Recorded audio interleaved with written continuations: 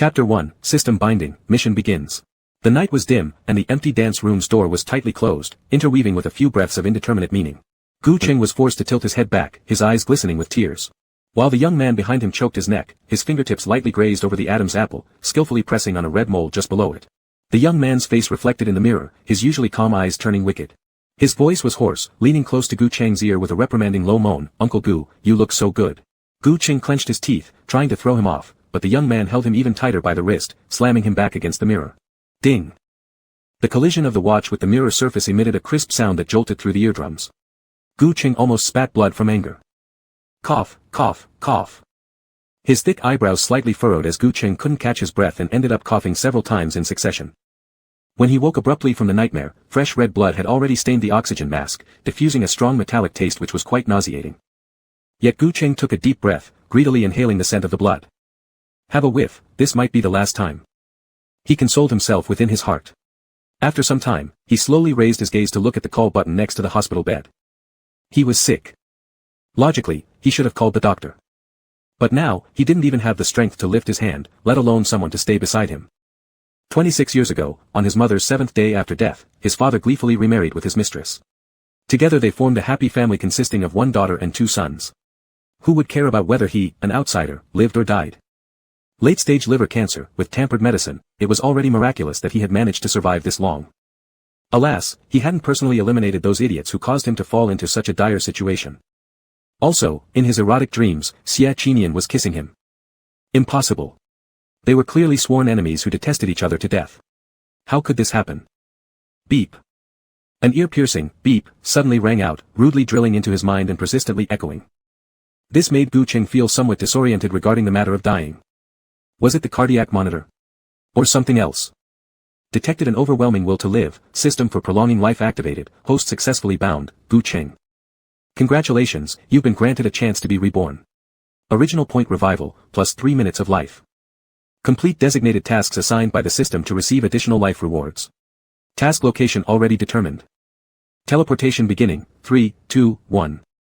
As the mechanical voice akin to that of a boy finished speaking, Gu Cheng hadn't yet reacted when he realized that the surrounding environment had changed. Without knowing where the system had teleported him, all he noticed was that he was no longer wearing the patient gown but the habitual dark suit. No longer facing the stifling white walls of the hospital, before his eyes were instead one after another pretty little boys dancing with loosened collars and undone ties. Dynamic heavy metal music blasted through his eardrums as his heart restarted its beating, various physiological functions instantly restored, prompting a wave of dizziness. He collapsed directly onto the chair behind him. At the same time, the system voice resounded again, mission completed. First task, physical contact with the Son of Destiny, Xia Qinian. Repeat, make physical contact with Xia Qinian. As the buzzing in his brain gradually dissipated, Gu Cheng's first reaction was to pinch himself hard using his consciousness. After confirming that it truly hurt, he believed that the system wasn't lying. His second reaction was to curse Xia Qinian under his breath, never goes away. A hovering translucent blue panel appeared in front of him without notice. Leaning against the backrest of the chair, Gu Cheng closed his eyes and began following the arrow indicators on the system panel. His gaze finally locked onto the target specified by the system, the objective of his conquest. The man stood at the center, with a high nose bridge and deep-set eye sockets. His half-long black hair naturally curled in a sleepy manner. His large and vigorous dance movements easily lifted his shirt, revealing hints of abdominal muscles. Though the edges of his lips curved into a charming smile, it retained a sharp attack nature due to his mixed heritage, both tempting and savage, much like an enchanting sprite. It stirred Gu Cheng's newly recovered heart, involuntarily speeding it up. How handsome he looked, like a perfect match to his aesthetics. Perhaps the only flaw was. This face was exactly the same as in his spring dream, belonging to Xia Qinian. That person, the one he least wanted to get involved with. Years ago, upon the death of Xia's father in a car accident, 20-year-old Gu Cheng voluntarily took care of 8-year younger Xia Qinian. Both being orphaned, they comforted each other and endured a tough but happy life together. He worked hard to send Xia Qinian to the best aristocratic school. Xia Qinian always saved the prizes he got for coming in first place for him, deliberately controlling his contest results to a third prize so as to win an insulated cup for him. Every day, he stuck notes on the cup reminding him that his lips were dry and he should drink more water in autumn and winter. Yet, even after relying on each other to such an extent, they still ended up splitting. The split was exceptionally messy, making it hard to meet without feeling a deep resistance from within. Taking a deep breath, Gu Cheng finally raised his head and tried connecting with the system via consciousness, following the tutorial displayed on the suspended panel. Not this one, change to another target for the quest. Not possible, host.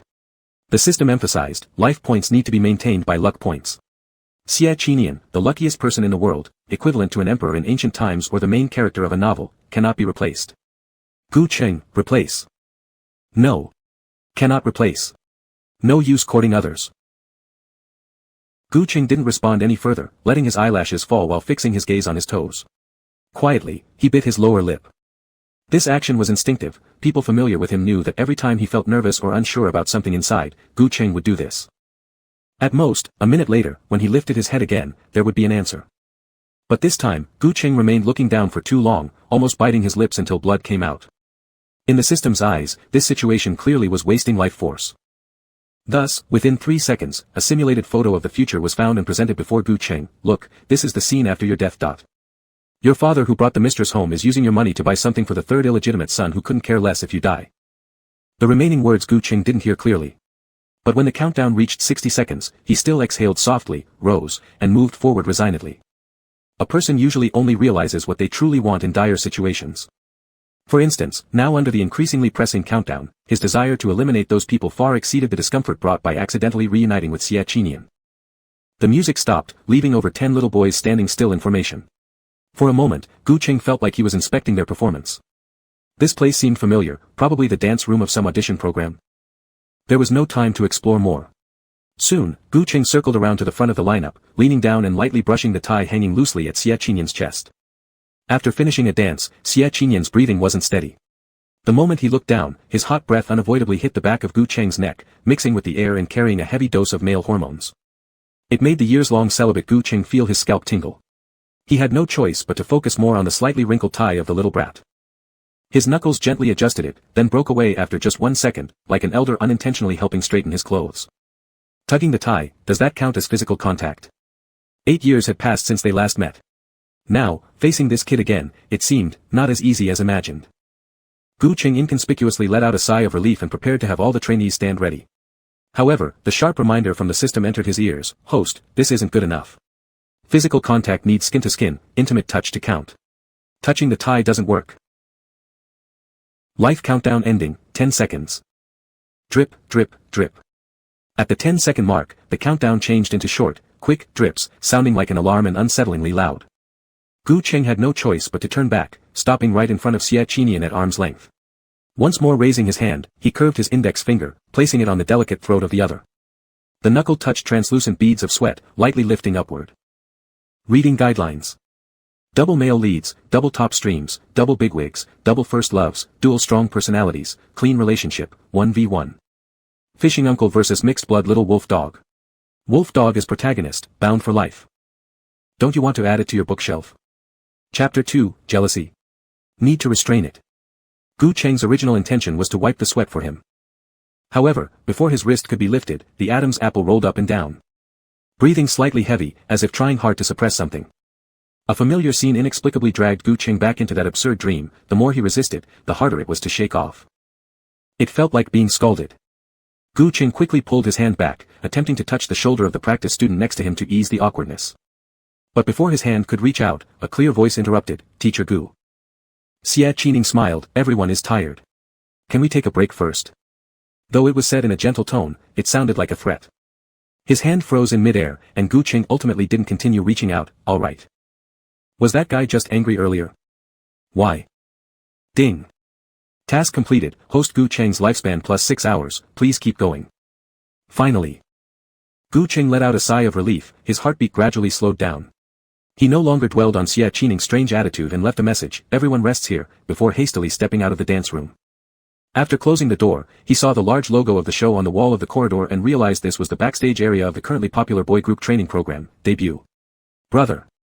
The competition was halfway through, and Xia Qining had already shown his potential with a rapid surge in popularity. Gu Cheng had seen him on several hot search lists. No wonder he looked familiar. "Host, here's the deal. For easier conquest, I've set you up with the role of temporary mentor. However, this role lasts only 2 days. After that, you'll have to find ways to stay." "All right." Gu Cheng cut it off and quickened his pace.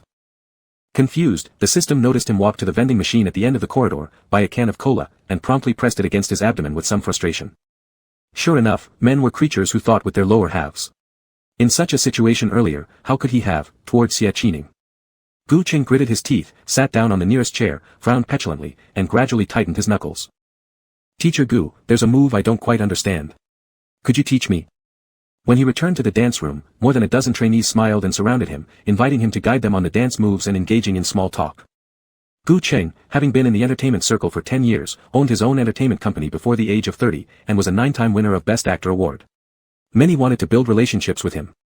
Soon, all these little boys gathered around him, vying to say a few extra words to leave an impression on Gu Qing in his mind. Except for Xie Qining. The young man sat quietly like a solitary little wolf in the corner of the dance room, right across from Gu Qing on another stool, silently tidying his clothes and removing his tie.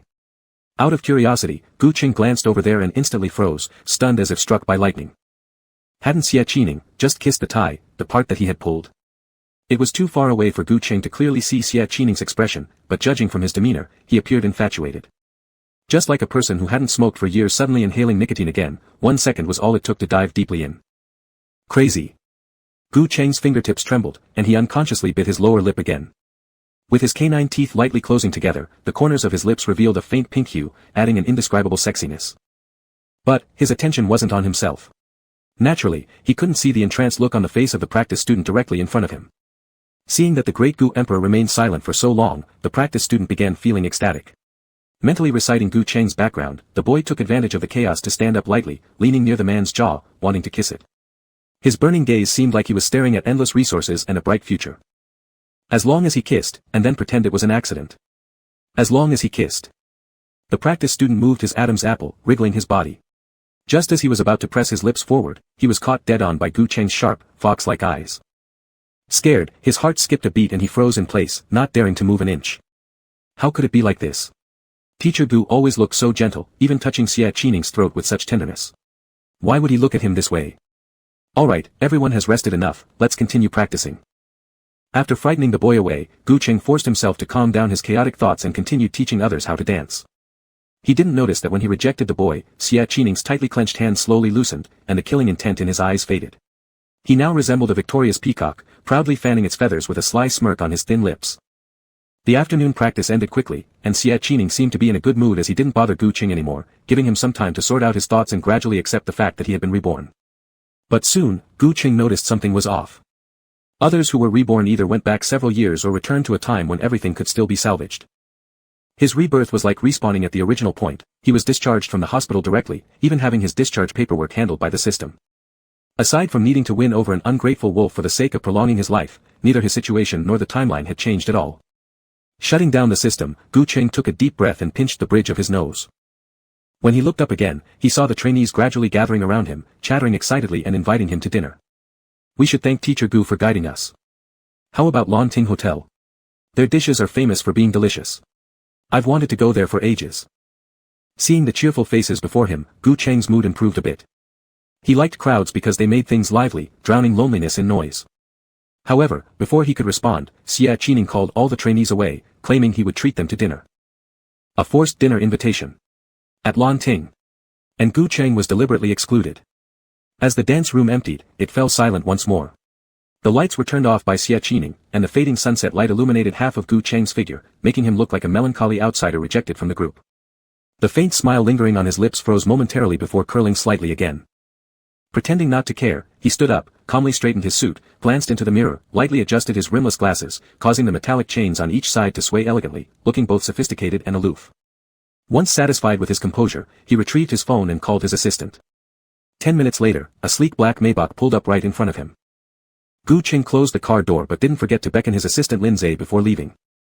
Leaning down, Lin Zhe placed his ear near the window, listening as Gu Qing said, I'll book Lan Ting Hotel tonight. No, I'll book every restaurant in the city tonight. Anyone else can enter, but if you see this person, throw him out immediately. As he spoke, he casually swiped through his phone, picking out a photo of Xie Qining. Lin Zhe glanced at it briefly. Got it. Only after hearing this did Gu Qing put his phone away and slowly close the window. The next second, vroom. The dark car roared away like a vengeance-seeking leopard under the night sky, audacious and cutting. Booking restaurants was mainly to annoy others, but Gu Cheng's real target wasn't eating, it was the hospital. On the way, he confirmed once more with the system about the discharge procedures. System replied, all taken care of. Good system. System, ? Why do I suddenly feel like a well-trained dog? The car soon stopped in front of the hospital. Gu Qing got out, fetched his medical record from the doctor, grabbed the medication he used during his hospital stay, and carefully stored it in the passenger seat to inspect any issues. He wasn't convinced he died naturally while ill. Page by page, he flipped through the medical records until his gaze paused on one particular page. His breathing hitched as he realized what it contained, a chill creeping up along his spine. Chapter 3, Secretly Sending Porridge, Xie Qinyan's Plot. On this page of the medical record, it was clearly written, patient Gu Cheng's diagnosis 1 month ago stated that he had only 6 months left to live. But for some reason, one day an extra bottle of saline solution was added to his 4 fluids, and then, he became so ill that he could not get out of bed. He passed away less than 5 days later. He carefully examined the signature of the person who administered the medication, Qi Lin. The loyal secretary who had followed him for 5 years. Knock knock knock. At that moment, the car window was tapped on time, and Gu Cheng turned his head to fix his gaze on Qi Lin's honest and simple face. For some unknown reason, now when he looked at it, there was a touch of eeriness. A crooked smile curved at the corner of his lips as Gu Cheng lowered the car window, revealing his usual smile that immediately caused Qi Lin's complexion to turn pale. Gu. Mr. Gu. The man stood outside the car, taking quite a while before managing to speak. Are you feeling better from your illness? How did you leave the hospital so soon? I've been waiting here since I couldn't find you today. It scared me half to death.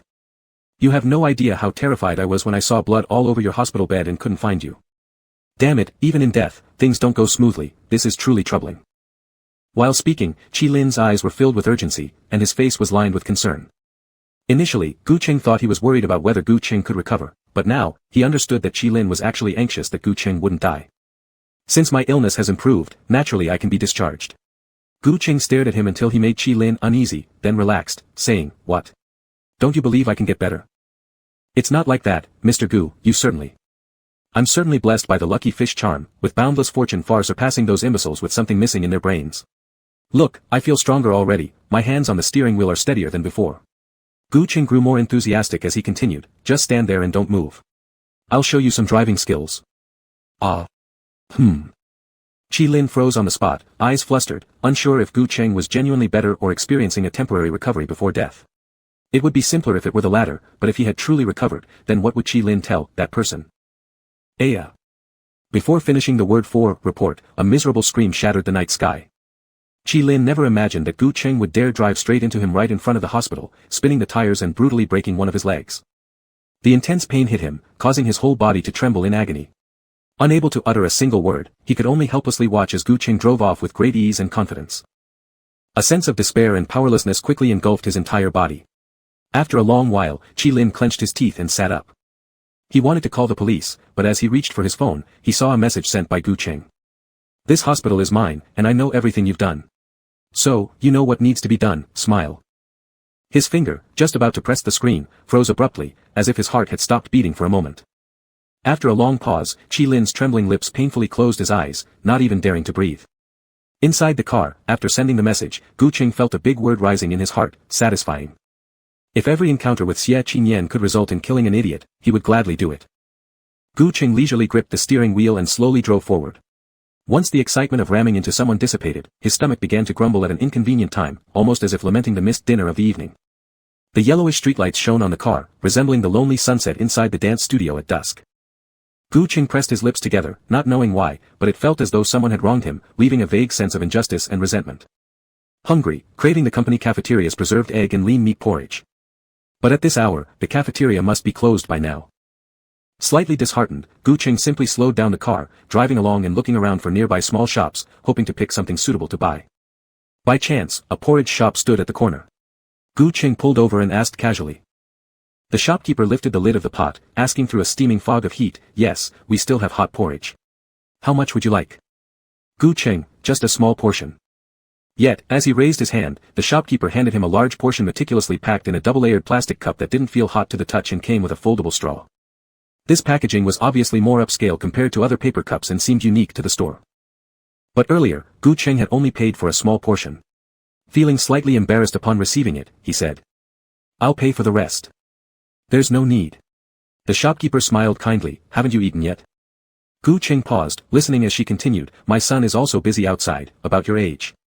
I'm always worrying if he's freezing or hungry. Anyway, I'm closing the shop, so let me give you a little extra for the last cup. Remember to take care of yourself. Although she was a stranger, her words still warmed Gu Cheng's heart. Gu Qing felt fortunate and said, "Thank you," before taking the porridge to his car. The most amazing thing was that this porridge tasted exactly like the one from the company canteen, giving him a strong sense of home. Could every mother make preserved egg and lean meat porridge the same way?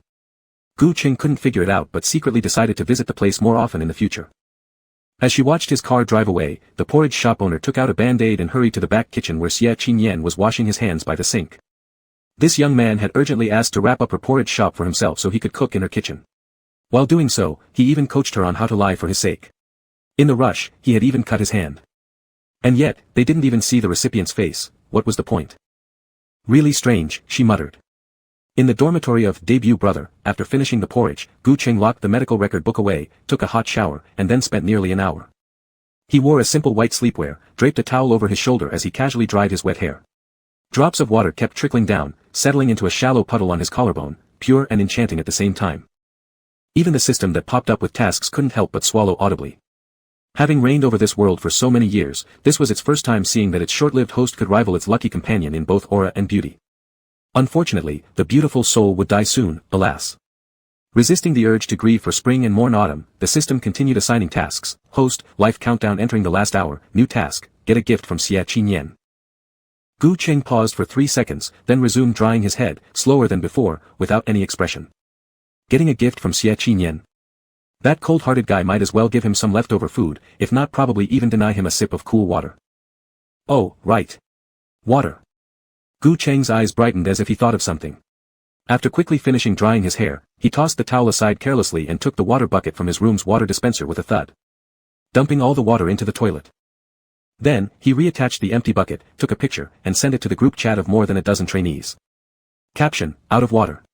I just took a shower and don't feel like going out, but I still have medicine to take. Who can bring me a glass of water? Consider it my welcoming gift. After sending the message, he put the phone aside and took out his medicine which he had been drinking for years. A blank medicine bottle sat in the middle of the table. 2 minutes later, there was still no response in the group chat. Gu Qing picked up his phone and furrowed his brows, only to find that the group leader, Xie Qinyan, had already muted everyone in the group at some point. The man took a deep breath, forcing himself to calm down as he prepared to come up with another plan when he heard a rhythmic knock on the door. 3 knocks, then 2, 1, each followed by a 5-second pause, like some unknown secret code. After 6 knocks, came Xie Qinyan's polite inquiry, "Mr. Gu, do you still need water?" This knocking pattern. Gu Cheng's eyes darkened. He opened the door to meet Xie Qinyan's profound and charming smile. Xie Qinyan was a quintessential example of the intense facial features type, his mixed-blood deep-set eyes making him seem to possess the allure of captivating everyone around him. Dressed in a bathrobe exposing his abs, it seemed he hadn't finished bathing, heavy foam rested on his collarbone, and his hair was still wet. When standing in front of Gu Cheng, droplets of water fell gracefully from his soaked hair onto his collarbone, dissolving the foam and accentuating his finely chiseled bone structure in an almost hidden fashion. For a moment, Gu Cheng unconsciously froze, hearing Xie Qinyan continue, "Mr. Gu, coincidentally my bathroom is broken. Could I borrow yours to take a shower?" Gu Cheng's mood became somewhat complicated. What happened to the good kid from childhood? But considering Xie Qinyan had brought a cup of water, Gu Cheng loosened his grip on the door and stepped aside. Xie Qinyan bringing water naturally warranted some reciprocity on his part, making it fair. However, just before entering the bathroom, the boy looked back, lowering his voice, asking with extreme tenderness, "Mr. Gu, am I really allowed to come in?" Chapter 4, Kiss in the Air, call him Gu Bai Bei. The steam in the bathroom hadn't dissipated yet, enveloping the young man's half-length wet hair. His peach blossom eyes were filled with an alluring haze. It was a dark night, and the bathroom had once been the place where these two people considered each other the only meaning of their lives.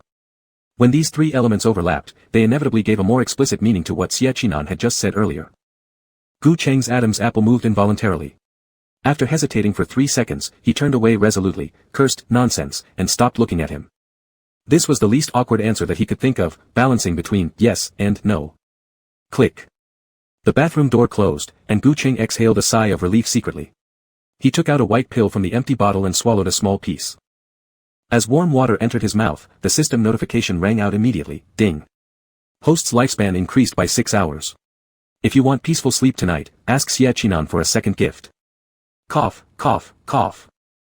Choked by the water, Gu Cheng coughed several times continuously and immediately raised his hand to press on the frown between his eyebrows habitually. No wrinkles. No frowning. At 30, one should pay attention to skincare or wrinkles will appear. His heart was chaotic like a tangled mess. Leaning on the chair, Gu Cheng was pondering over countermeasures when he heard the rhythmic knocking on the bathroom door again, similar to the sound earlier. This was the secret code set between him and Xie Qinan, exclusively known only to them two. Back then, when Gu Cheng had just started living together with Xie Qinan, it coincided with the bankruptcy of the Xie family. Many debt collectors came to trouble them. Young Xie Qinan got beaten up until his nose and face were bruised and swollen. But Gu Cheng, being penniless and powerless, couldn't even retaliate. Thus, he racked his brains and devised a method of establishing a secret signal.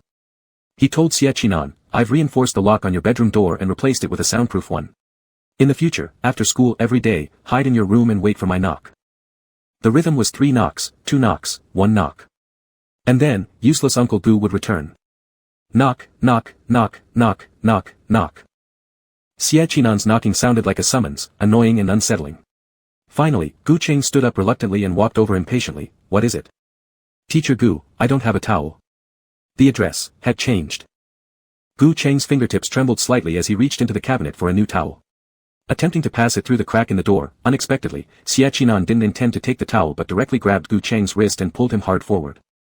At the same time, the bathroom door swung wide open, and Gu Cheng stumbled inside, finding himself immediately pressed closely against the wall by the tall boy before he realized what had happened. Half leaning against the wall, this posture afforded him an intimate view of Xie Qinan's throat, right there within reach.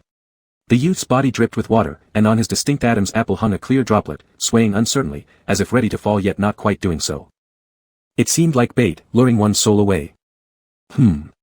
Suddenly, pressure was felt at his left waist, eliciting a muffled groan from Gu Cheng as his hands instinctively gripped the wall behind him tighter. He had injuries there. A mixture of pain and shame washed over him, prompting him to push Xie Qinan away instantly and blurt out, "Are you done yet?" But halfway through his words, it was as though he slammed on the brakes, pulling back suddenly. His lips quivered. After a long while, all he did was point towards the door, suppress his voice, and mutter 2 words through gritted teeth, "Get out." Xie Qinan muttered something in response, seemingly apologizing, but Gu Cheng didn't hear it, remaining standing in the same position throughout. For a long time, until the main door closed again and the temperature in the bathroom dropped, leaving him alone in the room.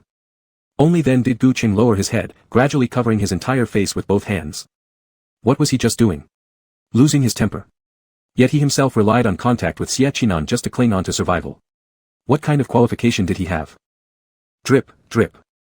The tap beside him wasn't fully turned off, emitting an irritating noise now and then, preventing him from sinking entirely into his emotions. After an indeterminate amount of time, Gu Cheng finally stood up, turned off the tap, lifted his hair, and lit a cigarette. Sitting on the large bed outside, facing the window, he gazed upward at the eternally unchanging stars in the sky and suddenly asked, "System, do you think, can someone give up everything for survival?" "Well. Yes."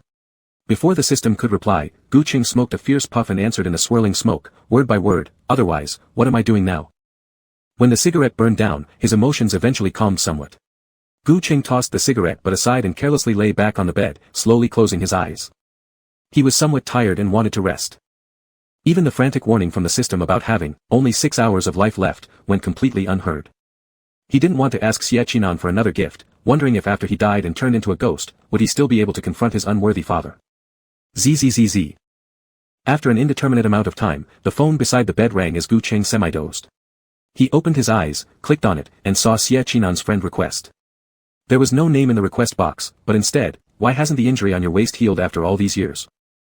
Uninterested, Gu Cheng tossed the phone aside and closed his eyes again. Not long after, zzz. Another friend request came from Xie Qinan, "I've bought some medicine, can I send it over?" The system seemed excited, but after hesitating for a moment, Gu Cheng closed the screen and set down the phone. It was quieter than the first time he waited for death at the hospital. But who knew that within 5 minutes, soft footsteps approached outside. The doorknob turned twice but didn't open. Because Gu Cheng had locked it from the inside. Yet less than 5 seconds later, the lock was pried open by something, and Xie Qinan, holding medicine, tiptoed in. Lowering his gaze, seeing the man still sleeping in bed, Xie Qinan quietly approached and placed the medicine on the bedside table. Xie Qinan had just come back from outside, coldness clung to his body. Standing under the air conditioner, he blew on his hands for a while, making sure they weren't cold before leaning down to cover Gu Cheng with the blanket. As he bent down, Xie Qinan got particularly close, their breaths intertwined, and their lips were only a few millimeters apart, as if ready to kiss. For a brief moment, Xie Qinan stayed still, then moved. In the dark night, beneath the bright moon, though Gu Cheng couldn't see, Xie Qinan's lips hovered right above him, merely separated by a layer of air. They kissed over his lips, nose, eyes. Finally, there was only a slight accidental brush of eyelashes, soft and provocative. Xie Qinan paused for a second, and then like a child who unexpectedly received a reward, smiled with relief. Still lingering near his eyelashes, raising his head slightly, his fingers tightened, calling out audaciously, "Gu Bai Bei. The medicine is the second gift I offer you, do take care of your health." After finishing his words, it took quite a while for Xie Qinan to reluctantly leave. In his mind, the system's announcement, "Second gift received, life extended by 6 hours," carried a barely contained excitement. Gu Qing suddenly opened his eyes, reaching up to touch his heart that was clearly beating faster. After a long while, staring at the bottle of medicine with a small note stuck on the bedside table, a wild yet absurd thought gradually formed and sprouted in his chaotic mind. Could it be that Xie Qinan liked him? Chapter 5, continuing the task, call him Uncle Gu. Ding. Massive reward drop, Xie Qinyan call Uncle Gu, plus 28 hours of health points, and receive a random item reward. Gu Qing always slept lightly, and after staying up half the night thinking about Xie Qinyan, upon hearing this, he turned over directly. He put on his usual pair of metal-rimmed glasses without frames and glanced at his phone. 7 a.m. Perfect timing, they were about to start their dance practice. If he could get Xie Qinyan to say, "Uncle," then he could deal with Qi Lin and investigate the person behind him. Wait. Is it Thursday today? His gaze fell on the date below the time. Gu Qing stared at it for a while, seemingly lost in thought. The system also grew curious and searched through all the data related to Gu Qing but found no significance tied to that particular date. The mechanically designed small eyebrows furrowed together as if preparing to ask something when suddenly, Gu Qing, during the break at 9:30, took out his phone and opened a fried chicken restaurant's promotional page. The system was a little confused. "Host, is eating fried chicken today some kind of special ceremony?" "No, it will be cheaper." Although the system had never seen such a billionaire before, it respected all the host's strange preferences. No one except Xie Qinyan knew that this habit originated from Gu Cheng's days of financial hardship. On this day, he would usually order some snacks he liked, nibbling on them sparingly.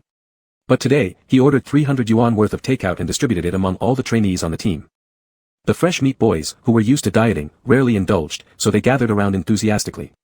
Xie Qinyan still sat in the same position diagonally opposite from him as yesterday, nothing different at first glance. If there was anything unusual, it was that the trainee who tried to kiss him last time now kept a distance of 3 meters away, timidly grabbing a bucket of fries and not daring to look at him. As if he had been threatened. A flash of something passed through Gu Cheng's eyes as he scanned that trainee. He then looked toward Xie Qinyan's direction. Just as their eyes met, Xie Qinyan immediately turned his gaze and grabbed his coat, leaving the dance room alone. He walked straight down the corridor back to the dormitory, slamming the door loudly. In the past, when Gu Cheng could only afford one portion of fried chicken, he would smile and leave it all for Xie Qinyan. Now, even though he could afford many portions, he no longer bothered speaking to him. Xie Qinyan's breathing became slightly difficult as he absent-mindedly ruffled his hair twice, sitting down dejectedly at the table. After 20 minutes, estimating they were finished eating, he gritted his teeth and stepped outside. Click. While opening the door, he almost lost control and ended up almost kissing Gu Cheng's forehead. A light tobacco fragrance filled his nose. It was slightly cool but made Xie Qinyan's heart race involuntarily. If he'd taken quicker steps, just a bit faster, he could have. Soon enough, Gu Cheng took 2 steps back, increasing the distance between them, raised his hand, and gestured toward the takeout. "This is for you. Do you want to eat?" Specifically, for him. Xie Qinyan froze, feeling as though an enormous stone pressed down on his chest. He struggled twice to open his mouth, his lips trembling, unsure of how to respond. In the end, it was his fault towards Gu Cheng back then. By rights, he shouldn't expect much more. But human desires are endless, like rolling snowballs. Even having gained so much, he still craved more. While Xie Qinyan was stunned, Gu Cheng already entered the room holding the takeout and placed it on the table, inserting a straw into the cola. Perhaps because the cup of cola was too full, when Gu Cheng lifted it, 2 drops of cola spilled onto his tiger's mouth area. Under the warm sunlight, those drops contrasted sharply against his pale skin. Xie Qinyan followed Gu Cheng's movement, gradually captivated by the drops of cola on his hand. At that moment, he suddenly heard a title that sent shivers down his spine, "Nian." It was Gu Cheng asking, "Nian, don't you want to drink?" Suddenly, as if a dam had burst open, Xie Qinyan's heartbeat accelerated wildly. Blood rushed through his body, making his hair feel like it wanted to rise. He stepped forward quickly, enduring the sting in his nose, lifting his hands. Gently cupping the hand that held the cola, he slowly lowered his head, tongue curling slightly.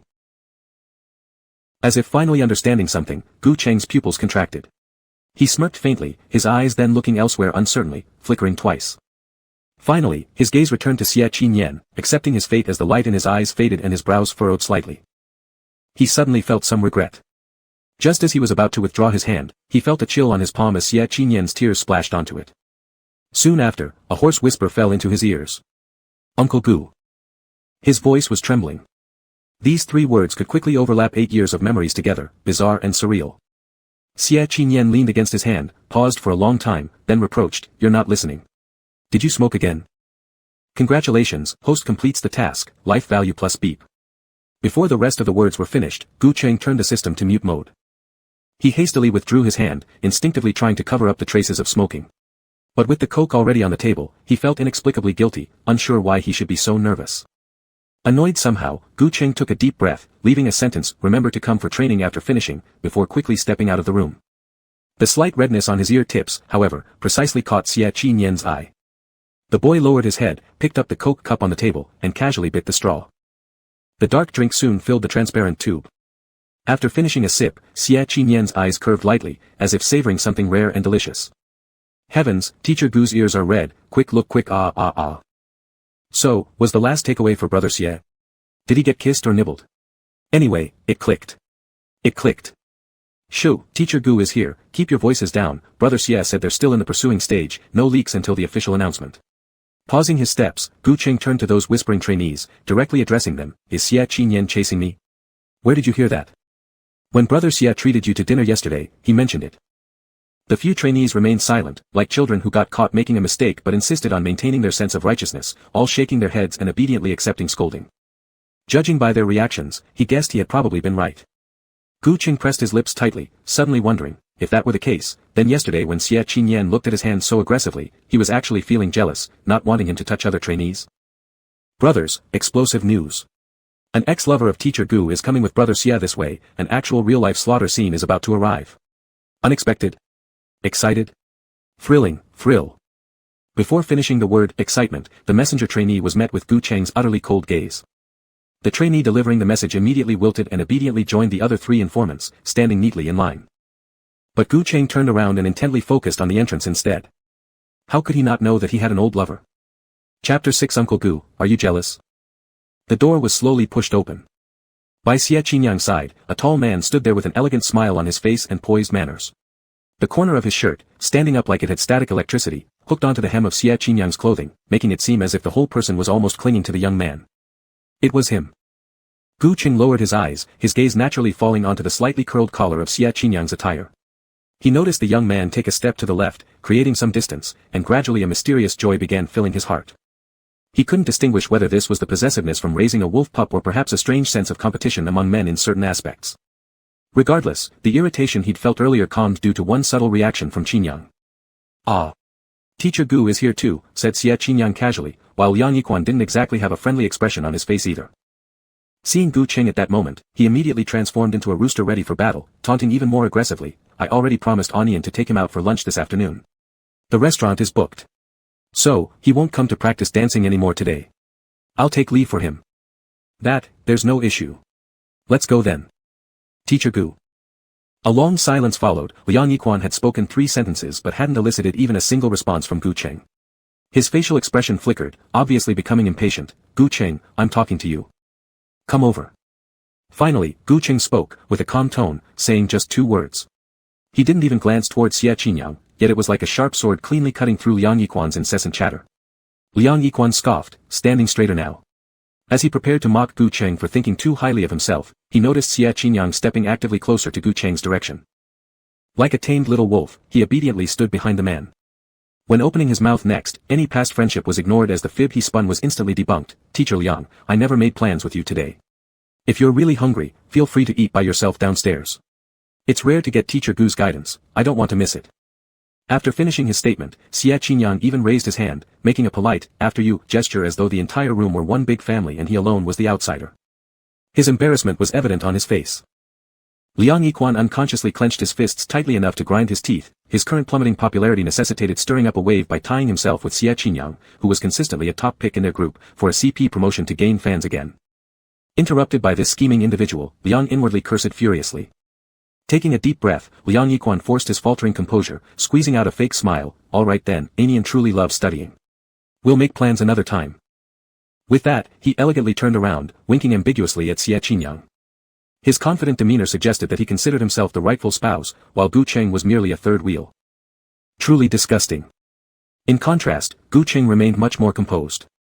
He seemed completely unbothered by the previous provocation, retaining his usual sophistication as he briefly adjusted his coat after lowering his head. Just as he was about to remind the trainees to line up, he realized something had caught the edge of his clothes, emitting a soft bang. However, the sound was very quiet, only noticeable to him. Lowering his gaze instinctively, Gu Qing saw that an extra small clip had appeared on the hem of his suit jacket. It looked like it had inadvertently clipped together, his hem with Xie Qinyang's. His heartbeat skipped a beat, unsure why until he sensed Xie Qinyang moving even closer. A husky voice whispered by his ear, "Uncle Gu," and asked, "Are you jealous? If you like hooking onto hems, I have a lot more clips. They can clip suits, shirts, pajamas, even, anywhere. Don't be mad." He noticed. A kind of helpless feeling washed over Gu Qing as his secret was exposed. Taking a deep breath, Gu Qing grabbed the clip and returned it to Xie Qinyang swiftly and clearly, not interested. Having said that, he took large strides to create distance between them and positioned himself back in front of the mirror for dance. However, this close-up encounter was viewed as an exquisite flirtation by the other trainees. "Ah! Teacher Gu is jealous." Teacher Gu touched Brother Xie's hand. The cultivation system forever youthful and dominant, YYDS. At dusk, when the practice ended, Gu Qing leaned against the window and lit a cigarette habitually, pondering where to start retaliating against Qilin. Behind him, the trainees left one after another, discussing what to do in the evening. As the sun dipped westward, an unusually cozy atmosphere brought peace to everyone's hearts. Suddenly, a shadow appeared unseasonably before him. After focusing slightly, Gu Qing saw Liang Yiquan walking over from the doorway, wearing a deep brown trench coat with a white scarf draped over his shoulder, looking like a rare successful gentleman and a gentle lover. Perhaps he had come for Xie Qinyang, alas. "Uncle Gu, don't smoke." Only after the others had dispersed did Xie Qinyang's voice sound from behind. "All right." Gu Qing smiled slightly. Before the words even left his mouth, he casually hung his cigarette out of the window and pressed it down. Taking advantage of the one-step height difference between the dance room and the corridor, he extinguished the cigarette but right on Liang Yiquan's head. "Ah!" A sudden scream rang out. Gu Cheng's eyes lightly twinkled as they met Liang Yiquan's livid face. Opening his mouth, mockery immediately followed. "Little Liang, I remember 5 years ago when you bundled me into a CP stir, you claimed your heart was shattered because you loved me so much. You said if I rejected you, you'd be a monk for life. Since you're clearly not a monk now, let me burn a scar as a reminder for your ordination, no charge." Liang Yiquan originally debuted as a singer but somehow crossed paths with Gu Cheng. Recognizing Gu Cheng's potential, Liang teamed up with his repugnant agent to spread rumors and force a CP promotion with Gu Cheng. Feeling deeply disgusted, Gu Cheng explicitly refused twice, only to have the other twist this refusal, accusing him of being an unfaithful man who abandons partners easily. Subsequently, he used other means to give this person a bit of a small lesson. But this vile fellow clearly learned nothing from the past, pretending to be his ex-boyfriend while trying to link him with Xie Qinyang. Asking for death. Caught off guard by the burn, Liang Yiquan covered his head and took 2 steps back, instantly boiling with anger. "Gu Cheng, I haven't sought you for work. What's it got to do with you? Do the trainees still fall under your jurisdiction after practice? What? Has Big Gu the renowned actor fallen so low that he needs to resort to seducing young actors to raise popularity now? But wait." Seeing no one around, Liang Yiquan continued talking freely, throwing in Gu Cheng's biggest scandal. "Didn't you always hang around with that big director surnamed Luo? He crowned you a film emperor, and yet here you are sleeping with teenagers, is that appropriate? Ha ha ha."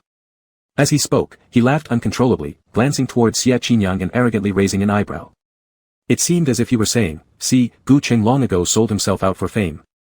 I'm the better option. Once I finish cursing him, we'll go on our date." Xie Qinyang's eyebrows furrowed deeply, prompting Liang Yiquan to speak even more enthusiastically. "Director Luo is also an acquaintance of mine. If you're bored, why don't I call him and let him pick you up? Don't interfere with my romantic date with little Nian. Do you dare?" Chapter 7, Wanting to Kiss but Daring Not. Gu Cheng interrupted him, casually pushing his glasses up. Mentioning Director Luo brought a hint of amusement, and he continued, "Last summer, one day, after having dinner with Director Luo, I just sent him home, then collapsed in his room. He tied his own hands, even fed himself medicine, murmuring Director Luo, trying to get close by calling out a few times. A CI. Luo's full name is Luo Qingxi, the gold standard director everyone adores in the industry. But very few people dare to talk about him as freely as Gu Cheng does, using him as a subject for mockery." By this point, Liang Yiquan's face had clearly paled. Unfortunately, the man didn't even flinch an eyelid. In the end, he said he had a mental aversion, and despite feeling nauseous, he changed hotels. Some people can't even find the door when throwing themselves at others. With that, the man finally paused, lazily lifting his eyes toward Liang Yiquan, speaking softly and deliberately. "Pretending? What kind of superiority? Gu Cheng. Liang Yiquan clenched his teeth, his reddened face as if slapped hard twice, stinging painfully. Gu Cheng replied lightly, stopping his tirade as if graciously letting it go. He gestured behind him toward Xie Qinian and returned to the main topic. His tone was leisurely but carried an undeniable sense of oppression. The kid back there is mine. Even if I don't want him anymore, I'd rather throw him in the trash for stray dogs than give him to you. So, you came here tonight in vain. Get out. The last word echoed heavily, making Liang Yiquan instinctively shiver, his fingertips trembling along with it. Was this cursing him, saying he wasn't even worth the wild dog scavenging scraps? Clutching his head, Liang Yiquan gripped tighter, veins bulging, angry to the point where his chest and ribs felt squeezed. With anyone else, he'd have already thrown a punch. But Gu Cheng was someone he couldn't provoke, he had to endure, barely holding himself back. Liang Yiquan told himself, no matter how cunning Gu might be, he's just a temporary mentor who will leave tonight. The real mentor who would follow the program till the end is him. Once that unlucky presence leaves, won't Xie Qinian fall right into his arms? Thinking with such calculation, Liang Yiquan dared not utter a single word of complaint, nodding slightly before stumbling away. Phew. A gentleman doesn't fight villains, ah. In his haste to escape, he fell flat on his face at the door, blood streaming from his nose. At this moment, Gu Cheng finally straightened up with apparent satisfaction. 2 fingers pinched a cigarette stub, ready to turn and toss it, when unexpectedly, Xie Qinian appeared face to face, startling close. Retreating a step, his entire body was once again forced against the windowsill. The boy's eyes were dark and clear, sharp like a blade, piercing directly through only a few centimeters between them. His hand rested on the edge of the windowsill, almost touching Gu Cheng's yet maintaining a perfect loop, completely trapping him between the wall and Xie Qinian. A tremor ran through Gu Cheng's knuckles, and the cigarette slipped quietly from his grasp. The next second, Xie Qinian closed the distance further. Gu Cheng could only retreat once more, tilting his head back at a 45-degree angle, gazing up at the figure in front of him. This position was ideal for kissing. But Xie Qinian seemed more concerned about something else. Did you receive the medicine I gave you? The young wolf arched an eyebrow. Do you not care how I managed to send it in? Sneaking around, prying locks, climbing through windows to find backup keys, it's definitely not the front door. Xie Qinian paused, his eyes dark, looking pleased with some sort of praise, continuing, have you used it? No. Why? It's a bone injury, external ointment is useless. After this response, silence hung in the air between them for a long while. Xie Qinian's gaze roamed over Gu Cheng's form endlessly until his lips were dry before he asked again, still unwilling to tell me how the injury happened. Was it because of me, back then? Is it necessary? Gu Cheng cut him off. If you were a doctor, wouldn't my words mean anything to you? Just like 8 years ago, stubbornness that incited resentment. It made him want to bite Gu Cheng's lips until they bled, hoping to pry a few truthful words out. Adam's apple rolling twice, Xie Qinian ceased questioning. When Gu Cheng thought he was going to let go, suddenly, the young man leaned down, getting closer again to his lips. Gu Cheng's heart tightened as his hands gripped the windowsill. Yet he neither closed his eyes nor avoided. Leaving Xie Qinian hovering just a few millimeters away from his lips, frozen, unable to move any further. Xie Qinian spoke in an extremely subtle yet dangerous tone, asking him, Uncle Gu, aren't you afraid I'll kiss you? You won't, Gu Cheng responded, his voice firm. Just like the man himself, his words were gentle, but he had everything under control. Gu Cheng saw through him. Finally, Xie Qinian lowered his gaze. The tumultuous emotions in his heart calmed down like a tamed little wolf, all its attacks disarmed in an instant. He meekly retreated into the hunter's cage. He simply reached out, took the cigarette but from beside Gu Cheng's hand, created some distance while taking a deep breath, and with dissatisfaction, pouted. I've told you so many times, don't smoke, just don't smoke, but you never quit. The young man muttered to himself. Midway through, he suddenly remembered something, turned around, looked at Gu Cheng who had walked to the door, and gave a faint smile, next time I catch you smoking again, there will be a punishment. The last 2 words were drawn out by Xie Qinian in a lingering and meaningful tone. It resonated in Gu Cheng's mind even after he got into the car. To avoid distractions, he decisively called Lin Zhe, his assistant, over. Mr. Gu, where to? Lin Zhe was usually a man of few words, reliable in his work. With Lin Zhe driving, Gu Cheng naturally sat in the back seat, opened the storage box, habitually picked up his white jade Bodhi beads, and started spinning them in his hands.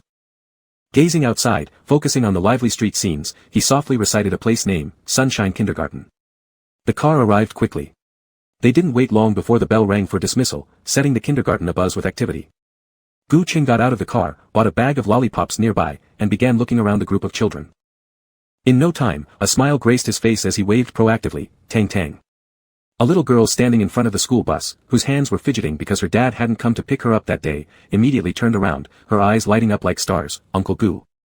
Gu Qing acknowledged her, lifted her up, showered her with snacks, took several photos of her, then safely sent her home. The most fragile thing in this world, one couldn't toy with easily, was the human heart. Although Qi Lin was a jerk, after his wife died, his daughter, Qi Tangtang, became his most treasured person. A few photos would surely put the screws on him. Back in the car, Gu Qing sent the pictures with his free hand. Caption: Tangtang is still so clingy to me. Don't always let her ride the school bus. If it's inconvenient for your legs, I'll send someone daily. On time. To pick her up and drop her off. In the past, he and Qi Lin had a good relationship. Even when Qi Lin went on business trips, he helped take care of his child for a few days. What was done out of kindness now ironically became a leverage point. How ironic. On the other end, upon seeing the message the second it appeared, Qi Lin's face instantly turned ghostly pale, almost hopping out of the hospital bed on one leg. 5 seconds later, Gu Qing received a voice message: "You damn Gu. The one who tampered with your medicine is me, and the one who wanted to kill you is me. It has nothing to do with my daughter. If you dare to harm her, I will fight you till death." He was utterly hysterical, the final few words nearly cracking. So pathetic. Truly pitiful. Gu Qing gave a cold scoff and continued typing calmly, "You don't have the guts. Who was behind giving the orders?" Chapter 8, Beating People Has Unlimited Charm. Qi Lin's pupils contracted as he stared at his phone, stunned for a full 10 seconds. However, Gu Cheng's messages wouldn't stop coming in. "Gu Cheng, do you have the Gu surname?" "Gu Cheng, my dear younger brother, Gu Yi." As if struck where it hurt most, Qi Lin swallowed several times before mustering the courage to touch his phone.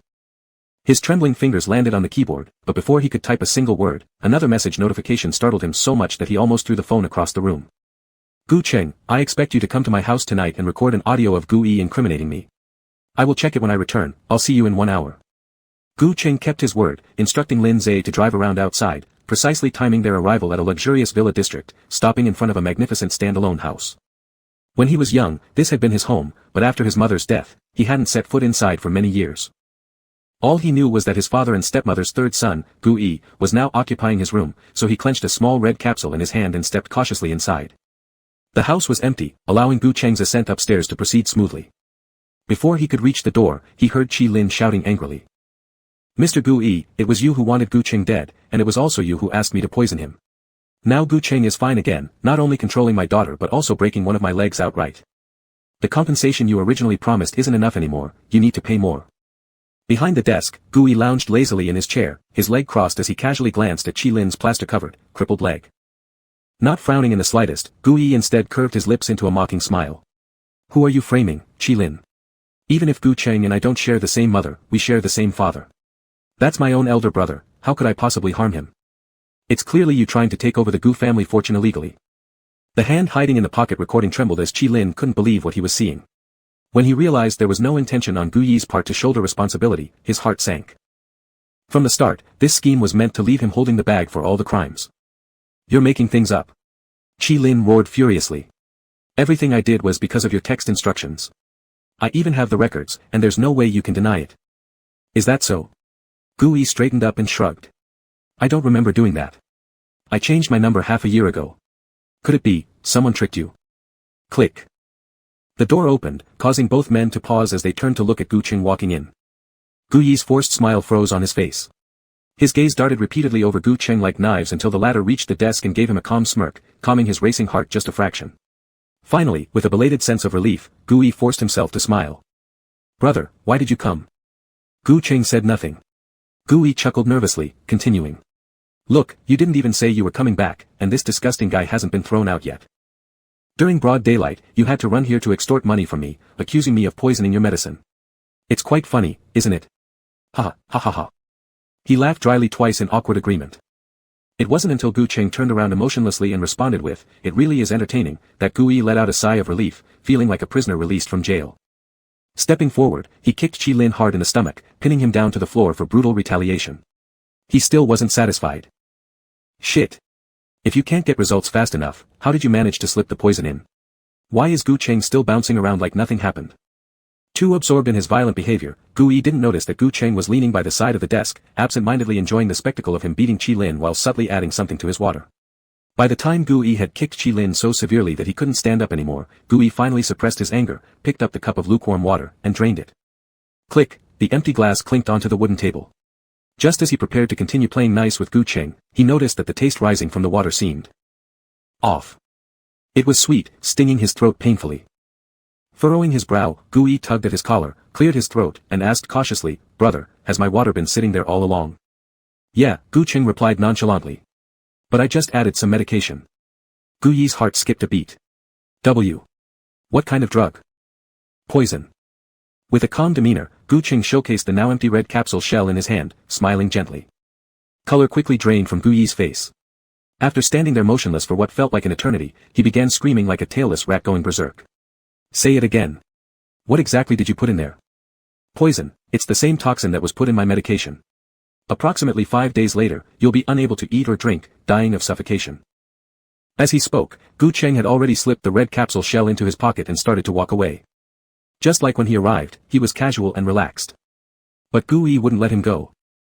The man quickly rushed over to block the door, his bloodshot eyes turning fiery red. "You can't leave." "What about the antidote?" "Gu Cheng, what about the antidote?" Gu Cheng didn't reply, maintaining a face full of refusal to disclose anything. "I've told you, it wasn't me who wanted to kill you. Why don't you believe me and instead trust some outsider?" "Gu Cheng, I'm your real younger brother. I'll tell you this, if something happens to me, Dad will absolutely not forgive you when he comes back. You'll end up in prison, do you know that? Give me the antidote. Give it to me." Gu Yi's emotions became increasingly unhinged, and before long, he went berserk, rushing out and reaching for Gu Cheng's trouser pockets. But Gu Cheng obviously wasn't going to give him the chance. With a quick sidestep to dodge, he lifted his foot and kicked squarely at Gu Yi's stomach with a loud bang. The force caused Gu Yi's legs to buckle. His knees hit the ground as he slid down into a kneeling position before the wooden table, his head smacking against its surface, blurring his vision with golden stars. Through gritted teeth, Gu Yi shook his head and was about to stand up again when he heard the deep voice from behind him, "Stay kneeling." "What?" Gu Yi didn't catch it and turned around just in time to see Gu Cheng standing in front of him. At 182 centimeters tall, Gu Cheng loomed over him oppressively, forcing Gu Yi, still on his knees, to only be able to look up at the gleaming metal buckle on his belt, which reflected the light brightly enough to make it hard to open his eyes. "Do you have gloves?" The steady voice came again. Dazed from the earlier blow, Gu Yi subconsciously replied, "No." And within the next second, he saw Gu Cheng stand there, smoothly untying his tie and wrapping it around his right hand to protect his knuckles, creating something akin to a makeshift boxing glove. He then flexed his fist and tested its hardness. What was he going to do? Before Gu Yi could fully grasp the situation, he saw Gu Cheng flash a faint smile, lowering his head slowly, and aiming a punch directly at his face. Bang, bang, bang. 3 punches were delivered, each landing firmly on Gu Yi's face. Only when Gu Yi was covered in bruises, with blood gushing from the corner of his mouth, did Gu Cheng's eyes finally glint with a hint of greedy satisfaction. Stepping back, the man calmly untied the makeshift protective layer of the tie, pulled out a silver lighter from his pocket and, snap, ignited a flame, tossing both the tie and the small red pill from his pocket into the trash can. He burned them clean in front of Gu Yi. The fire illuminated the chain of his glasses, as well as the boundless confusion and terror in Gu Yi's eyes. Gu Cheng exuded a calm yet powerful presence that filled the entire room with an intense coldness, making the air suffocating so no one dared utter a sound. The surroundings fell into an eerie silence. Under this strange quiet, Gu Cheng removed his suit jacket, casually draping it over his arm. While rolling up the sleeves of his shirt, he finally spoke. Chapter 9, Ultimate Reversal. The System's Deception. "I'm going to make dinner. If Dad comes back later, remember to tell him this wound is from you falling yourself." "Gu, your work M. Not like this." Gu Cheng suddenly raised his voice, cutting him off, and continued with a gentle tone, "I will give you the antidote only if you behave. So, listen to me, it's for our mutual benefit." After saying this, he opened the door and left calmly. Leaning against the table, Gu was utterly humiliated, blood streaming from his nose, seething with rage. What kind of world is this? Just a few days ago, it was Gu Cheng who was half dead. Why is it him now? Qin Lin trembled all over in terror, taking a full 5 minutes before managing to stand up, leaning on the wall as he limped towards the exit. He finally understood, in the past, Gu Cheng had truly treated him well. It was his own foolishness that made him not cherish it. Now, Gu Cheng could be so brutal even to his own younger brother, what more about him? He had to run, quickly. Qin Lin tried his best to move quietly, supporting himself on the wall. But when he reached the hall entrance, he heard Gu Cheng's invitation one more time, "Old Qin." Gulp. Swallowing a mouthful of saliva almost choked him. Opening his mouth, yet unable to resist the fatal oppression, slowly, he turned around. At the kitchen doorway stood Gu Cheng wearing a dark black apron, his slim waist accentuated by white silk ties, broad shoulders, long legs, smiling invitingly at anyone, an extremely seductive picture. But this only terrified Qin Lin more and more, nearly bringing tears to his eyes. Mr. Gu. Mr. Gu. Take care while leaving. I'll visit your place tomorrow evening. Knees going weak, Qin Lin almost fell to his knees. Damn it. If he had known Gu Cheng was so cruel, dead would he be involved in such a dirty mess with Gu Gu. He wanted to kneel down and apologize, begging Gu Cheng to forgive him, but now, he dared not even do this. He feared annoying Gu Cheng. Qin Lin didn't know how he managed to get out of the Gu residence, only knowing that upon leaving, he collapsed right on the road, tears streaming, calling emergency services for himself. While cooking, Gu Cheng occasionally glanced at his phone, as if waiting for some important message. Fish hitting the oil pot produced a sizzle, contrasting with the growing serenity of the surroundings. For some reason, today felt unusually peaceful, as if something were missing. What? Oh, the system. It seemed muted. Gu Cheng, feeling somewhat uneasy, opened it. Immediately, a cold, emotionless mechanical voice filled his ears. Congratulations, host, for completing the task. You've gained a random reward, illusion. Would you like to store it in a container? Congratulations, host, for completing the task. The mechanical voice repeated itself endlessly, dry and monotonous, seeming weary and sleepy. What can this illusion do? Upon hearing Gu Cheng's voice, the system perked up instantly, like a dog excitedly seeing its owner, almost shedding tears. Master. I thought you abandoned me. OAO. A system also relies on its host to gain corresponding achievements, and binding a high-level personage was hard won, fearing they might lose it. Omega. Not abandoning you. Gu Cheng showed great patience, soothing it like a child. Speak, I'm listening. The man's voice was steady, often capable of calming others effectively. Sniffing slightly, the system hastily composed itself and began to explain. This illusion functions by creating a false image to deceive someone's sight. Click. Just as it was explaining, the sound of the living room door opening again rang out. Gu Cheng paused mid-motion, guessing it must be his stepfather returning. He whispered to the system, "Shoo." The system quieted down immediately. Sure enough, after not too long, Gu Ji's cries of distress echoed through. Dad. Dad, you're finally back. Gu Cheng hit me. He came home and beat me up. His voice quivered, as though crying in mourning. Gu Cheng frowned in distaste, knowing this wouldn't easily cooperate, thus continuing his inquiry. Can this illusion be used right now? System, of course. Good. Gu Cheng said, then use it to deceive my stepfather's eyes, making him think Gu Ji's injuries were from falling down the stairs. No problem. The system was delighted to be of help, responding promptly and executing the command. The activation of the advanced skill happened swiftly, with no noticeable delay. Now, what Gu's father saw was an intact Gu Gu. Mr. Gu frowned, not understanding what this little devil was crying about, when he saw Gu Gu staggering towards the stairs. Suddenly losing his footing, he tumbled down from the third floor like a bowling ball, rolling right to his father's feet. With a clatter, he landed with a bruised nose and face but still grabbed the edge of Mr. Gu's pants and howled in loud sobs. Dad. Look at what Gu Cheng has done to me. He poisoned my water, trying to kill me. You have got to do something for me. Mr. Gu. At the same moment, Gu Cheng had received feedback from the system. Carrying a dish of freshly prepared fish, he walked out steadily and innocently called out, Dad. As he spoke, he intentionally took a few more steps forward, letting his apron slide over his collarbone, revealing just a bit of a mark on his left clavicle that only his father would understand. A scar left by an oil burn. Many years ago, when little Gu Cheng was just 3 years old, in order to make his dad happy, he stood on a high stool and tried cooking like the nanny, attempting to fry fish. But after working hard all morning, the fish wasn't fried, and instead, he scalded himself, leaving a scar where the bone was most affected. That was the first time Mr. Gu tasted the feeling of being a father. A mixture of joy, heartache, guilt, and restlessness surged up his nose. The man, over 20 years old, actually held little Gu Cheng and cried in front of all the doctors and nurses in the room. After that, fish became his favorite dish. And now, after many years, Gu Cheng stood before him, smiling warmly as he told him, "It's rare to have some free time, so I came back to cook you a meal." But Gu Gu acted like a rebellious teenager, unreasonable and publicly accusing Gu Cheng without shame, even hugging and crying into his father's chest. Truly taking him for a fool. Taking a deep breath, Mr. Gu kicked Gu Gu away. Cry, cry, cry, are you such a big man yet still doing nothing but cry? How did you get injured? I don't know. 20 years old and still depending on someone to carry you. Get up and take care of your wound yourself. His body suddenly shivered. Gu Gu slowly raised his head, somewhat doubting that these words hadn't come from his father's mouth. He was the youngest child in the family. Dad clearly loved him so much. How could? But, when their eyes met, he still caught a hint of evident disdain in his father's gaze. The look in his father's eyes had lost the former affection and seemed to regard him as some bothersome thing. Dad hated him. Chapter 10, Supreme Undercut. Just to make you unhappy. Steady fingers began to tremble gradually. Hesitating for a moment, Gu finally stopped his futile crying, supporting himself against the ground and climbing up slowly, gritting his teeth, walking step by step towards the door. Though her sister always scolded him for being dim-witted, he wasn't purely stupid. If he didn't leave now, it would be suicide. There was no retreat anymore. Gu left, and the room quickly returned to silence. Mr. Gu sat down, stunned in front of that long-missed crispy fish for quite a while before regaining his voice. Xiao Cheng, how long have you been back? Why didn't you tell me beforehand? Ah, there's a response. The corner of Gu Cheng's lip slightly curled up, like a successful hunter pulling in his hook, continuing to answer calmly, I've been back for some time. I cooked 3 or 4 dishes. Let me bring them over. Good boy. It wasn't until Gu Cheng moved away that Mr. Gu realized his eyes felt a bit uncomfortable.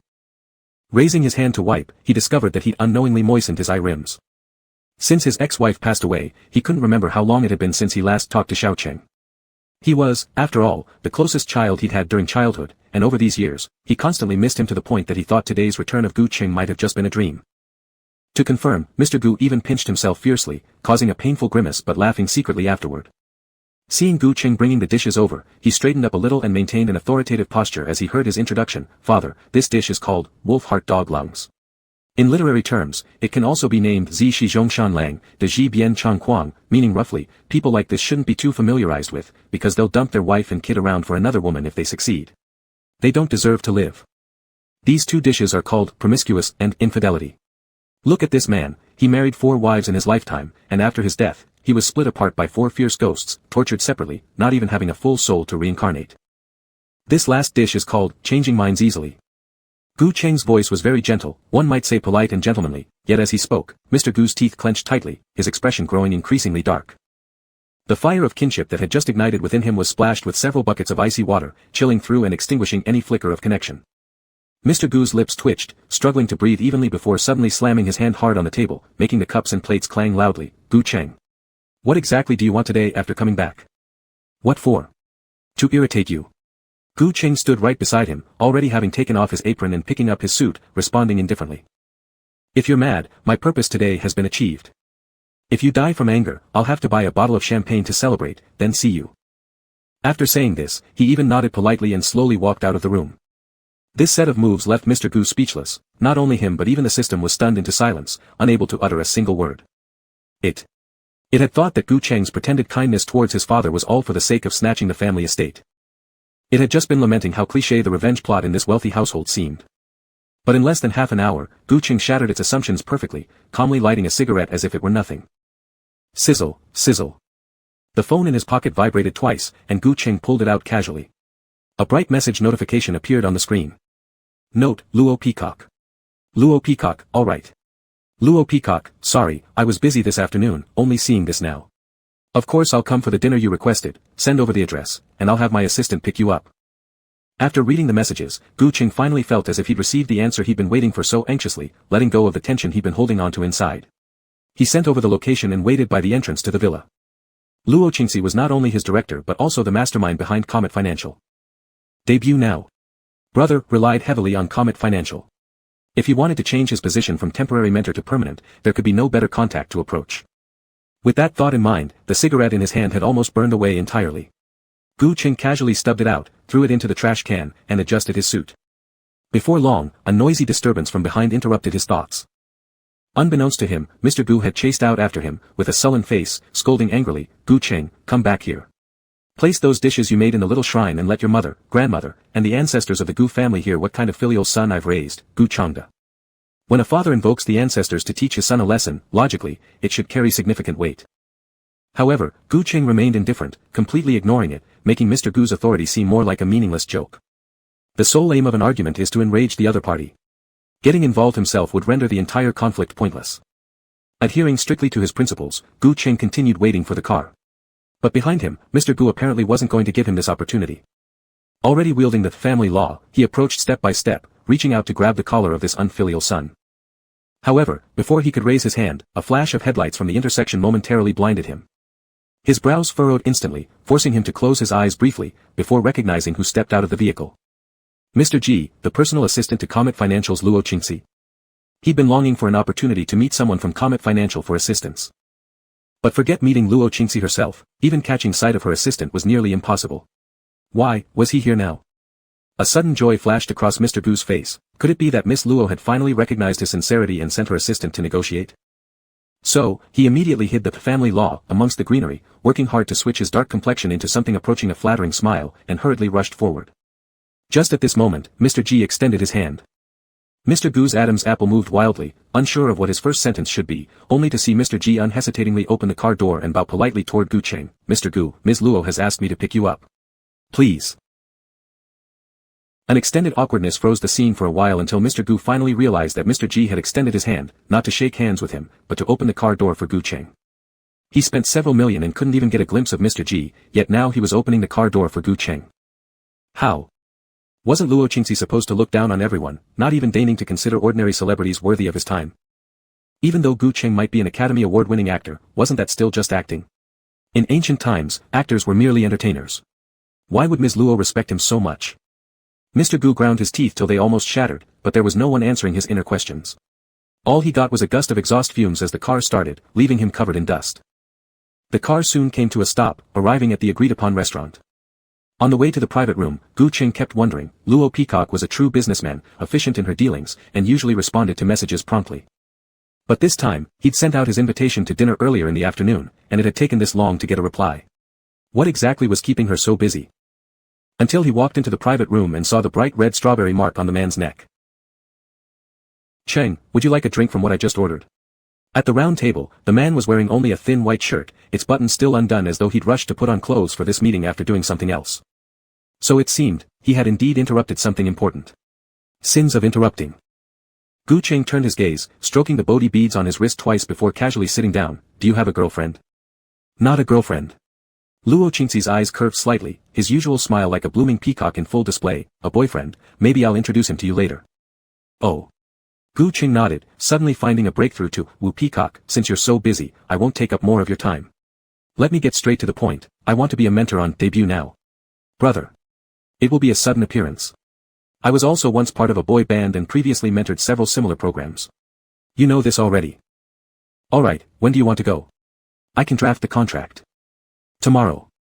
Cough. Luo Qingxi choked on his wine, raising an eyebrow. Isn't that a bit too rushed? Without letting him finish, did he think dinner was meant to trick him into overtime work? Gu Cheng, the great film emperor, really showed no humanity as always.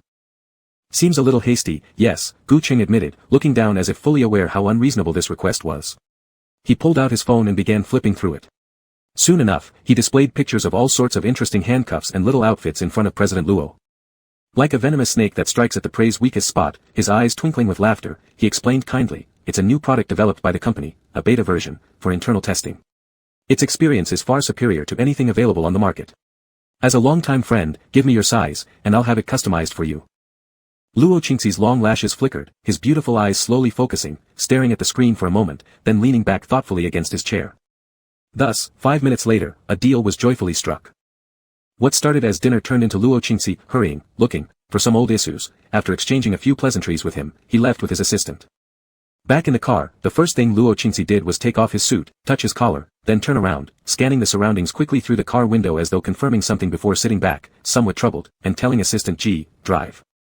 Assistant G nodded and asked, "Mr. Luo, is something wrong?"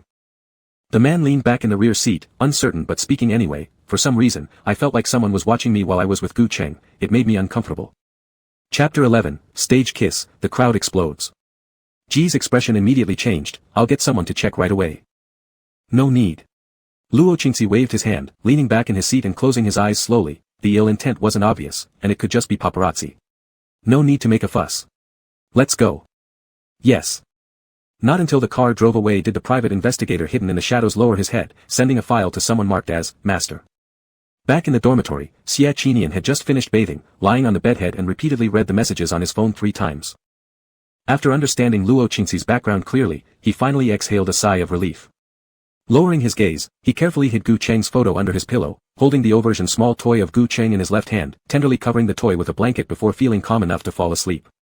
Meanwhile, in the private room, Gu Cheng couldn't sleep. Under the warm light, he leaned on the table, gazing at his own hands, feeling a bit muddled. He had to admit, Luo Qingxi lived well. This flower peacock had a much more refined taste than himself at the same age, a harmonious family, and a satisfying boyfriend. Unlike him, who always seemed to stumble through every obstacle in life. Just as soon as one person left, another arrived, an accidental encounter with a group of drunken business partners. What should he do? To earn money, he had no choice but to sacrifice himself and accompany these gentlemen. This was a post-traumatic symptom of being poor, there was nothing he could do about it. After sending the guests off, Gu Cheng got drunk. He didn't know whether it was because the system had disrupted his peaceful life, but as soon as his spirit relaxed, his mind went haywire, imagining all sorts of things. He wanted to keep Luo Qingxi around. But what if keeping him around resulted in even more bizarre missions from the system? Should he seduce Xie Qinian into becoming a boyfriend too? Yet, seducing someone who likes you is fundamentally a despicable theft. Even worse, it was his own beloved child whom he'd raised. A barrage of questions one after another almost burst his head. Gu Qing wanted to black out, his stomach was in turmoil, and he threw up a toilet bowl. After vomiting, he took a quick shower and simply nestled on the sofa in the private room, covering himself with his suit before falling asleep. The next afternoon, not yet fully sober from the booze, an alarm-like notification jolted him awake rudely. Drip, drip, drip. Host's lifespan countdown 20 minutes left, new task, kiss Xie Qinian for 10 seconds. Repeat, kiss Xie Qinian for 10 seconds. Gu Qing abruptly opened his eyes as the headache from the drunkenness mixed with the system's robotic tone rushed at him, almost making him throw up again. But after throwing up too much last night, there was nothing left in his stomach but acid water. Gu Qing yanked at his hair twice, unsteadily stood up, enduring the discomfort while walking to the bathroom where he washed up and made a call to his assistant Lin Zhe. Hello? Hello? Seemingly sensing his discomfort, Lin Zhe added a rare extra sentence, Mr. Gu, I'm listening. Please speak. You drive immediately to pick me up at Lanting Hotel, go as fast as you can. Understood. 10 minutes later, Gu Qing set off from the hotel to the show site in a rush, forgetting to take his suit along, which led to some slight wrinkles on his shirt. Still, he looked decent enough, so Gu Qing just carelessly ran his fingers through his hair in the car. It was close to 5 o'clock, the road was a bit jammed, by the time he reached the show venue, the countdown had nearly hit the final minute. Xie Qinian was on stage, leading his team in casual post-competition chats with the host. The atmosphere was heated, 3 mentors sitting in a row, discussing the final scores together. At this moment, Xie Qinian was dressed in a white shirt, the top 2 buttons casually undone, the leather straps pulling his shirt collars back, showing off his broad shoulders and alluring figure. The sound that was transmitted into the earpiece soon drew excited screams from the girls in the front row who screamed out his name. Time remaining, 30 seconds. Drip, drip, drip. Again came the insistent beeping sounds, louder than the ferocious demons guarding the bridge of regret, not allowing any hesitation, forcing Gu Qing to stride past everyone directly toward the stage. Then, excitement spread through the audience in the rear seats. Emperor Gu. Gu Qing. It's Gu Qing. Screams erupted everywhere, even men and women alike were commenting passionately about his impromptu dressing. Baby, is this just washed? His hair is still wet and damp, his natural face is truly unbeatable. He's only wearing a black shirt, rumpled, but the metal buckle on his belt shines brightly, his glasses chain sparkles, his wristwatch glitters. Who gets it, who understands? Wah dadv. My fated dadv. Since Gu Qing barged in without alerting the staff outside, and even the host wasn't aware of this step, she held the microphone somewhat blankly, rooted in place. She wondered what Gu Qing intended to do with such a lazy style. Was there some special arrangement from the director team, or? However, these thoughts stopped right here. The host seemed frozen on the spot, her vaunted professional competence momentarily collapsing. Her pupils dilated, and her breathing slowed down. She couldn't utter a word. Because, Gu Qing didn't walk to the mentor seats, nor did he interact with the audience. Instead, he directly walked onto the stage, silently reaching Xie Qinian, encircling the boy's neck with one hand, forcing him to lower his head. With his other hand, Gu Qing skillfully pushed aside the headset. Next second, he kissed him outright. Chapter 12, The world is vast, but we are the closest. At that moment, everything went silent, time seemingly paused. Mentor seats, the director team, audience seats, even the live stream comment screens across the country fell silent instantly. As if they hadn't realized what had happened, or perhaps it never crossed their minds that Gu Emperor, who always appeared reserved and abstinent, would do such a thing publicly. Xie Qinian's pupils expanded instantaneously, his Adam's apple rolling once, twice, again and again. But the system's countdown continued. Within 10 seconds, Gu Qing could not let go. The veins in Xie Qinian's hands became increasingly prominent, his breath getting harder to control. Is this a dream? He's so thirsty, he wants to deepen the kiss, to hold him, to merge him into his blood and bones. In the deep silence, suddenly, an oppressed moan broke out. The sound of restrained breathing, transmitted through the earpiece and amplified by the speakers at an unimaginable decibel level, reached the ears of everyone on site. For a moment, screams nearly tore the roof off. Who's panting? Who's panting? Damn, it's so sexy, is this something I get to hear for free? I've always heard Xia Qinian was raised by a legendary actor, thus excelling in every aspect. But this isn't just any actor, it's Gu Qing himself, oh my god. The tension is incredible. Xia Qinian's Adam's apple moving made me so thirsty. The half-blooded wolf has grown up and wants to take over the throne, hurry up and hold him tight and kiss him until he faints, kiss him to death. Screams from the crowd kept rising wave after wave, but there were also not a few comments lamenting about how disgusting it was, requesting refunds due to their expectations being shattered by this unexpected turn. Yet, all those complaints were drowned out by the soaring blood pressure-fueled screams, barely a few sticking out. The high-decibel commotion stung Gu Cheng's head even more. Already drunk, having skipped 3 meals, forced to endure his life draining away while dealing with public disclosure about his sexuality, the situation felt unbearable. Even before the kiss ended, the pain in his stomach began like being cut by a blade. Thus, the moment he heard, mission complete, lifespan increased by 72 hours, Gu Cheng immediately got up and quickly retreated backstage toward his own dormitory room. He wanted to vomit. The program was interrupted, shocking the director into a cold sweat, feeling a heartbeat more thrilling than a roller coaster. Originally thinking that managing only Gu Cheng on-site would be challenging, no one expected Xia Qinian to decisively take a step and chase in the same direction the second Gu Cheng left. The director's pupils contracted, almost causing his breath to halt as he could do nothing but clutch his chest and try to maintain some order on-site. To avoid being noticed, Xia Qinian kept controlling his pace, always staying one corridor behind Gu Cheng until he witnessed Gu Cheng rushing into the room with a loud bang, closing the door tightly. Apparently in extreme discomfort, beads of sweat formed on the man's forehead, his lips turning white. A single glance caused Xia Qinian to furrow his brows, his heart constricted as if wrapped with fine threads, both tight and uncomfortable. Taking a few steps forward, reaching the door, Xia Qinian adjusted his breathing, slowly lifting his hand. But, before knocking on the door, he suddenly muttered something, turned around, and hurriedly walked in another direction. Gu Cheng hid in the bathroom, both hands bracing against the wash basin, pitifully looking into the mirror while enduring waves of acid reflux, which slightly improved his condition afterward. Still, chronic stomach pains didn't ease much. After rinsing his mouth and wiping it carelessly with the hem of his shirt, Gu Cheng placed one hand over his stomach and leaned on the wall for support while heading out. Dizzy, legs weak like noodles, the sweat on his forehead still unattended to, just as he stepped out, in his most vulnerable state, he collided with Xia Qinian. Their eyes met, the undisguised concern in those peony-colored eyes startled him. Gu Cheng instinctively looked away, focusing on the sofa. Taking the next step, he was grabbed by the arm by Xia Qinian and forcibly pulled towards it. After landing on the couch, he immediately started searching for his cigarettes, finally managing to place one between his lips. Taking out a lighter, he tried thrice, yet failed to ignite it. His hands trembled. On the 5th attempt, failing again, Gu Cheng smirked, seemingly abandoning something entirely. Leaning back on the couch, he raised his head and glanced at Xia Qinian, saying, "Please light this for me." Xia Qinian stood right behind him. From that angle, he could look down directly at Gu Cheng's face. Gu Cheng was sick, his lips frighteningly pale, but paradoxically, his eye corners were flushed red. His golden glasses chain lay disheveled by his ear, almost connecting the rosy hue at his eyes with the natural birthmark on his throat. Fragile and debonair at once.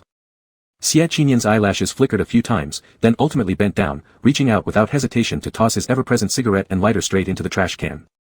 Treating your stomachache with smoking, you really are throwing your life away. The young man took a step forward, muttering under his breath as he retrieved the soup and medication he had brought earlier from his bag. Throwing my life away. Xia Qinian paused in motion. He originally assumed that this one-sided reproach wouldn't elicit any response. But unexpectedly, right when he lifted the lid off the soup, a faint sigh floated from behind. Gu Cheng simply leaned there, his fingers loosely resting on the sofa as he repeated feebly, "Throwing my life away." No one would seek revenge for him, he did not wish to die silently. So, preserving this cheap life of his still held meaning. Smoking was because only when nicotine entered his respiratory tract could his mind stay clear enough to know what the next step should be. Gu Cheng didn't continue, but Xia Qinian's fingers twitched instinctively, always sensing that he was having a tough time. That's even more reason not to smoke. After saying this, Xia Qinian scooped a spoonful of congee and sat beside Gu Cheng, gently offering it at his lips. "I bought this on my way out, century egg and lean meat porridge. It should be cool enough now. Try it, if it's still hot, I'll let it sit longer." Gu Cheng averted his eyes and blankly stared at the bowl of congee in front of him. Perhaps due to his expression being too dazed, Xia Qinian quickly explained again, "It's not good to take stomach medicine on an empty stomach. Bear with it for a bit while I feed you 2 mouthfuls first, then I'll give you the medication. Really, trust me. Although it might feel uncomfortable initially, after a few bites, your stomach will warm up." The future megastar who could conquer everything on stage was now sitting next to him, one hand holding the bowl, the other raising the spoon, acting like a grown-up, trying to coax a child. In all these years, no one had ever comforted him like this. Not even as a child. Gu Cheng's eyes flickered. For some unfathomable reason, his hand moved toward Xia Qinyan's forehead with surprising slowness and, snap. He tapped a playful knuckle against Xia Qinyan's head. Then obediently, he looked up and swallowed the spoonful of congee. It tickled his throat slightly, but, surprisingly, it wasn't nearly as unbearable as drinking it by himself. His nose tingled inexplicably. He saw the rare smile on the side of Xia Qinyan's face, which was even happier than the photo taken during the preliminary contest when he joined Gu Cheng's circle. Back then, it was because of entering the same circle as Uncle Gu. Now, it was because he got to talk with Uncle Gu. Gu Cheng couldn't understand all this thoughtfulness and, after swallowing another bite, refused to let Xia Qinyan feed him anymore. He reached over to take the bowl of congee. I can drink it myself. But before he finished his sentence, Xia Qinyan placed a hand on his shoulder, pushing him back onto the sofa again. The young wolf played nice for only a moment before showing his sharp teeth, leaning closer as he offered the congee while murmuring, Uncle Gu, you once told me that the world is vast, but we are the closest to each other. Feeding congee or sharing a kiss with someone close, it's... His voice trailed off deliberately, taking advantage of Gu Cheng's panic and delivering the congee into his mouth smoothly. Watching him part his lips and swallow, he satisfied bent his eyes with a smile, continuing, all very normal things. You. How about this? Xia Qinyan suddenly proposed. If you eat properly and take your medicine well, once you're better, I won't ask why you kissed me without a reason, alright? Chapter 13 Heart rate exceeding normal frequency, temptation by him. This offer was indeed tempting, leaving Gu Cheng momentarily unable to find a reason to refuse. After hesitating for a moment, in the end, he chose the latter between being grilled about the kiss and being forced to eat congee. Enduring the discomfort of being within an unsafe distance, after finishing the bowl of congee, Xia Qinyan retreated and stood upright, allowing Gu Cheng to exhale shallowly. He watched the tall boy turn around, pour out a pill, then put the remaining ones back into his bag. Seemed like there were none left for him. Gu Cheng furrowed his brows slightly, listening as the young wolf continued, what I meant earlier is that until your stomachache improves, every single meal you eat, and every dose of medicine you take, belongs under my supervision from now on. So, I'm taking the medicine with me and will deliver it promptly every day. Gu Cheng frowned even deeper. This was clearly far off from the conditions he understood, differing greatly. Before he could finish questioning it in his mind, Xia Qinyan was already back in front of him, lowering his hand and brushing his knuckles lightly over Gu Cheng's jaw. This move added another level of intimacy. Unable to adapt to it, Gu Cheng wanted to pull back. However, before he made any movement, Xia Qinyan pressed his thumb against his lower lip, tilting his head slightly, and delivered the pill inside. When he drew away, the pad of his finger grazed over his teeth. It seemed unintentional but brought the emotion that Gu Cheng had just steadied, stirring it wildly once again. Was it deliberate, or... Unconsciously, his breathing quickened twice. Gu Cheng took the cup of water, tilting his head back. But unawares, during the time of taking the medicine, Xia Qinyan's hand hadn't left his lips but rather lingered like a patient wolf waiting for the prey, watching as Gu Cheng swallowed the pills, wiping the residual water off his lips casually before trailing down his jawbone slowly. With feather-light touches yet filled with meaning, his fingertips passed across his cheek, neck, clavicle. Soon, he began to undo his shirt buttons. The gaze of the little evil wolf was too revealing, carrying an intimidating air that caused Gu Cheng to hear his own heartbeat for the first time ever. However, just at this moment, Xia Qinyan's hand landed on his chest, pressing down with neither too much nor too little force. Thump. His heartbeat skipped a beat, and Gu Cheng's breathing hitched immediately after. He heard Xia Qinyan whispering close to his ear, Uncle Gu, you wrap yourself up too tightly, it'll make you unable to breathe. Relax a bit. After speaking, he unwillingly lifted his hand, turned around, and walked out of the room step by step. It wasn't until the door closed again that Gu Cheng dared to place his hand over his palpitations, which were clearly offbeat. This kid was truly bewitching. His words about life's philosophy sounded like sweet nothings. Host, you like him? The system's voice chimed in appropriately, affirmatively. Gu Cheng's breathing had yet to recover, and subconsciously responded, no. But the system detected your heart rate at 128 beats per minute, severely exceeding the normal level. Your body temperature also rose by 2 degrees. Also, your breath, beep. Before finishing, the system was once again muted by Gu Cheng. The man slightly sat up, adjusted his glasses, and his gaze swept over the cigarette in the trash can for a while before finally landing on the takeout congee box he hadn't thrown away, pausing there for a long time. Outside, it wasn't until deep into the night that the director managed to deal with the chaos caused by the Qiqing stage kiss.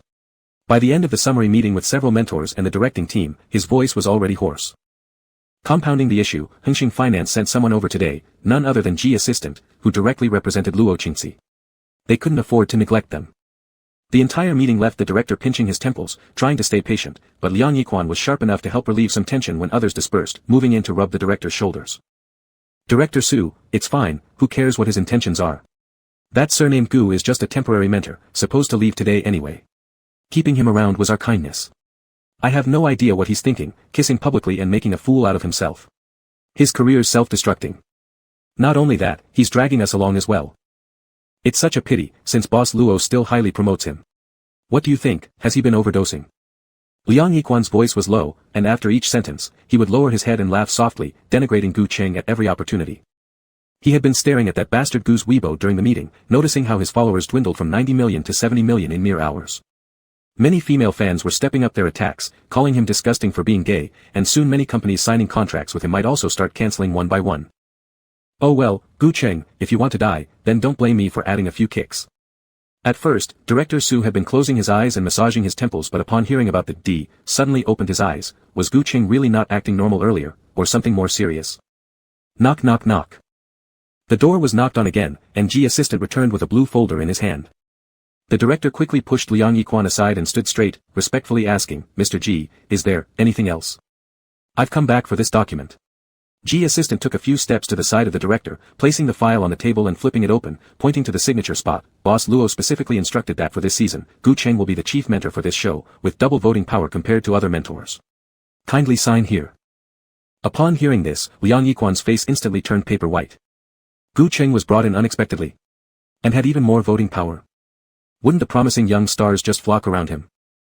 How could Xia Qinian possibly return to his side ever again? Shit. The man gritted his teeth furiously. Is he destined to run afoul of Gu Cheng his whole life? This always spells trouble. Director Su dared not defy the finance company's orders, laughing as he signed, then dismissed G assistant but not forgetting to warn Liang Yiquan, watch your words in the future. Compare Gu Cheng's stature with yours and keep it in mind. On the surface, Liang Yiquan smiled and nodded, but deep inside, he cursed all 18 generations of Gu Cheng's ancestors. Returning to the room, he grew increasingly frustrated, sitting on the bed hammering the pillow for quite a while before gradually reminiscing about something, his lips curving into a slight smile. Ordinarily, medicine would bring some sedative effects, and after drinking it, Gu Cheng napped for a bit longer. Upon waking up, he wanted to check the time but instead found his phone screen inundated with crazy notifications. Not just Weibo, but calls, text messages, multimedia messages, everything flooded out. The texts included extreme expletives and countless horrifying pictures. Gu Cheng, why don't you just die? Fooling around with women, now men, killing people before, now kissing in public. Brother Cheng's great indeed. The notifications rolled in one after another, so overwhelming that unlocking the phone could possibly cause lag, not to mention checking Weibo for any further investigation. Just waking up, a small tuft of Gu Cheng's hair stood up, messy and curled, making him look like a fuzzy toy teddy bear. It strangely added a touch of cuteness. Lin Zhe's call came through, and Gu Cheng reached out to answer it but was preempted by another number instead. Accidentally answering, there was a long silence from the other end with no voice, only the sound of terrifying music and a girl crying. Ah! The system interrupted before he could speak, causing his heart to race from the suddenness. Good grief, why is he so jumpy? Taking a deep breath, Gu Cheng casually pulled on his pajamas as he sat up, connected his phone, opened his laptop, and quietly activated a program, inserting it into the system. Soon, the phone was switched to silent mode, and the calls automatically connected, draining the caller's credit like a vacuum cleaner. The malicious caller on the other side was brimming with excitement, ready to post their brave act online, the eerie audio of the crying girl, but they found the call had been automatically disconnected. Next, a robotic female voice coldly announced, "We regret to inform you that your call has run out of credit. Please top up your balance, S.RRV. A question mark floated above the head of the black fan who now lacked enthusiasm after the abrupt disconnect. Just as they were about to vent, a bill notification popped up on their screen showing an outstanding fee of 480,000 yuan. Chapter 14, Absolute Counterattack. Everything Gu Cheng achieves is through hard work. He just riled them up with a public complaint, resulting in owing 480,000 yuan. Seeing the call cut off, Gu Cheng nodded approvingly and let the program automatically take the next incoming call. After all, people worked hard to dig out his private number, and it would be rude to reject them outright, right? Let them curse or scare him, it didn't matter much since each minute cost 10,000. After dealing with this issue, Gu Cheng poured himself a glass of water, leisurely hydrating his throat, and turned on his computer to browse his Weibo feed. There it was, a trending topic twice as heated as Chi-Ching Stage Kiss, ranking first on the entertainment chart. 10 years ago he forced beat out a girl fans, 10 years later he forced win students, an illustrated guide to film Emperor Gu Cheng's legendary life. Upon opening, the first thing he saw was a pixelated image showing a blonde girl wearing a white dress, kneeling, though her face was obscured, the damage to her outfit clear. Her shoulders bore red marks as she sobbed uncontrollably. And at that moment, Gu Cheng was standing nearby, mid-motion in removing his suit jacket, his eyes dark and ambiguous. Pretty beastly indeed, Gu Qing remarked while finishing his drink, continuing to scroll down. His slanted fox-like eyes maintained a serene warmth, making even the system anxious on his behalf. What did it say? That Gu Qing abused this girl until death and then settled everything with money. But according to the system's data, the truth wasn't anything like that. On Weibo, Gu Cheng's followers continued to drop sharply, leaving behind a barrage of curses. Based on the blonde hair, it's some foreign girl. Gu Cheng, truly impressive. Typical celebrities, unable to escape the fate of selecting concubines. But Brother Cheng obviously takes it to the extreme, much more stimulating than just picking women. Stimulating. VVDS. No way, I actually used to think he respected women. At 30, the Golden Bachelor, the Diamond Wang Laowu, now I see all those posters around my room. Ugh. Even eating melon should keep some rationality. I've been a fan for 7 years, his interviews helped me through the darkest times in my life. I don't believe he's such a person. Waiting for a clarification. Yes, me too. This seems more like a movie scene. Not very realistic. You here come the thigh hair washers again. Tell us the method, so we can all make money together. At the perfect timing, the backup phone rang, and Gu Cheng answered casually, Lindsay. Reasonably speaking, the person calling at this moment should have been his agent, but 4 years ago, Gu Cheng began to gradually withdraw from show business, simply taking on a few movies and advertisements handled entirely by Lindsay. Mr. Gu, Lindsay's voice remained steady as ever, asking not about the flood of criticism online but instead, were you resting earlier? Your complexion seemed off this afternoon. The system panel was filled with question marks. At this point, with fans plummeting drastically, another host would have panicked, even going so far as using vitality points to seek its assistance. Yet, why? Why does it feel like the Emperor isn't panicking, but rather the eunuchs are frantic? Aarg. Gu Qing responded, I feel much better now. The news online, that girl is from Avla, and this footage comes from a documentary we filmed years ago. It was taken off the shelves 8 years ago due to its graphic violence, and it has been completely removed from the web. So, I've already contacted the Avla Mississippi. Her legal notice has been sent, and yours is ready too. I'm sending it to you now. The rest is up to you to handle. Call me if there are any issues. Alright. After hanging up, Gu Qing received 2 legal notices on his phone, which he then sent out with a caption. The picture source dates back 10 years, when I collaborated with Avla Miss for an International Women's Federation documentary called G.H.M.E., telling the arduous journey of a helpless girl being abducted and eventually escaping. I played a passerby in the movie, my part came when the girl escapes, and I offer her a coat while telling her, G.H.M.E. For this defamation, both Avla Miss and I have initiated judicial procedures to protect our rights. False rumors end with wise people, so I hope everyone can rationally indulge in this drama. The straightforward, official caption contained no superfluous sentences, enhancing its credibility. Gu Qing assumed the public discourse would calm down after this, but instead, black fans incited by online mercenaries unleashed even harsher curses. WTF. Can Gu Qing get any more disgusting? If his reputation crumbles, why drag my goddess into it? F***K Gu dog, die. Give me his address, I'll cut him down in the middle of the night. My name in the news, is removed from records. Are you serious? Legal notices are flying all over the entertainment industry, who still believes in them? The scope of the matter gradually broadened, even some previous supporters of Gu Qing started shifting their stance. To be honest, one should bravely admit mistakes, involving foreigners is meaningless. Even issuing legal notices on behalf of Avla, how audacious are you? Don't you know she herself has a verified Weibo account? Ugly. Here we go, Emperor Gu losing face internationally. Hidden behind the screen, Liang Yiquan gripped his phone tightly, almost laughing himself into convulsions. He had accidentally stumbled upon that picture, initially thinking it was merely incriminating material on Gu Qing, so he took a screenshot and shared it within his small circle of friends for their amusement. However, today, it turned out to be unexpectedly useful. Regardless of whether it was a role or not, the documentary had been entirely removed from the internet for 8 years, with very few current Weibo users aware of it. And even if they were.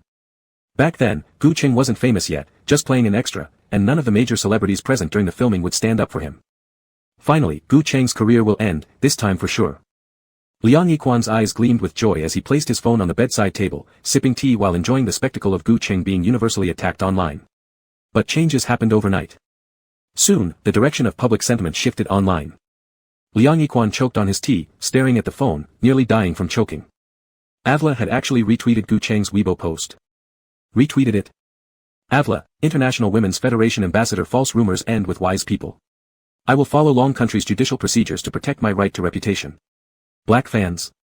Did Avla retweet it? Is Avla fully supporting Gu Qing? So, everything Gu Qing said is true. This was nothing but an absurd entrapment. Hardly managing to stop coughing, Liang Yiquan's complexion turned alternately pale and red as he stared at his phone.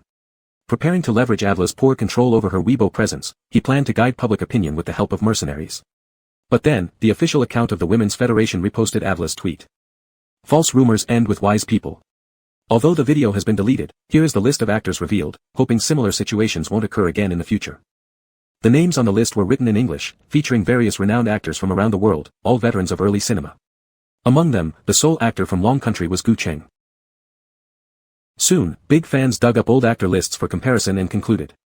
Gu Cheng was the earliest Long Country actor to participate in such large-scale global promotional documentaries, back when he was only 21.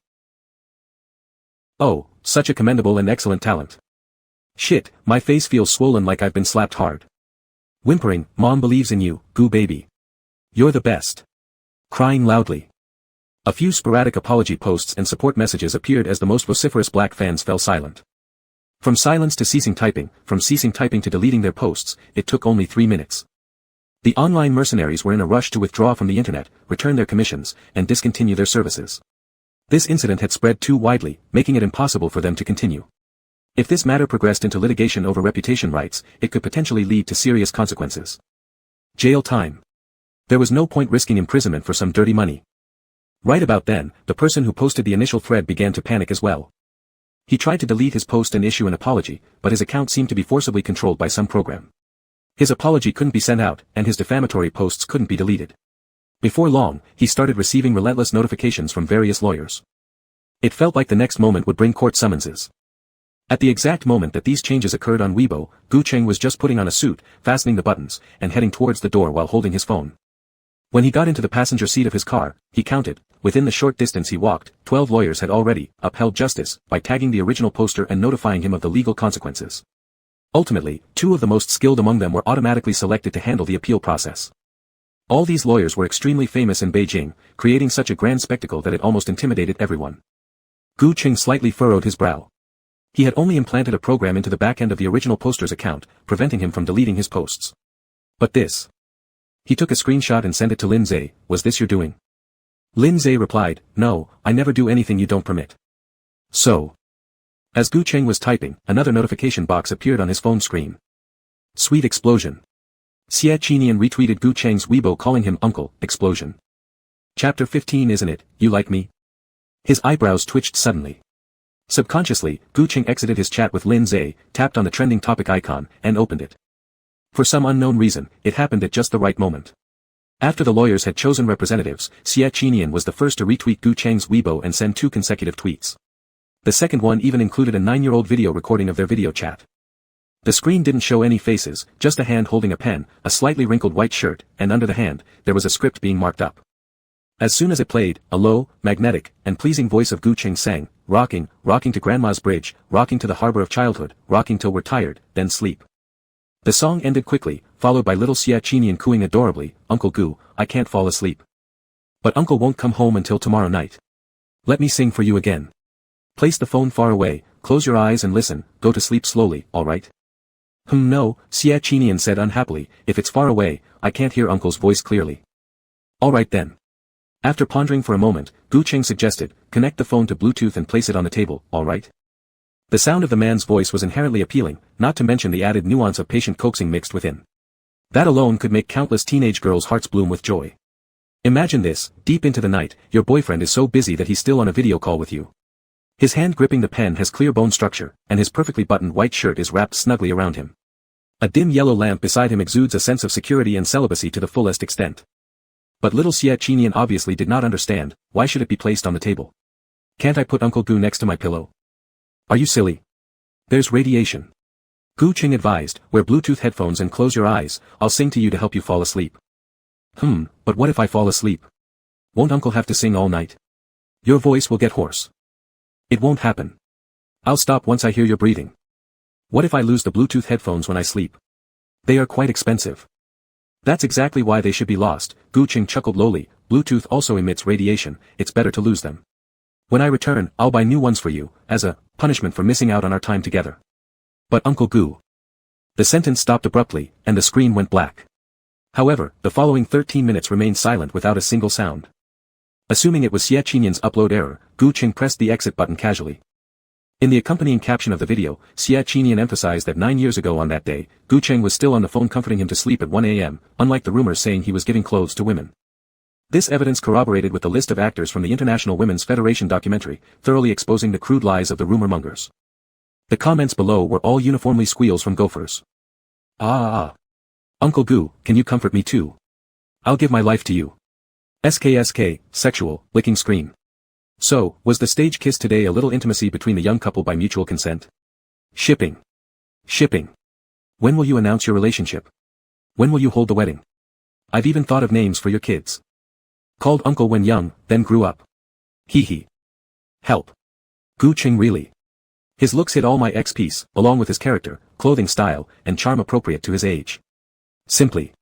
Sigh. Who understands? Who gets it? Just passing by out of curiosity and saw Gu Cheng. Supermarket substitution immediately. Haha, the previous floor is too wild, take me with, P.S., hope teacher Gu didn't see this. He has seen it already. But it wasn't the first time he came across such comments, so Gu Cheng didn't pay much attention to them. The one on AVLA was his friend, they rarely contacted each other. Almost no one knew, but since she was willing to help, the rumors would eventually be debunked. What truly stayed in his mind that night was instead the relationship between Xia Qinian and those lawyers. Xia Qinian had skyrocketed in popularity after entering the entertainment circle, and despite being so bold tonight, not a single agent reprimanded him. What did that conceal behind him?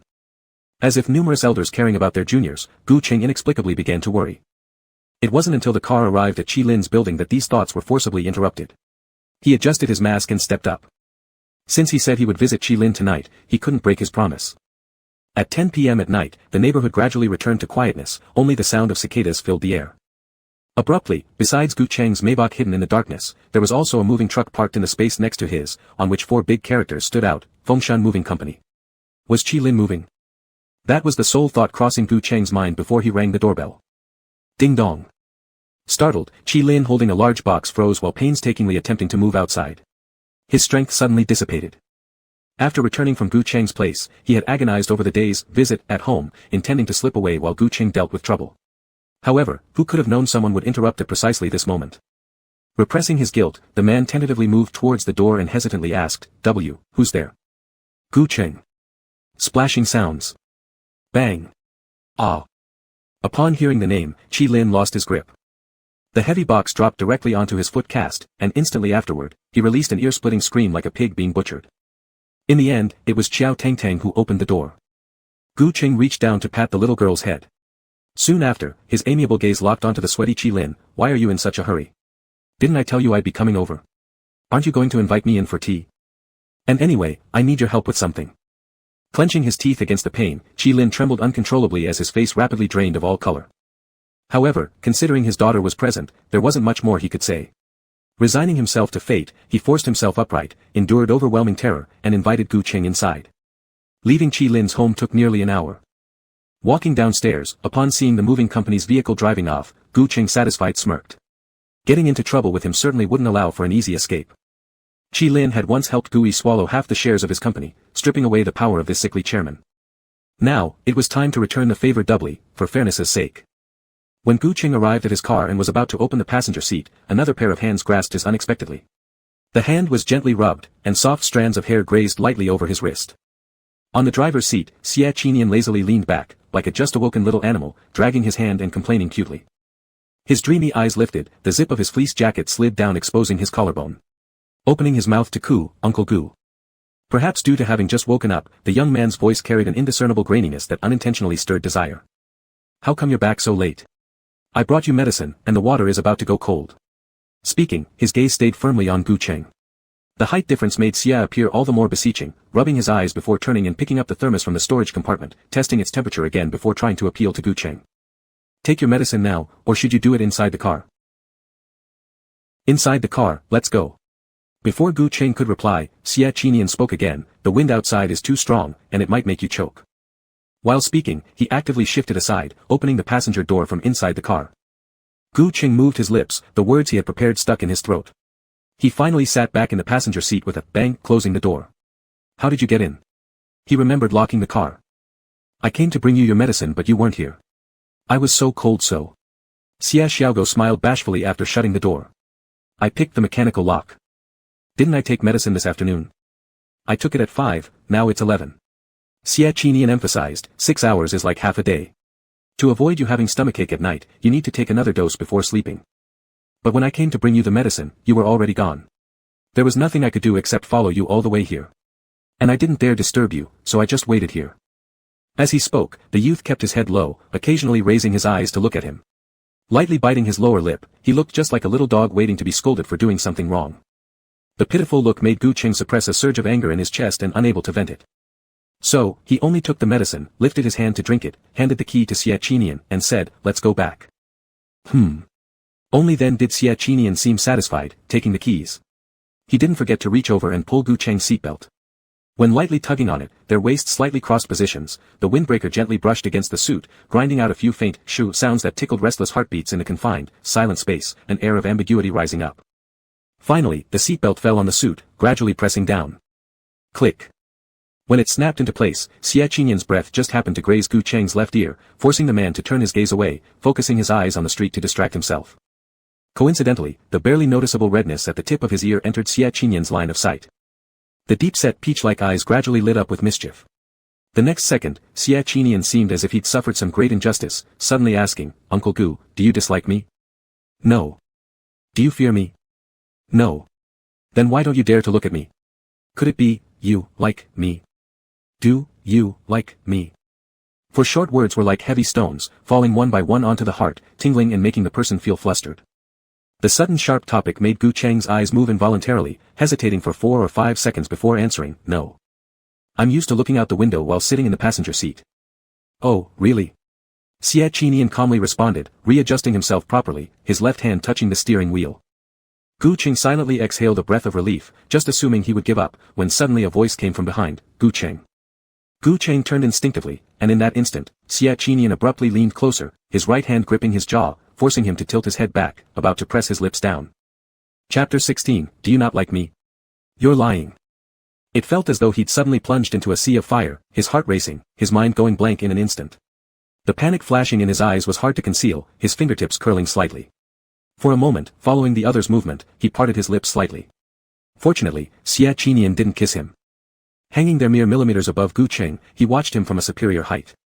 Watching his fluttering eyelashes, watching the uncertainty in his eyes, after a moment, he suddenly seemed as though he'd found the answer he'd been seeking for a long time, happily smiling. Don't you like me? Siachinian asked with a smile on his lips, as if posing a question. Opposite, Gu Cheng slowly clenched his hands into fists, ready to push him away when he heard the murmur, You're lying. His lips moving apart, the young man's breathing was dangerous yet seductive, saying word by word, you, lie, so sure, so dominant, yet preserving the last shred of tenderness. The tightly clenched fist gradually loosened. A brief standoff later, Siachinian released Gu Cheng first. Like a triumphant hunter, the youth cheerfully returned to the driver's seat. But unexpectedly, just as he fastened his own seatbelt, he heard Gu Cheng's voice from the side. Light streamed through the window, casting spotty shadows across the man's clothing, a patchy darkness that even in hearing, betrayed gritted teeth full of frustration. Siachinian, get off my car. Don't be mad, Uncle Gu. I was just joking, there's no way you'd like me. Gu Cheng. Because of this sentence, all the way to the dormitory, Gu Cheng didn't lose his temper once. But only after washing his face did he become fully aware, what he saw in Siachinian's eyes wasn't real pride, only fake sadness. Fuck. He'd been tricked again by this kid. Wiping his face haphazardly, Gu Cheng walked out of the room intending to observe Weibo's trends once more when he discovered, the trending topic had changed again. Siachinian, Uncle Gu is mine alone, exploding.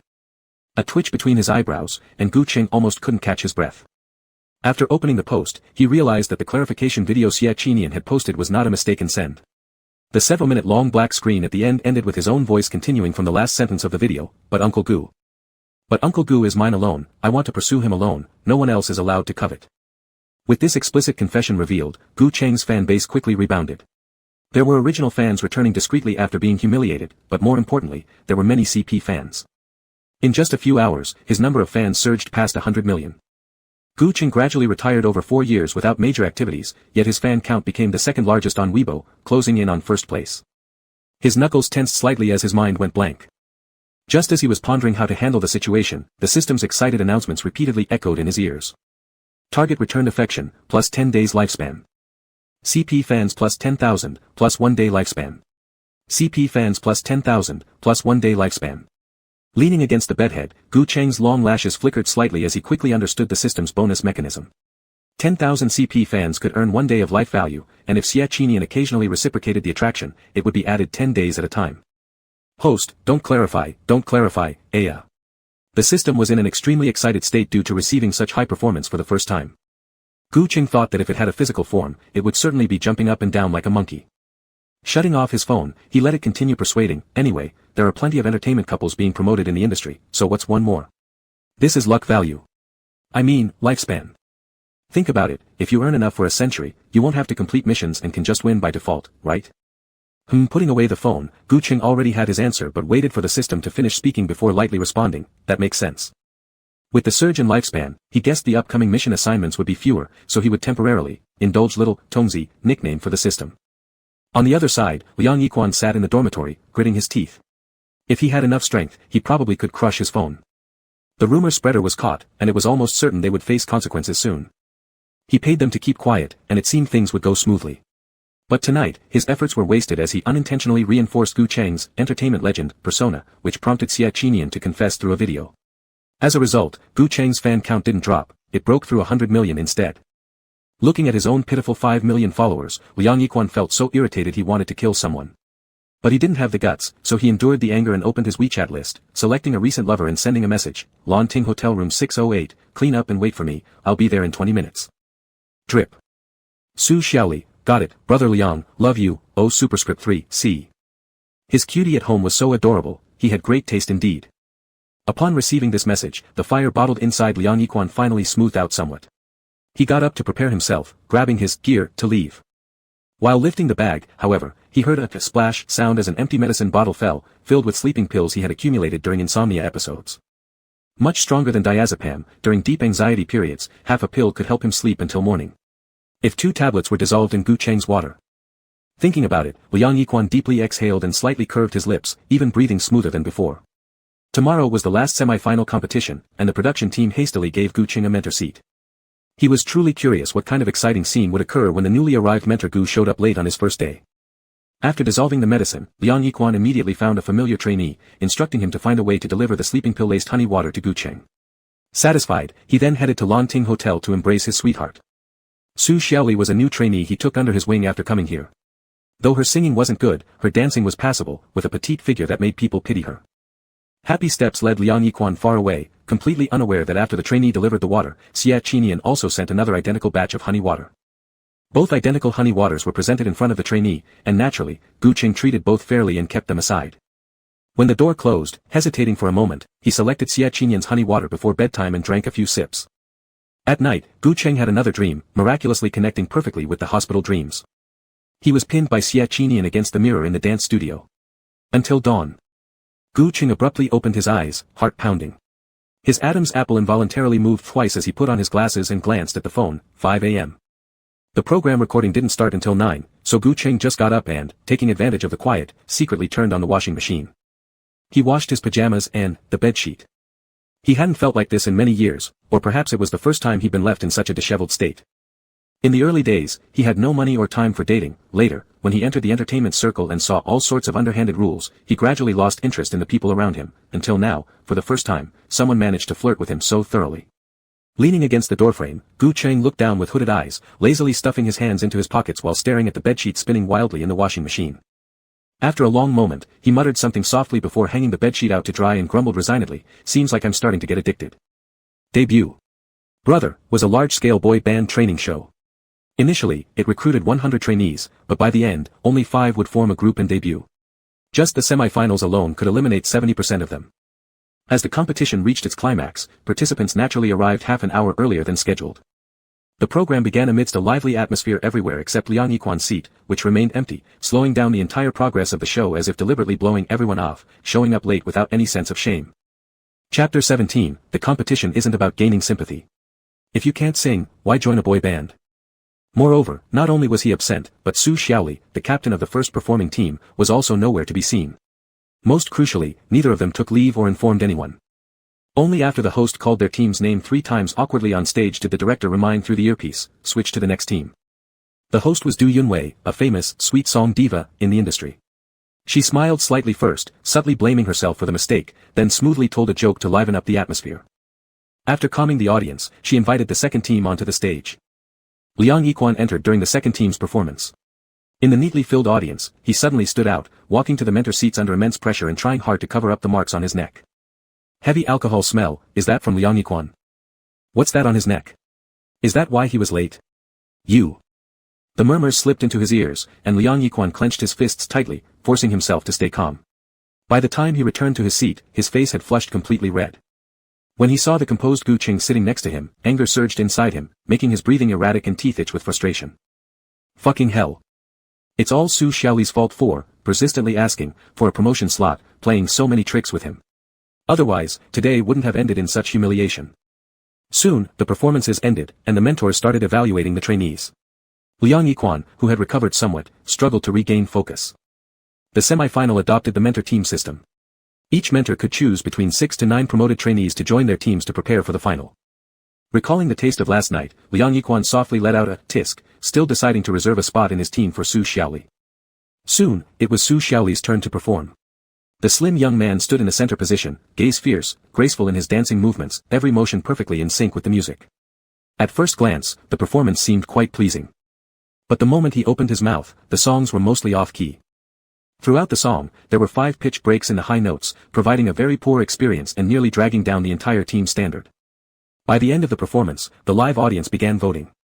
Out of 1,000 audience members, each having 1 vote, the trainee needed over 750 votes to proceed to select a mentor. However, Su Xiaoli received only 328 votes, the lowest score across the board. Forget choosing a mentor, even making it through would be difficult. But this situation wasn't entirely hopeless. As long as he secured the support of all the mentors, he could still advance. And Su Xiaoli was confident because he had already done well in previous rounds, even becoming the captain of Class A. Therefore, these idiotic votes from the audience didn't matter at all. As long as he clung to Liang Yiquan, he would definitely secure his place in the final lineup and debut in the center position. For his sake, Liang Yiquan had arranged with the other 2 mentors beforehand. So, the final voting result was 3 votes for, 1 vote against. And the opposing vote came from none other than Gu Qing, whose vote carried the most weight. This highly divisive outcome made it seem like a lone battle, almost attempting to crush everyone with just one person's force. In no time, all attention focused on Gu Qing. Du Yunwei smiled and tried to ease the tension, preparing to announce the voting results but was interrupted by Su Xiaoli. Teacher Gu. Teacher Gu, the young man's eyes reddened slightly at the edges, his tightly clasped hands trembling. I'm from a rural family, surrounded by squawking chickens, ducks, and geese since childhood. There wasn't much professional training in music or dance, both were self-taught. I cancelled my contract with the previous media company, and now owe them a large amount of breach of contract fees, just to participate in this show. Du Yunwei stayed silent for a moment. Ah well, here came another round of sob stories. Every episode brought Su Xiaoli's sad time, and she had nothing to say about it. Teacher Gu, woo-woo. Su Xiaoli kept speaking, somehow choking up in the middle. Since childhood, I've always been passionate about the stage and performance. I don't want poverty to be an obstacle, please give me a chance. He finished speaking, lowering his head slowly.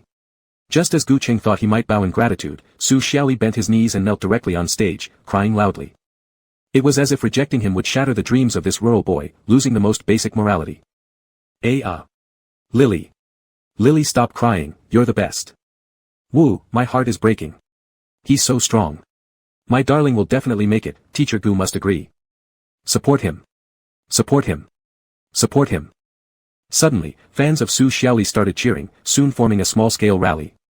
The live-stream comments were flooded by brainwashed fans. Lily just caught a cold, his throat hurts.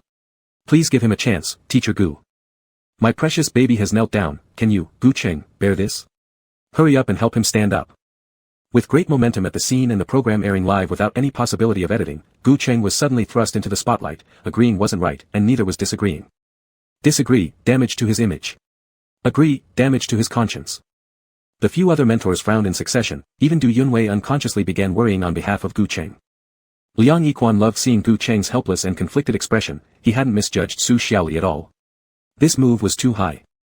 Thus, he quickly grabbed the microphone and pretended to be compassionate. Teacher Gu, look, the kid has gone through so much, how about? But who hasn't struggled?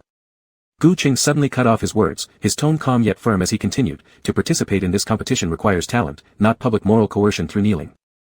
The goal of a boy band is to bring joy to audiences with music and dance. If you can't sing, what are you doing in a boy band? Crying your way into it affects the audience's mood. Teacher Gu, woo-woo. And furthermore, the word rural coming out of your mouth makes me very uncomfortable, Gu Qing continued without giving Su Xiaoli another chance to cry, pointing at Du Yunwei standing composed in the center of the stage.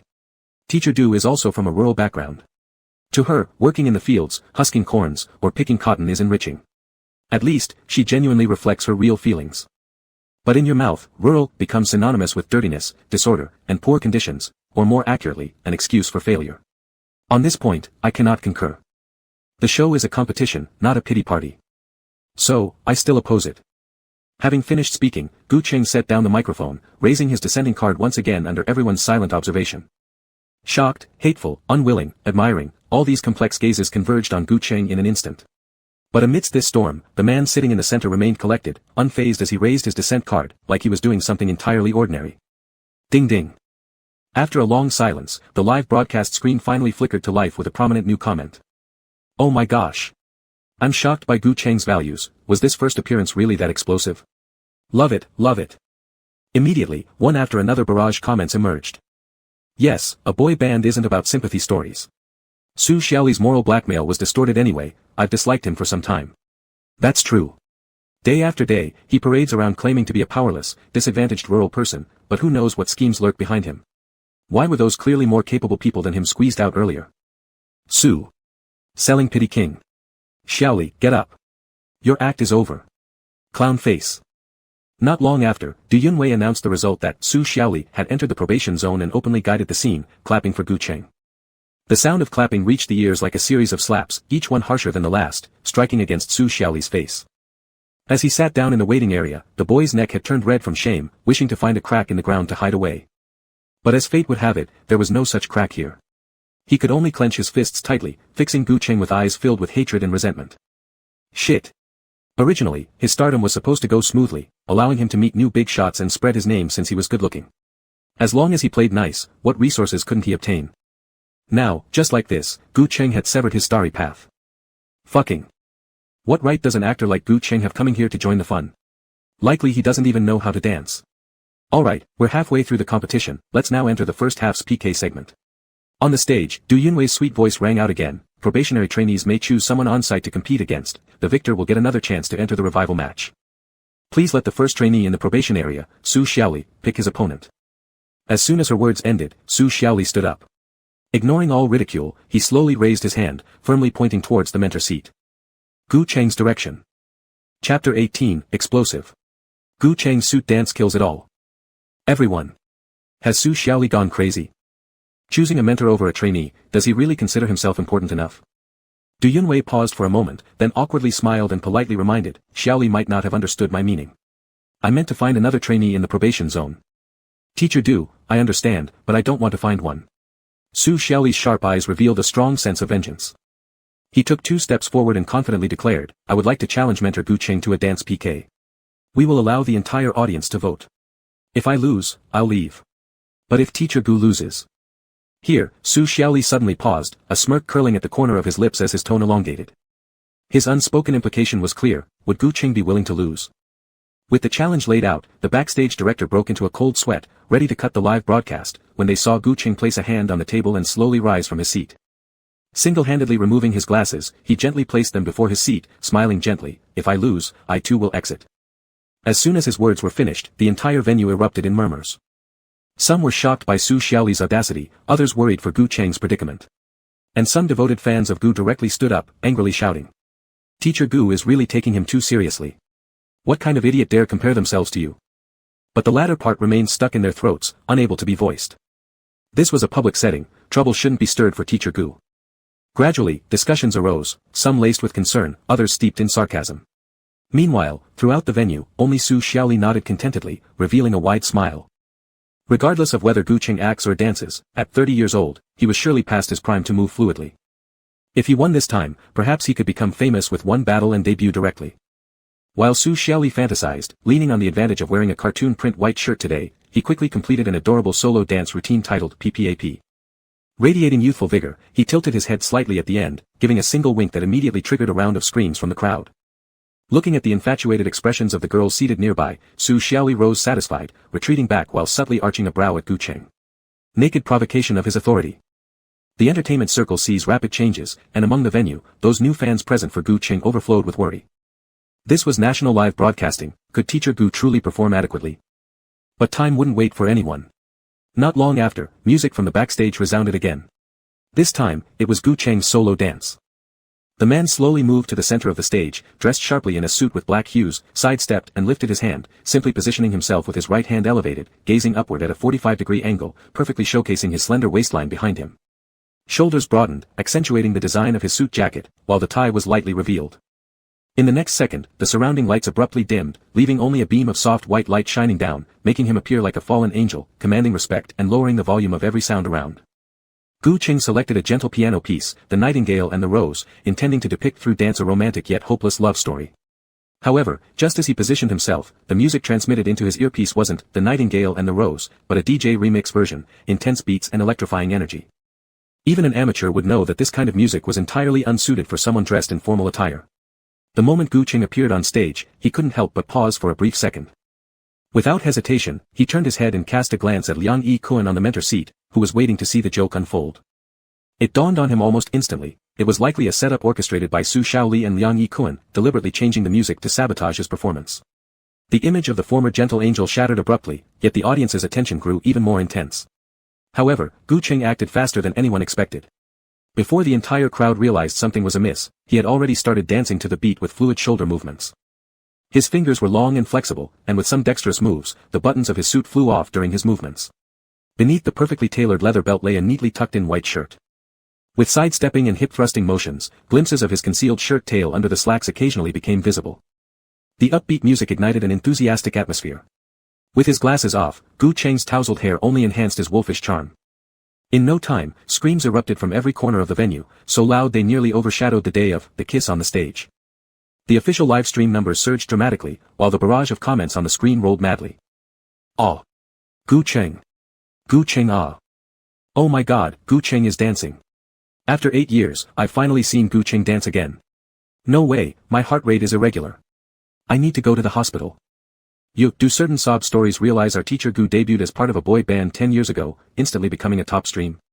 Yet he dared to challenge teacher Gu. A single strand of teacher Gu's hair could obliterate him into ashes. The atmosphere on-site felt like the hottest summer day, passion and screams rising continuously. As the music reached its climax, Gu Cheng's tie had loosened and slid down to his chest, leaving behind a beautiful slip knot that swayed gracefully with his movements, precariously threatening to fall but never quite doing so. "Grab it. Grab the tie. Teacher Daddy Gu. Untie the tie already. You're killing me here." But as the music gradually slowed, instead of yanking off his tie, Gu Cheng followed the rhythm and unbuttoned the top 2 buttons of his shirt, revealing his pristine collarbone. Under the spotlight, his elegant bone structure contrasted starkly against the jet-black tie. Since it was a solo performance, the single beam of light did not seem out of place. Instead, it highlighted Gu Cheng's rare aura of restraint and aloofness, like a god teasing without realizing. Suddenly, the music picked up again. His suit slid off his shoulders before being skillfully readjusted in a couple of sweeping moves. His eyes glared predatorily, and the testosterone on stage exploded to full force. In the backstage area, someone, Xia, Qi, and Yen, caring for his waist took advantage of the darkened lights to place a chair behind him. 3 seconds later, when the main stage lights came back on. Before the audience could react, Gu Qing decisively ripped off his tie. "Ah!" Amidst sky-high screams, he continued stepping in rhythm with the music, skillfully turning his tie into a dance prop. At the last lyrics, both hands suddenly moved behind his back. Then, with the tie wrapping around his wrist, he performed a backward bend, sitting down on the chair. Both hands landed on the backrest of the chair, as if trapped by something. Leaning back onto the chair back, Gu Qing tilted his head back, gradually closing his eyes. Still maintaining the essence of The Nightingale and the Rose, he naturally incorporated elements of modern ballads into the routine, both seductive and tragic, creating an enchanting blend. By the end, as the music slowed once more, the audience thought it was over, when suddenly Gu Qing spoke into his earpiece, breaking the silence. "Roses hold the campfire remembering the sunset of youth. The roses clasp the campfire, reminiscing about the sunset of his youthful love. Roses never die, my love is always warm. The rose will never fade, my love will forever be passionate." Gu Cheng's voice, low and magnetic, was still tinged with breathlessness after the vigorous dance, which added just the right amount of hoarseness. Speaking in pure London English, it was akin to a lover's gentle whisper, intoxicatingly alluring. He portrayed the sorrowful beauty of the story's conclusion with utmost clarity. "Wah, I'm crying, save me. How does he manage to be alluring, romantic, yet vulnerable? I want to rush up and embrace him. Hurry, vote for him. Ah. You vote 1, I'll vote 1. Gu Cheng can still dance at 80. Gu Cheng. Gu Cheng. Gu Cheng. Not too long afterward, his name was shouted loudly throughout the venue. As the stage lights came back on, Du Yunwei was the first to approach and helped Gu Cheng stand up. She then smiled and pulled a thoroughly embarrassed Su Shaoli forward, publicly sentencing her to the execution of humiliation as she asked the 1,000 live audience members to begin voting. Meanwhile, viewers watching the live stream could also participate in a 5-minute limited cloud vote to support their favorite participant. It wasn't long before the voting results were revealed. Audience votes, 1,000:0. Gu Cheng, 1,000, Su Shaoli, 0. 5-minute cloud vote, 578,942:0. Gu Cheng, 578,942, Su Shaoli, 0. Chapter 19, coquettishly begging him, pick me, brother. A unanimous verdict of 0 for Su Shaoli. It was the same result both from the live audience and online voters alike. Even her few diehard fans caved under the overwhelmingly charged atmosphere, betraying Su Shaoli without hesitation. The brazen and wanton provocation that had filled the air moments earlier now seemed like an egg smashing against a meteorite, utterly annihilated by Gu Cheng's dominance. Mockery reverberated through the crowd, and Su Shaoli's eyes instantly reddened as tears welled up uncontrollably. She didn't remember how she made it off the stage but only recollected kicking over Gu Cheng's promotional stand as soon as she entered the dormitory hallway, her fury palpable with bloodshot eyes brimming with crimson streaks. Gu Cheng, you just wait. Before I leave, neither will you come out unscathed. The heated excitement at the venue persisted. Amidst countless ear-splitting screams, Gu Cheng calmly adjusted his suit, sitting back down nonchalantly. Using the act of grabbing his glasses, he tilted his head slightly backward in a casual manner. The next second, a low-toned threat reached Liang Yi-Kuen's ears. Was it that staff member who passed the message for you? Phones weren't allowed during the show, but to coordinate performances, some staff would move around on set. Liang Yi-Kuen's pupils contracted sharply as he subconsciously followed the direction of Gu Cheng's thumb. After just one glance, his breathing grew erratic. Had he discovered the truth? But the following moment, Liang Yi-Kuen's confidence resurfaced. What if he had?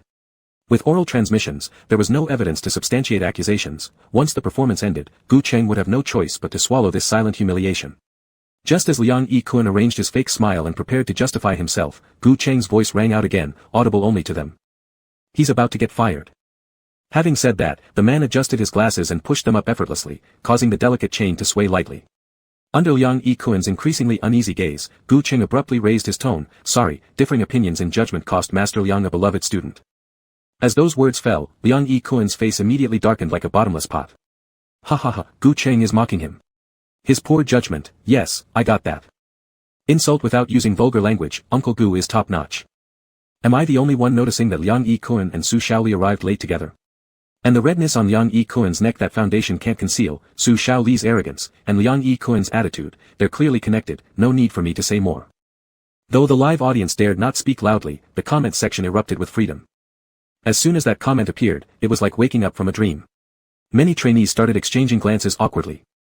By the time the competition ended and it was time to select mentors, almost no one chose Liang Yi-Kuen. They all surged toward Gu Cheng, making the contrast glaring and pitiful. Liang Yi-Kuen gritted his teeth so hard his nails dug into his palms. Damn it, what good does it do for these fools to flock towards Gu Cheng? One mentor couldn't take on so many students. Eventually, Gu Cheng would abandon them, and at that point, they'd be begging Liang Yi-Kuen for mercy, though he wouldn't offer any. Unexpectedly, after hesitating for a while, Gu Cheng announced that his schedule was relatively free lately and he could take on 12 to 18 people.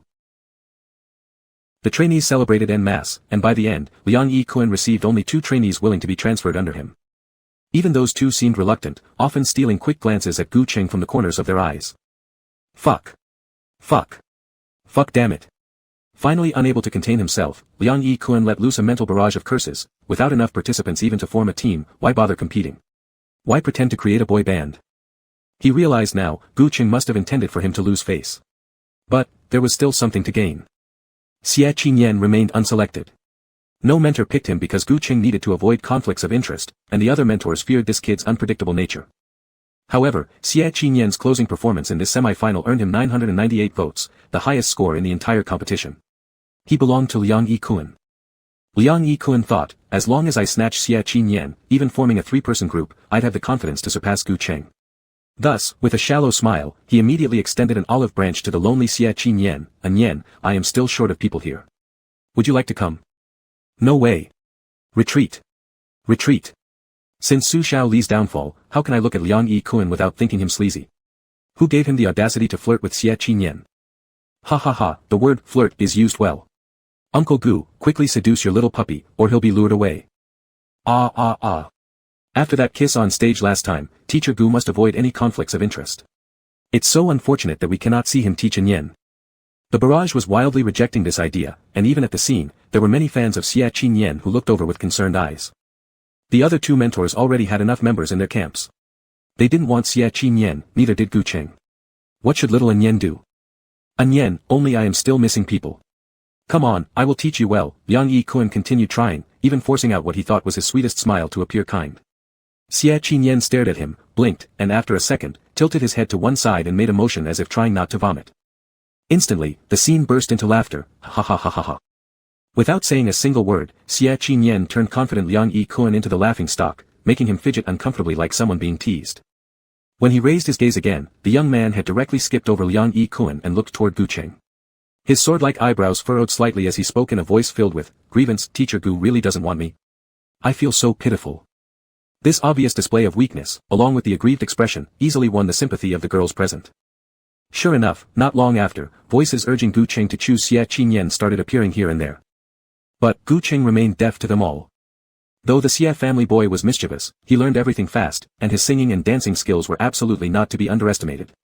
Gu Cheng didn't want his involvement to cause Xie Qinyan to receive unwarranted slander upon his debut.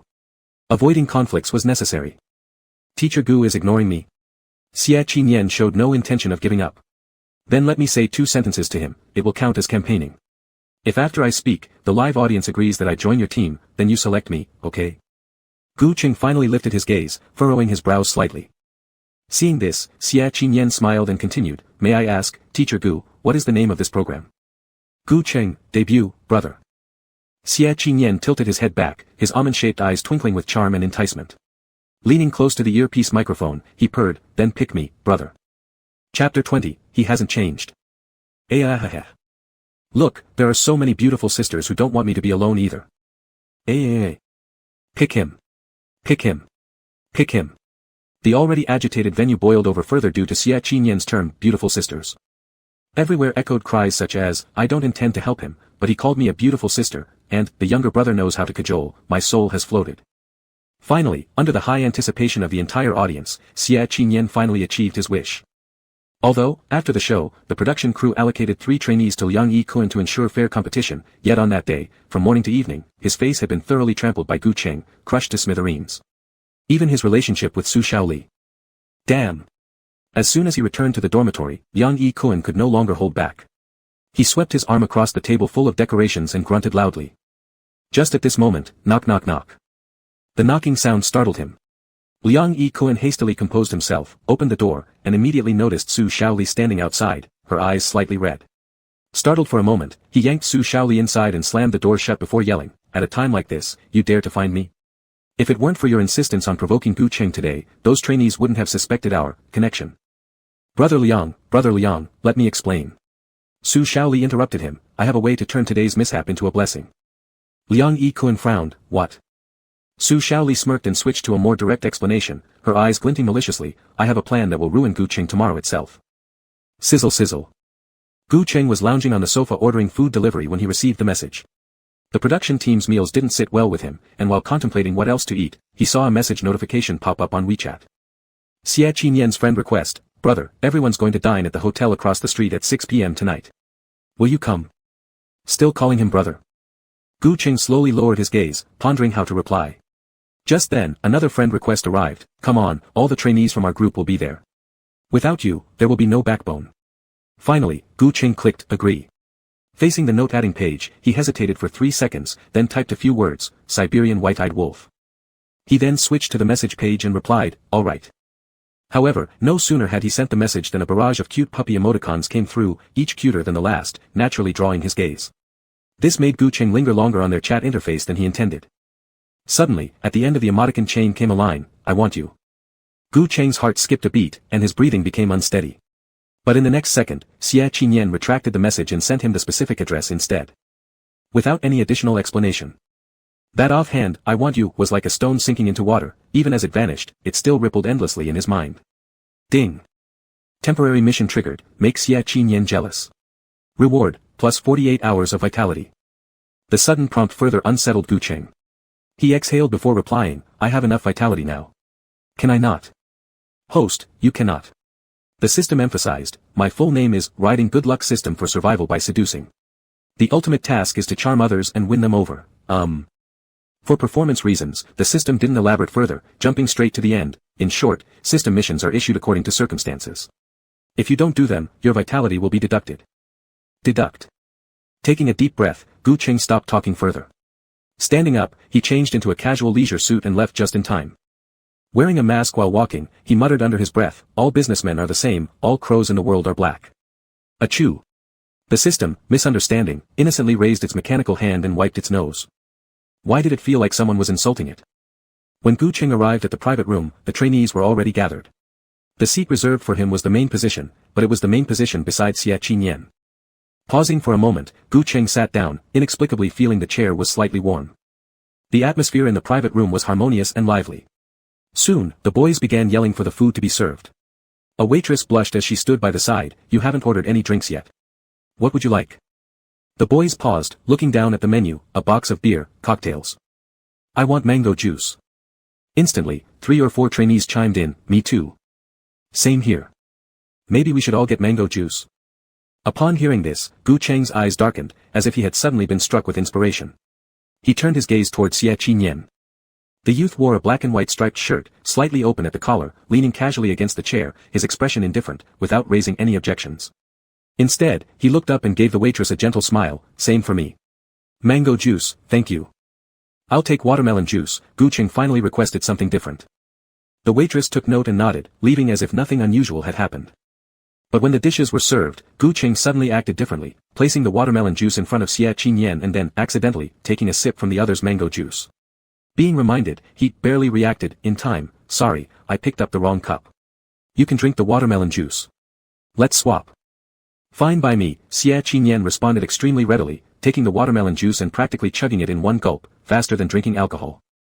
If there were visual effects simulating his emotions, the little man inside him would surely have leaped 3 feet high.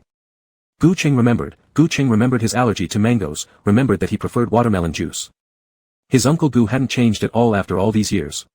Gu Cheng wasn't sure what this obstinate white-eyed wolf wanted to achieve, but he mulled over the system's tasks and casually undid the top button of his shirt.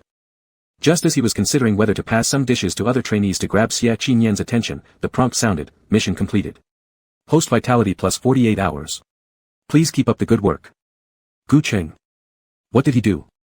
Before he could understand, he noticed that Xie Qinyan had quietly grabbed the air conditioner remote and lowered the temperature by 5 or 6 degrees, almost silently.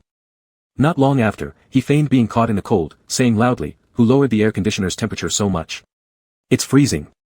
Yes, I felt shivers. Hurry, raise it. I'm frozen solid.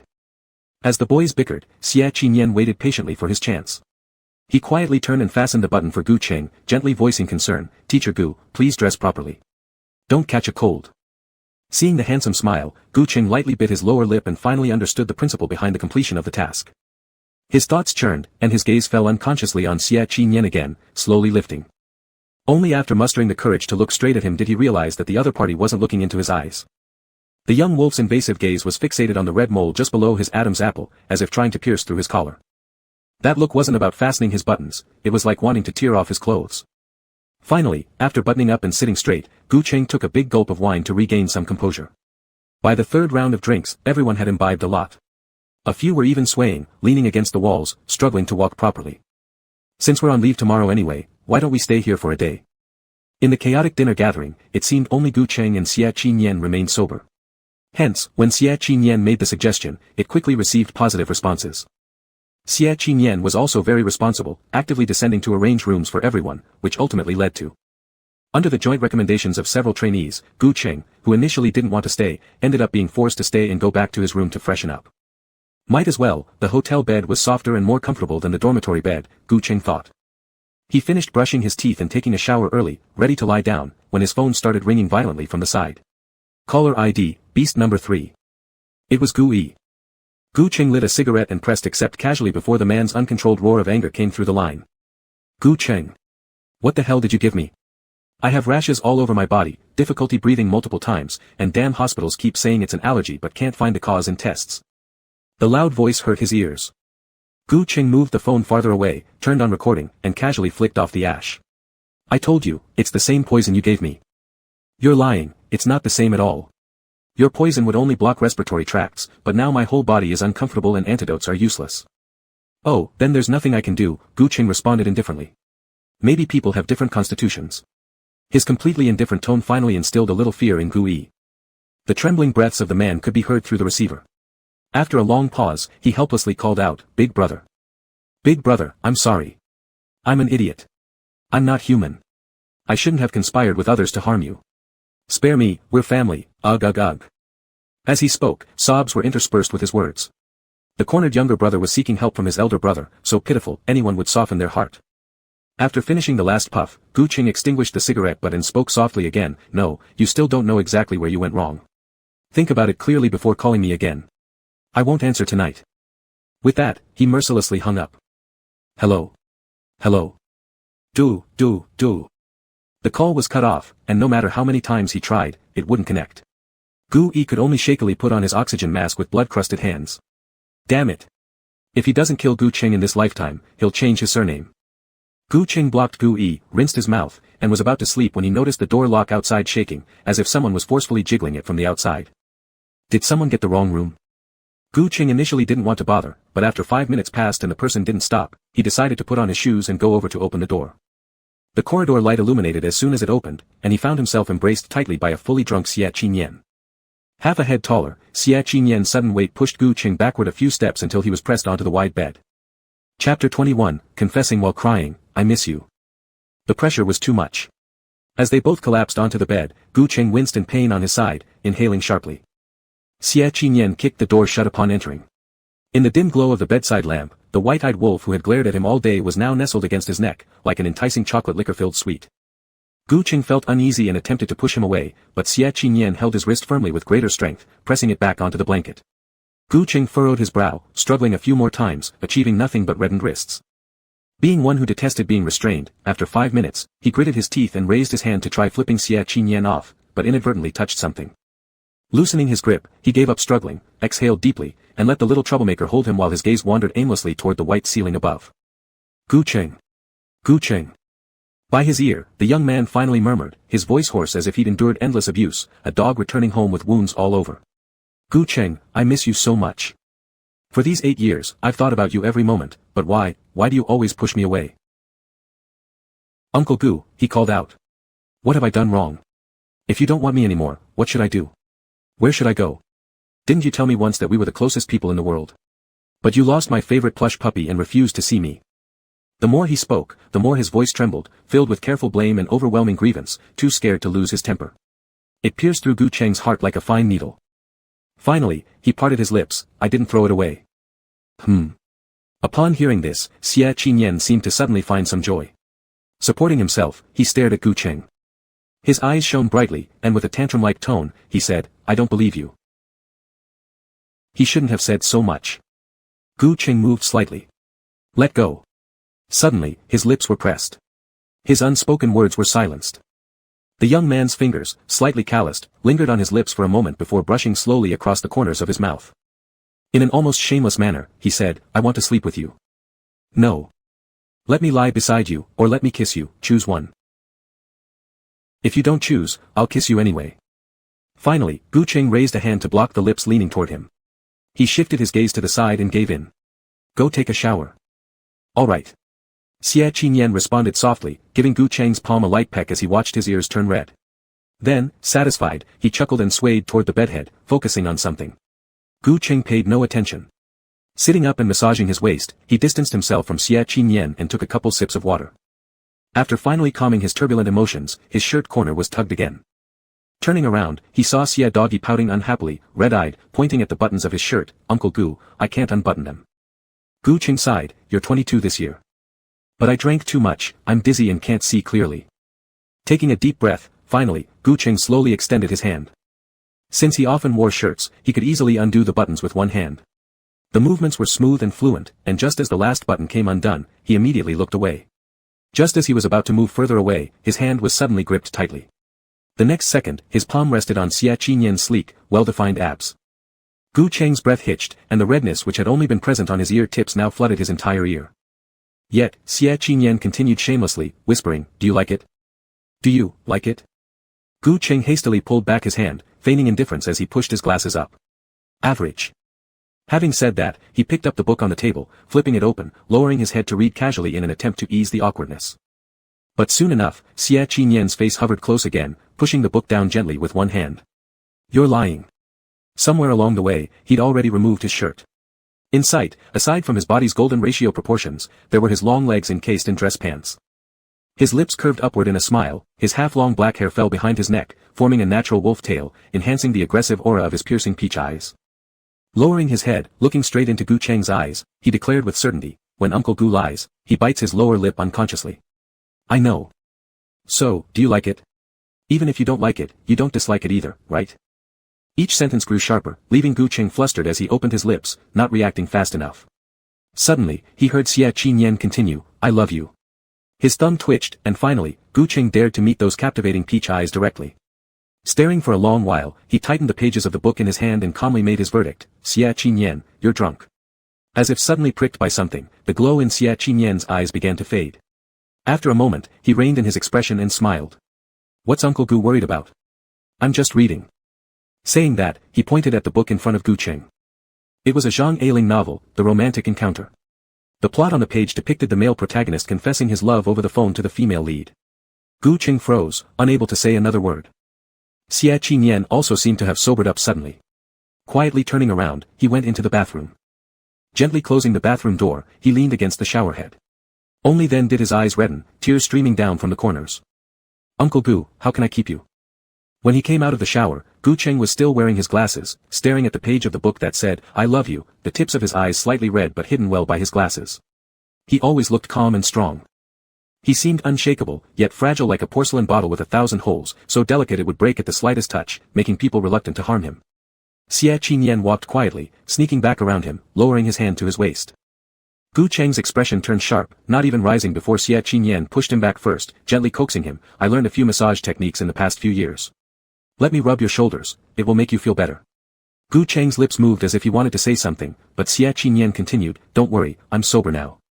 I won't do anything else or say inappropriate things." Gu Cheng relaxed lightly, his nerves easing along with the soft pressure from Xie Qinyan's hands. After an unknowingly long time, he leaned against the bedhead and slowly closed his eyes. Xie Qinyan felt warmth in his heart, letting Gu Cheng rest his head on his arm, carefully taking off his glasses. As he was about to place them on the bedside table next to him, Gu Cheng slowly opened his eyes, looking dazed and confused. Under the dim light, thinking day and night of his lover, this touching scene touched Xie Qinyan's heart unexpectedly. The young man smiled, placed down the glasses, and gently covered Gu Cheng's eyes. In a good protective posture, he embraced him. Suddenly plunged into darkness, Gu Cheng became uneasy, unconsciously gripping his fingers tightly. However, shortly afterward, Xie Qinyan gradually loosened his grip a little, allowing light to seep through. His embrace was also warm. Most importantly, there were these words, "Sleep. I'm here." Gu Cheng hesitated for a moment before closing his eyes again, reassured. When pulling the blanket, Xie Qinyan discovered that Gu Cheng had subconsciously grabbed the corner of his shirt, holding it tightly as if it were a life-saving straw. His eyes flickered with light and finally, Xie Qinyan relaxed and grinned, apparently, pretending to be drunk tonight wasn't for nothing. When lying down, he deliberately shared the same blanket with Gu Cheng, hugging him tighter before lowering his head, taking advantage of Gu Uncle's sleep and whispering in his ear. "Baby, that 'I love you' isn't the line from the book." Chapter 22. Oh no. Wrong wolf pup clothes found out. After saying that, Xie Qinyan observed for a while, confirming Gu Cheng didn't wake up, then satisfied, leaned next to him and fell asleep peacefully. No need for a toy today, he had held on to a real person. The next morning when waking up, Xie Qinyan found Gu Cheng still sleeping beside him, his gaze softening, a beautiful curve appearing at the corner of his lips. Slowly getting up, his eyes landed on the cigarette stubs in the nearby ashtray. He paused briefly before rummaging through Gu Cheng's coat pocket, resolutely taking out the new pack of cigarettes and lighter he had bought, stuffing them silently into his own trouser pocket. Still sick but smoking. Time for a lesson. After tidying up the cigarettes, Xie Qinyan stretched and turned around. As soon as his fingertip touched the collar of his shirt, his expression froze momentarily. Then, he took Gu Cheng's shirt and tossed his own shirt into the spot where Gu Cheng originally kept his clothes. But Uncle Gu's shirt was a bit small, the top 3 buttons wouldn't close properly. He could only use his coat to cover it. When Gu Cheng woke up, Xie Qinyan was using the hotel kitchen to prepare breakfast. Seeing no one around, he finally let out a sigh of relief. Gu Qing habitually leaned on the headboard, glancing at his phone first. Once again, instead of seeing the time, his eyes met Weibo notifications flooding his screen. This time, however, it wasn't as intense as last time. At least clearly visible on Weibo were a few trending search terms, painted in bright colors. Gu Qing Su Xiaoli bed photos leaked, explosion. Su Xiaoli trapped by reporters at Gu Cheng's room at midnight, explosion. Su Xiaoli breakdown, admits all the tensions in the show were staged, hot. Gu Cheng's eyebrows twitched, impressed by the slander ability of certain bad artists who made ridiculous rumors. How could he, without a body double, possibly do so many things daily? Upon clicking open, the first thing he saw was a half-length photo. Su Xiaoli leaned against a man's chest, but the man's head wasn't caught in the frame. What was captured was a large stomach and the left waist area with a prominent rose tattoo. A blue Botryococcus thorn tattoo, compared by experts, had no signs of being edited. The tattoo on the waist completely matched his. With such solid evidence, it was almost impossible to refute. Below that, live stream videos spread all over Weibo. In the live stream, Su Xiaoli leaned against his dormitory bed from the production crew. She was covered in marks all over her body and sobbed with her face buried in her hands. It's teacher Gu who said my singing is bad and that being notorious is still a form of fame. That's why we had to create so much hype yesterday, and after the promotion, last night he called me into his room. I thought he cared about me, but little did I know, after he finished what he needed to do, he rushed out. Only then did I realize so many reporters would swarm in, woo woo woo.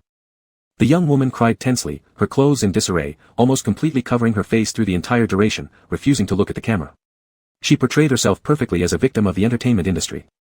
As a result, the brainless fans and keyboard warriors claiming moral high ground couldn't sit still any longer. What can you do?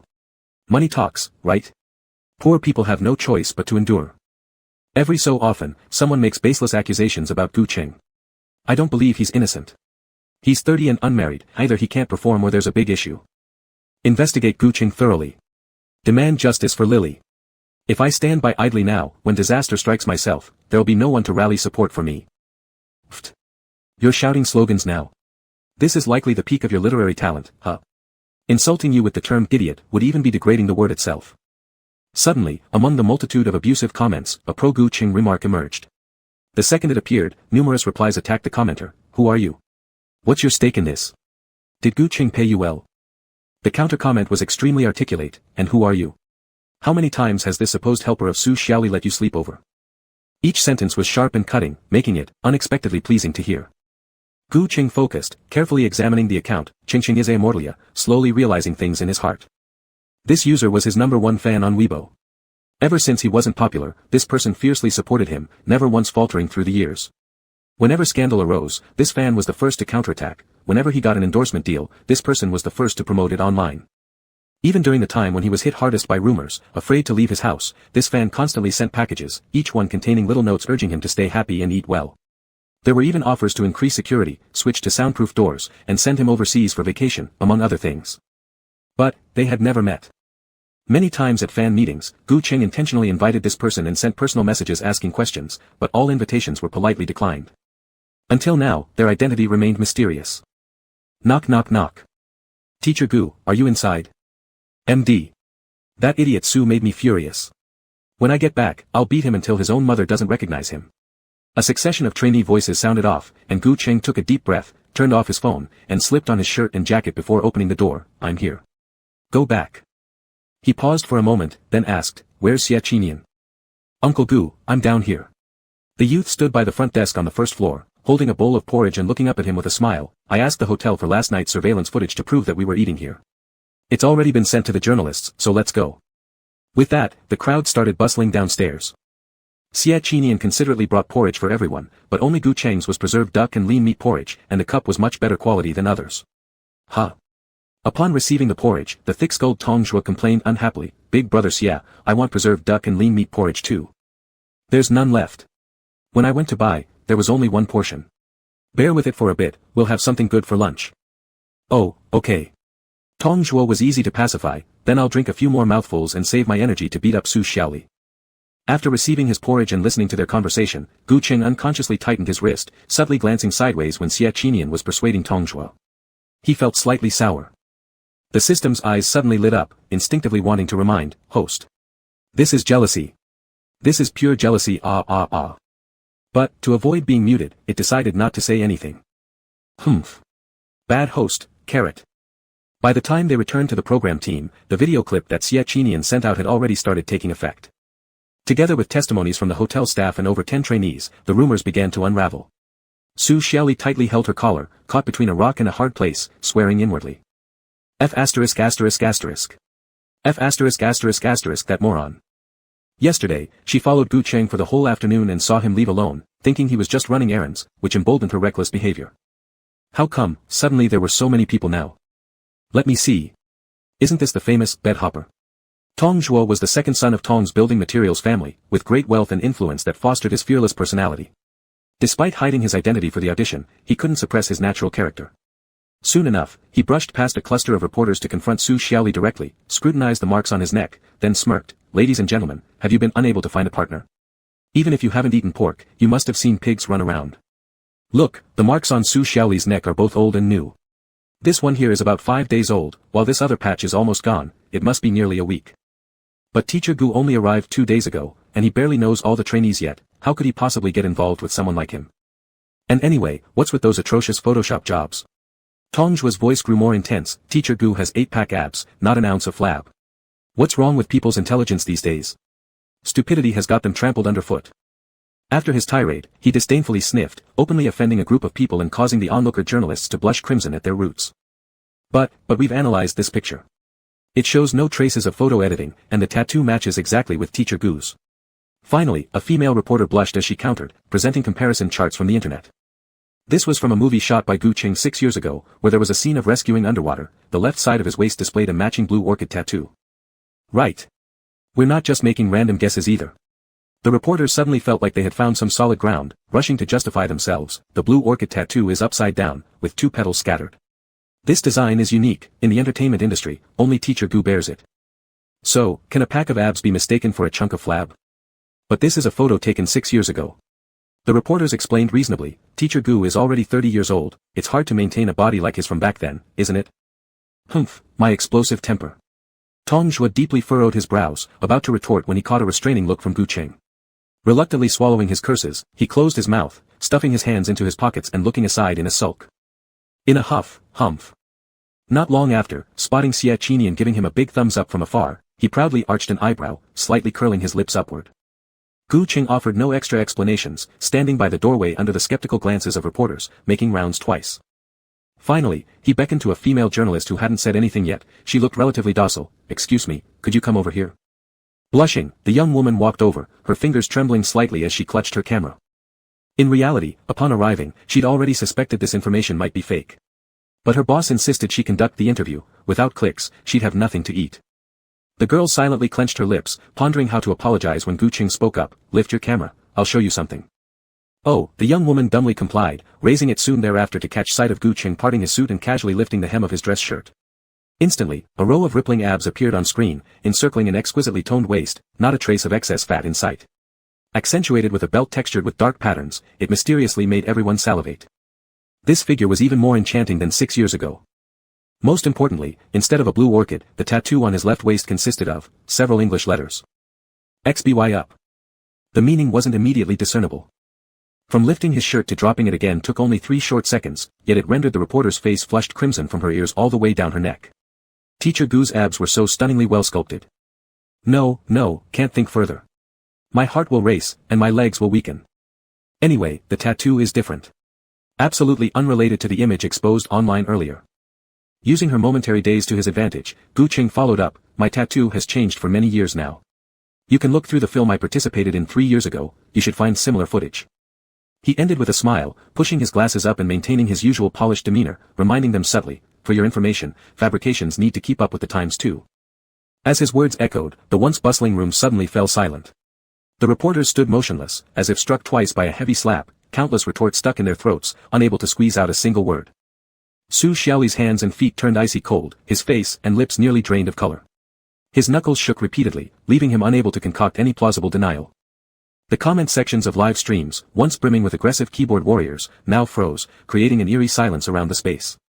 Tong Zhuo frowned first, breaking the oppressive silence with a question. Teacher Gu, didn't you wear a different shirt yesterday when we had dinner?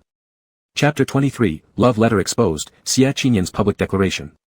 Actually, Gu Cheng had noticed this issue a few minutes earlier than Tong Zhuo. Because he was in a rush that morning, he had just picked up the clothes from where he'd left them last night and put on the shirt without much thought. Only when he sat in the car did he notice something odd. The fabric of this shirt felt smoother, even cooler than his own. Looking down carefully at the style of the shirt, then glancing at Xie Qinyan's clothing, Gu Qing realized he had worn the wrong shirt. But in front of countless reporters, Gu Qing still maintained his usual calmness. No, wasn't it this one I wore yesterday? His smiling eyes met Tong Zhuo's. Are you sure about your memory?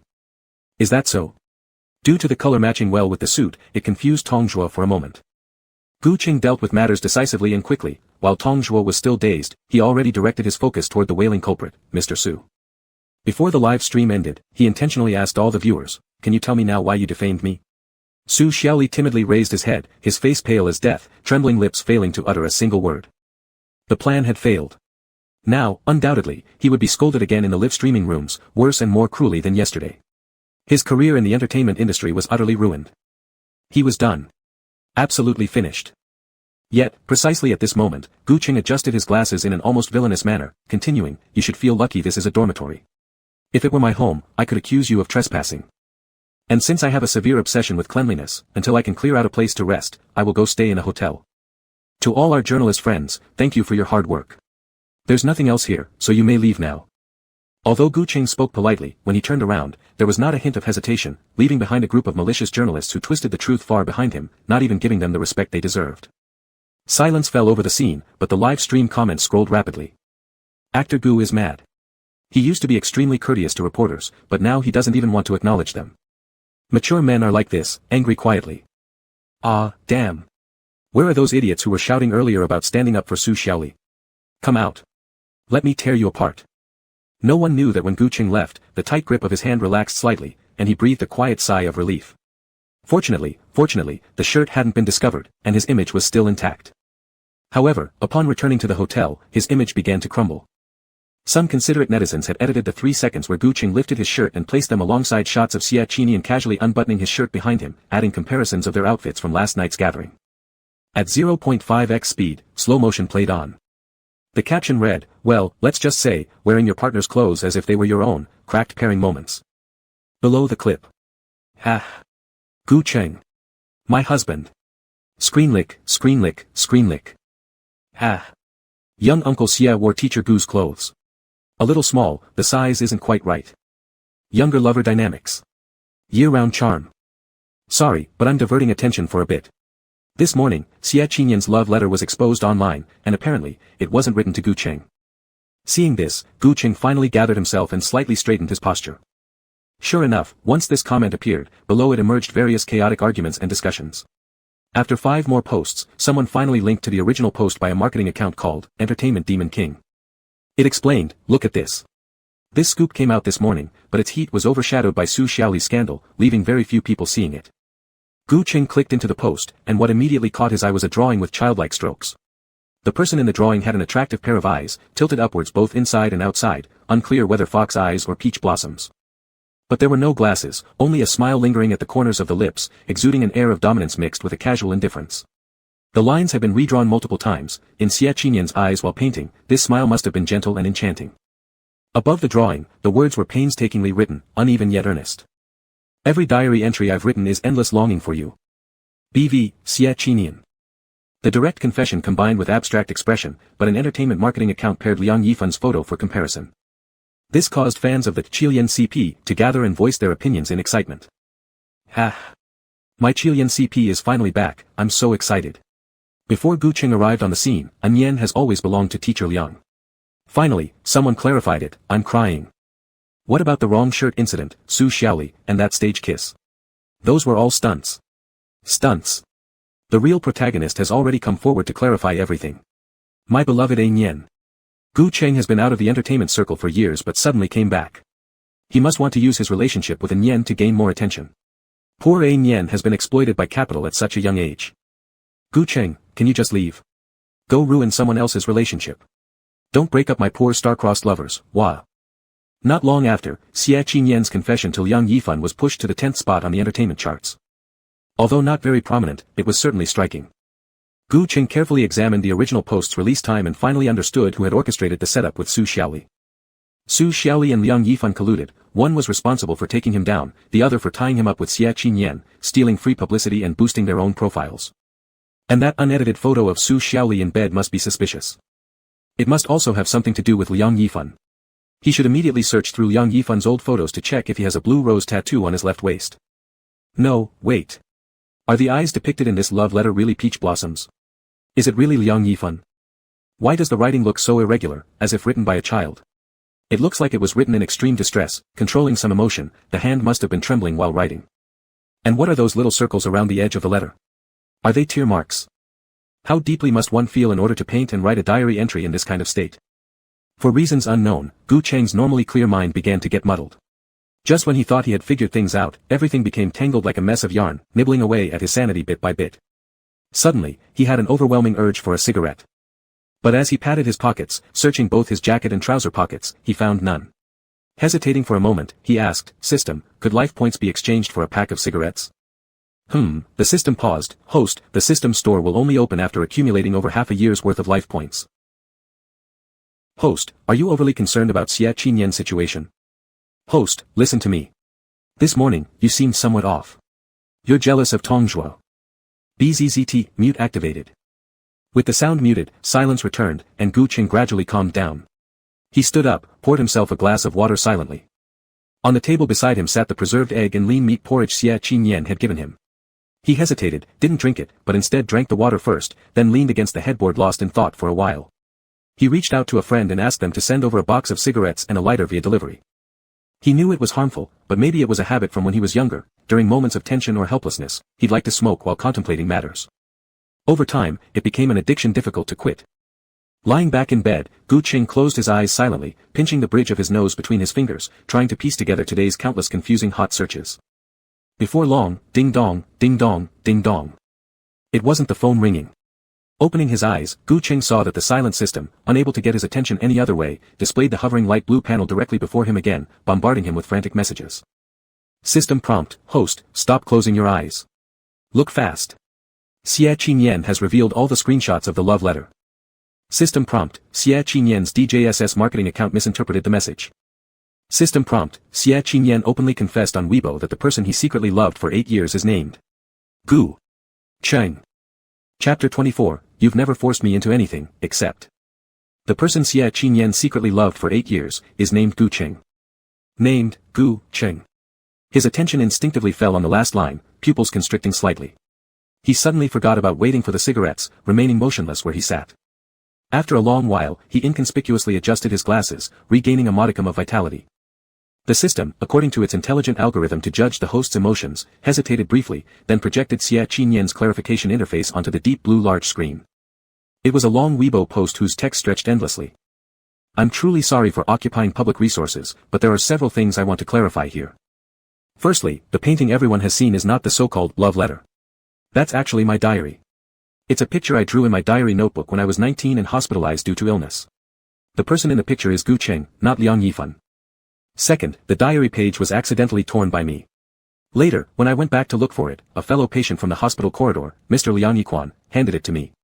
Since I was grateful to him, once I came to the production team, I invited him to dinner several times as an expression of gratitude. This did not involve any personal feelings, everyone, please don't misunderstand. Third, regarding the issue of an entertainment mega monster infringing on my personal privacy and misrepresenting statements to manipulate public opinion, I have already taken legal action. We can all wait quietly for the results together. Lastly, I will release the full version of this diary page. Every single entry in my diary has been filled with longing for Gu Cheng. It's been 8 years since I started writing them.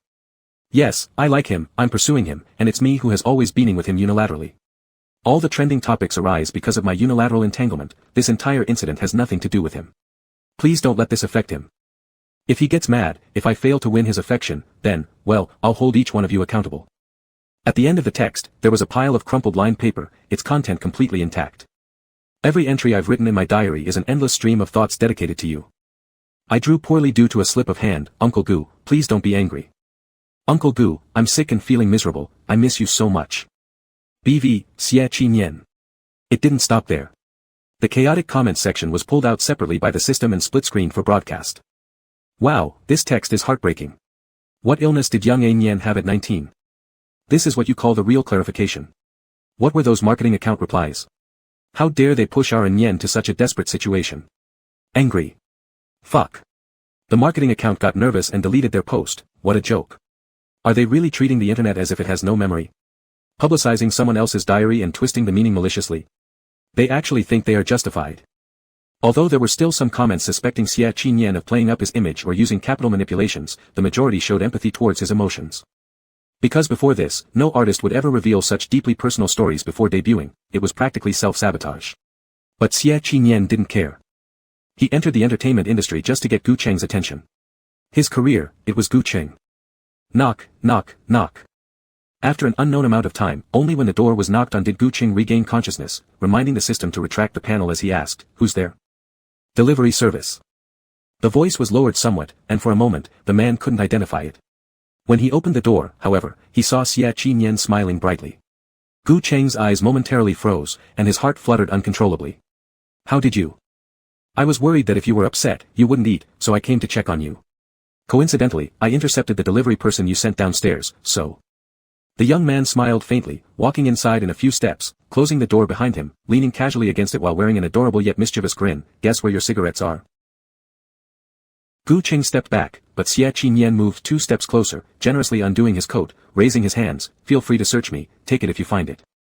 Since the clothes weren't changed yet, at this moment, Gu Cheng could clearly see his own clothes clinging tightly to the youth's skin, an unsettling sensation. His chest began to burn intensely.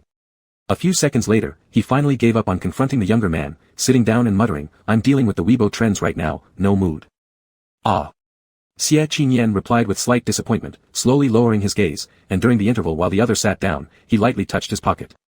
Not long after, he pulled something out, unwrapping it slowly, crouching by Gu Cheng's knees and calling softly, "Uncle Gu." Gu Cheng turned his head, and the next second, something was pressed against his lips, sweet flavors gradually spreading between his teeth. It was candy. Lollipop, lychee flavored. When he saw him gently biting the candy, Xia Qinyan smiled happily. "I threw your cigarettes at the front desk downstairs. Don't smoke anymore, okay? Would you rather eat candy?" Gu Cheng remained silent, silently putting the candy into his mouth. Strangely obedient. Maybe because he had always been controlled and disciplined by Uncle Gu when he was little, even beaten by him occasionally, Xia Qinyan found this sudden contrast quite novel. He continued maintaining this posture, watching as Uncle Gu chewed the candy, continuing the conversation. "I've already located the original image of Su Xiaoli's photo, the man hugging her is Liang Yifan. Previously, Liang Yifan wasn't binding himself with you to stir up publicity for a CP pairing, so they made a tattoo identical to yours, exploiting exactly that point for maximum effect. But, I've already gathered the photos and made them into a compressed file. I've sent it to you, you can handle it however you wish." Gu Cheng nodded slightly, murmuring a soft, logging off Weibo, flipping through the file sent by Xia Qinyan. The room was quiet. The little wolf pup crouching by his side continued to explain carefully, that, "It's not a love letter, it's my diary. When I was hospitalized with Liang Yiquan before, he found it, and it might be him who sent it to the marketing account. The person in the drawing isn't him, it's me. Sorry, my hands were trembling, so I drew poorly. I actually..." Finally, Gu Cheng spoke up, "I've already seen it, you don't need to explain again. But I just wanted to explain to you in person, I didn't want you to misunderstand." His long eyelashes fluttered several times. Suddenly, Gu Cheng put down his phone and responded with something completely unrelated, "But they said I forced you." "Not at all." Catching Uncle Gu in a tantrum unintentionally, Xia Qinyan suddenly laughed out loud, but as he laughed, his emotions gradually dimmed, and his voice became smaller and lighter. "You've never forced me to do anything, except 8 years ago, when you kicked me out of your house." Gu Cheng furrowed his brows, as if suddenly pulled into an unpleasant memory, followed by an unbearable feeling of suffocation. But the next second, Xia Qinyan's hand gently caressed his brow, and a beautiful smile re-entered his line of sight. Xia Qinyan is a mixed-race individual, with half his ancestry from a warrior-like ethnic group, giving his features a unique sense of three-dimensionality. His deep-set almond eyes curved slightly, and his smiles were extremely contagious. "All right." He coaxed, "I made a mistake talking about those unhappy things. People always have to look forward, right? Do you know? I hate seeing you frown the most. I used to always want to grab a small iron to flatten this area for you." The youth's breathing became lighter and lighter. His voice low and husky, like someone soothing a moody lover. Like someone soothing a lover. Gu Cheng's knuckles trembled involuntarily. As soon as his grip relaxed, the phone fell due to gravity. Startled, Gu Cheng hadn't even reacted when his hand was held by Xia Qinyan. A warm palm enveloped the back of his hand, and when he looked up, the young man's face was inches away, his gaze soft enough to melt. Suddenly, thud. A heartbeat resonated in the silence, and Xia Qinyan's eyes quickly regained their assertiveness. He then tightened his grip on Gu Cheng's hand, their shoulders touching, leaning close to his ear, whispering tenderly, "Uncle Gu, listen, your heartbeat is more honest than you, it's accelerating." For me, accelerating. Chapter 25. Did you promise to give him a gift? Does the box still come in black? Xie Qi Nian. Not until Gu Cheng reminded him did the young man reluctantly create some distance, glancing at the porridge box on the table. He went over, weighed it, and his expression clearly turned serious. "You haven't drunk it, how did you take medicine in the morning?" Stomach disease shouldn't be treated with medication without food. If you take this medication, you need to eat for 3 days. It won't get better if you don't nourish yourself. What do you want to eat? Let me make it for you. All right. Seeing that the other party remained silent, Xie Qinyan decided not to ask any more and turned around, quietly leaving. Click, the door closed tightly. The little white wolf was gone, and the heartbeat gradually slowed down. Yet, Gu Cheng didn't know why, but a tinge of disappointment climbed into his heart during the silence and lingered. This discomfort caused his chest to feel tight, making his breathing difficult. So he simply opened the window, drank a few sips of water, and prepared to organize his files while tearing apart Liang Yiquan. However, personally releasing Weibo to tear apart Liang Yiquan was unacceptable. Just like this old man would do, find an entertainment news account to post it, and wait for information, slowly fermenting. Using their tactics against them, he was quite adept at it. The man swiftly dealt with the entire matter, and within 2 hours, only 2 trending topics remained on Weibo. Xie Qinyan and Gu Cheng, 8-year secret crush revealed, boom. Liang Yiquan and Su Xiaoli collude for heat, hot. It's somewhat regrettable, despite Liang Yiquan and Su Xiaoli being the later generated trending topics, they couldn't eclipse the heat generated by Xie Qinyan's public confession. If Xie Qinyan had confessed to a less prominent figure from the lower ranks, the trending topic likely wouldn't last this long. But precisely because marketing accounts enjoyed attaching his name to attract attention, the trending topic remained atop throughout the morning. It kept pulling his focus involuntarily. Knock, knock, knock. The door was knocked on again. Gu Cheng put down his phone, opened the door, and it was Xie Qinyan once more. Still the same handsome smile, the only difference being that, this time the young man was holding a large wooden tray in his hands, with a few dishes of light cuisine on it, including congee with century eggs and lean meat, hot milk. It was his favorite breakfast combination. However, the most eye-catching item was the stomach medicine placed in a small paper box and arranged into a smiley face. The little wolf pup who was trying every trick to cheer him up now stood across from him with a playful smile, playing a role. "Sir, you ordered room service. May I bring it in?" "I didn't order." "But your stomach did." Without waiting for Gu Cheng's nod, Xie Qinyan brushed past him and set the meal on the table, giving particular instructions: eat first before taking the medicine, and take it with warm water. Other types won't work. When swallowing capsules, drink more water so that the medicine doesn't dissolve in your throat, it's bitter. If it tastes too bitter, drink some milk, I've added sugar. Gu Cheng turned around, closed the door behind him, and leaned against it, listening to Xie Qinyan's nagging while staring absent-mindedly at the little tray he brought. If he accepted it, his heart would be restless. If he didn't accept it, he'd feel regretful and awkward, overly sentimental. But in fact, when Xie Qinyan came back, his mood unknowingly brightened. His long eyelashes fluttered twice, and suddenly Gu Cheng decided to indulge him this time, stepping forward 2 steps and responding with a "thank you" before naturally sitting down at the dining table. Xie Qinyan clearly had no intention of leaving so easily. The tall young man stood by his side, just an arm's length away, his hand supporting the backrest of the chair as he coaxed in a low voice, "I scalded my hand, it hurts, how does Uncle Gu plan to thank me?" Gu Cheng looked solemnly, pondering when he heard Xie Qinyan continue, "My birthday is the day after tomorrow, can I ask for a present?" Gu Cheng paused, then replied, "However, the live broadcast starts the day after tomorrow, each team needs to pick songs and practice dances. We'll probably be busy until late at night." "All right." Xie Qinyan responded, and after a long silence. The phrase, "it doesn't matter," got stuck in his throat, he tried 3 times but couldn't say it. His steps were unusually heavy as he headed toward the door. But, just as he touched the door handle, Gu Cheng's voice came from behind, "I mean, it's been many years since I last gave gifts, so there might be some rush in preparing it. So, do you still like black gift boxes?" Eyes lighting up, Xie Qinyan hurriedly turned around, seeing Gu Cheng lowering his head and silently drinking porridge. He wasn't looking at him. Uncle Gu wasn't looking at him. Therefore, what he said earlier was heartfelt, not out of pity. I don't like black anymore, especially pure black." Xie Qinyan spoke up, cautiously making what he thought was an excessive request, "Can it be a flashier color?" When the words fell, his whole heart followed suit, feeling as though suspended by a fine thread high above a cliff, hanging precariously, with no anchor. "All right. Thank you, Uncle Gu." The moment the words dropped, Xie Qinyan's ears tinged red, almost fleeing through the door in excitement. Walking down the stairs, his steps felt light and fluffy, as if treading on clouds. As soon as he exited the hotel, he couldn't wait to call Tongjua, his voice trembling with excitement. Tongjua, didn't you say you didn't like that porridge this morning? Let's go, I'll buy you drinks. Tongjua. Isn't brother you crazy? We're sure to get drunk when we drink together, and team selection starts tomorrow. If we're late, your wife will surely scold me to death. Wife. You. Wife. Yes, that's the right term.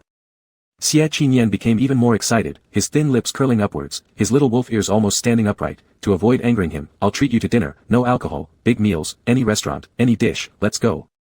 In the evening, Gu Cheng had just finished organizing the song list sent by the production team and hadn't yet started wondering about where to eat when the room service knocked on his door again. However, this time, it really was room service. The dishes were all prepared according to his preferences, along with a small note that read, "Drink your medicine well," and 2 lychee-flavored popsicles. There was also a small note attached to the candy, "Don't smoke, change your habits, it's good for your health." It was obvious who had prepared it. After accepting, Gu Cheng returned to his room and didn't start eating immediately. Instead, he curiously peeled off those little notes and stuck them on the desk, reading each word slowly. As he read, a sense of nostalgia crept over him, such that when the system issued the command, "Prepare a birthday banquet for Xie Qinyan, life value plus 3 days, he still felt somewhat dazed. The sun sank lower, and the news online grew increasingly intense. Beneath the hot search topic about Liang Yiquan and Su Xiaoli, there were only curses. "Girls, look what I found." The Weibo post Liang Yiquan made while binding himself to Gu Emperor to promote CP. There's indeed a rose tattoo on his waist. And he had mentioned Gu Cheng, "Without you in this mundane world, it would be very dull." View. And even after Emperor Gu has refused him for so many years, he hasn't become a monk yet. Binding Gu Cheng 5 years ago, and now binding Xie Qinyan 5 years later, how dare he? Who gives him the nerve? A shameless leech. His skills are barely enough to sleep with Su Xiaoli. And yet, he has the audacity to act as a mentor on the show. Clearly, there's some fat cat boss backing him from behind the scenes, ugh.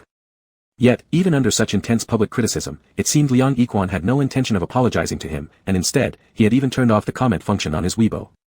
Like a turtle, relying on its tough shell to protect itself against the world's attacks. This was Liang Yiquan's usual tactic. He would continually cause trouble for others, enjoying comfort and leisure during this period, waiting until the heat died down before pretending innocence in front of the media and shedding a few tears. In the end, he would still be seen as that innocent little white flower, while his fans cheered on. The brother on 2G net is so cute. It's all those others who stir up trouble for no reason, they're just money-grabbing villains. In the domestic entertainment industry, there are few male stars like our brother who focus solely on their work, avoid hype, stay away from scandals, and don't care about their popularity. He deserves admiration across the entire entertainment circle. Thousands of walls may crumble, but my devotion to Yiquan will never change. And then, the traffic would skyrocket again, endorsements pouring in, leaving Liang Yiquan laughing all the way to the bank. Staring at his phone, Gu Cheng thought about this for a while before shattering his turtle shell with a direct approach. Gu Cheng's Weibo at Liang Yiquan, "Little Liang was super cool today. What do you think about the bed photo shoot and tattoos?" Chapter 26, hidden in his collar, a mini surveillance device. The straightforward question immediately triggered heated discussions among netizens. WC. WC. What am I seeing? Gu Cheng is such a righteous steel wall. Support. Support. At Liang Yiquan, Little Liang was super cool today. At Liang Yiquan studio. Ha ha ha. The floor above obviously likes stirring things up, and I'm in full agreement. Is Gu Cheng out of his mind? How can we blame something done by marketing accounts on our beloved brother? Bullying people just because you have more fans. We are not afraid. With various opinions flying around in the comments section, Gu Cheng enjoyed reading through them, satisfied, and then turned off his phone to brush his teeth and take a shower. After all, turtles take their sweet time sticking their heads out, they need several prods. Sure enough, just as Gu Cheng finished drying his hair, Liang Yiquan's studio issued a long clarification statement, thousands of words strong. Gu Cheng sat down as he read it, instinctively reaching for a cigarette. But when he touched the empty pocket, he realized Xie Qinyan had confiscated all his cigarettes and lighters. Lost in thought for 3 seconds, the man finally lowered his hand, feeling awkwardly unfamiliar as he peeled a candy wrapper and popped the sweet into his mouth. The light fell from above, unnoticed by him, onto the collar of the shirt Xie Qinyan left on the couch, where a small dot glimmered faintly under the fluorescent light. After skimming through the thousands of words, Gu Cheng summarized it into 2 points. 1. Liang Yiquan has been busy doing research lately, frequently visiting Tsinghua and Peking University laboratories whenever he has free time. He hasn't slept with Su Xiaoli, hasn't framed Gu Cheng, nor has he paid much attention to online developments. 2. Gu Cheng is a mad dog, recklessly biting people and maliciously oppressing Liang Yiquan. The most noticeable sentence appeared at the start of the announcement: "We provisionally assume Emperor Gu's inquiry aims for a satisfactory outcome, though such behavior appears overly reckless. There are certain things one simply doesn't do, and Mr. Liang's reputation also deserves respect." Without further scrutiny of the content below, Gu Qing directly replied under the official statement with his main account. "I merely asked for Mr. Liang's thoughts on the matter and didn't say the person in the bed photo with Su Xiaoli was him. Your explanation seems somewhat." As soon as the comment was posted, the Liang Yiquan PR team, which had been keeping vigilant watch over the front line online, broke out in cold sweat instantly. "Reasonable, brother Gu Qing didn't ask anything else, why did you guys jump to conclusions? Self-proving innocence, times, admitting guilt." Liang Yiheng slapping himself, dying laughing. Comments of this sort continued flooding the Weibo page underneath. The group in the studio scrambled frantically, completely lost and utterly flustered, wanting nothing more than to bash their heads against the wall right then and there. In the end, it was the agent Wen Shan who applauded decisively, halting all explanations by the PR team and giving Liang Yiquan a call. Soon after, 5 minutes later, Gu Qing received a video call initiated by Liang Yiquan, live-streamed to the entire web.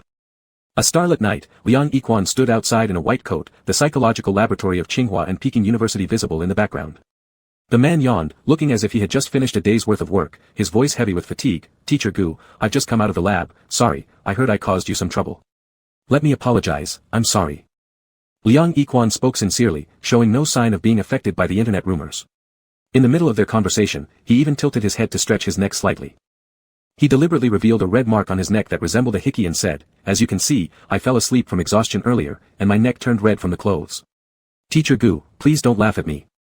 This explanation effectively accounted for the mysterious red marks on his neck during the semi-final of the talent show. Not only did he clear himself completely, but he also managed to establish an image as someone who is studious and above worldly matters. How perfect, how sincere, how flawless.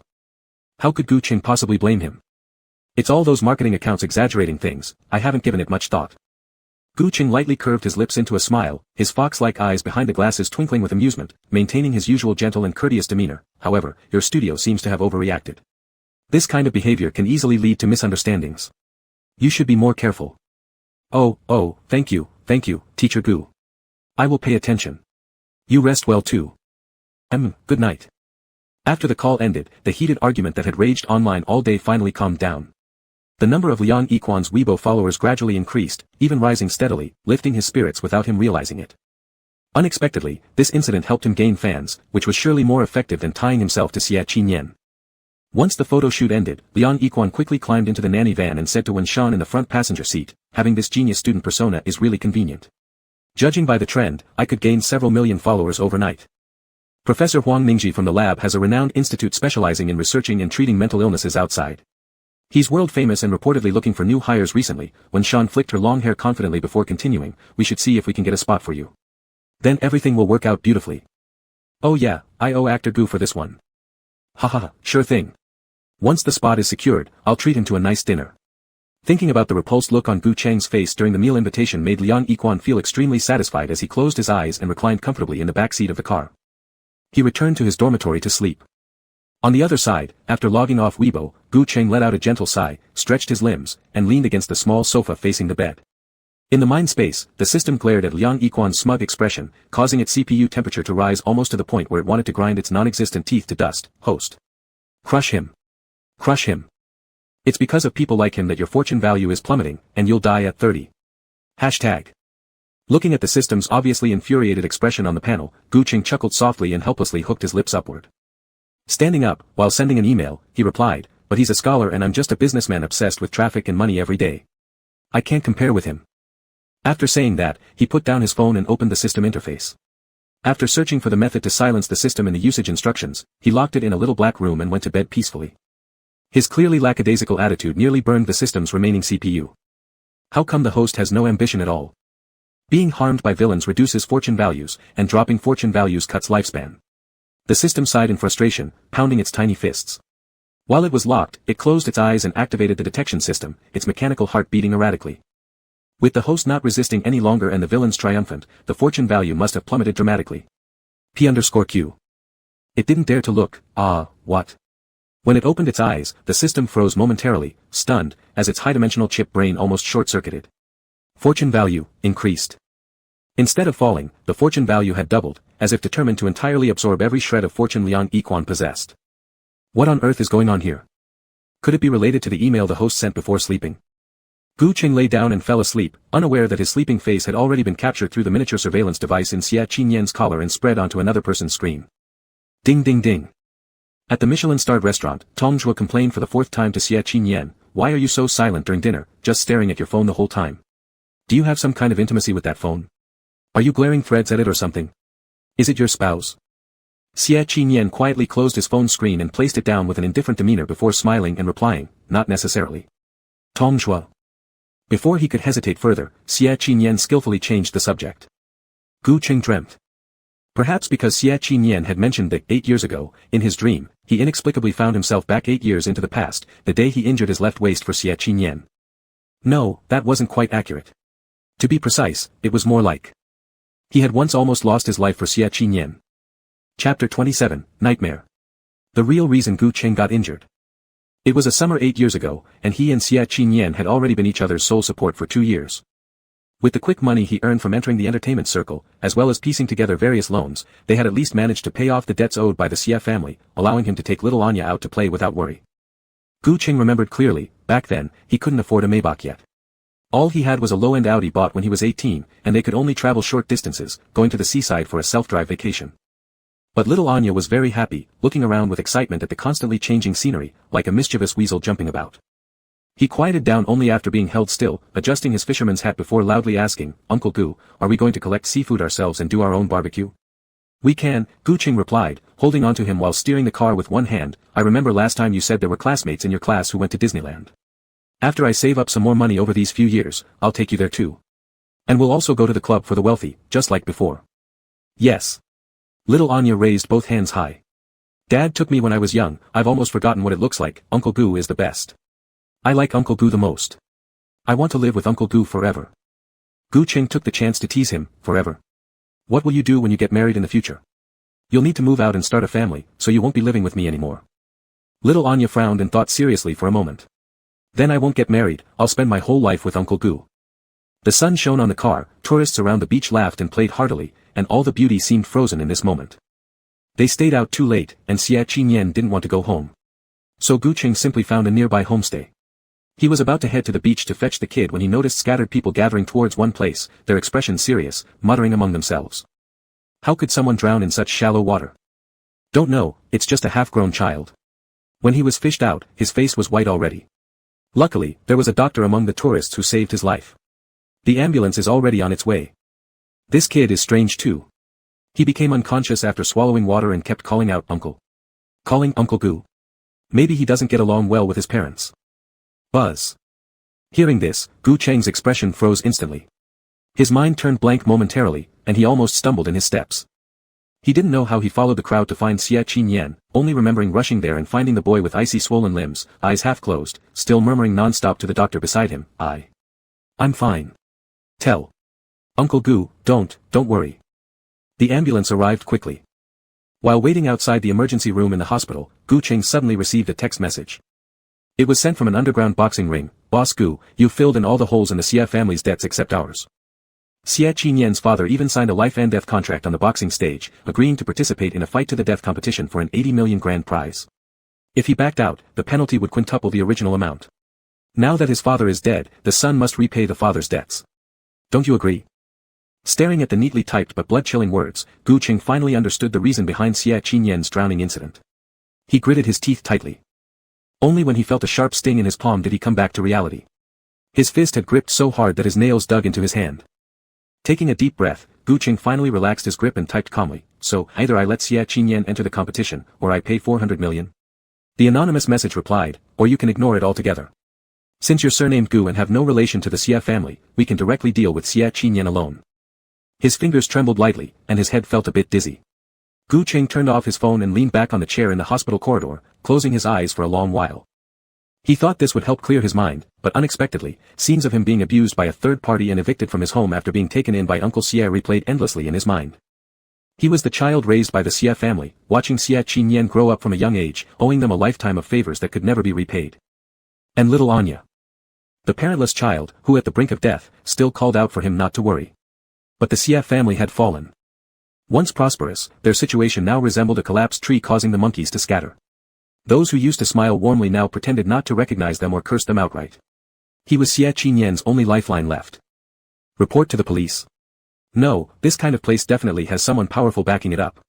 It might not help, and we could even face harsher retaliation.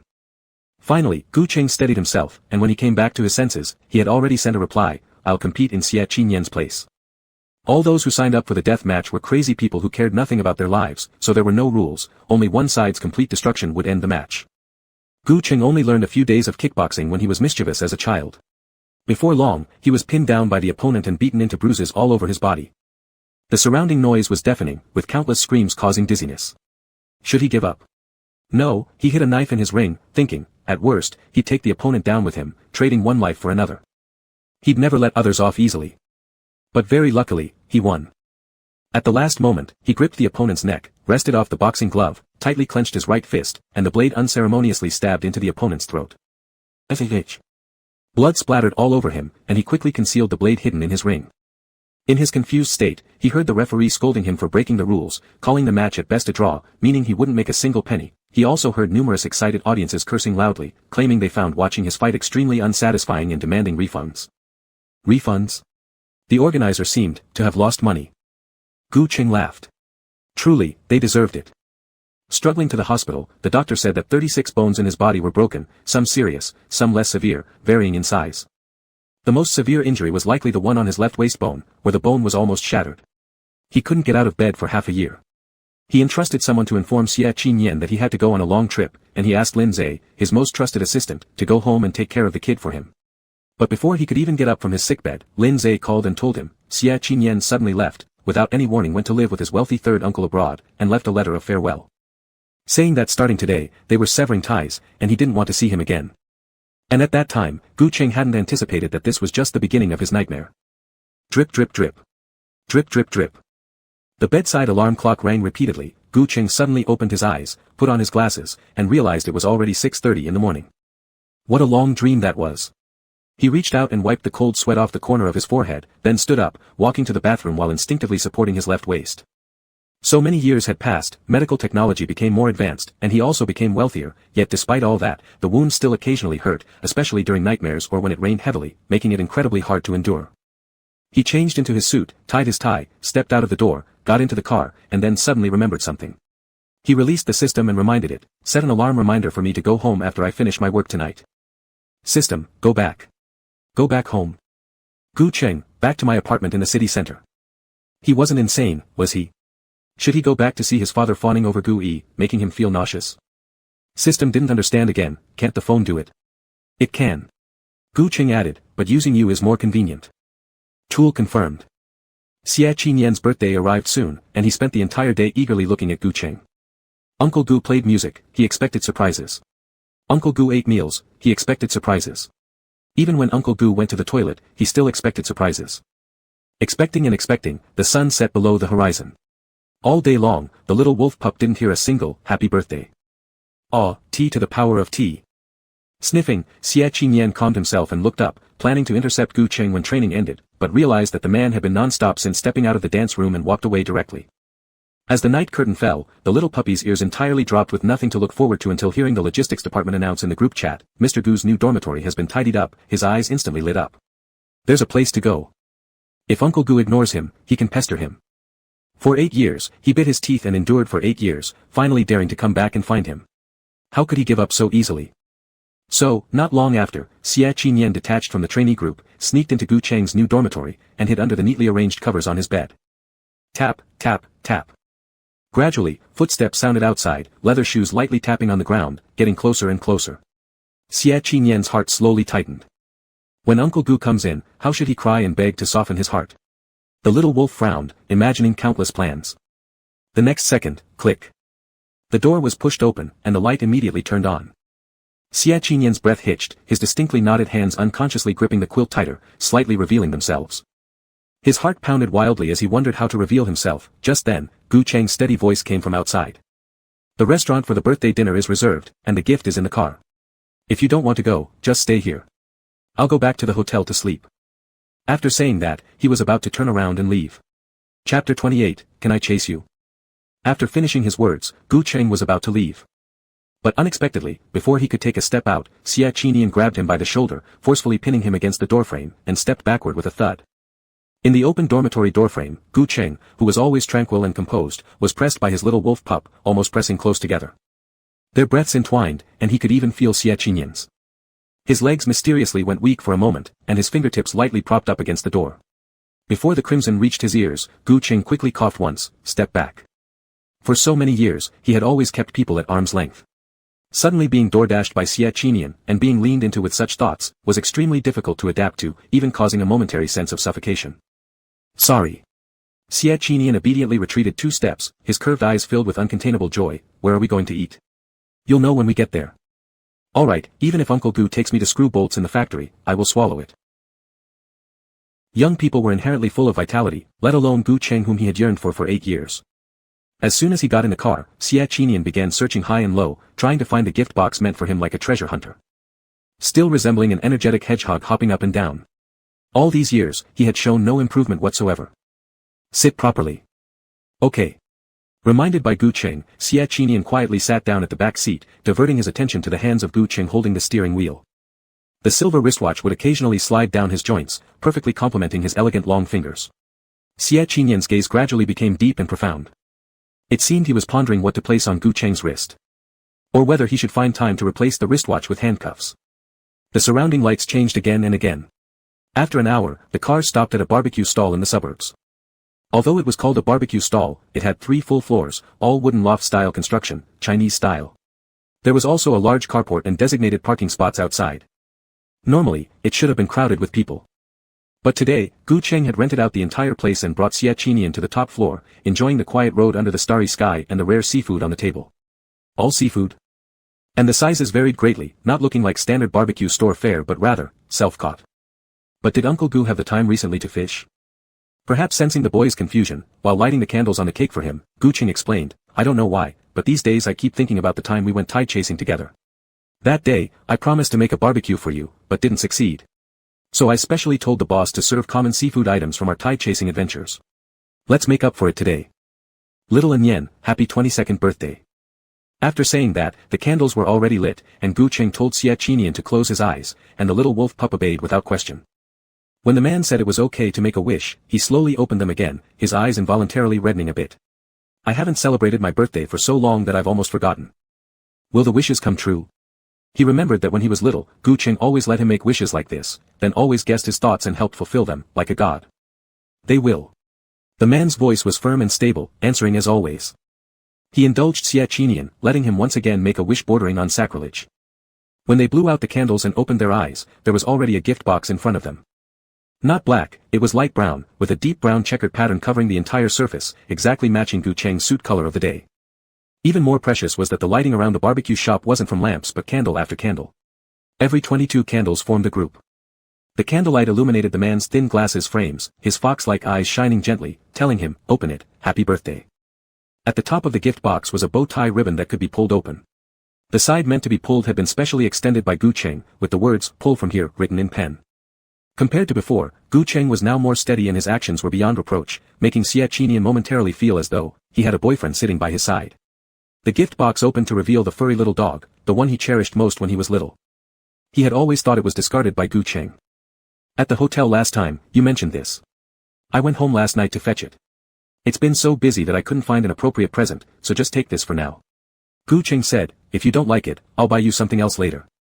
He was too gentle, it felt like they were dating, an immoral, forbidden love, a subversive relationship. I like it, it was my favorite when I was little. Xia Qinian reached out and picked up the little dog again, not willing to let go even for a moment. He never told Gu Cheng that he liked this puppy not because of its charm but because it was the first puppy given to him by Uncle Gu. Xia Qinian didn't know why, although it was such a warm atmosphere, tears kept streaming down uncontrollably. After being teased with "stupid kid" by Gu Cheng, the tears flowed harder. He actually wanted to ask, just one sentence to Gu Cheng, can we go back to the way things used to be? But after finishing the meal, he still hadn't mustered up enough courage. Perhaps deep down, he didn't want to go back to the past. He wanted Uncle Gu to be his lover, to press him down and kiss him, selfishly keeping all his gentleness and beauty to himself. This place is specially chosen outside the city. Gu Cheng broke his train of thoughts appropriately, pointing outside the window, look, the road over there has the best view of the moon. Many internet celebrities come here to take photos. Let's take a walk and digest our food. Alright.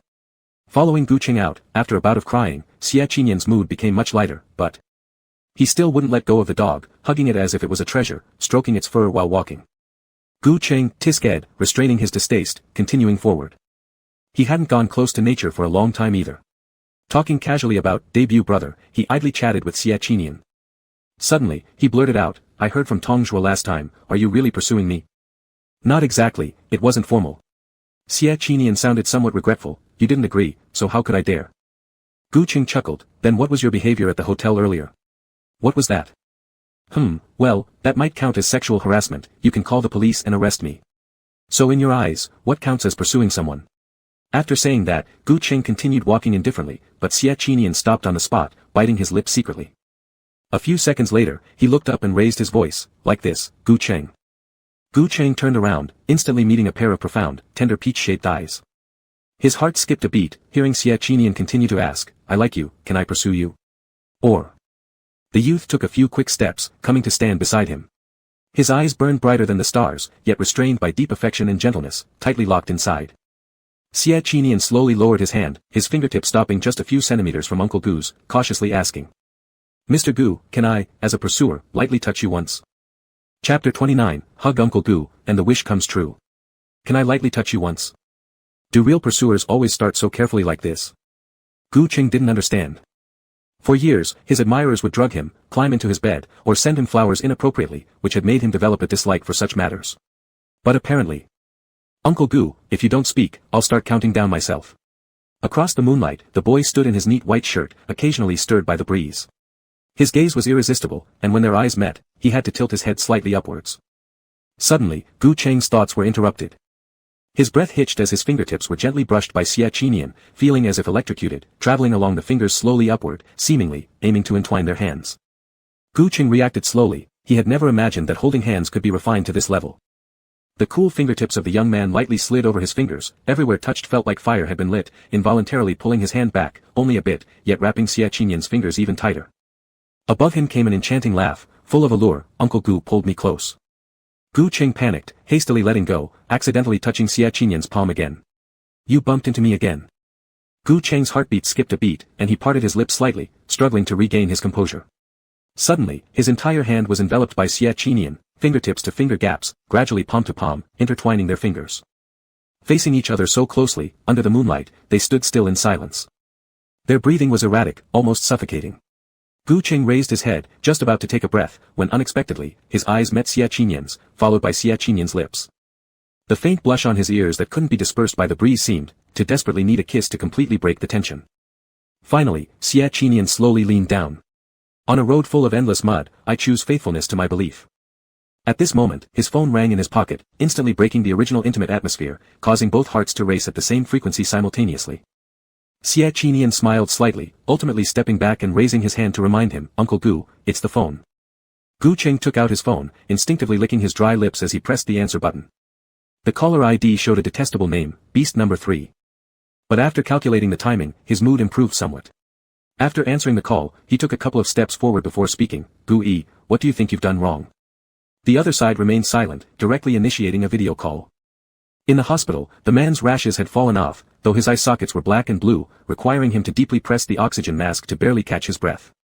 He had lost significant weight, with a yellow complexion and pale lips, resembling a ghost, with a terrifying look. Gu Qing, I haven't eaten for several days, I feel like I won't make it through tonight. Gu Qing suddenly realized, so, are you leaving me a posthumous image? Gu Qing continued, look, we're family, there's no need to be so formal, is there? Cough. Cough. Cough. By the time these two sentences were finished, Gu-yi began coughing furiously, his chest shaking, and the oxygen mask was thrown aside. The man's pupils shrank as he turned around, reaching multiple times to grab the oxygen mask but failing every time due to dehydration and weakness. Once the oxygen mask was tossed aside, Gu-yi became even more short of breath. He finally managed to stop coughing, but his whole face turned a dark red, as if he could spit blood any second. Gu Qing. Gu Qing. Leaning against the wrinkled hospital bed, he shouted with a distorted voice, I just specially sent Mom and Dad away. You know why? Gu Qing teased, to tell me a secret. Ha ha ha.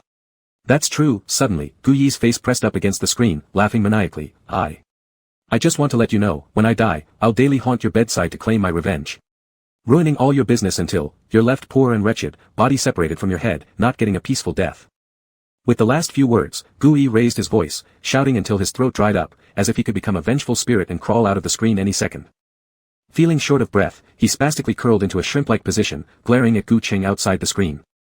And, within seconds of nearly choking to death, Gui miraculously resumed breathing. Lips trembling, soaked in cold sweat that drenched his patient gown, he felt as if he had died once, only to climb back from the gates of hell. This left him momentarily stunned, doubting whether he was alive or dead. Gu Cheng had been waiting for this moment. The man looked like someone who had watched a show, smirking lightly as the blue light from the screen reflected on his rimless glasses, making him seem like an even more calculated death god.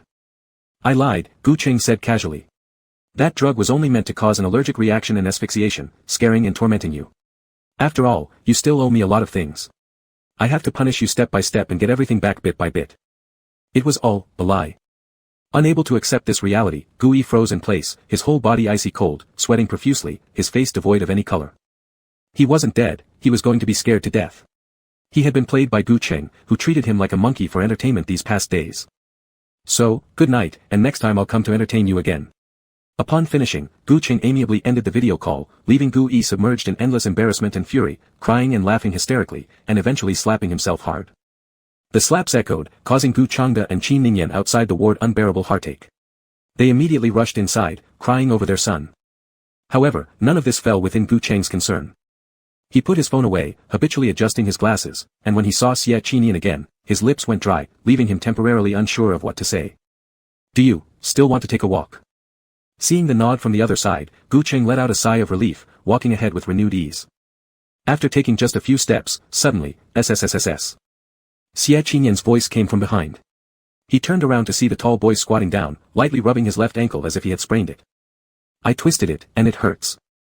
Gu Cheng was stunned for a moment. Seeing Xie Qinian slowly getting up, he was about to show concern when the youth couldn't hold himself up and squatted again, frowning tightly as though cold sweat would soon bead on his forehead. Is it this serious? Finally, Gu Cheng walked back, bent down in front of Xie Qinian, and was about to ask him what happened when the boy grabbed his hand again. Xie Qinian pulled with force, tilting his body forward so that the next second, both their chests were flush against each other in an embrace. The warmth of the boy's arms felt like flames, scorching Gu Cheng badly. His heartbeats became chaotic, his breath uneven. And at that exact moment, Xie Qinian buried his head into his ear and softly began to count, 8, 7, 6, 5, 4, 3, 2, 1. My wish came true. What? To hug Uncle Gu. Xie Qinian's lips grazed his neck, whispering near his ear, it's my birthday wish, it's been fulfilled. A birthday, was the birthday wish to hug him? This was why Xie Qinian asked earlier whether his wish could come true. No, something else caught Gu Cheng's attention, why did he start counting from 8? After hesitating for a moment, Gu Cheng asked, so, was your birthday wish to hug me for 8 seconds? Xie Qinian shook his head. No. Huh. I want to make up for the 8 years we didn't meet. Xie Qinian's expression paused, leaving Gu Cheng with a strange lump in his throat, brimming with countless questions he wanted to ask carefully. Like, why did you leave back then? Why conspire with outsiders to fool me? If you were driven crazy by missing me, why never return? But all these words caught in his throat dissolved into a light laugh. Do you want to chase me? Keeping some distance, Xie Qinian earnestly nodded. Then. Gu Cheng thought for a moment, slightly leaning in and actively bringing his lips closer to Xie Qinian's. His eyes closed lightly, their breaths intertwining. He initiated a kiss. The young man's gaze tightened sharply.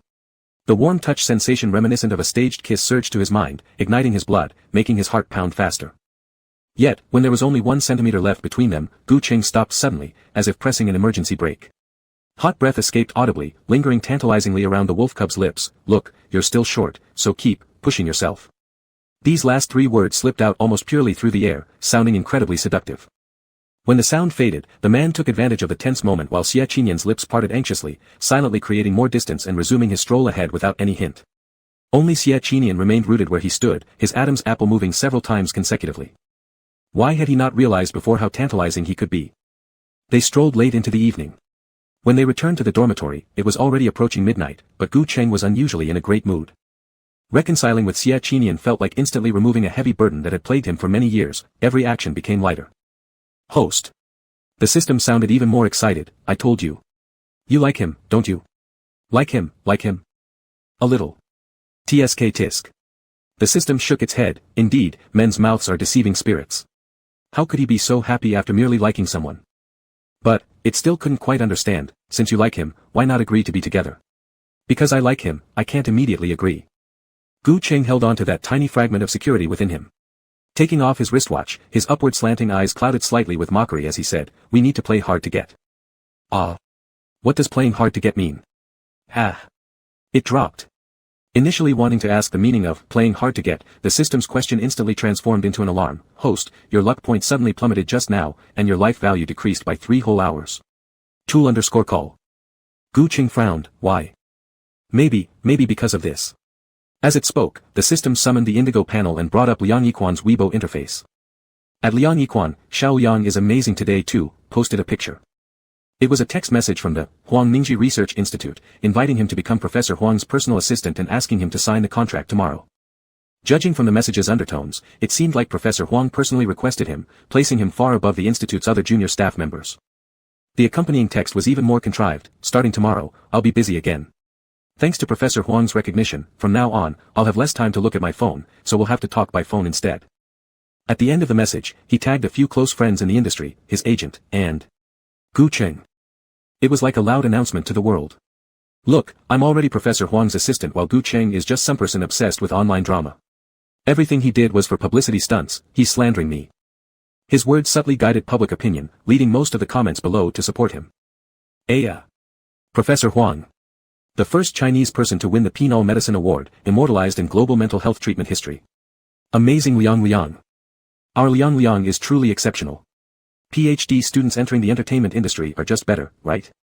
Singing is only a hobby, scientific research is his true calling. I seriously suspect that the bed photos trending last time were faked by Gu Cheng and Su Xiaoli. He even tried to frame Liang Liang. So disgusting. Because of the short time between the two events, everyone subconsciously linked them together.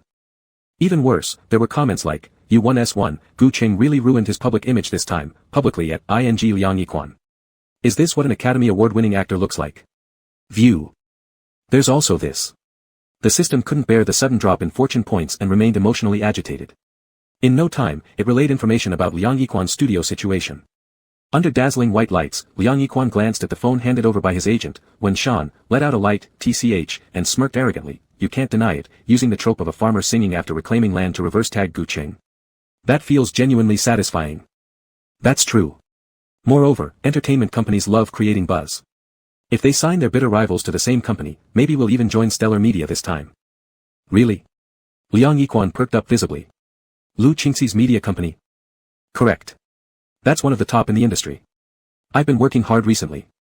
Wen Shan said, although we might not enter the main company initially, joining a subsidiary is fine. You can climb your way up, gradually approaching Lu Qingxi. The next 9-time Golden Image Award winner will be me. Ha ha ha. Liang Yiquan quickly interjected, slammed the table, stood up, and swaggered around as he walked. When he reached the door, he suddenly seemed to remember something and turned back to ask, "What about Su Xiaoli?" "Don't worry, I've signed him. He's completely under our control." "Oh, good. Tomorrow is debut, brother. Live streaming practice dance, right?" Wen Shan nodded. Liang Yiquan grinned even wider. "Tomorrow, I'll properly greet Teacher Gu." Ding. The page stopped here, leaving the system almost ready to swear, "This moron. Still fueling water armies to keep attacking you. What should we? Us. Gu Cheng pondered, "Take a bath and rest." System. The next second, everything around them fell silent, shielding the system from view. It could only nervously watch as Gu Cheng placed his wristwatch and turned into the bathroom without being noticed. Beautiful host. What an incredible physique. No, wait. The system became confused. Just now, its focus wasn't supposed to be this. Gu Cheng entered the bathroom, and a gleam of crystal on his wristwatch narrowly escaped destruction once more. It was perfectly aligned with the bathroom door, quietly recording. The sound of flowing water filled the screen. Meanwhile, Xia Qinyan leaned against the headboard, holding his phone for a long while, his gaze seemingly trying to pierce through the blurry glass of the bathroom door. Until Gu Cheng dimmed the lights, settling down to sleep peacefully, did Xia Qinyan finally sigh deeply, feeling that the 2 monitors installed were too few. Xia Qinyan pouted unhappily, exited the surveillance interface, flipped through his list, and sent a message to someone labeled Lin Shen. Xia Qinyan, Gu Yi, does this name sound familiar? Lin Shen, yes. In K City's casinos, he owes a lot of debts, no less than 3 billion. He has been using his family's reputation as collateral, dragging it out without repaying. Xia Qinyan, have someone give him a lesson and get the money back. Lin Shen, alright. After closing the chat window, Xie Qinyan hugged Gu Cheng's small plush toy again. The little stuffed dog on the table was dirty. After being played with by Gu Cheng, it had been carelessly thrown to the ground, rolling around in dirt that couldn't be brushed off easily. 8 years without seeing this treasured toy dog. Xie Qinyan decided, after thinking carefully, to wait until after his birthday to wash it. Then he held Gu Cheng's plush toy and closed his eyes quietly. Dog. Though he said he would close his eyes, Xie Qinyan couldn't sleep due to excitement. As soon as the alarm rang at 5, he quickly put on his clothes and headed for the dance room. He wanted to see Uncle Gu early, so he needed to arrive earlier to wait. The morning dance room was empty, with only the live streaming camera quietly on. There were just a few viewers in the live stream room until Xie Qinyan showed up when some comments finally appeared. Wow! Brother Qinyan is so diligent, arriving so early. Late birthday wishes sent, little brother should be happy every day. Mixed blood little brother is too handsome. His tie isn't tied well, looking into the mirror to adjust it, slightly seductive. Not long after, hurried footsteps were heard again. The comments in the live stream room grew a bit more, with people guessing who the second arrival might be. Then they saw Gu Cheng entering the frame, his suit unbuttoned, grabbing the unfinished tie from Xie Qinyan. Chapter 31 Someone came, hiding him behind the curtain. The string of exclamation marks scrolling in the live stream appropriately reflected Xie Qinyan's shocked yet thrilled emotions. The young wolf turned around, his eyes lighting up suddenly, momentarily startling Gu Cheng. Just now, it happened too fast. It wasn't right to pull directly. The man opened his mouth to explain something but found that Xie Qinyan had grabbed his hand and was leading him toward the door instead. The two figures, one before the other, revealed clear knuckles on Xie Qinyan's hand. He made no oversteps, simply curling his index finger to hook onto Gu Cheng's brightly colored wristwatch, then rapidly and anxiously moving towards the edge of the lens. The live stream viewers couldn't stay calm. Ah! Where are you going? Is there anything the top sponsor can't see? I've donated money. Shit, I'm so excited seeing Xie Qinyan dragging the watch like handcuffs. Are we about to lock in a dark room for punishment? Seduction making legs numb and crying until kissed. Is this even acceptable to talk about? Shy. There seems to be an issue with Mr. Gu's watch. Could it be fake? Alright, if you two walk next to me and kiss, I'll help check it out so you don't get scammed. Although the live camera had permission to shoot near the door, Gu Cheng stopped abruptly, saying, no. As if encountering a predicament, he succinctly emphasized, we can't go out. Live stream chat. Can't go out. What can't you go out for? Do we need to continue till dawn? Ha. This work isn't a love reality show, hurry up with the affection. Tap tap tap. At the same time, disordered footstep sounds were heard outside, followed by Tong Zhuo shouting loudly. The other trainees had arrived. Xie Qinyan frowned subtly, appearing as if his pleasant event was disrupted. After silently staying still for 3 seconds, taking advantage of the moment right before Tong Zhuo entered, he brought Gu Cheng to a blind spot for the camera, a bay window at the far west corner of the dance room. In a dexterous motion, Xie Qinyan swiftly changed direction and used the bay window to fully pin down Gu Cheng's restless hands behind Uncle Gu's back. A gray curtain softly fell, completely covering the intimate sounds of their fabric rubbing together. Thus, under everyone's eyes, Xie Qinyan trapped Gu Cheng within his embrace. Outside, several trainees started making noise. Tong Gu, you're not usually an early riser, why did you gather all of us today? What do you know, said Tong Zhuo. Inside information says Professor Huang Ningji will visit here this morning. I'm trying to familiarize myself a little. Huang Ningji, Penner Ward. Not possible, what's he doing in such a worldly place? How dare my profane existence taint his sacred eyes? Wah. I have no idea either. But he's really skilled, and I want to say something as an ordinary person too. Professor Huang has arrived. Stand up. Upon hearing this, Gu Cheng's breathing hitched, and the force in his hands loosened as the tie began sliding downwards along his suit pants. Fortunately, before it hit the ground, Xie Qinyan blocked it with his knee. The youth chuckled slightly, freeing one hand and gently pulling it upward, resting it on Gu Cheng's shirt, adjusting it carelessly. When Gu Cheng attempted to grab the tie, Xie Qinyan forced him to press back down, inching closer to keep the curtain appearance normal. With lips nearly touching, he asked, Uncle Gu, why are you pulling my tie? For meeting the teacher. Gu Cheng frowned deeply, almost squeezing a few words from his gritted teeth. I ran out of ties in matching colors. Borrow yours for a while. Oh, I see. Xie Qinyan's eyes gleamed with mischief as he leaned in a bit closer to test the waters. If your suit gets tousled like this, it would be inappropriate to go out, right? As soon as these words left his mouth, greetings from outside rang out one after another. Professor Huang, hello. Wow, Professor Huang up so early. What a surprise. Can you give me an autograph? The loudest voice belonged to Liang Yiquan. Ah. Professor Huang, isn't it just about signing a contract with me? Why did you come here personally? I feel so awkward. Professor Huang Ningji is 67 years old this year. Since birth, he has been a prodigy, with an IQ as high as 172, deeply obsessed with the study of mental illness. However, his emotional intelligence wasn't good. From childhood to adulthood, he always spoke bluntly. Because his lover was deaf and mute, he took time to learn sign language, and over time, became increasingly disinclined to communicate with others. The moment he entered the room, he looked around curiously as if seeking treasure. But obviously, the person he wanted to find was not there. So, Huang Ningji had no choice but to follow Liang Yiquan and take a seat somewhere temporarily. Behind the curtain, Xie Qinyan retracted his expression and continued to ask softly, "Professor Huang is your teacher, and you need to see him, right?" Gu Cheng's face darkened somewhat. Unfortunately, his hands were bound, leaving him with no option but to glare at Xie Qinyan. "Uncle Gu, don't get mad. I'll tie your tie for you." Upon hearing this, Gu Cheng's expression improved a little, thinking that at least Xie Qinyan might let go of his hands while tying the tie. Contrary to expectation, the little scamp increased the force on pressing down his hands instead of reducing it. After a second, Xie Qinyan slowly lowered his head and bit into his tie. With a sharp intake of breath, Gu Cheng's heartbeat accelerated wildly. He was forced to tilt his head back, finding this situation absurd yet thrilling. Xie Qinyan trapped him there before everyone's eyes, his thin lips lightly biting on Gu Cheng's tie, leaving faint marks of teeth that weren't too noticeable. But this very outfit would soon be worn to meet the most important benefactor of his life. The intimate atmosphere continued to rise while the ambience outside grew more fervent.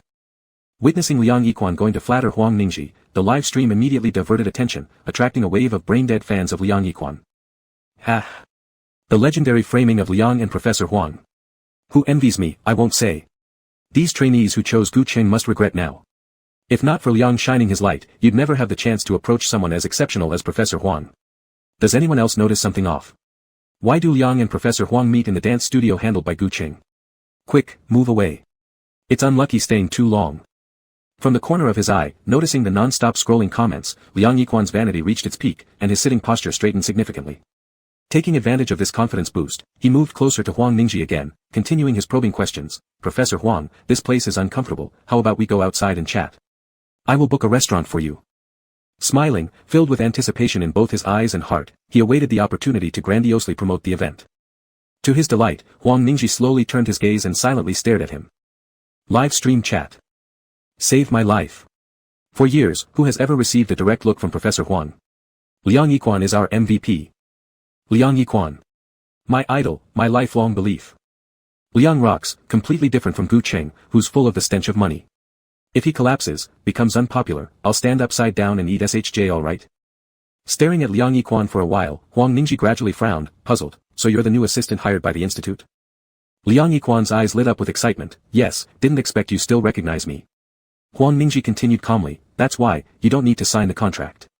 Pretend you never saw that text message." Liang Yiquan. Huang Ningji further explained, "The recruiter responsible accepted your money and recruited someone like you without research experience, seriously affecting the efficiency of the lab. I've already fired them. Also, no dinner needed. I'm waiting for Gu Cheng, haven't seen him for a long time, thought to visit." A long silence followed. With only 2 sentences, Huang Ningji silenced not only the current scene but also brought the live stream, previously flooded with frenzied rolling messages, to a halt like being splashed with a bucket of icy water, freezing solid with no ripples. At this very moment, rip. An unusual sound came from the west side of the curtains, as though pushed slightly. A hand with distinct knuckles pulled the curtain, making human silhouettes gradually clear. Chapter 32 Exposed Liar QAQ. It was Gu Cheng. His tie was already neatly tied, his jet-black suit impeccably presentable in front of the lens. His lips curled gently, the glasses chain swaying lightly, adding an extra air of elegant sophistication to his academic presence. "Teacher, I'm here." In a few quick strides, he approached Huang Ningji and greeted him. "Sorry, I couldn't find my tie earlier, which delayed me a bit. Kept you waiting." Only then did the frozen live stream room begin to gradually warm up. WC. WC. Now I understand why Uncle Gu was fussing with his tie just now, it's because of this. Oh. Did Gu Cheng just call teacher? Was he referring to Professor Huang? To those who worship Liang Yiquan as their idol, your belief has collapsed, huh? Fulfill that promise about eating SHJ upside down already. Open a live stream for it, I'll watch. Impossible. I don't believe it. This must be Gu Cheng trying to piggyback on Professor Huang's reputation. Isn't the word teacher overgeneralized now? Anyone could use it, right? Humph. Though brief in words, Huang Ningji took a few steps closer to Gu Cheng, assessing his attire before concluding, "You did keep me waiting a bit, though, if you had been seeing your lover, it would have been understandable." Professor Huang spoke too bluntly. One sentence not only filled the live chat room with exclamation marks but also shock started creeping onto the faces of all the trainees present. Lover? Where did Teacher Gu get a lover? And, where had he come out from just now? Questions swirled endlessly in everyone's heads until Tong Zhuo was the first to notice something unusual. Teacher Gu, why is your corner of your mouth red? Are you hurt? Sharp eyes, indeed. Gu Qing lightly touched his lips and calmly replied, yes, I accidentally bumped it last night while drinking water. No, it wasn't water, Professor Huang promptly contradicted, it was nibbled by someone else, direction from here downwards, approximately 0.8 in force, not severe. As he said this, he gestured toward the downward left direction and furrowed his brows in thought, this child, how has he learned to lie to his teacher? Such habits are bad, they need to be corrected immediately. Fingers curling slightly, Gu Qing paused, wanting to speak but refrained. The live stream room buzzed once more, mixing awe and excitement, flooded with exclamation marks. Gu Cheng's corner was bitten. Professor Huang truly is Gu Cheng's teacher. Whose mouth has been on Uncle Gu? Let's have the mystery guest step forward actively. Alright, I'll fix it, Gu Cheng agreed quietly after realizing he shouldn't converse with his teacher under the camera. Thus, he quickly walked ahead, signaling the professor should leave. But Huang Ningji wasn't satisfied yet. Wait. How come there are tooth marks on your tie as well? Is that from the same person? Hey. Kid, I'm old, so stop pulling me, alright? Before finishing the second sentence, he had already been led outside the door by Gu Cheng. The live stream room grew even more agitated. Oh. Just wait, don't pull Professor Huang away yet. Let him say a little more.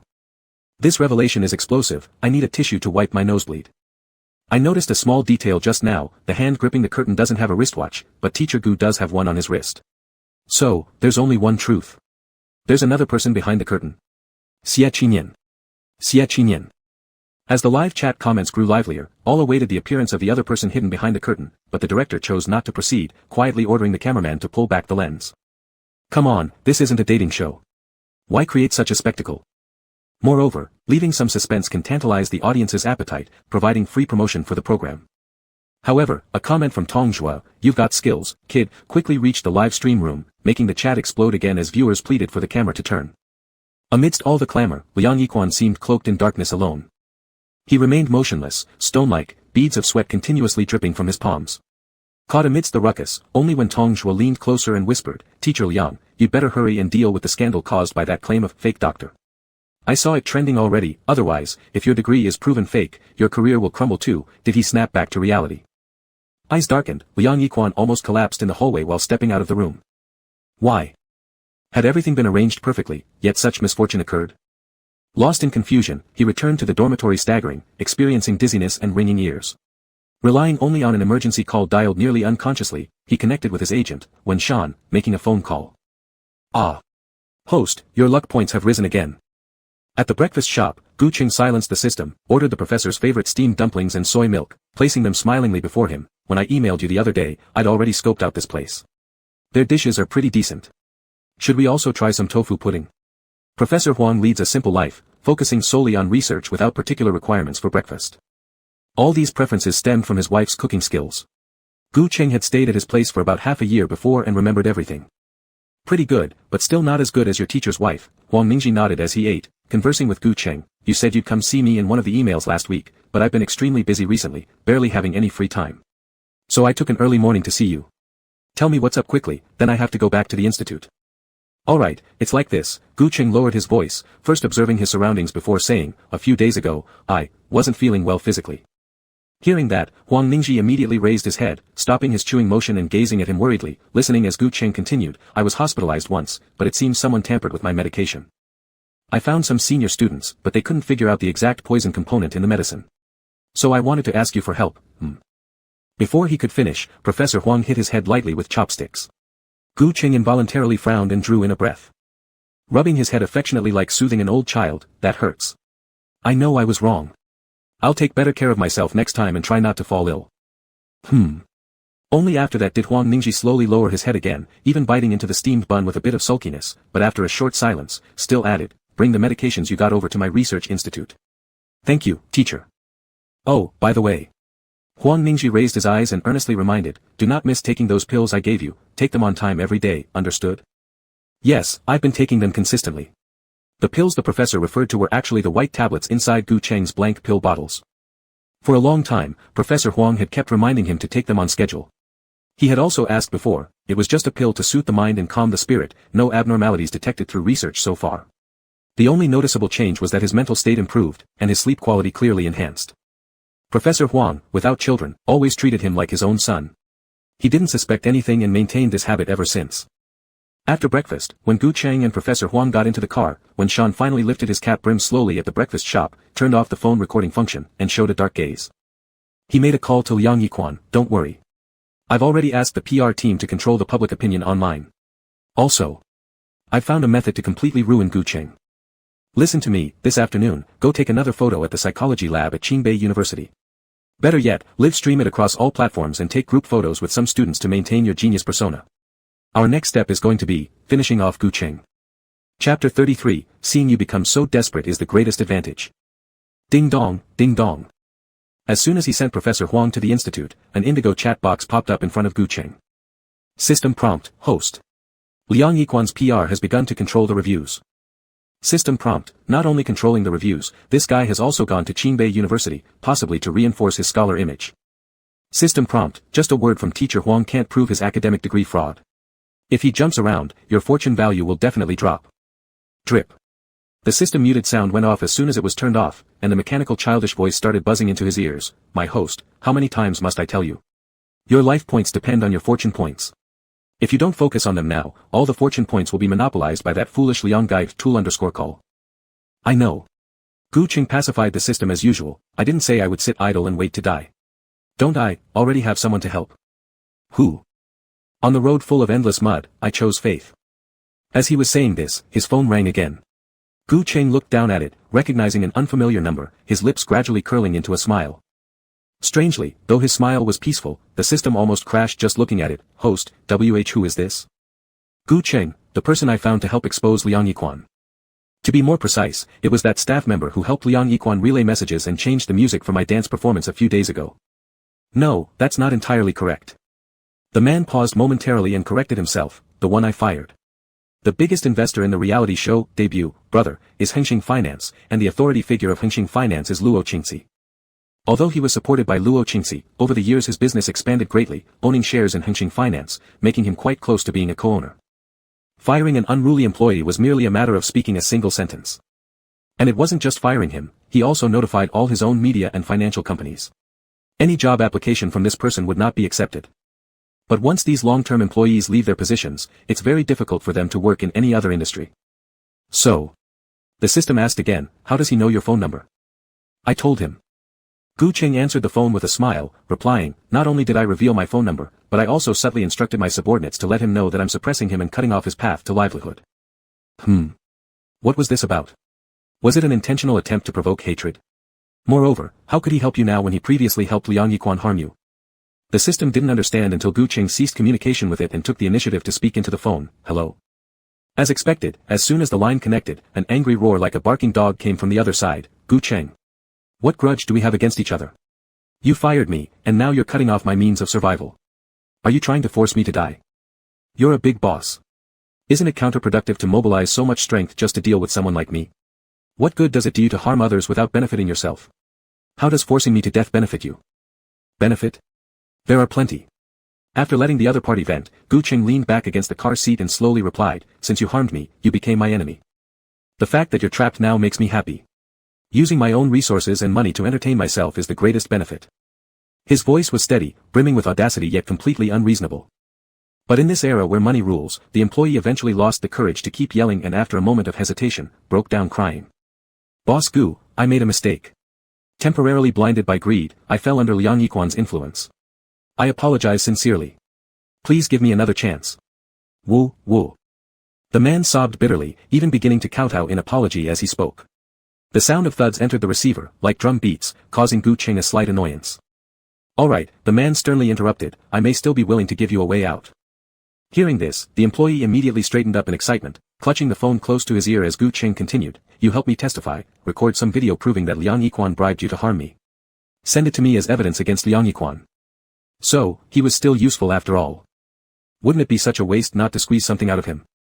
The employee's eyes darted around, hesitating for a moment before he put on a mournful face and opened his mouth. Boss Gu, it's not that I don't want to help, but I can't afford to make enemies with anyone. Really? Gu Cheng had already picked up on the implied meaning and decisively cut him off. Alright, you help me out, and live stream cursing Liang Yiquan too. If you do well, I'll give you 5 million yuan, and we'll consider this settled. 5 million yuan. That's right. Gu Cheng's voice carried a hint of sensuality, steady yet filled with casual indifference, quite bewitching. If you help me, I should thank you somehow, right? What was your name again? Zhang. Zhang Xiao. Good, I've noted it down. We'll meet at 6 p.m. outside Lanting Hotel. As he finished speaking, he was about to hang up the phone, but Zhang Xiao on the other end clearly wasn't that easy to dismiss. Mr. Gu, I don't want to check. Gu Cheng, ? How conspicuous cash is, would you dare ask me to take it? No. Realizing he had some leverage over Gu Cheng, Zhang Xiao started boldly setting conditions. It's just. I'm worried you might forget to stamp the check due to your busy schedule, you know. Ah, he understood some law then, knowing that an unsigned check was invalid, waiting to squeeze more out of him. Alright. Gu Cheng was amiable. I'll bring you a bank card. Oh, thank you, Mr. Gu, you're truly a good person.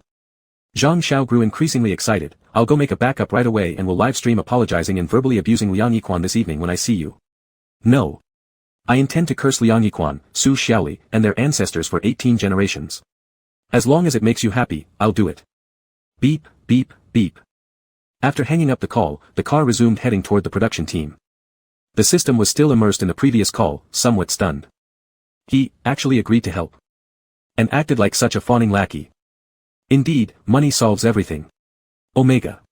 Seeing that Gu Cheng was taking action, it stopped being anxious. But still, host, that guy obviously looks greedy and unwilling to do things properly. Do you really plan to give him 5 million? The man smiled faintly. Your guess. If it could guess, it wouldn't have asked. With the sun setting in the west, the day's live stream practice finally came to an end.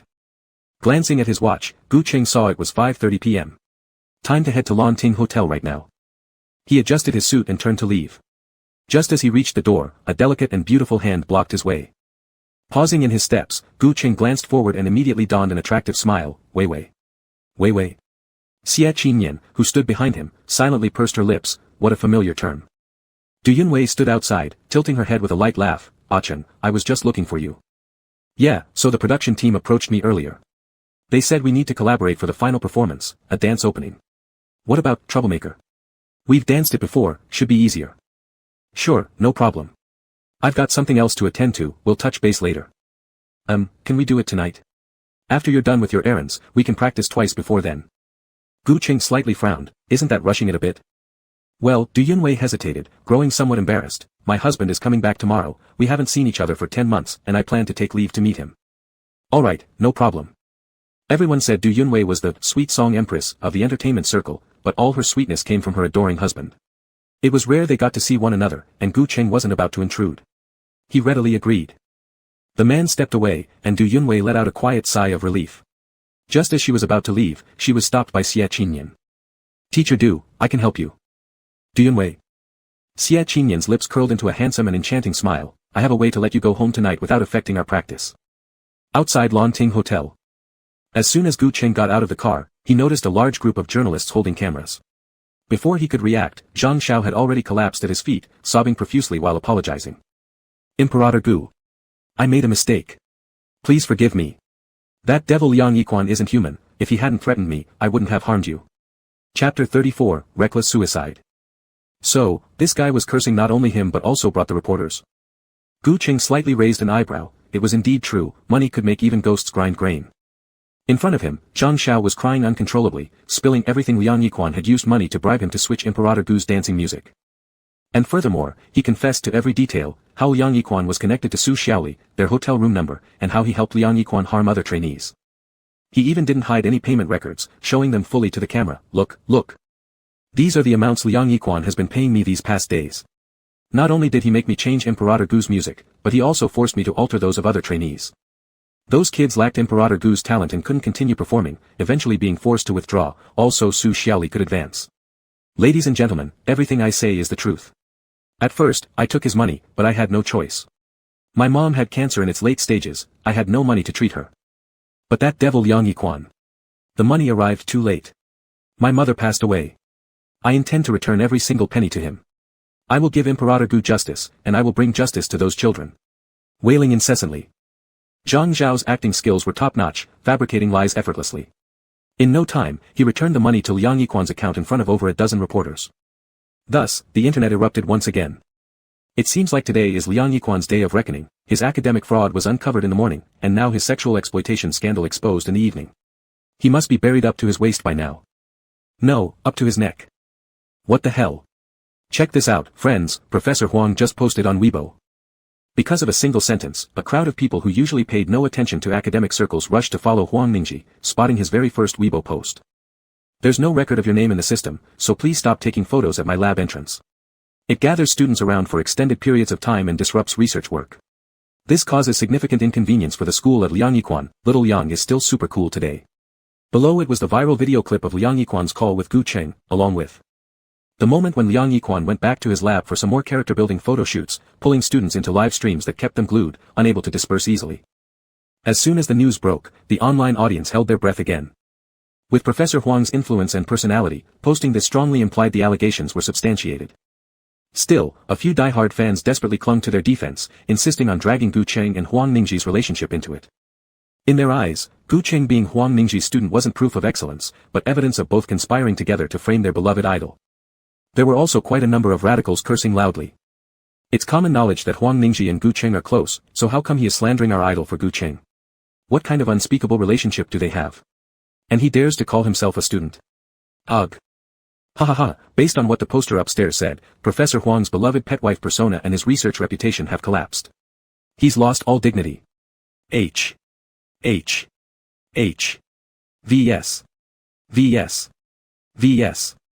Huang old man, you've backed the wrong horse, just wait to be humiliated by Ari Quan. In the meantime, Gu Cheng had already dismissed the journalists and stepped into the car with Zhang Xiao. This chain reaction was beyond his planning.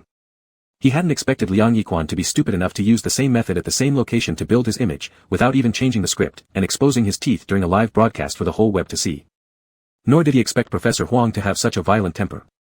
He had originally planned to kill Liang Yiquan with Zhang Xiao first, then slowly gather evidence from Tsinghua University. After all, Liang Yiquan always claimed to be a graduate student at Tsinghua University with an overseas education degree in the US. It would take some work to find solid evidence within the system. So now, driving while looking at the comments section on the system panel, Gu Cheng couldn't help but sigh. As they entered the bypass road on the city outskirts, noticing fewer people around, Gu Cheng switched to one hand on the steering wheel and sent a comforting message to Professor Huang. However, there was no reply after 10 minutes. The elderly professor probably had no idea about the wave this Weibo post had caused and was likely still focused on research. That's good. Gu Cheng thought, given Huang's level, when slandered, he didn't need to clarify it himself. Sure enough, 10 more minutes passed, and Tsinghua University decisively retweeted Professor Huang Ningji's Weibo. They confirmed, everything stated by Professor Huang is true, we've searched through all students in the system and didn't find Liang Yiquan's name. They specifically tagged Liang Yiquan to control his fans and included a stern reminder. Professor Huang has the honor medal. He's contributing to the world, and people should not enjoy his research achievements while maligning and slandering him. Once this message went out, it seemed like a verdict. Soon, multiple official media sources investigated and forwarded the news. Academic giants also emerged to strongly support Professor Huang's defense of his rights. Liang Yiquan has been buried deep over his head with this single scoop. Gu Cheng laughed, uncertain if he was talking to the system or Zhang Xiao behind him, dug his own grave and died against the wind. I really haven't seen someone so reckless before. Yes, truly reckless, ha ha ha. Zhang Xiao thought what he'd done would satisfy Gu Cheng, completely reveling in the joy of earning 5 million. Returning 50 million to Liang Yiquan and gaining 5 million from Gu Cheng, plus leisurely riding in a Mercedes Maybach with the movie stars chauffeuring him, it was worth every bit. Mr. Gu. Zhang Xiao didn't care about online news, spending the entire ride studying Gu Cheng's car back seat. How much does this car cost? 13 million, but I found the seats uncomfortable, so I modified them myself, roughly, 15 million. Gu Cheng's 15 refers to 15 million yuan. Honestly, Zhang Xiao was a little envious. At 42 years old, older than Gu Cheng by more than a decade, Zhang Xiao was still scraping together 5 million from his hands, unable to afford a top-of-the-line luxury car. Moving back and forth, he accidentally opened the storage box beside him, revealing 2 glittering champagne glasses nearly blinding him. Mr. Gu, these are silver-plated? After responding, Gu Cheng stopped the car. The champagne glass holder closed, slowly igniting the greed in Zhang Xiao's eyes. His breathing grew heavier as he reluctantly turned to face Gu Cheng holding up a bank card, grinning foolishly. Mr. Gu, I've helped you so much today. 5 million seems a bit too little.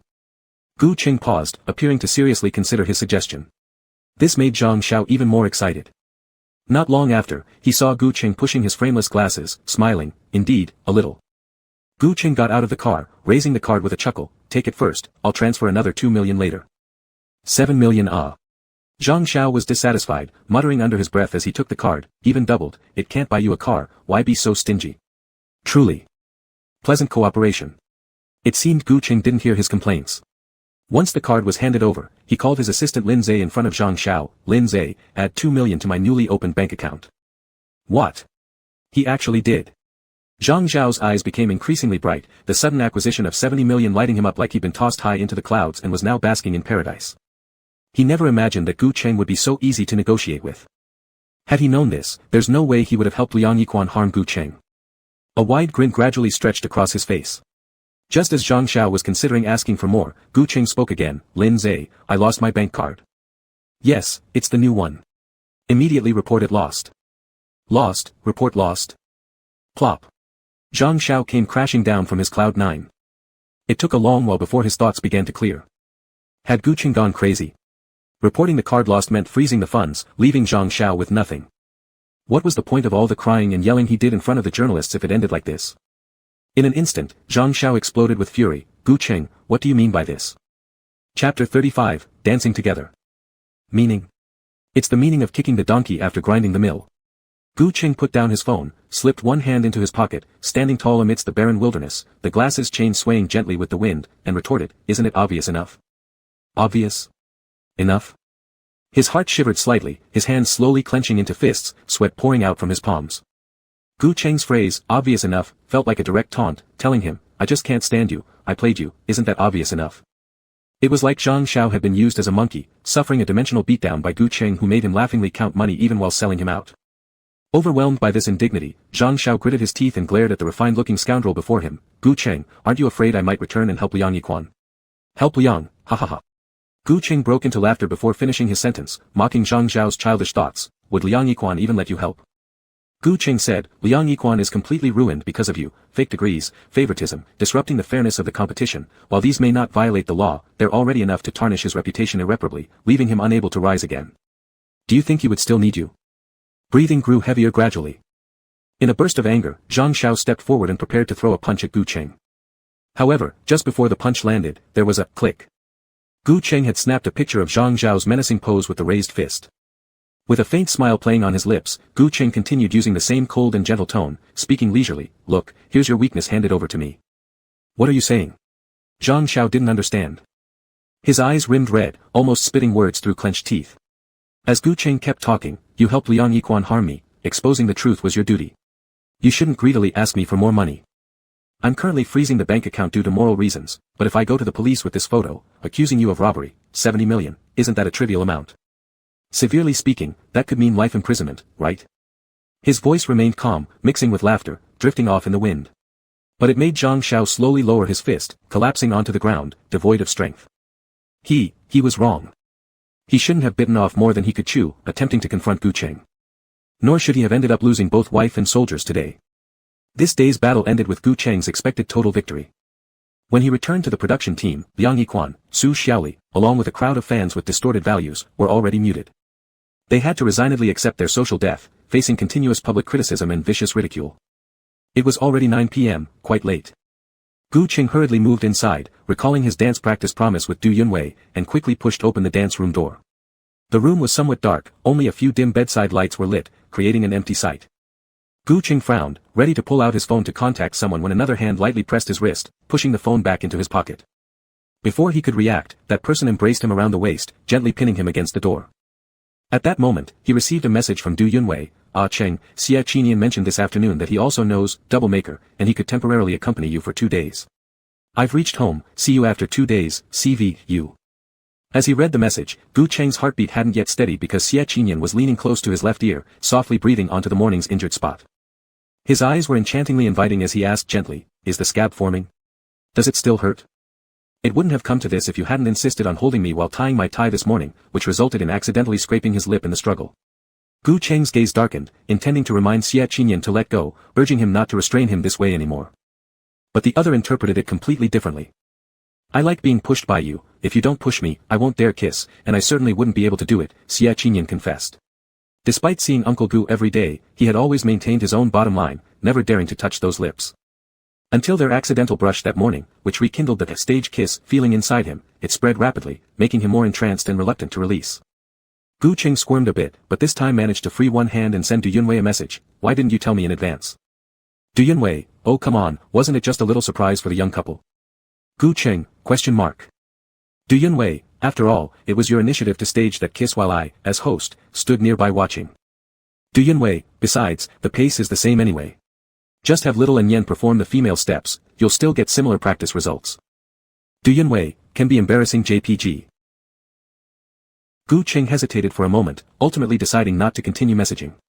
At his ear, Xia Qinyan's inquiry persisted, did you receive all the flowers I sent today? Recalling his breakfast, lunch, and dinner, each meal was accompanied by a bouquet of roses, blue violets. The flower meaning was, pure love, meeting you is my greatest miracle. And throughout the day, on each rose sent by Xia Qinyan, words were engraved onto the petals, forming a complete sentence when pieced together, I love you. I love you. 3 simple words, but reading them left an inexplicably burning sensation. Gu Qing turned his head and after putting away his phone, subconsciously gripped his palm with his fingers. I received them. Flashing his eyes, he added, next time, don't send roses again. It makes me think we're really in a relationship, and then I might feel bad about stringing you along. I'm older now. For so many years, I've only been gentle with you. But you're young, plenty of people will pursue you eventually. If one day you grow tired or bored and leave, I wouldn't be able to bear it. Xia Qinyan looked somewhat aggrieved, why? You once told me, blue violet symbolizes a miracle, representing, my meeting with you. As he spoke, his fingertip lightly covered Gu Qing's chest, distinctly feeling his somewhat irregular heartbeat there. Cliché, Gu Qing refused to reveal his true thoughts, waving off Xia Qinyan with a hand gesture, extremely cliched, using roses to chase someone lacks originality. Is that so? Xia Qinyan persisted unrelentingly, then I'll switch flowers tomorrow. With that, he pulled back a little distance, asking, since I'm here, shall we dance? The youth was wearing a predominantly black shirt, intricately patterned yet flashy, with the top 3 buttons left undone and tucked into a belt. Broad shoulders and narrow waist, his smile charmingly inviting. Under the moonlight, he extended his hand toward Gu Qing slowly, I promised teacher Du Yunwei I would practice with you, let's finish one dance before heading back, Mr. Gu. His invitation wasn't akin to a dance rehearsal, rather, it felt like a proposal from an elegant occasion, like being invited for a waltz. However, the moment the music began, the carefully built atmosphere was shattered. Troublemaker was a vigorous and sexually charged dance track, heavy on percussion with fast-paced rhythm requiring multiple moments of hand-holding, waist circling, leg touching, and hip grinding. Certainly, men and women maintain some distance when dancing, merely seeking effect. Initially, Xia Qinyan followed this rule as well. But during a particular move, Gu Qing wrapped his arm around Xia Qinyan's waist and leaned in closer to his lips. Right before they came very near, Xia Qinyan suddenly clenched Gu Qing's hand tightly, causing a sudden flutter in both their hearts and interrupting their movement. Taking advantage of this pause, Xia Qinyan secretly nipped at his own lips. A second later, as though suddenly making up his mind, he kissed the man who had raised him since childhood, softly, gently pressing his lips. Chapter 36, Extreme Mutual Attraction, Making Your Heart Flutter. Spurred by an impulsive action driven by overwhelming feelings, Xia Qinyan broke off as soon as the kiss started, even preparing apologies in his head. But contrary to his expectation, the grip on his hand from Gu Qing tightened further. Unclear whether it stemmed from tension or any other reason, Xia Qinyan rearranged his thoughts once more, leaning in again and kissing deeper. With a slightly increased force, he drew Gu Qing into his arms. His warm hand settled over the injured side of Uncle Gu's waist, pressing softly for leverage. Uncle Gu was injured, so he needed to treat him better, much better. Pressing this way allowed less strain during the kiss, reducing discomfort. Of course, soon enough, Xia Qinyan became aware of his thoughtlessness and quickly adjusted his demeanor. He lowered himself to be at eye level with Gu Qing. The moment their eyes met, they both chose to close them. It felt soft, as if a piece of their hearts had caved in. Gu Qing felt a pang of panic. For the first time in his life, he was experiencing an inexplicable situation that he couldn't handle, completely carried away by Xia Qinyan. Gu Qing unconsciously took a step back. Not long after, ding. The watch collided with the mirror surface. It was exactly like in the dream. The same person, the same environment, and then, in the dream, they were right here. But was this a dream or reality? Would he be? Gu Qing couldn't make sense of it, his entire heart as if submerged in a boiling oil pot, bubbling and suffering. Just then, Xia Qinyan noticed his posture and slowly moved his hand from Gu Qing's left waist. His middle and index fingers pressed together, running gently along Gu Qing's spine, moving upward. Every inch it passed tingled pleasantly, feeling as though his bones were being undone. Suddenly, the fingertips grazed the shirt and stopped at the nape of his neck, pressing lightly onto the skin. It was as if the fuse had been ignited. Gu Cheng's entire heart seemed to explode. Involuntarily, he let out a and his lips parted without control. And at that exact moment, Xie Qinyan took advantage of the gap, diving into a deep kiss that made Gu Cheng's brain go temporarily dizzy. Help! He's such a good kisser. Gu Cheng's hand was still in Xie Qinyan's grasp, so he didn't dare close his eyes. Finally, when the wolf cub loosened his grip, Gu Cheng's dull brain began working again. He intended to say something, but all that came out was, "It's so dark." Yeah, usually, the dance studio has big lights on, but the small night light makes it naturally darker. Xie Qinyan responded, his hand slowly gliding down Gu Cheng's neck, lightly lifting his chin. His almond-shaped eyes gleamed with a smile as he softly coaxed, "But today, there's no electricity, only emergency night lights are on. Pretty convenient for, well, kissing you." His fingers curled slightly again. Actually, Gu Cheng wanted to ask why the power was cut off only in this area while everything around had electricity. This made no sense. However, these thoughts scattered quickly among his accelerating heartbeat, unable to gather coherently. Gu Cheng's ears turned red, and just before he was about to be kissed again, he finally realized why the surroundings were only lit by the night light. "Xie Qinyan, did you pull the circuit breaker?" The young man didn't reply, continuing to lean forward. Gu Cheng gritted his teeth. "Not finished yet." "Not finished. Kissing you is like opium, so addictive." Their breaths were more disarrayed than ever. Both brains were in a state of extreme excitement, as if there would never be a tomorrow, as if there was no one else in the world but them. While answering the question, Xie Qinyan bent down again, preparing to kiss him, until a click sounded outside. In the next second, all the bright white large lights in the dance studio illuminated suddenly, dazzling people's eyes. Yet, the instant he heard the click, Xie Qinyan raised his hand, decisively covering Gu Cheng's eyes, his expression following with tension. Once he confirmed that Gu Cheng was comfortable, he blinked, slowly raising his hand. Tap, tap, tap. Footsteps approached slowly outside. It seemed to be a security guard on patrol, who pulled the circuit breaker. "Is anyone still inside?"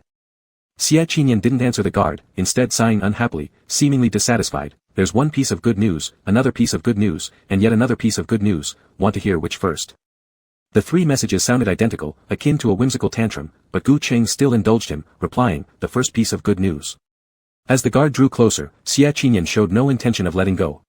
He kept maintaining the intimate kissing gesture, whispering, "First, I managed to kiss Uncle Gu. Second, Uncle Gu discovered I pulled the circuit breaker but didn't get angry. Third, the sudden lighting up didn't blind Uncle Gu's eyes." When the conversation ended, the hand covering Gu Cheng's eyes was removed, revealing Xie Qinyan's mischievous grin once again. It caused Gu Cheng's heartbeat, which had barely calmed, to accelerate uncontrollably. He tried pushing Xie Qinyan away, but failed. This kid seemed set on making sure the security guard sees them like this. After multiple futile attempts, Gu Cheng simply gave up. Taking a deep breath, he resigned himself, allowing Xie Qinyan to hold his hand and rest against his shoulder as if accepting fate. Finally, click, a sound rang out. The door opened. The security guard's gaze landed in the room just as Xie Qinyan stepped back, looking like a successful hunter. What could he do? He loved watching Gu Cheng flustered. It was vastly different from his usual composed self, very captivating. Just as he was thinking about that, suddenly, Gu Cheng pulled him closer again, leaning forward. The next second, his left earlobe was bitten by Uncle Gu.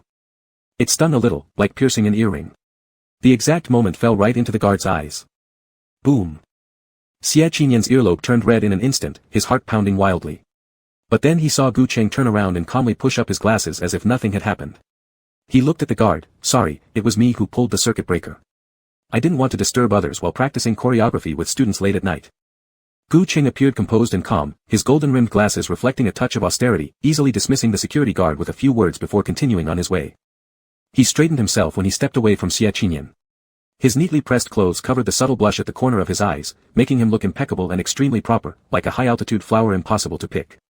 But, only Xie Qinyan had witnessed the scene where he turned red-eyed and teary from being kissed, with a wrinkled shirt tightly gripping the mirror. Only he had seen it. Uncle Gu belonged only to him. The security guard left, everything returned to peace once more. With the dance room illuminated under the white lights, there was no trace left of the previous tenderness. Gu Cheng was just about to leave. However, before stepping out of the door, he was once again cornered by Xie Qinyan in an ideal position that even patrols couldn't open the door or peer through the windows. Xie Qinyan grabbed his wristwatch and coaxed him childishly, "Teacher Gu, I still don't know how to dance, let's try again with the lights off." Finally able to kiss, he didn't want to let go yet. Gu Cheng could clearly sense that this guy's intentions weren't entirely pure. The strength he used on the wristwatch was enormous, sending sharp pain from his wrist. When he lifted his hand, Gu Cheng noticed it was already red. It was the mark left by the watch strap, creating a stark contrast with his skin tone yet firmly attached, resembling a custom handcuff, inviting inappropriate thoughts. Indeed, Xie Qinyan's gaze reflected exactly those kinds of thoughts. He wanted to lock him down. Gu Qing slightly startled and said, "We're done for today, it really hurts." Xie Qinyan pretended not to understand, why. Gu Qing did not answer immediately, but instead paused for thought quietly for 3 seconds. Then he lowered his gaze and lightly dropped his arm. Click. His wristwatch hit against the metallic buckle of Xie Qinyan's belt, producing a crisp sound that made his heart race uncontrollably. Seizing this opportunity, Gu Qing pushed aside Xie Qinyan, whose intense gaze indicated obvious arousal, walking away while responding casually, "You hurt me. So, it really hurts." Chapter 37, Discovered. No, reverse teasing. Gu Qing left without turning back, without stopping. Until his figure completely disappeared at the corridor bend, Xie Qinyan reluctantly withdrew his gaze, focusing on himself. Gradually, his eyebrows furrowed. The first thing upon returning to his room, he immediately turned on the camera attached to the wristwatch that had been strapped onto Gu Qing. The newly developed monitoring device, barely larger than the handle of a needle, featured a resolution surpassing 160 million pixels. Its recording function was formidable too. If the equipment quality was good enough, it could produce audio effects akin to 4D surround sound. As soon as it turned on, a rush of flowing water sounded directly in his ear. Xie Qinyan stiffened, his Adam's apple moving perceptibly. On the phone, the image gradually became clear. What came into view was a misty bathroom with Gu Qing, damp hair dripping wet. The man stood under the showerhead, completely soaked. Soon, disobedient droplets slid down from his bangs and along his defined jawline. In moments, they lingered delicately over his well-defined Adam's apple, highlighting the distinct red mole, shimmering faintly as though containing countless beautiful landscapes, serving solely as its accentuation.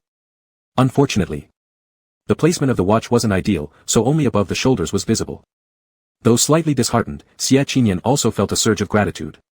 Grateful that Gu Qing carelessly tossed the wristwatch onto the wash basin, allowing him to glimpse far away, alleviating some of his longing. Perhaps his sincerity moved heaven itself. Not long after, the man slowly approached the direction of the camera, and gradually, his abdominal muscles came into view. Xie Qinyan's pupils dilated as he unmistakably recognized the tattoo on Gu Qing's left waist. XBY. Little White Wolf. This tattoo had been analyzed by netizens before, claiming it to be a combination of two companies owned by Gu Qing. However, Xie Qinyan never believed it. Even until now, he firmly stuck to his judgment. If it truly represented company names, why would Gu Qing specifically choose to get it on his left waist? Why would he have deliberately erased the symbol of miracle, the blue orchid that previously existed, covering it with these letters? The only explanation was, Gu Qing was cursing him, and in such an outright way, berating him across the entire internet. For years, one scolding after another. In fact, does he still care?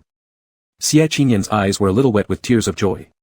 No matter in what way, he always hoped to have a greater presence in Uncle Gu's life, just a little bit more.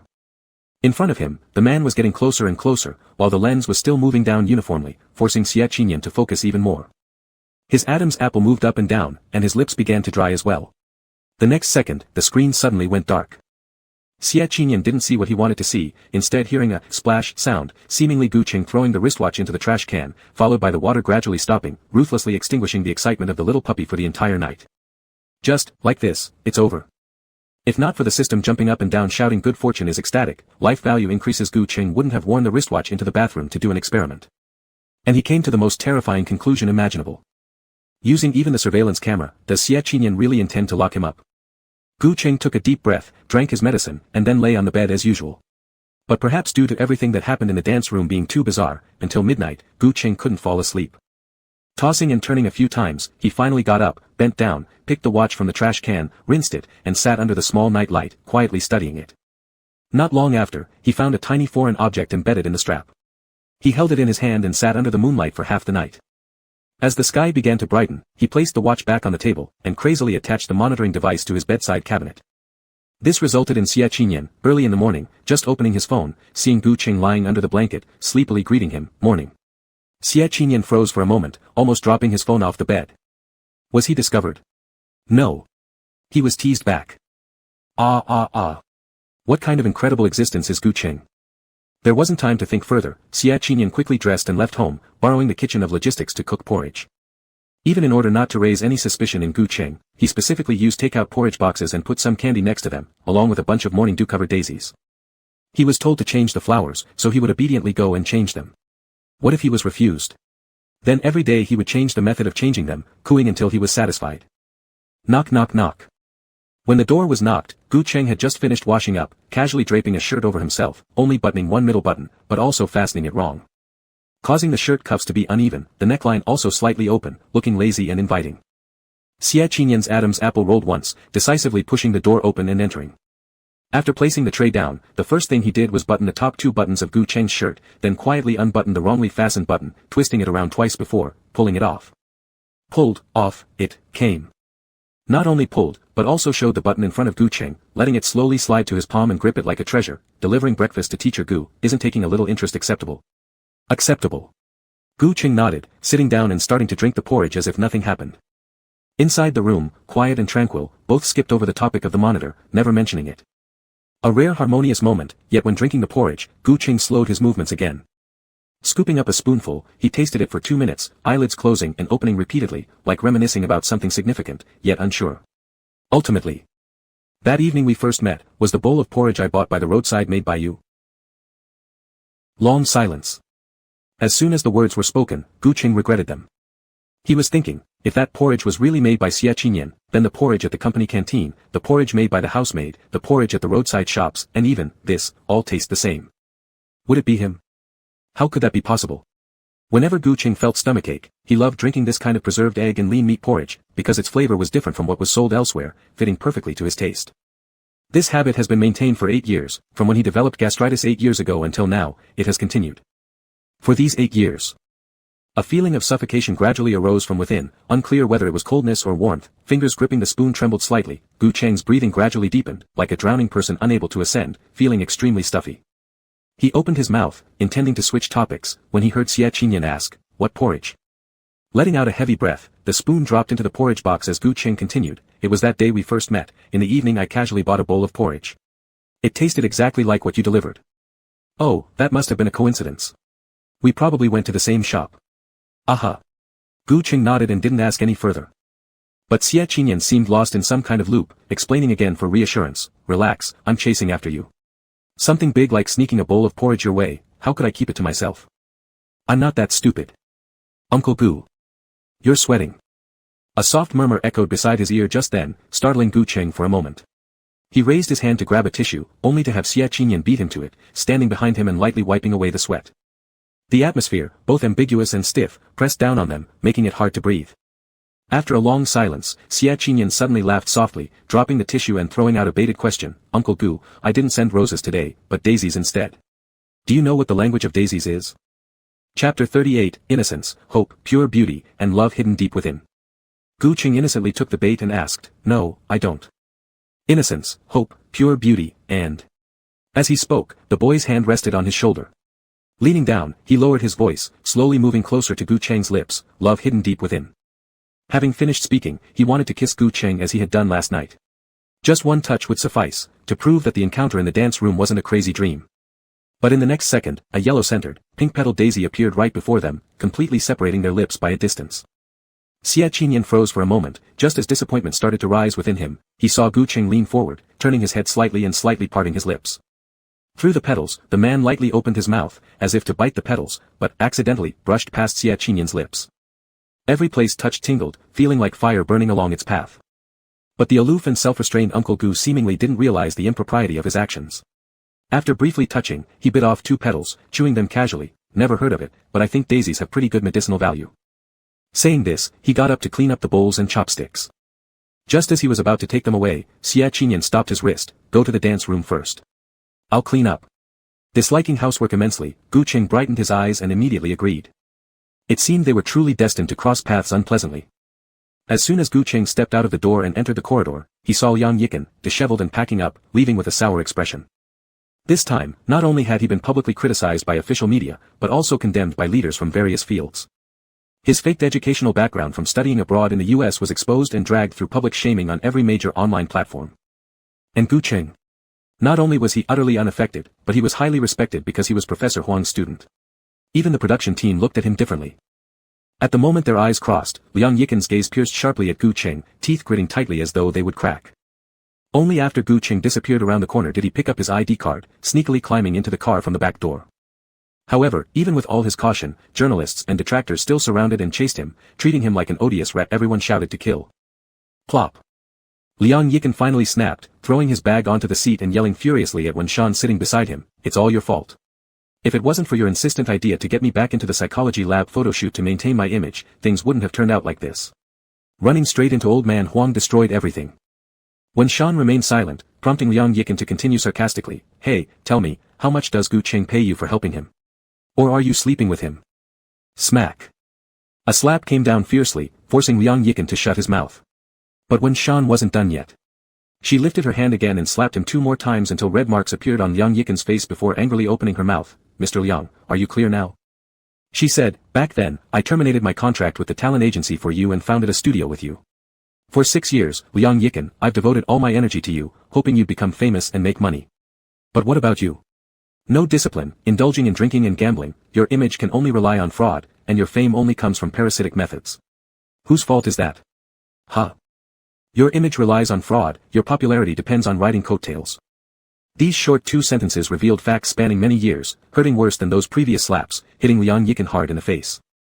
This made his blood rush to his head, his eyes turning red. "Then what do you suggest?" I'll do whatever you say.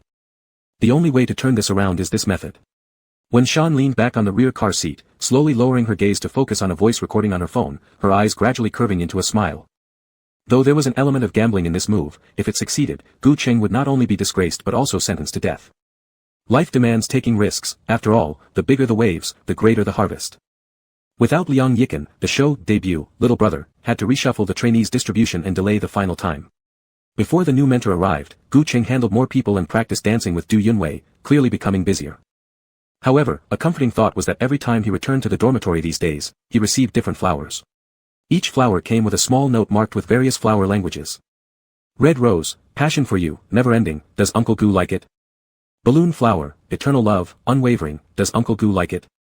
Wisteria, born for love, dying for love, does Uncle Gu like it? Every day brought a different kind of flower with different flower language messages, but the only thing constant was the lychee popsicle that came with each flower, as well as the ever-present sentence, does Uncle Gu like it? Like it or not. The hazy period of budding romance always easily drowned one in emotions, how could he not enjoy it? Gu Qing always felt that this time passed like a dream until one day. As the finals approached, he woke up in the morning and habitually tended to the various flowers on the windowsill, only to notice that the first bunch of little daisies sent by Xie Qinyan seemed slightly wilted. Looking at the fallen leaves, Gu Qing felt uneasy and, sitting quietly for a while, suddenly decided to find a professional who could make these flowers into specimens. Taking out his phone, just as he was about to make a call, a message popped up in his calendar reminder. In a month, it would be Uncle Xie's Memorial Day, the day of Xie Qinyan's father's passing. It was a reminder Gu Qing set himself, making a notification a month in advance, then another half a month ahead, 3 days before, and 1 day before, so as to constantly remind himself how important this date was and ensure he had enough time to prepare beforehand. Swallowing hard, Gu Qing ultimately refrained from making the call and instead let out a sigh, leaning heavily against the bedhead with much on his mind. His fingertips grazed the phone screen as memories involuntarily brought him back 10 years ago, the day of Mr. Xie's car accident. That day, just like today, the sun was warm, and he was working as usual at one of the Xie family branches. Suddenly, bang. The door burst open, and a group of men stormed in saying this company had been acquired by an overseas group, intending to evict them all.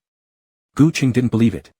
After all, the Xie family was a long-standing aristocratic family in the capital city, having thrived through 7 generations and remained prosperous without end. There couldn't possibly have been no warning sign that they were suddenly acquired. But as he was arguing based on reason, a news alert appeared on Weibo. Chairman Xie Zhuo of the Xie group had driven through the Binhai Bridge and tragically crashed to his death. Time has eroded most of Gu Qing's memories of how he felt then, but he vividly recalls running frantically to the scene like a stray dog, only to see the pale face and cold remains of Uncle Xie.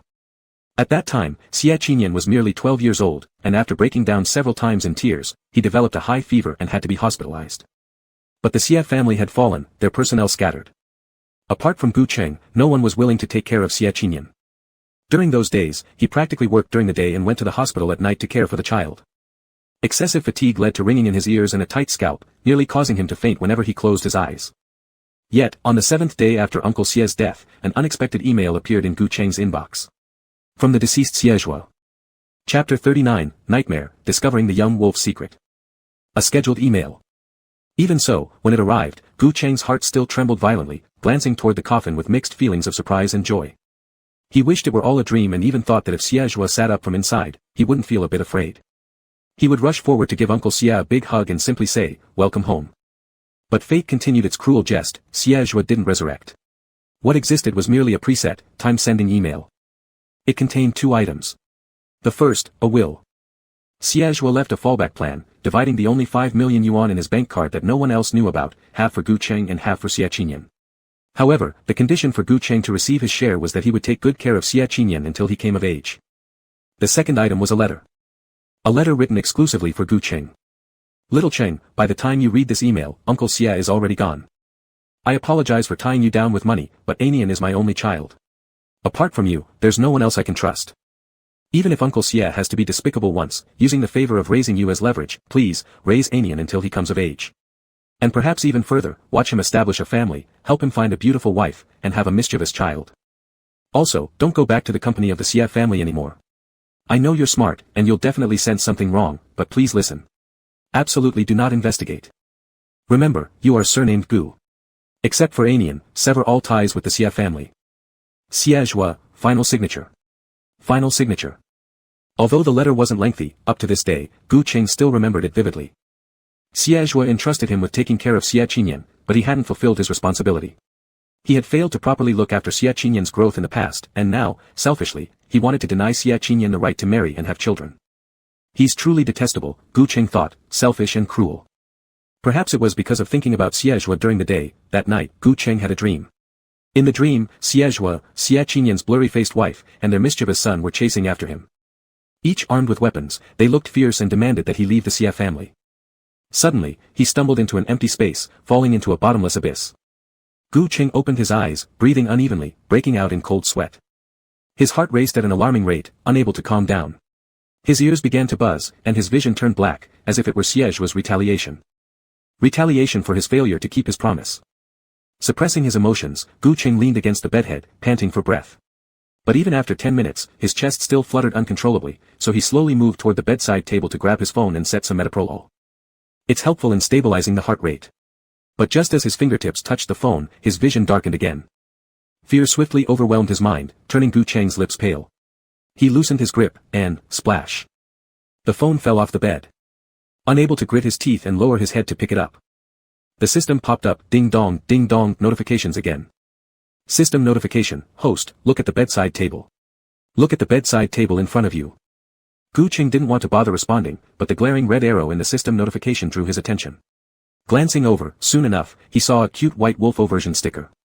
Its eyes were also white, shaped like sunny-side-up eggs, looking extremely pitiful because 4 stones on its head displayed 4 big characters, white-eyed wolf. The big claw of the white-eyed wolf pointed to the first drawer with bold black words marked beside it, open it if you're uncomfortable. This. Was it placed in his room by Xie Qinyan while washing dishes? Impulsively, Gu Cheng lifted his hand, enduring the discomfort as he pulled open the drawer. In sight were neatly arranged medicine bottles. Each bottle was labeled with the name of the medicine in black marker for easy access.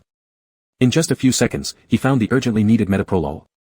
Hastily swallowing 2 tablets, Gu Cheng took the cool water from the table and drank them down. At that exact moment, click.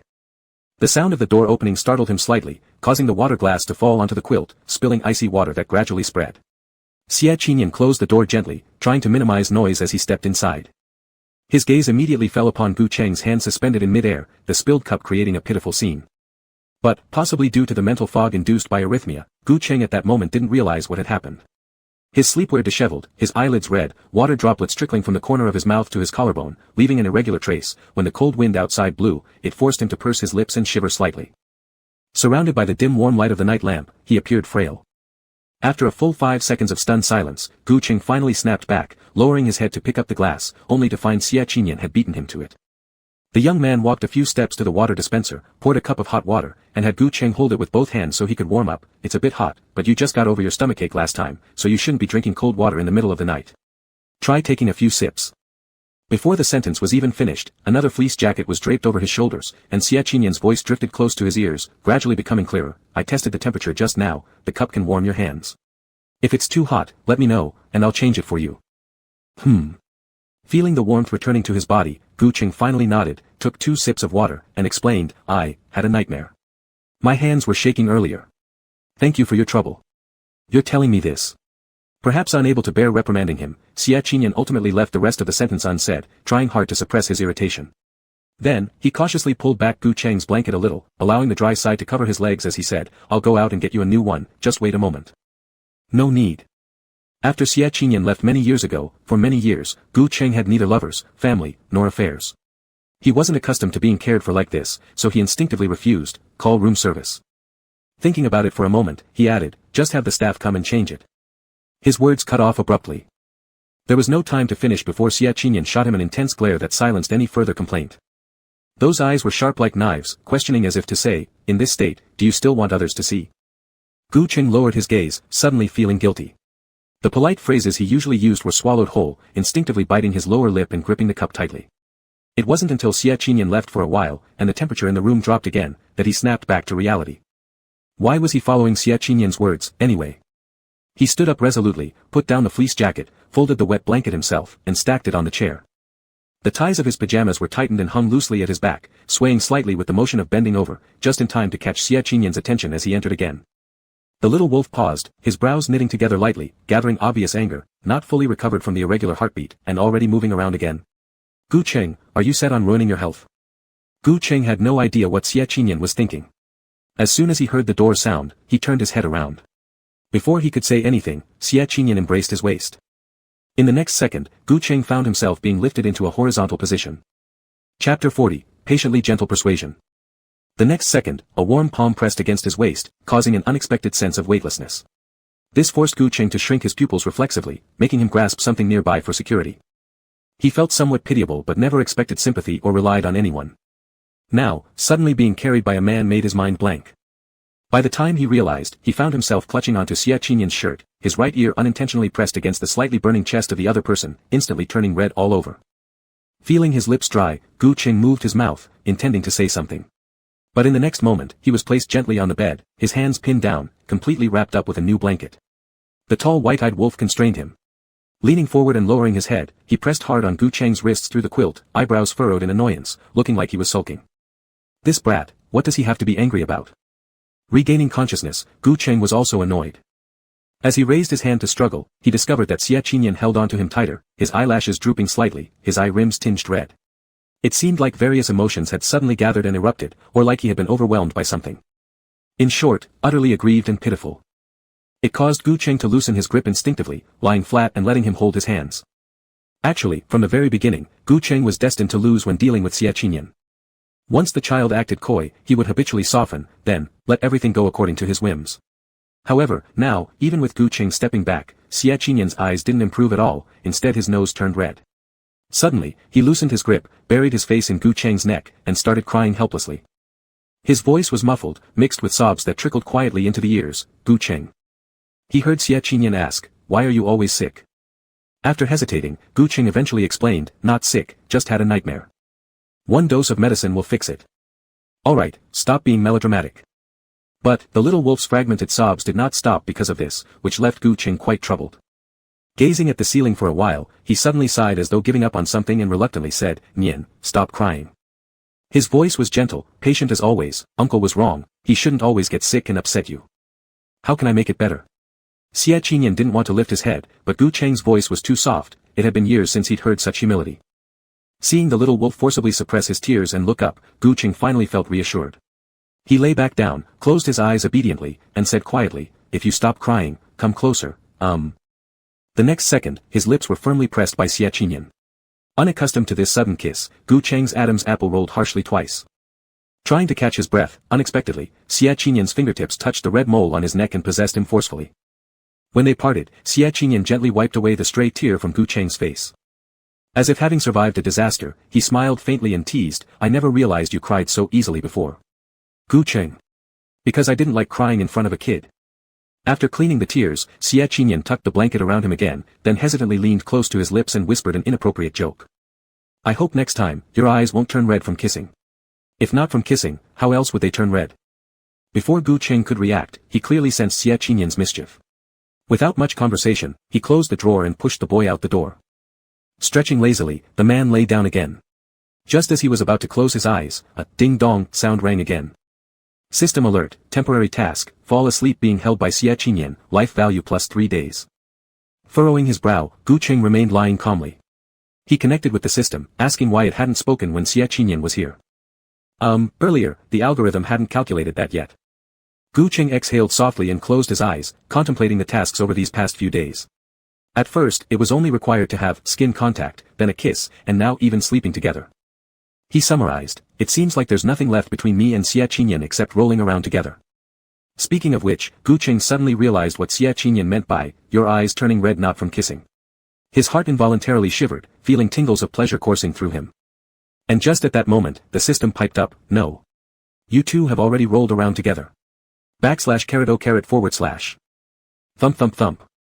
His heartbeat accelerated uncontrollably. Gu Qing furrowed his brows. What? Did I lose my memory? There are lots of /fictions online. Host, check this one.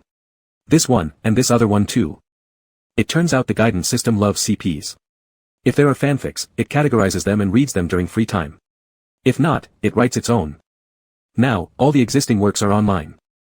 In no time, a blue panel appeared in front of Gu Qing, displaying various fanfics, including Driver and Passenger, CEO and Male Secretary, Scholar and Fox Spirit, Emperor and the 9,000-year-old Lord, and many more. Drip. Retracting the panel, Gu Qing scoffed, "Too scandalous." "Scandalous or not, host, hurry up and seduce Xia Qinyan. Not completing the task will deduct life value." Deduct, life value? Yes, the deduction is 5 times the original value. So, it's not worth losing the task. Hearing this, Gu Qing became interested instead. In other words, if I don't do this task or fail, 15 days of life value will be deducted? Yes. So host. Then how many days of life value do I have left? 20 days. Good. I understand. After answering, Gu Qing calculated the remaining days and, as if reaching a satisfying conclusion, lightly curved his lips. He stopped trying to flirt with Xia Qinyan and simply closed his eyes, holding the fleece jacket the boy had left behind, drifting off to sleep peacefully. This left the system in a frenzy. What was the host planning to do? Crazy. Waiting to die. It tried hard to speak, wanting to urge him immediately, but Gu Qing muted it entirely, blocking all information from it. Ah. What should I do? It was the first time encountering this situation. Why was the host heading towards death? 5 days later, on the eve of the finals, during the rehearsal day, Gu Qing disappeared and was nowhere to be seen the whole day.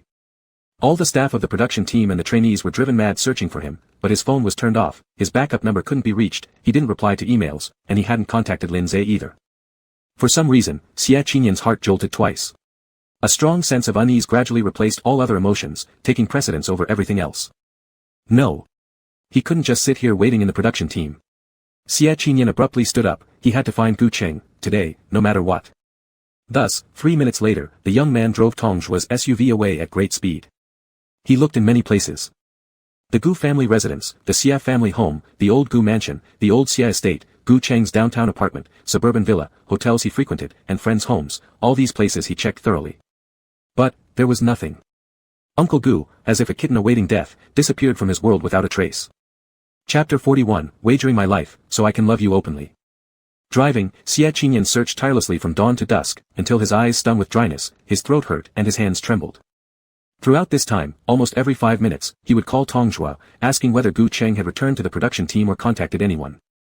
But each answer was an unchanging no. As calls piled up, Tongzhua also started to worry and simply advised. Brother Xia, it's okay, rehearsals can go on. The director said Teacher Gu is only responsible for the opening dance part, we'll just switch someone. Come back and wait for him. It doesn't matter much. It doesn't matter. How could it not matter? Someone else could replace the opening dance, but, what could replace Gu Qing?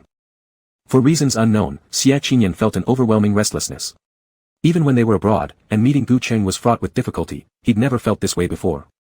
It was as though if he didn't find Gu Qing today, he might never see him again. Yet, the sun was nearly setting. How could he possibly find him? Clutching the steering wheel tightly, Xia Qinyan raised his head and closed his eyes momentarily, determined not to let tears fall. The next second, suddenly, he opened his eyes. A thought crossed his mind, so he quickly sped toward an artificial lake on the outskirts of the western city. Inside the room, Gu Qing lay on the bed by the window, his hand resting on his forehead, watching the sunset dip into the beauty of the artificial lake for a while before closing his eyes quietly to wait. Although he had blocked the system, the azure panel of the system stacked layer upon layer before him. A reminder popped up roughly every minute. 28 minutes remaining. Please complete the task, embrace Xia Qinyan and kiss him. 27 minutes remaining. Please complete the task, embrace Xia Qinyan and kiss him. 26 minutes remaining. But none of these mattered to him. Out of sight, out of mind. Finally, when life value dropped down to 3 minutes, facing the risk of detaching from its host, the system forcibly broke through the block and roared, "Host! What are you doing? There's less than 3 minutes left, you're going to die. Go find Xie Qinyan already. No rush, it hasn't come to that yet. Gu Qing murmured, eyes still closed, I haven't lost my bet yet. Bet? The system didn't understand, what kind of bet? Bet what? Your own life. Exactly. Gu Qing murmured, when I was little, my mom died, and I was kicked out by my stepmom. Left with nowhere to turn, Uncle Xie raised me. I owe Xie family a life, originally. I shouldn't have been teasing Xie Qinyan. But now that I've done it, something has to be given in return, right? Time remaining, 60 seconds. The countdown continued even as the system reminded him. At 60 seconds, Gu Qing finally opened his eyes and glanced at the door. Quiet and still, there was no sign of disturbance, waterbirds chirping outside the window, the artificial lake reflecting the sunset beautifully with sparkling ripples. Gu Qing realized, somewhat selfishly. If I can't survive myself, then dragging Xie Qinyan in to save me feels wrong. But liking him and fearing abandonment, I've lured him all along, keeping him on the hook. Never giving him a clear response, never letting him move on to others. It's too conflicting. But all these contradictions will be resolved with this gamble today.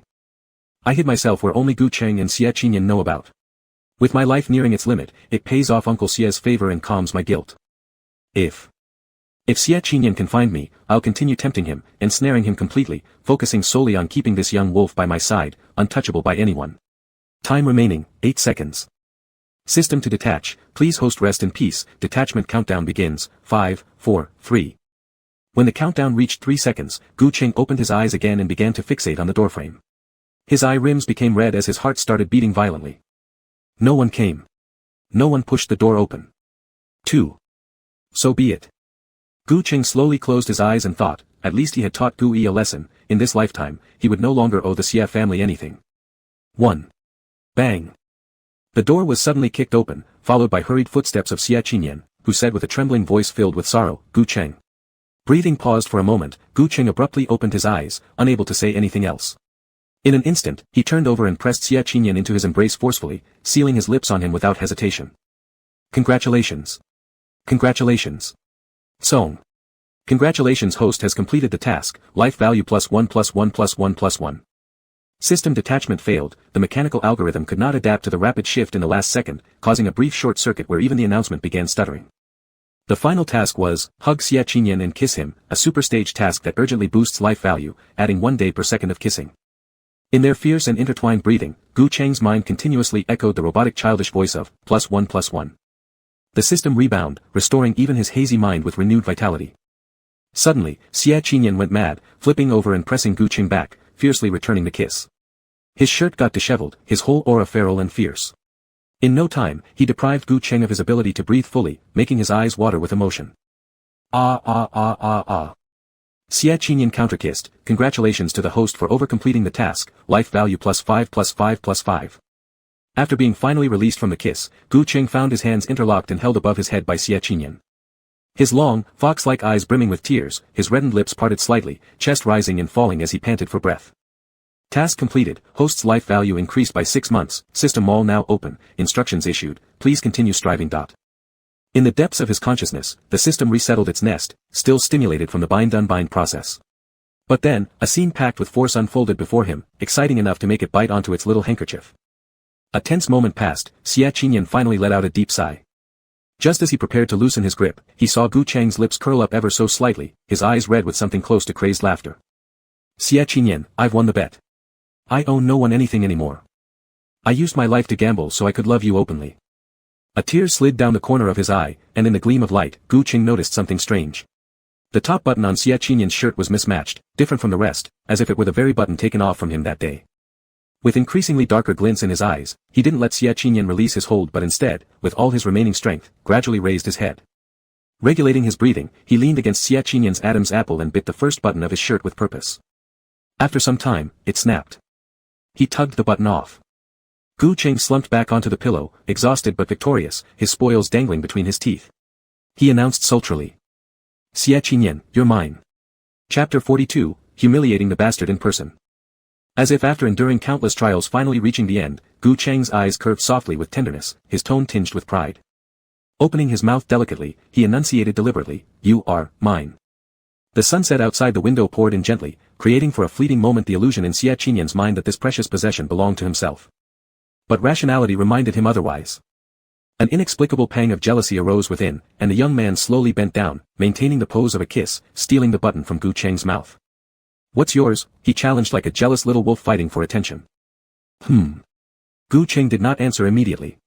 Xie Qinyan refused to let go, tightening his grip further on the other's wrist while exhaling ominously. "Uncle Gu, what's yours?"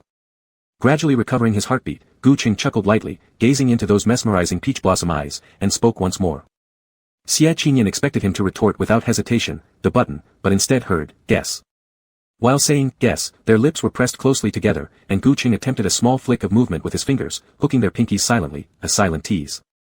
This increased the possibility for the young wolf, and Xie Qinyan was ecstatic, searching for ways to elicit more words from him when a drip-drip sound caught his ear. Gu Cheng's phone lit up. It was a message notification popping up from the short video platform, Wengu live stream. "Lin Zhe, Mr. Gu, where are you? I can't reach you. Could you reply if you see this? Lin Zhe, Mr. Gu, you've never been like this before. Lin Zhe, I'm really worried about you. I am really worried about you." When these 5 words were combined, they resembled a time bomb, immediately capturing Xie Qinyan's attention. He picked up his phone and, while sliding it open, aimed the camera at Gu Cheng's face as he unlocked it. Then, without hesitation, he sent a voice message, "Uncle Gu is with me, Uncle Lin, there's no need to worry. It's just that he got tired earlier, and his throat is a bit hoarse, so he isn't very convenient for replying." After speaking, he innocently blinked a few times, seemingly completely unaware of how ambiguous his offhand statement had sounded. Gu Cheng slightly furrowed his eyebrows. Before he could say anything, Xie Qinyan slid his fingers across the screen and exited the chat with Lin Zhe. Originally intending to return the phone to Gu Cheng, his gaze fell on a short video saved in its collection. How great are the physical contrasts among Russian fighters. Next, there was a boy in a white shirt emerging from the water. He looked to be around 20-something years old, with damp flaxen hair trailing down to his neck. His upturned eye corners gave him an enigmatic allure, but when he fully stood up, his wet shirt clung irregularly to his body, revealing an absolutely stunning physique and explosive abdominal muscles, truly very piercing. Eyesore. Pausing in the act of handing over the phone, Xie Qinyan turned the screen toward Gu Cheng and asked, "Do you like types like this? That one is. I'm not worse than him, Uncle Gu, want to experience it?" Experience. As Gu Cheng's ears turned slightly red, he asked hesitantly, "How do we experience it?" Smiling wickedly, the boy glanced toward the window and handed the phone back to Gu Cheng, opening the camera interface. Then, he led Gu Cheng out of bed and helped him put on his suit jacket before heading outside. "You shoot me, my contrast is greater than his." With the jealousy bubbling up inside him, it didn't take long for Xie Qinyan to bring Gu Cheng to the edge of an artificial lake. Splash. Leaning forward and diving into the depths of the lake, he enthusiastically called out, "Uncle Gu, when I count 3, 2, 1, start shooting." Gu Cheng nodded, taking the opportunity when Xie Qinyan adjusted to the water temperature to reopen the chat box and send a message to Lin Zhe, "No need to worry, I'm fine." Almost instantly, Lin Zhe replied, "All right." Then, after pausing for a few seconds, he added an unprecedented sentence, "Mr. Gu, take care of your health, it's none of my business, no need to reply, dot." Lin Zhe's words also carried quite some ambiguity. This caused Gu Cheng to lose focus momentarily and pay more attention for 2 seconds, then he missed filming Xie Qinyan. The only thing he managed to capture was Xie Qinyan shaking his hair as he leapt out of the water. After reviewing the video, the boy clearly became dissatisfied. "Uncle Gu is too partial, watching other people carefully but not doing so when filming me." Not true. Just recovering his senses, Gu Cheng seemed to blurt out unintentionally, "I don't want others to see you." Xie Qinyan's eyes suddenly lit up. Gu Cheng froze for a moment, realizing he had said something wrong, and hastily explained, "I mean, you're a family kid." Xie Waflang's eyes lit up even more, looking like he wanted to swallow Gu Cheng whole. "What should I do?" Lowering his head, Gu Cheng used the action of pushing up his glasses to subtly curve the corner of his lips, as if accidentally making things worse. "Host, you obviously did it on purpose, beep." The system, which had just recovered, quickly fell silent again, becoming merely a bystander, silently putting her hands together to root for their CP relationship. As the sunset gradually dipped below the horizon, Xie Qinyan leaned against the lakeside, gazing around at the surrounding buildings, and suddenly said, "I don't like this architectural style. Look, there, bare with no trees, and behind me, there's an enormous black swan sculpture, it affects swimming performance so much. It's such a waste that you used to say everything would be arranged according to my preferences." Yes, before. Previously, there was no grass here, no house, just a dilapidated artificial lake and lush dense forest. But one day, when Gu Cheng brought Xie Qinyan here to hide from debt collectors, they dreamed together about a beautiful future. They said that once they had money, they must buy this place, refurbish it, and turn it into a secluded paradise known only to them. Later, Xie Qinyan left. But Gu Cheng still bought this land, and specifically redesigned it according to Xie Qinyan's least favorite style. When the man thought of this, he couldn't help but smile a little, suddenly feeling a sense of pleasure in punishing someone. He retorted right to the person's face, "It was designed according to what you don't like." Xie Qinyan lowered his eyes, appearing aggrieved for a moment before his gaze gradually turned deep. He leaned toward the shore and extended his hand toward Gu Cheng, who tried hard not to laugh, intending to pull him down. The next second, splash. Before he could exert much force, Gu Cheng closed his eyes and collapsed directly into the water, unconscious. Chapter 43, Ward Punishment, Lock him up if he doesn't behave. Almost without pause, Xie Qinyan drove straight to the hospital with him. Thankfully, it was just hypoglycemia from skipping meals for a day. Such conditions can be greatly improved by carrying sugar cubes frequently. There's basically nothing serious here as long as he is well cared for. In the consultation room, Lin Shen, acting both as a doctor and friend, sat opposite after speaking and set down the lab report, adjusting his perfectly maintained white coat. At this, Xie Qinyan let out a sigh of relief, reaching into his jacket pocket, and just as he was about to take something out, Lin Shen couldn't help but ask curiously, how could he go without eating for a day and then fall into the water? Lowering his voice, Lin Shen asked, "Did you lock him in the water, and take things too far? Am I really that abnormal?" Xie Qinyan placed the white pills in his pocket on the table. "Not exactly." Xie Qinyan withdrew his gaze, preparing to shift to another topic, when Lin Shen continued, "Just that you're rarely normal. This is the medication for him, kept in an unmarked pill bottle, taken daily." Xie Qinyan's eyes darkened as he said, "Help me analyze its components." He found these while helping Gu Cheng tidy up the room on the first day they reunited. Unmarked pill bottles, pure white tablets, showing no physical symptoms yet taken every day, how could one not worry?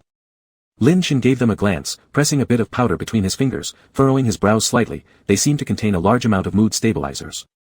Xie Qinyan's gaze grew even darker. Depression? Lin Shen shook his head, no. Bipolar disorder? Again, Lin Shen shook his head. Dual diagnosis? Still, Lin Shen shook his head but suddenly laughed at Xie Qinyan's eager expression. "Why don't you guess manic depressive disorder? Doesn't seem likely. These are none of them." Lin Shen stood up and placed some photocopied medical records in front of the youth. "Mr. Gu once visited this hospital. I arranged for a full body checkup as per your request. But aside from some larger mood swings, a slightly more sensitive constitution than normal, basically, nothing seems wrong. So," the man smiled, casually pushing his gold-rimmed glasses, "I'll study it further and discuss later. It shouldn't be serious. Thanks." Xie Qinyan, taking the medical records, returned to the car with heavy thoughts, initially wanting to buy some food. But as he drove along, he unintentionally noticed Lin Shen's later comment, "Constitution slightly more sensitive than normal. Constitution, more sensitive than the average person? No wonder a simple kiss makes his eyes red." A faint smile curled at Xie Qinyan's lips. Aside from buying porridge, he also brought back something else. When Gu Cheng woke up, there was hardly any strength left in him, leaning against the headrest. As soon as he picked up his phone, he saw Xie Qinyan's message. "Siberian White Wolf, a touch of hypoglycemia, I went out to buy some porridge for you. Candy is placed nearby, and honey water is in the thermos. I'll be back soon. Asterisk asterisk, dot, asterisk." Setting down the phone, Gu Cheng pinched his brow, picking up the candy and suddenly missing the days when he smoked. Although he didn't particularly love smoking at first, habits formed over nearly 10 years aren't easy to change. After thinking for a moment, the man finally put the candy down and connected with the pitiful system interface. "Is the mall open?" "Of course, yes. Host wants to give it a try. A pack of Marlboro." "Okay." The system followed procedures. When a pack of Marlboro appeared in his hands, Gu Cheng heard the punctual broadcast, "Life value -6 hours, please host keep up the effort." Merchants are indeed without scruples. Gu Cheng looked down, picked up a cigarette, and suddenly realized something was missing. At the same time, the system sneezed again. The mechanical little hand lifted and hadn't wiped the nose yet when Gu Cheng instructed, "Fetch the cheapest lighter." "Oh, good. Life value -5 minutes." While the system blew its nose, it couldn't help asking, "Host, did you insult me just now?" "Shoo." Gu Cheng lit the fire and pushed his glasses, chuckling lightly, "No, I didn't." "Is that so? Then why did I sneeze just now?" Creak. As he was speaking, the door was pushed open from the outside. The scene of Gu Cheng taking a puff of his cigarette happened to fall right into Xie Qinyan's eyes. The young man's gaze darkened. He said nothing but silently took a few steps, standing by Gu Cheng's bed, lowering his head and pulling out a rose-gold little pair of handcuffs. Click, click. After 2 sounds, one end locked Gu Cheng's wrist while the other secured the bed rail. Afraid that Gu Cheng would be dazzled when waking up, Xie Qinyan turned on the night light. The night light in the P ward on V was right by the bedside. It was deep into the night, and its brightness was just enough to illuminate one side of the man's glasses chain as well as the cuffs on his wrist. Xie Qinyan took away his cigarette, slowly leaned over, got close to him and asked dangerously, "Uncle Gu, haven't I said already? If you smoke again, there will be punishment." Opposite, Gu Qing remained silent. When he opened his mouth, blue-gray smoke naturally followed his breath upwards, like an invisible barrier blocking their distance. From Xie Qinyan's perspective, the man's slightly bent fox-like eyes appeared more alluring amidst the swirling smoke. Carrying a faint tobacco aroma, he coaxed him with a sultry voice, "How, will you punish me?" Each word was distinct, not sounding fearful but more like a provocation. The next second, clatter. The sound of the handcuffs, and Gu Cheng was directly pushed back onto the bed by Xie Qinyan. Chapter 44, praising him publicly, "Baby is so good." His body fell abruptly, Gu Cheng instinctively closed his eyes, leaving a barely visible red mark on his wrist. The chain of his glasses swung accordingly. Before he could react, he saw Xie Qinyan's fingers drop, gently teasing his tie. This little brat, what else does he plan to do? His heartbeat went haywire. Just as Gu Qing recovered his senses, he saw Xie Qinyan unfurl his tie, holding it with both hands, sliding it from his lips up to his nose bridge, gradually pushing his glasses away, stopping just above his eyes. Vision gradually dimmed, Gu Qing felt his heart lift slightly. However, before anxiety could invade, Xie Qinyan's voice softly reverberated by his ear, "Uncle Gu, don't be afraid." He said, "Close your eyes, I'm here." "Close. Why should I close my eyes?" "I want to kiss you." He said, "I want to kiss you." An outright request, intending to use Gu Cheng's own tie to blindfold him. Not knowing whether unable to think of a reason to refuse, Gu Cheng hesitated momentarily, obediently closing his eyes and relaxing. During the kiss, the hand gripping the tie of Xie Qinyan gradually loosened, gently reaching to hold his hand, offering comfort quietly. This actually made Gu Cheng unconsciously relax his grip for the first time, feeling that darkness wasn't as terrifying as he thought. Breathing grew rapid. Unable to see, Gu Cheng was kissed intensely, tears dribbling down to wet the tie. When they parted, the tie had slipped to his nose bridge, looking decadent and seductive. Xie Qinyan then leaned close to him, kissing his nose through the tie and whispered softly, "Baby, I like you so much." His heartbeat immediately became disordered. By the time he reacted, he realized Xie Qinyan was unbuttoning his shirt. Pupils constricting, Gu Cheng finally understood what he intended to do, instantly protesting, "No." Xie Qinyan raised his head, the tone slightly rising, displeased at uttering a sound mixed with heavy breathing, mysteriously adding more pressure. This made Gu Cheng feel, dared not treat him as a kid anymore. But he still voiced, "Tomorrow is the male group finals. I can't have any marks on my neck. How then shall I punish you?" Gu Cheng. Pity, Uncle Gu has naturally fair skin, if there were a red mark, it would look absolutely gorgeous. Xie Qinyan murmured, emotions almost nearing the brink of rationality, brimming with a sickening sense of possession. Finally, he rebut-toned Gu Cheng's shirt, sitting upright. Gu Cheng let out a sigh of relief. Preparing to ask him to free his hands, he saw Xie Qinyan take out a pen from the drawer and lean down to draw something lightly near his collar. "What are you going to do now?" "Drawing pictures." In no time, a cartoon version of a wolf's head appeared on the white collar. Xie Qinyan gathered back the flicker of emotion in his eyes, explaining, "Still really wanted to kiss, so I left a mark. Tomorrow, we'll kiss again." "Immature." Gu Cheng chuckled, "I'll change clothes tomorrow anyway." "Then, can you not change?" "No. If you cannot, the cuffs won't open either." Though his words were a refusal, Xie Qinyan still obediently unlocked the cuffs. He placed Gu Cheng's hand under the blanket, leaned against one side, and lit a soothing aromatherapy lamp to lull Uncle Gu to sleep. The little wolf doodle was just a spontaneous tantrum, he never really intended it to come true. After all, tomorrow was the final competition for the program, and as mentors, their clothes were selected by makeup artists, all new outfits, so he understood what needed to be prioritized. However, the next day, standing on the stage of the final, Xie Qinyan saw that Gu Cheng had loosened the button of his suit jacket, revealing the cartoon wolf at the collar of the white shirt underneath. It looked ugly, with irregular lines, clearly drawn by him. Uncle Gu wore the piece of clothing with the mark. Xie Qinyan suddenly became exhilarated, almost as if he had openly hugged Gu Cheng and kissed him in front of everyone before declaring to the whole world, "This person is mine." His dancing moves flowed effortlessly, graceful and splendid, even surpassing the level during practice. In the final move, he slid to his knees, parting from all other team members behind him, shining brilliantly as the center member. His tightly pressed thin lips represented extreme seriousness and solemnity, his gaze sweeping over the entire audience like a wolf king surveying his pack. "Ah! So manly. My brother's killing me. It's been so long since we've seen such a rugged wolf king on a talent show, MVKJNG." Amidst the feverish excitement of the audience, another strange sound came through Xie Qinyan's earpiece, as though a circuit had been reconnected. He lifted his hand and adjusted the earpiece, trying to focus intently, but instead, heard Gu Cheng's low and hoarse voice. "Dear, you're amazing." The tone was deep and heavy, only 2 sentences before ending.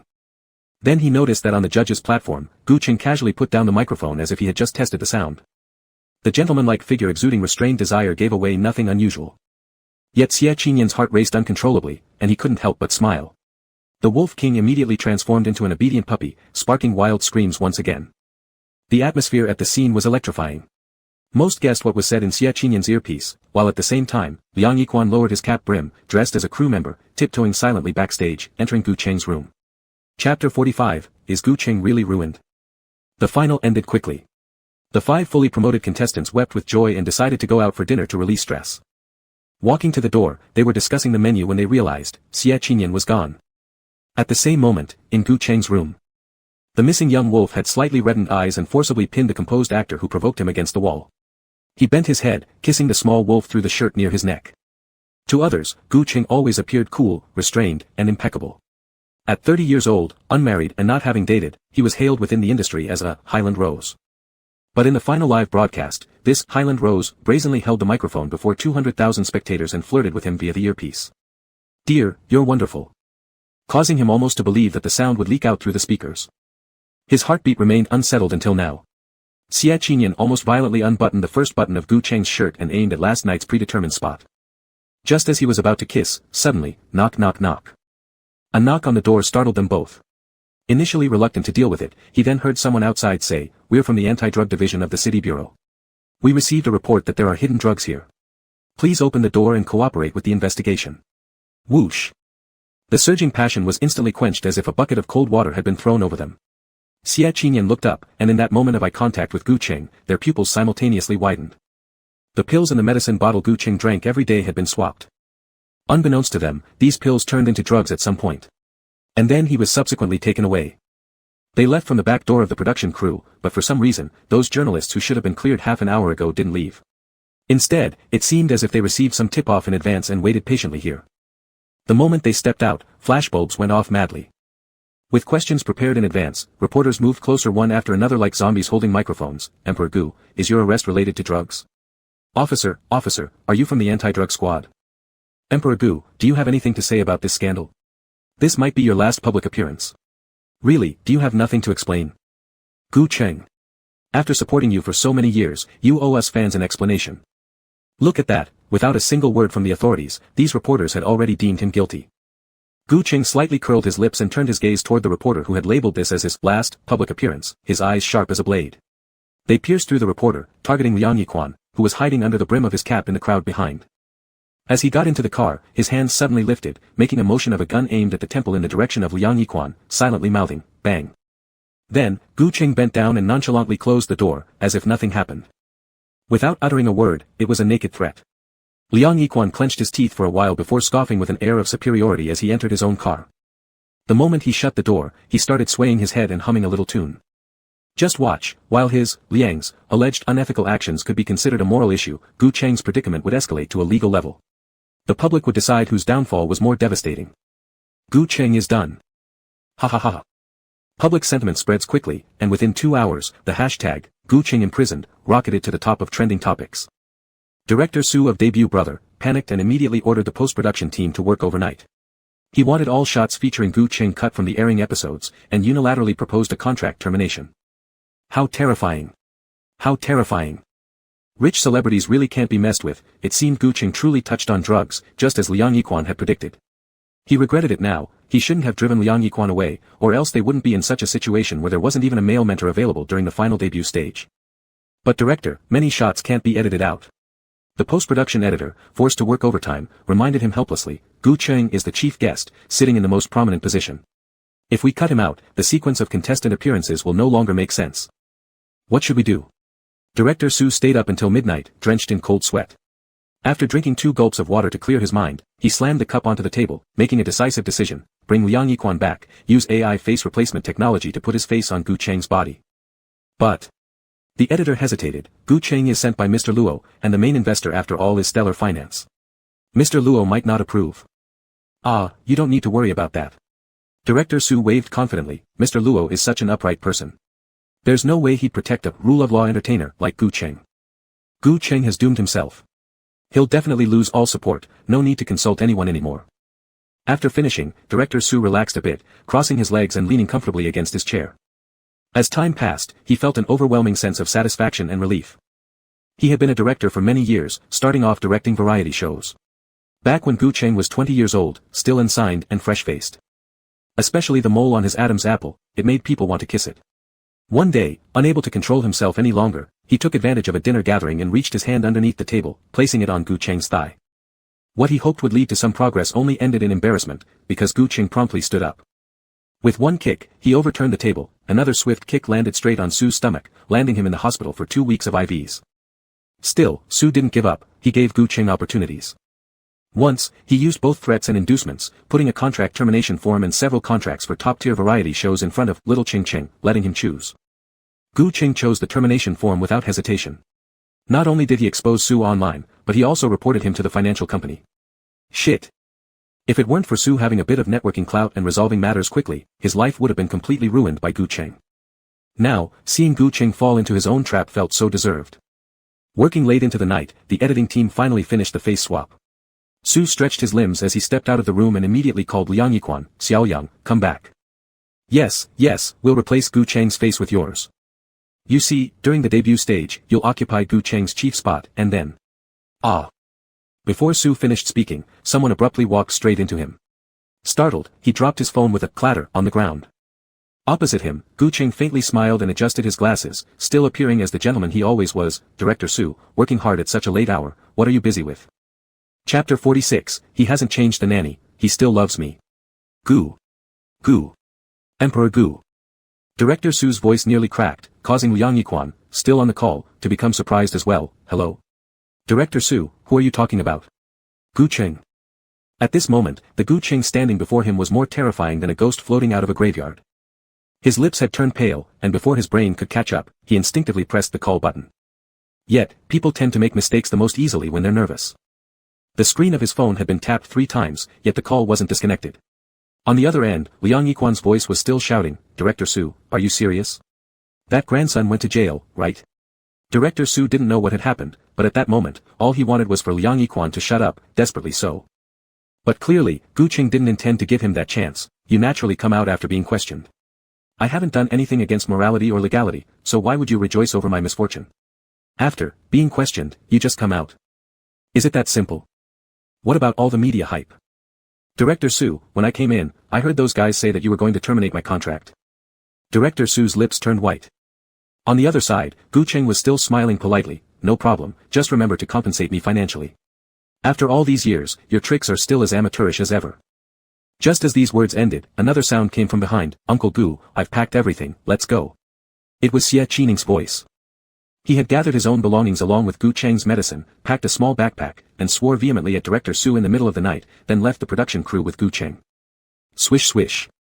Cold wind kept blowing by, chilling Director Su's heart and blowing so hard that the person on the other side of the phone, Liang Yiquan, slammed his hand on the table angrily, glaring fiercely at Wenshan across from him. So this is what you said, that Gu Cheng would be ruined. Now damn it. He has no damage. Indeed, he's completely unharmed. Wenshan remained calm, grabbing the phone and replying to Director Su, Director, let's send Yiquan back. This isn't the first time Gu Cheng has been attacked online, terminating him might even turn things around. Director Su, Wenshan, we can never know how things will play out until the very end. But Gu Cheng is someone we should avoid. Just delete his clips and replace them with our Yiquan, that's settled. After saying this, she lowered her head, hung up the phone, placed it on the table with a snap, and glared sharply at Liang Yiquan, why did I have to choose you back then? Admittedly, Wenshan made quite some money off Liang Yiquan without having to work under any major company, enjoying freedom. But, this guy's pig brain was truly annoying. The woman forced herself to control her temper, pinched her temples, and said, what's the rush for? What if outsiders sense something wrong? Do you think I'm stopping here? Wenshan continued, didn't we still have the audio between Gu Cheng and Old Huang that we haven't used? Liang Yiquan didn't understand, what do you mean? Without direct evidence, the police won't detain anyone. Wenshan grinned slyly, however, after this incident, there will definitely be officers monitoring Gu Cheng. Imagine, if a vendor carrying goods finds him. Would that not result in catching him red-handed? At that point, we edit this ambiguous recording and release the information that Gu Cheng is taking medication every day. That'll be Oh ho ho. Liang Yiquan suddenly understood and began enthusiastically praising Wen Shan, only to be sharply glared at again. Shut up. If we weren't tied together like fleas on a rope, who would care about you, stupid fool?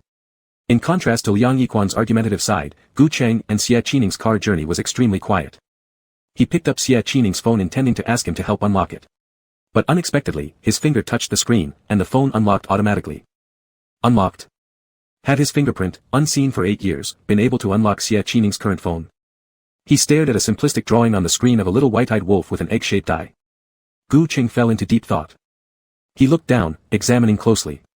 The phone was newly bought, its model just released last month. And he was very certain that when Xie Qining left him, he hadn't had any electronic devices on him, thus leaving no fingerprints. So, as he was pondering, the phone accidentally turned black. Gu Cheng turned it back on and, pretending to act oblivious, discovered that every single one of his fingers could unlock it. Why? There's no need for surprise, Uncle Gu. Xie Langzai sitting in the driver's seat glanced at him during a red light, smiled gently, and replied, I know everything about you better than anyone else. Though his smile was warm, the slight curve at the corner of his eyes seemed to carry a hint of illness. This attracted Gu Cheng's attention more than the phone. The man pondered silently and suddenly asked, all? Yes, including how you gradually became an emperor of film, how many times you went out in a year, where you've been, who you've met, and what friends you made. It's all clear. But Xie Qining retracted the look in his eyes and gave a playful smile showing little tiger teeth. I was just kidding. He said, the fingerprints were recorded when I acted stubbornly at the hotel while you were asleep. I wanted Uncle Gu to be part of my life. Seeing that Gu Cheng hadn't looked up for a long time, the boy also became a bit nervous. During the last 3 seconds of a red light, he opened the monitoring interface connected to Gu Cheng's phone and rewound the entire day when he wasn't in the dormitory during the finals. Uncle Gu, are you looking for this? Here it is. Gu Cheng didn't speak anymore and provisionally accepted his explanation. His long eyelashes flickered slightly as he decided to drop the topic, switching the video to double speed and searching for any clue. Just because nothing seemed amiss today doesn't mean it would always be like that. To completely eliminate all suspicions, he must find and crush every person involved in framing him. Finally, he spotted a furtive staff member on the camera indeed entering his room to switch his medication. However, the face couldn't be seen clearly. There was only a silhouette, even the portrait artist wouldn't have anywhere to start, let alone use it to absolve the suspicion. Leaning back against the chair, Gu Cheng massaged his temples, feeling troubled. What should be done? It seems to have reached a deadlock. Perhaps knowing that he was tired, Xie Qining didn't bother with subtleties and directly parked the car at the villa where they had lived for several years. Compared to the newly built villas around it, this one obviously appeared older but still held full memories. When the seatbelt was unbuckled, Gu Cheng finally opened his eyes, glancing at the building outside, and his brows lightly furrowed. I sold this dump ages ago. Let's go to my place downtown. Dong dong dong. Before he could finish his sentence, Aunt Zhang came happily to greet them. She recognized Gu Cheng's car and walked over, knocking gently on the window, her face blushing slightly. Mr. Gu, sorry, I didn't know you'd come here tonight. I haven't prepared dinner yet. What would you like to eat? I'll call immediately to have ingredients delivered. Gu Cheng. Before he could respond, Xie Qining leaned against his shoulder and affectionately called out, Aunt Zhang, I miss you so much. I want to eat the fried rice you make. Being suddenly addressed by such a big boy threw Aunt Zhang off for a moment. She had worked as a nanny here for 9 years but didn't remember ever knowing someone like. Wait a moment, this face. Little Nian. It's me. Xie Qining immediately responded, leaning even closer to Gu Cheng. Gu Cheng thought that if Xie Qining had a tail right now, it would definitely wag right up into the sky. His forehead practically read loud and clear, he hasn't changed the nanny. He still loves me. Chapter 47, being kicked out of the room by Uncle Gu Qaq. Get out of the car. Gu Cheng extended his hand, pushing away the overly clingy wolf behind him with a hint of helplessness as he opened the door. Behind him, Aunt Zhang and Xie Qining continued their casual chat. Aunt Zhang, oh my, little Nian hasn't returned for so many years, but look how handsome you've grown. See, your return made Mr. Gu's usually knitted brows unfurrow instantly. Gu Cheng pushed open the door, and for some reason, a classic line from a dominant CEO novel popped into his mind, young master hasn't smiled in a long time. TSK, annoying. Just cook for him. I'm not hungry. Leaving this statement, Gu Cheng decisively returned to his own room and turned on the hot water in the bathroom. Tossing his shirt aside, he leaned back into the bathtub, finally finding somewhere to relax as he exhaled deeply. He truly wasn't hungry. Unexpectedly, someone had switched his medicine with banned substances and summoned the police along with waiting journalists, setting up a perfect trap just waiting for him to jump in, obviously intending to kill him off entirely.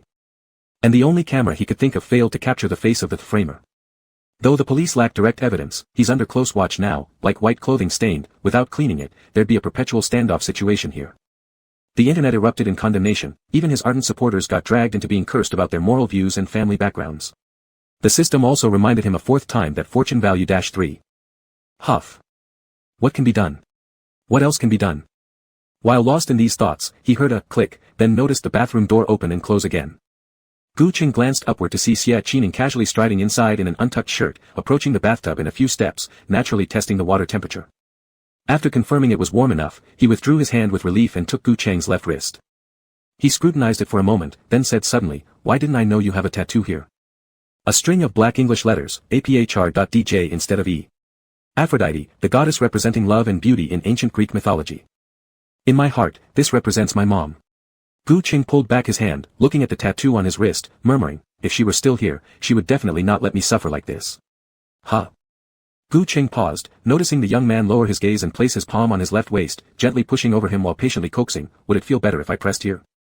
Held by just one arm of the other, Gu Qing leaned against his shoulder, and the sense of solitude akin to a lonely boat on the sea gradually dissipated. Not long after, he nodded cooperatively. Xia Qining smiled slightly. "This bathroom hasn't changed either," he said. "I never liked taking showers before, so you forced me here, holding me up like a chick, always making me drink water.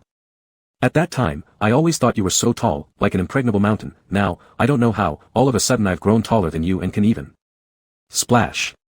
Xia Qining lowered his hand and lightly pressed Gu Qing towards the edge of the bathtub, as his eyes sparkled wickedly amidst splashing water. "Hold you down. You." Uncle Gu, Xia Qining leaned closer again, whispering near his lips, "I want to continue what we didn't finish today." "What?" In the next second, his lips were kissed once more. With great difficulty pulling apart, his gaze turned predatory and focused on the collarbone. Gu Qing felt some tension. The next second, Xia Qining immediately bent down, forcing Gu Qing to close his eyes reflexively. But ultimately, it was just a light kiss.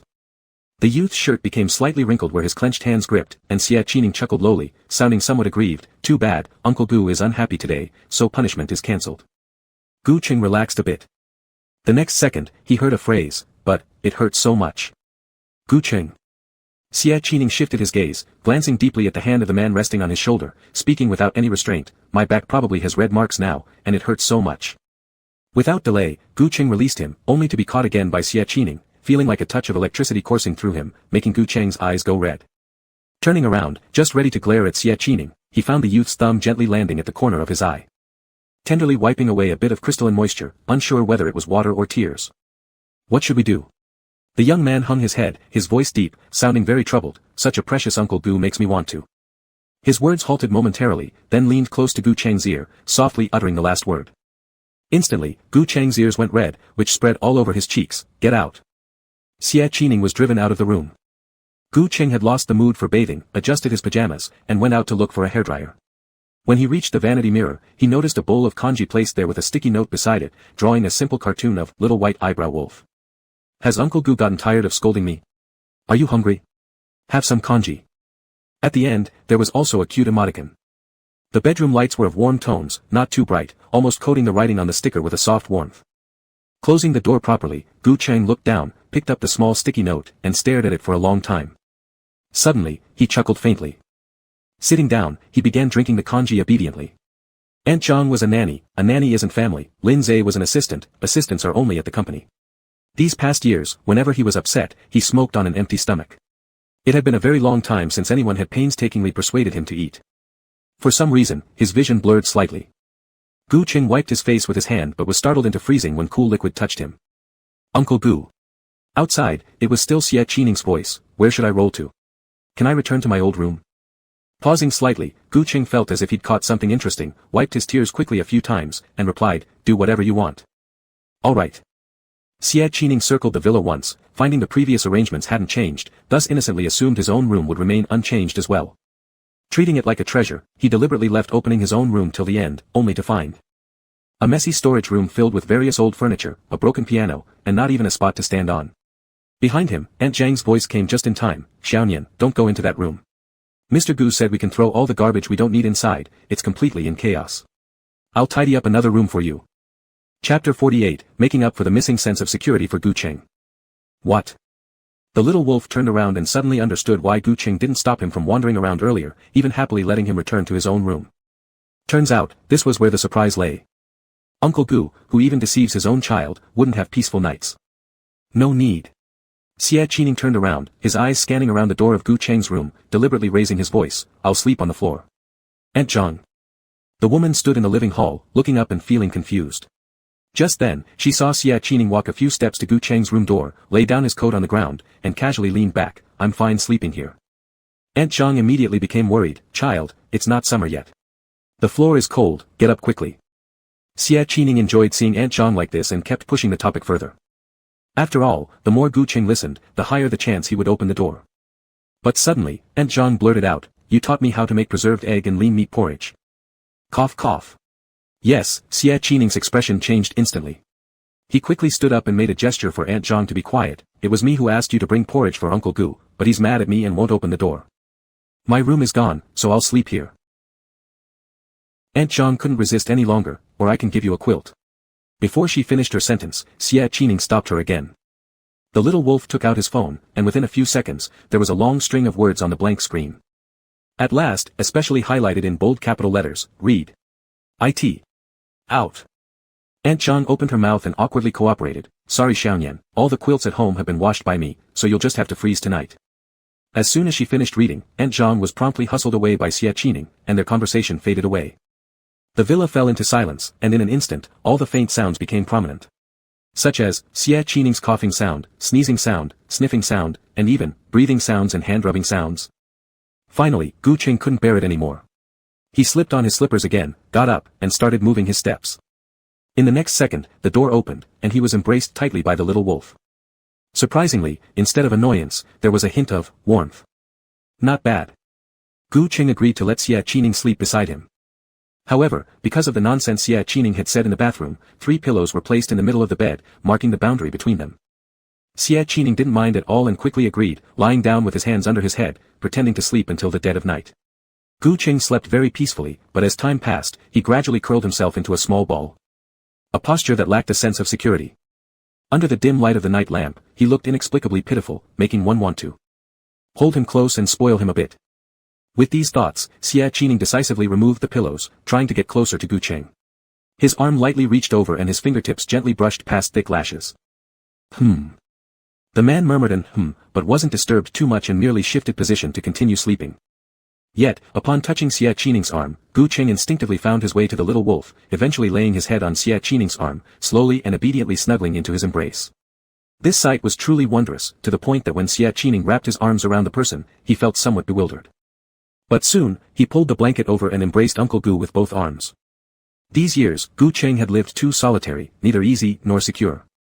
But no worries, bit by bit, he would make up for all the missing sense of security for his beloved Uncle Gu, making him always happy and carefree. Ding dong, ding dong. Early in the morning, while Gu Qing was still asleep, the mobile phone left on the bedside table burst into alarm-like noise. Xie Qining opened his eyes in a second, hurriedly lifted his hand to turn it off, and immediately glanced at Gu Qing. Only after confirming he hadn't awakened did he quietly sigh in relief, then sneakily unlocked the phone. It was Gu Cheng's apartment in the city center. An outsider had broken in, causing the smart camera to set off an alarm. Xie Qining raised his phone in one hand and focused seriously on the mysterious intruder, for some reason, finding the figure strangely familiar. It seemed familiar, a vendor. What was he doing at Mr. Gu's place? Oh, it dawned on him. Xie Qining put down his phone and fished out a miniature surveillance device from his coat pocket, placing it on the bedside table. He suddenly realized where to find evidence that would clear Uncle Gu's name. Gu Qing woke up around 9. He had never slept so deeply, feeling inexplicably secure as if sinking into a blissful slumber. As consciousness returned, the first thing the man did was reach for his phone. But when his hand touched something unfamiliar. A game controller? When had he bought this? In confusion, Gu Qing randomly pressed a few buttons. When he finally opened his eyes fully, they locked onto a pair of deep, enticing peach blossom-like eyes. The boy was lying by his side, glancing sideways at him with a gentle smile under the warm morning sunlight. Good morning, Uncle Gu. Xie Qining, game controller. Realizing the implications, Gu Cheng's ears turned bright red, and he almost instantly sprang up. Ouch, he strained too much, feeling some pain in his lower back. Xie Qining immediately sat up next to him, gently pressing with one hand, I've told you to take care of yourself, but you never listen. Gu Cheng's heart was pounding wildly, his attention completely unfocused. Glancing around, he noticed the scattered pillows on the ground. He immediately demanded, "Didn't I tell you not to cross the boundary?" "I didn't." Xia Wolf looked innocently, explaining, "It was Uncle Gu who insisted on holding my hand last night and cuddling closer to me. I threw away the pillows because I thought you'd be uncomfortable. I even recorded a video. Want to see it?" After resting for a bit, Xia Qinyan's numb hand recovered enough strength to raise the phone and display the surveillance footage to Gu Cheng. Gu Cheng's gaze wandered, not wanting to look at it at first. But after focusing on it for a moment, he suddenly seemed to have found an answer, locking his eyes onto Xia Qinyan. "Is this my home security camera?" "Yeah." Smirking slightly, he asked again, "Do you still have that mini surveillance device?" "Yup." "How many?" "There's just one left." Though secretly, he had plenty more. "Let me use it for a bit." Xia Qinyan teased further, leaning closer and whispering, "Use what exactly?" Gu Cheng's sharp fox-like eyes turned piercing, causing Xia Qinyan to immediately straighten up. "All right, Uncle Gu wants to draw out the snake." Finishing the sentence, Gu Cheng quickly stood up and walked towards the bathroom. Locking the door, washing his face, changing into a suit. His movements were fluid and seamless, without any hesitation. Before leaving the room, he seemed to remember something important, turning back to ask, "What time did you wake up this morning?" The boy smiled, 6:30. Gu Cheng glanced at the current time, 9 o'clock. Lowering his eyes silently, his brows furrowed deeply soon after. "Xia Qinyan, in the morning, wasn't it a little too long?" Chapter 49, Drawing Out the Snake, Ultimate Reversal. This question, Gu Cheng did not voice aloud. But during the car ride to downtown, he kept pondering, this isn't normal. Should he take Little Year to see a doctor? The system then reminded, "Host, is there a possibility that Little Year acted that way because he was holding you? Because he wanted to?" Terror. The car stopped at a turning point, and Gu Cheng turned his gaze to see the D-vendor crouching below his building, waiting to entrap him. His eyes curved lightly in response. Getting out of the car, he approached directly. On the way, he couldn't help but ask, "Little Year, didn't you always call him Qiyunzi? A term for someone lucky." System, ? What does that mean? Is he jealous? I followed the host's lead. It grew curious, but Gu Cheng's focus was clearly no longer on it. As soon as the man reached the doorway, he was greeted by vendor Yong, engaging in an unusually cordial conversation. Upon departure, Gu Cheng even extended his hand to adjust Yong's collar. "Good job, Yong. The success of capturing those lowlifes entirely depends on you." After parting ways with Yong, Gu Cheng was taken away by the police once again. Next came Su Director and Liang Yiquan's turn to revel. Especially Su Director, who felt refreshed upon hearing the news, becoming increasingly convinced of how right his decision was back then, abandoning Gu Cheng and choosing Liang Yiquan was absolutely correct and brilliant.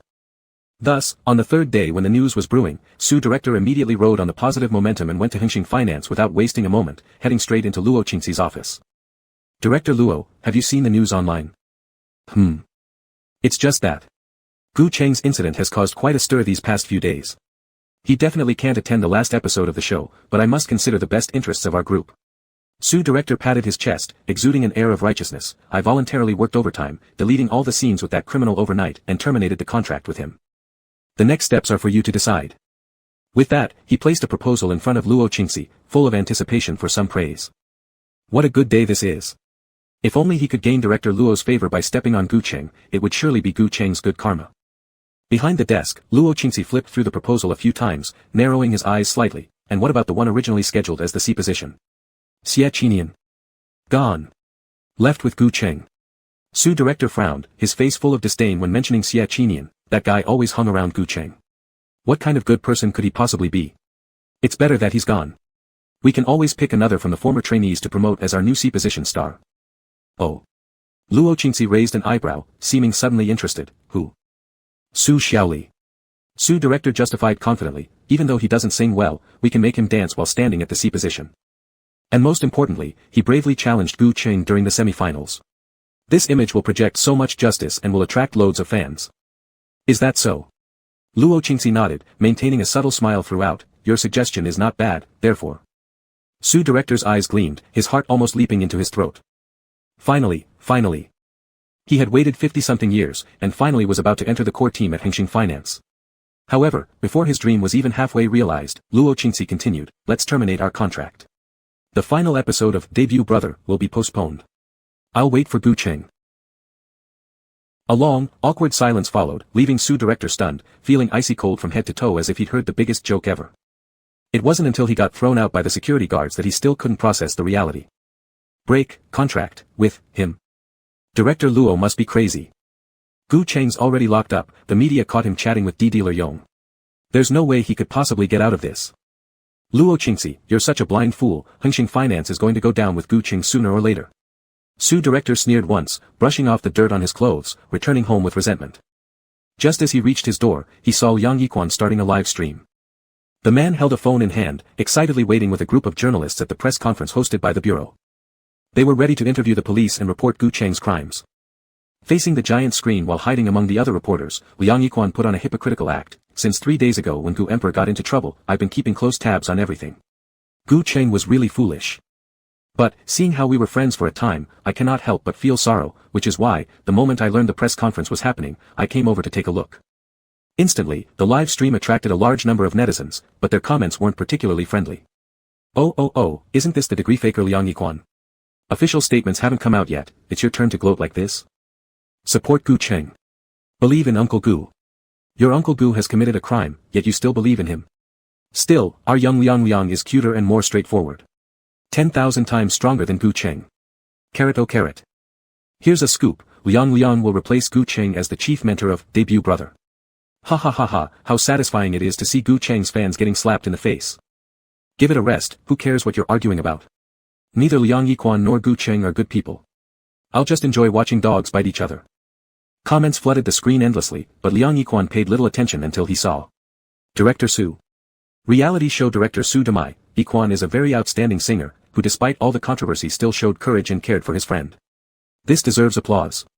Hope that after this, you can focus on your work, accumulating solid pieces to ensure an even brighter future. As soon as Director Su's comment appeared, not only was Liang Yiquan dumbfounded, but even the countless online bystanders watching the drama froze in disbelief. Su director, supporting Liang Yiquan. Ah. Sisters, I saw the re-edit version of Debut Brother, and Uncle Gu's scenes have all been deleted. No way. Can't be true. My Uncle Gu woo, you can't be so foolish, Omega. The sudden change made Liang Yiquan even more excited, it was fantastic. Wen Shan's method was truly brilliant. This time, Gu Cheng was finally going to be utterly ruined. Finally, the door opened, and police officers walked out orderly. The reporters immediately rushed over, hoping to get the first-hand news about Gu Cheng. But soon after, they were all cleared out and stood in the surrounding corridors. Except for Liang Yiquan. Liang Yiquan hesitated for a moment, then his eyes lit up slightly. Could it be that the police recognized his active cooperation and were about to give him an award? Wouldn't that make him famous? Liang Yiquan immediately straightened his back, standing taller in the live stream. However, the next second, handcuffs clamped onto his wrists, and he was completely detained by the police. His phone fell to the ground, and the live stream went black, but the netizens could still hear the authoritative voice. Suspect Liang Yiquan is involved in drug dealing, false accusations, and defamation of another person's reputation. The evidence is solid. Now arresting. Chapter 50, Pat releases the hook, will there be a response? Liang Yiquan, got arrested? The live stream comments rolled crazily across the black screen, not having time to react before discovering that Wen Shan, drug dealer Yong, along with a hidden drug den in a remote area, and an underground boxing ring, had all been dismantled by the police in full coordination. In a combined operation with immense force, no scum was left behind. The purpose of this press conference was to thank cooperative citizens who assisted enthusiastically. Gu Cheng. An extreme plot twist stunned the journalists, and also dumbfounded the online crowd watching the show for amusement. Hiding behind the screen, ready to gloat over the misfortune, Director Su's face suddenly turned pale. He froze in place, then with a plop, his phone hit the ground. He had just strongly supported Liang Yiquan. So many people witnessed it, would he be considered a suspect too? Intense fear spread throughout the old man's chest. However, humans and beasts might feel joy and sorrow differently, the scene at the press conference remained lively and heated. In the backstage, Detective Captain Li Tianjue looked at Gu Cheng who was about to go on stage, filled with concern. Ah Cheng, you've been my informant for years. You should know that I've never wanted you to fall into danger. All those guys are desperate criminals. We found the evidence via the tracker on Yong's body, but now revealing your information publicly is still very risky, remnants could retaliate. It's fine. Aren't we trying to catch them all? Gu Cheng responded calmly, as ever the elegant gentleman, if someone comes after me, won't I have better control over the evidence? Ah Cheng. Li Tianjue couldn't help feeling emotional, you're truly. I don't even know what to say. Why do you push yourself so hard to capture them all at once? Is it because of Li Jiang? It's been 6 years. You should. Nope. Gu Cheng lowered his head and naturally adjusted his glasses, skillfully concealing his slight personal motives, and replied, just hating evil deeds is all. After saying that, he adjusted his state, took slow steps out, and accepted the interviews from the journalists without hesitation. He released some parts of the surveillance footage permitted by the police, even self-funded, using the case of Liang Yiquan collaborating with Yong to harm him, and made it into a public service promotional video. At the sight, many Gu fans burst into tears out of sheer joy. Look at that, this is my idol. He always stands on the side of justice, he shines. He is shining. Ah. Gu Cheng, you scared me to death. I've supported you for 10 years, and obviously, I chose well. Changing loyalties like water flows while Gu Cheng remains steadfast. Woo my Gu baby. I just can't hold back my tears. Cheng. Mommy loves you. The press conference didn't end until afternoon. Right after returning to the company, Gu Cheng received a call from Luo Qingxi. On the other end, the man briefly explained the incident where Director Su added fuel to the fire and asked how he wanted to deal with it. Leaning against the office chair, Gu Cheng thought for a moment and then asked again, so you mean, you already terminated the contract with him? Yes, we've known each other for so many years, am I unclear about who you really are? Ah. Gu Cheng seemed to suddenly understand something and nodded knowingly, alright, then you don't need to worry about it anymore. Luo Qingxi. How? From what you're implying, are you going to sign him? That's right, he doesn't even know I'm the second-in-command of Hengqin Finance. With a nicotine craving coming on, Gu Cheng casually unwrapped a lollipop and popped it into his mouth with a faint smile. Now, it's time to let him know. The internet sentiment shifted rapidly. After this battle, Gu Cheng gained a surge in fans and nearly became a household name as a beacon of justice. Meanwhile, Liang Yiquan's crimes were confirmed, leading to his complete social death. Many lawyers stepped forward to analyze his current charges. At the very least, he would be sentenced to over 10 years, if heavier, he could get life imprisonment on hold. Death, life imprisonment. Upon seeing those two words, Director Su immediately screamed, throwing down his phone in fright, nearly popping out his eyeballs. An uncontrollable wave of fear swept over him. Tears streamed non-stop as, within moments, Director Su began slapping himself repeatedly harder and harder. Damn it. This is your fault for being sleazy. For being impatient for success. For believing Liang Yiquan. All of this, you brought upon yourself. Woo. Desperate cries emanated from the room, and for 3 consecutive days, Director Su was nearly driven insane by the online messages cursing him. At that moment, his mobile phone rang suddenly, and he took the call with great courage, hearing a female voice. Hello, may I ask if this is Director Su? No. No. We are from Hengqin Finance. As Director Su prepared to deny it, he fell silent. Listening further, she continued, we heard you've ended your contract with Mr. Luo, correct? But our CEO thinks since Debut Brother has always been your show, we'd still like to bring you back and renew your contract. What do you think? Renew his contract. Director Su's eyes lit up instantly, like a drowning person suddenly grasping a lifeline, becoming extremely excited. Alright, no problem. Okay, then it's settled. Be at the company entrance at 8 p.m. tonight, our CEO will discuss it with you. Good. I'll definitely be there on time. Oh dear. After hanging up the phone, Director Su let out a heavy sigh of relief, feeling like he'd survived a great disaster, lying back on the sofa happily. Indeed, the heavens don't close all doors. He was fine, and he was still a director. Perhaps, he could also find Xie Qian to ask if Gu Cheng would return as a mentor. Gu Cheng, now a heavyweight figure, had to be treated well. With his heart set on re-signing, Director Su arrived at the company entrance 2 hours early. During that time, he had to carefully avoid Luo Qingxi and his various confidants. Like a rat crossing the street, he sneaked around, barely making it to 8 o'clock, but the so-called CEO never showed up. At 8:30, he didn't come, not at 9, and not even at 10:30. Dressed lightly, Director Su shivered from the spring temperature difference, tightly hugging his arms, crouching in the bushes, feeding mosquitoes while trying to call the female secretary.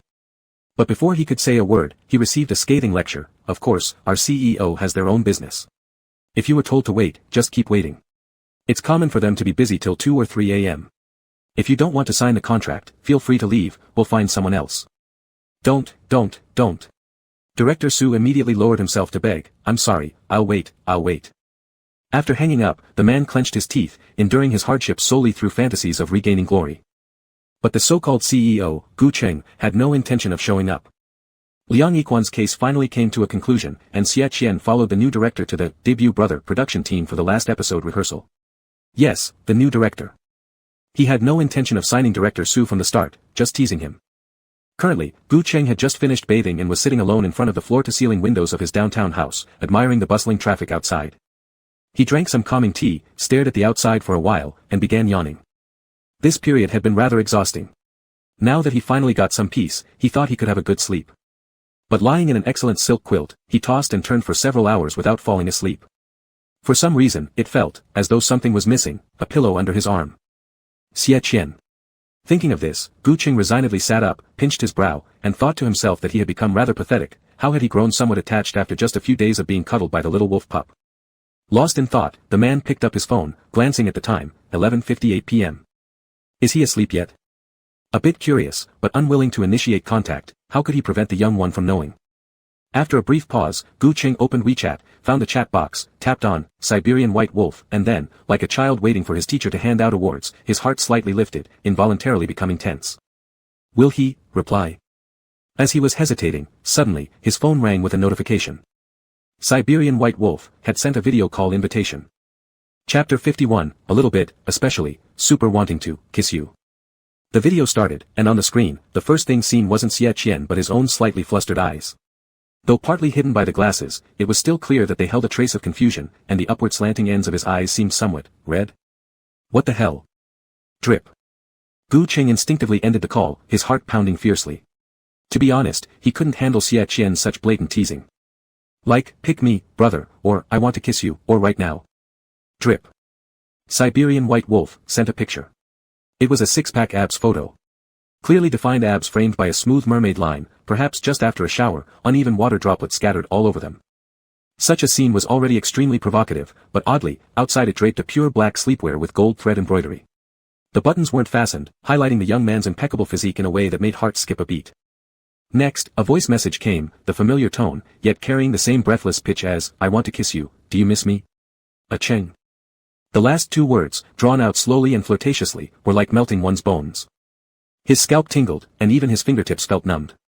Gu Qing leaned back a little, tilting his head upward so he could barely open his lips to breathe.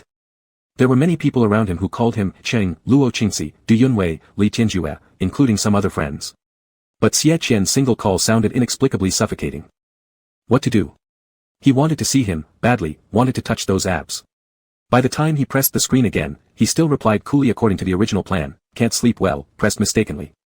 Siberian White Wolf, I just finished work and am taking a bath, rehearsals are so tiring, Omega. Gu Qing, it's late, go to sleep early if you're tired. Siberian White Wolf, rehearsing makes me tired, but being with you doesn't. Tired from rehearsal, not tired with him. Gu Qing's heartbeat kept climbing, like lighting a fire, his ears strangely burning. After hesitating for a moment, he finally stopped replying. He put down his phone, got up from bed, drank several sips of water, then opened the floor-to-ceiling window and quietly gazed at the empty street. As it approached midnight, vehicles on the street became noticeably fewer, sporadic spots here and there like the starry sky under a bright moon. The chilly air blew towards him, gradually calming his racing heart. Gu Qing turned around, sat back on the bed, and just picked up his phone when he noticed Xie Qian's incoming call. Boom. The fierce heartbeat reignited from ashes, and this time, he pressed the answer button. Soon, a hoarse male voice came through on the other end, seemingly preparing to rest, lazy and filled with a hint of fatigue's granularity, Uncle Gu. Are you sleepy? Actually, Gu Qing wasn't sleepy. Even if he was, any traces of drowsiness were erased by that six-pack abs picture. He immediately said, yes. Oh then, can you stay awake for a bit longer? Xie Qian coaxed in his usual manner, can you keep me company and talk for a while? You're not sleepy. A little. Before Gu Qing could say anything, he heard the other side continue, but the other 99% is thinking about Uncle Gu. What should I do? Without you by my side, I can't fall asleep. Keep me company and talk for a while. When I fall asleep, you can sleep too. An almost unreasonable request, but somehow, Gu Qing followed his guidance. He placed his phone on the bedside table and chatted with him intermittently. Without realizing how much time passed, suddenly. Dud. The call was hung up unexpectedly, not even waiting for him to finish his last sentence. Did Xie Qian fall asleep? How disappointing. He was speaking so enthusiastically. With eyelashes slightly lowered, disappointment surged in his heart. Gu Qing took a deep breath, brushed his hair aside, and inexplicably felt his chest tightening. The room grew quieter after the call was cut off, leaving him alone. The coldness was chilling to the bone, and suddenly, bang bang bang. The door was knocked on. Notice, not the front door of the living room outside, but his bedroom door. His heart involuntarily raised. Gu Qing got out of bed, shook his spirit and asked, who's there? It's me. The voice of Xie Qian. Uncle Gu, it's like knives outside with wind and thunder, so terrifying that I'm scared. The door opened, and Gu Cheng's helpless expression fell into sight. Immediately, the cub smiled, showing two little tiger teeth, particularly warming under the soft yellow light. Inside the room, the man frowned lightly in disdain. What an unbelievable lie. Oh, then since I'm not good at lying, let me tell you the truth. Xie Qian took several steps into the room, closed the door, and naturally started speaking as he got closer to Gu Cheng. I miss you. Gulping. Gu Cheng's heart skipped a beat, and he froze in place. However, after entering the room, the young man didn't go straight for him as usual. Instead, he went to check the calming essential oil at the bedside, which seemed a bit different from their normal routine. When they were in the suburban villa, every time Xie Qian came back, he would always embrace him shamelessly first, so why wasn't he doing that this time? Uncle Gu, sorry. Before he could think more, behind him, another explanation came from Xiao Anya. Little Qian, my clothes got wet while I was taking a shower, but I couldn't wait until tomorrow, so I came to see you even though my clothes are still damp. Gu Cheng. After Xie Qian set up the essential oil, he continued, but it's a bit cold outside, and my body is cool too. I'm afraid that if I hug you, you'll feel icy, so I didn't. Please don't be mad at me. Opening his mouth, Gu Cheng struggled to find words. It's nothing, such a small matter doesn't need explanation. Change your clothes quickly. Ah, something's bothering me. Almost simultaneously, the two voices sounded, but ultimately, it was Gu Cheng who maintained his gentlemanly demeanor, pausing first, and seriously looking at Xie Qian. Bothered? What nonsense problem did he have now? Under the shadow of the lamplight, the handsome youth gradually approached him. This environment, this atmosphere, this dialogue makes me feel, particularly, extremely super-duper wanting to. As his adverbs kept deepening, in the end, he actually leaned on Gu Cheng, stretched out both hands fluently locking Gu Uncle's hands behind his waist. In the next moment, Gu Cheng was forced against the door, hearing the other breathe heavily as he spoke those last two words, passionately yet restrained, kiss you. Xie Qian's shadow completely enveloped him, making Gu Cheng's eyelashes quiver lightly. After a long time, he gradually regained his senses, feeling somewhat amused and helpless about being teased again. Change your clothes first, isn't it uncomfortable wearing them like this? It's uncomfortable, but I just want to get a little sweet treat. Xie Qian smiled and proposed. There are 4 layers on me, jacket, shirt, pants, underwear. Uncle Gu, kiss me once, and I'll take off one piece, okay? Chapter 52, New Mission, Kiss Qian 5 times. Kiss once, then shed 1 layer. Gu Cheng's face felt warm, strangely recalling some disreputable porn films, immediately struggling harder. Just at that moment, the system notification suddenly rang in his head. New task, before dawn, kiss Xie Qian 5 times. Lifespan plus 5 months. Host, you can do it. Kiss. Clenching his teeth, Gu Cheng used all his strength to push Xie Qian aside and pointed to the bathroom. Go change your clothes yourself. Wow. The puppy ears drooped, mumbling, Uncle Gu is so heartless. Not until the person disappeared from sight did Gu Cheng pinch his eyebrows and lean against the chair, asking about the task. Must it be continuous? Not necessarily. The system said, as long as there's no more than 10 minutes between the first kiss and the 5th one. Oh. Understanding the requirement, Gu Cheng thought carefully about when to carry out the kisses. Realizing that the bathroom door was pushed open again, he obediently lay down, picked up his tie, and covered his eyes with it, slightly awkwardly parted his lips. He was uncertain. Does Xie Qian like this way? Duh. Footsteps slowly approached, and since it was his first time luring someone this way, Gu Cheng also felt nervous. His fingers hidden under the quilt unconsciously tightened, almost clutching his palm to draw blood. Gradually, a figure moved nearby, getting very close to him, but there was no sign of a kiss. Did it fail? Gu Cheng was just unsure when he realized Xie Qian had grasped his hand, untwisting his tightly clenched fingers, gently blowing onto his palm. Warmth flowed, careful and gentle. Confusion deepened. Beside him, Xie Qian's voice timely arose. Your hands are already red. Why are you so nervous? I just missed you, wanted to come back secretly and give you a hug, that's all. After speaking, he gently placed his hand back and closed the quilt, softly embracing him. As a result, Gu Cheng's knuckles could lightly rest on the distinct and handsome abdominal muscles of the young wolf. The feeling was light yet genuine. Xie Qianyan was lying close to him motionlessly. Uncle Gu, I've planted some flowers. He said, various kinds of roses. The flowers grew up, and I kept wondering when you would agree to my confession, and then we could officially be together. Officially? Gu Cheng asked, then what is this now? Let's call it, my pursuit of you. Xie Qianyan said, it's me being shameless and clinging stubbornly, but the formal confession should start with a bouquet of flowers and the sentence, can you be my boyfriend? I don't want to miss out on these rituals, nor do I want to use bought flowers. I just want you to be mine, only mine. He paused for a moment, as if suddenly realizing something, adding, sorry, my possessiveness is a bit too strong, Uncle Gu don't be angry. His heart went all soft, and unconsciously, Gu Cheng's fingers tightened. A second later, they grasped Xie Qianyan's hand. A reminder came beside his ear again, don't pinch yourself, your hands turn red so easily. So, earlier when Xie Qianyan blew on his palm, it was because he was afraid he'd hurt himself. Gu Qing smiled, realizing for the first time that his reactions were a bit slow. Actually, he didn't care about Xie Qianyan's almost pathological possessiveness that matched his monitors. He felt lonely and wanted nothing more than to keep this person by his side day after day, making sure there was no one else in his eyes other than himself. However, before he even achieved that point, he was once again being reverse teased. What to do? What to do? Just as Gu Cheng's thought emerged, from his side came Xie Qianyan's voice asking him, what to do? What does he mean by, what to do? Gu Cheng was a little confused, even momentarily suspecting that this kid could read minds. But the next second, Xie Qianyan opened his mouth and bit down on the tie covering Gu Cheng's eyes. He gently pulled it off and placed it on the pillow side. Suddenly flipping over, towering above him, he gazed into his eyes, struggling to speak, I still want to kiss you. Boom, boom, boom, boom. Gu Cheng heard his own steady yet powerful heartbeat. All at once, it seemed he had made some sort of decision. He stretched out his hand and hooked Xie Qianyan's neck, initiating a kiss. Not too light, not too heavy, he kissed 3 times in succession. With his pupils darkening, Xie Qianyan wanted to continue, but Gu Cheng blocked his lips with his hand. In an instant, there was no longer any possibility of continuing the kiss. Yet Xie Qianyan's gaze remained fierce, like a hook, more scorching than the kiss itself, Uncle Gu. Gu Cheng misjudged the focus, responding to the question, are you very eager to confess to me? What if? His eyes were somewhat wandering, fearful of losing. But still, following his heart, Gu Cheng asked, if I never agree my entire life, spend my whole life exhausting you, what would you do? Before the other could answer, Gu Cheng panicked first, rushing to say, you're so young, you might abandon me soon and find someone else, His lips were sealed again, the 4th kiss within 10 minutes. Xie Qianyan appeared somewhat upset, kissing fiercely, Gu Cheng's head became dizzy. But Xie Qianyan forced him, held him down, not letting him say another word.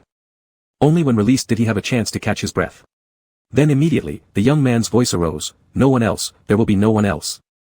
He said, from when my father passed away until now, 10 years. You and I, surviving together in extremely harsh conditions, have almost gone through the suspension bridge effect for 10 years. Normal people can't forget a mere 3 minutes, let alone 10 years. From when we separated until now, 8 years. In these 8 years, I've been thinking about you every single moment, whether busy or idle, my brain has always been filled with you. Do you know why? Why? Gu Cheng. Suddenly being addressed by his full name threw Gu Cheng off balance. He saw Xie Qianyan's eyes turn red, frustrated with him, making his tone several degrees sharper, everything has been too bitter, except for thinking about you, I have no motivation to live. As soon as the words left his lips, the room fell silent, not even a sound of breathing could be heard.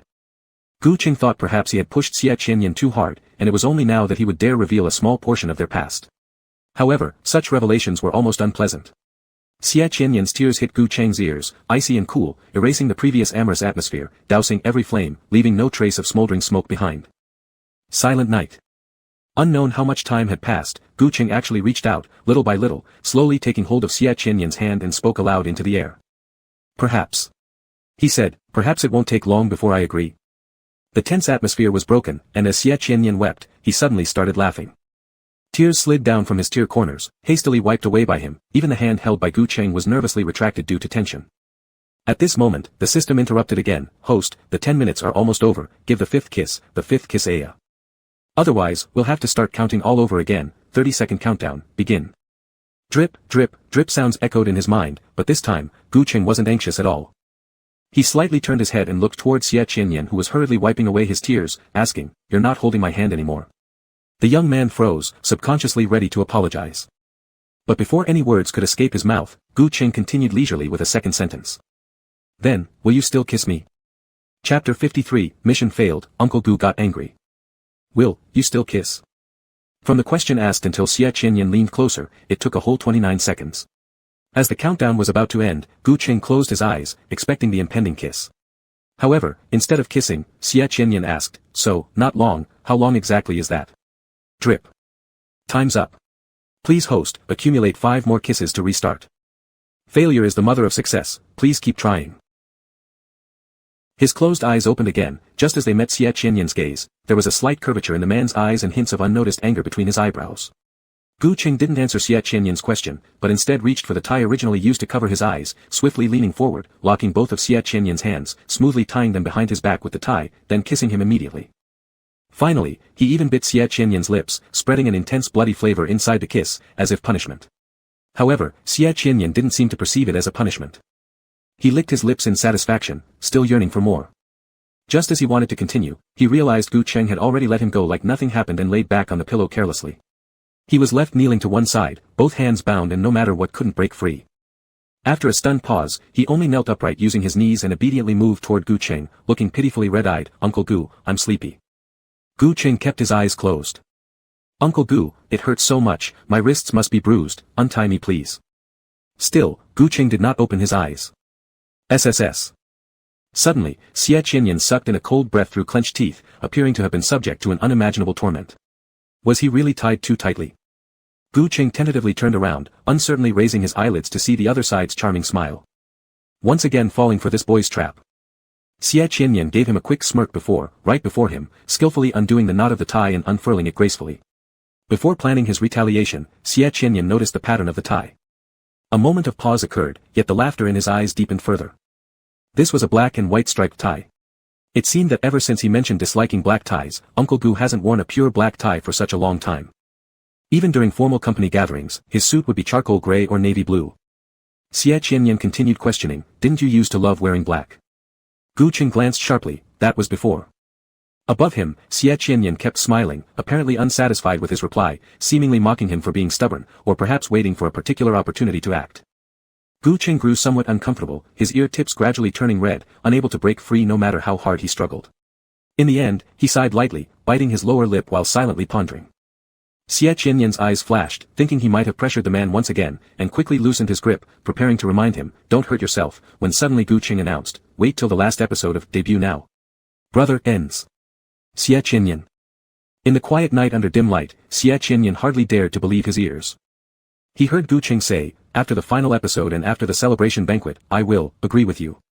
Gu Cheng thought to himself, Xie Qianyan probably spent all his self-restraint last night, otherwise he might have devoured him alive.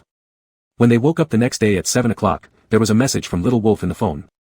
Siberian White-Eyed Wolf, went out to buy groceries. Warm water has been placed on the bedside cabinet, just open the thermos. Sleep well, Uncle Gu. Remember to drink water when you wake up. @ at. In the past, Gu Cheng didn't have the habit of drinking water in the morning, which led to dry lips and a tendency to get heaty easily.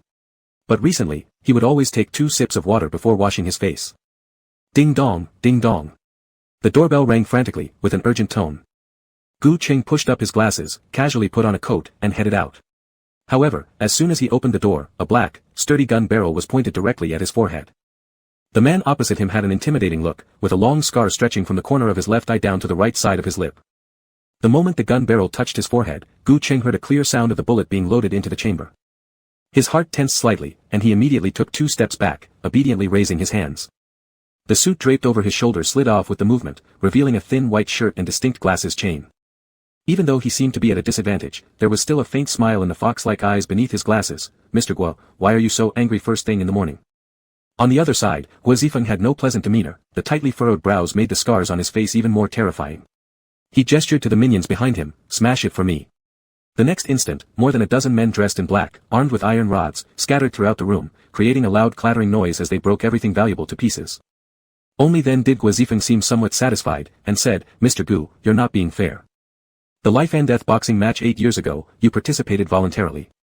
And you killed your opponent on the ring, after which we shook hands and made peace. You shouldn't repeatedly bring the police to raid my place. Is that so?" Hearing this, the smile in Gu Cheng's eyes deepened. "So the underground boxing arena that Xiao Yong accidentally shut down belongs to you?" "I really didn't know about it," he said. "Mr. Guo can't blame me wrongfully. I'm almost framed to death, I have to find a way to extricate myself, don't I?" While speaking, the man's voice was mild and gentle, always maintaining the demeanor of a gentleman, which made Guo Zifeng increasingly resentful. "Fuck. Stop talking nonsense." Guo Zifeng gritted his teeth. "Today, you either compensate for my losses, or I'll burn your house down, or..." Saying this, his finger suddenly tightened the trigger, pushing Gu Cheng onto the wide marble coffee table, laughing wickedly. "I'll just take your life." His eyes wavered momentarily, but Gu Cheng quickly regained his composure. "You wouldn't dare." He said, Your boss's horse racing field is still invested by me." "Who says I wouldn't dare?" Guo Zifeng continued to act recklessly. "I can still kill you and take your money."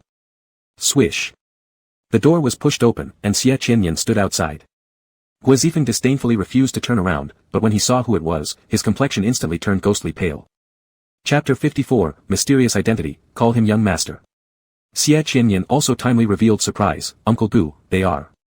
Pfft. The gun fell to the ground, and the trigger swung loosely, with the gun barrel now aimed at Gu Cheng's left leg. At the same time, Guo Zifeng's eyes suddenly widened, his hands and legs went limp, showing an expression of sheer terror far greater than if the gun were pointed at his own heart. Fortunately, the first shot was empty. Guo Zifeng immediately gasped for breath like a drowned fish, using the last bit of rationality to force a relatively amicable smile. Gu, gu gu, gu. Slap. A slap woke him up. Mr. Gu, how was my performance just now? Gu Cheng supported himself on one hand against the coffee table, looked at the sweat-soaked Guo Zifeng, then glanced at the shocked and frightened Xie Qianyan, smiled, and struggled to stand properly. Not bad. Didn't expect you to prepare props and extras just to help me practice acting, truly going to great lengths. No, you're welcome. But, Shu boss, aren't you going to compensate for the broken items? Gu Cheng smiled gently, but Guo Zifeng was shaking all over, and immediately replied, compensate. Compensate. 5 times compensation, no, 10 times compensation until Mr. Gu is satisfied. After speaking, he slowly, cautiously turned towards the door, and upon meeting Xie Qianyan's gaze, his eyes reddened, nearly bursting into tears. But still suppressing his tears, he continued acting. Mr. Gu, this person is a kid from my home, just went out to buy groceries. Gu Cheng quickly shifted his mind and brought Xie Qianyan inside. This is my friend, surname Guo, just now helping me rehearse for the new movie I've accepted. Greetings. Oh, Xie Qianyan finally understood and nodded, shyly asking, Uncle Guo, would you like to stay for dinner? No, no, no, not necessary. Suddenly, Guo Zifeng appeared as if he had received a great shock. My house is flooded. I have to go check immediately. Without even finding a decent excuse, he immediately rushed out with his subordinates. After running far away, he slapped one of his men on the face with a loud slap. With tears streaming down his face, he shouted while beating and kicking, what the hell? How did you gather intelligence? Why didn't you tell me earlier when I was there? After Guo Zifeng left, Gu Cheng fixed a questioning gaze on Xie Qianyan. But before he could figure out the reason, the young man suddenly embraced him. Damp lashes brushed against his neck as a voice asked, are those people really just acting with you? Gu Cheng opened his mouth but found it slightly stuck for words. In his ear, the little wolf's voice continued in a choked whisper, tomorrow is the final episode recording. Don't scare me. Really, Lu director arranged this new movie all of a sudden. I didn't get a chance to tell you. Gu Cheng patted his head. Let's make some food. I'm hungry. Alright, Xie Qianyan wiped his tears, still shaken as he walked toward the kitchen. As soon as his body disappeared behind the wall, his eyes turned deep and dark. He immediately lowered his head and opened the chat window with Lin Shen. Get rid of Guo Zifeng. After a long time, the finale of debut, Younger Brother, finally arrived. The grand conclusion saw 5 trainees stand out, with Xie Qianyan taking center stage like a brilliant morning star. The promotional posters covered every street and alley. Some malls also promoted the final performances of these 5 trainees to attract more attention. It was the end of the program, but their beginning. And for Director Su, who every day fed mosquitoes in different creative ways near the Hengxing Finance headquarters, it almost became the endpoint of his heartbeats. Seeing the congratulatory screen at Hengxing Finance showing the perfect conclusion of debut, Younger Brother, he suddenly couldn't catch his breath, nearly falling unconscious on the road from an impending heart attack. Didn't they say that he would be allowed to return to direct? Now the show has finished airing, yet he hadn't even seen the shadow of a CEO. The man clutched his pounding heart and managed to call the female secretary through sheer rationality.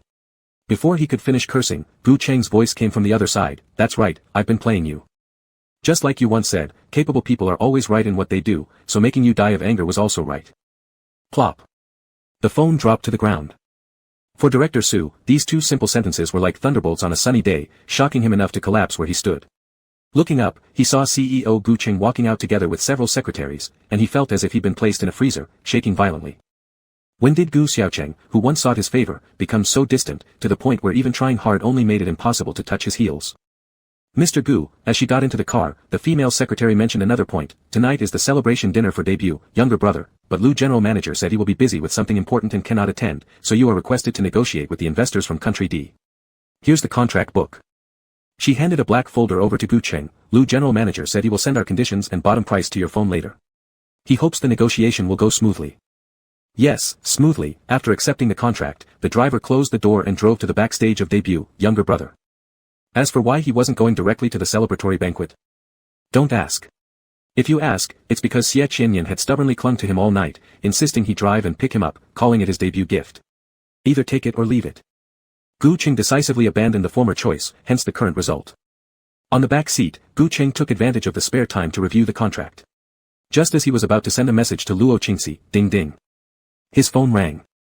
Luo Kongke sent a picture of the cat suit he gave her last time, along with a text. Is this still available? Is this important matter? She really treats him, the CEO, like a pack mule. Frowning, Gu Qing sent, where are morality and ethics? Luo Qingxi replied quickly, here's the address. Send a courier to bring it here.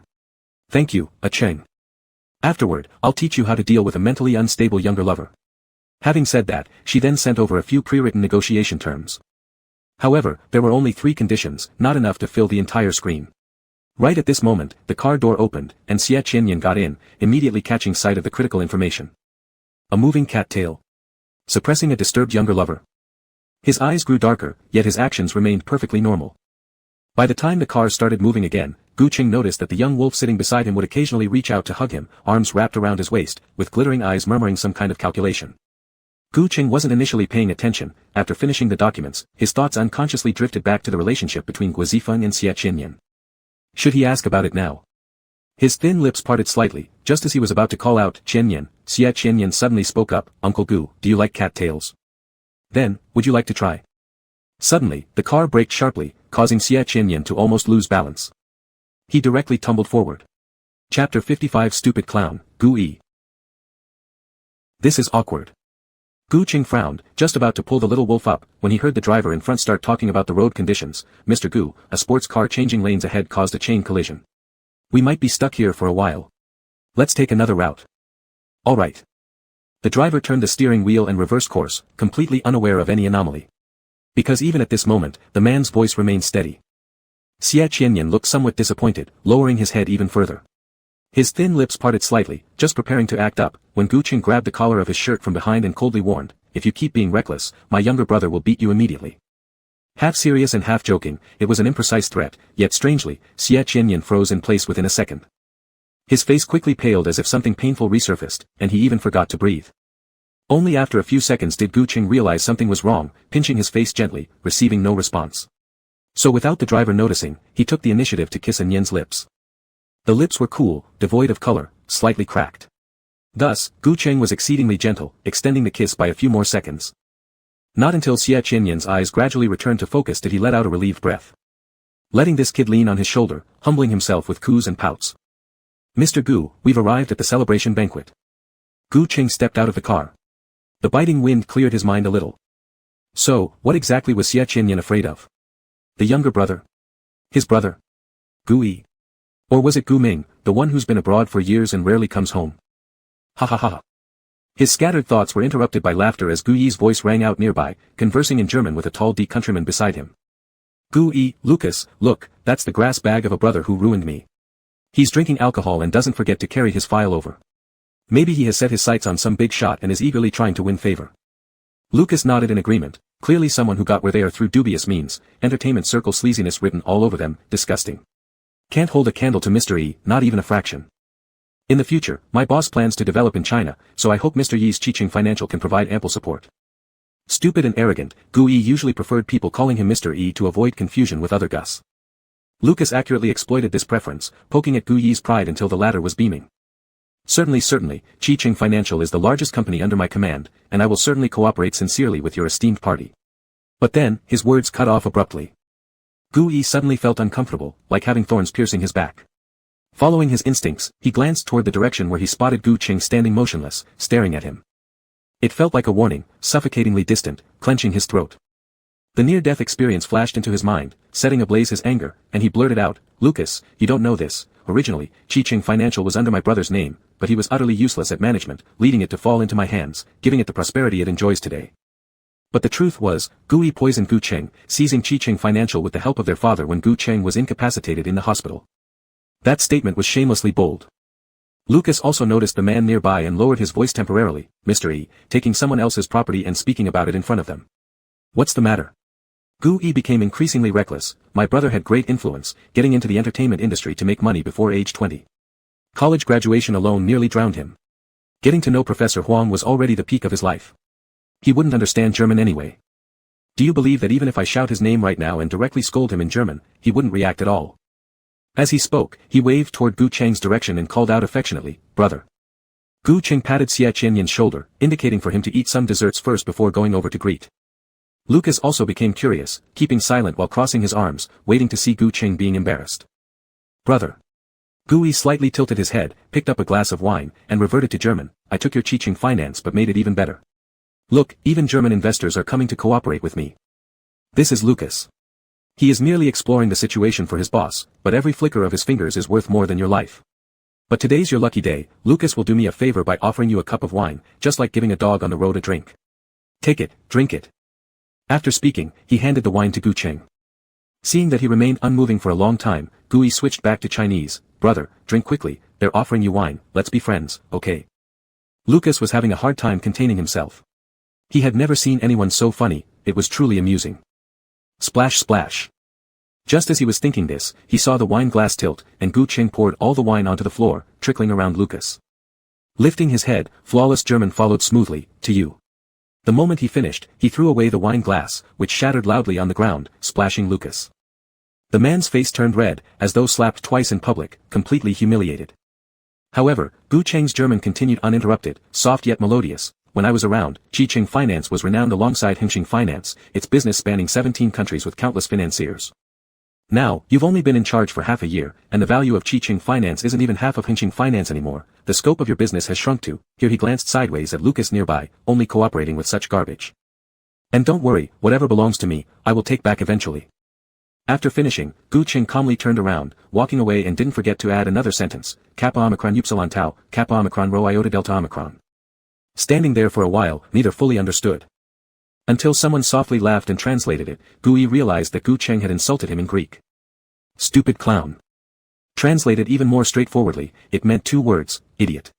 Chapter 56, Deliberately Drinking Wrong Wine, Target Uncle Gu. Idiot, idiot. These simple two words kept echoing in his mind until the man walked far enough that Gui finally comprehended. Just now, Gu Cheng had publicly scolded him in front of everyone.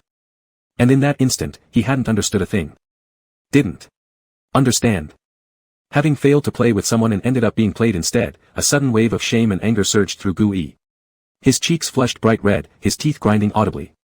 It was Lucas who patted his shoulder, whispering consolingly, forget about it. People like him are just arrogant due to poverty. There's no point arguing with him.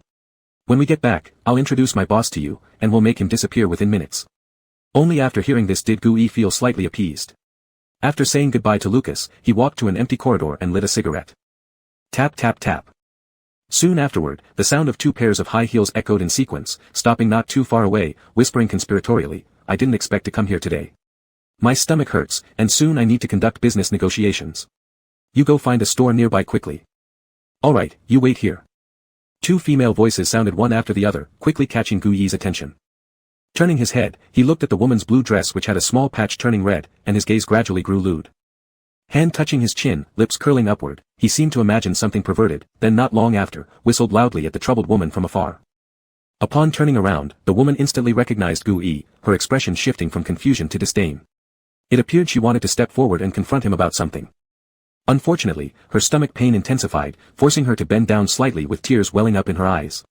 She cursed her bad luck, being on her first return trip from D country, meeting unfamiliar business partners under such circumstances, it was terribly impolite. At a loss what to do, a hand suddenly appeared in front of her vision, a navy blue suit extending, accompanied by a gentle male voice, the air conditioning here is a bit cold. Maybe you need this. Looking up, the woman met a pair of gentle and handsome fox-like eyes. The man smiled lightly, the fine chains of his glasses flashing, capturing, refined and elegant, into an embodied form with just one glance. Guchinia hesitated for a moment, finally reaching out to accept the suit. She tried draping it over her shoulder, finding it extended just enough to cover her waist and completely conceal those embarrassing marks. Surprisingly, it matched her formal gown well. The kind offering was very timely, and this person in front of her seemed almost gentle, even providing a plausible excuse, the air conditioning here is too cold. Perhaps you'll need this. Thank you, I'm sorry for causing trouble. There's nothing to it, everyone encounters small mishaps now and then. Gu Cheng added, if you're not feeling well, I can have my driver take you home. No, I'm waiting for a friend. Alright, then I'll take my leave first. With that, the man started stepping away, looking somewhat hurried. Guchinia quickly called him back, Mister, I don't know your name yet, how will I return your clothes? Gu Cheng. The man was very generous, there's no need to return them. Sorry, I have an important client from country D tonight, wearing like this wouldn't be polite. I need to grab another. Mister, are you the CEO of Hengxing Finance? Gu Cheng paused slightly before she continued, I am the client you're going to meet, no need to buy anything. It's fine. While speaking, Gu Qinya leaned against the wall and chuckled, remaining graceful despite her awkward situation. This elegant exchange between a gentleman and a lady caught Gu Yi's attention, making him feel particularly irritated. Being far away, Gu Yi couldn't hear their conversation clearly. All he could think of was one word, fake. What the hell? Gu Cheng really pretends well. He just had something with Xie Qianyan not long ago, and the buzz hadn't died down yet when he starts flirting again, so typical. With a snort, Gu Yi walked over dismissively, girl, do you know? This is my brother, he likes men, and flaunts his couple status right in public, disgusting. You should avoid getting tricked by him. As he spoke, Lucas rushed over breathlessly, propping himself against the wall and shouting at the woman, boss. Snap. It felt as if lightning struck Gu Yi, turning him into an outer crisp inner tender mess. Before realizing what just happened, Gu Qinya pointed at him and said, that's the one who recklessly changed lanes in his sports car and tailgated me, and then fled the scene. Otherwise, I wouldn't have been late. Lucas, contact the lawyer, make him pay me compensation. Snap. Another hit, Gu Yi felt dazed overall, almost disintegrating into dust.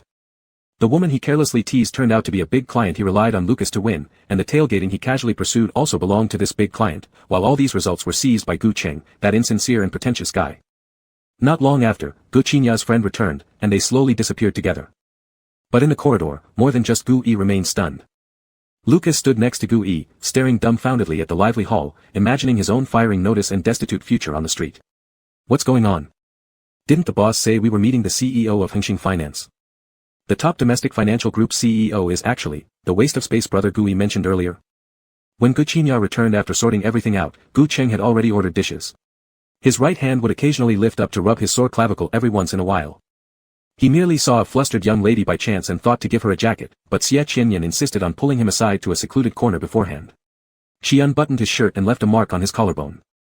It was vividly red, and worse, his skin there was extra sensitive. Acting silly. Unconsciously letting that phrase slip out, Gu Cheng was surprised to see Gu Qinya pick up her phone with great interest, searching online for the heavily photoshopped wedding pictures of him and Xie Qianyan flying around, very handsome indeed. No. Initially wanting to rebut habitually, Gu Cheng remembered his promise to Xie Qianyan and instead smiled faintly, not that exaggerated. Ha! Are the two really dating? Gu Qinya got excited. She planned to develop her career back in the country and was worried about not being able to directly support her favorite couple. This was pure luck. Ah! A gift from heaven. Ding ding ding. Just as the conversation with Gu Cheng progressed, her phone rang again. It was her friend from country D, Leah, who had come along. Leah, picture. Leah, Tall legs, handsome guy, mixed race, peach blossom eyes, roughly 190 centimeters plus, body absolutely ripped, wildness beyond imagination, I'm in. Glancing at the picture sent by Leah, Gu Qinya found this tall-legged handsome guy strangely familiar somehow. Where have I seen him before? Ah. She suddenly looked up at Gu Cheng and said, Mr. Gu, if I tell you that your boyfriend is about to be hit on by another woman, would that speed up the contract signing? Gu Cheng. The process of signing the contract really did accelerate, and both parties were satisfied with the outcome. Most importantly, Gu Qinya seemed to have the intention of investing in a financial company, specifically in Hengxing Finance. She promised to help him reclaim Hengxing Finance. This was undoubtedly an unexpected gain. Gu Cheng felt quite pleased, but his steps out the door were unconsciously quickening. Just as he entered the hall, he saw Xie Qianyan standing opposite Leah. The young man's shirt was casually unbuttoned, one hand leaning against the bar counter, exuding an air of lazy wildness like a crouching wolf king when not pretending to be good. Miss, there's something in this alcohol, isn't there? Leah raised an eyebrow, indicating agreement. Xie Qianyan paused for a moment, then drained the glass in one go. His eyes caught sight of Gu Cheng from afar. Tonight, it seemed it would be very interesting. Chapter 57, Continue charming him, special benefits for Uncle Gu's beloved. Gu Cheng hurriedly walked out, but at the instant he saw Xie Qianyan swallow the drink, he suddenly wasn't in such a hurry anymore. He stuffed one hand in his pocket and stood a short distance away for a while until he was sure that Xie Qianyan had caught him with his peripheral vision. Then he lowered his head, pushed his glasses, turned around, and went upstairs, counting down in his heart all the while. 3. Just as Leah had handed over the room card, she was met with an outright rejection from the little wolf. Sorry, I'll take the alcohol, but you can keep the card to lure others. 2. Xie Qianyan quickly chased after upstairs. 1. Uncle Gu. A compliant voice sounded beside his ear, it was unclear whether it was an illusion or not, but Gu Cheng thought this shout seemed strangely husky, full of desire. There was an urge to turn around and glance. But ultimately, he restrained the impulse to turn his head and continued to walk upstairs with aloof coolness, ignoring the chatter of the little wolf dog. When they reached the door, he finally asked, "So bitter, are you jealous?" Huh? Xie Qianyan was stunned on the spot, confused for a moment. Before he could react, he heard Gu Cheng softly tisk and took a step into the room, closing the door just before uttering an extremely soft sentence. "Turns out, I'm the one who's jealous. Turns out, I'm the one who's jealous." The sound was light, like bubbles boiling when water reaches 100 degrees Celsius, disappearing instantly, yet each drop splashed straight into Xie Qianyan's heart, scorching hot. He was jealous. A faint smile slowly curved his lips. For no reason, he felt a bit teary-eyed. He admitted it, he likes him. The next segment will showcase a series of brief reports. Yesterday, the Long Country branch of the International Safety Bureau cracked a case involving underground boxing rings where murders occurred. The mastermind behind it, Hua Zifeng, has been arrested and faces charges for multiple murder cases, violent debt collection, and organized crime with HSH characteristics. Sitting back on the hotel sofa, Gu Cheng just turned on the TV and caught some nearly gratifying news. Hua Zifeng was the person who insisted that he fight a life-and-death match. He was the social waste product that Gu Cheng had been trying to overturn all these years. However, like a cunning rabbit with 3 dens, he always managed to escape somehow. Now, he was finally cornered into a dead end. Reclining back on the sofa, Gu Cheng pinched his temples, preparing to digest the contract content of the night when a drip-drip sound was heard, and the door opened. Judging by the footsteps, it was Xie Qianyan. Relaxing once again, Gu Cheng didn't move, letting the little wolf approach step by step. In no time, he moved to his back, placing his hands on his temples and pressing gently. But wasn't the temperature of his hands a little high? Is he running a fever? If he's got a fever, how can he have the mood to drink with a woman? Furrowing his brows slightly, Gu Cheng was just about to open his eyes when the system piped up, hee hee, hee hee hee hee. The robotic boyish voice laughed uncontrollably, excitement laced with slight perversion. Host, detected a super inappropriate scene coming up, the system will enter sleep mode until the saucy alert is lifted. Host, mind your back, good luck. Hee hee, hee hee. The laughter faded soon after, and Gu Cheng abruptly opened his eyes without having time to comprehend what was happening. He was immediately sealed with a kiss by Xie Qianyan. The fiery kiss ignited his heartbeat. Barely catching his breath, the little wolf pup already leaned against him, lightly pulling open his suit jacket. Under some kind of stimulation, Xie Qianyan lost control of his reason slightly, even the corners of his eyes were burning red. But still, he tried to suppress his breathing as much as possible. Through the shirt, bit by bit, he lightly kissed over his collarbone, asking, "Does it hurt?" The first time leaving a hickey, I didn't know how to control the intensity. "Uncle Gu, does it hurt?" Initially, there was a little pain, but it went away after 10 minutes. Most importantly, Xie Qianyan right now was in worse shape. No. Gu Cheng reached out, trying to touch his forehead, but his hand was caught halfway and hugged reluctantly. When they fell back onto the couch, his eyes were already glazed with a trace of lust. "Uncle Gu, I'm not sick." The young man grinned wickedly, "It's just one drink." Before he finished speaking, he bit down on Gu Cheng's ring finger. In no time, there was a red mark where the diamond ring should have been. Gu Cheng finally realized what Xie Qianyan meant by drinking. Alarms rang in his mind as he rose to seek an antidote from Gu Qinya, but before he could stand up fully, he was forcefully pulled by Xie Qianyan and fell back onto him again, hitting his chest with his forehead. Slightly painful. As Gu Cheng raised his head, his vision hadn't cleared yet when he saw Xie Qianyan smile, all traces of innocence gone, even his laughter turned aggressive, full of hostility and mischief. Strangely, this made Gu Cheng's heart shiver once, diminishing his strength for resistance. Yet, he still maintained his usual composure to rise. When the distance between them opened by only 5 centimeters, suddenly, Xie Qianyan held him again. All his energy dissipated again as thin lips covered his sharp jawline. Gu Cheng recalled the system's warning, feeling like fireworks had erupted inside his heart, making it go haywire. Right at that moment, the voice of the young wolf rasped close to his ear, "I drank intentionally, don't want the antidote. I want Uncle Gu." What did he want? Gu Cheng was somewhat nervous. Alongside the tension, there was also a little excitement, and within the excitement, there was a hidden fear.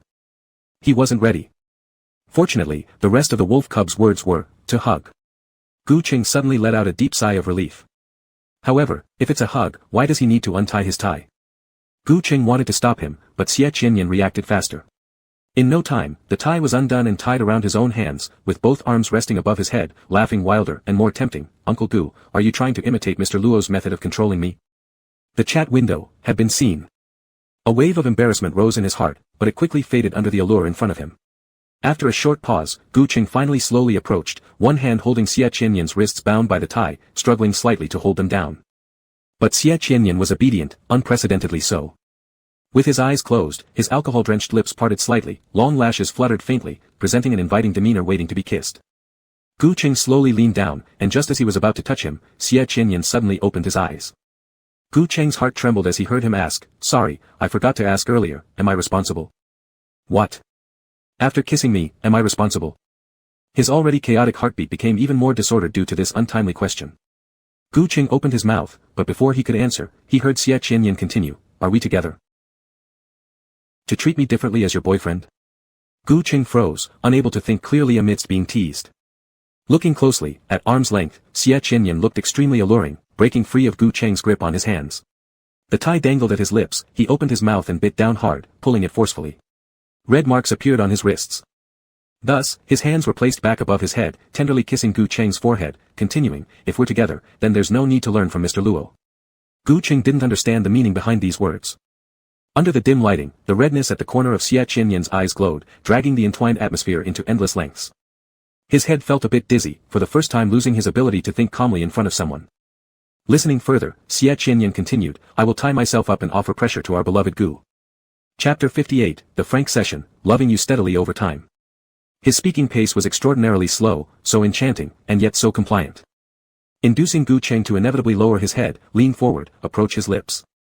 Xie Qianyan's expression became visibly excited, as if a high wall that had existed for too long had been broken through all at once.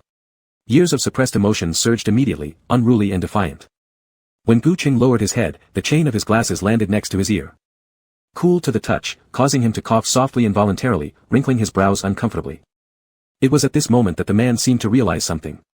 Not only did he not get up, but he also whispered, "Help me."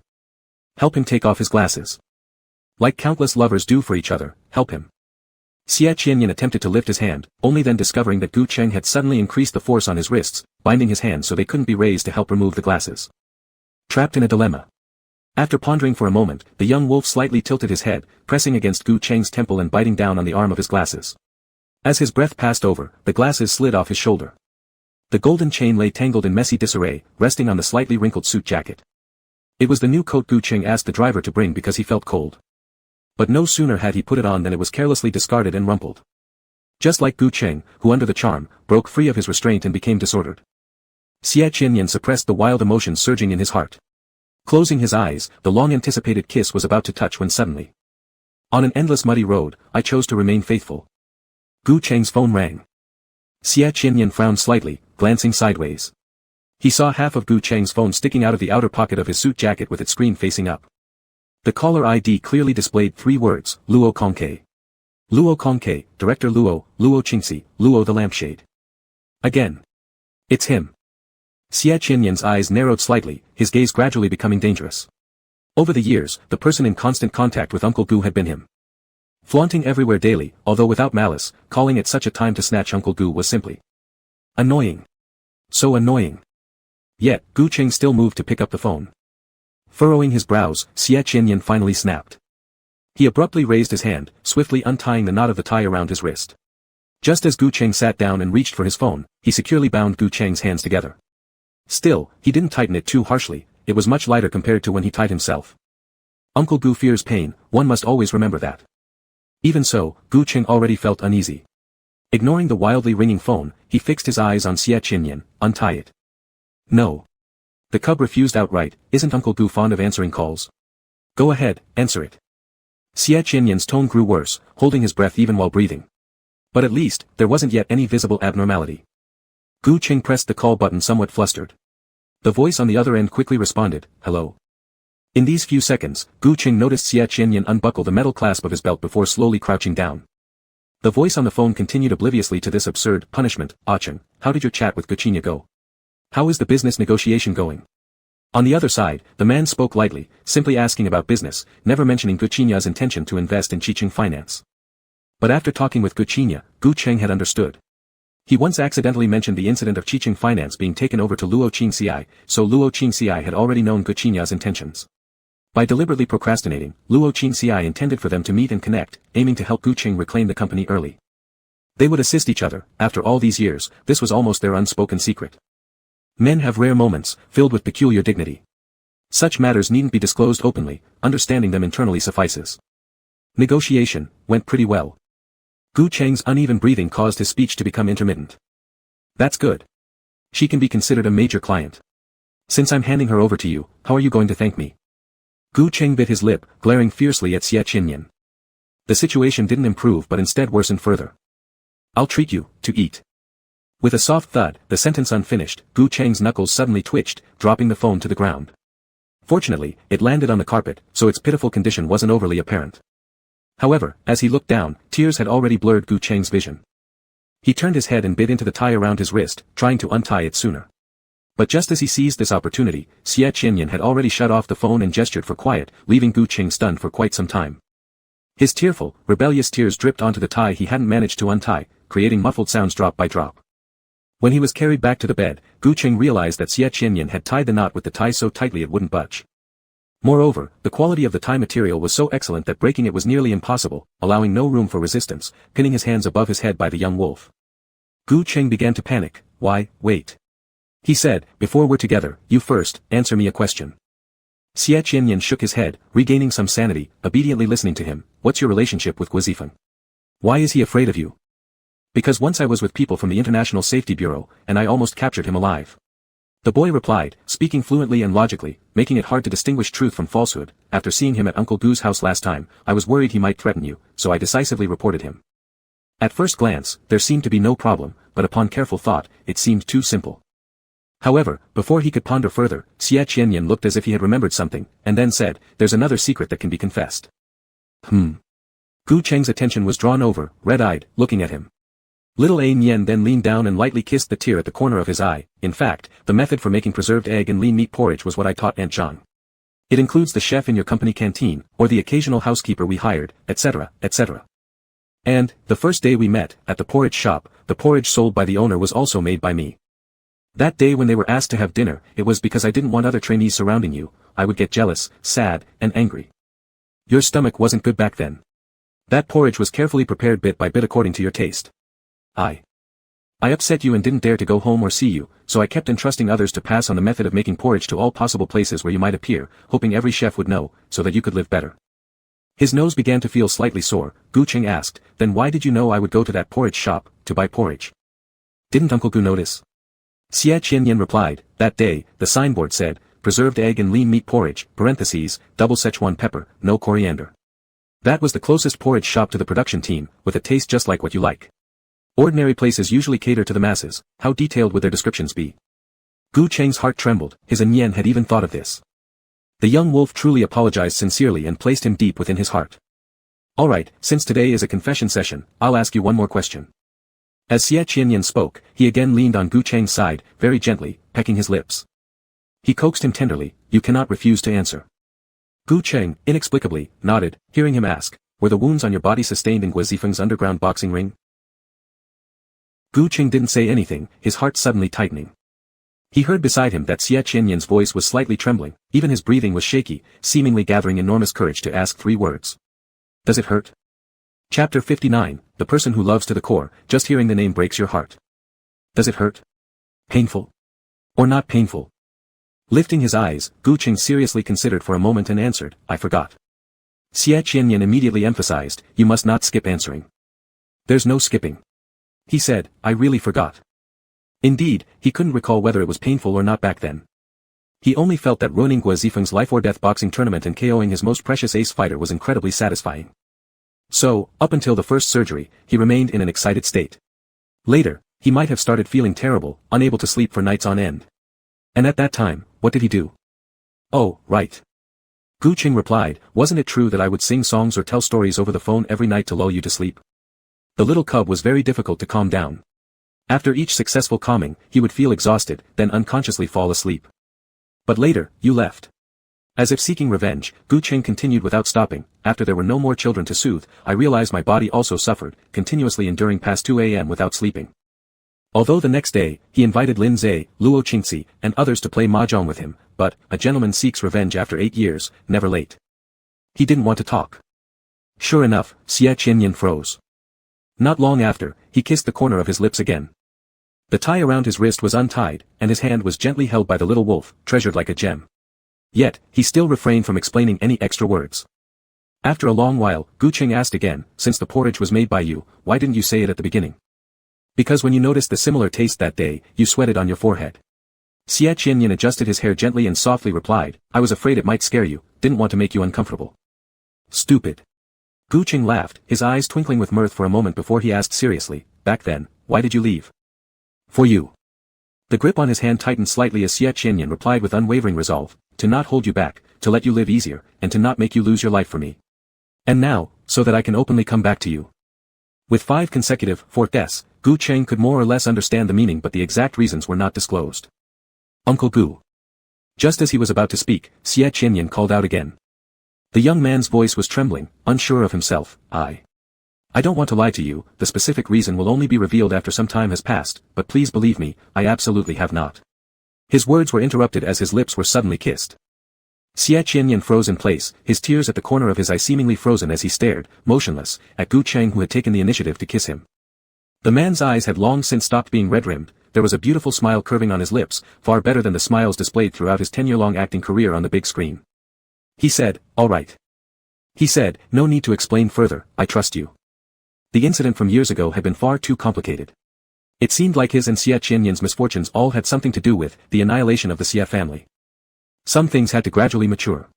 If explained forcefully now, it might not end happily. Having struggled through 30 years of life, some principles were clear to Gu Qing. He wouldn't take advantage of the other party's feelings towards him, throwing a tantrum just because he wanted deep answers.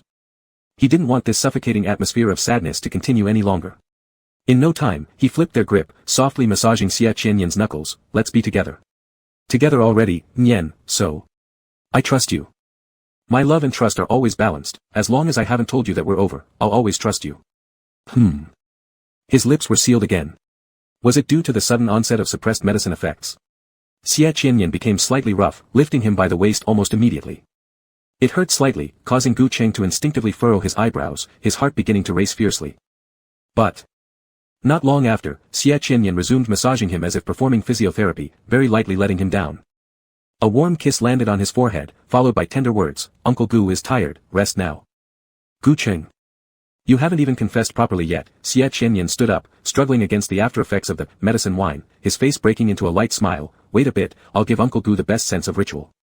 Upon finishing his sentence, unable to restrain himself anymore, he took several quick steps into the bathroom, closing the door with a resounding bang. It wasn't that he didn't want to, but Gu Qing had frowned. Little Gu felt extremely flustered, his waist feeling uncomfortable, and there was nothing useful in the hotel room. So, turning on the cool water seemed like a good idea. Having desire for someone shows liking, restraining that desire for their sake is love. The kind of person one loves deeply is someone whose name makes the listener shiver upon hearing it the first time, and causes pain upon hearing it the second. For example, Xie Qianyan has an incredibly important person, once hearing their name brings so much sorrow he doesn't dare touch them. Glug glug glug. Xie Qianyan submerged in the cold water, helplessly blowing a few bubbles while silently cursing Lila who gave him the liquor. Outside, unable to find a suitable object, Lila sat dejectedly in the car with Gu Qing, buckling her seatbelt, achoo. A loud sneeze nearly shook off her false eyelashes. Ugh. She just returned to the country, what had she done wrong to anyone? Glug glug glug. Xie Qianyan's journey of bubble-making continued. All he wanted was to go winter swimming, that water would be cold enough. Suddenly, there came a click at the entrance. Xie Qianyan looked up, seeing Gu Qing entering the door, adjusting his glasses with a celestial air. Perhaps, I could lend a little assistance. The next day, when the gentle sunlight just passed through the window, Xie Qianyan had already prepared breakfast and returned to the room. Sitting at the head of Gu Qing's bed, he contentedly reached for the man's hand, gently massaging his wrist. Painful tingling sensations flowed in threads, causing Gu Qing to frown as he opened his eyes, carelessly flicking away Xie Qianyan's hand, which still lacked strength to lift fully. Soreness, worse than signing documents all day, it was all thanks to. Looking up, meeting Xie Qianyan's conciliatory smile, those tacky compliments from last night immediately replayed frame by frame in his mind. Gu Qing coughed lightly, turned his head away, decisively heading to wash up. Uncle Gu is so cute. This was Uncle Gu's first time dating him. That's really great. Behind him, Xie Qianyan's voice carried from afar, brimming with joy, Uncle Gu, are you busy today? All right. If you don't have anything pressing to do, after breakfast, I'll take you to see some roses, he added with another note of excitement, roses I've grown myself. Good. Earlier, Xie Qianyan had said that when he confessed, it would be using flowers he'd grown himself. Though Gu Qing wasn't entirely convinced about the flower-growing skills of this so-called young wolf, he was definitely looking forward to it. The most interesting part was, just before getting into the car, he was forced to wear a blindfold by Xia Qianyan, who called it a grand surprise. Could it really be more than just a few potted flowers? His anticipation grew even more. Gu Qing handed his glasses over to Xia Qianyan and leaned back casually in the rear seat of the car, gently tapping on his knees to the rhythm. Endless possibilities danced through his mind. If the flowers were passable, he'd give them a little praise. If they weren't spectacular, he'd still steal a kiss so as not to make the boy sad. In short, whether the outcome was good or not didn't matter. Gu Qing had even thought through the appropriate responses in advance. When the blindfold was finally removed, what he saw was Chapter 60, A Sea of Flowers, Unfading Through Seasons. An entire garden of rose fields. This was a three-tiered traditional courtyard house, surrounded both front and back by all kinds of roses. The central wooden drainage system continuously watered the blooms, delivering fresh streams via thin pipes to every root.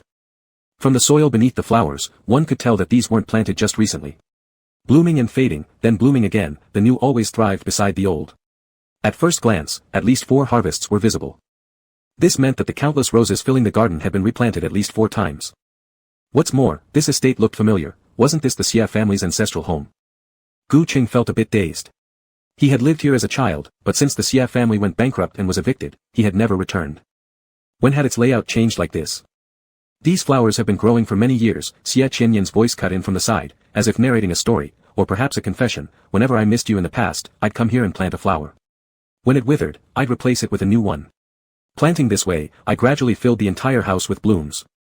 I've lost count of how many rounds of blossoms and wilts there have been, tens. Hundreds. Thousands. Anyway, I've kept thinking of you, for such a long, long time, and then. While speaking, his hand kept circling around Gu Cheng's knuckles and wrist, until, upon reaching the word, then, he suddenly pulled in closer, embracing his waist. Lowering his head, taking advantage of the moment when Gu Cheng's balance was off, he kissed his earlobe. And continued, you belong to me now. You belong to me. Xia Qianyan's naturally seductive tone resonated with a beautiful melody each time a syllable was uttered. He did not let go of Gu Qing, asking instead, Mr. Gu, can you be my boyfriend? With the fragrant breeze swirling around, Gu Qing found his prepared words stuck in his throat. For the first time, he wanted to use the word, stunning, to describe this sea of roses. He was curious, you had the flowers ready so early. Why wait for my approval to show them to me? If you had shown them to me earlier, maybe. I might have agreed sooner, no. No. Xia Qianyan shook his head, a confession isn't emotional manipulation. How could I trap you with something beforehand? That would create knots in your heart. But I cannot tolerate even a hint of your sadness. So, Mr. Gu. The second half of the sentence Xia Qianyan left unsaid. He released Gu Qing, stepped aside to pick the best blue lady rose, returned next to him, and dropped to one knee. Using this posture, he pressed down on a preset button on the white stone ground, gazing up as though at a deity. Wait. One knee. On bended knee? Absolutely unnecessary. Gu Qing furrowed his brow, resisting the urge to dig his toes into the ground while trying to pull the other up, but Xia Qianyan smiled and refused, saying, no, please, let me finish speaking first. Just one sentence, Uncle Gu, just one sentence. Gu Qing reluctantly gave in, enduring the awkwardness of having a man on bended knee before him, standing there uncertainly. But for some reason, when Xia Qianyan repeated his question, can you be my boyfriend, a sudden gust of wind swept through the surroundings. It was a gentle wind, lifting nothing but rose petals into the air. Under the azure sky washed clean, it felt like a rain of vibrant colors falling. Without thinking, he answered, all right. At that moment, Xia Qianyan took advantage of the situation and pulled Gu Qing down. He brought the godlike figure down to earth, tightly embracing him amidst the shower of flower petals. A husky voice echoed in his ear, they all say men remember love because of romance. I hope you can remember me for this. The petals were blown by countless tiny wind-making devices. He had been setting them up since the first day he met Gu Qing, finishing it much faster than he had imagined. He actually wanted to lock Gu Qing up, confine him in the secret little house he had built especially for him, put a cage around him and chains on him, making Gu his private treasure forever. But that would make him uncomfortable. Uncle Gu couldn't bear pain or loneliness. He needed another way, a slow but steady method, to tie him down bit by bit. The petals eventually fell away completely. As Xia Qianyan snapped back to reality, Gu Qing spoke, look, there's one left. Turning his gaze, he saw Gu Qing lifting his hand and plucking a rose petal from his hand. He held it high and let it fall gracefully down onto his head. Then, the ever-restrained Uncle Gu took advantage of the moment when the petal landed near his lips. Leaning in slightly, he kissed him through the petal. Maybe it was that strange competitive spirit of men. If Gu Qing felt teased, he just wanted to turn the tables, accelerating the other's heartbeat to match his own. The petal quickly drifted away. After the confession, came their first lingering deep kiss. When they finally parted, Gu Cheng was a little unsteady, needing to lean against Xie Qianyan to stand, his eyes falling on a tower of roses layer upon layer, the Juliet rose. The most expensive kind. Gu Cheng momentarily forgot its floral language, asking, that place, didn't it used to be a house? Correct. Xie Qianyan pulled him away quickly, introducing a glass greenhouse beside them as if unwilling to let him see further. Uncle Gu had forgotten, but he would never forget that house, never forget that day when dozens of gangsters broke into his home, saying they'd take his life as payment for debts. He had been hidden in a wardrobe by Uncle Gu with only a small crack left open, watching Gu Cheng face those cruel words and challenges, always keeping his smile. In the end, just to ask for an extension to repay the debt, Gu Cheng knelt before the leader of the gangsters and wiped the dust off the man's shoes with his bare hands. Yet he still laughed, sweet-talking them, complimenting how they were all inherently good people whom he would surely thank in the future. He couldn't remember how he felt at that moment, numb beyond comprehension, nothing could come back to mind. Then, once he had the ability, he ordered that house torn down, along with every one of those people, one, by one, by one. Enough, too disgusting, he didn't want to think about it anymore. Perhaps even Xie Qianyan himself wasn't aware that in the very instant Gu Cheng knelt down, everyone in that house was sentenced to death without hesitation, not by his hands, but with a nudge toward fate. And then he would return clean, to love Gu Cheng. So, the flower language of the Juliet rose is, protection. Soon they moved into the greenhouse, where Gu Cheng immediately spotted a suspended bed in the center, a nearly transparent one. Glass casing, clear water mattress, it was like a mirror, almost encompassing the entire beauty of the greenhouse within itself. Transparent swing bed in a glass greenhouse, want to give it a try? As Xie Qianyan suggested it, Gu Cheng had already reached the edge of the bed and tested its temperature with his hand. A fair evaluation, not too cool. I knew you were coming, so I filled it with lukewarm water, said the young man as his hand rested on Gu Cheng's shoulder. Gu Cheng sat down naturally, about to test the softness of the water mattress when the little wolf cub pinned both of his hands down instantly. The chain of his glasses swung with a jingle, causing him to fall back onto the bed. Instinctively trying to grab hold of something, he found nothing nearby, no support at all. His eyes flickered as he heard Xie Qianyan teasingly ask, Uncle Gu, if I do you here, what could you possibly hold on to? Looking around, Gu Cheng found the surrounding ropes out of reach, the edges all padded with soft water cushions, there was absolutely no solid anchor point available. Somewhat flustered, he soon lifted his hand, feigning helplessness as he tightly embraced Xie Qianyan. Caught in the moment, a fiery glint clearly lit up in the young man's eyes. He heard Gu Cheng say, sorry, looks like there will be more claw marks on your back. Chapter 61, Gu Cheng, my dearest friend and brother. As soon as the words left his lips, another kiss followed swiftly. The water mattress, as Gu Cheng observed, was excessively soft, offering no foothold. The hanging bed swayed unstably, tossing them back and forth. In no time, tears started welling up in the cunning fox's eyes. Xie Qianyan seemed like a vicious beast driving him to the edge of a cliff. But, unfortunately, except for holding onto him, Gu Cheng had no support at all. No support point. Gu Cheng wasn't used to this feeling, he was very uncomfortable, he lacked a sense of security. His already red eyes grew more disordered, yet he stubbornly held on because of the words he had first said. When Xie Qianyan finally let him go a little, a line of tears had already slid down his eye corners. However, the young man embraced him, slowly lifting him up, his gaze mischievous, as if measuring the height at which he carried him. On the edge of losing control, Gu Cheng groaned quietly and called Xie Qianyan's name when the latter lowered his head again. Originally, he wanted to remind him, but upon hearing his own voice, it was shaky beyond control, mixed with a helpless choke. Was this his voice? Gu Cheng felt unsure. Just as his hand was about to slide off Xie Qianyan's shoulder, it was tightly gripped by the young man who then kissed his palm. The restrained kisses gradually fell onto his jawline and eventually paused just beside his lips, hesitating, delaying for an extended period before moving further. Panic-stricken eyes met confrontational yet mischievous ones. After a while, Xie Qianyan smiled on his own, it is a bit cold today. How about this? He suggested, Uncle Gu hooks me, pulls me in for a kiss, and I'll send you back inside, alright? Gu Cheng's mind was in chaos, taking a moment to roughly understand Xie Qianyan's meaning. He could have directly ordered the little wolf to leave. But, then there would be no joy in dating. He needed to slowly adapt to this, change in identity. So, Gu Cheng lowered his hands, pinching the corner of his shirt, biting it with his teeth. As he moved, he revealed some beautiful abs, along with 4 distinct letters, XBY. Little white wolf, ready to eat its master. Because earlier, Xie Qianyan hadn't removed his glasses, so now the delicate golden chain accompanied the rimless glasses sliding to the bridge of his nose.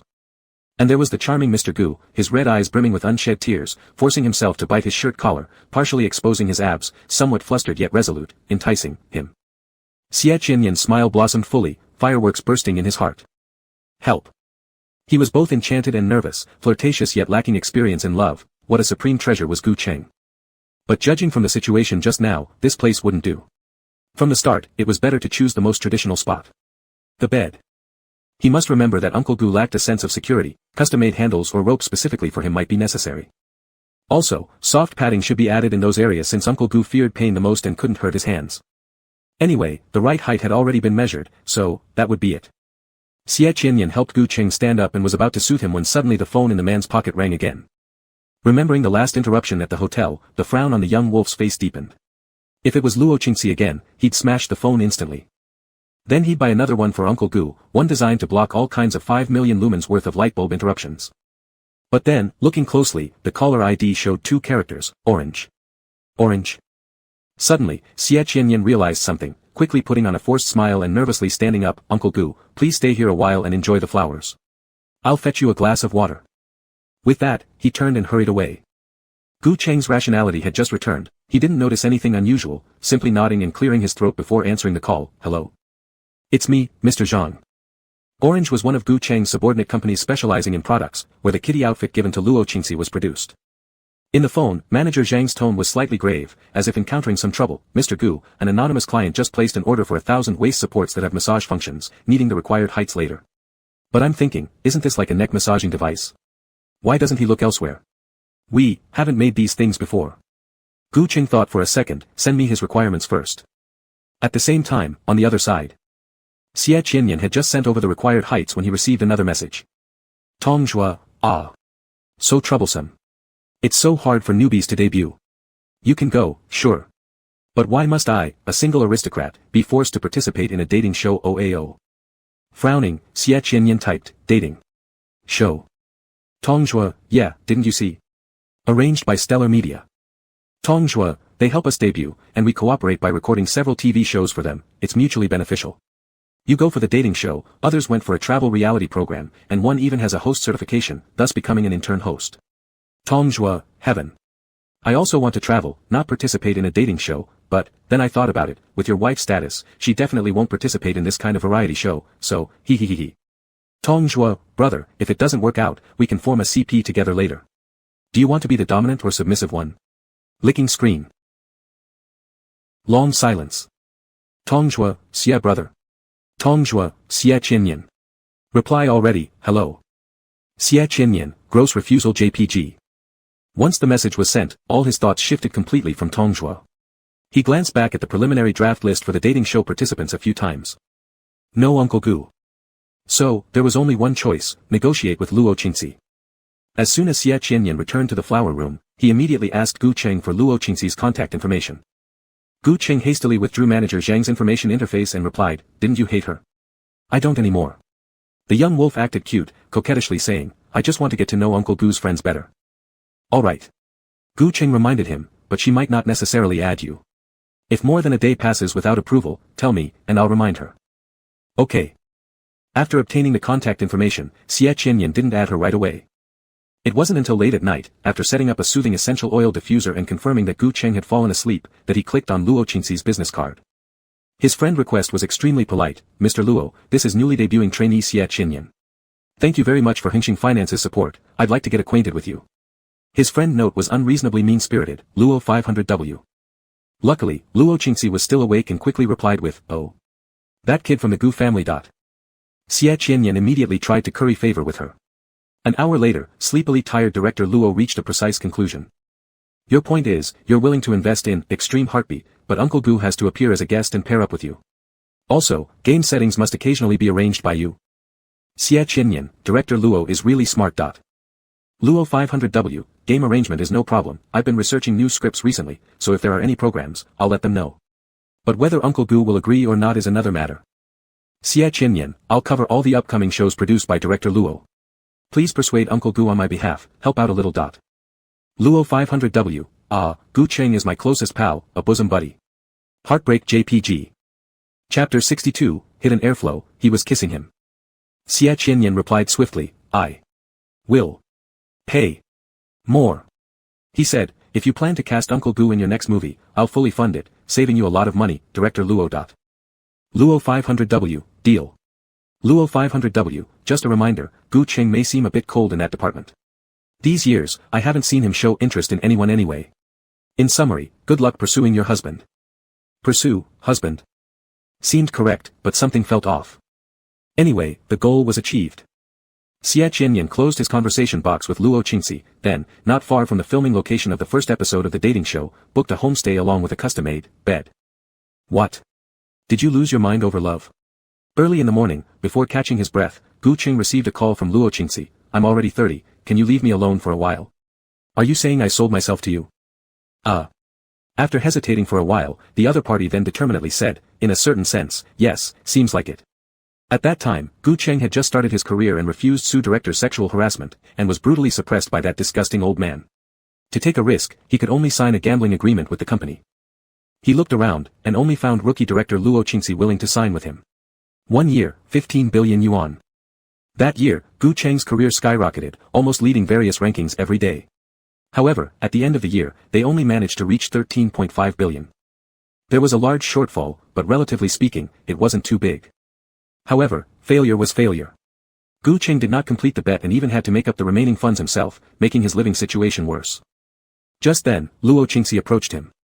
Saying that he saw potential in him, Luo Qingxi decided to take out 1.5 billion personally to help fill this financial hole.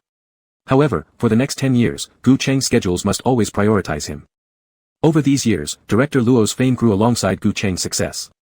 It was originally a harmonious decision, and they even became close friends who shared everything. Only now did Gu Cheng remember. He had a contract of indenture. Perhaps to soothe him, Luo Qingxi continued, anyway Cheng, this program is pretty unique. You going won't make it awkward, just think of it as taking a breather. To avoid your anger, I'll secretly assign you a co-director role. And I've put together 50 ways to seduce a younger lover with pathological tendencies. Wish you the best in securing your conquest soon. If you have time, I'll visit. Bye. And so, the day after the call ended, Gu Cheng boarded a flight to the filming location. The show was called Extreme Heartbeat, and counted as the country's first large-scale real human pairing program. Director Gao Xi's nickname was Gao Xi, Troublemaker, and he had gathered all currently top-stream stars with ambiguous relationships together. Moreover, at the beginning, no one knew who else was involved. The official announcement only revealed 3 people, including Gu Cheng. So now, dressed formally in a suit, actor Gu sat inside the production team's chartered private jet, facing the live broadcasting action camera, accepting the director's first task. Mr. Gu, here are 3 envelopes, corresponding to 3 photos. At the bottom of each photo are the corresponding cabin and seat numbers. Whoever you draw, you must go find them and accept the relevant mini-challenges. Which will you choose? The live broadcast big screen went wild, with most licking their chops over actor Gu's appearance, while fewer expressed their desire to see the mole on his throat. Gu Cheng's gaze swept through the 3 photos, and finally, he chose the middle one, its color somewhat darkened. As he picked it up, his sensuous Adam's apple rolled twice, and even a tinge of red colored his ear tips. But curiously, the staff left, and the live streaming camera lingered without zooming onto the photo. The fans immediately lost their calm. Oh! The photo! The photo! What did Qingqing see? We want to see too. Oh, this reaction kind of looks like being drunk, I guess it's some year's photo. Good guy, do rumors not carry consequences anymore? Then let me spread one too. The photo shows some year where he was tied up and locked in a black room as a gift, hee hee. Ah. Gao Si, are you not competent? Let us see it already. Cheng, did you take my lipstick photo? I guessed it right, you still haven't forgotten me. I miss you too. Come find me, I'm waiting for you. Suddenly, amidst the flurry of excited comments, an Shen Lu popped out.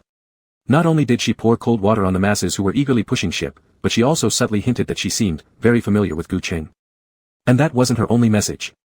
Shen Lu, speaking of which, the matter of our betrothal is quite old news. When we were kids, you used to love playing with me. Do you remember? Shen Lu, it's just been years since we've seen each other. If the task gets too harsh, please go easy on me. Oh. What the hell? Betrothals and undying promises had come out of nowhere. Isn't this lady anyone? Just came in and destroyed my OTP.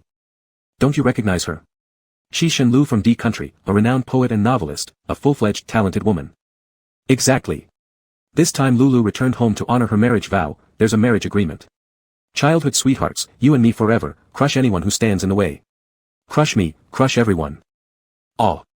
Sisters, Qinglu, Cheng and Lu, CP fan club has been established. Filled with transcontinental romance details, it's too sweet. Quickly go support. Gu Qing frowned, staring at the screen for a moment before remembering who Shen Lu was. When they were young, the Gu and Shen families were close friends, and he had played with Shen Lu for a few days. But not long after, the mistress walked into their lives. In the dead of winter, he was grabbed by the collar and thrown outside by that woman. His frostbitten hands burrowed deep into the snow, barely stretching out before they were trampled under Shenlu's little high heels, grinding his hands until they bled, while she laughed maniacally. Gu Cheng. Do you still think you're Master Gu's little son? My mom said your mother died, making you a nobody orphan, freezing to death on the street wouldn't matter, ha ha ha. As her words finished, the little girl smiled cunningly and quickly ran back to her own mother. Mommy, I've cut ties with the little vagrant. Let's go find a new Aunt Gu instead. With the memory fading, Gu Cheng's eyes flickered slightly. Just as he wanted to say something, suddenly, the plane shook, the lights began flashing, the action camera fell to the ground, and the entire live stream plunged into darkness. The thunderous sounds and accompanying claps of thunder streamed into his ears, instinctively triggering buried fears within Gu Cheng. He started feeling breathless, enduring it for quite a while, before asking almost pleadingly, is there any medicine? Metaprolol, or perhaps a brighter light? Anyone there? Help turn on my phone, that'll work too. Perhaps due to the staff having moved away, and each guest being in a separate cabin, his cries for help went unanswered. His trembling voice was transmitted clearly into the now darkened live stream. Many viewers had already realized something was amiss. Ah. It's turbulence, Cheng is scared. You can tell he's genuinely frightened. Though it may not be appropriate to say this, but I've heard from private accounts that Gu Cheng needs a nightlight when sleeping. During thunderstorms, he almost never sleeps at all. He probably has some sort of psychological condition. Just as they were discussing this, there came a clatter sound, seemingly Gu Cheng's phone falling to the floor. His breathing became more erratic, weakened, but still audibly trembling through the microphone. Oh God, please stop the chatter. No matter who it is, Shenlu, Xia Kaiern, or even the production team, someone go give him a light. It's unbearable hearing him so distressed, it sounds like he's about to pass out. Rumbling, the thunder outside grew louder, the turbulence seemed intense. The faint sound of fabric rustling could be heard, as if Gu Cheng had crouched down, trying to protect himself in a slightly safer position. But suddenly, hurried footsteps entered the mix range. Not long after, the trembling breath ceased, replaced instead by heated kissing sounds. Chapter 63, Departure CP Super Topic Established, Departure Forever Young. In the dark, someone rushed quickly through the unstable corridor, half kneeling before Gu Cheng. Just as he was about to crouch and embrace himself, the person reached out and encircled him. A second later, lips pressed onto his slightly cold ones. Amidst the violent turbulence, lights flickered, and he kissed him again. To confirm Gu Cheng's condition, Xia Kaiern kept his eyes wide open the whole time. One hand held onto Gu Cheng tightly, while the other placed his own baseball cap on the older man's head. He turned on the phone's small lamp and gently placed it near Gu Uncle, providing steady light within his line of sight. It didn't need to be too bright, enough to calm his rapid heartbeat would suffice. Soon, Gu Cheng's breathing gradually stabilized. Xia Kaiern exhaled in relief, just preparing to break the kiss and chat with Gu Uncle, but no sooner had he begun pulling back, Gu Cheng leaned forward again, initiating another kiss voluntarily. This time, he actively sought closer contact. As if asking him to hold tighter, to grip even firmer. For a fleeting moment, Xia Kaiern's lips curved up slightly, then naturally embraced the man closer. The action camera fell over completely, leaving the live stream pitch black. Unaware their voices were still being heard in the stream, bullet comments raced frantically, turning from concern to a series of SKRR sounds. Even though it feels rude to say this, it's thrilling. Sniffle sniffle, this blackout, face unseen couple makes me love this dating show. Who do you think the person is? Xia Kaiern versus Shenlu, place your bets. Place your bets. Thus, began the grand gambling scene of one bag of spicy sticks on Xia Kaiern and a pack of instant noodles on Shenlu. Zzz. Finally, with two intense flashes, the cabin lights returned to normal, and the harsh noise dissipated. Everything reverted to its original state. To make Gu Cheng feel better, Xia Kaiern had shifted to a leaning back, upward-looking posture. Gu Uncle's pale golden eyeglass chain dangled, lightly draped over his prominent nose. His charming gaze gave off an enticing allure. After only a short exchange of glances, amusement filled Gu Cheng's eyes as he suddenly spoke, actually, if you hadn't come, But I wanted to see my baby. Live stream. Ahahaha. Baby. Oh my gosh, he called him, baby. This nickname just kills me. Even though Cheng is strong, in moments like these, he's also a treasure that needs rescuing. Ayaha. Male voice. It's Xia Kaiern. Mua. My whole box of spicy sticks is safe. Why that guy? He must have wormed his way in to steal the spotlight from our Lulu. Ugh, he's playing robber in love so smoothly. View. The conversation inside the cabin didn't halt due to the commentary section's excitement. Gu Cheng settled back into his seat properly, adjusting the baseball cap, asking curiously, why did you put this on me? Didn't I say? Xia Kaiern patted his hands and stood up, afraid the strong light would hurt my baby's eyes. He continued, I don't know how long this turbulence will last, but, having the brim for shade will always be beneficial. As he spoke, he bent down close beside Gu Cheng, whispering quietly next to his ear. This intimate scene happened to fall directly into the eyes of several people who had just arrived. Director Gao Si was the first to be shocked. His immediate reactions were, the metaprolol in his hand seemed a bit unnecessary, and then, oh, the viewership rating for this episode of the dating show is secured. Stepping into the entertainment industry just to have you embraced in your arms, how could such a nurturing, bringing deity into one's arms, not be moving? Gao Si hurriedly walked over and handed the medicine he had taken against the airflow, along with an insulated cup, to Gu Cheng, somewhat embarrassed. Sorry Gu Yinger, Emperor Gu, I should have placed these near you earlier. It was my oversight, I'll be more careful next time. It was his fault. The information stated that Gu Cheng likely suffered from aerophobia, and he should have been more cautious. It's fine, the turbulence wasn't too long. As they would be living and recording shows together in the future, non-principal issues wouldn't trouble anyone. Hey, buddy, what are you doing here? Tong Zhuo's eyes were always sharp. While he clicked his tongue inside, Xia Kaiern immediately added, I'm a bit afraid of the boom-boom sounds, so I came to seek Gu Yinger's protection. Only now did the live stream audience understand. Xia Kaiern. It really is Xia Kaiern, Wearing a baseball cap is because he's worried about glaring lights hurting baby's eyes. What kind of heavenly romance is this, I will always be defeated by details. He even told others that he was scared and sought out Uncle Gu. Incredible. Departure CP super topic has been established. Sisters, I also set up a super discussion on departure, we're not afraid of them. Shenlu is bound to fail. Shenlu is bound to fail. Why isn't the super topic name named after some fruit? /Omega.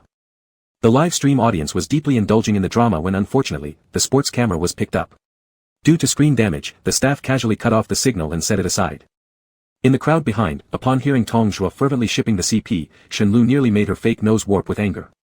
Damn it. The marriage alliance between the Shen and Gu families was announced by Gu Cheng's mother herself many years ago. She was nearing her 30s, becoming an unmarried woman.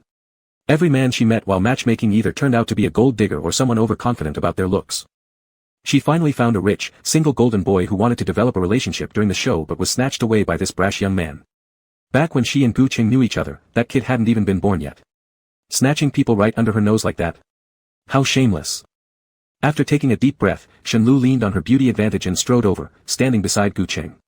Her voice sweet as honey, oh, it's just a little turbulence, Cheng doesn't fear that at all. Some people are just looking for attention because they don't have enough heat, coming to fawn around a Cheng before the program even finishes. Her words subtly ridiculed Xia Kaiern, barely missing calling him by name. Not stopping there, she even lowered her head, pulled out a lipstick, her delicate hands letting the tip brush over Gu Cheng's left palm. I'm still curious, was the photo Cheng selected taken with my lipstick? Her lipstick case was black and used the most appealing shooting technique for men. Earlier in the live stream, she saw Gu Cheng choose a picture with a black background, his ears turning red. He couldn't possibly have forgotten her. Shenlu expectantly waited for Gu Cheng to take out the photo, already thinking up clever retorts to throw at Xia Kaiern. However, the next instant, Gu Cheng pulled back his hand, quickly standing up to distance himself from her with a nod. Sorry, I want to go wash my hands. After speaking, he left Shenlu standing there with a forced smile and stepped away in large strides. As he walked, he instinctively shook his left hand twice, as if touching her lipstick felt dirty, displaying intense disgust. Ha ha ha ha. Nearby, Tong Zhuo burst into laughter as Shenlu's face turned ashen.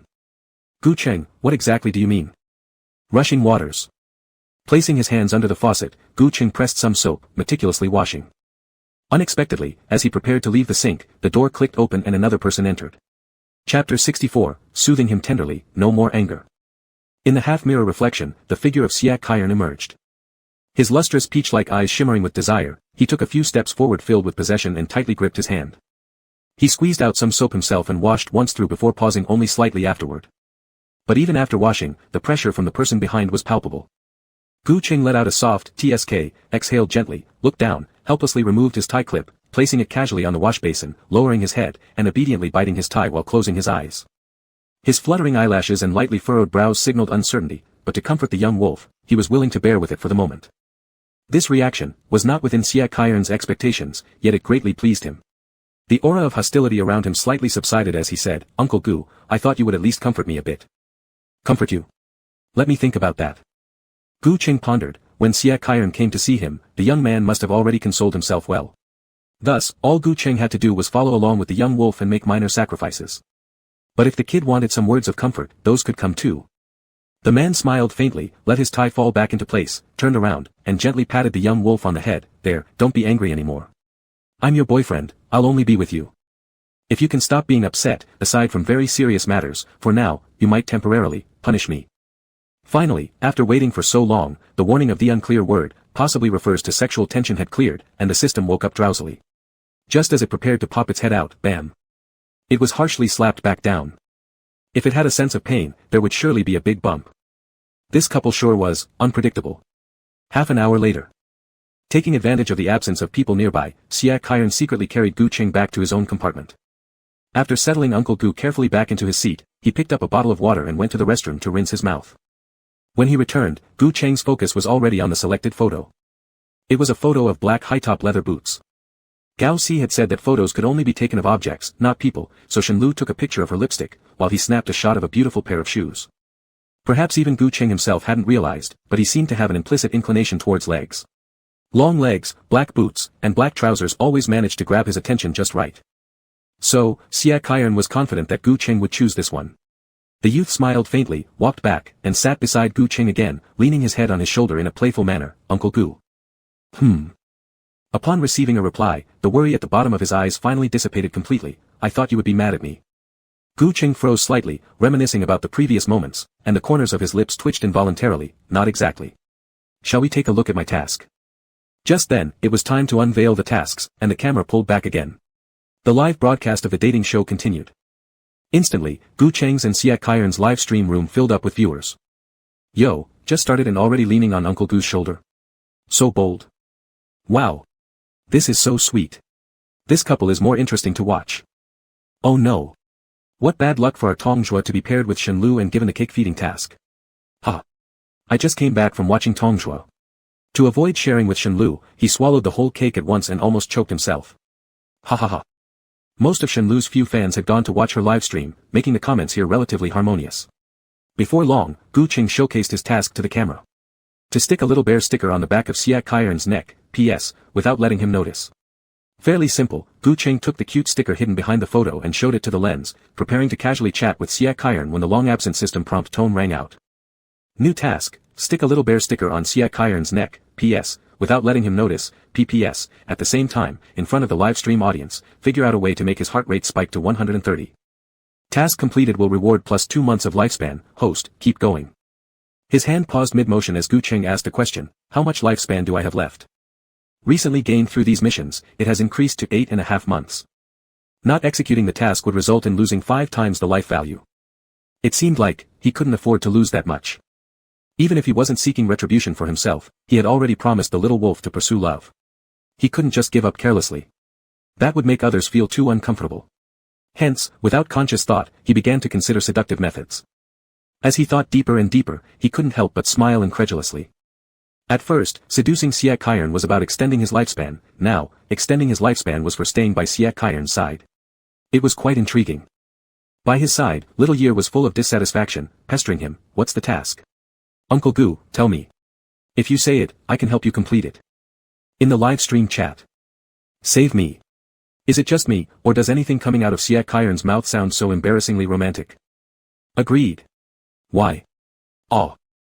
Maybe because this kid braved the turbulence and kissed his Uncle Gu. Ja, smiles turning increasingly rampant. He kissed Uncle Gu. How could they possibly know? Staring at the screen, Siak Hyeon was momentarily stunned. A sense of embarrassment at being caught in wrongdoing surged through him, his ear tips turning red with awkwardness. Just as he was about to scrutinize the live comments thoroughly, suddenly Gu Cheng encircled his waist, unconsciously embracing him lightly and starting a conversation. What are you looking at? The steady voice inexplicably carried an allure. Siak Hyeon, who had been feeling guilty, was suddenly lost in thought, raising his eyes and staring at Gu Cheng with a hint of confusion. The man adjusted his glasses, his seductive, half-lidded fox eyes always appeared warm and gentlemanly, easily drawing someone in. Siak Hyeon opened his mouth to explain something but was interrupted when his coat seemed to be tugged slightly. The cool fingers of Gu Cheng touched his back, following up his spine upward. Despite appearing so refined and proper, Gu Cheng subtly lifted his shirt out of camera view and stuck a little bear sticker onto the nape of Siak Hyeon's neck without hesitation. After casually pressing it down, the system responded, "Congratulations host, task completed, lifespan plus 2 months," after which Gu Cheng released his hand, satisfied, and marked a check on the task card. In the live stream chat. I didn't see Cheng raise his hand at all. That sticker is magical, how did it just whoosh and stick itself? No one explaining. If no one does, I'm going to spread some rumors. Chapter 65, Xia. Loss of taste for love. Kyern. I bet there's a secret space we can't see, where Yer giggles and restrains Ching sauce, then Ching struggles accidentally sticking the little bear to Yer's neck. This makes perfect sense. Impossible, from no sticker to sticker only took less than 5 minutes. Yeah, who do you look down on? Siak Kyern leaned on Gu Cheng's shoulder and suddenly addressed the camera with an ambiguous statement. Next moment, ah. What did I hear? This car, it's so fast. Exactly, our year might come from a fighting race but with a height of 194 centimeters, who are they looking down on? Gifting Siak Kyern, you drove over my face, it hurts so much. Taking a side road, I suddenly remembered how Emperor Gu left his boy group due to a back injury, unable to dance long term, so let's take good care of him, woo, P_Q. Knife, full knife ha. All the comments because of one digression turned into sympathy for Gu Cheng, yet none knew that there was one more detail the camera didn't capture. Siak Kyern's hidden hand behind the seat continuously pressed lightly on Gu Cheng's left waist, observing his emotions and determining how long to press. Long journeys couldn't exhaust Uncle Gu. The first task finished, the plane landed. The 6 guests of Limit Heartbeat gathered at the airport, boarded the bus together, passed through the countryside, went on a boat ride across a long river, ultimately arriving at a deserted island. After a long journey, Shenlu even became weak-kneed upon stepping on the island, experiencing nausea. She could have squatted and thrown up but chose instead to endure her discomfort and approach Gu Cheng, hoping to faint into his arms. As she drew near, her high heels tilted unexpectedly, causing her to collapse. Gu Cheng furrowed his brows and stepped back unnoticeably. At that moment, a distinct bony hand caught Shenlu. The woman inwardly rejoiced, immediately bowing her head to vomit profusely. She wiped her mouth with a tissue, then raised her gaze with sultry eyes. Before she could utter a word, Cheng, she met a pair of eyes filled 3/10 with coldness, 3/10 with mockery, and 4/10 indifference. Are you all right, miss? As he spoke, he confidently raised an eyebrow, making Shenlu's stomach churn again, forcing her to throw up once more and release his grip. Humph. Xian Mingyu straightened his hair and commented, scratchy kitty. Shenlu, ugh. Exhausted and tired as the group was, only director Gao Si remained energetic, introducing everyone to each other. The lineup consisted of 4 men and 2 women, Gu Cheng, Siak Kyern, Tong Zhua, Shenlu, singer Xian Mingyu, and, famous BL scriptwriter, Yuan. Once the live broadcast began, the comment section was puzzled. Heavens! Is little cutie Yuan really going to join a dating show? Who will she pair with? I think she isn't here for pairing. As everyone knows, Yuan specializes in dual male lead scripts, the spicier the better. I suspect this is Gao Si's intentional doing, and I'm already excited. Director Gao forever. Gu Cheng, hey, Cheng ha. The camera was positioned far away, thus Gu Cheng paid no attention to the rapidly rolling comments, focusing instead on Xian Mingyu, his gaze lingering for quite some time. Taking a few steps to Gao Si's side, he asked, is Xian Mingyu an artist from Yongjia Media? Mr. Gu has a good memory. Gao Si wasn't very familiar with Gu Cheng, so he always addressed him respectfully. Yongjia Media relies on Qiqing Finance, and we hope for your guidance, Mr. Gu. No problem. Gu Cheng readjusted his stance and once again scrutinized Xian Mingyu. He remembered that this person was on good terms with Gu Yi and seemed to know some of Gu Yi's secrets. Perhaps he could extract some information. Once the dating show was over, he would collapse Gu Yi and reclaim Qiqing. On the side, Xian Mingyu also seemed to have noticed Gu Cheng's gaze and immediately cleared his throat, standing straighter. TSK, General's useless brother is looking at him, it must be because he envies that someone is already fawning over him as soon as he arrived. He had to perform well to avoid disgracing General. Alright, you all know each other now. We are going to start our second task. Gao Si clapped his hands to draw everyone's attention. The production team provided 3 small wooden houses and some ingredients. We need to leave 3 people here to cook, and 3 others will go around to gather firewood. Because gathering firewood is harder work, those who volunteer to do this task can, upon their return, select dishes and decide who they will share one of the cottages with tonight and start a sweet cohabitation experience. Spend together. Shenlu's eyes lit up again. This clearly implied she should bunk with Gu Cheng, right? This way, she could cuddle up and act coy in her sleep, how convenient.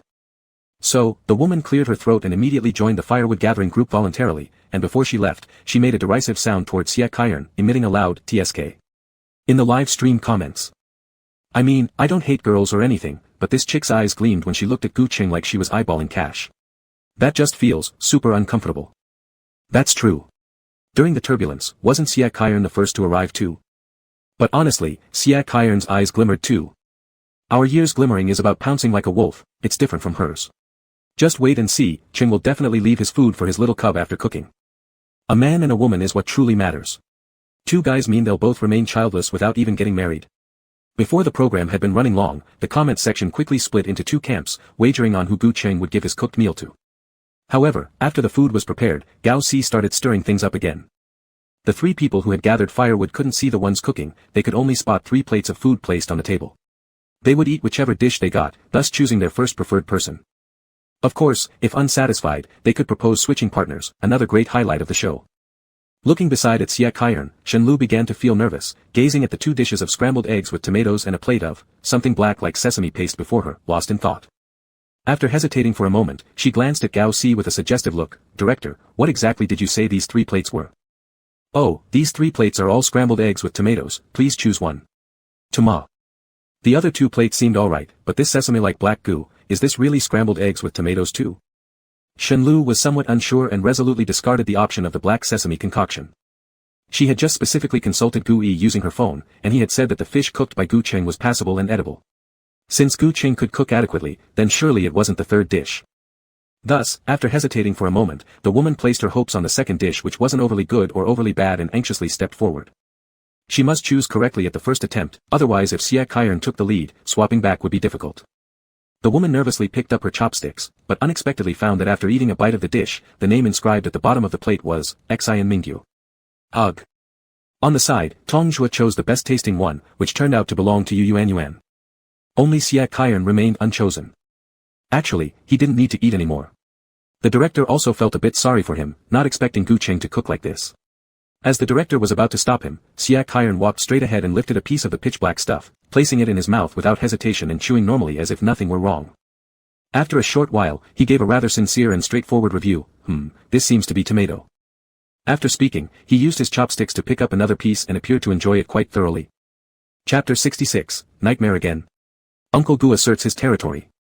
Xie Kaiern consumed 4 or 5 mouthfuls successively, chewing and swallowing smoothly without any abnormal movements, seemingly becoming increasingly addicted.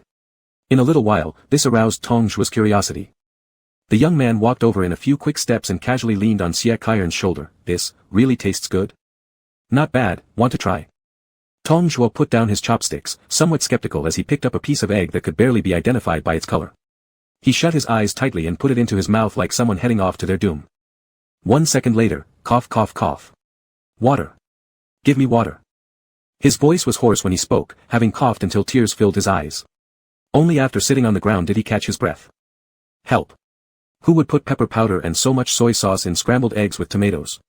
He needed his stomach washed out. OAO. Lifting his head, he glanced at Xie Kaiern, who looked unfazed.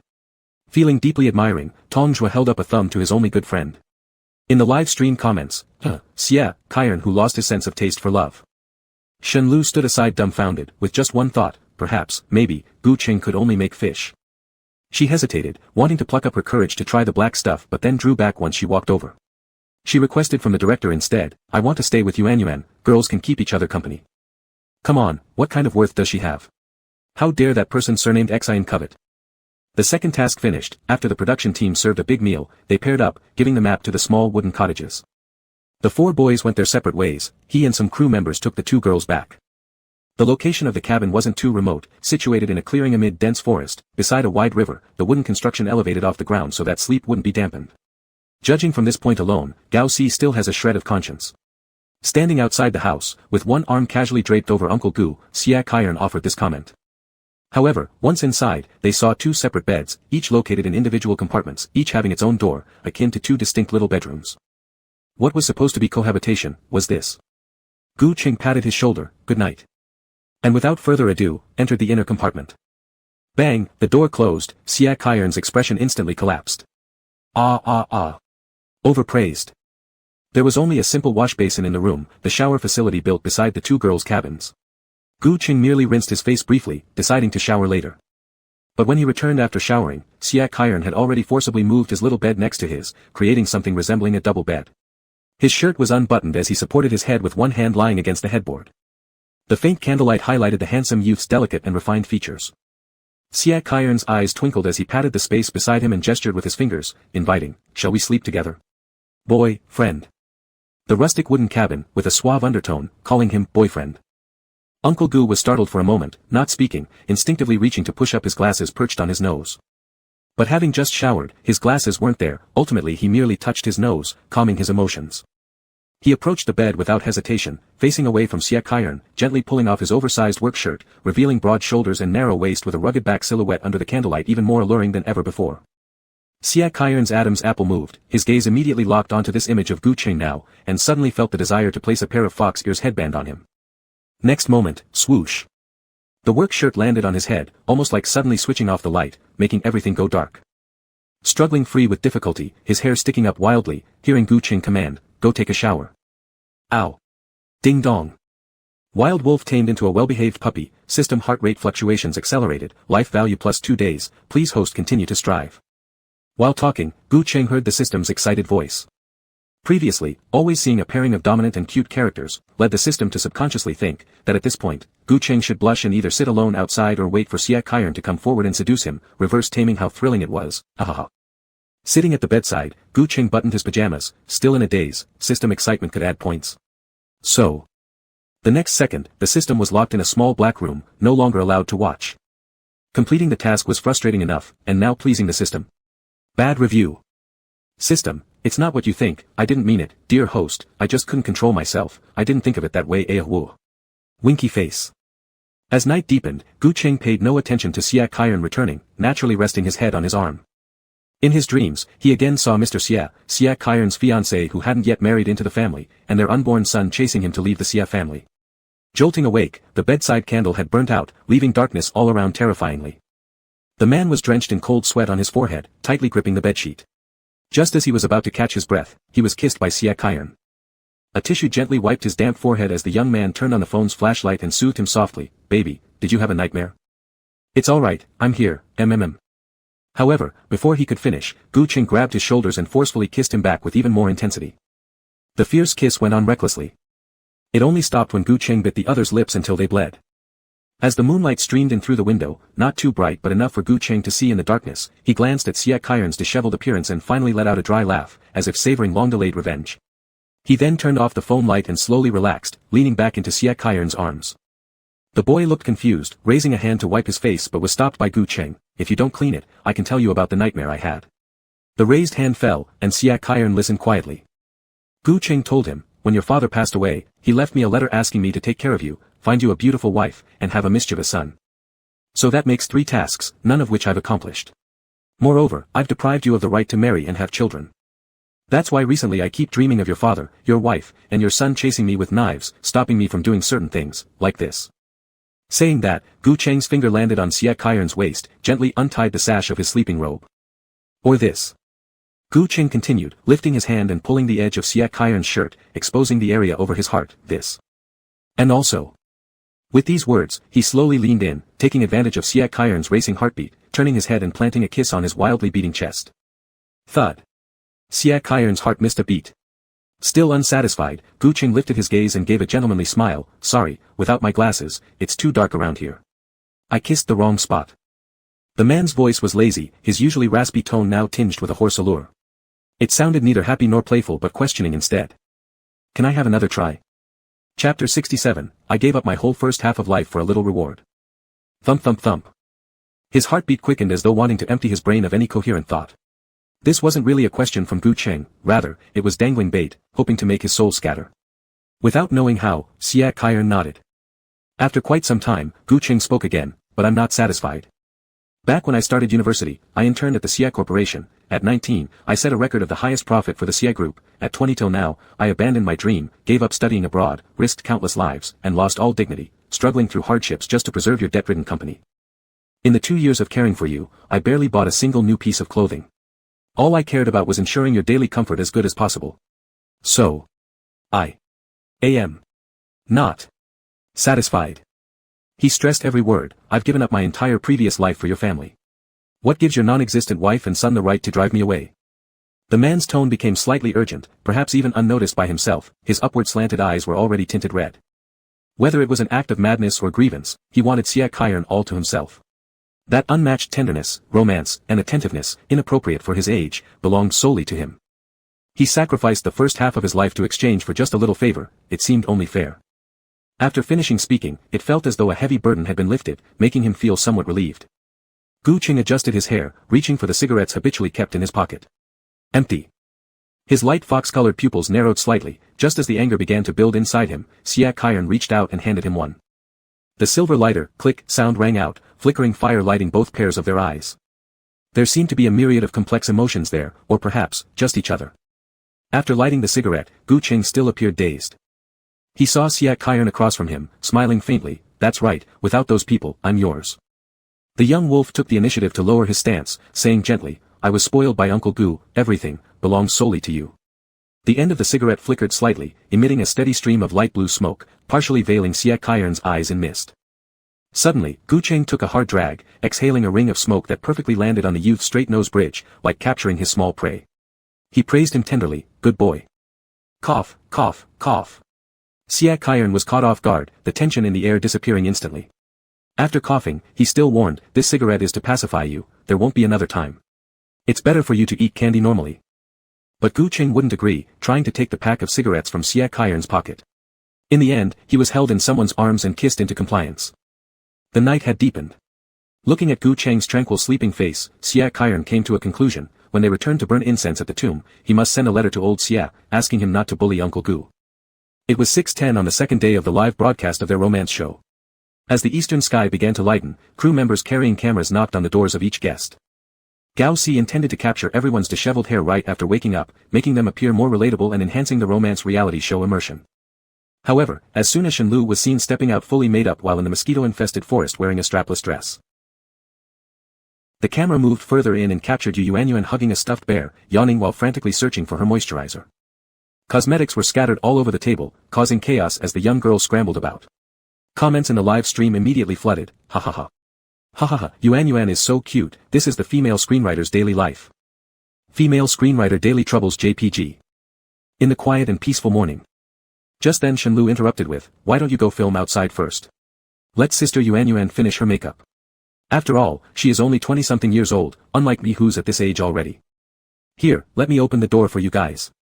On-screen comments. Is it just me or did Shen Lu's words sound strange? Let me translate that for you. Sister loves beauty, needs makeup, unlike me who can't even bother to apply sunscreen. Sister doesn't know how to behave around the camera, but I do. WC, one sentence wakes up the dreamer, 30-some-year-old green tea auntie.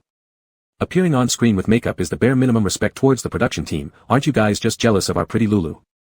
Gao Si frowned, finding Shen Lu sent by Yongjia Media quite troublesome, why every time the camera pointed at her, arguments broke out. Forget it, let's film others instead. The cameraman nodded and turned away, capturing Yu Yuanyuan frowning just before leaving, and the comments section exploded again, ha ha ha, Yuanyuan looks confused, Yuanyuan seems uncertain. The next group arrived when Tong Zhuo lost her temper and directly threw a slippers at the self-proclaimed man's face. Gao Si froze on the spot, didn't dare to continue filming. Xian Mingyu was after all a singer, and Tong Zhuo had just entered the entertainment industry, this move could cause unnecessary trouble, best not to air it and remind him later. Quickly moving along, the group reached Gu Cheng and Siak Kyron's wooden house. Before entering, Gao Si was full of anticipation because, based on the turbulence incident on the plane, these two were real-life lovers. Who knows, perhaps there would be some sweet moments where they woke each other up, but, when the lens shifted inside, all they saw was a bedless small bedroom. Comments? Others' room arrangements aren't like this, no bed, where does Nyen sleep? Sisters, notice Nyen isn't even here either. Uncle Gu, hold me a little longer, and I'll reward you. Suddenly, a lazy voice echoed through the live stream. Comments. WC what did I just hear? Ah. Inside, the inner room. Wait, let me get tissue ready for nosebleeds, continue ah. Don't be coquettish, put your clothes on. Gu Cheng's gentle voice followed suit. The next moment, a cleanly dressed man appeared on screen, his eyes crinkling in a smile, hi. Instantly, the comments section erupted in wild commotion. Hi, hubby. Save me. Slow down, I can't keep up with the fast-paced plot. What did Gu Cheng mean by that earlier? Was Siak Kyron without clothes yesterday night? Such a heavy load of information makes my heart race, I wish to see what reward Siak Kyron gets, quick, make him hug. Standing aside, Gao Si's ears flushed slightly red and asked cautiously, can we enter and start filming, Gu Emperor? Thinking of Siak Kyron's cute little wolf hat pajamas, Gu Cheng hesitated, intending to refuse, but the system timely announced. Ding dong. Triggered task, kiss under the camera. Chapter 68, sorry, rewards are exclusively for loved ones. Oh, no, my mistake. The system seemed a little embarrassed, host, that makes 2 tasks now. 1. Get rewards in front of the camera. 2. Kiss and Nyen behind the camera. Time limit 10 minutes. Complete to add 6 months to your life value. Host, you got this, G. G. G. Gu Cheng paused for a moment, his eyes flickering with an undertone of jealousy as he finally opened the door. The camera continued to push in and the live stream viewers held their breath. Ah. For some reason, I felt shark-like intent in Uncle Gu's eyes just then. Yikes yikes yikes, if we see anything we shouldn't later, remember, Uncle Gu, take out Gao Si, it's not like I want to watch. Magnifying glass JPG. What do we do? What do we do? Push the camera faster already. My heartbeat is accelerating, I'm craving a nyen, sma sma. As the barrage grew wilder, Gu Cheng had initially stood behind the camera, secretly timing it, but his peripheral vision landed on the last line of barrage comments. The barrage quickly rolled up, but a bitter feeling arose inside him, craving a nyen. The man silently chewed over those 3 words, then during Gao Si's deliberate theatrics, quickly walked over to Xia Kairen's side and sat down naturally. Next second, what appeared in the camera was Xia Kairen voluntarily hugging Gu Cheng, eyes closed, his wolf ears drooping near Uncle Gu's lapel as he cooed twice before calling out. Baby. His sleepy voice was hoarse and extremely magnetic, lazily calling out to everyone present to call him baby. In the quiet morning, even before opening his eyes, all it took was holding onto him and shouting, baby. The live room completely went berserk. What way ha awo. Save me. I get why the other bedroom was empty, it's because this is a double-person bed. He said baby aya. Goo baby. Goo baby. Ugh. No way, this is too much, how can 2 men act so sickly sweet? If Gu Cheng pushed him away right now and called Lulu, baby, I could barely forgive him. Cozy coos of flattery continued. Gu Cheng was slightly amused by his mysterious sense of possession and lowered his hand, stroking Xia Kairen's sleeping clothes on his little wolf ears, asking directly, you've been hugged. What's the reward? Xia Kairen still didn't open his eyes, hesitating, teasingly prolonging the suspense, until shortly after, his slender fingers hooked onto Uncle Gu's collar, pulling gently downward. A bit of collarbone showed, marked with faint traces. Barrage. Ayayawiawa. Hawaiian random graveyard, killed like crazy, killed like crazy. Goo baby, goo baby. Save me save me. Why am I the one suffering from irregular heartbeats while they fall in love? Wah. At this point, Xia Kairen relied on strength to slowly sit up, glancing around with his peripheral vision. Just 1 second, then he quickly loosened his grip on Gu Cheng's collar, turned, looked at the live screen, his peach flower eyes curving dangerously. Gu, ba, bay. He practically enunciated each word clearly.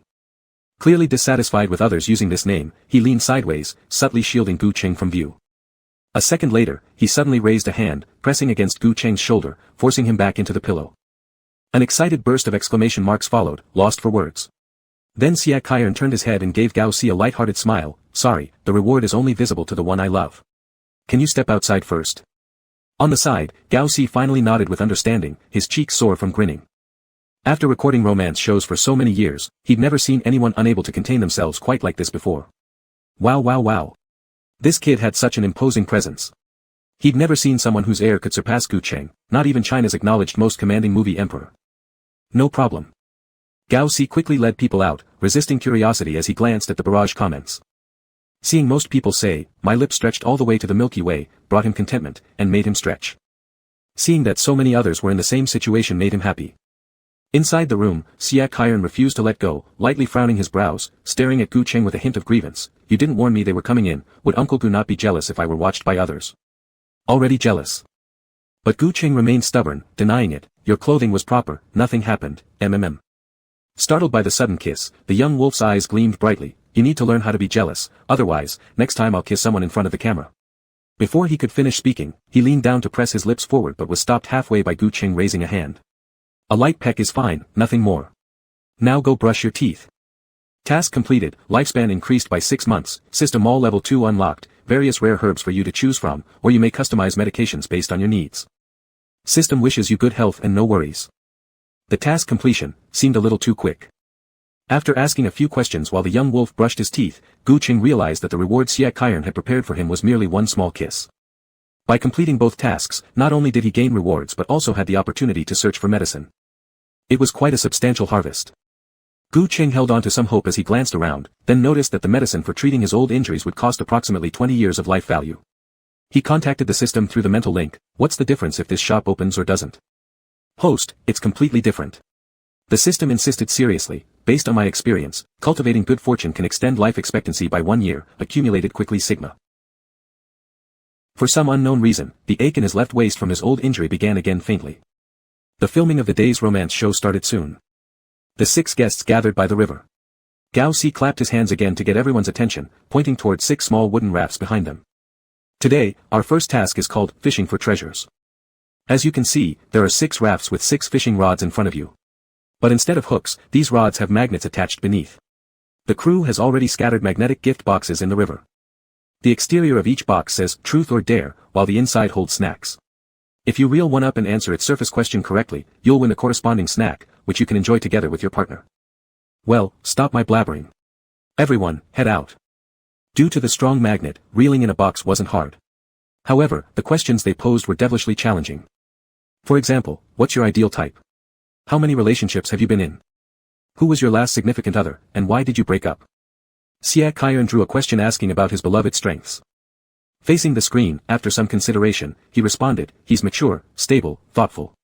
His height is perfect, his weight is perfect, his kisses feel when bending over, showing, I especially love how he feels.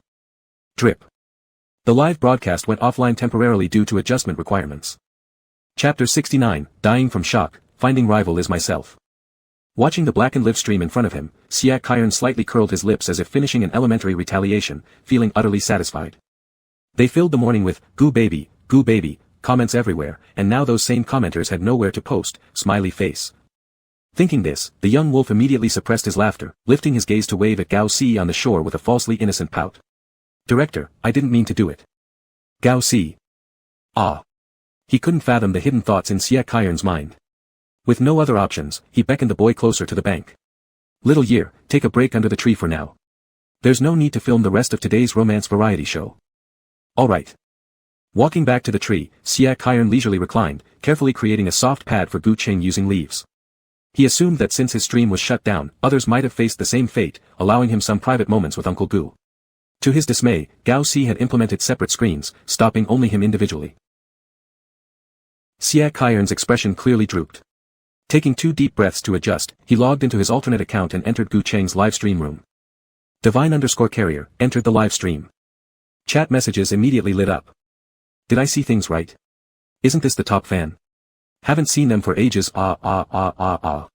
Yes, ever since Gu Cheng joined, debut brother, this person hasn't really spoken much, not active in the fan group either. Perhaps they're heartbroken that Gu Emperor found companionship and thus chose to remain hidden. Finished. This man of passion, his secondary role is secured. Dangerous. Xie. Dangerous. Gu Cheng didn't pay much attention to the chat messages, fully concentrated on pulling up a gift box. Its engraved question was, is there anyone you've wanted to meet very badly but never managed to?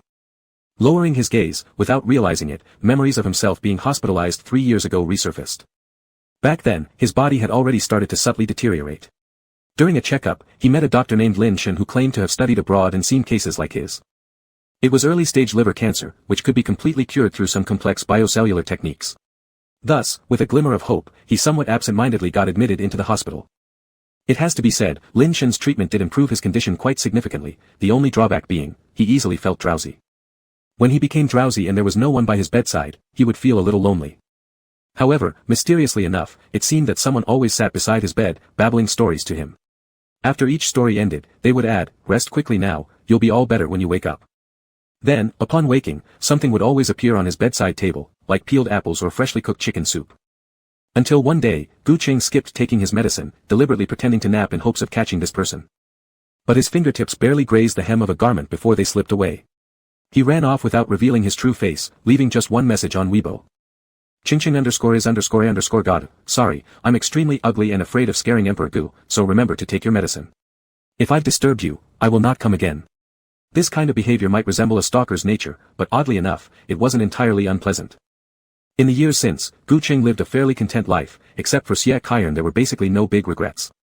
If there really was anyone he wanted to meet badly but never managed to, it would probably be this person, wouldn't it? Putting down the box, Gu Cheng lightly deflected while answering about the person he wished to see, noticing Ching_is_god in the live stream room and even mentioning them briefly, thank you. If you agree, I can go. He paused momentarily before continuing, I can bring my boyfriend along to thank you in person. A fan is still a fan, however moved they may feel, they'd still remain a fan. It would be unreasonable to let young Nian get upset over it. Yet thinking about Xie Kaiern's personality, Gu Cheng started feeling a headache coming on. If the wolf cub found out, he'd need a lot of soothing, but how would he soothe him? The chat didn't dwell on his inner conflict, as it was already chaos. Wah wah wah. Boyfriend. Boyfriend. My brother Nyen finally got a title. Girls, start fangirling hard. Let's roll.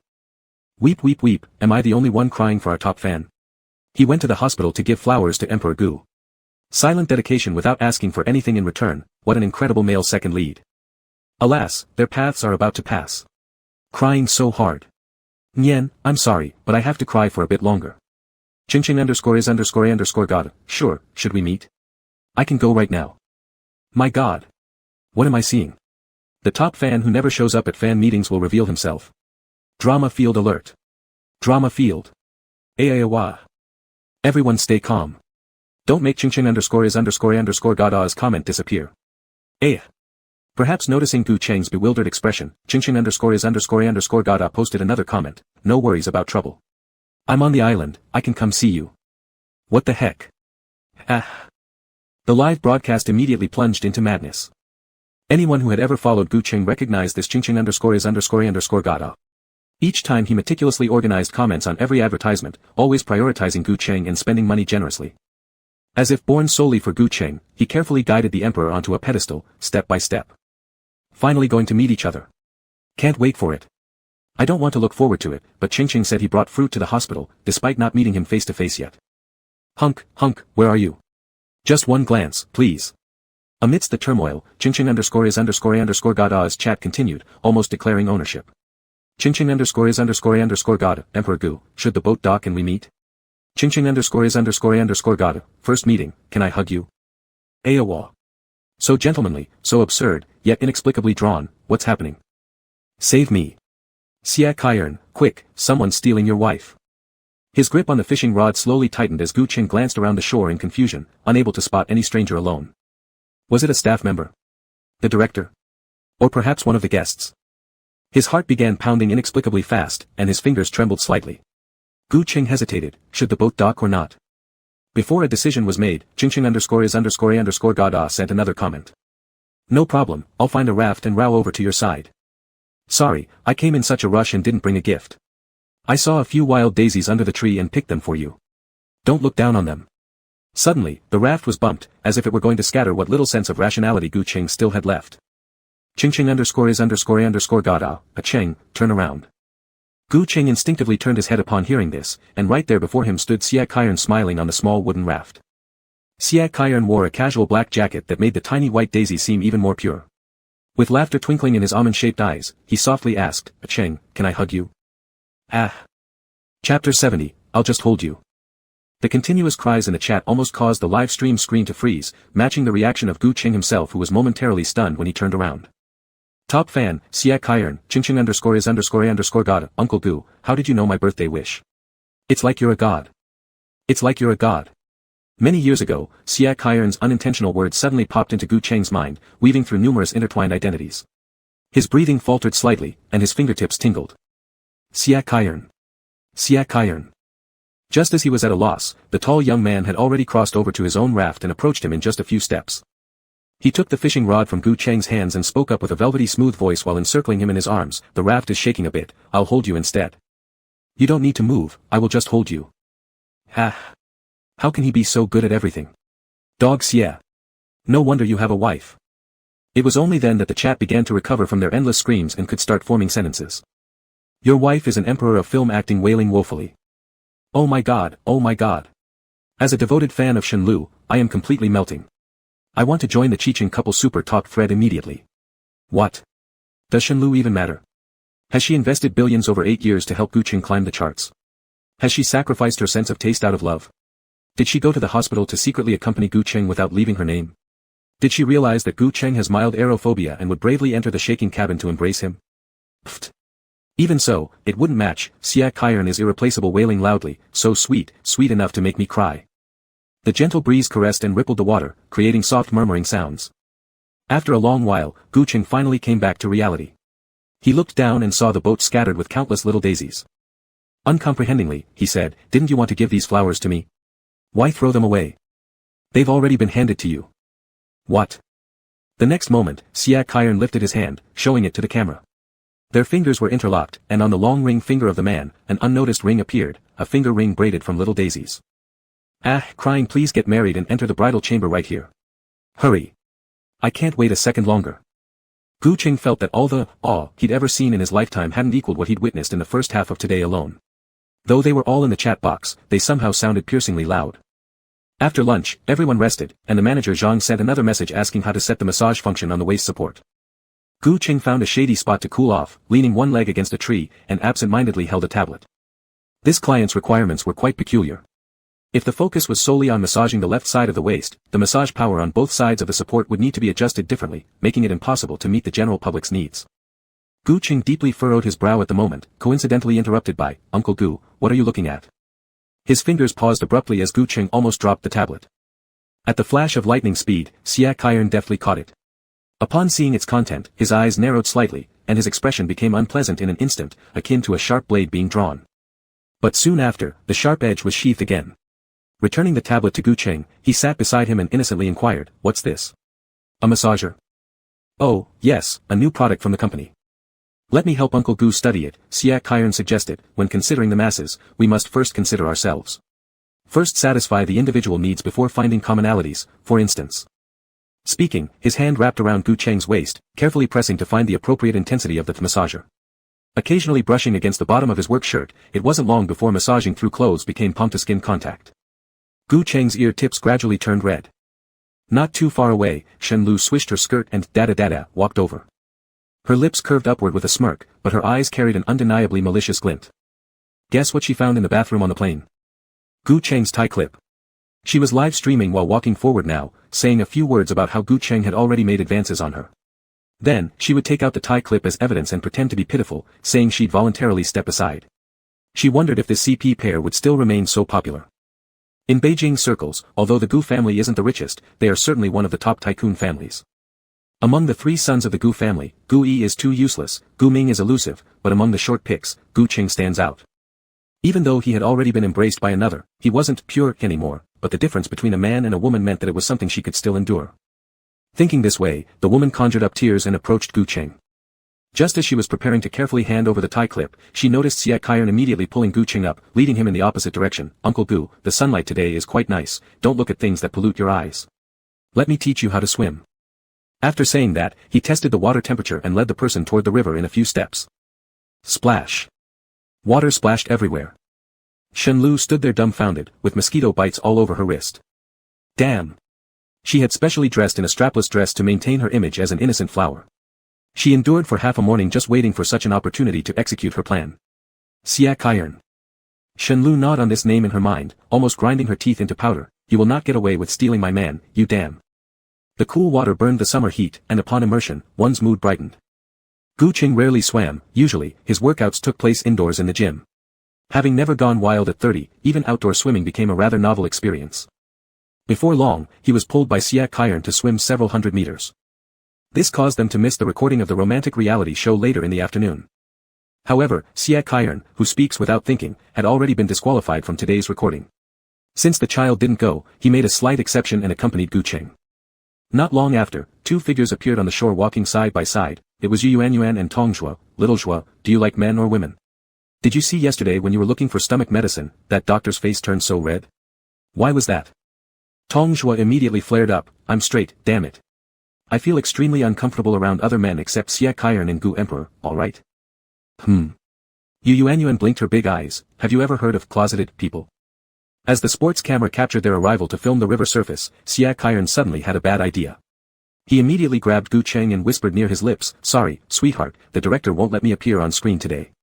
So, close your eyes." "What?" His lips were sealed, and a second later, Xia Kaiern held one arm around Gu Qing and plunged directly to the bottom of the river. Ripples spread through the clear river water. In front of the other guests and two panoramic shooting action cameras, he trapped Uncle Gu, who didn't know how to swim underwater, hugging him around the waist and kissing him passionately. Yet, it was precisely this background scene that caught the attention of Tong Zhuo's live broadcast audience. Ah! The entire screen filled with chipmunk screams. Not long after, it drew Yu Yuanyuan's attention. She looked in the direction of the camera shot and saw no one. Could it be that the viewers could see something she couldn't? Hiss. Yu Yuanyuan's body hair stood on end, requiring great courage to break through the barrier of scaring herself. Turning her head, she bravely walked to the riverside and observed cautiously for a moment. The water flowed, and soon a kind of muffled sound. Muffled moan. Chapter 71, Someone's Messing Around, Uncle Gu Counterattacks. Not only that, but before long, the water waves started to ripple, intermittent soft sobs leaking out, as if someone was being pushed too hard, suppressing a hint of anger. Heaven forbid, she really didn't think there was something invisible to her eye, did she? Yu Yuanyuan's pupils shrank instantly, and she immediately dragged Tong Zhua to hide behind a tree, only leaving her eyes to peer anxiously. 3 minutes later, splash. Gu Cheng's head surfaced. The clean white work attire was completely soaked by the river water, sticking irregularly to his body, making his naturally pale skin look more enticing. Swimming twice to the riverside, Gu Cheng flicked his hair backward. His charming fox-like eyes sparkled with rippling light. Was it water or tears? Crying. The next moment, a well-defined hand touched his waist, gently pressing him against the shore. Ah! Yu Yuanyuan nearly shouted in excitement, hastily biting onto her blouse to prevent exposure. My goodness! What a treasure! The gentle breeze blew, rippling through the water as the two figures walked further away. It wasn't until they were far gone that Yu Yuanyuan fiercely slapped her sidekick Tong Zhua. Pen, paper, quick, I need to jot down this inspiration.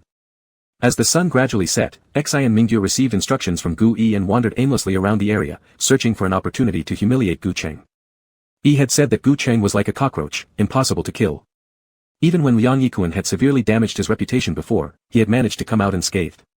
Therefore, it wouldn't be effective to attack him directly. Instead, one should erode his standing piece by piece. When enough dirt was accumulated, presenting it to the board would allow them to thoroughly kick Gu Cheng out of the company. At that point, Chicheng Finance and all its subsidiary businesses would completely belong to them. With that in mind, the man immediately opened a wooden box, cut something with his hand, and quickly returned indoors before the staff noticed anything. Just as he was about to rest, another idea struck him. He rummaged through his suitcase and took out a pill from his personal stash, carefully grinding it into powder. His smile gradually turned malicious. This was what Gu Yi had specially provided before he arrived. Gu Cheng seemed somewhat unstable mentally and often relied on medication.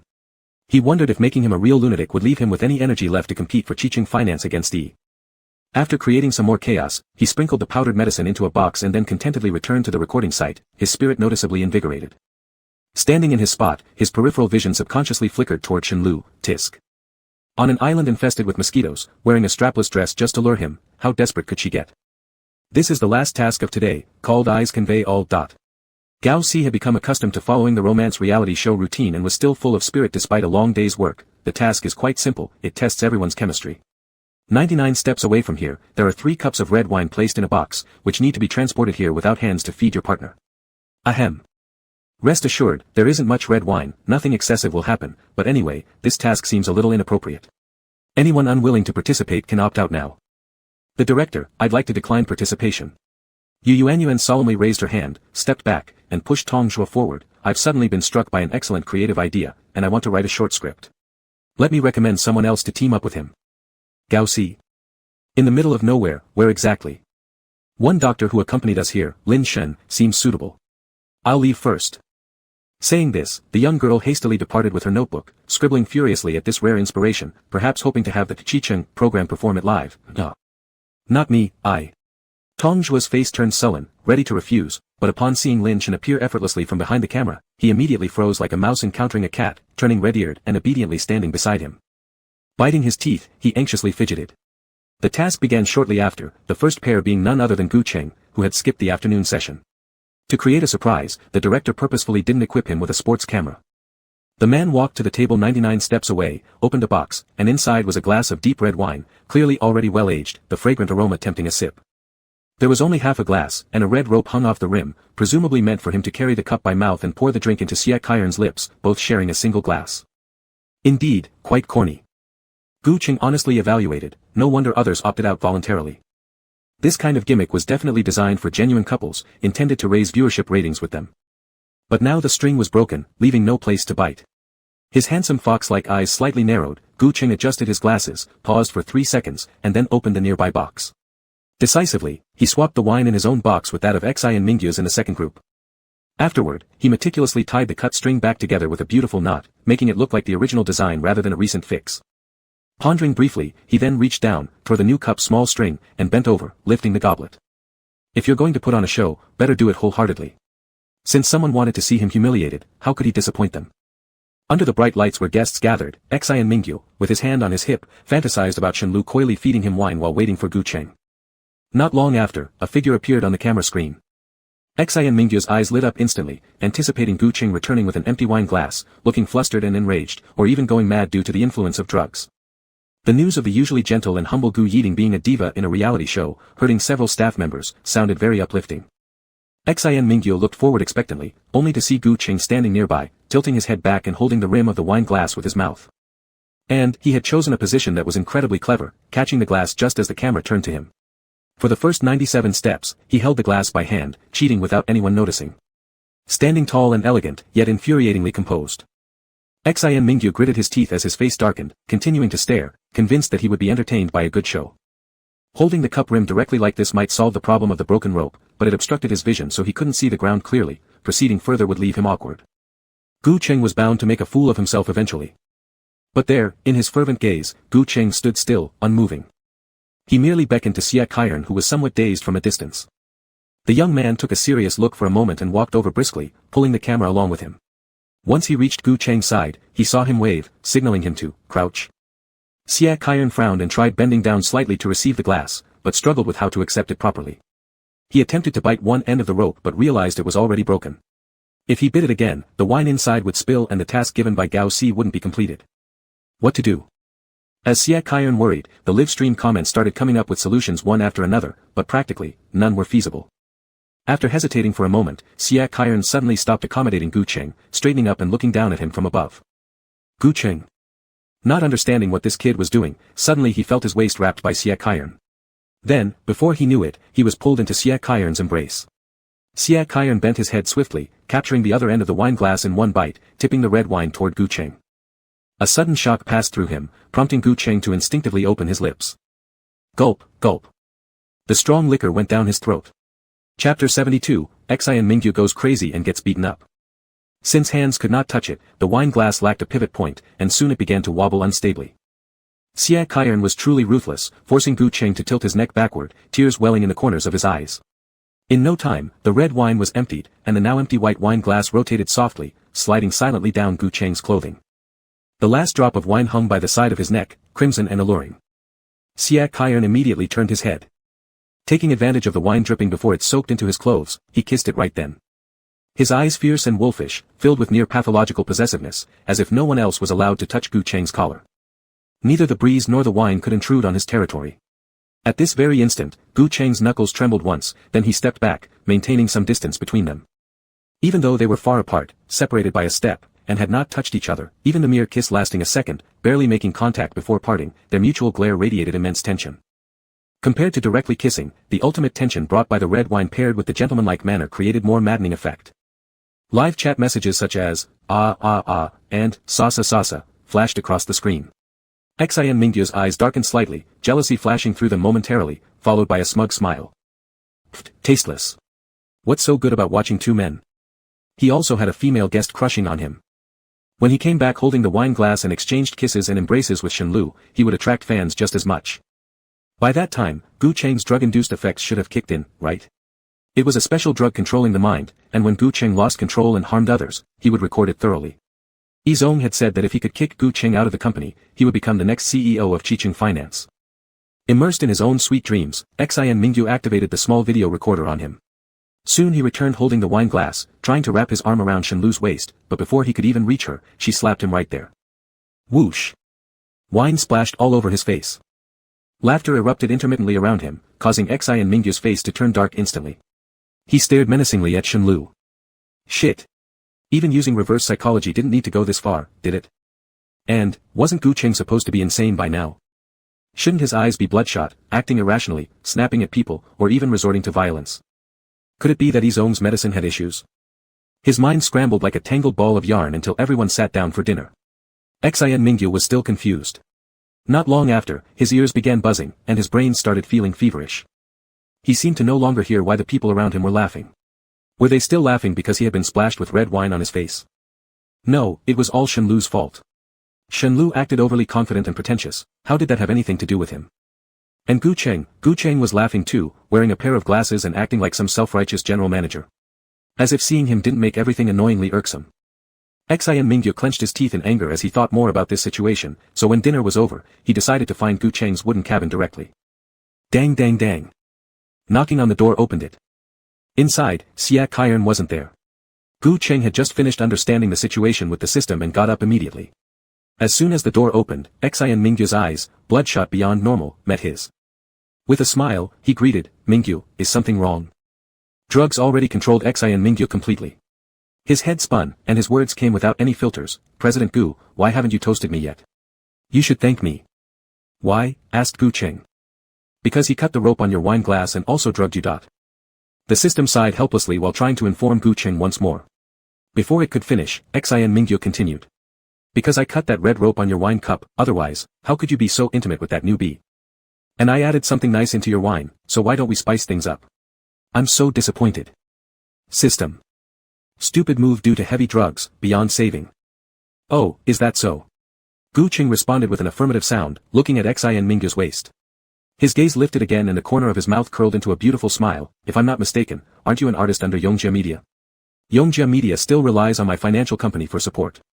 How dare you mess with me? Your company? Ha ha ha ha ha." Suddenly, Xian Mingyu laughed it off like hearing a terrible joke and became even more outrageous. "The largest shareholder isn't you anymore. Now, Chicheng Finance's boss is named Gu Yi. President Yi is now in charge, and you think I'd still fear you? Are you going to threaten me by pretending to be the boss? Gu Cheng, you're too naive." His voice suddenly stopped as there was now a phone in front of Xian Mingyu. It was raised by Gu Cheng. The screen clearly showed the company was still under Gu Cheng's name. Still under Gu Cheng's name? How was this possible? Xian Mingyu trembled all over, seemingly recovering from much of the drug's effects. He didn't know the difference between shares and ownership titles.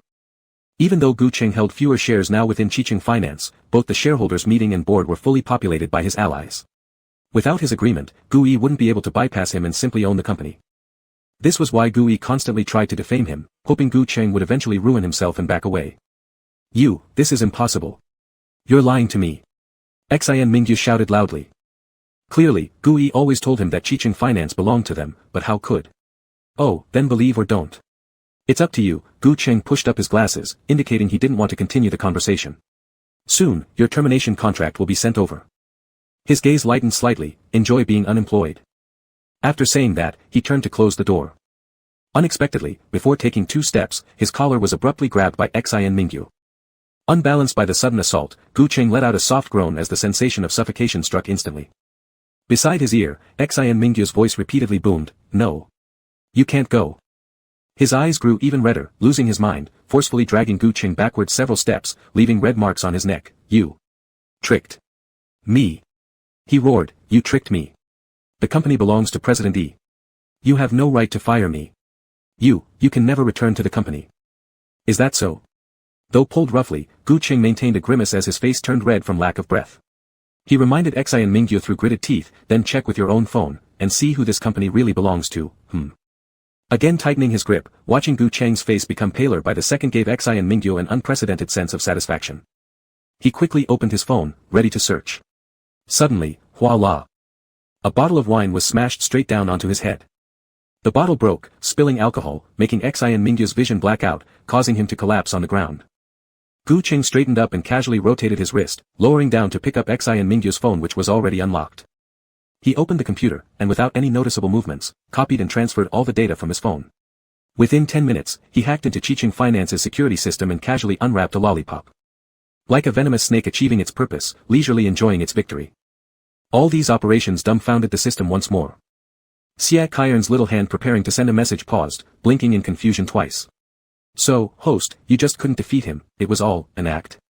To trick him into unlocking his phone himself?" No, there were more benefits than just that." Gu Cheng turned around, his gaze falling back onto Xian Mingyu. He tossed the phone casually at Xian Mingyu's feet, having just finished a lollipop. Just then, urgent knocking was heard from outside. "Teacher Gu, we heard sounds of fighting here. Is everything all right?" The shout from outside caught Xian Mingyu's attention.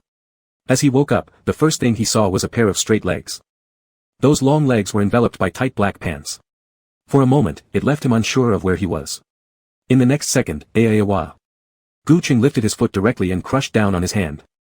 Leather shoes pressed hard, the pain quickly spreading through his entire body. He originally intended to resist, but in the next second, he heard the knocking from outside. It seemed urgent, as if all the people from the production crew had arrived. Xian Mingyu smirked, the time to ruin Gu Qing had come. Chapter 73, Xian Mingyu's intentional injury. The fleeting smile in his eyes disappeared immediately after, and then Xian Mingyu started yelling even harder. With a pitiful voice, even crying, President Gu. I know you have conflicts with President Yi, but these matters between brothers can be resolved privately. You can't assault me like this in front of the crew. I need to go on camera tomorrow. How am I supposed to participate in filming if you bash my head until it's bloody? President Gu, please, I'll kneel for you. Wu, I'm just a worker, how can I compare to you rich and powerful people? What did I do wrong to deserve your mistreatment? Wu. His cries grew louder and louder, and before long, they had gathered the entire production crew. The knocks became more insistent, and the laughter growing inside Xian Mingyu was becoming increasingly loud. Listen well. This is the so-called national idol, the unreachable flower of the mountain. In reality, he's just a petty, despicable man who fights over one company with his own younger brother. And because of my close relationship with Gu Yi, he decided to beat me up like this. Dong dong dong. Emperor Gu. Teacher Gu, could you open the door? If not, let's break it down. Xian Mingyu's assistant was filled with rage. What is wrong with your production team? You can't even guarantee the safety of the artists. Ah. Emperor Gu, I'm sorry. I'm really sorry. Xian Mingyu's screams became more exaggerated, eventually producing table shaking, plates dropping sounds. There were many new staff members who quietly gossiped, connecting even rumors about Gu Cheng's mental instability and frequent psychological treatments together. Under the prompting of Xian Mingyu's assistant, they maliciously speculated. Gao Si also felt anxious. Brawls within the production crew are serious incidents. If this were leaked, not only would Gu Cheng and Xian Mingyu be affected, but he too would suffer the consequences. As he hesitated whether to break the door down or not, suddenly, voila. Xia Kaiern, freshly out of the shower, rushed over and kicked the door wide open. In sight was Gu Cheng harshly pinning down Xian Mingyu's arm, dislocating it with brute force. After a deathly silent second, Aya. A shrill scream, sharper than a pig being slaughtered, pierced everyone's ears. The crowd furrowed their brows in annoyance, even the assistants who initially supported Xian Mingyu couldn't help but feel disgusted. After enduring it for a bit, someone finally hurried forward anxiously. Oh my god, there's blood flowing from his head, and his arm. Pa Jia. Gu Cheng let go, allowing Xian Mingyu to collapse onto the floor. Then, without showing any emotion, he walked into the bedroom to wash his hands. He detested dirtiness. Lying on the ground, Xian Mingyu's expression twisted in even greater pain. This wasn't an act, it was genuine agony. Gu Cheng actually dared to break his arm in front of so many people. Aya. His face pale, gasping for air continuously, the blood oozing from the spot struck by the wine bottle began drying slightly, making him look utterly miserable. Many people secretly took photos, ready to post them online for quick fame and traffic. Some others pursed their lips, choosing silence as they waited for the drama to unfold. With tears in his eyes, Xian Mingyu's assistant helped him up like a court eunuch seeing an emperor get injured. It's severe. This won't do. Blood is coming out of our Mingyu's face. We're leaving this terrible program. Call the police, we must report this. Saying this, he took out his phone to make the call. Gao Si broke into cold sweat, never expecting things to escalate this far. Everything was fine during dinner, how did it come to this? Do. Once the call connected, the assistant sobbed and cried as he filed the report. Then, with eyes full of hatred, they waited for the villain to be punished. Continuous discussions arose, slightly noisy, making Gu Cheng somewhat annoyed as he wrinkled his brow and turned to organize his computer. The crowd's attention shifted back, expecting some shocking twist, but instead, Gu Cheng clicked a few times on the mouse, minimized one interface, and then started a Sudoku game. Filling numbers can calm him down so that he won't be affected by the chaotic environment. Xia Kaiern took a few steps to stand behind him, and at first glance, noticed the red marks on his neck. His gaze gradually became deeper. But in the next moment, he noticed Gu Cheng's possessive look. Not having enough time to wipe the water off his collarbone, the young wolf quickly closed the collar, obediently massaging his shoulders. Uncle Gu was getting jealous, Uncle Gu loved him. Seeing Gu Cheng looking unconcerned, Gao Si simply fetched a small stool and sat down, letting Lin Shen first go to bandage Xian Mingyu. Lin Shen hesitantly stepped forward, but before reaching him, Xian Mingyu cried out loud and stopped him. No. Don't treat me Wu. I want the police to take me to the hospital, let them properly appraise my injuries and let everyone see how capitalists oppress people Wu. The man couldn't stop crying, so Lin Shen immediately decided to retreat without hesitation. Gao Si furrowed his brows even tighter, resting his chin on both hands like waiting for death, anticipating the arrival of the policeman. What does this acting Emperor Gu want to do? Even if you're right, it's not wise to beat someone up this badly, and public opinion is hard to wash away when stirred. Sacrificing your career for Xian Mingyu isn't worth it. Before long, the police sirens went do-do-do. Upon seeing the flashing lights in the distance, Xian Mingyu immediately brightened, finally seeing salvation, his eyes shining. He hurriedly sat up straight, repeatedly composing his words in his mind, hoping to have Gu Qing sentenced more severely. After a long wait, the police finally arrived. Just as Xian Mingyu opened his mouth, Gu Qing clicked the mouse again from behind. The sound of victory in the game sounded, followed by the deep voice of the man, "Comrade policeman, I accuse Xian Mingyu of intentional harm to me." Upon these words, not only was Xian Mingyu stunned, but so were those around. Gu Qing really went mad. Can he win this case? Xian Mingyu's eyes reddened instantly. "Comrade policeman, don't believe his nonsense. I am injured like this, my hand is broken, how could I harm him? Is there any justice left in this world? Woo!" The policeman also furrowed his brow, just preparing to bring him back for a deposition, when Gu Qing stood up, casually adjusted his sleeves, and said, "I have evidence." Evidence? How could there possibly be? Xian Mingyu's nerves controlled by potent drugs had just regained awareness and couldn't react to what evidence Gu Qing mentioned. He only remembered that Gu Qing beat him, and earlier in the room, there was no one else. He deliberately crushed Gu Qing's phone and the computer screen was always black. This guy didn't have the opportunity to record anything. Where could there be evidence? Although firmly believing there was no evidence, as Gu Qing approached step by step, Xian Mingyu truly began to feel fear. The confidence inside him instinctively faded quite a bit, soon realizing that Gu Qing had picked up a small camera hanging on his trouser pocket. Xian Mingyu paused for a moment and then laughed out loud, thinking it was a joke. Did Emperor Gu think there was some kind of evidence? He turned it off while eating, at most capturing the scene of Tong Zhua and Lin Chen pouring alcohol. Emperor Gu Qing was too self-important. Xian Mingyu lightly curved his eyes, watching Gu Qing foolishly opening the video recorder, rewinding it. What came into earshot was his own voice. "Mr. Gu, why don't you give me a toast? You should thank me. It's because I cut the red string on your wine glass, yes. I also put some nice things in your drink. How, didn't you play something exciting? I'm so disappointed." Chapter 74, Trapped by the Young Wolf in the Homestay.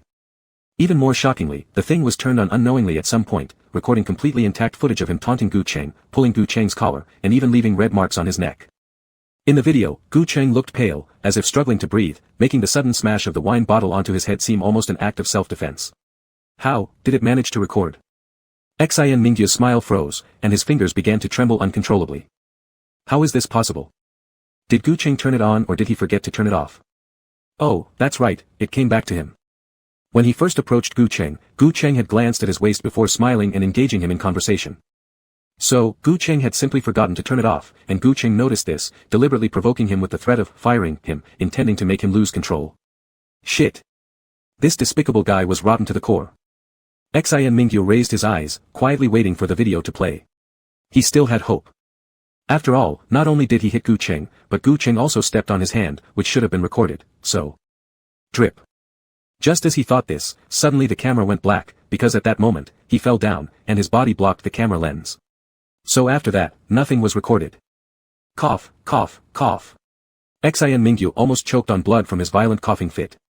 The skeptical looks from the people around made him feel uneasy and uncomfortable. Yes, perhaps I was wrong at the start. Xian Mingyu persisted, but what about later? Later, Gu Qing retaliated deliberately, dislocating my hand. Is that self-defense? Two men were fighting. Why does it seem like I am still at fault despite being injured this way? Because he forgot to turn it off. When the screen went black, the memory in the little camera had already reached its capacity limit, recording nothing else. Gu Qing twisting his hand would equally result in punishment. Sitting up a bit straighter, Xian Mingyu became more confident with every word. However, before he could finish arguing, Gu Qing took a few steps back into the room and turned on his computer. The footage on the computer clearly recorded everything that happened afterward. When Gao Si came knocking, Xian Mingyu pretended to cry, claiming he'd been bullied, and endured the pain to shakily stand up. He moved toward Gu Qing like a zombie, limping closer. In no time, he snatched Gu Qing's phone, crack, smashing it onto the ground and mercilessly crushing it. With an evil smirk curling his lips, he whispered words only they two could hear. "Gu Qing, you're finished. The phone is broken. You can't record evidence, thus you can't prove your innocence. So what if you're an acting emperor? You shouldn't have competed against the general for the company. Now, there are people outside. Do you dare hit me? Try hitting me again, and once they come in, your savage assault will top the Weibo hot search tomorrow." Gu Qing kept retreating under his provocation, without uttering any rebuttal. This made Xian Mingyu grow increasingly arrogant, even raising his fists to directly threaten. "Gu Qing, hit me. If you don't hit me, I'll hit you." As soon as those words left his mouth, his fist was about to land when, almost instantly, Gu Qing restrained both his hands, prompting Xi and Mingyu to begin screaming loudly. The next second, the door burst open with a bang. At the same moment, Gu Qing jolted as if startled, and unconsciously tightened his grip, click, and dislocated his arm. What followed was Xi and Mingyu's agonized screams, his malicious attempt to twist the truth, and then calling the police. The evidence presentation ended, and Xi and Mingyu watched carefully alongside everyone else, but all the evidence showed him maliciously provoking Gu Qing and being the first one to strike. There was absolutely no sign of Gu Qing deliberately stepping on his hand. The camera stopped early, and the computer recording began late, so the scene where Gu Qing intentionally harmed him didn't exist. Stunned in place, Xi and Mingyu took quite a while to realize that something was wrong with the drink he'd offered Gu Qing. The drugs he intended for Gu Qing seemed to have been consumed by himself. And the very thing that recorded all his crimes was precisely that small camera hanging from his trouser pocket beforehand. But originally, it was designed meticulously by him to harm Gu Qing. Tonight, he should have been the victor. Yet how did such a perfect plan go awry? And why was he beaten so badly? Escorted away for questioning, Xi and Mingyu looked lifeless, his whole person appearing drained, limp, and unable to muster even an ounce of strength. With so many witnesses to tonight's events, it was bound to leak out. Could he survive in the entertainment industry after offending Gu Qing? It was nighttime. Gu Qing and Xi and Mingyu were taken away for questioning, Siak Haiyan and Xi and Mingyu's assistant accompanied them. Standing outside the police station, Siak Haiyan tilted his head and stared at the assistant for minutes, almost scaring the poor man out of his wits. Not long after, the assistant couldn't withstand that intent-filled glare anymore and fled into an alleyway. At that moment, boom, dark clouds started flashing white light. Summer weather always changed abruptly. It was about to rain. Siak Haiyan immediately returned to his car and pulled out earplugs from his backpack, slipping them into his pocket. Just as he was about to step back under the police station's eaves, there came two drip sounds. Manager Zhang from Orange had sent a message. Manager Zhang, dear customer, after several days of hard work, we have finally developed the first lumbar support. Since it's our first time making it, this one will be a trial version free of charge for you. It was shipped at 5 p.m. today. Remember to check your package, and if any issues arise, please let us know so we can adjust accordingly. Gu Cheng's eyes lit up, and he immediately contacted the homestay landlord. Amazingly, a package had arrived. Landlord, picture. Landlord, I've placed it on the table in your room. Please take care of it. He was just looking at it when, boom. Another thunderclap echoed through the air. Soon, Gu Qing emerged from the police station, pushing his glasses slightly, with a face that didn't look too good. Siak Haiyan wasn't sure when the root of his illness had taken hold, but ever since he could remember, Gu Qing had been afraid of the dark and thunderstorms. Especially during stormy nights like this, sleep eluded him, and his expression would never improve throughout the night. Reaching into his pocket for the earplugs, Siak Haiyan approached him in a few quick steps, gently placing them into his ears. He sat back in the car, fastening his seatbelt for him, then asked, "How are you doing?" Gu Qing shook his head and forced a decent smile. "No problem. Xim Mingyu has been admitted to the hospital due to provocation and damage to my property. After being bandaged, he'll receive a detention warning and have to compensate financially." Boom. The thunder outside became more intense.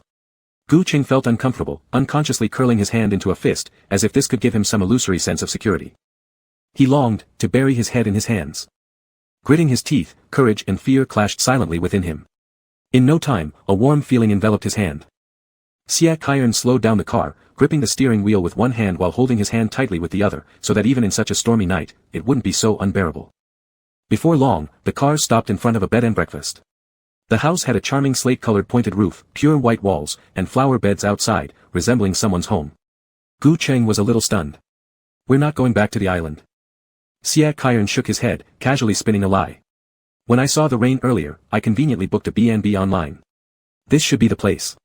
Tonight, let's rest here." The thunder disrupted Gu Cheng's normally sharp thoughts. Turning his gaze, he took a glance around without much time to react before the car door beside him was opened by Siak Haiyan. Holding an umbrella, Siak Haiyan stood next to him, continuously persuading, "Let's go inside. Once we're indoors, we won't hear as much thunder." "Okay." Gu Qing nodded and followed him out, stopping by the door and noticing something strange. If the B&B was indeed booked, just now, online, why did Siak Haiyan already have the key? Chapter 75 Terrible. The lumbar support has been discovered. There were no lights turned on inside, and once the door closed, the room grew darker. As the sound of thunder and rain quieted down, Siak Haiyan's heavy breathing became increasingly noticeable, causing palpitations and disquiet. Suddenly, crack. A lightning bolt split across the window, creating a clear and beautiful line, accompanied by a deep, rumbling thunderclap. For a moment, it caused Gu Cheng to retreat one step further, inadvertently touching young Wolf's cool hand. To keep him dry, Siak Kairan's fingertips had been dampened, and as soon as they touched Gu Cheng, he quickly withdrew them and wiped them hastily on his clothes. Just as he was about to apologize, he noticed that Gu Cheng had turned around, and actively embraced him. Unlike most people in the entertainment industry, Siak Kairan did not spray perfume, disliked makeup, and mostly wore simple shirts, jackets, and sneakers.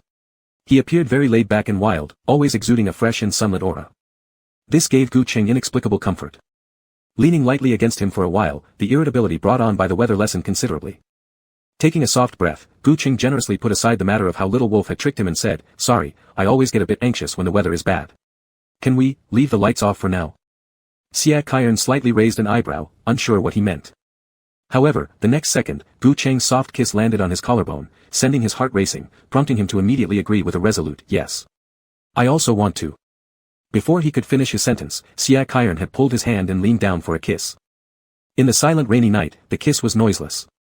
Perhaps influenced by the environment, Gu Cheng was more obedient than ever. He neither responded nor reciprocated the kiss. Instead, he tilted his head backward, quietly closing his eyes, submitting humbly. At the same time, he edged closer to him slowly, inch by inch. Black leather shoes crept closer to the white athletic ones.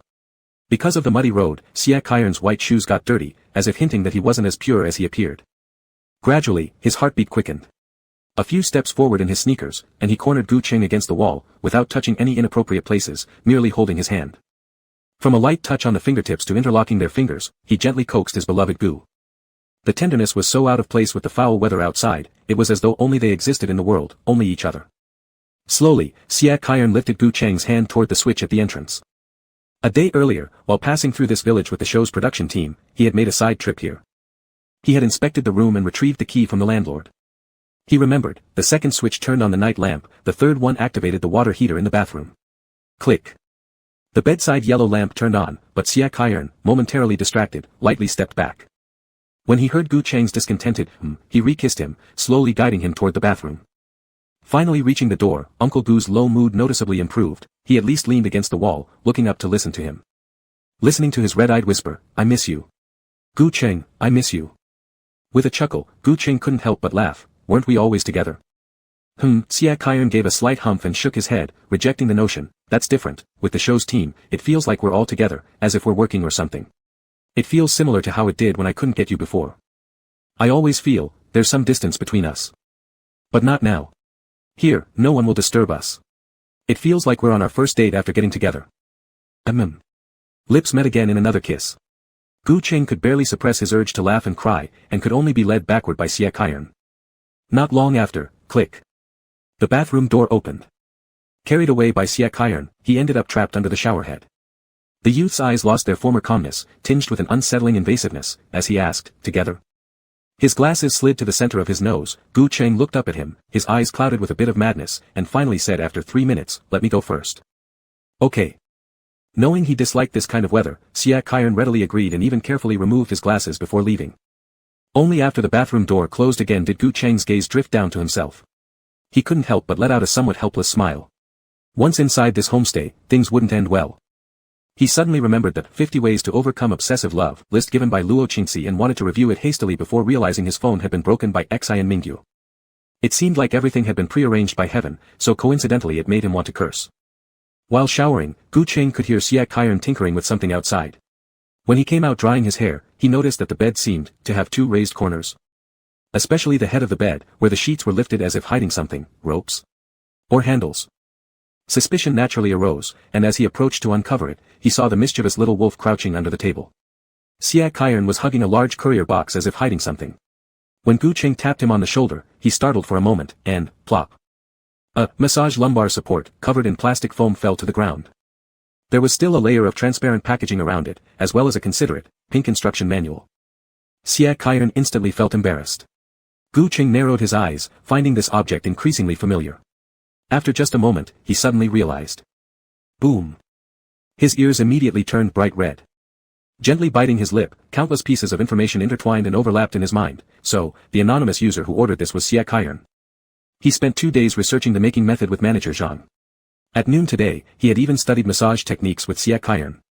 And back then, Siak Kairan's palm was shamelessly pressed against his left waist. So, this was what he custom made for him. Custom fitted and tailored for his body. In other words, Siak Hyeon wanted to eat him and handed him a fork. His legs inexplicably went weak for a moment, and Gu Ching subsequently fixed his gaze, awaiting an explanation. An oppressive gaze came from above. Siak Hyeon's knuckles tightened lightly as he tried to gather his thoughts to speak, but suddenly, beep, a power outage occurred around them. Almost in an instant, Siak Hyeon turned on the flashlight of his phone and rushed over in a few steps to hug Gu Ching. The explanation he had painstakingly prepared turned into a simple comforting remark: the village near the deserted island has outdated circuits. They easily cut out when it's cloudy or rainy. But the landlord said there are candles ready. I'll go light them up shortly, it'll be just fine to sleep. The sudden darkness made Gu Cheng's heartbeat skip a beat. He was flustered. Normally, he'd require lighting, and medication. But now, knowing someone was beside him, he remained calm and had time to think. What? Was Siak Hyeon changing the subject? Deceiving himself about making that lumbar support, too cowardly to admit it? Gu Cheng's eyes flickered several times as if he had made up his mind and nodded in agreement. He lay down on one side of the bed, facing away from Siak Hyeon, who hurriedly lit the candle. A bulge by the pillow caught his attention. Lifting his hand, he lightly lifted the bedsheet to reveal a tie knotted into a grab handle. Preparations were truly complete. He wondered what would happen if he gave it a try. The thunder gradually softened, and the pattering rain created a suffocating atmosphere indoors. Gu Ching thought about the massage lumbar support while staring at the handle before him. Eager to give it a shot. Chapter 76, Lying, Awkwardness, Sneaking Away. Suddenly, a tall shadow loomed over him, followed by a distinct hand gripping his waist. The moment the palm touched his skin, Gu Cheng's heart quivered involuntarily, causing his hands to tighten reflexively, grabbing hold of the tie tied at the edge of the bed earlier. His eye corners tinged red, as though trying to tempt someone into doing something. Even though he wasn't entirely serious inside, feeling slightly flustered and upset. Behind him, Siak Hyeon's breath quickened near his neck, restrained yet passionate. That lumbar support, I ordered it, specially from Orange. Because I don't trust others. Anything for you must be the best, personally crafted to feel at ease. His fingers trembled lightly, but Gu Ching didn't turn around to look at him, remaining composed. Why didn't you say it earlier? Did you feel guilty for lying momentarily? Now, you're afraid of me being mad, so you're confessing truthfully to comfort me? Siak Hyeon couldn't argue back. Once again, he had been completely seen through OAO. Alright. Finally, Gu Ching released the tie, turning magnanimously to pat the little wolf cub's head. Since you admitted willingly, I won't stay mad. Let's rest. Rest. Ahahaha. Uncle Gu closed his eyes. Uncle Gu must be angry. With the atmosphere this way, how could he possibly relax? Ho, W. 2. Re, St. Originally, Siak Hyeon's heart felt like it was fried in boiling oil. Now, it was ablaze with an intense fire. Boom. Too much heat, scorching him completely. Uncomfortable, so uncomfortable, wanting. Wanting Gu Ching. But Uncle Gu said it was time to rest, eyes closed, breathing peacefully. He dared not disturb him. Siak Hyeon grew increasingly restless and was about to run to the bathroom when suddenly, a hand pressed on his shoulder. Already asleep, Uncle Gu woke up at some point and grabbed him in an instant, like he'd achieved sweet revenge, flashing a satisfied smile. Subsequently, a provocative kiss softly landed on his shoulder under the cover of the night. Not through sleepwear. This was the first time Gu Ching initiated a kiss with him, not separated by fabric, kissing places other than the lips. Just the shoulder, nothing inappropriate, but even this light touch was akin to flames spreading across a plain, driving him wild. And at that very moment, the man added another sentence, half resigned, half affectionately teasing, Siak Hyeon, I can't sleep anymore. What should I do? No one knows how long it lasted until Gu Ching suddenly felt dizzy. All he remembered was the uneven texture on Siak Hyeon's back, seemingly full of tiny scars, so many wounds. Ho, how did they come? This. Siak Hyeon paused, then replied, I'm not quite sure. Probably due to training and such. Not usually noticeable. Gu Ching clenched his teeth, trying hard to phrase his words. Have you undergone any scar removal treatment? Why? Siak Hyeon's eyes curved slightly, his enchanting gaze sweeping straight into his core as he wiped away the tear at the corner of his eyes and whispered, because there were too many disordered scars. If I hadn't removed them, your love marks wouldn't have been left behind. As the moon hung high above the willows, it slowly dipped westward. Dawn seemed to approach. Gu Cheng's rationale crumbled completely, his brain ceased to function. Listening to Xie Qinyan's low, seductive murmur near his ear, Uncle Gu, have you only been with me? After being teased enough, Gu Ching felt irritated inside and shot back without hesitation, of course not. Ah. Xie Qinyan laughed in response, the single syllable twisted through 18 bends, clearly disbelieving, and still went along, that's too bad. I only have you. How about teaching me more from now on? Finally, the eastern horizon began to glow pale white. As dawn truly approached, Xia Qinian carried an almost unconscious Gu Qing out of the bathroom. He carefully wiped his hair dry and tucked him in with a satisfied kiss placed on his forehead. The lumbar support lay by the side, no longer looking new but still functioning perfectly. What was once a cold house now brimmed with warmth as if the whole world had mysteriously become cozier. Unable to resist, he leaned down and kissed Gu Qing again, softly this time, under the cover of the night. This was the first time Gu Qing initiated a kiss directly onto his skin, no fabric separating them. Even just touching the shoulder, it was already inappropriate but so light that the touch felt like flames spreading over a field, driving him wild. And at that very moment, the man added another half-resigned, half-playful line, "Xia Qinian, I can't sleep anymore. What should I do?" As the moon hung high above the willows, it slowly dipped westward. Dawn seemed to approach. Gu Cheng's rationale crumbled completely, his brain ceased to function. Xia Qinian decisively messaged Zhang manager upon opening his phone. One suggestion, change the material for the lumbar support, cleaning is quite troublesome, or perhaps make it disposable. Zhang manager, meanwhile, bolted upright in despair, unaware of the trouble they've caused their boss. The candle burned out, though dawn wasn't yet fully here. Xia Qinian lit another one and snuggled close to Gu Cheng. While waiting for Zhang manager's reply, suddenly, a text popped up on his phone. Idiot number 4, picture. Idiot number 4, check this out, boy. This is the Gu Cheng you broke off our engagement to be with. It's the record of all the clubs he frequented over these years. He's a big boss, a big movie star. How many people in the entertainment circle want resources from him? Is he really that clean? Aren't you worried about getting sick from being with him? His long lashes flickered twice. Xia Qinian's gaze darkened inexplicably, recalling the "of course not" Gu Cheng had said earlier. He chuckled slightly, his fingers brushing against the screen. Typing, I have eyes, ears, and a brain. I'll listen, watch, and think things through myself. If I choose to like someone, I'll learn everything I need on my own. I don't need your interference. If you don't want to work here anymore, just say so. Plenty of people are eager to replace you. Upon sending it, the other side fell silent momentarily. Still feeling unsatisfied, Xia Qinian added, I'll send someone over to burn all these things. And unless you want to die, hand over all the materials you've gathered. You do not deserve to investigate him. Then, he promptly blocked the contact, cutting all ties. Meanwhile, the former idiot was left frustrated, regretting all his efforts. At this point, Zhang manager, understood, thank you for your feedback. We will mass produce it immediately.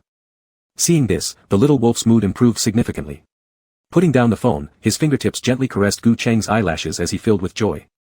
Lying Uncle Gu is adorable and shouldn't be used as leverage by disgusting people. Thinking about it further, he couldn't help but growl in anger, sending a message to the dispatched individual, give them a beating after burning everything. Just ensure they survive, beat them nearly dead. When he woke up again, it was already afternoon. In the warm sunlight, Gu Cheng raised his hand to cover his eyes before slowly opening them. Just as he wanted to get out of bed, his almost numb bones forced him to lie back down. A few involuntary tears appeared at the corners of his eyes, causing him to clench his teeth even harder, hating how shallow his tear ducts were. His head spun faintly, and his fingertips tingled, but the only thing going well was, his lower back wasn't hurting. Perhaps thanks to the care of the young wolf. Outside, Xia Qinian brought in some congee and asked right away, do you feel uncomfortable anywhere? My skills aren't great, but if you're unwell, tell me where and I'll take you to the hospital, or... There didn't seem to be anything particularly wrong, if anything, Gu Cheng mumbled in his foggy state, my eyes are swollen and tend to tear up when closed. Does that count? Fuck. No way. Realizing halfway into the sentence, Gu Cheng quickly pulled the blanket up to cover the lower half of his face, including his red ears. Damn it, he was still groggy from sleeping. Even worse, Xia Qinian was still next to him, lightly holding his wrist beneath the blanket. Let me kiss it. Will that make it better?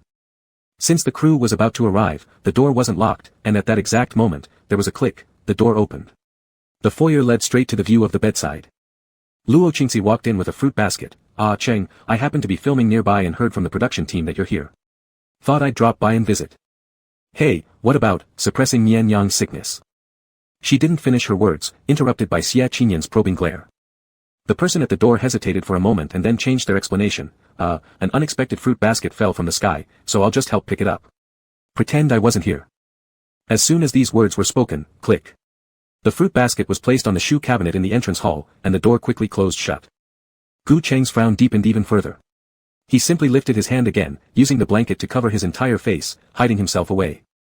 Chapter 77, a reunion at the hot spring, acknowledging him as his own child. It was embarrassing, very embarrassing. The mature and refined image he had maintained for half a lifetime suddenly collapsed with a splash, leaving not even a shred remaining. After a long time passed, only after Xia Qinian reminded him, "Your porridge will get cold if you don't eat soon," did Gu Qing manage to sit up against the headboard. Originally, he just wanted to find a convenient posture to grab the bowl. However, just as he leaned back, a sudden soreness rose from his lower abdomen, making him feel vaguely uncomfortable. This caused him to groan softly, instinctively wanting to lie down again. But directly falling back seemed even more embarrassing. He endured the discomfort and forcibly snatched the porridge from Xia Qinian's hands instead. He refused any assistance, drinking it all in one go, then irritably reminded Xia Qinian, "Why can't you be more careful?" From earlier, Xia Qinian's hand had remained pressed lightly on his lower abdomen, applying gentle pressure. Long after Gu Qing finished speaking, Xia Qinian hung his head and quietly muttered something, "It's innate, there's nothing I can do." Before he could finish, Gu Cheng's gaze filled with overwhelming intensity immediately swept over, causing the young wolf to hastily correct himself, "Uncle Gu, I'm sorry, I'll be more careful next time." Outside the door, Gao Si was leading a few staff members towards the guest house. They were about to inform Gu Cheng that the production team had booked a hot spring hotel and moved the shooting location to the neighboring village, so they wouldn't need to return to the island anymore. However, before they reached the destination, they ran into an awkward Luo Qingxi. The man was still reeling from the intense shock of what he'd just witnessed, unable to fully process it. What went wrong? How could it be Gu Cheng underneath? Having served as a director for so many years, how could he possibly have misjudged the situation like this? Luo director. Luo Qingxi looked up just in time to see Gao Si warmly walking over. "Why are you here?" "I'm looking for locations." Luo Qingxi laughed nervously, aware of the situation inside the house behind him, and quickly stepped forward to block Gao Si. To preserve his image as a dear friend and brother-in-arms, he smoothly interjected, "I'm currently preparing to film a new movie. It's the kind of infernal affairs genre you like. What do you say? Would you like to come take a look?" "But I let you be the assistant director, come on, come on." Following Luo Qingxi's suggestion, Gao Si gathered all the guests together again only by evening. Though the new recording site was a village, it turned out to be a rare luxury hot spring hotel. This establishment was made possible through a joint venture by several nearby villages, utilizing the natural hot springs. It was well equipped, having 4 full floors. On top of the 4th floor was a massive hot spring pool enclosed by a single-sided glass roof, known as Sky Hot Spring. From this spot, you could fully overlook everything below while remaining completely invisible from beneath.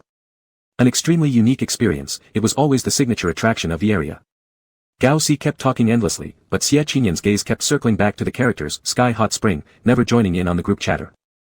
Gao Si said, "Everyone knows that due to some special circumstances, Xian Mingyu has left our production team. Given the positive reaction to the wine kiss incident from last episode, the first episode of the dating reality show's guest will be replaced by Lin Shen instead of Xian Mingyu as a regular participant. Everyone, please welcome him." A flurry of applause erupted, Shen Lu's eyes constantly wandering to the marks on Gu Cheng's neck. Standing there, though now dressed in a high-collared shirt, the unmistakable kiss mark on his neck couldn't be concealed no matter how much effort was made to hide it. Shit. It must have been done by Xia Qinian. How disgraceful, so eye-piercingly vulgar. Alright, everyone's been on the road for such a long time, so go rest or freshen up your makeup. Tonight, we'll play a round of character role-playing with live-streamed hot spring fun. Gao Si said, lowering his eyes to glance at his watch, "There's an hour left. Please gather back in the hotel lobby for the draw at 8 o'clock. Dismissed." As the voices subsided, cheers burst out among the crowd, especially from Tong Zhua and Yu Yuan, whose joy nearly prompted them to clap their hands. With obvious bite marks on Gu Cheng's neck, not only Shen Lu but also Yu Yuan and the program's other female crew members noticed. Once the group dispersed, quite a few people approached to inquire. However, asking didn't bring much hope. After all, for something like this in the entertainment circle, most people would usually answer with an excuse like, bitten by a mosquito, or some other reason.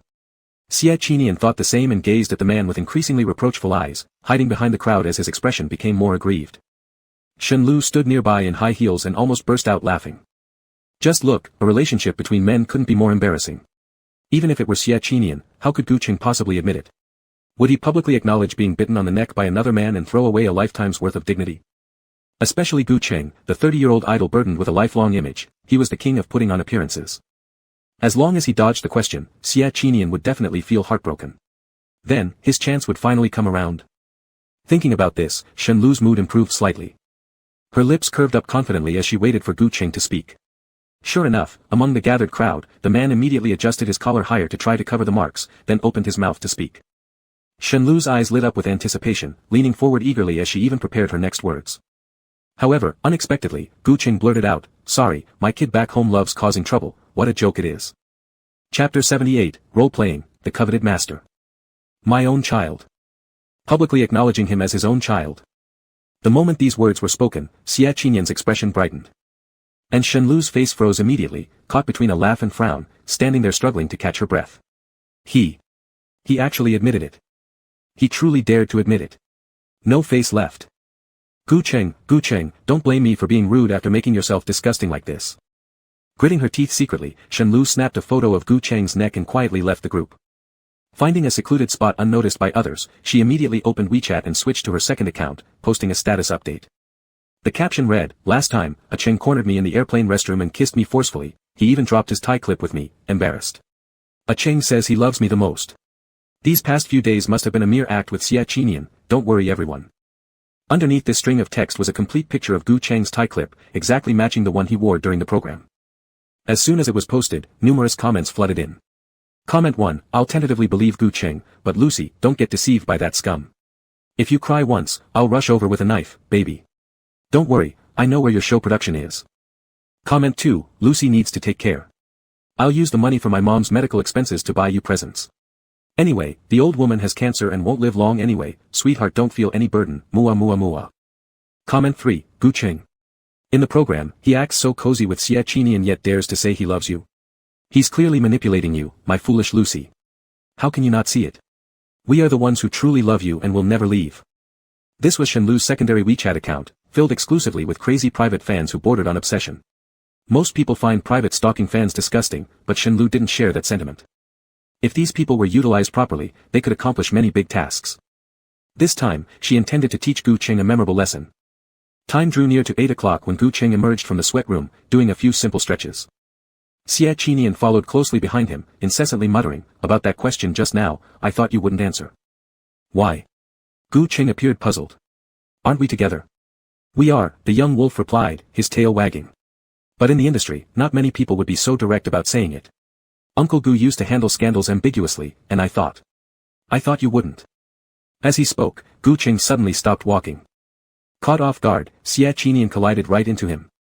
Instinctively pulling back his hand, Xia Qinyan hooked the man's waist without realizing it, chest pressed against his back, extremely close. Close enough, that he almost heard his own heartbeat. They embraced. Never had he imagined they'd embrace all of a sudden. From this angle, he could only see Uncle Gu's delicate features. Steam lifted the corners of his eyes slightly red, revealing an endless charm captured beneath his frameless glasses. It made him want to rip them off and kiss. The madness of last night resurfaced as desire grew stronger, and Xia Qinyan slowly began to lower his head. At that moment, however, Gu Cheng nonchalantly fastened his wristwatch, turned his head slightly, and their lips ended up only millimeters apart as he responded, "I will." He continued, "All those past scandals were fake. But this time, Xia Qinyan was the real thing. At his age, he didn't rely on fans who liked him for having a girlfriend to make money. He had to acknowledge it sooner or later anyway. They would be together, and they would surely go through some rumors, twists and turns, arguments, before they could get married. Yes, they would get married, preferably before Gu Cheng turned 42. Gu Cheng thought, by then he wouldn't be too old yet, and he would still look radiant in photos. However, if Xia Qian wanted to play around for a few more years, he could reconsider and adjust his standards accordingly. All these matters had been well thought out in his mind before he was with Xia Qian, so there wasn't supposed to be any sudden surprises. But, the young wolf seemed really surprised. Looking at him, Gu Cheng's eyes sparkled faintly, and soon enough, he heard the other person's heartbeat accelerate noticeably. After pondering for a moment, he suddenly said, "Listen, your heartbeat is more honest than you are. It's accelerating, speeding up for me. An impeccable comeback. Oh, what kind of divine CP is this? They haven't even done anything overly scandalous, no kiss or anything, and already they're this excited." Ha! By the side stairs, Yuan bit her pen and almost screamed again. She suddenly felt that her script wasn't exciting enough. Should she write an alternate version right now? After saying that, Gu Cheng decisively pushed Xia Qian away. Soon, everyone gathered in the hall, and Gao Si arrived, holding a lottery box. The Love Variety show tonight will feature role-playing in ancient costumes. Draw your roles and complete corresponding tasks. Let's start drawing lots. The draw ended quickly, but for some reason, it was just so coincidental. Tong Zhua drew patient, while Lin Shen drew the dishonest doctor. Xia Qian drew the rebellious apprentice, and Gu Cheng drew master 3 times in a row. The master with an arrogant spirit, the imprisoned master, the coveted master. While Gao Si wasn't paying attention, during the 4th time, Gu Cheng took 5 slips all at once. He suspected when Gao Si changed the box earlier that it was full of master. Before he could open the slips, they were hastily snatched back by Yuan. "Teacher Gu can't cheat, so this one stays." It cannot be changed. Gu Qing adjusted his glasses, went along with the young girl's insistence, and opened one, a master who was proud but coveted and then imprisoned by his disciple. Beneath the identities, there were different tasks, and Gu Cheng's task matched exactly with Xie Qian's. Costume change and dubbing. Dubbing with costume changes. It must be said, Gao Si knew how to have fun. Wouldn't this live broadcast get shut down? Gu Qing caught a whiff of conspiracy, but didn't want to affect the recording of the entire program because of himself, so he patiently walked into the dressing room. He had shot some ancient costumes dramas before, but none of the clothes seemed as hard to wear as today's. The material at the neck needed to be tied with a red thread, which had to be done extremely carefully to avoid loosening. In a long white robe, with fake hair trailing to the waist, every step made the hem of his clothing tinkle like bells attached. For this reason, Gu Qing even bent down to search carefully, finding out the bells were actually locked within the hem. His eyebrows furrowed instinctively. Moments later, it seemed he suddenly understood something and stopped caring about how the outfit fit, only adjusting his glasses nonchalantly and walking into the makeshift recording studio set up by the production team. As he approached, a light clear sound followed naturally, the golden chains draped over the pure white attire accentuating the inherently slim waist even more distinctly, almost as though it could be encircled by a single hand. However, as he passed by Xie Qian, not even sparing him a glance. The dubbing live stream didn't show their faces, this was Gao Si's careful design, sometimes imagination hits harder than seeing the real thing. The live streaming room was pitch black, and viewers could only see the script, not knowing who was dubbing for whom. Thus, the moment the bell sounds entered their ears, the comments section began to scroll madly. Ah! Bells! Are those the master's bells? Yes, yes, yes. I saw the script Yu Yuan posted, where the master put a curse on the rebellious apprentice, causing the apprentice to react whenever hearing the bells, he. Who's the master? Who's the master? Come guess. The comments soon split into two camps. Didn't read the script. The cursed one is definitely Teacher Gu. Look at how Xie Qian's eyes shine looking at Teacher Gu, ah ha ha. Not necessarily, heard of fishing beauty types. I think it'd be more exciting the other way around, screen lick. Stop talking, the sound of the bells alone is exciting me.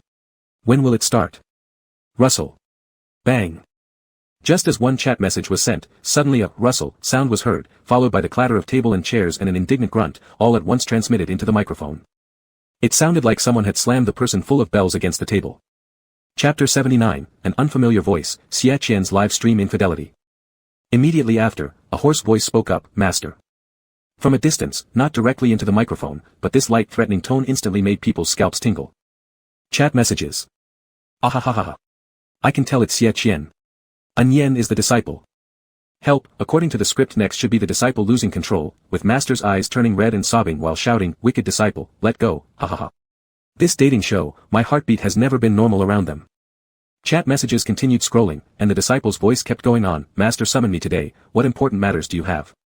Then came another swing of the table, Gu Cheng's bells rang again as if pressed against the desk surface. Ah! Help, I'm about to cry. Let go wicked disciple, ah. Viewers faced a pitch-black screen filled with anticipation, just waiting for Gu Cheng to give in. But then, rustle. The bell sound started, and Xie Qian was directly pushed away by Gu Cheng. Next, a commanding voice suddenly erupted, thoroughly cold, you're out of line. Who allowed you to get so close to your master? Drop down on your knees and beg for mercy. Live stream room. WC, this voice sounds dominant, and the lines were changed, ahaha. It's like my favorite CV, Orange. Husband, are you here? Why am I both excited and disappointed? I can't explain this feeling, ahaha. What's the program doing? Surprise guest. Xie Qian's live infidelity, Uncle Gu come quick, he'll never call him Cheng again, ahahaha. Fizman. The comment section didn't know Gu Cheng had disguised his voice slightly, they were still deeply immersed in the sadness of Xie Qian's betrayal. Unbeknownst to them, in the recording studio, the black-clad young man who had just been pushed aside, courageously approached his master again. His hands boxed Gu Cheng in front of the wooden table, his index and middle fingers propping it up, then, snap, making a kneeling gesture, pitifully pleading low, balls ball you. Gu Cheng couldn't help but chuckle a little at this. This laughter sounded somewhat like his own voice, causing chaos once more in the live stream room. Even conjuring up a dog blood-filled love triangle in their minds. At that moment, Xie Qian's voice rose again, still not following the script, disciple knows his mistake. Please, master, punish accordingly. While speaking, his hand remained attached to Gu Cheng's sleeve, slowly sliding downward. Suddenly, a string appeared from somewhere. Next, the white snowflake-like sleeve spread open, revealing the hidden bells under the hem. The golden bells connected by red ropes, now seemed poised to tie up Gu Cheng's wrist. As though imprisoning him. Gu Cheng tried to wriggle free, but the other person was clearly stronger. In the end, giving up entirely, he flicked his wrist, making this ringing of the bell sound like a chain being locked tight. Then, Gu Qing spoke, finally salvaging his pride in the last second. Your punishment is to be confined as such without orders and without leave to exit. As Gu Qing finished saying the final sentence, the 5-minute live task finally came to an end. But just as it ended, the live stream suddenly wasn't black-screened anymore. Gao Si specialized in stirring trouble, flashing the picture at the last instant, only capturing the tightly interlocked hands of the two.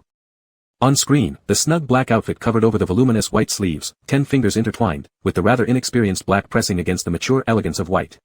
Between them was a subtle red thread, on which hung a tiny golden bell, fastened to Gu Cheng's wristwatch. Wristwatch? Is it Gu Cheng's wristwatch? So, Gu Cheng is orange. My goodness. My husband is the same person. Suddenly angry, Xie Qian, what qualifies you, snatching both of my old dominants? Almost immediately, chat messages surged. That night's hot search terms quickly became Xie Qian's live infidelity, explosive. Gu Cheng, greening myself, hot. After finishing the recording and returning to the room. Before the trending topic was dealt with, Gu Cheng's phone on the table beeped. Luo Qingxi, Cheng, I'm home. The location shooting for the new movie has been busy recently, let's gather again next time. As Gu Cheng typed with his hands hanging down, he hadn't finished when the phone beeped again. Luo Qingxi, I just saw the trending topic, that, 50 methods to suppress a possessive younger lover. If it's not okay, you can delete it. Luo Qingxi, out of sight, out of mind. Gu Cheng deleted the half-written text and put the phone back on the table without intending to reply anymore. The collar design of this set of ancient costume tonight was especially unreasonable. He had just worn it for a while and already felt short of breath, as if his neck was going to be choked red. Sitting down, Gu Cheng reached for the lace at the back of his neck, preparing to take off the clothes when he heard another 2 drips. Frowning his brows, he looked over. The phone wasn't lighting up, it was the system sound, alarm. Alarm. The host cannot untie the lace himself. Cannot untie it himself. Gu Cheng. Time limit is 10 minutes, coax Xie Qian Yen to untie the ancient costume lace, life value plus 6 months. Host, go for it. For some unknown reason, even though the very proper young boy mechanical voice was making him quite a headache, it was more bothersome than Luo Qingxi asking him to delete, pressing 50 possessive younger lovers, and even caused a bit of angina. The man deeply inhaled, subconsciously supporting his pitiful waist. Just as he was about to sit back on the bed, the system started to persuade him again, host, this life value will accumulate very quickly. You see, last night alone, 5 years of life value was added. 20 years will soon be accumulated. Drip. Annoying. Gu Cheng picked up the phone, and while thinking of a strategy, he noticed there were 2 more red dots on WeChat. Fortunately, it was Lin Zhe this time. Lin Zhe, boss Gu, last night, was it you who hacked into the Qi-Ching financial security system? Gu Cheng, yes, found some clues from Xian Minggu's phone. Lin Zhe, today, the Qi-Ching financial stock price plummeted dramatically, and shareholders' opinions towards Gu Yi have increased significantly. It is expected that they will stir up trouble sooner or later. Upon hearing this, Gu Cheng's mood finally improved a little, and he replied, continue monitoring Gu Yi. After the first phase of the program recording finishes, we need to get all our stuff back. Lin Zhe, understood. After closing the chat window with Lin Zhe, Gu Cheng's mood finally improved somewhat. Lying flat on the bed, he stared at the ceiling for a while. When the countdown entered the 5-minute mark, he sent a message to the manager of the Hot Spring Hotel. Can I use the aerial hot spring now? Chapter 80, Xie Qian Yen, what have I done wrong to you? 5 minutes later, at the aerial hot spring. Gu Cheng just leaned by the water's edge, without saying a word. Xie Qian Yen decisively stood behind him and bit through the tie at the back of his neck. Letting his loose robes fall into the water, revealing crimson patterns on his steam-filled collarbone, water dripped in rivulets. At this moment, the mischievous little wolf still pulled the nervous Uncle Gu to lower their heads together and look at the people downstairs coming and going. Honey, look, there's Gao Si thinking about tomorrow's game. Over there, 2 staff members are a couple secretly kissing, like, us. Hardly had the kiss ended when Gu Cheng was pinched by his chin by Xie Qian Yen, forcibly turning his head. His long hair hung wetly on his shoulders, his eyes red at the corners. Tears didn't have time to fall before he saw the kissing couple suddenly raise their heads and look at the top layer of one-way glass. Gu Cheng's pupils shrank sharply. Just as he was about to move, he was forcefully pulled back into Xie Qian Yen's arms again. The malicious voice echoed in his ears, continuously reverberating, do you think he will see us? You and me, currently, huff. Words weren't fully said when his shoulder was bitten. He saw Gu Cheng's eyes deepen as if he had been bullied too much. His Adam's apple rolled hard twice, and his groans carried a crying undertone, so many words. The little wolf pup smiled, immediately apologizing, sorry, I said something wrong, Uncle Gu isn't mad. While saying appeasing words, he still took his glasses and called him Uncle Gu at such a moment. Wet clothes resulted in an additional 2 years of life value, apart from the 2 months specified by the system. Finally completing the task, Gu Cheng was secretly taken back by Xie Qiannian and didn't want to move. The next morning, he discovered that among the clothes he could wear, none remained. There were still 2 days left for the first phase of the Love Variety Show recording. For the sake of aesthetics, Gu Cheng could only open the system mall and buy the cheapest shirt, which also came with a extremely ugly black tie. But he wasn't sure if it was his imagination, but ever since he wore this tie, Xie Qiannian's expression had become increasingly unnatural. At first, the boy didn't say anything. He simply acted as if he were avoiding some sort of ferocious flood or beast, and during the task execution on the second day, intentionally kept his distance from Gu Cheng. Gu Cheng was also focusing on monitoring Qiqing financial stock prices dropping, so he hadn't paid much attention to this subtle change. Shen Lu seized the opportunity, tiptoeing over quietly and placing a bowl of congee she'd made onto the dining table. It was dinner time. The woman covertly put the porridge on the rotating table, left a photo for proof, then nonchalantly turned it toward Gu Cheng's place. As soon as the man reached for a spoon unconsciously, Shen Lu quickly took another excited photograph, edited her caption, and posted it on social media. Love is probably like this, I secretly send porridge, and he stealthily drinks it. We silently understand each other, the air around us is filled with sweetness that only we know. Below, she attached an image of her porridge along with a close-up of Gu Cheng's hand accidentally picking up the spoon. She sent the same post twice, once through a minor account full of obsessive fans and again via her main profile visible only to Xie Qiannian. Teenagers in their 20s all have similar temperaments, and she didn't believe that no cracks would appear between Xie Qiannian and Gu Cheng. Irrespective of whether she liked them or not, she wanted more than anything to see what Gu Cheng might look like when no one wanted him anymore, struggling and pitiful. It must be quite unforgettable. After closing the stock market interface, Gu Cheng casually stirred the porridge a few times before hearing a sudden splash. Beside him, Xie Qiannian abruptly stood up, his gaze fixed on Gu Cheng's hand. His slightly tilted eyes were nearly completely filled with crimson redness. His breathing shook, his lips quivered, and even his hands trembled. The youth's face looked deathly pale, with an abnormal mental state overall. And just like that, amidst everyone else having dinner, in front of other guests and the director, Xie Qiannian suddenly stood up. His eyes shifted upward, his knuckles gripping the table edge tightening further as though summoning tremendous courage to slowly raise his head. His glare locked on the black tie worn by Gu Cheng, a rather unpleasant-looking black tie. In just 1 second, as if stimulated by something, Xie Qiannian rushed out directly. It seemed like he was about to vomit or perhaps had seen something so terrifying that it caused extreme fear. He had to escape immediately. Not even 1 second longer. At the dining table, everyone glanced at each other awkwardly. Eventually, Gu Cheng set down his spoon and stood up, smiling and saying, he's throwing a tantrum, no problem, I'll go handle it. With those words, he strode away. What had been a lively dining table became quiet all at once. Lin Zhe wore an expression of discomfort while Gao Si looked somewhat confused. Only Shen Lu remained unperturbed, lowering her head and taking several gulps of soup to suppress the almost irrepressible laughter bubbling near the corners of her mouth. Truly, young people couldn't stand provocation. Once they split up, Gu Cheng would definitely come chasing after her. Then, how should she arrange a good, wife-catching funeral pyre? A loud bang resounded as the door closed tightly. The moment Xie Qiannian returned to the room, he hastily dashed into the bathroom and turned on the cold water faucet, splashing water frantically onto his face.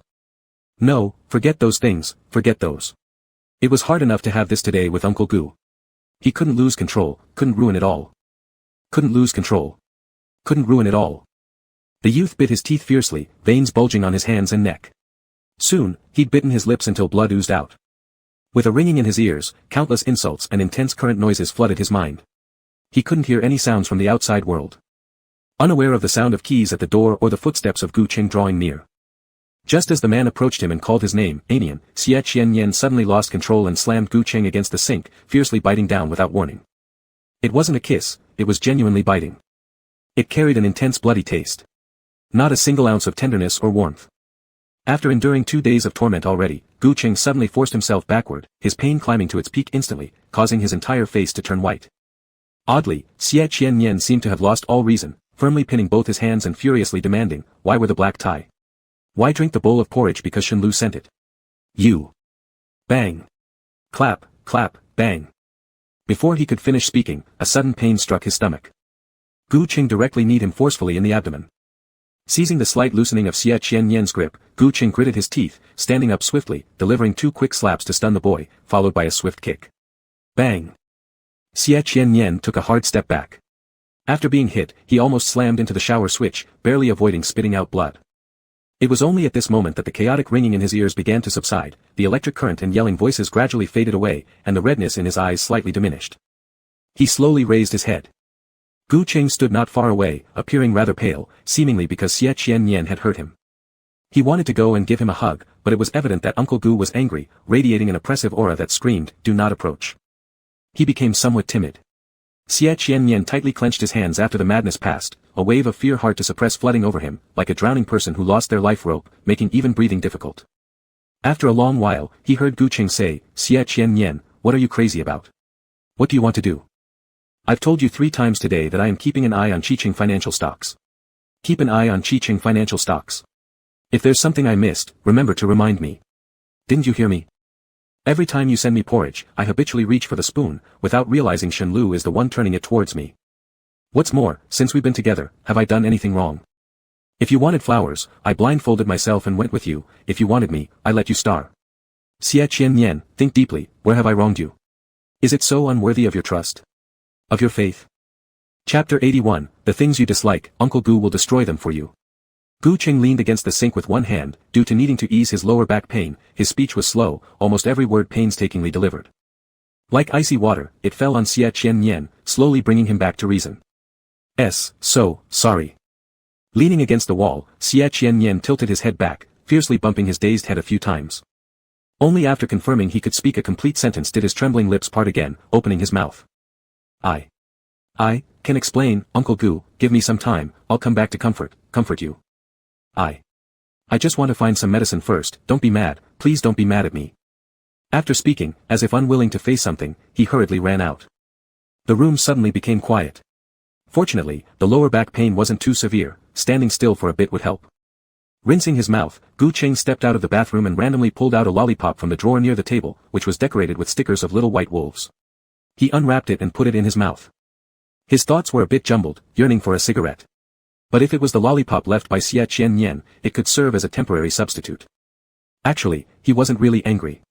Whether scolding or striking Xie Qiannian, all he wanted was to wake him up and have a proper conversation. If he were truly angry, it might be at himself. These past few days, his mind has been fully occupied with dealing with Gu Yi, recapturing the company, neglecting the young wolf. Otherwise, he should have noticed earlier how bad Xie Qiannian's condition was. That didn't look like just simple moodiness. It required a lot of effort just to control himself. Find medicine. Where exactly does he plan to find medicine? Lin Shen. Although Xie Qiannian never mentioned it, he always felt these two knew each other well. Upon suddenly remembering this person, Gu Qing immediately pressed his left waist and forced himself to stand upright, rushing towards Lin Shen's room as fast as possible. However, just as he stepped out of the door, he bumped right into Shen Lu. The woman had changed into a pure red low-cut dress, holding the tie clip that Gu Qing accidentally dropped last time, her wet hair hanging down. She looked up, timidly, and called out, "Ah Cheng." Gu Qing took a step to the left, showing no interest in her, but she blocked his path anyway, saying, "You left your tie clip at my place the last time. Do you still want it? I wonder how little Ain Yan is doing." Gu Qing stepped to the right, preparing to avoid her again, but was once again blocked. Shen Lu twisted her body in a way that seemed boneless, her eyes filled with flirtatious shyness. "Don't hurry off yet. Wasn't it someone who argued with you? Kids are all like that, they're not as mentally mature as we are. Don't take it to heart. If you're angry, why don't we have a drink instead?" "No need." Shen Lu. Perhaps due to his overly abrupt rejection, Shen Lu was momentarily confused. Hearing the man's deep voice, she instinctively stepped back, asking, "What?" This time, Gu Qing didn't evade her anymore. Instead, he pressed forward, towering above her and closing in inch by inch. "I said, no need. If I'm not mistaken, we broke ties when we were kids. You said it yourself. So why are you trying to pull any relation now? Why? Having trouble getting by indie country, so you want to rely on me to return to the entertainment circle in the domestic market?" As the man spoke, he chuckled. It was a very light, very brief sound. His voice was alluringly low and deep, almost like a threat. Gu Qing appeared to be genuinely angry now. His rimless glasses reflected cold light as he took step after step, forcing her back towards the stairwell. One more step backward and she would fall. Shen Lu grew frightened, glancing behind her. The 3 high steps made her heart pound uncontrollably. Ah Cheng. Do you even deserve to call me that? Shen Lu, did you think about how you treated me before sticking your face so close? Gu Qing enunciated every word slowly. My patience is limited. Let me say this one last time. If you still want to make it domestically, then stay far away from me. Otherwise, just like Xian Mingyu, I'll make sure you can't even last a day. As he finished speaking, his leather shoes stepped forward once more, making a click. 1 second later, ah. Shenlu lost her footing, tumbling down the stairs, her skirt lifting dangerously, almost exposing herself to some staff members watching. Her knees were grazed and bloody. She hastily gripped her dress, tears streaming uncontrollably down her cheeks. When she looked up again, Gu Cheng had already rushed off down the corridor, leaving her scheming and chasing for nothing. After a long while, Shenlu was helped up by a few of the staff members and managed to walk back to her room where she sat on the bed, knees hugged to her chest, sobbing for quite some time. Once she'd calmed down slightly, she snapped a photo of her injured leg, red-eyed, switched to her alternate social media account filled with private fans, and reposted a fresh WeChat status. Why? Why are you treating me like this? In the airplane not too long ago, you were still kissing me, but now because Xie Qinyan made you upset, you're dumping all your anger on me. Ah Cheng, what have I done wrong? Is it because the congee I made tonight wasn't tasty, so you don't like it? Crying noisily, crying noisily. A sorrowful piece of text accompanied by 2 crying noisily emojis along with a photo of her yet-to-be bandaged knee instantly created a chain reaction. What was once a calm lake now seemed swept by an unexpected strong wind, foretelling a storm. He likes sitting by the sea when he's unhappy. Since there's no sea here, he's probably near one of the lakes. Exiting the hotel, Gu Cheng was still reflecting on Lin Shen's words. He borrowed a motorcycle from the hotel and started cruising around the village. Thankfully, the village wasn't large, and Xie Qinyan hadn't wandered far. In less than 10 minutes, he spotted the small wild wolf quietly sitting under the night sky. The young man clutched tightly at his windbreaker, seated in front of a lake. The evening breeze carried faint ripples across the water, wetting his sneakers. But he didn't move, sitting there quietly, eyes closed, listening to the wind, seemingly lost in some past memory. To avoid startling him, Gu Cheng parked his vehicle 10 meters away and tiptoed closer. However, this time, Xie Qinyan quickly lifted his head, meeting Gu Cheng's gaze with an unprecedented look of panic. What should he do? Uncle Gu has come, should he explain, apologize, or... Still at a loss, preparing to scramble to his feet clumsily, a hand lightly touched his shoulder, gently keeping him in place. And then, a smile accompanied by a soft explanation, I've already washed my hands twice with soap, there aren't any traces left from using that spoon. How miraculous, Uncle Gu wasn't mad at him, instead. He was explaining things to him. This allowed Xie Qinyan's previously chaotic mind to calm down a little, allowing him to focus more seriously on Gu Cheng. Under the moonlight, he saw the usually meticulous Gu actor loosen his tie, pick up a small stone, fumbling a bit, and toss it into the lake, causing both the stone and the tie to sink together. It was as if an exclusive, silent assassination belonging solely to a gentleman. Watching the tie vanish beneath the surface without a trace, only then did Gu Cheng return to sit beside him, softly explaining, I've also gotten rid of the tie. When we get home, remember to remind me that I need to go inside first, and you wait outside for about 10 minutes. Xie Qinyan was somewhat confused, subconsciously tightening his grip on a pebble on the ground. Why? Gu Cheng replied, there are a few black ties at home that I liked a lot and have been carefully preserving. I'll enter first and burn them all. Favorite things, should they be burned for him? Xie Qinyan's pupils contracted sharply, threads of tears brimming in his eyes. Looking at Gu Cheng again, his head naturally leaned against the man's palm. Sitting opposite him, Gu Cheng gently rubbed his hair as though consoling a child, saying, the things you dislike, Uncle Gu will destroy them all for you. Wolf Cub won't be sad anymore, alright? Chapter 82, they say, we can't be together. The things you dislike, I will destroy them all for you. Even though, those are my treasures. The corner of his eyes grew hotter. Before long, Xie Qinyan leaned on Gu Cheng's shoulder without reserve and shamelessly wiped his tears with the man's shirt. He was scared to death. He thought that Uncle Gu would deem him insane, then despise him, hate him, and distance himself from him. Just like, what they said. Therefore, he had been carefully concealing it, hiding until now, which suddenly transformed into grievance, causing his tears to fall more heavily. Gu Cheng chuckled wryly, sitting next to him on the pebble-filled lakeside and reaching out to pat his back. He didn't know how long it lasted, until half of his shirt was wet, and until the young wolf cub stopped crying, Gu Cheng slowly extended his hand, placing it gently on Xie Qinyan's shoulder. Pulling the person closer into his embrace so he could lean comfortably. Asking, Lin Shen said when you're unhappy, you like to sit by the water. Why? Xie Qinyan hesitated for a while, suddenly saying, do you still remember the self-driving trip 8 years ago? The one at the seaside? Gu Cheng nodded, listening to him continue. That day we played very late, you told me that you were going to find an inn, asking me to wait on the beach and that you'd return shortly. That day, I nearly drowned. After that, it seemed like we hadn't seen each other much. So, I really like sitting by the water. It's like, over time, you would come looking for me and then tell me. His words abruptly choked up as he couldn't quite recall. Gu Cheng said something before. Back in those days, when tortured mercilessly by those people, his eyes became hazy due to hallucinations, and Uncle Gu appeared to have spoken to him many times. Now, with the real Gu Cheng beside him, he somehow couldn't recall any sentence. He grew somewhat nervous, leaning forward to turn his head, just wanting to explain something when Gu Cheng initiated a soft kiss. A shallow kiss, akin to an ordinary couple silently expressing their affection after a date. He said, and, stop thinking about it, let's go home. Gurgling. Xie Qinyan was somewhat hungry and obediently followed behind Gu Cheng, letting his hand pat his rumbling belly. The laughter of the man quickly rang from ahead, let's order some snacks upon returning. But Uncle Gu. Xie Qinyan pressed on, I want to eat your homemade dishes. Gu Cheng paused momentarily, afraid of being poisoned. I'm not afraid, I just want to eat. What can be done? In that case, no choice, I'm too lazy to cook. You can starve. Though he said starving, upon returning to the room, Gu Cheng endured the pain in his waist to step out under the supervision of the hotel chef and cooked a bowl of glutinous rice porridge. Fortunately, it wasn't cooked green or black and was barely edible. Watching him cooking with such dedication, even the head chef found it hard not to chuckle. Mr. Gu, if you want porridge, just order some.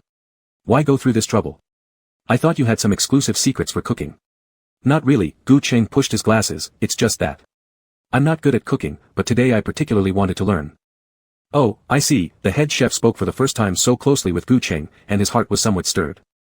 He always assumed that someone known as the high mountain flower of Chinese entertainment might have airs, but instead, he turned out to be rather down-to-earth.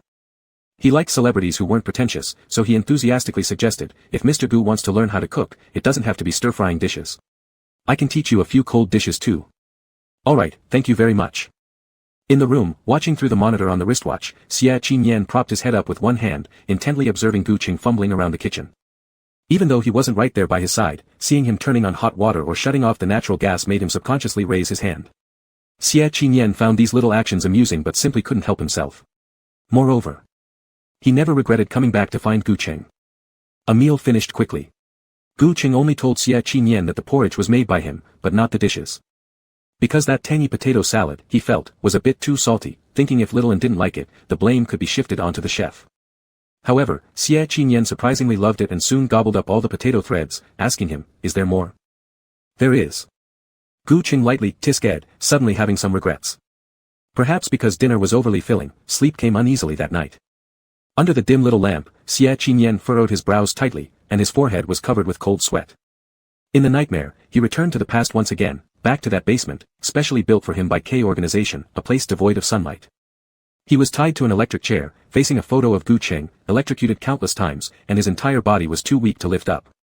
By his side, someone kept telling him, men can't be together with men, it goes against convention.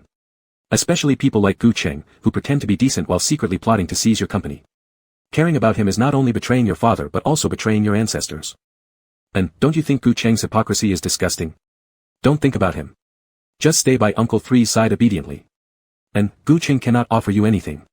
He's just an incompetent fool. Fool. Cutting all ties with him would be wise. Disgusting. Waste. Unworthy. You cannot think about him, cannot be together with him, no, absolutely not. But that's Gu Cheng. He's the only one who still cared for Xie Qinyan after the bankruptcy of the Xie family. He's the one who abandoned his own dignity, kneeling down to clean shoes for a group of thugs just for him. Uncle Gu, the best uncle in the whole world, how could he be forgotten? How could he ever be hated? So, when facing the photo of Gu Cheng, Xie Qinyan did everything he could to shift his gaze to the black tie around the man's neck. As long as he stared at the tie, their so-called aversive therapy would become ineffective, and he would remain pure to find Gu Cheng again. ZZZT. ZZZT. The current kept intensifying, causing his limbs to convulse. His lips turned pale, unable to count how many times he'd felt the pain unbearable. Painful, agonizing, like gasping for air, anyone, please save him. Gu Cheng. Gu Cheng. A Cheng, save me. Save me. And, Xie Qinyan, wake up. I'm here. Wake up. Someone was calling him. It was as if he was trapped in a nightmare, unable to open his eyes no matter how hard he tried. His whole body seemed entangled with black vines, slowly driving him insane. Suddenly, a kiss landed on his lips. Soon after, his hand was held. The strong warmth forced him to open his eyes, his lips trembling with fear as he fixed his sight on the Gu Cheng before him. His heart was pounding too fast, and he could only breathe through parted lips. With a pang in his chest, Gu Cheng hurriedly stretched out his hand, wanting to grab a tissue from the bedside table to wipe away the sweat on his forehead. But before his hand reached out, it was captured by Xie Qinyan, who hugged him tightly and pressed his entire weight on him, hearing the young wolf sobbing brokenly in his ear. They say we cannot be together.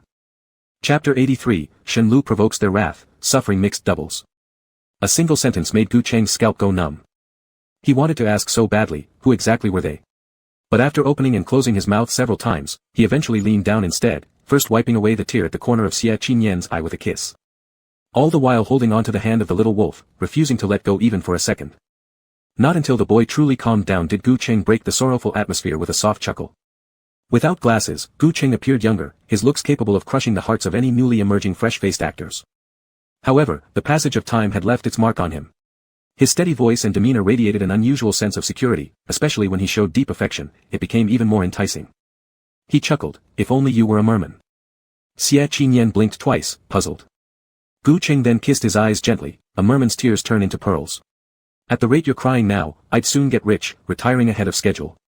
Xie Qinyan, %%. The young wolf didn't seem pleased, feeling wronged. The moment he woke up fully, he squeezed Gu Cheng tightly, unwilling to let go even for a moment. Gu Cheng continued teasing, or, perhaps we shouldn't continue this way. You always cry, making me look like a monster without any humanity. Xie Qinyan raised his gaze, seemingly pondering over his suggestion seriously for a moment before whispering in his ear, actually, it's okay, to shed tears out of happiness sometimes. Talking nonsense immediately upon waking up. He shouldn't have coaxed him in the first place. Gu Cheng's ears reddened for a moment as he tried to get up, but was restrained even tighter by Xie Qinyan. Before he realized what was happening, Xie Qinyan began to pout childishly, whining, Uncle Gu, don't go. Let me hold you for a while longer, just a bit longer, all right? Hearing this, Gu Cheng turned back again. When he met Xie Qinyan's eyes, he suddenly noticed the profound lack of security in them, deeply buried within his heart. A lump formed in his throat, this was his wolf cub. Even Xie Qinyan didn't guard against it. The moment their gazes met again, Gu Cheng suddenly reached out and firmly pressed down on both of his shoulders, his eyes sharp with a resolute determination that made one's heart skip a beat. He said, Xie Qinyan, listen carefully. I've spoiled you, and only I have the right to manage you. Whatever I tell you to do, you will do it. Whoever I say you should be with, you will be with. As for others, don't believe even a single punctuation mark from them. Got it? Got it, right? Thud. His heartbeat skipped a beat. Xie Qinyan's pupils contracted slightly, revealing an instant flash of disbelief in his eyes, but after several seconds, his heart rate steadied.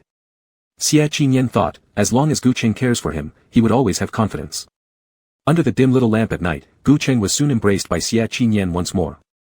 The young wolf wouldn't stop talking to him, often seeking a kiss. Over and over, without complaint. But Gu Cheng could see why. Not too long afterward, he raised his hand to gently stroke the small wolf's head and asked, can't sleep? A bit. In that case, can you tell me what your dream was about? Across from him, Xie Qinyan blinked twice, hesitating for a moment before asking, can I just tell you part of it? Since the matter involved too many aspects, his uncle 3 was practically a devil, and a misstep could mean death. So, he had been keeping it strictly hidden, unwilling to reveal anything. But in so many TV dramas, couples split up because they didn't confide in each other, and he was afraid Gu Cheng might force him. Sure. Before he finished pondering, he received a simple reply, sure. Xie Qinyan was slightly stunned. He asked again uncertainly, if I just tell you part of it, disjointed without any beginning or end, is that still okay? Sure. If Uncle Gu asks why, and I don't answer some things. No problem. Gu Cheng leaned against his side, rubbing his head and said, you can say whatever you want, and if you don't want to say something, you don't have to. For those things you feel are not ripe yet, we can wait until they are ready. Anyway, I trust you. You speak, I'm listening. You speak, I'm listening. Not sweet talk per se, but in Xie Qinyan's ears, it represented ultimate romance. That night, he dragged Gu Cheng into a long conversation, not finishing all at once, but occasionally adding a sentence. All about how he endured being locked up in a small black room and underwent aversive therapy. Gu Cheng really just listened, saying very little throughout. When Xie Qinyan got tired of speaking, he let Gu Cheng lean on his arm to sleep while he himself gazed at the moonlight, finally figuring it out. During his birthday previously, Xie Qinyan said he no longer liked black gift boxes, especially purely black ones. Since that was the case, then, he would thoroughly investigate and add one more name to the assassination list. Gu Cheng spent the entire night without sleeping, and when he sent off Xie Qinyan the next day, he shook his numb hands in front of the mirror a few times before heading out for breakfast. But, just as he returned to the door, Shen Lu's voice could already be heard inside. Xiao Nian, you don't know this, but the Gu family also has a grandfather who treats a Cheng exceptionally well. He looked down on Gu Yi and Gu Ming, and waited for a Cheng to inherit property and take over the Gu family. Back then, Grandpa Gu almost severed ties with a Cheng because of his insistence on looking after you. These past years, since you weren't in Beijing, their grandfather-grandson relationship had finally improved somewhat, and a Cheng is the surefire heir to the Gu family fortune. But isn't it true that someone in power needs offspring? Now, he's currently with you, but who knows about the future? He's already 30 years old. Eventually, he'll need to get married and have children. Since you're a man, you can't give birth. Why cling to him desperately like this? To my advice, short pain is better than long pain, you should break away early. Click. Suddenly, there came a sound from the doorway. Shen Lu instantly turned around and, upon seeing Gu Cheng's leather shoes, immediately went limp, crying on the ground. Wah, Xiao Nian, I just came to check on you since you were unwell last night, why did you kick me out of nowhere? Right at that moment, the door opened. Shen Lu took the opportunity to look back, staggering to her feet shakily, moving toward Gu Cheng with tears in her eyes. Cheng, I'm fine, it's not Xiao Nian's fault, maybe I said something wrong. Please don't blame him. Smack. Before she could finish her sentence, Gu Cheng lifted his hand and slapped the woman across the face. The sound was crisp, the strength heavy, causing her to fall sideways, her hair disheveled and her cheek flushed red. The blood taste in her mouth was strong, and even the newly done nose job seemed a bit crooked. She turned her head, incredulously looking at Gu Cheng, realizing she wouldn't get anything out of it, and then focused on the door, ready to run. However, she saw the man lift his foot, making a click sound as he silently and firmly closed the door. The closing of the door was like cutting off all her retreat options. Shen Lu began to panic, her heart pounding. Just at that moment, Xia Qinyan also stood up, his voice gentle and pleasant. Sister Lu, I didn't kick you just now, so why are you framing me? Since you've already framed me, if I don't kick you, wouldn't that be unfair to you? Chapter 84, Getting What She Deserves. Unfair to her if he doesn't kick her. What does unfair to her if he doesn't kick her mean? Did she actually beg to be kicked? Shen Lu froze, completely unable to comprehend. This was the production team, how many eyes were watching, how many cameras were set up. She couldn't believe Xia Qinyan would dare. Before she finished her thought, a strong kick landed squarely on her back. Forced to fall, Shen Lu had barely started screaming when another kick hit her stomach. Her whole body flew 3 meters, crashing with a bang against the white wall inside the room. The metallic taste of blood surged up violently. The moment she hit the ground, the woman felt her breathing constricted, immediately clutching her chest and coughing harshly twice. When she lifted her eyes again, they were red with rage, viciously staring at the young man standing calmly by the door. How could it be? This kid was so abnormal last night, yet today, he's completely fine. All night long, she'd been excited, thinking Xia Qinyan had a mental illness, and came early in the morning to provoke him. God damn. Why didn't he lose his mind? Help. Help me. Someone save me. Shen Lu straightened up, trembling as she shouted without reservation. As a woman, she naturally deserved preferential treatment and respect. Xia Qinyan had no sense of shame, Gu Cheng lacked grace, they deserved to be caught on camera and attacked online. Isn't there anyone? Come help me. I'm being abused here. While she was shouting, suddenly, Xia Qinyan stepped forward, pressing down hard on her shoulder with his slippers, eyes cold and dangerous. He pulled out the recording of her taunting him from earlier. As he played it back, his foot struck down hard. Only when the woman couldn't speak due to the pain did he finally stop, smiling slightly and tilting his head. Sister Lu, you're right, my mental state is unstable, and I even have a certificate from the hospital. If you provoke me, even if I kill you now, I won't bear any responsibility. Mentally ill people, killing isn't illegal. Realizing this, Shen Lu suddenly became afraid. Over and over, the recording of her repeatedly insulting Xia Qinyan, calling him mentally ill, and saying he didn't deserve to be on the show or even live, played in her ears. This was evidence she herself created. Shen Lu grew quiet, the arrogance from before slowly dissipating, wanting to beg Xia Qinyan for mercy. But just then, ding ding. Her phone rang, it was a group message from Gao Si. Director Gao, hello everyone, since today is the last day of the first episode of our dating reality show, we'd like to leave some memorable videos. Last night, after discussing with teacher Gu Cheng for an hour, we decided that the production team will stick each guest's name on their room doors and allow 1,000 fans to come inside to write messages of blessings next to your names, creating a small interactive meet and greet. Please remember this love from your fans, at everyone. Upon reading this, Shen Lu's pupils contracted sharply. As if seeing something extremely terrifying, she quickly crawled away from Xia Qinyan and scrambled out of the room. God damn it. Was Gao Si sick? Why invite fans in? Why post names outside the rooms? Last night, she had just posted a condemnation of ex-boyfriend Gu Cheng on her social media with location tagged. Those stupid obsessive fans rushing in would empty her room, tear it apart. Watching Shen Lu rush out of the door without a second thought, Gu Cheng gave a faint smile and placed the tray on the table. When he checked Xia Qinyan's phone yesterday, he found Shen Lu's social media post. He spent a lot of time researching on the computer, detecting that Shen Lu had also used a fake account to cultivate fanatical followers, reposting each post twice, provoking Xie Qinyan while destroying his reputation. Going too far, twisting black and white. Under her fake account, comments were full of nasty remarks made by these obsessive fans.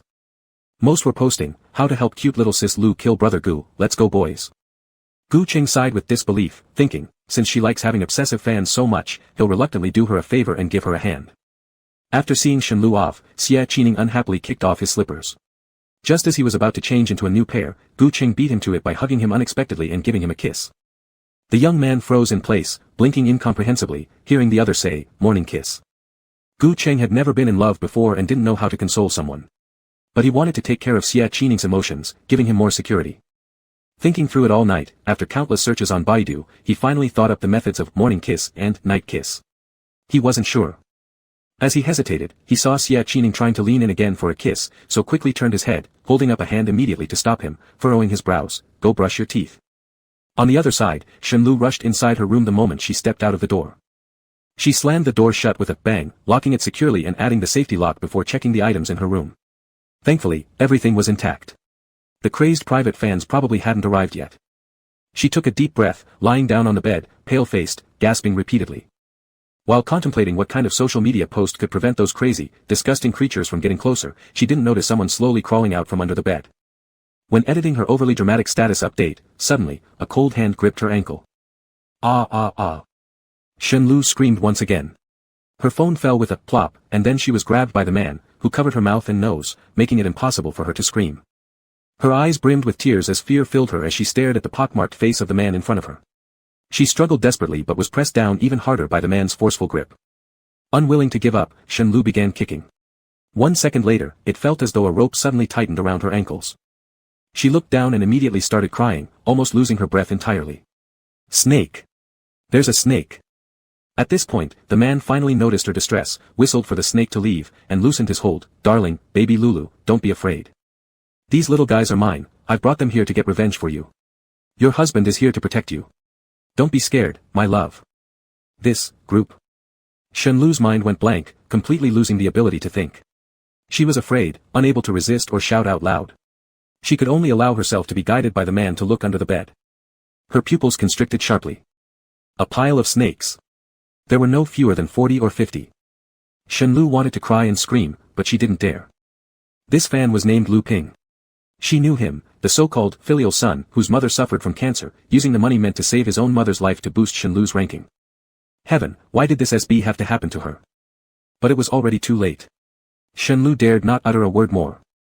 She could only force herself to accept the phone the man handed over, looking at Lu Ping with blurred teary eyes. "You can really help me get revenge?" Chapter 85, Unexpected Turn. Snake Attack. Lu Ping saw his goddess for the first time with a bashful tearful look, causing his heart to tremble with excitement.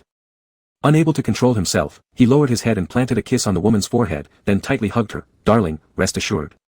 By tonight, I will surely show you the corpse of that trash Gu Qing, ha ha ha." Next to her, the man laughed wildly. Shen Lu was both frightened, repulsed, and disgusted. She could only clench her hands and pretend to be compliant. After much coaxing, she finally managed to send the man away. Once the door was closed with difficulty, she checked every corner of the room more carefully, the wardrobe, under the bed, the trunk. Only after being sure that there was truly no one left did she squat on the ground, hugging her knees, and burst into tears. Her breathing was unsteady, and the place where Xie Qinyan had harshly kicked her earlier began to throb with pain again. A deep sense of despair enveloped her like ice, sweeping over her, intending to swallow her whole. The pitiful woman squatted there, sobbing uncontrollably. Until the program was about to begin filming, she made up her mind, painfully flipping through an unused contact number and dialing the call. "Hello? Where are you? Save me. Save me. Today is the last day of our dating variety show. We don't have any tasks. Tonight we'll be having an open-air barbecue by the lake together. Under a starlit moonlit night, with a gentle breeze blowing." As soon as Gao Si finished speaking, Tong Zhuo led the cheers, rushing to start the fire, grab skewers, and carry beer. Lin Shen wore a full set of black clothes and followed quietly behind the young master without drawing attention, especially his black boots adorned with silver chains, which appeared even more striking under the dim moonlight. Gu Qing stood a short distance away, his gaze involuntarily drawn to those beautiful shoes.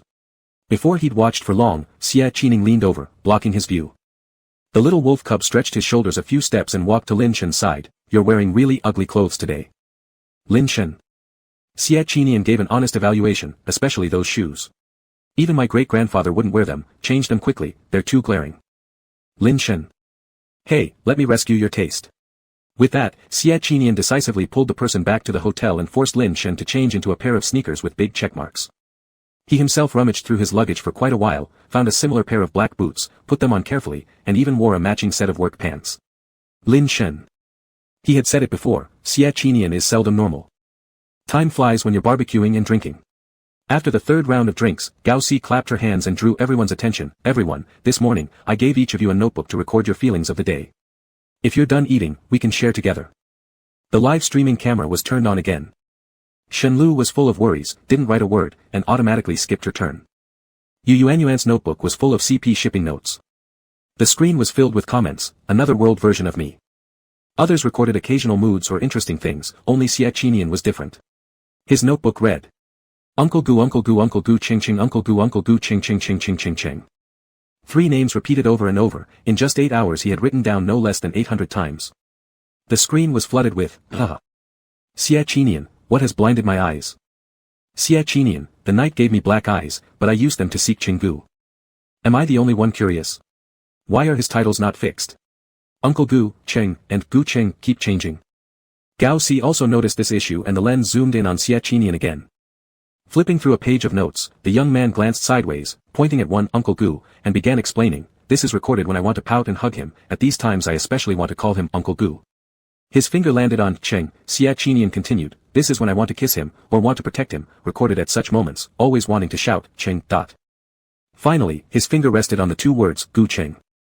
Before Xie Qinian could speak, Gu Cheng already leaned down first, pushed his glasses up, quietly pulling his chair back a bit. His ear tips were flushed red slightly, his hands tightly clasped so as not to appear overly nervous. Only he knew, whenever Xie Qinian saw him, he would call out Gu Cheng. Perhaps driven by the natural, conquering desire of men, Xie Qinian didn't like calling him darling or any other title, simply calling his name, Gu Cheng. Gu Cheng Gu Cheng Gu Cheng. Again and again, it sounded like a general drawing his sword and charging into battle, demanding complete submission. Rebelling against authority, disrespecting elders, utterly disobedient. This title, facing the camera, Xie Qinian slowly slowed down his speech, I like it the most. Tightly clasping his hands, Gu Cheng wanted to punch him, yet wanted to leave. Yet, the youth noticed his tension and deliberately teased further in front of the camera. After hesitating for a long moment, finally said, are you sure you want me to explain thoroughly? Remembering how his previous broadcast went black, Gao Si hurriedly switched the camera angle, changed the subject. Just kidding, this is the last night of the first episode of the dating show, with only one live stream room left, it must not be ruined by this guy. There was an immediate burst of laughter nearby, creating a lively and harmonious atmosphere, but Shenlu couldn't integrate herself into it at all. She tightly gripped her hands, her forehead covered in cold sweat. Today, she had discovered more than 20 people tracking her already. How could Gui not come yet? And Gu Cheng? Didn't Lu Ping say he would make a move once Gu Cheng was alone? It's been this long, why hasn't this hypocritical SB been bitten by snakes? Finally, after finishing a skewer, Gu Cheng took the initiative to go get more from the nanny car. Only he went alone. Shenlu smirked, as if finally waiting for some kind of result, almost excited enough to slam the table and stand up. When she returned to China for this marriage alliance, she originally looked down extremely upon Gu Yi, the sycophant, now she was being forced to only fawn over Gu Yi. All this was Gu Cheng's fault. Already 30 years old, having no sense of responsibility, not considering procreating offspring, never mind doing that, every day parading around with a man, wasn't he ashamed? This time. It's finally going to end. Lu Ping had said, those were all top-notch venomous snakes. Gu Cheng's trip would result in either death or severe injury. Under the hopeful gaze of the woman, Gu Cheng gradually moved away from the crowd towards the nanny car. However, before even getting close to the vehicle, he heard a rustling sound. At first, he didn't pay attention until he reached the car. Suddenly, a whistle sounded, and right after, a colorful snake darted out from the left front, its mouth wide open as it lunged straight at him. Hiding under the nanny car, Lu Ping revealed his big yellow teeth, his mouth stretched almost up to his ears. He figured that if he managed to kill Gu Cheng, he'd probably get to marry Lu, fans turning into husbands. Truly, he was the most accomplished fan ever. The man's eyes reddened, watching eagerly, as if anticipating his bright future. But then, things changed in an instant. Chapter 86, Super Cool. Motorcycle Uncle Gu's whistle-controlled snakes. Facing the situation, Gu Cheng didn't blink once as he took a step back, making a side dodge in less than a second. The glass's chain reflected the moonlight, and with just that little light, he raised his hand and firmly grasped the snake by the neck. With a touch more force, the snake instantly let out a painful ha and soon became limp, then was thrown to the ground by Gu Cheng. Seeing this from under the car, Lu Ping's previously excited face turned sour.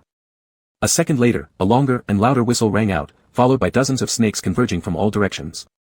It was at this moment that Gu Cheng realized what the other party blew might not be a whistle but a harmonica. Because of the changing tones, the snakes chased him according to these shifting pitches. Looking around, Gu Cheng's gaze fell on a nearby motorcycle.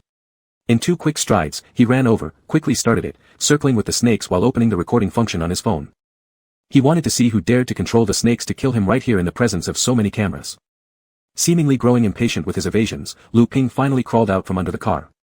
His originally red eyes became even redder, glaring at Gu Cheng as if looking at some deadly enemy.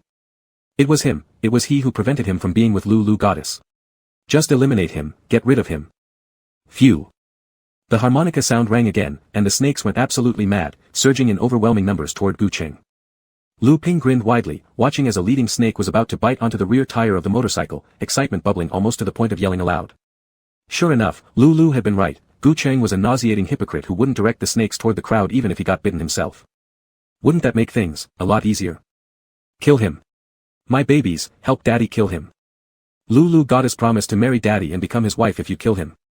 The man shouted loudly, and soon Gu Cheng's motorcycle came to a halt. Stopped.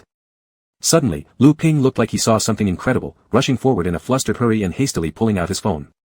Even before unlocking it, he opened the camera feature wanting to record the miserable sight of Gu Cheng calling for help in his dying moments. Later, he could watch it together with Lu.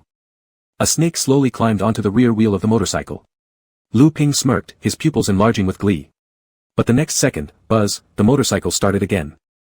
Its massive horsepower crushed the snake to a bloody pulp under its tires, its headlight shining straight as it charged toward him. Lu Ping froze, still uncomprehending.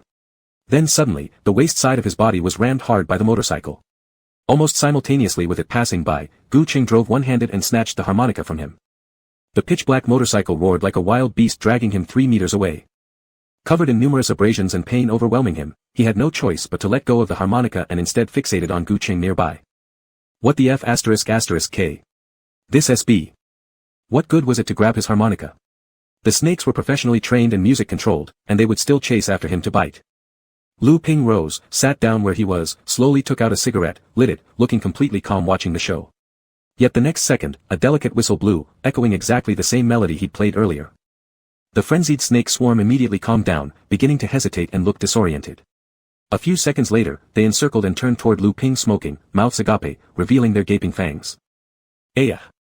Piercing screams filled the air, the glowing cigarette but falling to the ground as Gu Cheng stood not far away, disdainfully glancing at the harmonica before tossing it on the ground and, crushing it. All this time, he had been memorizing the melody of the music, originally intending to seize the harmonica and try blowing it. But in the end, he found it too distasteful, deciding to use a whistle instead. Not knowing the method to quiet the snakes, Gu Cheng decisively chose to call the police. Moments later, it was still Lu Ping who blew a whistle to disperse the snakes. With injuries all over his body, he rose like a zombie and yanked out the short knife tied to his leg. This knife was originally carried by him in case other fans tried to snatch Lu from him, but now, he was particularly eager to kill Gu, the madman. Gu Cheng. I'll take your life. His screams grew louder and more frantic as the snake swarm calmed down. Only then did Gu Cheng drive toward the production team.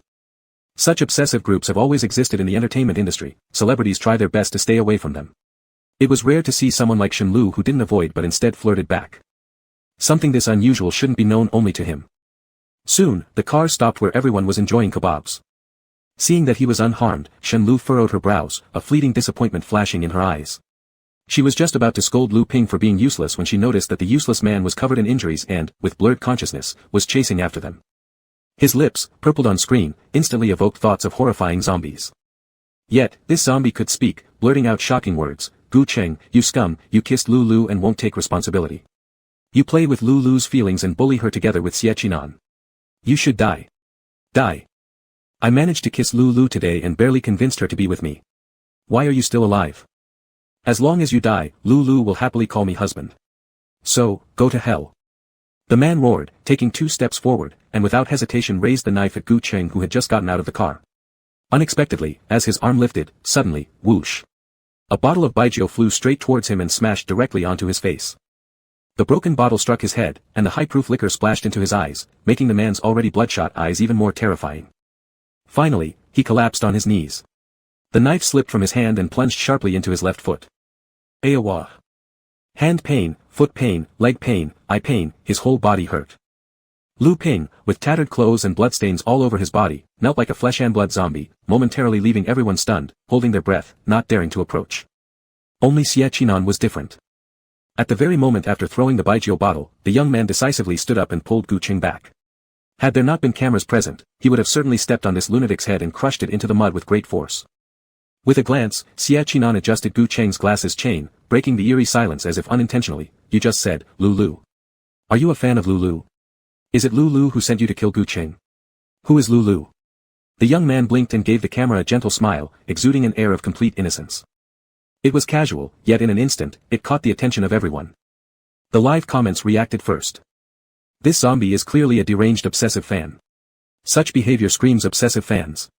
Ask yourself, apart from Shen, whose name contains Lu in the field. I heard it clearly just now, the zombie accused Gu Cheng and Xie Qinan of collaborating, calling Gu Cheng the scum who betrayed Lulu. Who else could it be other than Shen? Fans of Shen Lu, I feel somewhat, ugh. What am I rooting for? WC. Are you guys crazy? Shen Lu is a novelist, a poet who writes such beautiful verses. I don't believe she'd do such a thing. Blaming obsessive fans onto her. Isn't that going too far? Indeed, with so many staff around, maybe someone's nickname is Lulu.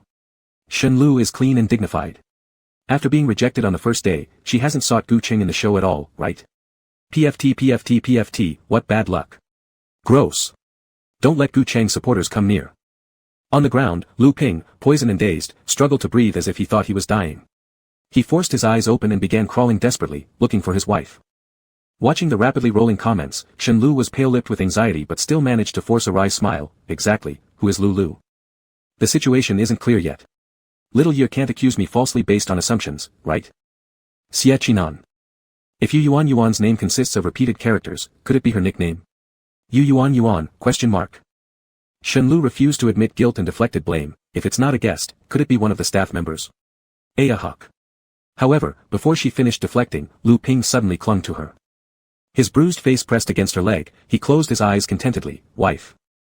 Chapter 87, deliberately asking for a cigarette, tempting him to get jealous. Another greasy wife caused the surroundings to fall silent once again. The fans of Shen Lu in the comments, who were just fiercely defending her, instantly felt their faces burning with shame as they couldn't believe what they saw. Could this really be a private fan of Shen Lu? Not only that, Lu Ping continued to cling on to Shen Lu, refusing to let go. Wife, you kissed me this morning, you forgot. You also said that as long as I killed Gu Cheng, you would be with me. I recorded it.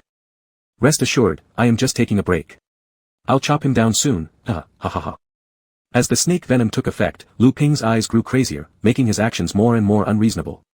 Shen Lu hurriedly pushed him away, brushing her hair to cover the panic in her eyes. How could that be possible? You're babbling nonsense. I don't even know you.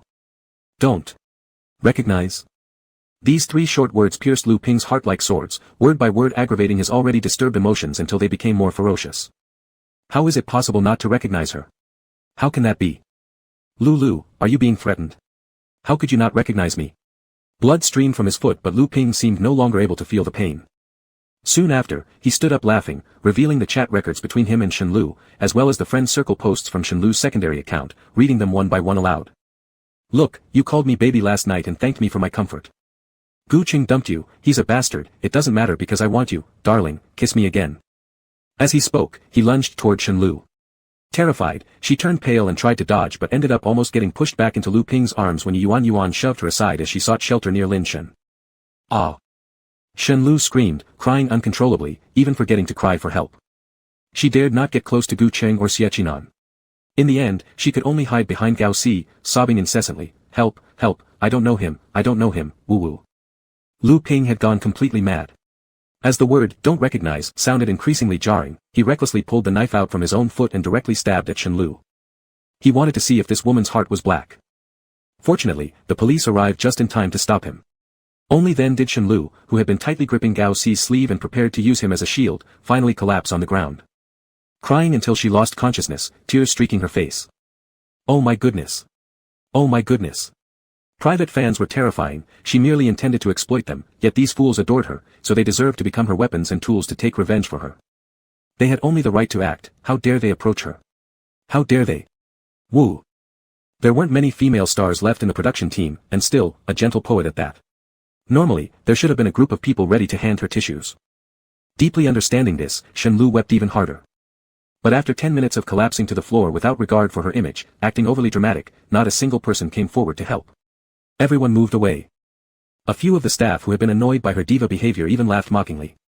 The entire crew left Shenlu standing alone in the place, making her look all the more like an unreasonable clown.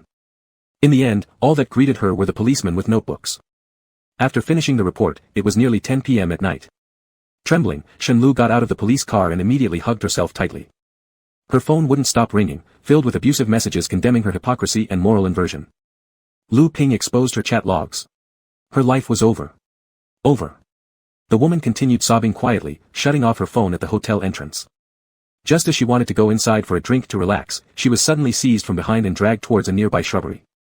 She struggled and attempted to scream, but the man covered her mouth firmly so that she couldn't make a sound. The difference in strength between men and women was too great, leaving her no time to resist as she was carried behind the hotel into a most shadowy and secluded bush. When she regained her senses, those dozens of obsessive fans who had been stalking her were already standing in front of her. Each had brightened eyes, grins stretching wide across their faces. "Baby Lulu, we've seen the live broadcast, and we haven't spent any less money on you.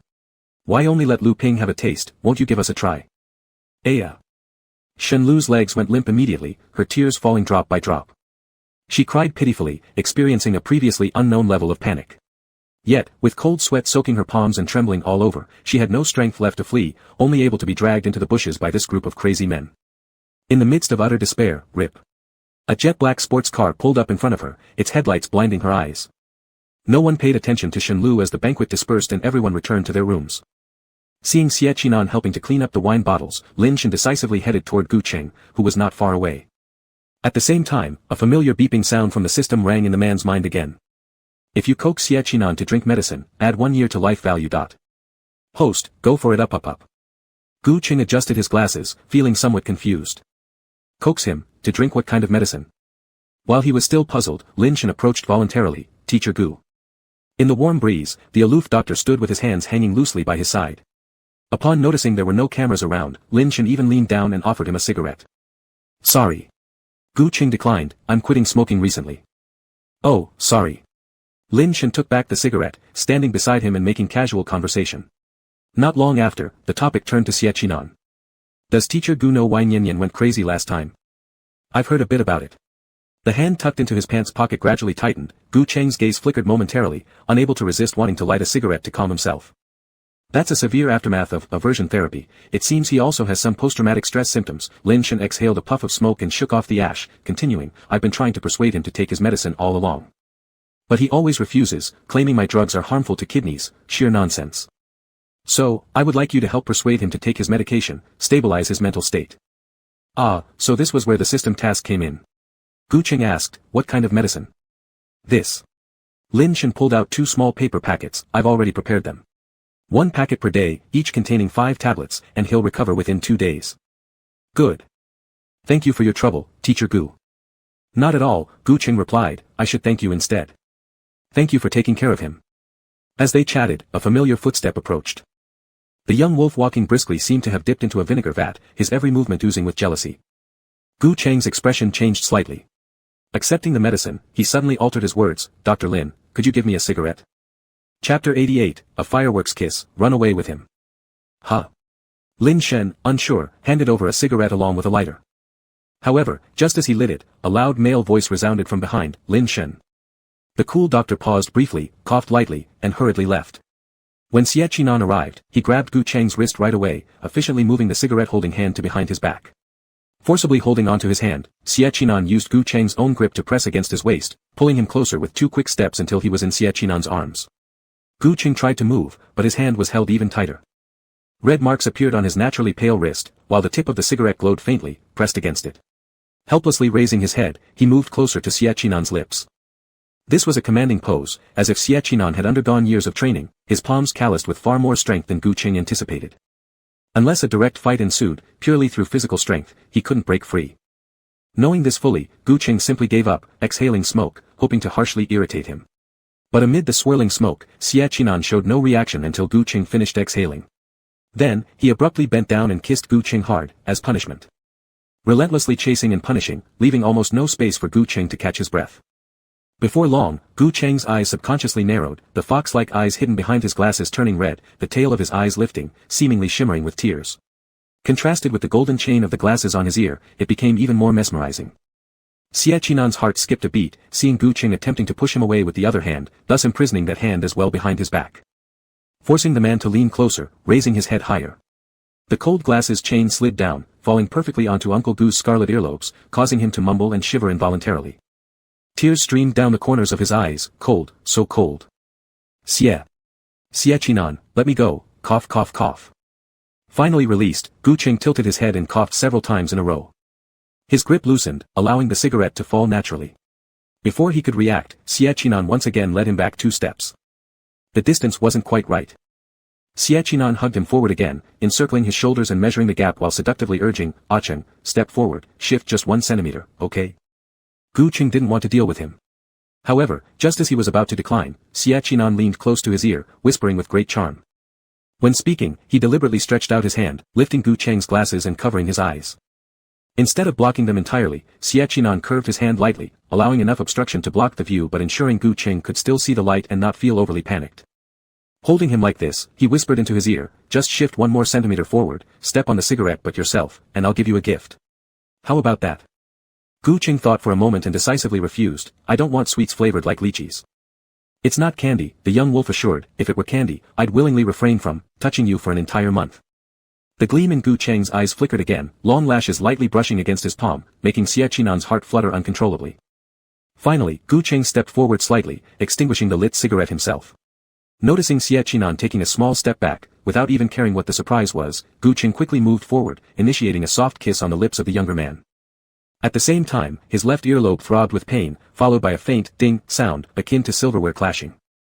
Gu Cheng opened his eyes, touched his left ear, and found an earring there. It was round and quite small. Upon closer inspection, he could feel a few scattered letters engraved on it. He couldn't quite make them out immediately. While carefully studying it, fireworks suddenly erupted over the lake. It was rare to be allowed fireworks here. Gao Si was celebrating the conclusion of their disaster-plagued first season of the dating reality show together with the staff. The colorful lights illuminated the lake's surface brightly, and Gu Cheng turned around. Before he could react fully, Xie Qinan bent down gently, softly kissing his earlobe, careful not to hurt him too much. Afterward, Xie Qinan blew several cool breaths into his ear teasingly. He laughed and said, "You haven't worn earrings for a while, did you? This ear hole must have been pierced when you were in the boy band, right? Does it hurt?" "Not really. It hasn't healed shut completely." As he answered, Gu Cheng had already figured out the engraved letters on the earring, blurting out, "Little white-eyed wolf." As if receiving some form of praise, Xie Qinan instantly became proud, "That's for sure. 3 years ago, while watching a movie, I noticed your tattoo had changed. So, I used the same set of letters to create this pure silver earring, knowing your ears are prone to allergies." Gu Cheng chuckled, "You actually watched my movies? Which one?" After saying this, he reflected for a moment. In recent years, to earn money, he had indeed starred in quite a number of films, over 40 in total, with many re-released versions converted to 3D, which made everything so complicated that Xie Qinan might find it hard to remember them all. So, he supplemented, was it the New Year's celebration film in the rat year, with the plane crash scenario or undercover mission? Or every single one, every screening, each revised edition, every re-release. Over 40 films, Gu Cheng himself didn't remember how many times they had been edited or re-released. All he remembered was being incredibly exhausted, feeling exasperated by endless interviews. Yet, Xie Qinan. Every single screening. Gradually tightening his grip, perhaps even Gu Cheng hadn't noticed the subtle change in emotion. But Xie Qinan lowered his head, tenderly kissed the corners of his eyes that had once again reddened, then slowly put on his glasses, holding his hand, and began kissing freely under the brilliant night sky of fireworks. Time passed unnoticed, until Gao Si shouted, "Let's rest early, we're returning to the capital city early tomorrow morning." Only then did Xie Qinan loosen his hold, his charming eyes curving into a beautiful arc as he said, "Uncle Gu, I've contributed so much box office value for you, can I claim a little reward?" "What?" "I mean, let's ignore Gao Si and elope, shall we?" Gu Cheng. Before he could fully comprehend, Xie Qinan dragged him toward a car. This car was prepared in advance after confirming the location of the dating show and had been parked in the hotel's underground garage. A stretched Lincoln limousine, the rear seat was extremely spacious, quite suitable, for us to sit together. Still confused, Gu Cheng asked, "What do you plan to do?"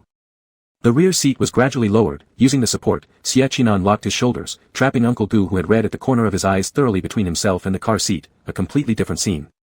Xie Qian's heart pounded fiercely. Leaning down, he repeatedly kissed Gu Cheng before finally gathering his thoughts. I mean, we won't go back with them. We'll use this car. We'll take you away, eloping. Once again captured in a passionate kiss, Gu Cheng's mind spun dizzily, regaining consciousness only when Xie Qian growled as he ripped open the top button of his shirt. No. Don't do this here. His voice was once again drowned out. Not knowing whether it was out of tension or for some other reason, Gu Cheng's eyes reddened exceptionally fast. In his panic, he grabbed the car's handle and heard Xie Qian say, "It's fine, I've turned on the heater." Was this really an issue about the heater? For years, Gu Cheng had been chasing after money. Forget about anything else, even the simple acts of holding hands or hugging were blanks in his life. He had thought that the hot spring in mid-air was already the most outrageous thing he had done and nothing could be more extreme. But, inside the car. The moment the back seat reclined, his scalp began to tingle, almost causing him to lose the ability to think properly. His glasses slipped down his nose unwillingly, forcing Gu Cheng to switch topics as a reminder, my glasses, my glasses. However, this time, Xie Qian didn't gently take them off for him. Instead, he picked up the chain attached to his glasses with slow deliberation, bringing it to his lips, teasingly curving his eyes. Right, you can't lose your glasses. Why don't you hold them yourself, Uncle Gu? Gu Cheng tried to reach out, but alas, both wrists were caught by Xie Qian, rendering him immobile. With the chain at his lips, how else could he possibly take it? Chapter 89, Silent Whining, persuading him to take medicine. Staring at the glasses chain for a moment, Gu Cheng finally closed his eyes, took a deep breath, and bit onto the pale golden chain that was brought right to his mouth. After an indeterminable amount of time, Gu Cheng's eyes became wet, the upward-sloping corners turning completely red, blending into one color with his thin lips.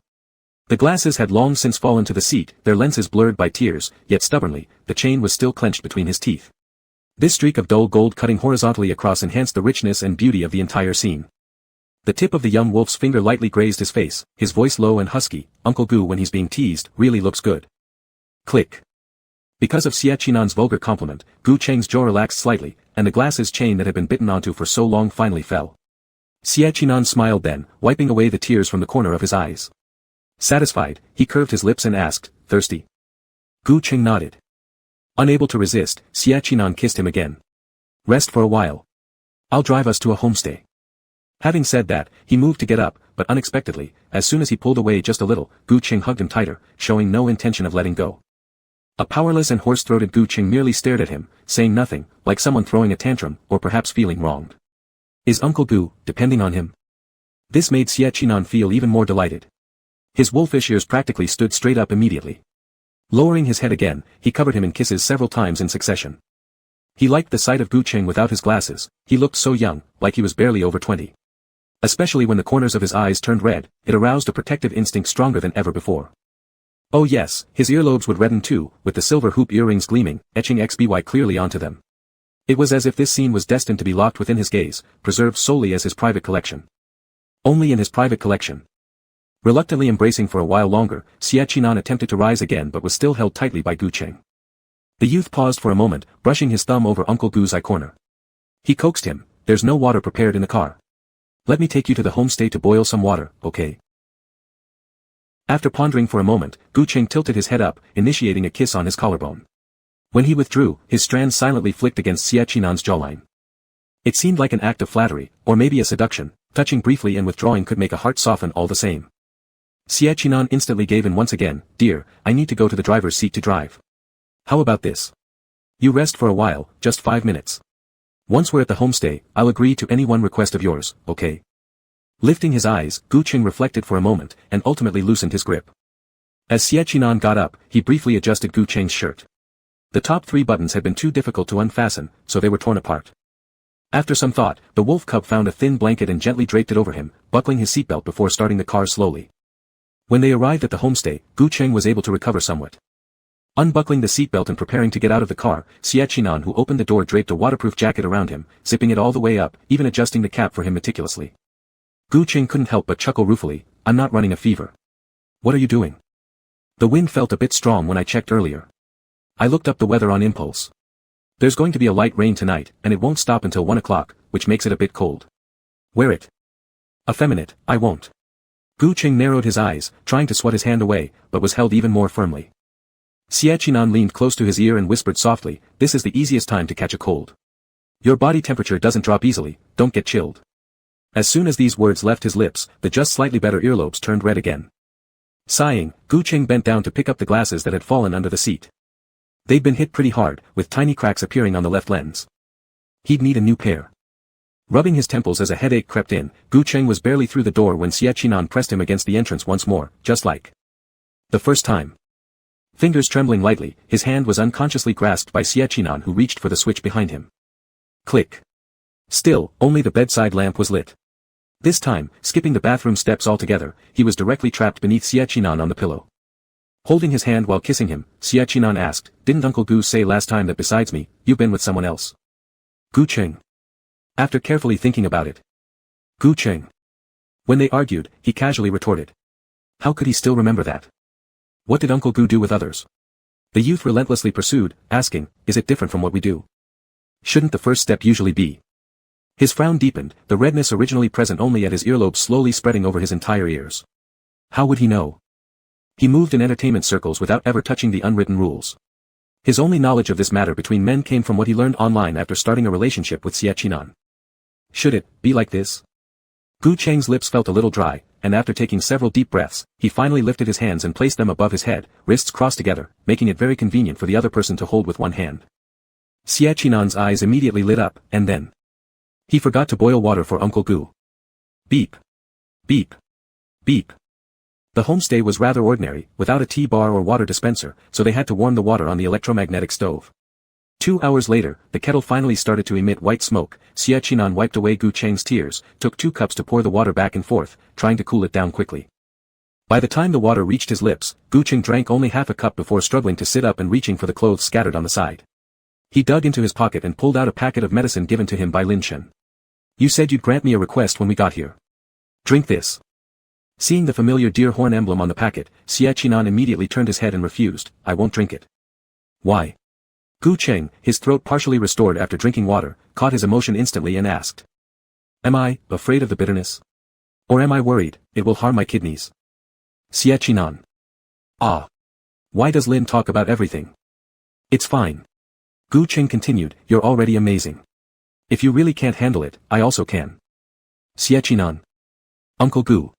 The young man rested on his shoulder, grinding against him with a whiny hum. Gu Cheng couldn't stand his cuteness. Whenever Xie Qinan acted cute, he couldn't help but laugh and wanted to give him everything beautiful from his heart.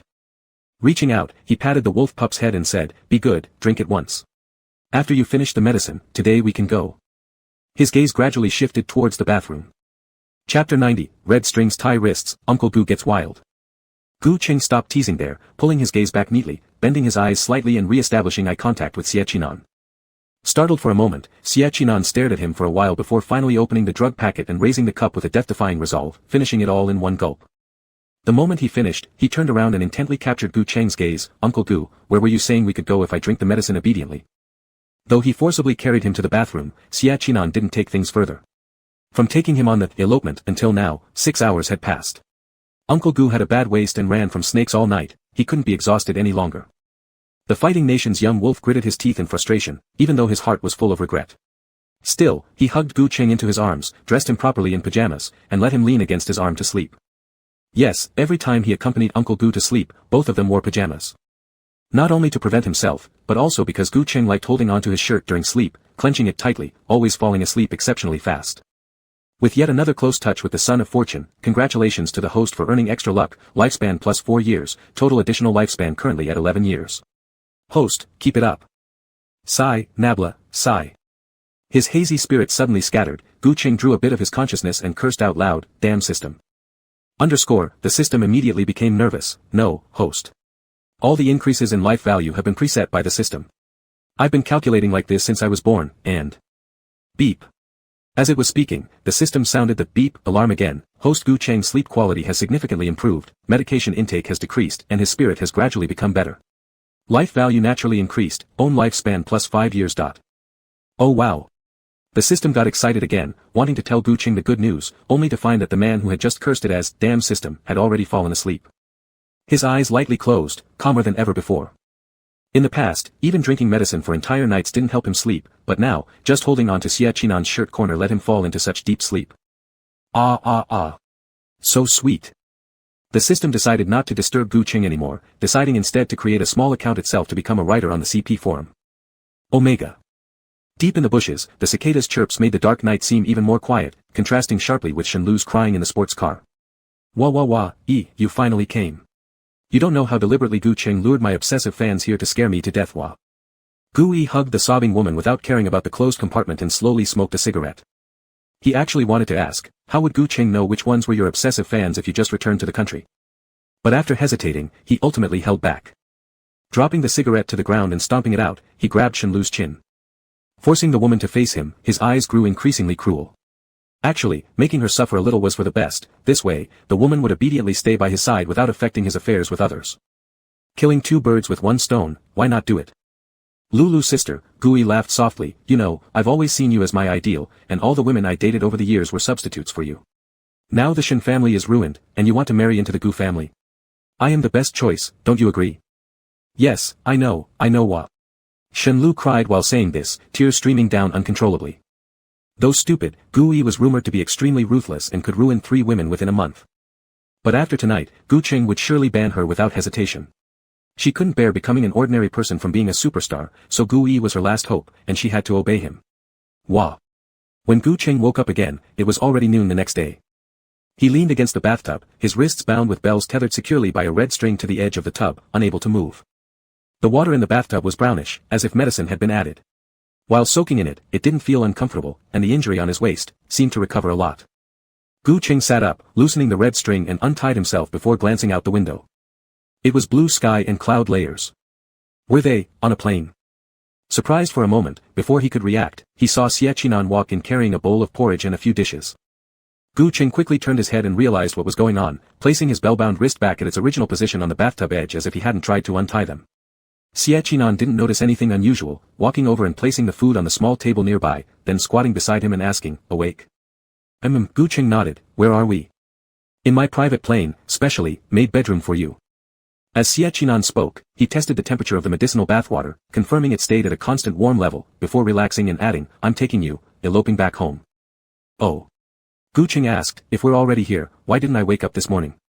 And, why take this medicinal bath at this time? Why did you tie me up? Well. Xie Qinan smiled, having planned the wording beforehand, but before the lie could slip out, he heard Gu Qing say, boy, there's the smell of sleeping incense on your clothes, haven't you changed yet? His pupils shrank instantly, and Xie Qinan immediately tensed, walking over to throw away his clothes. Just as he was about to justify, he heard Gu Qing lying back in the water, casually mentioning, also, you prepared this medicinal bath and tied me up probably because, yesterday, you didn't bear it in the bathroom and really couldn't shake it off, so, you kept me here to satisfy your little wish, right? For all oh. Xie Qinyan's expression immediately fell, inexplicably reminded of a question Ansu he saw in the morning, what are the downsides of dating someone much older than you? He soon replied, no downside, except for being seen through at every moment there's no downside, Omega. The little wolf stood in place, his brain originally thinking about what to say, but it immediately froze, switching gears, and began to think about how to beg. But. Dingling. Dingling. Before he could figure out how to plead, the bells on Gu Cheng's wrists rang one after another, their sound crisp, accompanied by the murmuring sounds of splashing water.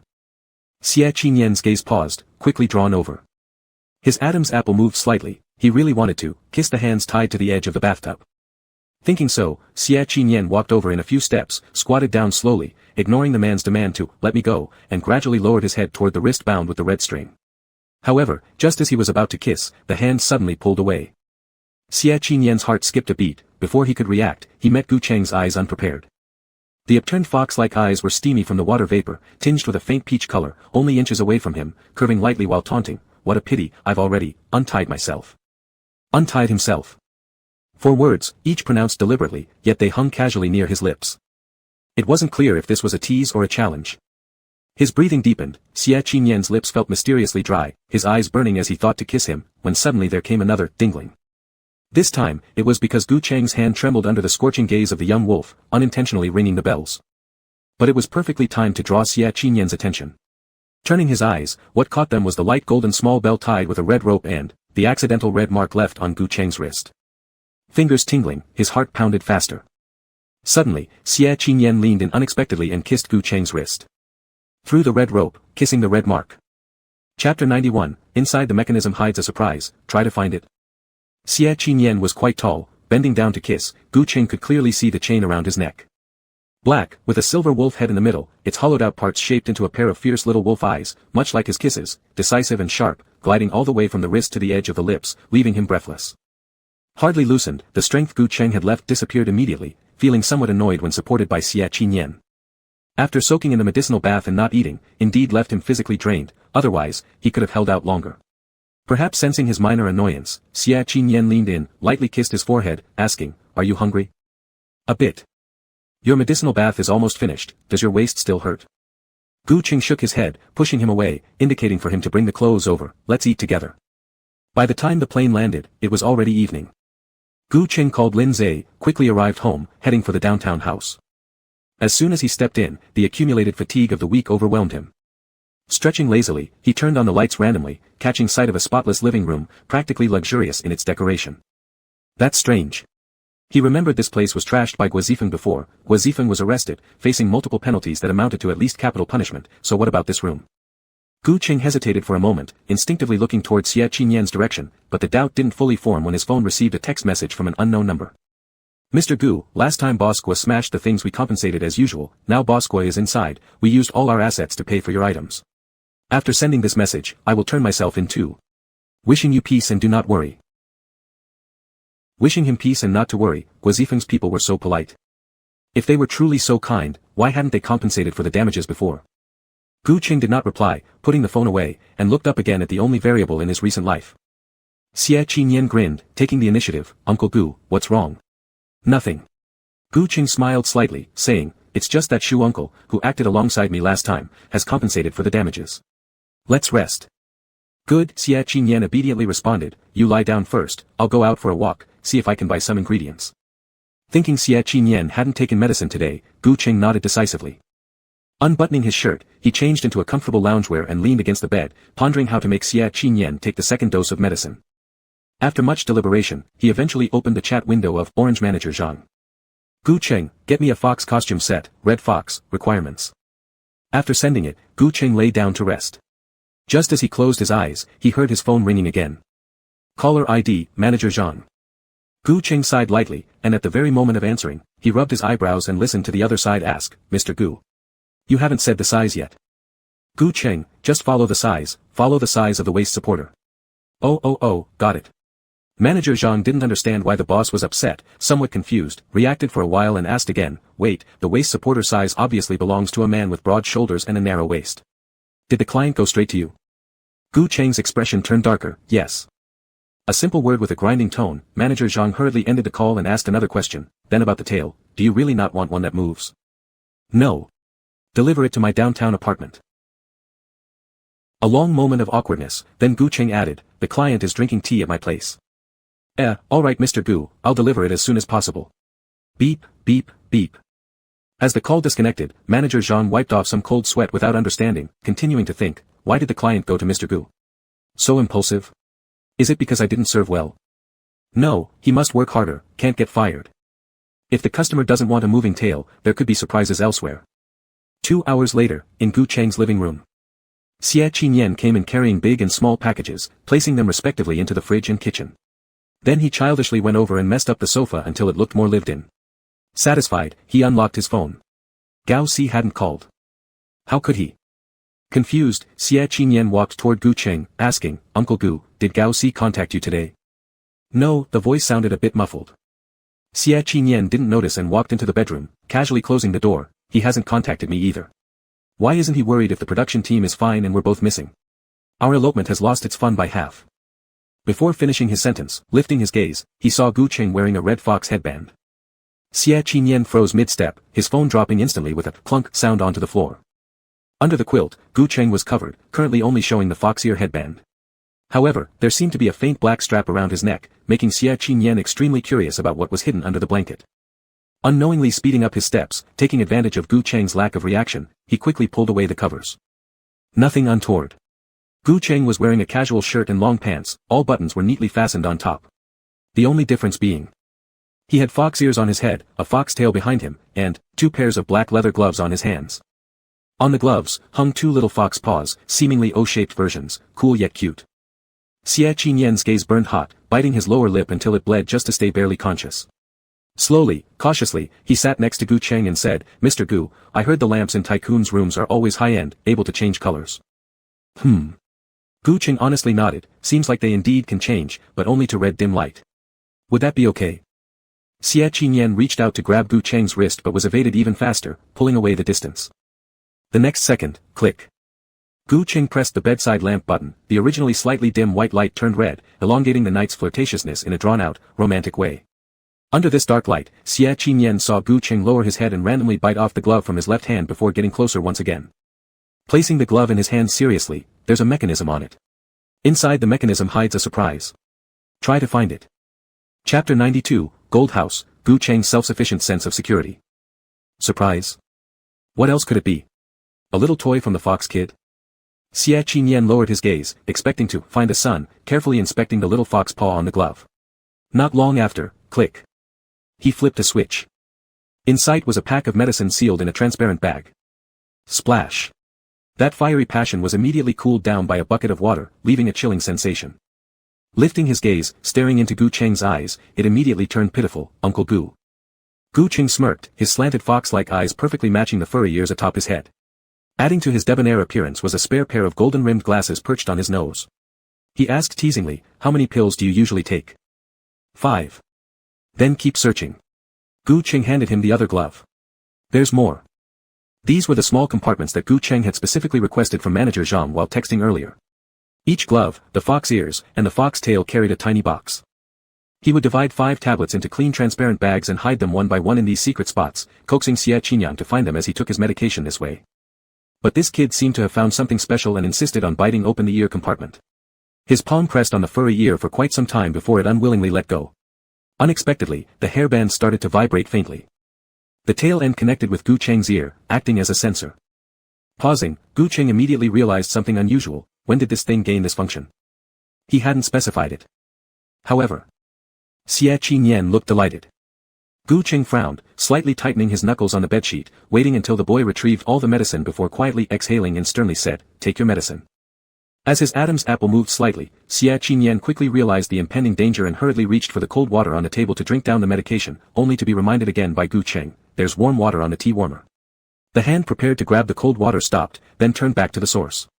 Xie Qinyan leaned against the man affectionately, almost touching the unspoken boundaries, whispering, "Uncle Gu, the medicine tastes so bitter." "Are you 3 years old?" Gu Cheng pushed him away. "Do I really need to cajole you to take medicine?" The young man nodded honestly. Soon after, Gu Cheng stood up, rummaged through the bedside drawer, found an unopened jar of honey, opened it, put some in a cup, mixed it with water just like how he used to coax Xie Qinyan into taking medicine before. Always verbally disapproving yet tirelessly fulfilling every unreasonable demand patiently. Xie Qinyan successfully received a glass of honey water and began taking his medicine 1 pill at a time. When the notification sound of "mission accomplished" rang in his ear, Gu Cheng relaxed somewhat. Watching the obedient expression on the little white wolf's face made him chuckle again involuntarily. "Did you take Lin Shen's prescriptions this troublesome as well?" "No," Xie Qinyan retorted, "he didn't care about me at all. He would roughly throw the medicine on the table and say indifferently, 'Drink it fast if you don't want to die.' So, I used to take my medicine quite promptly in the past." Gu Cheng's eyes twinkled momentarily without words but silently took back Xie Qinyan's cup and placed it back on the bedside table. "But now someone cares for me."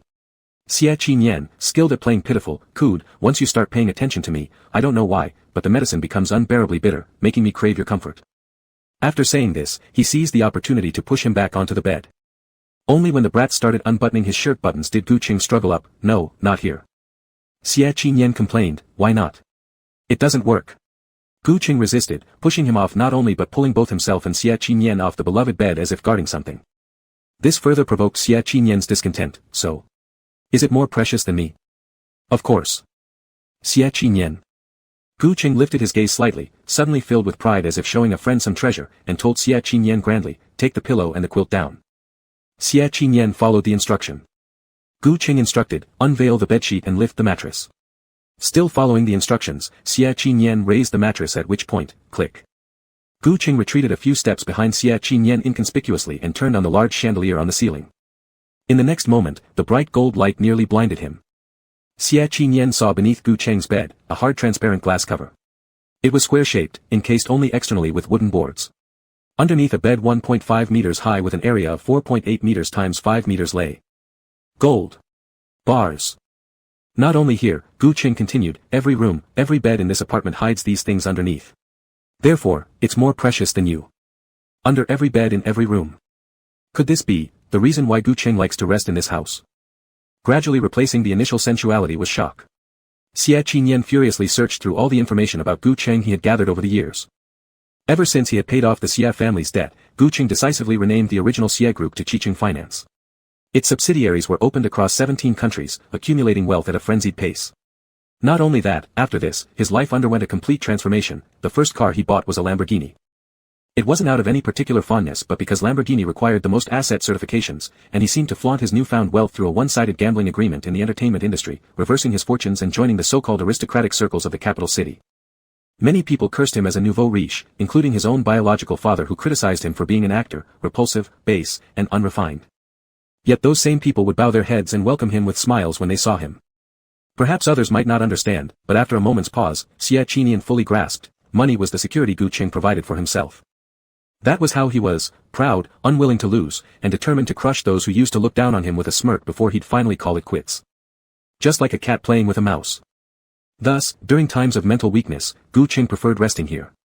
Xie Qinyan turned his head, collected his thoughts, and took a few steps toward the man, kissing the fox ears. Uncle Gu, why don't you hide the money? That way, maybe you could hide even more. Gu Qing kissed his lips and softly rebutted, stupid cub, currency has depreciation risks, gold doesn't. Before he could finish, Xie Qinyan suddenly pinned him back against the wall. The wolf pup's gaze burned, his eyes and expression radiating danger. Then what should we do? He responded, we can't lie on the bed anymore, so. Without finishing his sentence, he leaned forward and pressed his lips against Gu Qing's again, taking just a few steps and pinning him against the full-length mirror directly opposite the bed. To coax him into drinking medicine, he deliberately bought the fox ears, only to remove them after tricking him into drinking it, then telling him that the bed couldn't be touched anymore. He was too bad. Xie Qinyan thought, on the surface, Gu Qing appeared gentle and refined, but in reality, he was thoroughly corrupt. Like an untamed wild horse, he made you particularly want to tame him. Chapter 93, Gu Qing, you're insane. Ding. The sound of the watch colliding with the mirror produced a sharp awakening noise. For a moment, it caused Gu Qing to stare at the mirror, lost in thought, with a faint trace of anticipation rising unconsciously in his heart. People said that those with moles on their Adam's apple were lustful, but Gu Qing didn't believe it. Over the years, there hadn't been many times when he particularly craved someone's company, not even with Xie Qinyan. It was always following the other person's wishes. As long as it was within his tolerance range, the amount didn't matter much either. But, this scene which closely resembled one from his dreams inadvertently ignited some hidden expectations in his heart. After binding to the system, he had once dreamed of this scene multiple times. Wait. Gu Qing suddenly spoke, surprising the young man behind him. Under Gu Qing's struggle, Xie Qinyan gradually loosened his grip. In the next moment, they witnessed the usually meticulous Gu Qing lower his head and raise his hand, biting the red-black ribbon around his neck. The ribbon was a gift from the fox costume set, adorned in the middle by a beautiful red bell. And just like that, Gu Qing held the ribbon in his mouth, slowly pulling his hands back near the edge of the mirror, replicating the exact motion from his dream as he pushed Xie Qinyan away. The young wolf blinked, puzzled, then heard the man say the next second, put your hands up, press my hands back down, force me. Force me. Ding. Hands met the mirror again, and this time, they were tightly gripped by Xie Qinyan with no possibility of escape. His blazing eyes revealed the wolf pup's tumultuous emotions. As their lips met, he whispered another line, Gu Qing, you're insane. Ding ling ling. Ding ling ling. After the ringing stopped, the rest of the images faded into black. The system couldn't see anything anymore but was still excited enough to jump up and down. Wow wow wow wow. That dream was fabricated by the system itself, planted in the host's subconscious to manipulate his actions, and it actually came true. It actually happened. Its doujinshi became the main feature, even in real-time practice. Ah. The system was so thrilled it celebrated for 3 hours, ready to document this historic moment, until it suddenly realized the darkness around it gradually fading. The sexy alert was lifted. At the bedside, Xie Qinyan carefully settled Gu Qing, still refusing to take off his fox ears. Somewhere on the ears was a hard-to-notice switch, pressing it would make them move on their own, resembling courting behavior. The greater the thrill during indulgence, the deeper the shame upon regaining clarity.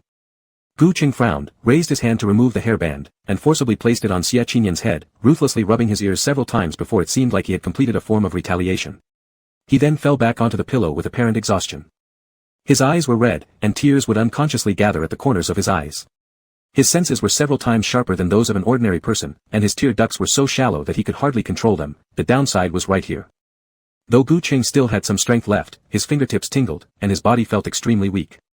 When Xie Qinian leaned down to kiss him, the tears pooled in the corners of his eyes and slipped down uncontrollably. Xie Qinian liked to take this moment to kiss him, kissing his forehead, then his nose tip, without even needing to touch his lips, and he would excitedly watch Gu Cheng's tears fall. Afterward, he asked, "We haven't eaten dinner yet. I'll make something simple, just some plain dishes.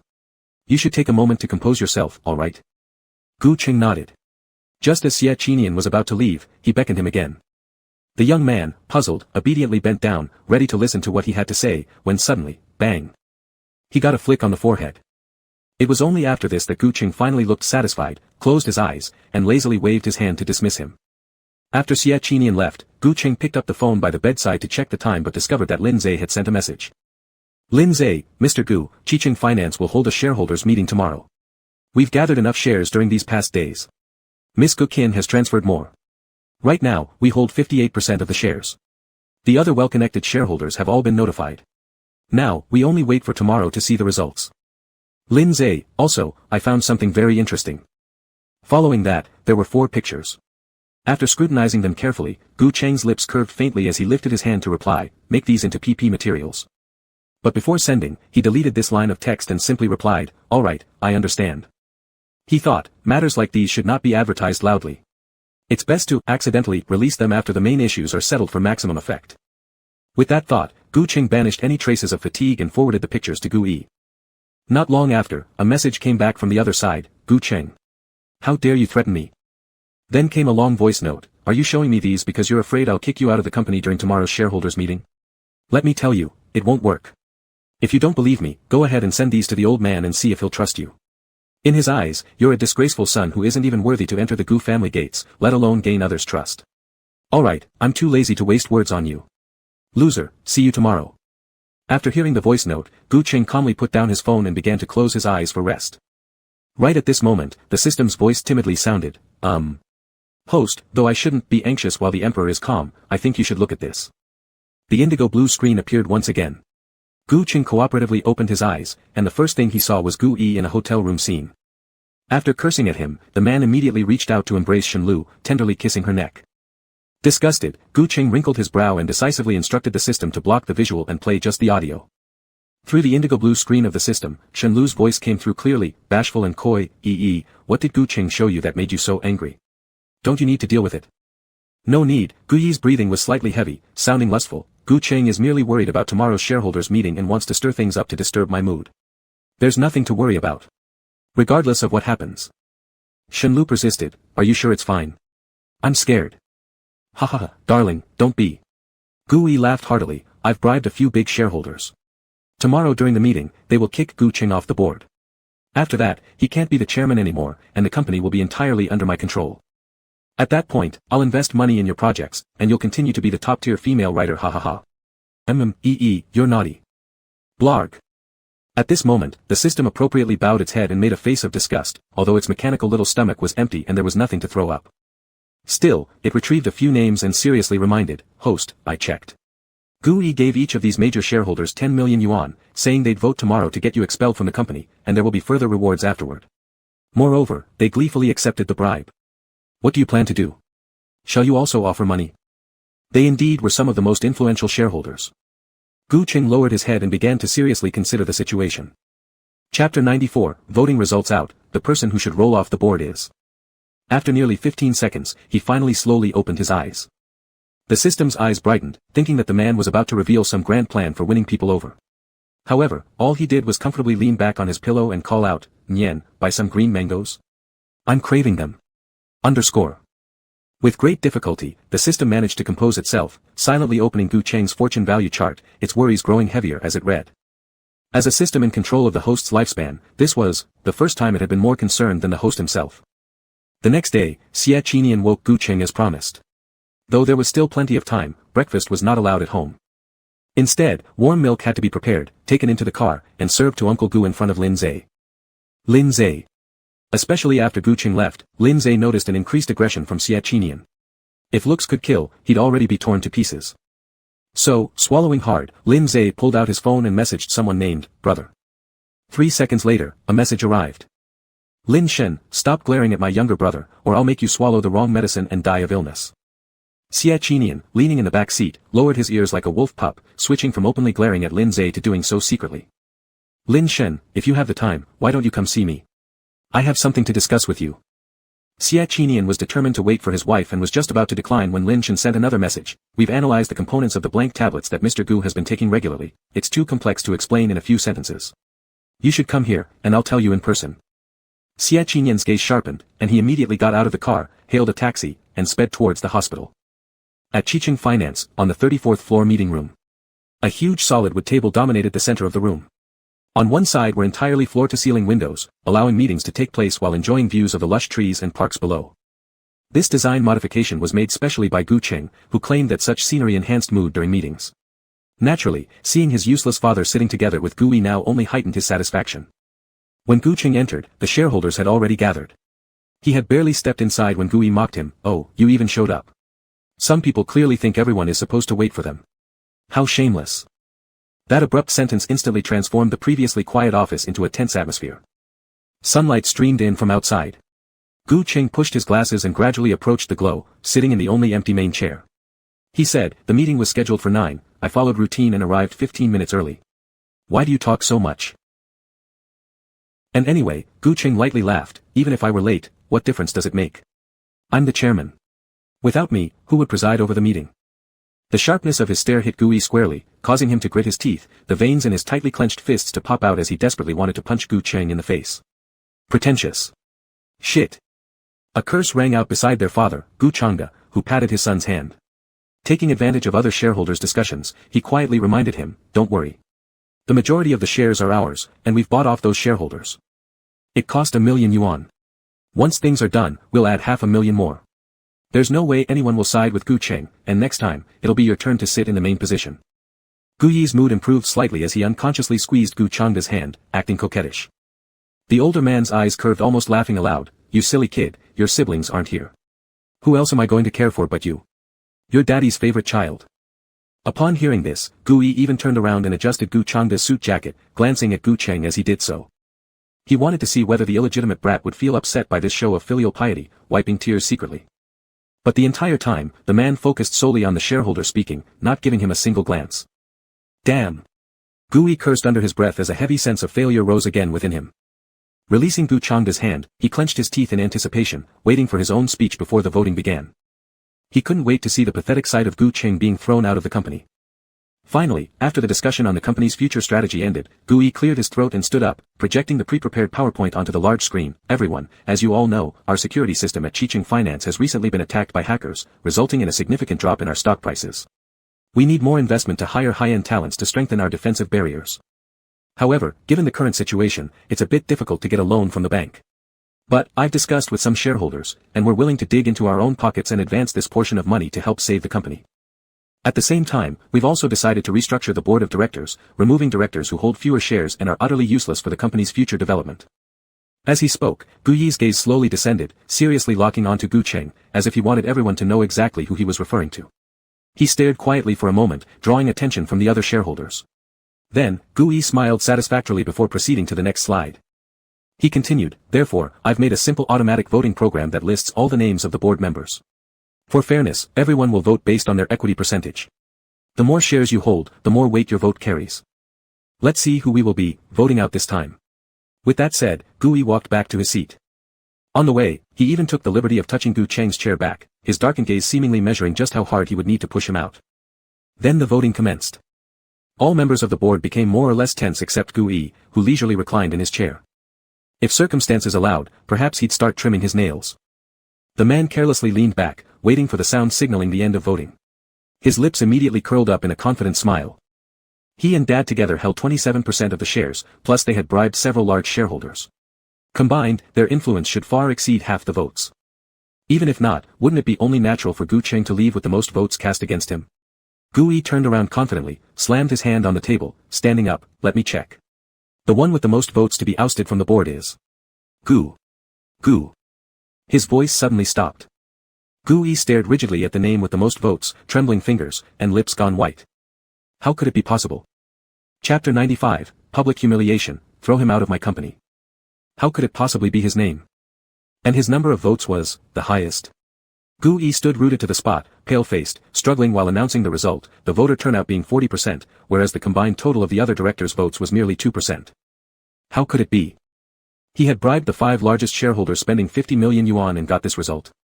Realizing something, Gu Yi abruptly turned around, casting malevolent eyes across everyone present but finding none of them looking guilty. Not even their posture revealed any abnormalities. Oh, it dawned on him. Gu Yi thought, since now the voter turnout is only 42%, these people must have been waiting to surprise him. Soon, Gu Cheng's votes will far exceed his. Relieved, Gu Yi cleared his throat, hands clasped behind his back standing straight. Is there anyone who hasn't voted yet? Don't you think it's awkward to remove someone considering we all work in the same company and interact daily? Oh dear. There's no need to feel embarrassed, it's all for the company's future prospects. Surely, the person being removed will understand. With only a 42% turnout, what about the remaining 58%? Let's see those votes. His lips curved high, eyes almost disappearing into crescents. After all these years, he would finally excel over Gu Cheng in something. The reversal was. But before he finished his thought, Gu Cheng quietly stood up beside him, taking out his phone to confirm share equity, then proceeded to vote. The second his finger fell, Gu Yi's vote skyrocketed to 98%, the highest in the room. In an instant, Gu Yi's smile froze on his face, his hands and feet cold, a sudden wave of dizziness engulfing him. Before he could react, he heard Gu Cheng say, the rest of the shares were in my hands. I originally planned to take care of family emotions and abstain from voting. But since my younger brother has shown such deep understanding, I have to demonstrate some sincerity too. After all, it's all for the company's future. Whoever gets voted out will surely understand. Will understand. Understand my foot. Gu Yi felt his palm sweating, his ears buzzing until Gu Cheng repeated his exact words from before, and only then did he fully realize what had happened. Turning to look at the shareholders, his face was deathly pale, still unable to come to terms with his failure. At this moment, the problem appeared with Gu Cheng's phone connected to the big screen, jumping through several interfaces, and finally stopping at the chat window between him and Gu Yi. The 4 images sent last night quickly became clear for everyone to see. The first 3 pictures were of Gu Yi hugging a woman in a red dress, with intimate and affectionate poses, while the last one was a record of their consumption at a lover's hotel. To others, these might simply appear scandalous, but Gu Cheng's eyes widened so much that his eyeballs nearly popped out. The woman, she was the model he had hired just recently. Shit. He only slept with her once, but behind his back, she ended up with Gu Yi. Cough, cough, cough. Gu Cheng's face turned dark, and he suddenly started coughing uncontrollably, clutching his chest. A nearby person tried to show concern, but Gu Chengda pushed them away. Bowing his head, the older man looked red around the ears as if he wanted to vomit all his organs. When he finally stopped coughing, he angrily got up from his seat and walked step by step past Gu Cheng, heading straight to Gu Yi, who was already sweating profusely. With an abrupt movement, slap. A resounding slap struck his face. What kind of degenerate are you? How have I raised you? Sleeping with a model and visiting hotels, this is your style. This single sentence, filled with shocking authority, caused everyone present to catch their breath and fall silent involuntarily. However, people who could conduct business usually understood the subtleties very quickly. Within seconds. This woman obviously had a plastic surgery face and appeared rather unfamiliar. She wasn't likely some big-name model, so why could Gu Chengda recognize her immediately upon seeing her? The reason made everyone sigh. But right now, Gu Chengda was extremely furious, almost triggering a heart attack due to anger towards Gu Yi. He didn't even have time to realize he might have let slip some details. After reprimanding Gu Yi, Gu Chengda quickly switched his expression and apologized to the shareholders. I have failed to educate my son well. In the future, please keep him under control. That, speaking of which, I do have something to say, one of the shareholders seated second to the left of the main position said. Gu Yi's expression shifted slightly, he identified the man as one of those who received 1 million yuan, allowing him to momentarily relax. Great. It seemed that these old foxes still understood the principle of, taking advantage comes with obligations. They took his money but failed to help him achieve his goals, feeling somewhat guilty, so they were now about to spread rumors about Gu Cheng instead. That worked fine for him. After losing face himself, he was determined to pull Gu Cheng down along with him. So Gu Yi quickly lowered his head again and respectfully invited the shareholder, Uncle Gao, please go ahead. The man's eyes sparkled like someone holding onto a lifeline as he anxiously waited for the shareholder to speak, his heart racing fast. But what came out was, recently, Chicheng financial security system was breached, leading to a stock drop, and we lost quite a bit of money. We understand gambling comes with risks and want to stand by the company through tough times. Xiao Yi really doesn't need to offer a compensation of 10 million. The phrase, 10 million, was deliberately emphasized. Continuing, the man said, and furthermore, compensations aside, suggesting I throw Xiao Qing out of the board during the meeting, isn't that bribery? Xiao Qing has been doing a good job as chairman. Why vote him out? When he was in charge, he gave me a 50 million bonus every year. Xiao Yi really doesn't need to behave like this. I'll call the bank right here in front of everyone and return the money to the original account. Xiao Yi, there's no need to be so polite. Moreover, it wasn't just him. After the first shareholder spoke, the other four who received money also stood up one after another, accusing Gu Yi of bribing them and publicly returning the money. Are you kidding? With Gu Qing around, they earned a 50 million annual bonus and shared in the company's prosperity, receiving generous dividends. Since Gu Yi took over, business shrank, stocks plummeted, and within just months, they lost hundreds of millions. A mere 10 million couldn't compensate for their losses, it was just a joke. In the depths of its consciousness, the system, full of questions, tried reading the thoughts of everyone present, instantly understanding everything. So, this was why the host didn't worry. As for before. Forget it, the host had too many little tricks and nuances to bother analyzing. Its system wasn't advanced enough yet, prone to overheating the CPU without any real benefit gained T-T. Once the several shareholders spoke, the ones who were restless weren't just Gu Yi anymore. Gu Changde, losing face completely, alternated between blackness and pallor on his face, turning purple soon after. Before long, he turned back and harshly slapped Gu Yi another 4 times. Afterwards, he clutched his heart and wheezed his way out of the meeting room as if unable to catch his breath. Gu Yi's mouth bled at the corners, his cheeks highly swollen. His brain almost refused to think clearly. Impossible, impossible. He had already bribed Gu Cheng's secretary Qi Lin earlier and completely sidelined this bastard. So how could he possibly still possess so many shares? Not getting it. Suddenly a voice reached his ear, causing Gu Yi to realize Gu Cheng had already come to his side. Gu Cheng stopped in front of him, adjusted his glasses, and acted like a gentle and magnanimous older brother helping his disheveled younger brother straighten out his suit. The gesture was tender, yet Gu Cheng slightly turned his head and spoke in a volume only the two of them could hear. You don't understand why today's situation happened. Let me tell you. His explanation was delivered with great patience, word by word. After Qi Lin helped you ruin me, he was so scared that he wanted to move house. I stopped him, making him sideline you instead and buy back my shares. Also, Gu Qinya, the woman you looked down upon earlier, is also helping me purchase equity. Based on this, we will further reach a long-term cooperation for mutual benefit. The specific changes in your computer security system were found using Xi and Mingyu's phone. From the day I was discharged from the hospital, every person I've met and everything I've done have been preparations for today. So, loser, good morning. Gu Cheng's voice was soft, but Gu Yi became increasingly furious as he listened, his heart pounding wildly, unable to discern whether it was fear or anger. A chill rose from the soles of his feet, quickly spreading throughout his body, almost freezing him solid. How could Gu Cheng be this meticulous in his plans? Gu Yi's breathing became rapid, and on the verge of mental collapse, he suddenly shoved Gu Cheng hard, forcing him to step back, the gold-rimmed eyeglass chain jerking violently, causing the glasses to tilt askew. Everyone present stared with wide eyes, ready to rush forward to help, but they saw Gu Cheng lean against the table, straightening himself up, and casually adjusting his glasses. Upon unanimous decision by the shareholders, starting today, Gu Yi will have his director title revoked and will no longer participate in any specific company decisions. His tone deepened. Security, throw this man who dared to hit me out of my company. Chapter 96, primarily used to suppress the second personality. At the sound of the command, the security guards rushed in and soon dragged out Gu Yi, whose body went stiff as if paralyzed. As his arms were lifted, the man's mind went hazy, his eyes fixated on Gu Cheng until the moment he was thrown outside. In an instant, it felt as if all of him had crumbled into dust. His limbs grew limp, his entire body drained of strength. He lay on the ground, gazing up at the towering skyscraper before him, tears falling uncontrollably. When he entered the building in the morning, he'd been brimming with confidence, ready to take control. And by evening, everything was completely destroyed. Hospital. Lin Shen placed a test report in front of Xie Qinyang, detailing the specific components of that white pill. Though Xie Qinyang didn't fully understand the medical terms, Lin Shen explained, upon close analysis, they're just some sedative and sleep aid drugs. However, if mixed together and taken over a long period.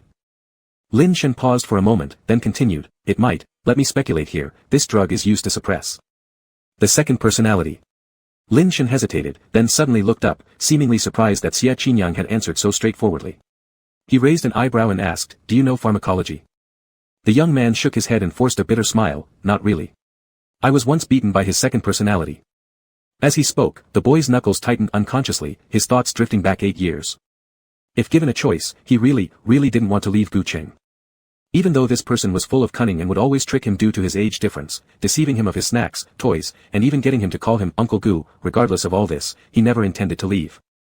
But after that drowning incident, he never saw Gu Cheng again. Even after his treatment ended and he was discharged, the person who came to pick him up was Lin Zhe.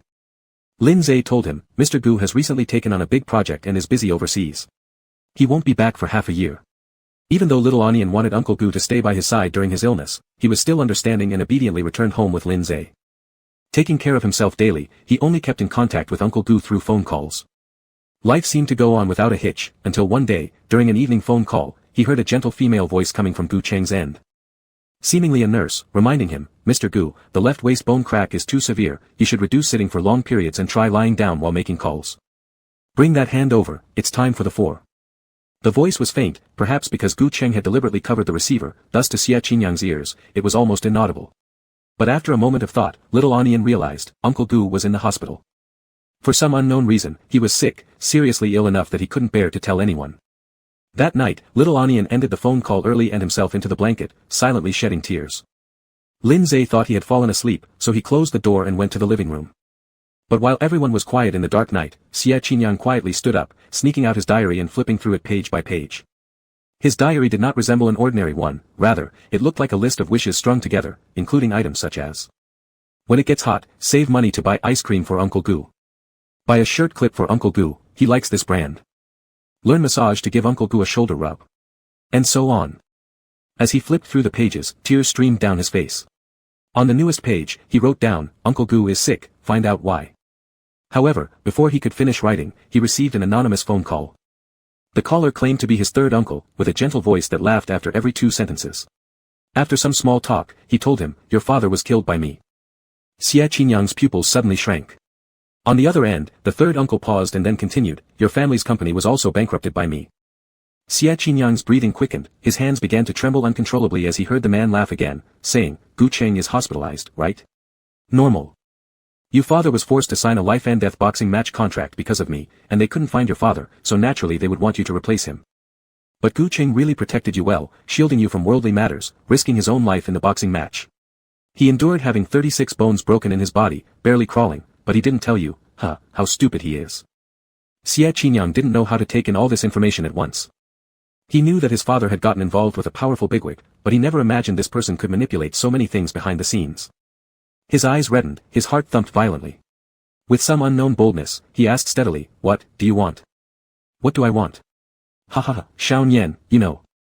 The voice of the third uncle came clearly from the receiver, I am 40 years old this year, with no son under my knee, nor do I plan to marry. But for some reason, ever since I saw you at the full moon banquet, I've liked you very much. I have many times asked your father for permission, but he refused, claiming that even if he died, he wouldn't give his child to someone like me. Now, he is dead. Dead, already. These 3 short words were spoken heavily by the man on the phone, emphasizing this fact word by word, then laughing wildly, Xiao Nian, you don't know. Guo Zifeng who organized the life and death boxing match is just the most insignificant lackey under me. But, Gu Cheng broke the rules during the boxing match, hiding a knife inside the ring and killing his top boxer. Do you think he would just let it go? Would he forgive Gu Cheng? Xie Qinyang swallowed hard, his breathing tightened, and his eye rims grew increasingly redder. He tried his best to remain calm, and soon heard the tone change on the other side, but, Xiao Nian, you can save Gu Cheng. Come to me, become my adopted son, and you will be Guo Zifeng's boss. As long as you say the word, no one will dare to ask for debts anymore, and no one will dare to harm your Uncle Gu. How about it? Xie Qinyang gritted his teeth, trying hard to stop his trembling hands, striving to open his mouth, but not able to produce a single sound. Too many emotions pressed against his chest, as if weighed down by a 1,000-pound stone, almost driving him insane. The threat on the other end continued, Xiao Nian, I don't have much patience. You only have one night to think about it. If you don't call me by 6 o'clock tomorrow morning, Gu Cheng might not survive to check out of the hospital. Alright, I'll hang up. No, don't hang up. Free. Little Xie Qinyang bit his lips, clenched his fists tightly, with his nails embedding into his palms and bleeding just to be able to make any sound, third uncle. When he called third uncle, his mind replayed over and over again the scene of Gu Cheng kneeling down to polish shoes for a group of bullies to protect him. His eyes were already so red they couldn't get any redder, tears streaming down in large drops, but his voice was surprisingly steady, and his lips curled upwards as he spoke. He said, third uncle, actually, I've always admired you immensely and wanted to join you. Tears flowed more fiercely as Xie Qinyang suddenly raised his voice, what is Gu Cheng anyway? He doesn't even have the money to take me to Disney, yet he wants me to live with him. Chapter 97, Mango Mousse, Exchange for Peaceful Blessings. The sharp laughter of the third uncle on the phone was harsh and disgusting, making him feel like throwing up. But at that moment, Xie Qinyang clearly realized, his way out had arrived. If he stayed here any longer, he would end up as nothing more than a child hiding behind Gu Cheng, wiping his tears in secret, far from matching his ambitions. So, he left a farewell letter for Gu Cheng, striving to sever all ties with the man, hoping the name, Gu Cheng, would completely fade out of third uncle's mind. At first, it worked wonderfully. But as time passed, the longing surged back like an unstoppable flood, threatening to drive him insane. One day, his diary filled with Gu Cheng's name accidentally fell before third uncle. In a panic, he kept explaining himself, but third uncle just smiled gently, helping him pick up the notebook, closed it, and patted his head. Xia Qinyang sighed with relief, thinking he'd evaded disaster, but the very next day, Gu Cheng was forcibly abducted by third uncle's men to the racetrack, forced to bet on horses, losing heaps of money. And that wasn't all. The moment Gu Cheng stepped out of the racetrack, a note was shoved into his hands. It was a forged plea for help written in his handwriting, ordered by third uncle. The note read, "Uncle Gu, I can't stay here another second, third uncle always abuses me. My hands are full of injuries, and I barely get enough food. Please save me and take me home, will you?" Gu Cheng simply glanced at the note briefly, paused for a few seconds, then threw it away as if showing no care. That night, however, he directly drove his car, smashing through the iron gates of third uncle's villa with a loud bang. He looked utterly disheveled, with some unnoticeable bullet marks on the car. Back then, Gu Cheng was only 22 years old, obviously experiencing gunfire for the first time, still recovering from fractures, pale-faced, limping as he walked. Yet, despite dozens of black gun barrels surrounding him, he approached the living room step by step, his gaze firmly locking onto where Xia Qinyang sat. Seeing him seated beside third uncle, surrounded by two servants pouring him wine, facing a table full of rich dishes.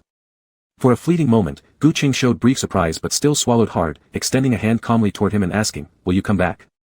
At that moment, Xia Qinyang couldn't describe how he felt, like a momentary dizziness, an illusion that perhaps he could really go home with Uncle Gu. Though life wouldn't be extravagant or filled with frequent outings, at least every morning would bring a good morning, and every night, a gentle lullaby. But, he didn't. He merely tugged his lips, spewing harsh words, pushing Gu Cheng away with a dramatic performance meant to satisfy third uncle's taste for drama. He had no idea how Gu Cheng had left. By the time he realized it, his own tears had already soaked his sleeves. Afterward, third uncle deliberately let him go visit Gu Cheng again. In preparation for this meeting, he cut his hair, following online tutorials carefully crafting an ugly blessing charm. But when he knocked on the door, he immediately noticed something was different about Gu Cheng. Not only was he unaffected by what happened, but he even wore a well-tailored suit, sharp eyes brimming with mockery. With a casual flick of his wrist, he caught the charm Xia Qinyang handed him. Casually twirling it around in his hand a couple times, he slammed it to the ground with a loud slap. "Do you think you're anything special, Mr. Xie? The garbage on the side of the road has nowhere else to go except my house. Never. Go away." With that, the door slammed shut. Before Xia Qinyang fully processed it, the door opened again, and Gu Cheng leisurely came out wearing disposable gloves. With a flick of his wrist, he slapped him with a smack. He spoke indifferently, "Still coming back. You embarrassed me last time, remember that." From that day onward, Xia Qinyang was thrown out by Gu Cheng and never dared to return. Afterward, he faced the underground medical chambers created by the K organization under third uncle's control. They said a man shouldn't always dwell on another man, wanting him to break free from his addiction. But Xia Qinyang didn't believe it. Because third uncle's partner was also a man. That person died, yet third uncle never remarried nor sought any substitutes, hence having no children. What third uncle wanted him to break free from wasn't anything else, but Gu Cheng alone. As the memories faded, Xia Qinyang's knuckles relaxed slightly, thoughtfully rubbing the lab report. "Does he know that I'm sick?" Lin Zhe responded, "He probably does." Xia Qinyang immediately tensed up. "Why?" Lin Zhe pushed his glasses up and replied, "Mr. Gu's mental state has been stable over these years. If cured, there should be memories of the second personality." Memories? These past days, Uncle Gu hadn't mentioned anything, so, is he not angry anymore? Perhaps seeing his hesitation, Lin Zhe gave a rather unreliable reminder, "If you can't figure it out, why not ask him in person?" If he had the guts to ask, he would have done it a long time ago. Xia Qinyang shook his head and put down the lab report, propping up his chin with one hand as he muttered, "His birthday is coming up in 2 days. As soon as he said that, the wolf-like young man suddenly remembered something and hurriedly ran out, opening a chat window with a pastry chef. Gu Cheng liked mangoes, especially green mangoes, so he had to quickly learn how to make a cake. After leaving the pastry chef's shop, it was already 8 p.m. Estimating that the employees had already left work, Xia Qinyang confidently strode into Chicheng Finance, directly heading to the 34th floor, the president's office. Chicheng Finance has an exact 5 p.m. departure rule, rarely extending past 6 p.m. Unfazed, Xia Qinyang walked straight up, carefully considering ways to say, "Surprise," then he bumped into 1, 2, 3, 4, 5, 6. A group of people. The puppy-like youth was bewildered and prepared to find someone to ask what was happening when a secretary's sister pulled him away, bending down and making a SH sign with her fingers. Through the door crack, the girl pointed at the deathly quiet president's office. Mr. Gu lost his temper. The new secretary accidentally spilled cake onto his display piece and is about to be fired. Xie Qinyang scrutinized closely for a moment, attempting to refute. Mr. Gu isn't such a petty person, there must be some misunderstanding. Just as he was saying this, suddenly he saw on the wooden carving dampened by coffee, hanging there faintly, his protective charm. Xie Qinyang's heart pounded wildly. It was his charm, wasn't it? Surely it belonged to him. Otherwise, who would design such an ugly protection charm found on the market? Would anyone buy it? Even if they did, would Gu Qing buy it? And even if he did, would he hang it? A series of questions all pointed to the same answer.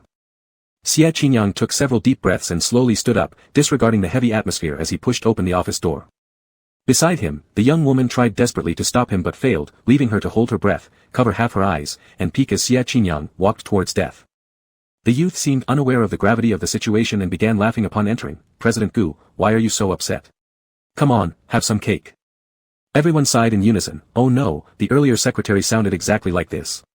Gu Qing lifted his gaze and gave Xie Qinyang a glance. The crowd outside held their breath. The next second, Xie Qinyang unhurriedly pulled out his mango mousse from the bag, opened the lid, and splat. It landed right on the protective charm. The group outside immediately stepped back 3 paces, bowed their heads, and mourned in advance. Chapter 98, A Puppy Asking for Punishment. Gu Qing lightly adjusted his glasses, helplessly sighed, and the atmosphere inside the room dropped to freezing point.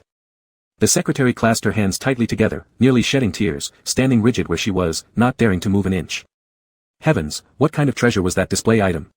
She finally managed to enter the upper ranks of Qi finance just to try luring the boss to see if she could achieve great success, but now.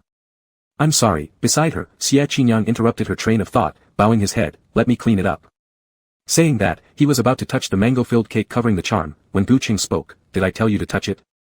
The young man's hand froze mid-motion, retreating behind his back as he obediently stood upright, his little wolf tail almost spiraling to heaven.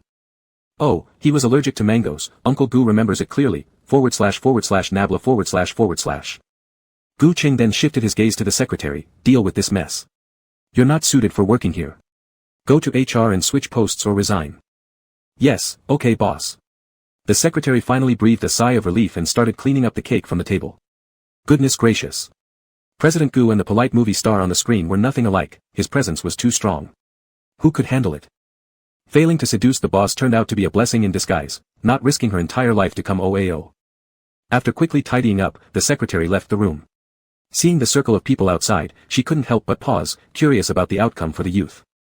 She got to leave, however, that boy probably had it much worse. Sure enough, not long after, under the gazes of everyone present, Xie Qinyang was pushed into the rest area by Gu Qing. The door closed with a distinct sound, slap. It sounded like the lash of a whip hitting a desk. Ouch. The employee sister who tried to pull Xie Qinyang back let out a soft ouch through clenched teeth, a slight smirk tugging at her lips. Why does it feel so stimulating? Oh, I remember who that is.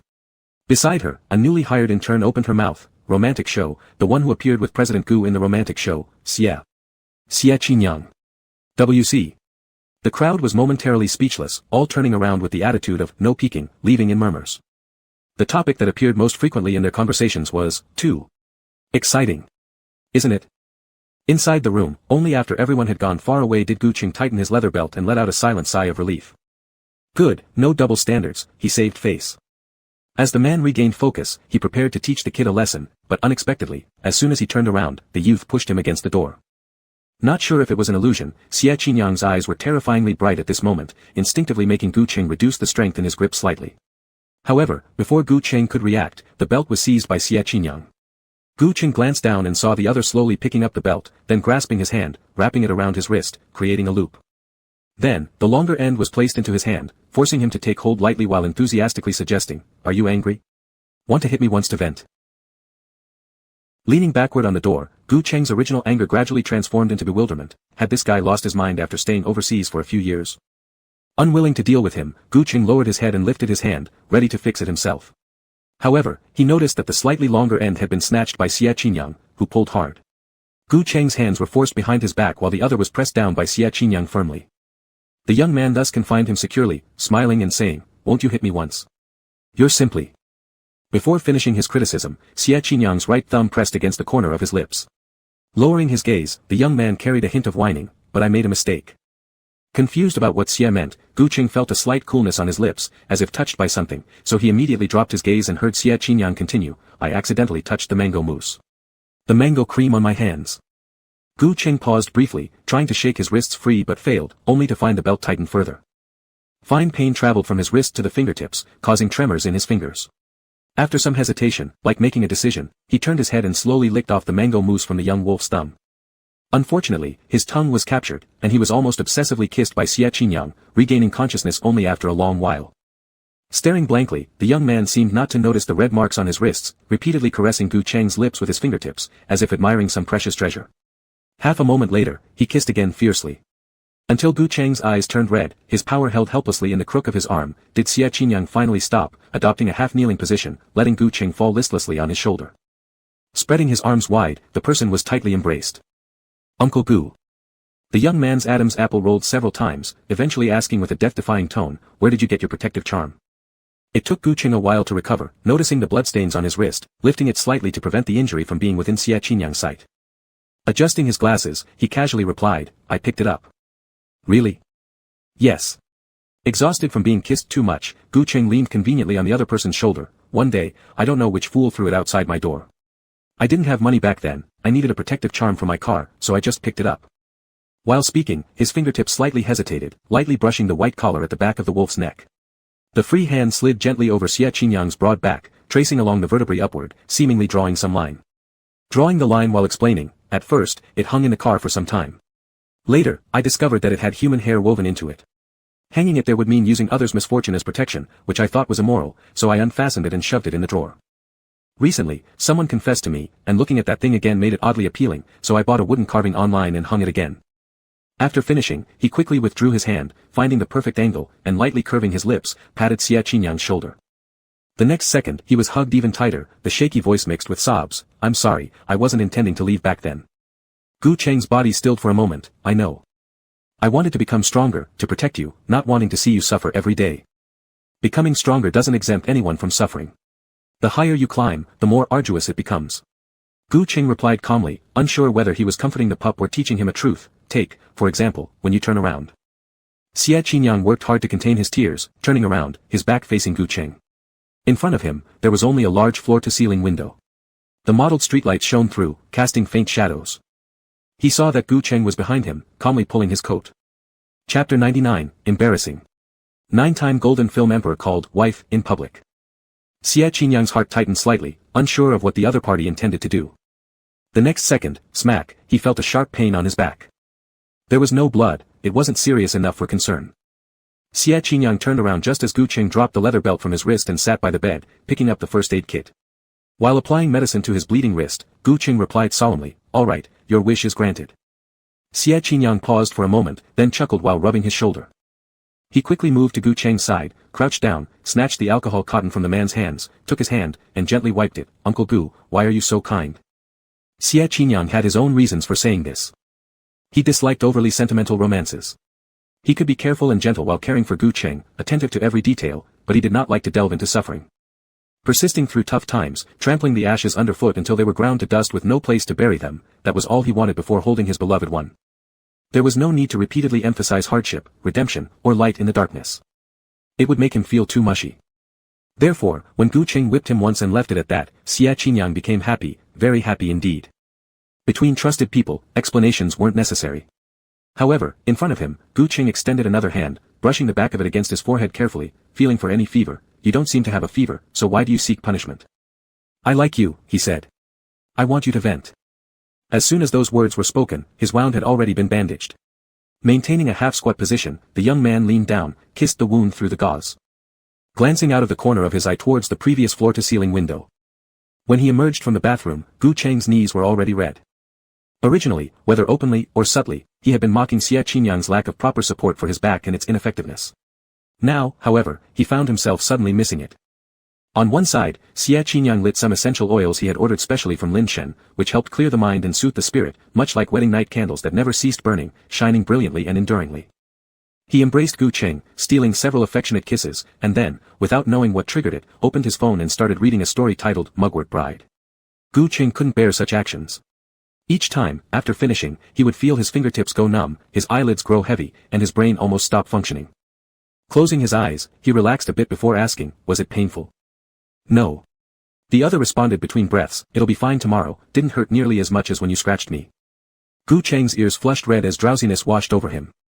He didn't understand why the young man chose to read such unpleasant fairy tales late at night. But relaxing his mind completely, he eventually drifted off silently. Gu Cheng was already asleep, but it wasn't until after he finished reading the story that Xie Qinyang put away his phone, mischievously draping his tie over Uncle Gu's eyes, leaning down again to kiss his, weak and unable to care for himself, treasure. Whispering an apology, alright, the story you didn't finish telling me in our last phone call 8 years ago, I've read it to completion now. Everything has passed. Our relationship will remain strong. After kissing, he lay down, playfully linking their hands together to sleep. Just as he was preparing to sleep, his phone beeped again.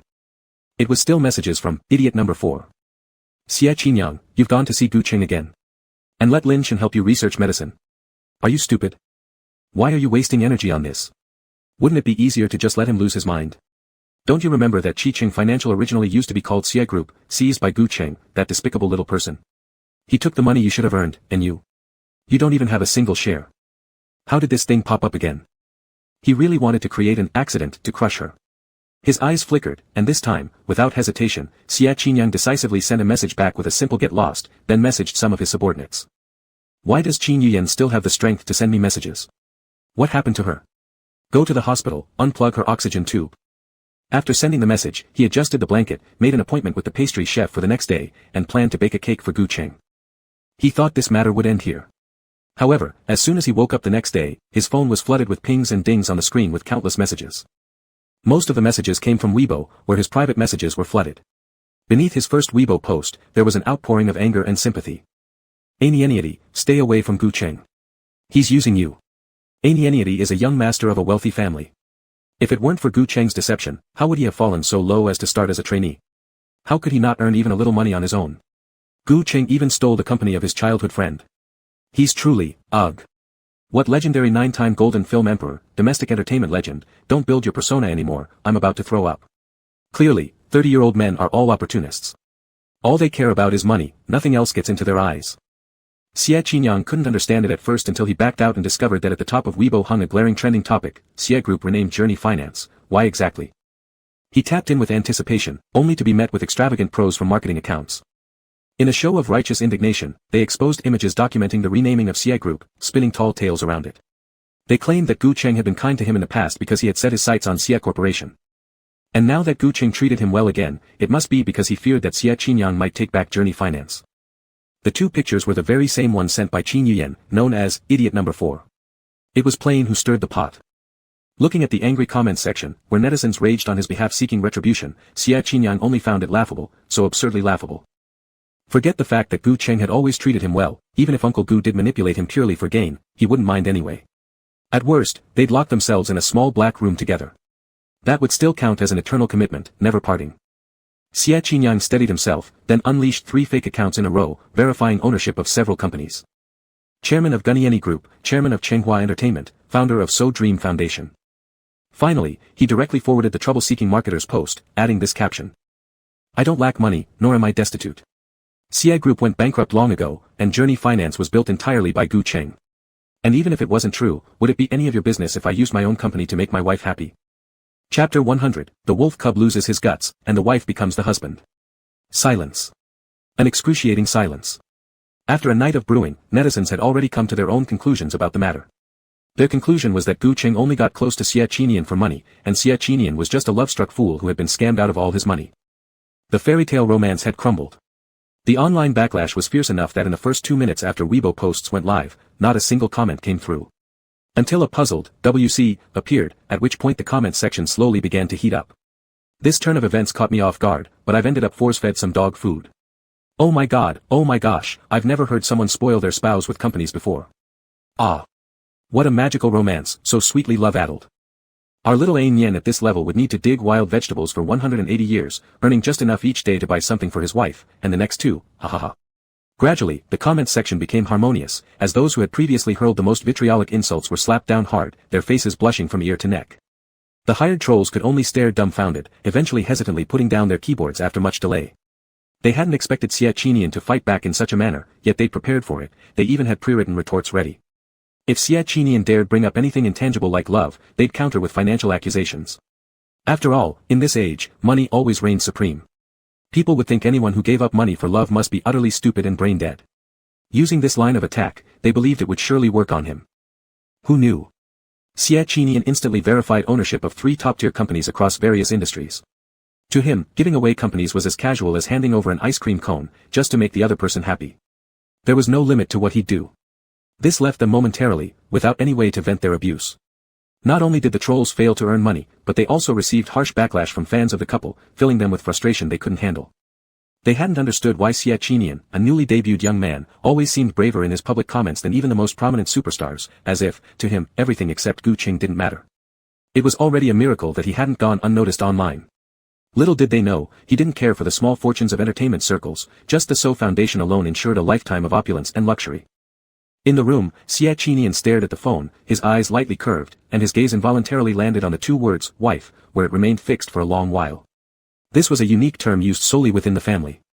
However, because his parents had divorced early and his uncle was unmarried, there had almost never been any mention of it in his memories. As he grew older, he grew more envious of others. Now, he had one too.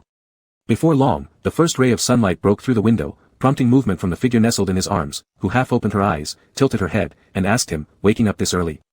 Xie Qinian's breath caught, instantly tensing as he loosened his grip, nearly dropping the phone onto the quilt.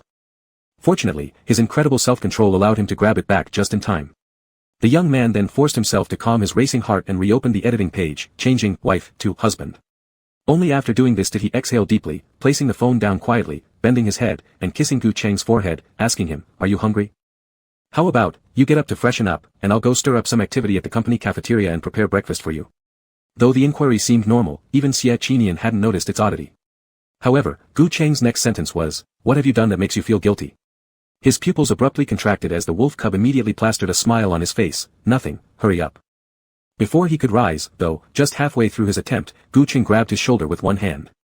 Here lies the difference between male partners and female ones. Under a completely relaxed state, the physical strength gap isn't overly significant. Xie Qinian was forcibly brought down. When he looked down, his gaze met directly with Gu Cheng's eyes. That pair of fox-like eyes, able to see through everything, smiled softly as if capable of penetrating straight into one's soul, questioning him, "Darling, look at me again and say it." His Adam's apple moved slightly as an old suppressed instinct rose to his mind. Xie Qinian felt somewhat intimidated. After a moment of deadlock, he finally handed over the phone, revealing the reply post to Gu Cheng and explaining the ins and outs. Hardly had he calmed him down when, right before closing the phone, a notification popped up, "Gu Cheng is trending on your watch list." The wolf cub's fingertips trembled as he faintly heard the calm voice from beside him, "Open it."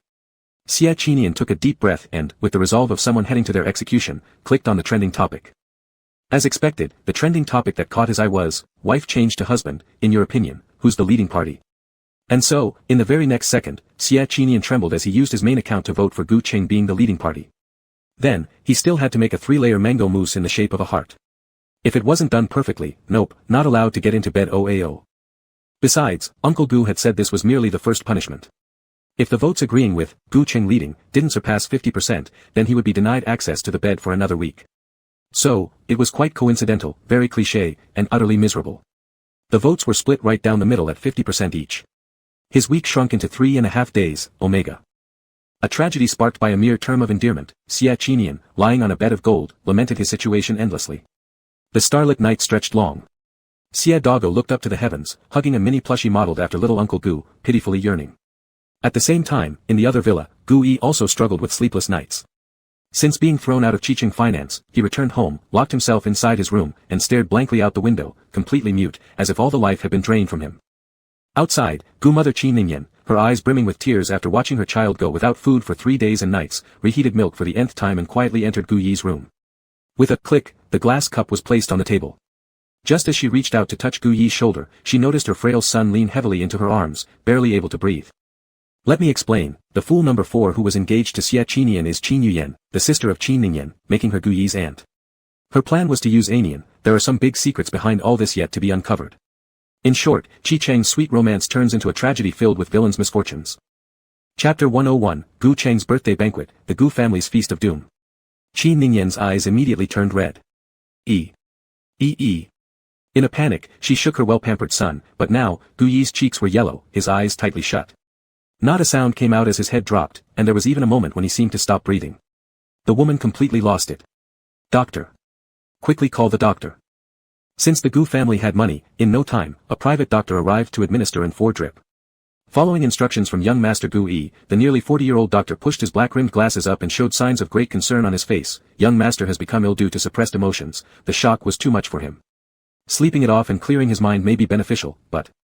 The doctor intentionally paused, capturing Qin Ningyan and Gu Changda's attention before continuing. After waking up, please ensure that young Master is treated with kindness. Indulge him in everything, take him to more banquets, parties, let him experience more joyous events so that he can cheer up and shift his focus. Otherwise, this could very likely evolve into severe depression, leading to self-harm or even suicide. After finishing, the doctor helplessly shook his head, leaving a prescription with earnest advice, then slowly walked away. The moment the front door closed, Qin Ningyan could not bear the impact anymore and began crying softly. With red, swollen eyes, the woman turned and pounded her fists on Gu Changda's shoulders, barely able to speak through her sobs. Did Yi tell you that you hit him? The child is only 24 years old. What grave mistake could he possibly have committed that warranted you hitting him like that? Gu Changda, I've been with you since I was 19 years old. You wanted me to endure the humiliation for the family's benefit and marry that cheap concubine Gu Cheng, so I did. I quietly bore your child, secretly gave birth, endured countless sneers and hardships. Yet Yi is the only legitimate son we had after our marriage, and this is how you treat him. Is this how you treat me? Are you treating me fairly? Wah! Gu Changda furrowed his brows deeply, feeling quite troubled. He loved Qin Ningyan, one might even say that she was the only beacon of light in his heart all these years. Even though he had secretly kept mistresses in the past, none of them could compare to Qin Ningyan. His Yan was like the cornerstone that stabilized their home. Once she cried, his entire heart went into chaos. Finally, Gu Changda sighed, reaching out to gently wipe away her tears, embracing the exhausted Qin Ningyan in his arms with affectionate regret. Alright, don't be upset anymore. I won't stay mad at him any longer. Wah wah. Qin Ningyan cried even harder, almost smudging her makeup. Gu Changda could only continue to comfort her. How about this? In a few days, isn't it that kid's birthday? I'll reserve the best Lanting hotel in the city, invite all the big shots I know, and celebrate his birthday grandly, alright? Qin Ningyan calmed down somewhat, responding in a hiccuped voice, you must also invite Gu Cheng. Gu Changda frowned. On such a joyful day, why would you want to invite that unlucky person? I don't care. I insist, and you should place him at the lowest seat, make him sit in a small corner watching Yi eat fine dining while crying. Only then did Gu Changda realize that Yan intended to get back at Gu Cheng. It was indeed coincidental that Gu Cheng and Gu Yi were born on the same day. Gu Changda thought, if he celebrated Gu Yi's birthday splendidly and made Gu Cheng watch from the corner, it would surely evoke the rebellious son's longing for family affection. Perhaps the next day, Gu Cheng would come to kneel at the ancestral hall on his own and seek reconciliation with him. The old man's eyes gradually curved into a smile as he contemplated the beautiful plan and, naturally, agreed with Qin Ningyan's request. On the side of the bed, Gu Yi pressed his fingers deep into the blanket, barely holding back a smirk. Apparently, tricking the parents by bribing the doctor worked not only during childhood but even now. After all, he was still a spoiled child whereas Gu Cheng was not, so it was a good opportunity to teach him a lesson. Gu Cheng didn't particularly enjoy organizing extravagant birthday banquets. Previously hosting a large one was mainly aimed at making business connections under the guise of a banquet. Now, throwing a lavish party was purely for entertaining the kids. Xie Qining had already planned the event meticulously and mentioned that she wanted to surprise Uncle Gu on his birthday. Therefore, she hurriedly left early on the birthday morning. In her rush, the action of hiding the present wasn't stealthy enough, and it was caught by Gu Cheng. Once the child left, senior actor Gu decisively tiptoed into the room and extremely sneakily opened Xie Qining's gift box. There was a red ribbon tied on top, mimicking his style, with an instruction written at the end, unwrap here. Without hesitation, Gu Cheng pulled open the wrapping paper, revealing a replica doll of himself. It was bound by a tie with its hands, its shirt in tatters, tear decals sticking at the corners of its eyes. There was also a card inside, with calculations written on it, twice a day, once every half day, 7 times in 3.5 days, multiplied by 2 on the birthday, which made it 14, rounded up to 20, asterisk, asterisk. Such a gift was unnecessary. Gu Cheng quickly hid the card and retied the gift. Because of its content, he suffered back pain all day. Finally, he gritted his teeth and bought medicine for his back injury from the system on the way to Lanting Hotel. He had been accumulating year after year, enough for 20 years, and wanted to treat his injuries first. However, this was only for the life points obtained during his pursuit of Xie Qining.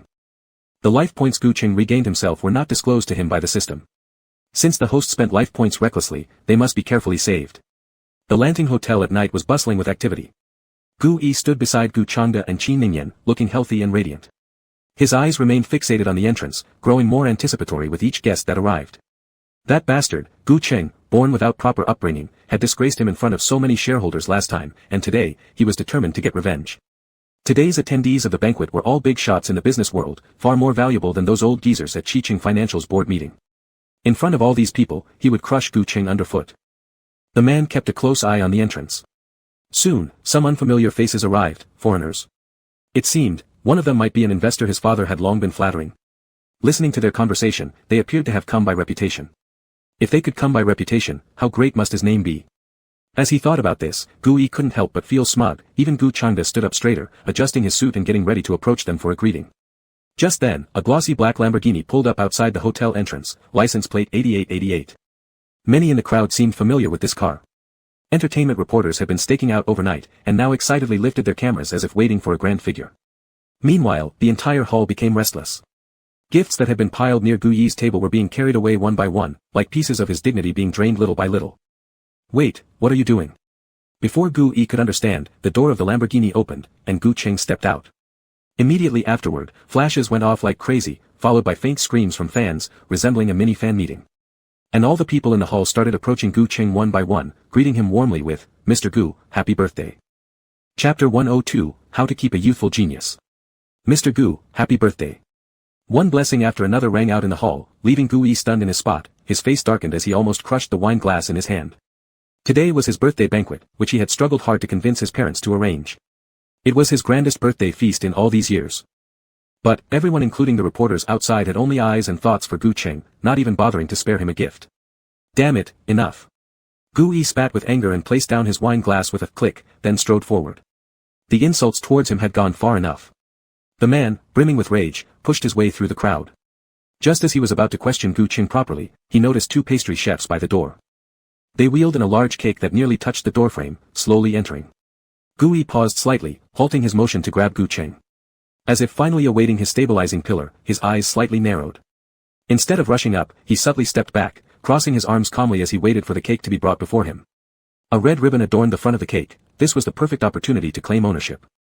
Gu Yi thought, when the pastry chefs handed the scissors to him to cut the ribbon, everyone would know who the true master of the feast was. Thinking thus, the man's mood improved slightly. With one hand in his pocket and confidence brimming, he tilted his head back watching as the cake stopped in front of him.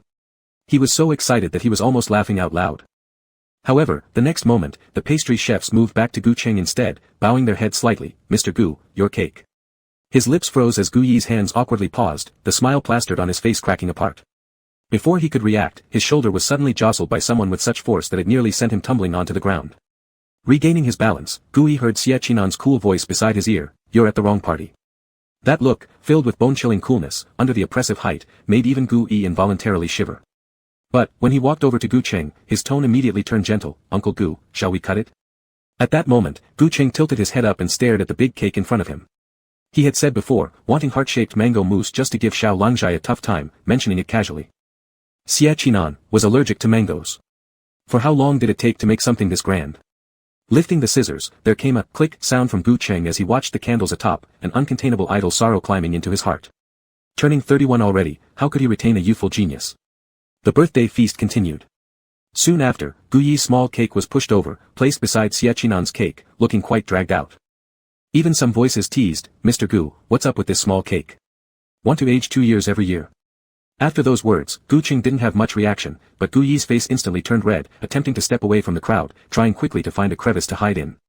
Unbeknownst to him, just as he took a step, Gu Cheng called out, "Everyone has misunderstood, this is my younger brother's cake." Gu Yi's face reddened further, teeth tightly clenched, feeling as if slapped a few times. Behind him, Gu Cheng stepped up calmly, took out the invitation card and a long-prepared present, placing them before Gu Yi. "Happy birthday." Gu Yi received it, glaring at Gu Cheng as if flaying him 1,000 times over in his mind, but finally reached out to accept the box without hesitation and opened it immediately. He was thinking, since Gu Cheng put up such a grand performance to embarrass him, he would retaliate in kind. If the present wasn't some exorbitantly expensive good thing, he would definitely seize upon that point to make a major issue out of it. But upon opening it, it turned out to be loan documents. The black ink on white paper caught Gu Yi's eyes along with the nearby Gu Changda and Qin Ningyan, who couldn't help but notice too. Gu Changda's eyes sparkled at the sight of Gu Cheng's network, though angry with his behavior, after suppressing it for a long time, no words managed to escape his lips. Qi Ningyan, however, couldn't bear her son being humiliated like this and immediately raised her hand to knock the box away. Gu Cheng's eyes darkened slightly. Wait. Whoosh. These two words were like bombs, completely igniting Qi Ningyan's resentment. Without any hesitation, she dropped the box along with the loan documents, her gaze cold and harsh, huffing angrily. It seemed as if her anger had overwhelmed her, her eyes nearly shedding tears. Gu Cheng. What's your meaning? It's fine if you hate me, but Yi is your own brother.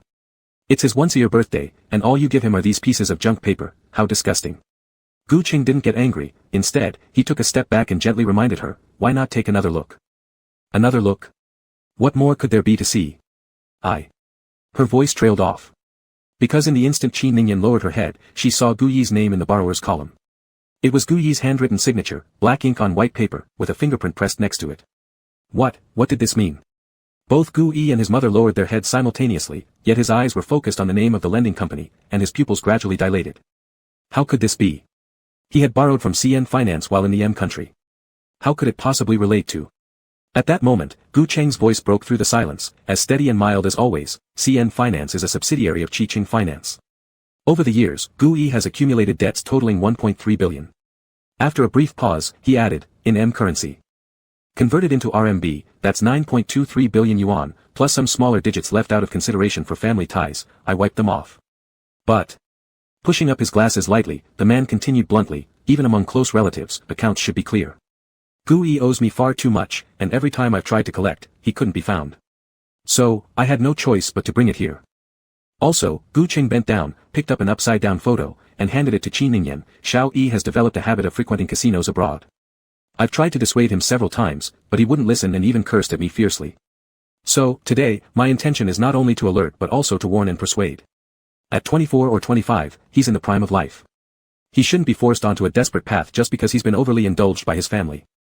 Gu Yi owed Gu Cheng over 9 billion. How could that be? Qi Ningyan simply couldn't believe it. How could her obedient, well-behaved child have turned out like this? For a fleeting moment, she hoped that all of this was a dream. However, Gu Yi stood rooted in place, dazedly staring at the loan forms scattered all over the floor, mumbling, impossible, impossible. She wanted to turn to her husband, but Gu Chengda already had his attention completely on the several big bosses Gu Cheng had invited, with no thought for them at all. She had lost. As Qi Ningyan slowly retracted her gaze, she no longer dared to face Gu Cheng's face. His features were eerily similar to his mother's, those fox-like eyes when shadowed by deep emotions, would always haunt her in nightmares. The woman quickly grabbed Gu Yi by the arm and rushed out, hiding in the car before realizing belatedly that the purpose of arranging this banquet today was to upset Gu Cheng. Now, however, their mother-son duo had been utterly trampled by Gu Cheng. Where had she gone wrong? Kneading her long hair furiously with clenched teeth, Qi Ningyan asked herself again and again, exactly where had she made a mistake? Since orchestrating the supposed death of Gu Cheng's mother, everything had gone smoothly for her. Just recently, Yi had even secured a spot in Chiqing Finance. Their family was meant to rise together in harmony and success. Why had things changed? That's right. There was still Xie Qinan, that little wretch, he was engaged. With that thought, Qi Ningyan let her hand drop and dialed a number. Chapter 103, Uncle Gu when drunk, is super easy to deceive. Gu Cheng had too much to drink. Leaning heavily on Xie Qinan, he stumbled and collapsed back onto the hotel sofa. He sat quietly leaning against it, with a distant and bewildered look in his eyes. This was probably the best birthday he'd had in the last 8 years. He could introduce someone as his own kid, there was someone blocking the alcohol for him when he'd had too much, and after getting drunk, there was still someone who brought him back inside. Good. It felt somewhat unreal. Xie Qinan prepared a glass of honey water, walking over slowly. To prevent him from not being able to drink it, she even provided a straw. Gu Cheng turned his head, staring at the transparent little straw, contemplating earnestly for a while. After a moment, he dropped the straw, took over the cup with great determination, and gulped down 2 large swallows with a gulugulu sound. Then, he soaked his tie, shirt, along with his suit. So childish, completely without any elite demeanor. Xie Qinan couldn't help but laugh bitterly as she busied herself taking the cup away and wiping the wet stains off his clothes with tissues. She leaned by his side, asking softly, "Shall I take off your glasses for you?" Gu Cheng was quite drunk. His long eyelashes blinked twice. After a while, he lifted his hand to adjust his glasses properly and decisively shook his head. It seemed this kind of him was rare, so Xie Qinan wanted to tease him further and kept pressing. Why? Gu Cheng replied, "Today's video said that people wearing glasses would find kissing awkward."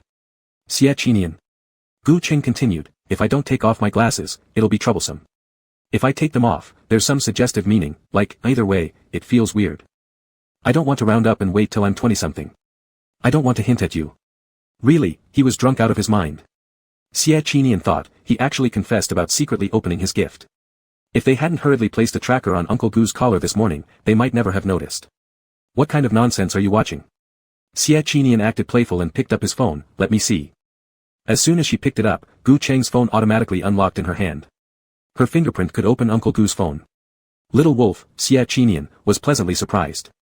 She didn't get a chance to ask when it was recorded, already opening Gu Cheng's browser search history. The first thing that caught her eye was a search result for, on the first time having with a guy, how to act experienced. Her pupils dilated slightly, arousing Xie Qinian's interest. She tapped on, more records.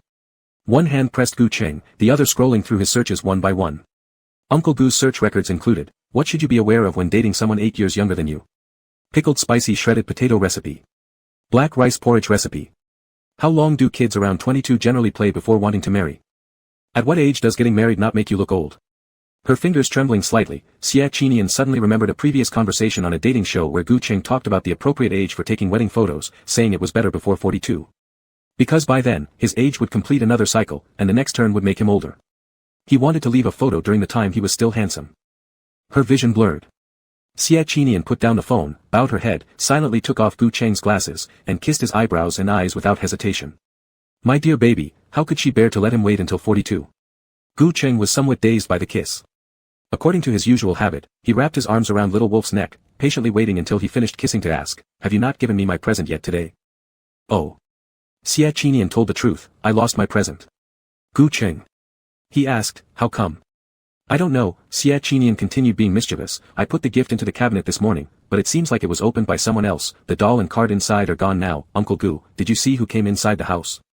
Gu Cheng blinked, recalling the doll and card he threw under the bed, and quickly responded, nope.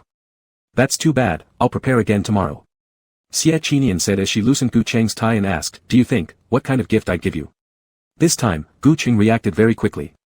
He reached out, grabbed the tie in Xie Qinian's hands, tugged at his own shirt, then slowly used the tie to bind his own hands together. Finally, he bent his head, bit the longer end, and pulled it upwards with a tilt. The actor's skills were clearly displayed. In no time, 2 teardrops fell from his upward slanted fox-like eyes, as he answered her, it's a pre-sent Li, Kuthis, ugh. The next day, as he woke up, the system broadcast sounded right on time. Lifespan increased by 6 years. Please keep up the good work, host. Gu Cheng immediately switched the system to silent mode, pulled the blanket over his head, and continued to sleep. Tired. His waist had just healed from an injury, but now he might have herniated discs due to excessive stress. He wanted to rest undisturbed. This nap lasted straight through until sunset. Fortunately, there were no flashes of fragmented memories after last night's drunkenness. Xie Qinian was lucky enough to escape punishment and could cherish a bit of her own sweetness. She had brought Gu Cheng back to their house in the city center, but as soon as they reached the door, a beautiful middle-aged woman stood there with a handbag slung across her shoulder. As soon as she saw him, she excitedly ran over, on. I finally found you, my son. Chapter 104, Going Crazy, Not Letting Him Be with Gu Cheng. Mom. The unfamiliar word abruptly entered Xie Qinian's mind, and for a moment, he was lost in thought. Since his birth, there had never been a mother in his life, how could she suddenly? Nian Nian. The beautiful woman was teary-eyed, without any of the usual uncertainty one sees in family reunions. She ignored Gu Cheng completely and rushed toward Xie Qinian. Only after being steadied by someone did she manage to stay upright, crying so hard that her breathing was labored. At first, Xie Qinian didn't want to acknowledge her, but as he stared at the features before him, so similar to his own, he started to feel conflicted. The cool breeze swept by, and the situation grew tense. It was Gu Cheng who broke the deadlock, inviting them both inside. Seeing that the woman had produced multiple birth certificates and DNA paternity tests, he arranged for a nanny to cook a meal. Xie Qinian was held tightly by the woman and wouldn't let go, while Gu Cheng found it necessary to hire a nanny considering he couldn't cook well himself, intending to prepare a few good dishes to entertain their guest. But what he heard instead was an unpleasant sneer, living with a man just won't do. There's no sign of a warm home here, you can't even cook. How are you supposed to take care of yourself? Good child, we don't want to trouble Mr. Gu. Mom will take you back to the old house and set you up on some blind dates with pretty girls, alright? This comment seemed casual but was intentionally targeted. Gu Cheng glanced over briefly, paused quietly for a few seconds, and then decided not to disturb the harmonious reunion between mother and son. He quietly walked back into the room and gently closed the door behind him. Xie Qinian turned and glanced, his hand gripping a parental relationship test certificate, his expression complicated. Mom has already told you, it just isn't right to be with a man. I have only you as my child. After 10 months of pregnancy and all the hardship raising you, I can't just watch you jump into the fire. My affairs are none of your business.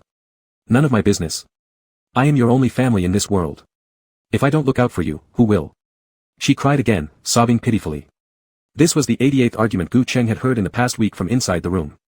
The second episode of the dating show was about to air, and when Gao Si contacted him, he rejected it without hesitation. With all the chaos at home and in his heart, he simply wasn't in the mood. In recent days, the woman had practically stuck to Xia Qinyan like glue, refusing to leave him alone. She claimed that due to childbirth complications, she contracted a terminal illness, thus leaving her son and living a poor life elsewhere to avoid causing him pain. But whenever she got a chance, she returned to see her child. It wasn't until recently, through a fortuitous turn of events, that her condition was accidentally cured. After agonizing for several months, she finally had the courage to come back. Seated on the couch in the living room, the more she spoke, the angrier she became.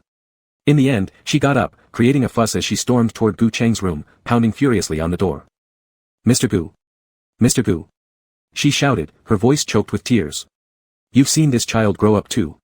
You know that same-sex couples cannot have children of their own. But your family, the Gus, already have 3 boys. Passing on the family name is no concern for you. However, Xian Yan is our Xia family's only descendant. How can you be so selfish? How could you treat him this way? Have you forgotten the will left by Xian Yan's father? And besides, Xian Yan has a sensitive stomach, and you can't even cook a decent meal. It's... Finally, there was a loud whoosh sound as the door opened.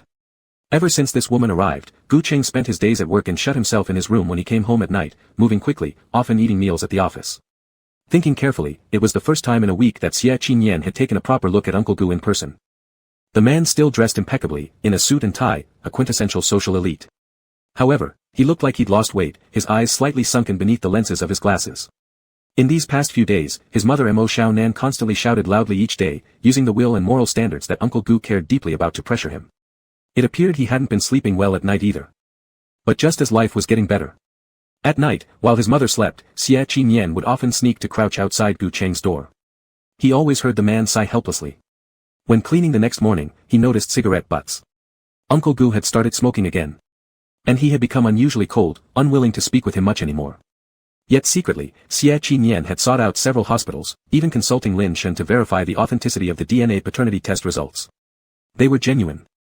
Xia Qinyan thought, it's real. He'd always envied others and even dreamed of finding his long-lost mother. Now she had returned to him, but she fought tirelessly against him being with Uncle Gu. His eyes stung slightly. His first impulse was to push the woman away and rush to hug Gu Cheng, asking if he'd eaten or slept properly. But before he could take a step forward, Gu Cheng's eyes softened. The man raised his hand, gently adjusted his glasses, then took a step back, refusing Xia Qinyan's approach. His gaze immediately shifted to Mo Xiaonan as he gave a faint smile. Madam, you can scold the child however you like, but let me make one thing clear, this is my house. Gu Cheng emphasized his territory without hesitation, pulling out his phone and opening the payment page. If Xia Qinyan stays with me, I will give you some face and allow you to stay here. I'll hire the best nanny for you. But if that relationship ends, I have no reason to respect you. He continued, it's true that I don't know how to cook, but I have money to pay others to do it for me. All I need to do is rest, and I'll enjoy the finest food. I received the will, and over these years, I've taken care of Xia Qinyan without failing anyone. I just did a rough calculation, the rent, food expenses, and the debt I paid off for your failing company add up to 6.54 billion yuan, 7,862 yuan, and 53 cents. Originally, I intended to round off the cents for you, but now, not even a penny less. And are you planning to pay me back right now, or should I ask my lawyer to draft a contract? His words were calm and fluent but left Mo Xiaonan momentarily stunned, at a loss. The person had only given her money so she could take Xia Qinyan away and break his relationship with Gu Cheng. There was no mention of owing him so much money. She couldn't accept it, the words she prepared stuck in her throat, making them hard to utter. After a dazed pause, she suddenly said, Gu Cheng. What exactly do you mean? She had no intention of paying back the money and became flustered.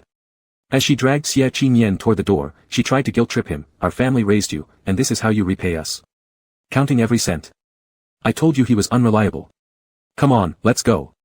In this world, only a mother gives love unconditionally. As she spoke, she impatiently yanked open the door, only to collide head-on with 2 men. One was Gu Yi, and the other was Gu Ming, who rarely returned from the U.S.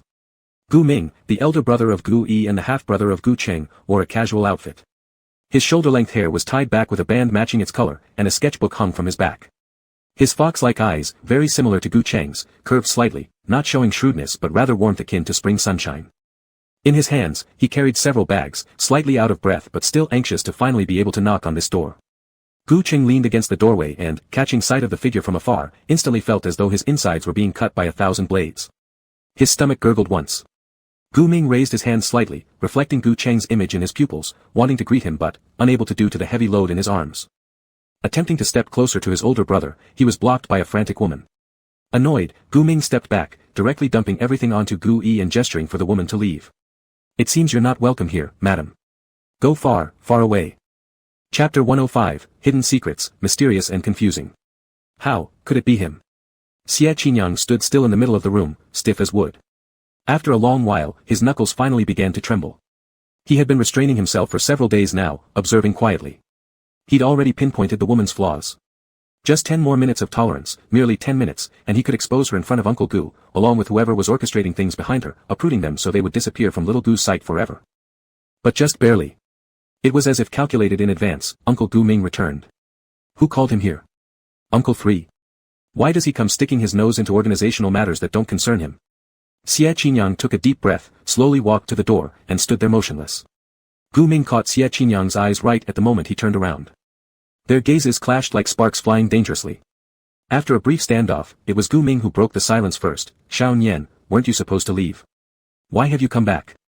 Staring forward through the floor-to-ceiling window on the balcony, Xie Qinyang focused on a certain spot and then replied, this is my home, naturally, I need to return. I just didn't expect that after taking care of some private affairs, someone would take advantage of the opportunity. He slowly lowered his head, leaning closer to Gu Ming, his voice brimming with hostility. Some rats love to slip in whenever there's an opening. Haha, then hurry up and come back quickly. Gu Ming smiled warmly, his fox-like eyes bending pleasantly, his words gentle without any hostility. Like a breeze sweeping across the lake's surface, he added lightly, I'll wait for you after finishing dinner. Thanks, Brother Ming. With those words, Xie Qinyang strode out the door confidently and soon caught up with his mother. Inside the house, as soon as Gu Ming entered, he hurriedly laid out an entire table full of food. Even Gu Yi seemed exhausted from all the preparation, directly throwing down the items with a whoosh and confidently placing his hands on his hips. Gu Cheng, today our brothers meet, let your second brother decide this matter. How dare you expel me from the company and disclose my loan information in front of so many people? That is utterly immoral. Ah. Suddenly, he felt a kick from behind. Caught off guard, Gu Yi fell face first onto the ground, landing teeth first, blood dripping incessantly. Dizziness overtook him momentarily, nearly knocking him unconscious. His ears began ringing incessantly, only gradually regaining consciousness before hearing Gu Ming's calm voice, there's nothing for you here, leave. Gu Yi looked up, incredulous. Yet despite attempting several times to speak, not a single word dared to escape his lips. Truth be told, he feared Gu Ming. Everyone in the family doted on him except Gu Ming, who secretly caused trouble with guns and snakes, leaving Gu Yi bruised and battered. Afraid. Gu Yi stumbled to his feet, aggrieved, preparing to flee when he heard Gu Ming speak again, clean up your dirty blood first. Gu Yi turned back, his face turning pale. Was he being asked to clean his own blood right in front of Gu Cheng? What difference was there between this and asking him to clean Gu Cheng's shoes? Gu Yi thought he might be going mad, actually daring to glance towards Gu Cheng, seeking his help. However, Gu Cheng simply walked over to the fridge, pulled out a few apples, washed them, and began leisurely munching on one near his lips, watching indifferently. A tiger in front, a snake behind. If he lingered outside too long, he risked being blocked by Xie Qinyang, that vicious wolf. Gu Yi hesitated, conflicted, red-rimmed eyes squatting down to wipe his own blood and then apologizing under Gu Ming's grip on his collar to Gu Cheng. Only after doing so did he bolt out as fast as possible, suppressing his sobbing cry. Mom. He wanted to go find Mom. Gu Yi's disheveled appearance lasted until he tumbled down the stairs as fast as possible before Gu Cheng calmly sat down, picked up an apple, and handed it over to Gu Ming. When did you get back? Just got back. Gu Ming bit into it while unpacking various bags he brought along. While chewing, he introduced each item, this blue lobster, freshly caught, perfect for making the baked lobster with cheese you like so much. And look, a blue crab, can you believe its size? We can even turn its legs into sashimi later. And this is the cake you mentioned as delicious during your trip to Seattle. I bought a lot, heavy as hell. This one, mint-flavored Marlboros, not roasted but refreshing for clearing the mind. I grabbed 2 packs for you. With all the dazzling introductions by Gu Ming, Gu Cheng couldn't keep up. He simply waited until Gu Ming stopped and replied, put it away, let the nanny handle it later. Absolutely not. Gu Ming insisted, seafood is all about freshness, how can we wait for a later time? Gu Cheng picked up the phone, then I'll call. Before he could finish, Gu Ming pressed his shoulder down and forced him to put the phone back. Brother, my dear brother, don't bother, I'll handle it. Gu Cheng raised an eyebrow. Gu Ming obediently returned to his side and explained again, I specially learned abroad just for this, spent all day traveling so that you could taste something fresh. How can a nanny make it as authentic as I can? You rest and let me take care of it. With that, the room fell silent for a moment. Gu Ming's gaze lingered on the man's rimless glasses for a few seconds, like meeting a deity he dared not face directly. After staring greedily for a while, he hastily looked away. He smiled gently with a hint of loneliness and turned to walk into the kitchen. Outside, the sun gradually sank behind the mountains. 10 minutes later, Xia Qinian arrived with his mother at an abandoned residential building, standing silently on the rooftop without a word. This atmosphere was quite eerie. Mo Xiaonan tentatively chuckled nervously and asked, "Xiaonian, why are we here?" Xia Qinian didn't reply, making the woman even more anxious. She quickly changed the topic in her imperfect Chinese. "I tell you, Gu Qing really has no shame. Years ago, it was your father who took him in. Now, instead of showing gratitude, he takes advantage of you, demanding money from us. He shouldn't even have the audacity to say that aloud. I'm telling you, leaving him is the right choice, we too." "Mom."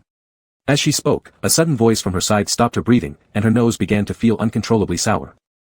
After all, this was her own flesh and blood, her little Nian. How could she not miss him? Despite fleeing with a wealthy man years ago because she feared Siejua couldn't raise him properly. During her luxurious life since then, she occasionally thought of this pitiful child. Perhaps these days, as Xia Qinian called her mom for the first time in years, her eyes soon became moist, and long-suppressed maternal feelings reignited within her. For a moment, she even forgot the passing time. She saw Xia Qinian turn around and give her a sweet smile. "I think I left my phone at Uncle Gu's place. Could you lend me your phone to make a call?" "Oh, of course." Mo Xiaonan brushed her blonde hair aside, slightly lowering her deep-set eyes. Before long, she handed over her phone. The moment Xia Qinian received it, exactly 10 minutes had passed. He smiled faintly, opened the phone, and stared at the 8:30 time, lips lightly pursed. Sure enough, the next second, a contact named Qin Yuyan called. Reversals upon reversals. The central plot of this book will be revealed in the upcoming chapters. If there's anything unclear, please feel free to ask me OAO. Chapter 106, What kind of people are you to even dare compare yourselves with him? In the silent night, the screen suddenly lit up, blinding Mo Xiaonan momentarily and causing her to instinctively close her eyes. The moment she opened them, the name Qin Yuyan caught her attention. It was then that she seemed to remember something, which sent her into a panic. She reached out to snatch Xia Qinian's phone. But in just an instant, the boy had confirmed his judgment and immediately raised his hand to press the call button. His tone was as rude as ever. "I see. Why would my previously unknown mother suddenly return? And why would she be so insistent upon returning? Originally, you haven't given up on the engagement?" There was no response from the other end, but several trembling breaths were clearly audible. It was unclear whether they were filled with anger or fear. "I'll take a guess." Xia Qinian ignored Mo Xiaonan's mixture of shock and panic, taking steady steps toward her as he spoke. The moment he pressed the end call button, his aura changed dramatically. A menacing presence radiated around him, terrifying Mo Xiaonan, forcing her to retreat hastily as he approached. Xia Qinian remained calm, continuing the conversation as if nothing unusual had happened. "Were you waiting for me to break up with Gu Qing due to my mother, so you could become my new arranged date? You schemed against even me, Qin, Yu, Yen. How audacious of you." His tone was level, yet beside him, the abandoned building stood empty, its rooftop surrounded by concrete and rebar. Mo Xiaonan had been pushed to the brink by her own son, with nowhere left to retreat.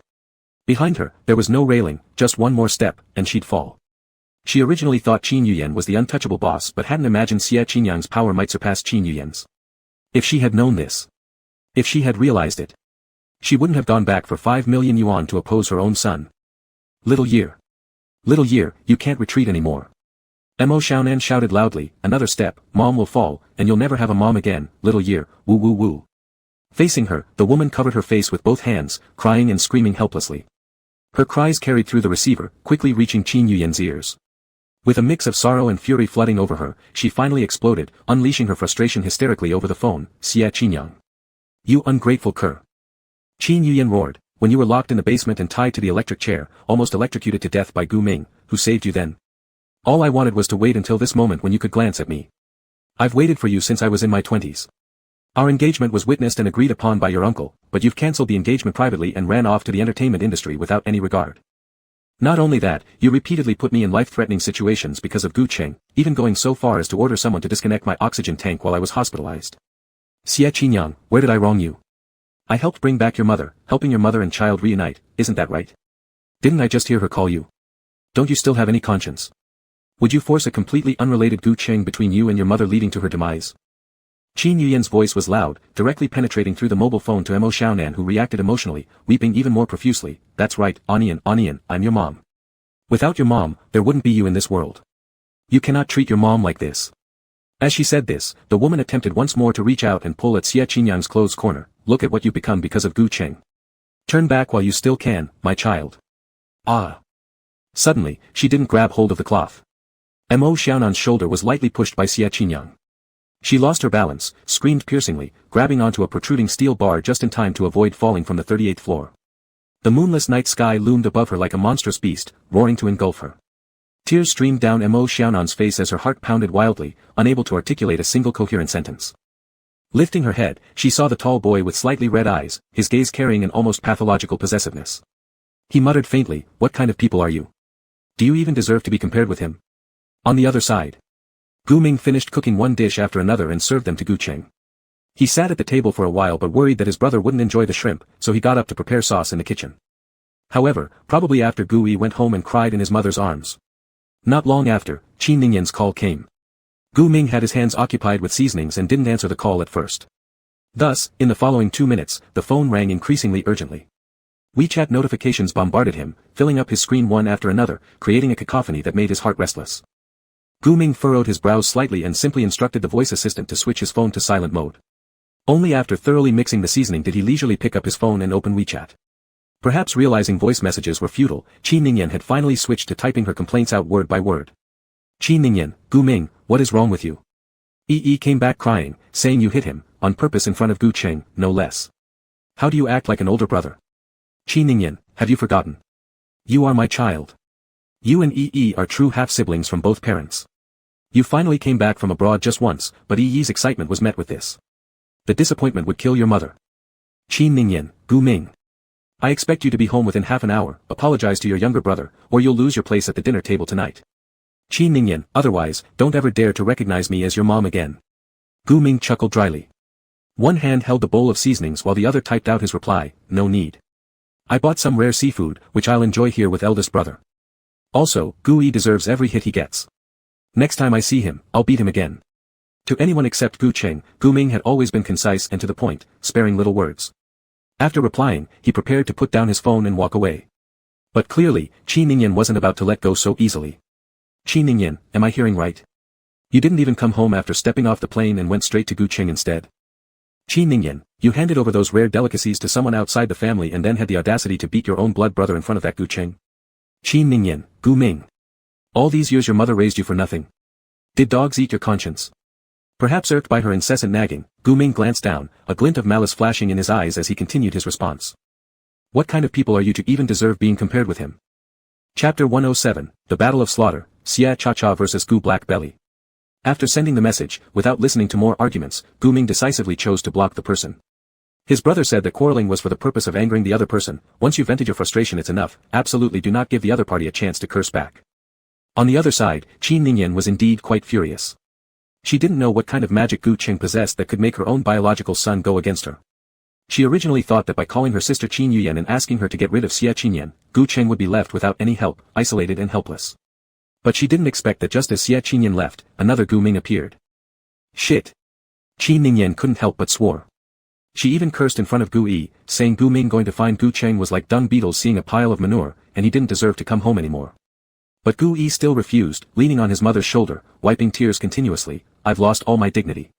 Mom, you can't just let this go with Gu Cheng, otherwise, he will definitely bully me to death in the future, woo-woo. Alright, good child, don't be sad. Mom absolutely won't let him go." Qin Ningyan hastily hugged her obedient young son, feeling deeply sorry for him. Absolutely not. On the rooftop, Xie Qinyan slowly lowered his eyes, while looking at Mo Xiaonan who kept struggling, and continued to speak to Qin Yuyan on the phone. "Do you not have any idea why you are helping me? Qin Yuyan, you just value my organization's successor, identity, wanting to use me to dominate within the organization, so why should I cooperate with you? Moreover, you won't live long either." After speaking, without giving the other person a chance to argue, Xie Qinyan hung up resolutely. Dropping his hand, he slightly loosened his grip aiming at his mother's forehead. Bang! The phone dropped freely hitting the woman's head, then continued falling towards the 38th floor below. Mo Xiaonan deliberately listened carefully but couldn't even hear a single sound when it finally hit. Her mind was in chaos, and she struggled harder, tears dripping down uncontrollably. Before she had time to argue, she saw Xie Qinyan standing before her, opening his mouth unhurriedly. "Mom, I believe you're my real mom, but a few days ago, I also checked why you really left me. Because you thought my dad was poor, right? Mo Xiaonan froze, her face losing all color instantly, unable even to think of an excuse. Xia Qinyan turned and took a step forward, continuing, I'm not willing to evaluate your personal behavior, but considering our relationship as mother and son, after I go downstairs, I'll call 119 for you, whether you live or die is all up to your own perseverance. As he finished speaking, the youth had already slowly descended the stairs step by step. When he arrived outside Gu Cheng's door, he heard a diwu-diwu sound from afar, seemingly heading towards the rooftop where Mo Xiaonan was hanging. Withdrawing his gaze, Xia Qinyan smirked slightly, full of displeasure.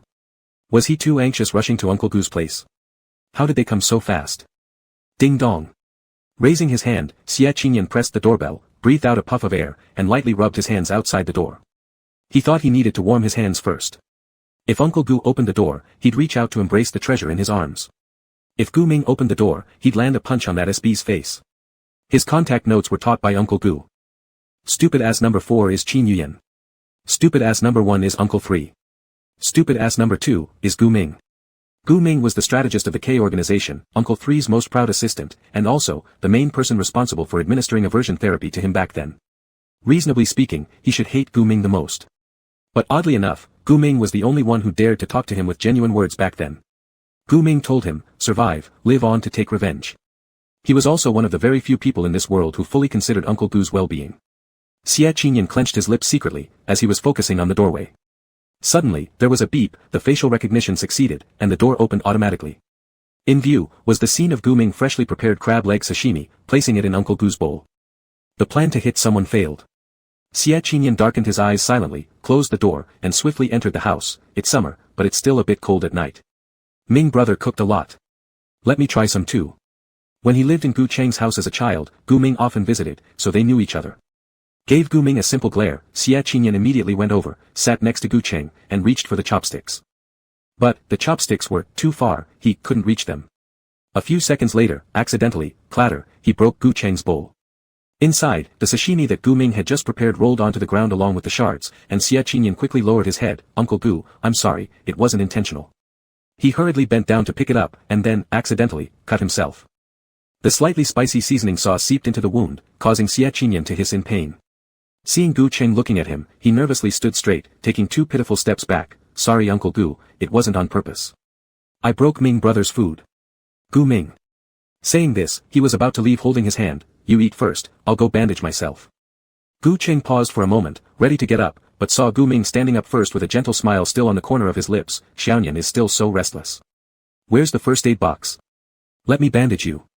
Xia Qinyan gritted his teeth silently. Let him do the bandaging, sure. He wanted Gu uncle to do it. But obviously, Gu Ming wasn't giving him the chance to act pitiful. In no time, Gu Ming took over the medicine box, wiped the alcohol-soaked cotton on the wound, and carefully wrapped his fingers with bandages. Gu Cheng paused for a while, then got up, grabbed a bowl for himself, sat back at the table, and continued eating while observing. Everything was peaceful, when suddenly, Xia Qinyan pressed his finger during the brief moment when Gu Ming finished winding the bandage. The blood came out again. The young wolf softly hissed, Ming brother, if you can't handle it, I'll do it myself. Gu Ming. Fine, he would settle accounts later.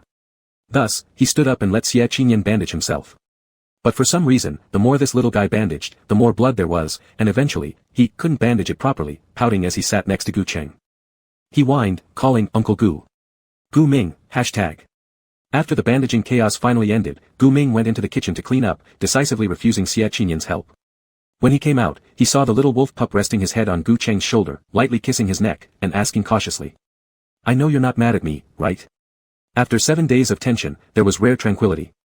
Xia Qinyan rested his head on Gu Cheng's shoulder, gently sniffing the scent of cedarwood from the man's body, slowly calming his heartbeat. Not long after, Gu Cheng's hand gradually lifted and lightly ruffled his hair twice. How do you know? Chapter 108, The painter's brush only paints his own muse. Xia Qinyan smiled, finally putting his mind at ease. He said, I found it when I was cleaning your room a few days ago. Gu Cheng. Xia Qinyan continued to explain, I saw the cigarette butts, so I grabbed your hand, but there was no smell of cigarettes on you. There were a lot of ashes in the ashtray by the bedhead. At that time, I knew you were just acting, deceiving her and me, right? When his hidden malevolent thoughts were discovered, Gu Cheng hesitated for a moment and replied, didn't I deceive you? Xia Qinyan's eyes felt a little hot, his long eyelashes brushing lightly over the man's earlobe as tears welled up. If it had been any other time, he would have already pinned Gu Cheng against the wall until he could barely stand. But now, leaning casually against the doorframe at the kitchen entrance with everything tidied up, Gu Ming had his gaze upward, filled entirely with warnings. Despite this, Xie Qinyan, born with a rebellious bone, simply raised his head meeting Gu Ming's gaze, kissed Gu Cheng's earlobe lightly, opened his mouth, and bit the eyeglass chain unnoticed. Only after watching Gu Ming's expression gradually change did he feel satisfied enough to stand straight, pulling Gu Cheng to the living room couch. Following his usual habit, he found Gu Cheng's favorite TV programs while standing behind the sofa, giving Uncle Gu a gentle massage. As expected, Gu Ming didn't get angry. After being silent for a while, he went to the guest room on the left, brought out an easel, sat down himself, and started sketching. Xie Qinyan occasionally turned his head to look over, asking, "Brother Ming is painting?" "Aha." Gu Ming nodded, "I got tired from the journey today. After finishing this one, I'll rest." Xie Qinyan didn't continue speaking. Not long after, Gu Ming finished his drawing. Xie Qinyan leaned closer to take a look, the background being the current living room, yet Gu Ming's lines were extremely soft, further beautifying the original objects. On the couch was Gu Cheng reclining while watching TV. From the side, his brows and eyes looked ink-painted, beautiful like a god descended from heaven. Xie Qinyan carefully examined it twice, then unhappily suggested, "Why doesn't Brother Ming paint me?" Gu Ming smiled, "A painter's brush only paints his own muse." After saying this, he carried the easel into the guest room. Not long after, he claimed to have caught a cold, starting to rummage through the room, searching everywhere for medicine, even entering the master bedroom once because of it. Xie Qinyan didn't pay much attention at first, but in the evening, sitting by the bedside table, the newly purchased item was gone from the drawer. In its place was a note, "His health has always been poor, can't you let him have some peace?" Xie Qinyan calmed down, sighing softly, and slowly lay flat, gently holding Uncle Gu's hand. He asked quietly, "Why aren't you mad at me? Is it because you figured out what I wanted to do?" Handling a few major issues today, Gu Cheng also felt a bit tired. Having finally settled into silence, his eyelids began to feel heavy. He instinctively clutched the edge of Xie Qinyan's shirt and murmured with closed eyes, "When your tail twitches, I know exactly what tricks you're planning." The night was deep. Gu Ming put away the painting and sat before the floor-to-ceiling windows, silently overlooking the moonlit scene, thinking about the purpose of his return this time. A while back, his brother was hospitalized, coughing up blood, his life hanging in the balance. But clearly, all those doctors were either arranged by him or Xie Qinyan, and none dared tamper with the medication. Moreover, the poison planted by Gu Yi wasn't the kind that would immediately claim a life, so why had his brother's condition suddenly worsened, pushing his vital signs to the brink? It'd be good if only he could see the medical records. Gu Ming thought, this time coming back secretly without informing the organization, he must find the medical records. Just as he pondered this, a faint click reached his ears. It seemed to come from the living room. Gu Ming's expression hardened as he hastily stood up. When he opened the door, he saw Gu Cheng locking something under the liquor cabinet. Then he took out a blank medicine bottle, poured 2 pills into it, and drank them down with water. Seemingly noticing footsteps behind him, the man hurriedly swallowed more water, placing the bottle back inside the cabinet. Turning around, bathed in the dim glow of the night light in the living room, he adjusted his glasses. Ming, still awake so late? The time difference hasn't been adjusted yet. By nightfall, I'm paradoxically wide awake again, said Gu Ming as he spoke, stepping alongside his brother. He reached forward, opening the cabinet to inspect the bottle and asked, "Are you still taking Professor Huang's medicine?" "Yeah." Gu Cheng responded, "The teacher said we shouldn't stop it, so I'll keep drinking it." Upon finishing his sentence, he picked up a disposable cup, poured a little water, and handed it over. Actually, Gu Ming wasn't very thirsty, but since their conversation seemed a bit dry, he still reached out to take the cup and started chatting casually. Gu Cheng asked about his trip, and Gu Ming made up some stories about his overseas adventures. The two chatted for half an hour. As Gu Cheng began to feel drowsy and yawned, getting ready to leave, Gu Ming's voice called him back from behind, "Brother." He shouted, his tone trembling slightly with helpless concern, "Do you like Xie Qinyan?" Gu Cheng turned around. Whether it was an illusion or not, the usually unflappable Gu Ming now had red eyes. It was as if he had lost something incredibly important, his lips quivering faintly. Before receiving an answer, he quickly repeated his question with urgency, "Brother, just like what said online, do you like him?" Gu Cheng paused for a moment and then firmly nodded. Taking a step forward, Gu Ming continued, "So, will he always live with you? Will I see him every time I come back?" The younger brother's voice trembled noticeably. Gu Cheng felt a twinge of regret, but he still nodded and discreetly took half a step back to create some distance between them. Gu Ming had an odd possessiveness toward him, which Gu Cheng was well aware of. This boy's mind was heavy with thoughts and had been abnormal ever since childhood. After being saved once by Gu Cheng, his behavior grew even more peculiar. Therefore, over the years, Gu Cheng paid close attention and attempted to correct this. But at this moment, the sorrow and fanaticism in Gu Ming's gaze shocked him. After a moment of eye contact, Gu Cheng was the first to look away and glanced outside the window twice. After composing himself, he placed his hand on Gu Ming's shoulder and changed the subject, "To be honest, I hope you can keep coming back." Gu Ming paused, unsure of the meaning. Gu Cheng continued, "I wish everyone could stay well. Xie Qinyan and you, both can live happily." Gu Cheng's voice was steady, masking his obviously intense heartbeat. He said, perhaps one day, when you can't come back anymore because you're in some place, forced to spend many, many years there before regaining freedom, I'll still wait for you at home. Maybe only you alone, or maybe, both you and Xie Qinyan. Hopefully, we can have a sincere reunion before I pass away. Gu Ming's eyes flickered, he instinctively realized that the place Gu Cheng referred to was prison. His brilliant older brother must have long ago uncovered the clues. When the tumult finally subsided, Gu Ming suddenly said, I still remember, when you were a child, you told me life is simply about clothing, food, shelter, and travel. As long as you wake up each day, have clothes to wear, food to eat, a place to stay, and good health, that's the best kind of life. But brother. Gu Ming spoke, staring at Gu Cheng with utmost sincerity, like seeking salvation or looking up at a deity. He asked, what if some people are born into a fire pit, bound by circumstances, unable to escape? Chapter 109, Are you engaged to someone else? The living room lights were somewhat dim. Gu Qingli stood in the light, watching a large shadow cast on the wall enveloping half of Gu Ming's body. He felt a twinge of pain in his chest for no apparent reason. Then he took 2 more steps back, indicating to Gu Ming that he should step forward. His refined younger brother stepped forward on his own initiative and was soon standing in the brighter area. Gu Cheng said, see, many things hinge on choice. With that, he turned and walked toward the master bedroom. Gu Ming slowly raised his eyes, staring at his brother's slender neck and perfect waistline, watching him walking toward that door. After closing it, he would again be embraced by another man. His heart thudded wildly. Suddenly, Gu Ming quickened his steps and tightly grabbed Gu Cheng's shoulder from behind. His warm breath lingered by the neck, creeping under the collar. Brother. Gu Ming whispered softly, his repressed tone quivering. Gu Cheng instantly felt his scalp tingle and shoved him away, his gaze becoming icy cold. Seeing this, Gu Ming stood rooted in place, shivering involuntarily. The fiery look in his eyes quickly faded as if extinguished, making him appear deflated without needing a reminder. Immediately, he apologized himself, I'm sorry, I overstepped my bounds. After speaking, he let out a long sigh and coolly returned to his own room. Fortunately, Xie Qinan was asleep and didn't cause an uproar. Early the next morning, Gu Cheng used the excuse of signing a big deal to head to the company early. However, instead of discussing business, he directly summoned the system to display the current scenes at home. The system couldn't help but widen its eyes. It thought Gu Cheng must be crazy. Not only did he leave the 2 needle-sharp opponents alone at home, but he also intentionally locked things during the night, drawing Gu Ming's attention. And now he wanted to monitor them. Hiss, the system couldn't help but shiver. It had previously only thought that following Gu Cheng strained its mental capacity. But today, it was truly shocked by his complex thinking. A blue screen floated in the air as the system interface gradually unfolded before Gu Cheng's eyes. Gu Cheng saw that after a juvenile squabble, Gu Ming still stopped Xie Qinan from going out. Together, they opened the lock of his liquor cabinet. Gu Cheng's attention refocused since last night he hid his medical records there. During these days spent with Xie Qinan, he had already noticed some anomalies. Sure enough, not long after, the two argued fiercely again. Gu Ming. Didn't you say all doctors are arranged by you?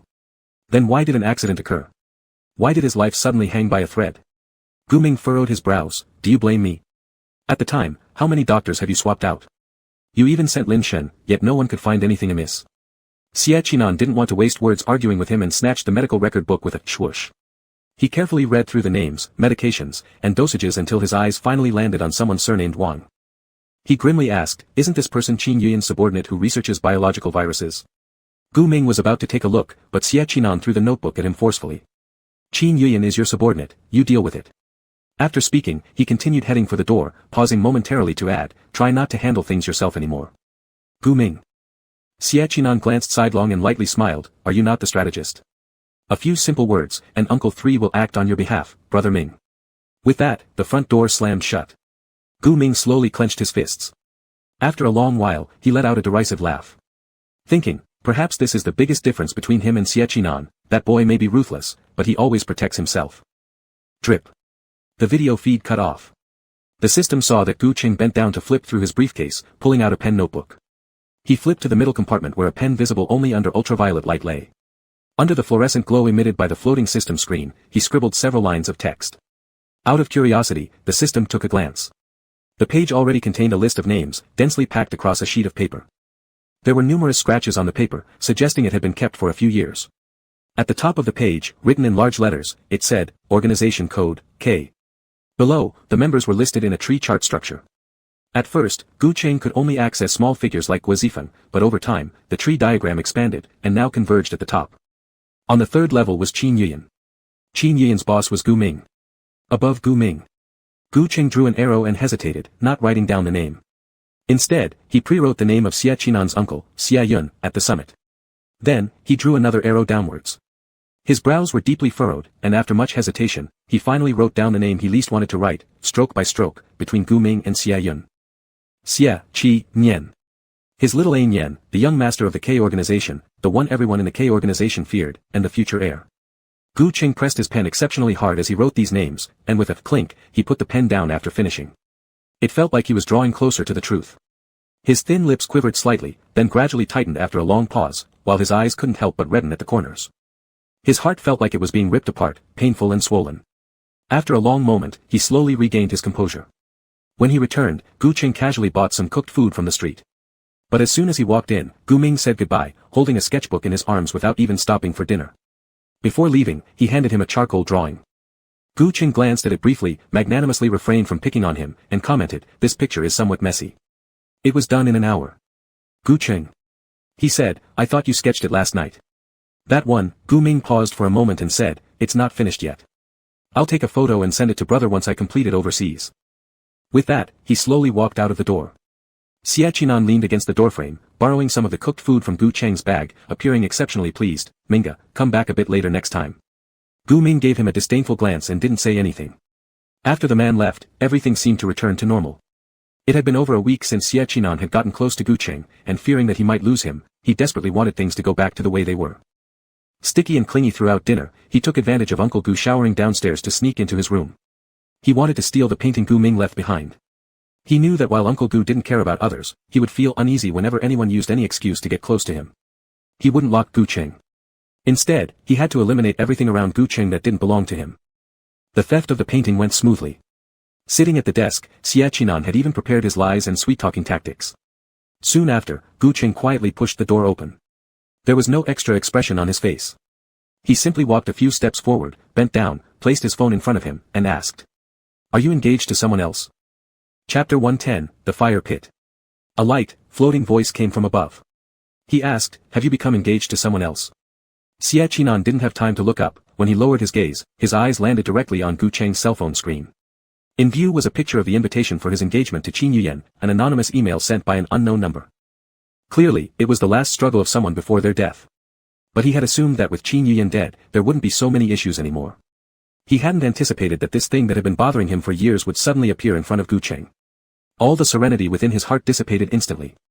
A while later, Xie Qinan reached out and gripped Gu Cheng's hand, his breathing slightly disordered. The only thing he could repeatedly say was, "I can explain. Uncle Gu. Please hear me out." As he spoke, his lips were sealed. At the moment their breaths intertwined, Xie Qinan was somewhat dazed. He hadn't thought that after seeing this, Gu Cheng would still kiss him. Yet, right in front of him, the man lowered his own head and kissed him. The cool glasses chain pressed against his slightly flushed face. Lifting his gaze, Xie Qinan's eyes became a little blurred as he stared at Gu Cheng helplessly for a while. Gradually, his shoulders were gently caressed by the man, who reassured him, saying, "It's okay, I know you can explain. Just give me 2 minutes." The kiss abruptly ended, leaving Xie Qinan stunned once again, feeling inexplicably panicked. After a long pause, he lowered his head again, starting a timer. Each second felt like a year as he anxiously watched the stopwatch. Less than 2 minutes later, Gu Cheng already had a small stool that placed him level with Xie Qinan. He sat in front of him, gently ruffled his hair, and said, "Explain now. I'm listening. Explain now. I'm listening." There was no trivial misunderstanding. Xie Qinan thought, he had hidden so many things, but Uncle Gu never got angry with him.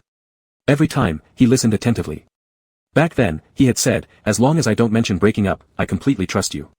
From being together until now, it has always been like this. Xie Qinan felt like crying. He didn't start by explaining about Qin Yuyan. Instead, he reached out, tightly embraced Gu Cheng, and firmly pulled him into his arms. Resting his head on Gu Cheng's shoulder, he mumbled, "Uncle Gu, why are you so good?" Tears splashed everywhere, and Gu Cheng let out a slight tsk. Still, he continued, "If I'm good, then hurry up and talk." Relieved, Xie Qinan began to explain. This woman had deceived third uncle under the guise of being nice to him. Then, third uncle forced him to get engaged to that woman. But, Xie Qinan justified, "On the day of the engagement, I didn't go. The ring she gave me, I threw it away." Thinking for a moment, he added, "Later, I thought throwing it away wasn't enough, so I had someone pick it up and crush it into powder with a pulverizer." He paused, and then I mailed the powder back to her. Gu Cheng smiled slightly, continuing to listen. Also, even though my design talent isn't high, I've actually been drawing all along. Stopping here, the cub hesitated for a moment, unsure if he should tell now or not. Perhaps, he could hide the blueprint inside Uncle Goo's briefcase instead. While he was still pondering, a refined voice from beside him rang out, "What have you been drawing?" "I want milk," Xie Qinan replied, "give it to me, and I'll tell you." After some consideration, Gu Qing nodded. When the other person left, Xie Qinan hurriedly stood up, taking the carefully drawn blueprint for the proposal ring, and secretly placed it inside Gu Cheng's briefcase. He wanted to give him surprises constantly. Feeling through the layers, his arm moved slightly, flipping through to something akin to a notebook. It didn't seem like office stationery. Does Uncle Gu also keep a diary? In the diary, is there any mention of him? With great anticipation, despite several inner struggles, Xie Qinan eventually crossed his tiny moral boundary and opened the book with trembling hands. But, every page was blank. What was worth looking at? Why does Uncle Gu carry it daily? Puzzled, just as Xie Qinan was about to put it down, his thumb accidentally brushed against one page in the middle. That page bore faint scratches usually invisible under normal light. Upon careful palpation, one name could be vaguely traced, Guazifeng. That sentence to death idiot. Why would Uncle Gu remember this? Xie Qinan's eyes darkened immediately. In panic, he flipped to that page, turned on the ultraviolet lamp on his phone, and found nothing but a densely packed list of the K organization members. The K organization. His breathing started becoming irregular, tormenting and consuming him bit by bit. After a moment of hesitation, he finally raised his hand and tore off the piece of paper filled by Gu Cheng after years of investigation. Coincidentally, this nearly mad scene fell into the eyes of the man who had just returned with the milk. There was no time to hesitate, the glass of milk was placed on the table as Gu Cheng moved to seize the paper. But Xie Qinan had already quickly crumpled the entire sheet into his palm. As Gu Cheng lunged forward, all he managed to pin down was Xie Qinan's hand. Xie Qinan's hand was pressed onto the table, their faces mere inches apart, veins bulging in both their arms, their eyes locked in fierce determination. Finally, Gu Cheng pried open a gap with his little finger and, with an artful twist, pinned Xie Qinan to the table in a standard hold. "Give it back." The crinkled paper slipped from Xie Qinan's grip, forcing him to turn and lunge for it again despite the pain. Too forceful this time, a snap sounded, breaking his thumb. A sharp wave of pain coursed up his arm, cold sweat streaming down from his temples. He ignored it, reaching out once more to snatch the paper back, shoving it forcefully into his mouth. In an instant, bang. Gu Cheng slammed his face hard, blood trickling from the corner of his mouth. Wiping it off, Xie Qinan finally stopped, ending the frenzied tussle. No. It wasn't over yet. Gu Cheng seemed genuinely enraged now. Overwhelmed, Xie Qinan barely managed to hold his ground by virtue of his height advantage. His eyes shadowed, radiating danger. "Why did you look into this? Do you even know how dangerous they are?" Xie Qinan screamed, his eyes reddened in fury. "This is why my father died, why the Xie family fell apart. Gu Cheng, do you even realize what you're doing? I can't escape anymore. I'm just trying to survive the mess," he continued, shouting Gu Cheng's name over and over again, eyes filled with both obsession and helplessness. "I can't let you jump into the fire." Drip. A tear struck his glasses, blurring Gu Cheng's vision. Yet, he mustered all his strength and kneed Xie Qinan away, yelling, "I've already been in the fire." Standing tall, Gu Cheng took deep, labored breaths, removed his glasses with a resounding snap, placing them on the table, then gave a mocking laugh. "I don't need to jump," he said. "From the moment I stepped into your house, I was already in the fire." "You say you don't want me to jump?" Gu Cheng took 2 steps closer, gripping Xie Qinan's collar tightly and forcing eye contact, asking directly, "Then why did you come back to find me so early? Why didn't you kill your third uncle and dismantle the K organization before coming back?" Chapter 111, How dare you shout at me? For a moment, Xie Qinan completely froze, as if he had lost his vocal cords. He opened his mouth several times but didn't make a sound. The pain in his hand seemed to fade away. His heartbeat gradually slowed down, and for an instant, everything in the world seemed to stop. All that was left was him and Gu Cheng. All that was left were 2 pairs of eyes staring at each other from afar. Xie Qinan had been thinking that one day, no matter what, he could tell Gu Cheng the truth. He could confess openly after everything was resolved, even if it meant dying in pieces, it would be spectacular. But he never imagined that the unveiling of the entire truth would come to this scene. It happened much earlier than he anticipated. Without any courtesy, leaving him bloodied and raw. "I." The young man felt a little difficulty breathing, his voice slightly choked, testing the waters as he spoke. "I miss you so much. Get out." A nearly resolute command. Xie Qinan paused for a moment, then slowly turned around, dragging his heavy steps, inch by inch moving out of the bedroom. Before leaving, he obediently turned back and closed the door behind Gu Cheng. There was a soft click, and the door closed tightly. The fan-shaped light intersecting with the living room gradually disappeared from sight. Gu Cheng pinched his temples and leaned back in bed, sorting through the chaotic events of the past few days. Years ago, the K organization took Xie Qinan from him to groom an heir. Now, the K organization continues to grow stronger. His younger brother Gu Ming, his stepmother Qin Ningyan, and his sister Qin Yuyan are also involved. And this time, Xie Qinan's so-called mother is likely someone sent over by Qin Ningyan and Qin Yuyan. After figuring all this out, Gu Qing slowly closed his eyes, sighed wearily. Over the years, the K organization has been like a demon lurking in the shadows, swallowing up everything around him, except for Gu Yi. Gu Qing thought that was probably because Gu Yi was too stupid. Also, tonight wasn't supposed to end in an argument. Gu Qing turned over and reflected that he might have broken that guy's hand just now. Did it hurt or not? So what if it hurts? Pulling the blanket over himself, Gu Qing cursed inwardly. Xie Qinan sure has gotten gutsy, daring to pin him down and shout at him. Deserves to suffer the pain forever. Muttering these words, he closed his eyes again and entered a carefree sleep. He had a backup of the K organization's list. Most of its members and their leaders have been investigated. What remains now is just one thing. Revenge. Perhaps exhausted from the fight, Gu Qing slept until the sun rose high in the sky. When he got up, he stretched a bit before preparing to go out and see what to eat. However, just as he reached the door, he noticed a piece of paper lying quietly under his feet, covered in dense black writing. Gu Qing bent down and picked it up casually. This turned out to be a more complete K organization member list than the one he possessed, involving many more people. On the front, a mind map indicated who was the leader of whom, while on the back, it detailed the main areas of activity and major crimes committed by each individual. In Xie Qinan's handwriting.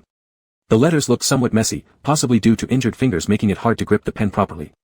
Most heart-wrenching was the fact that there were faint streaks of blood on the side. Upon touch, Gu Qing confirmed that they were indeed bloodstains. Yet, how could that be when the kid supposedly only had internal injuries? A dislocated finger should heal fine. Where did the blood come from? Just as he was puzzled, at the very moment the door opened, achoo. The little wolf sleeping outside the door sneezed hard. After sneezing, he rubbed his nose dazedly, raising his eyes to look at Gu Qing, his whole face red. Before Gu Qing could react, the boy hugged his legs, his voice hoarse. Uncle Gu, it's so cold in the living room. Only then did Gu Qing feel the chill and check the air conditioning temperature on his phone, 17 degrees Celsius. Gu Qing tapped a couple of times and quickly raised the temperature to 27 degrees Celsius. He took 2 steps back to break free from Xie Qinan and couldn't help throwing a sarcastic remark. Are you stupid? Don't know how to turn up the heat when it's too cold. My hands can't move. Xie Qinan sat down on the ground and lifted his arm, the one that was only dislocated but had multiple layers of casts applied. Unable to help himself, Gu Qing lowered his gaze and carefully examined for a moment, realizing that Xie Qinan wasn't truly sitting on the floor.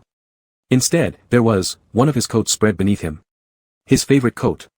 Gu Qing took a deep breath, stood up immediately, chased him off, shook out his coat. If you're going to sleep on the floor, do so. Do you have no blankets? Why use my clothes? The young wolf's expression grew more pitiful. My hand hurts, the blanket is too heavy for me to lift, oh. Xie Qinan stood there honestly, occasionally glancing at Uncle Gu's hands.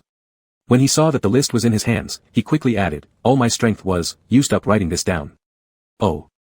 Only then did Gu Qing acknowledge and nod understandingly. Just as he was about to step downstairs, the pitiful little wolf tugged hard on his arm. Caught off guard, his steps retreated. Before he could react, he was pulled into a tight embrace. Xie Qinan regretted deeply. He thought, since his mother showed up until now, between him and Uncle Gu, there had always been others standing in the way. He had originally hoped last night would ease things a bit, but unexpectedly, a meaningless piece of paper disrupted the mood. An already difficult time became even worse due to their argument. To hell with the K organization. Xie Qinan cursed under his breath. What did he have to do with those stupid bastards? He'd be happy if they all perished. As long as Uncle Gu was by his side, nothing else mattered. Finally, a restrained kiss landed on the corner of his hairline. Gu Cheng's posture adjusted slightly, turning over to face him directly for a kiss. The young man's eyes were red and watery, so close they could almost touch, as he whispered softly, Uncle Gu, I was wrong. Please don't be mad at me, alright? Gu Cheng didn't respond, prompting Xie Qinan to grow bolder, saying, although I've been involved in some things, I've consistently reported them to the International Security Bureau. Everything's fine, my dear, you won't need to worry about me. If you hate them, I'll help you capture them. Whoever you want destroyed will be destroyed. The list is in your hands, deal with them as you wish. His voice was low and seductive, each word followed by a kiss on the edge of Gu Cheng's lips in an attempt to please him. As Gu Cheng was held firmly in his arms, his expression gradually cleared, opening his mouth as if to speak. Xie Qinan's heart raced in anticipation, pounding heavily, expecting Gu Cheng to say something reassuring like he used to. But instead, he heard, how dare you shout at me. Chapter 112, Blind Box Task, please let the host have an adventure. Doggy was startled and his Adam's apple moved involuntarily. Swallowing a mouthful of saliva, he coughed, cough, cough, cough. He almost choked himself to death. Turning his head, Xie Qianyan endured the discomfort, coughed several times, and then finally opened his mouth with a touch of Uncle Gu. He said, "I didn't mean to. Are you actually daring to shout at me? I was too anxious, but I gave you a complete list. Can you forgive me? Are you actually daring to shout at me?" Finally, Xie Qianyan backed down after a long while. After much thought, he finally seemed to give up on something and softly asked, "Should I buy a durian?" "Okay." Without hesitation, yes. Gu Qing responded once, and as he saw Xie Qianyan's expression gradually crack, he finally became satisfied. Pushing him away, he casually ruffled the person's hair, took a few steps downstairs, and pondered over the list in his hand. When he reached the last step, his eyes darkened slightly as if he suddenly understood something. How many people on this list are temporarily available? I want to organize the list and give it to the police. The moment he turned back, his voice cut off abruptly. Because Xie Qianyan had already chased after him and was standing rather close. Gu Cheng's heart skipped a beat subconsciously, lightly pinching his fingertips. Taking a step back and preparing to create some distance, the wolf pup seized the opportunity to tilt forward faster and kissed his nose. Thump. His heart missed a beat. A numb sensation spread from his heart straight to his fingertips. Gu Qing curled slightly, not knowing what to do, when suddenly, his hand was grasped by Xie Qianyan. Gradually intertwined, gently pulled up, leaning against the beautiful wooden railing smoothly, kissing. Not long after, the just reddened fox eyes started to tear up. Yet, Xie Qianyan kept soothing softly, coaxing him to remove his glasses, and then taking advantage by negotiating terms. "A kiss for a name, okay?" Gu Qing furrowed his eyebrows, unwilling to be led around by the nose by this kid, ready to refuse when there were two beep sounds. Xie Qianyan's phone rang. The ringtone did not stop, someone was calling, like an irrefutable urging. Xie Qianyan did not originally want to answer, but this was the exclusive ringtone he set for Uncle 3, hearing it made his scalp tingle uncontrollably. Finally, the young man sighed in relief, lifting his hand to answer the call and reluctantly muttering, "Hello." As soon as that sound came out, Gu Qing broke free of his grip. Thinking of yesterday's stifling argument, Xie Qianyan instinctively panicked, unconsciously diverting more attention to Gu Qing. However, the person never left. In the fiery gaze of the wolf cub, Gu Qing lowered his hand and clicked open the metal buckle of the other party's belt. Slowly squatting down. "What?" Xie Qianyan's mind went blank for a moment. He asked, "Uncle 3, I didn't hear clearly, could you repeat it again?" On the phone, Uncle 3 repeated it again impatiently, asking him whether Qin Yuyan should die. This. The wolf cub's nasal cavity was muffled, and his hands unconsciously slid down as they gripped the railing, lightly stroking Gu Cheng's hair and slowly landing on the back of his neck. Like petting a cat, occasionally pressing on his neck. On the other side, Uncle 3 spoke much more amiably than before. "Do you also think she deserves to die? Staying in the organization is nothing but a menace. It's not my decision." Xie Qianyan smiled faintly. "Everything in the organization belongs to Uncle 3, everything should serve Uncle 3. If some people are out of control and keep causing trouble, isn't it something that Uncle 3 needs to deal with?" This compliment pleased the other party greatly. "Younger brother Nian, your words these years make me increasingly comfortable." "It should be." Xie Qianyan loosened his hold on Gu Qing, his thumb lightly grazed the handsome face of the man, wiping away the tears that continuously overflowed from his eyes. "Everything about me is given by Uncle 3, we're one family." Ha ha ha ha. A satisfied laugh resounded from the phone. Uncle 3 obviously approved of this result.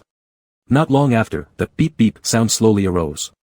The call was disconnected, and Xie Qianyan put the phone back into his pocket. Not long after, cough, cough. The man lightly coughed twice, turning his head, looking somewhat disheveled. He just suddenly remembered the nasty behavior of Xie Qianyan during their last call with Luo Qingzi, wanting to get revenge. But it was obviously more difficult than he imagined. Xie Qianyan's eyes were crinkled with laughter as he lifted his sleeve to wipe the corner of his lips, disregarding propriety. Gu Qing frowned, slightly displeased and turned away, but was grabbed by the nape and kissed directly. He was carried over to the dining table by Xie Qianyan, and when they finally parted, his ears were ringing slightly. But in his ear, he clearly heard Xie Qianyan reporting names: Zhang Jiming, Mo Yao, Qin Yuyan. The young man spoke unhurriedly, one by one. Declaring the sins of others sounded like sweet nothings. After reciting more than 10 names, little Wolf Xie finally stopped and added, "All of these can be dealt with." Gu Qing raised an eyebrow. "So many?" "Yes, if we kill them sooner, Uncle Gu will find peace earlier.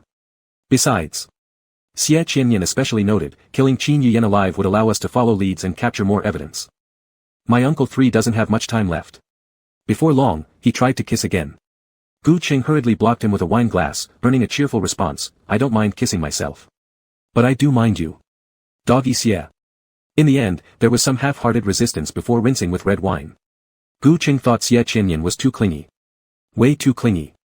Refusing to let him sit alone or eat alone. Since his injured hand was inconvenient, he just broke the plaster on his hand with the help of the table and began taking meticulous care of him. Gu Qing went to the company, tidied up the list, and then headed to the police station. When returning from another business deal to the car, it was already evening. The sun was setting. Gu Qing sat in the driver's seat, fastening his seatbelt. However, as soon as the car started, the system notification chimed again in his ear. New task, please complete this task tonight.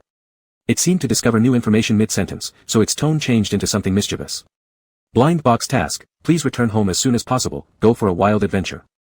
P.S. If you manage to stay awake until tomorrow, you'll gain 3 years of life expectancy. Chapter 113, there was a click, and the door opened. The hand on the steering wheel tightened slightly. Gu Qing lowered his gaze, lips lightly pressed together. After a pause, he turned the wheel slightly, redirecting the car's nose. The system had only said that before tomorrow, he shouldn't pass out, but it didn't specify that he had to return to the house in the city center. As long as he avoided Xiaqinian, it would be like lying down and completing the task. The 3 years of life value would be easily obtainable. Perhaps because the system often reminded him, intentionally or unintentionally, about the numerous benefits of storing life values, or perhaps due to years of business, with a habit of not letting profit slip through to others, Gu Qing usually completed tasks that weren't too difficult with care. The system, which existed in his consciousness, blinked belatedly, filled with questions.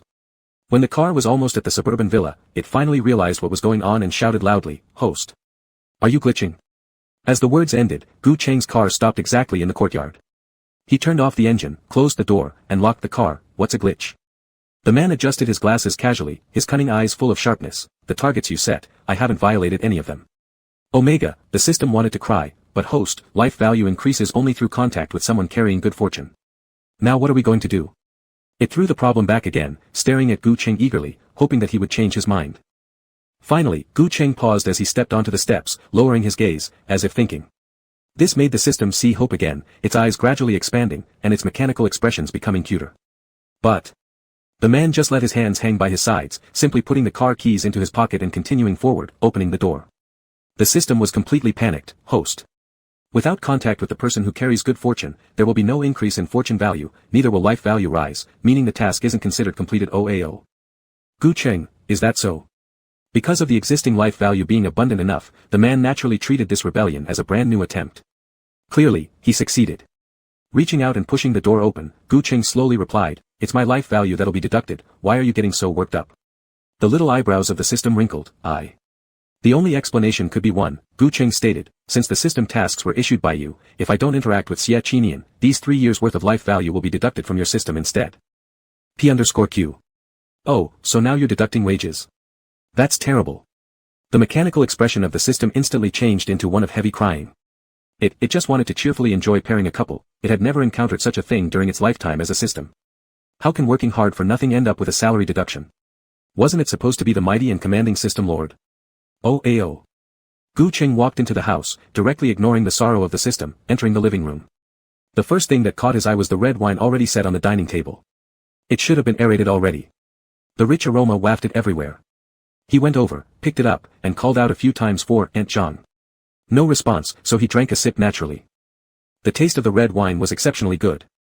The initial flavor was intense, followed by a sweet and mellow aftertaste that rolled down his throat, stimulating not just his taste buds, but every pore on his body. It drew Gu Qing's attention downward, lowering his eyes unconsciously as he took several more sips. In no time, half a bottle went down. At this point, Aunt Zhang, who had been hiding in the kitchen without saying anything, finally received a message from Xiaqinian. You can come out now. Aunt Zhang exhaled deeply, stepping out cautiously like a spy. She carefully placed a few dishes next to Gu Qing, striving to recall her lines. Mr. Gu, I was cooking and didn't hear you come back. This wine has been released regularly for inspection, is it still acceptable? Gu Qing nodded. Then Aunt Zhang began introducing the dishes. However, for some reason, shortly after drinking the wine, Gu Qing's head began spinning, his cheeks gradually turning red. Aunt Zhang's specific words became unclear. He wasn't very hungry. Oddly, his mouth felt somewhat dry. Just looking at the bowl of soup in the middle made him ask Aunt Zhang to serve him some. After drinking a bit, he tasted that it seemed to be oxtail soup. Late at night, and already tipsy, does it make sense to consume something this nourishing? Feeling dizzy, Gu Qing, persuaded by Aunt Zhang, ate a few bites of rice, then stumbled upstairs, lying on the bed and closing his eyes. Not long after, the dizziness subsided. Gu Qing opened his eyes again, reaching out and undoing a few buttons of his shirt. It wasn't even midsummer, yet was the air conditioning turned off inside the house. Why was it so stuffy? His glasses were messily scattered to the side, and he slowly got up, opening the window, but it still didn't help much. After hesitating for a moment, he stumbled toward the bathroom. He pressed the cold water switch. But for some unknown reason, warm water came out instead. This was even worse than not turning on the air conditioning. Having no other options, Gu Cheng could only lean against the edge of the bathtub, sitting up laboriously. He tilted his head back, his lips parted slightly, revealing his breathtaking fox-like eyes that were now bloodshot and hazy, glimmering as if they held a pool of spring water. Gu Cheng, who possessed an incomparable beauty, had no heart to appreciate it himself. He felt extremely uncomfortable and, out of desperation, slowly submerged one hand into the water. Just at that moment, click. The door opened. Chapter 114, Aunt Zhang. Innocently involved. The drowsy ears quickly caught the changes from outside. Gu Cheng turned his eyes and instinctively looked towards the door, where a young man dressed in a black shirt happened to step inside. A gust of wind blew in, causing Gu Cheng to shiver involuntarily. The next second, his hand was grabbed by Xie. Reacting as if it were an involuntary reflex, Gu Cheng's eye corners reddened instantly. "You, how, did you come?"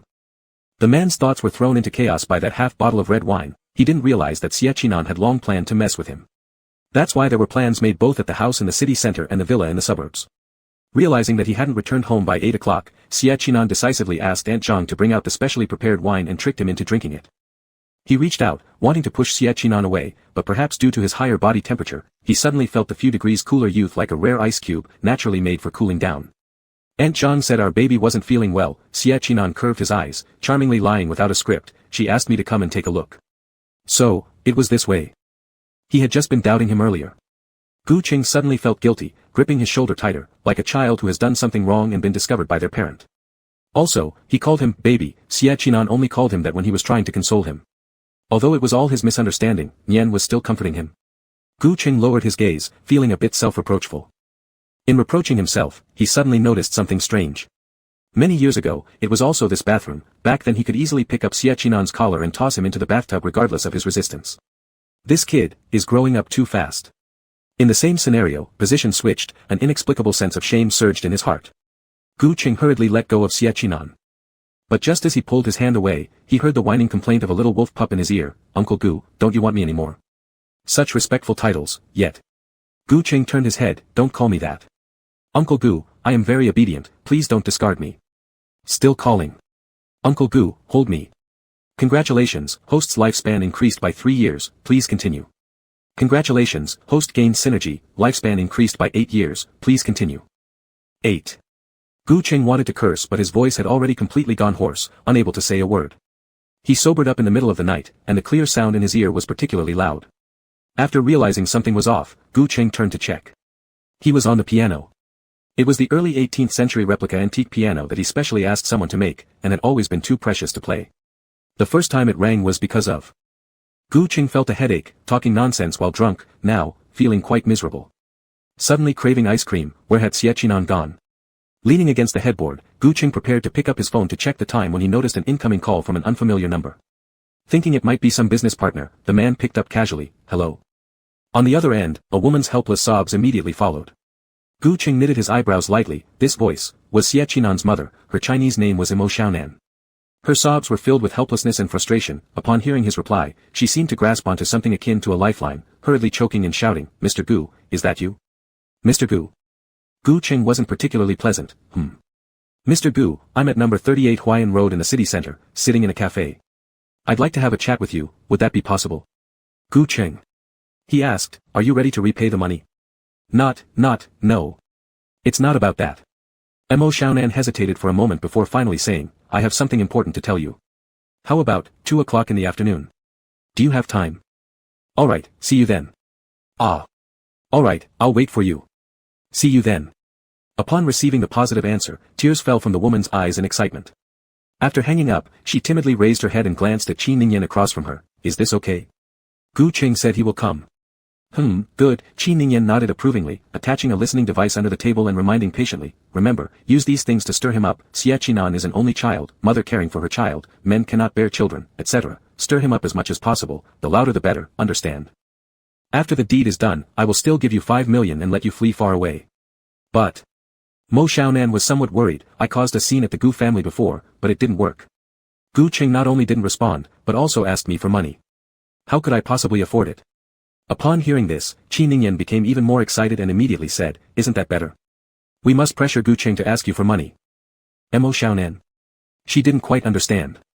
But Qi Ningyan had her own plan and quickly continued, "You keep causing a fuss as usual, and I guarantee that after this conversation, Gu Qing will be utterly disgraced." As she spoke, the corner of the woman's lips curled into an increasingly sinister smile, her eyes gradually turning malicious. Gu Ming is his son, who finally returned to the country only to neglect his family and go fawning over Gu Qing. And just upon returning to the organization, she caused her younger sister, Qin Yuyan, to be captured by the police. Her rebellious son and imprisoned sister, all of this was Gu Qing's fault. Qin Ningyan gritted her teeth silently, she was determined to make Gu Qing pay the price. Chapter 115, He's Under My Control. After hanging up the phone, Gu Qing exited the webpage and glanced at the time, 7 a.m. Fortunately, the sky in summer always brightens exceptionally early, it was already light outside. Gu Qing put down his phone, enduring the soreness in his lower abdomen as he limply collapsed back onto the pillow. The faint redness in the corners of his eyes welled up once again. The system curiously widened its eyes but saw Gu Qing quickly raise his hand to wipe away the impending tears. The remnants of Xia Qinyang's passion were intense and fierce, leaving him completely powerless with tingling fingertips, making any movement almost unbearable. Gu Qing clenched his teeth in secret, trying not to let the system notice anything unusual. As the man's eyelids began to droop, the system couldn't help but ask aloud, "Host, based on your current physical exhaustion, the system predicts you'll sleep until tomorrow morning. Moreover, you didn't set an alarm clock."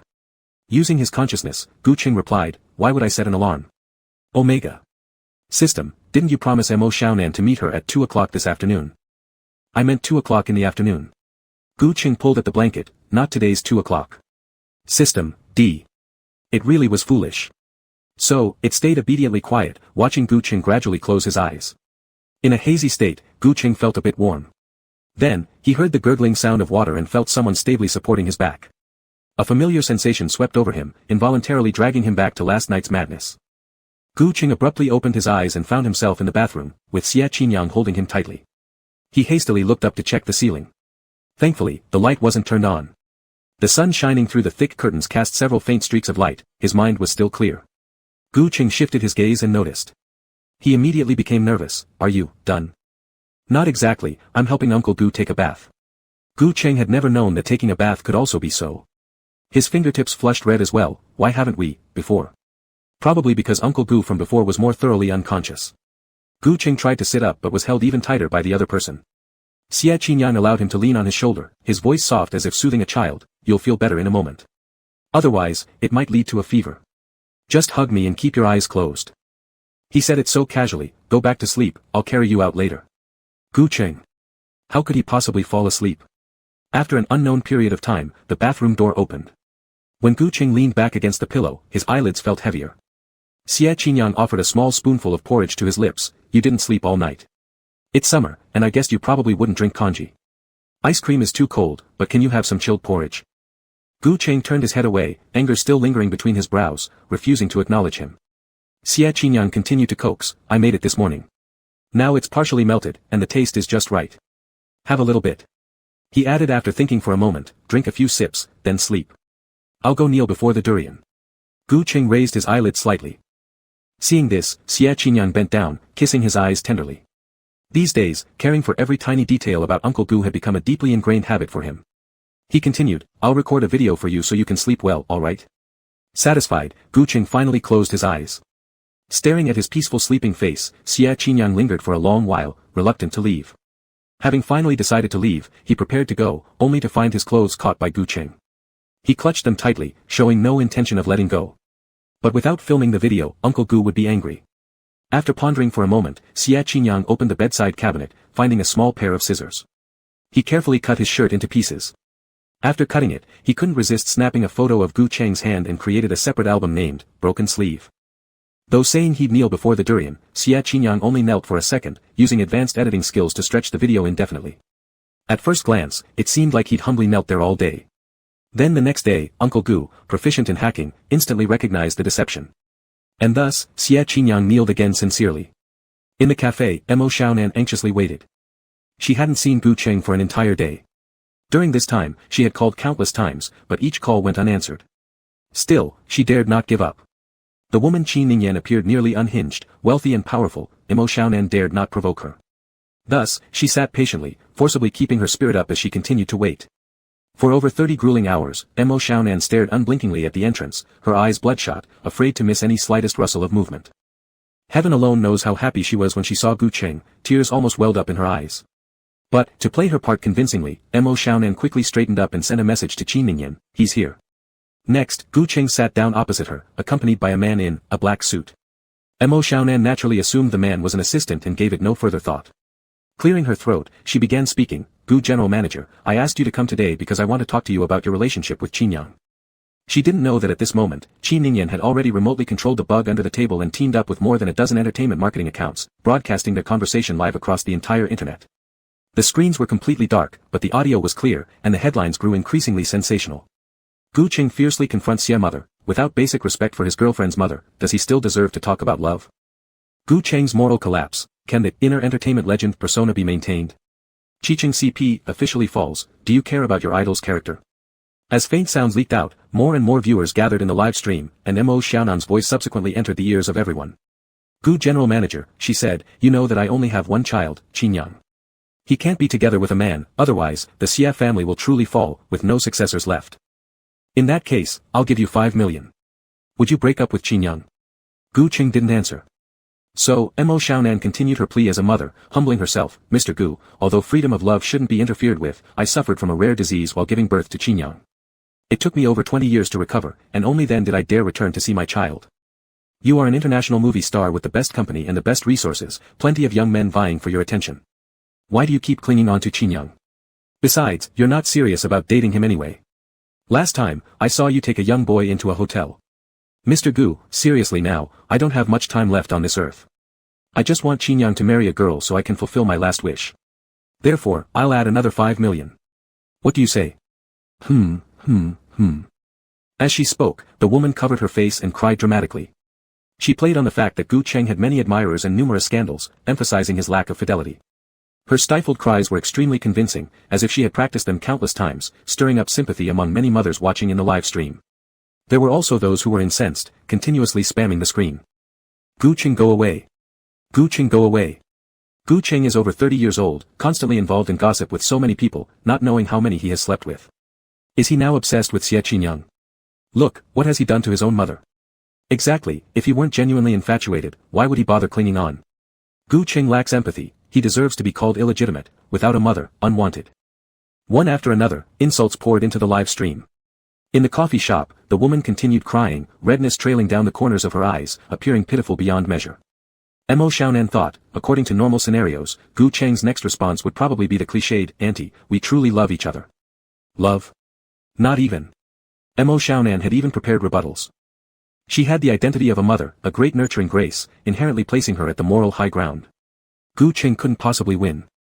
The woman thought her plan was quite successful and was preparing to lower her head secretly, congratulating Qin Ningyan.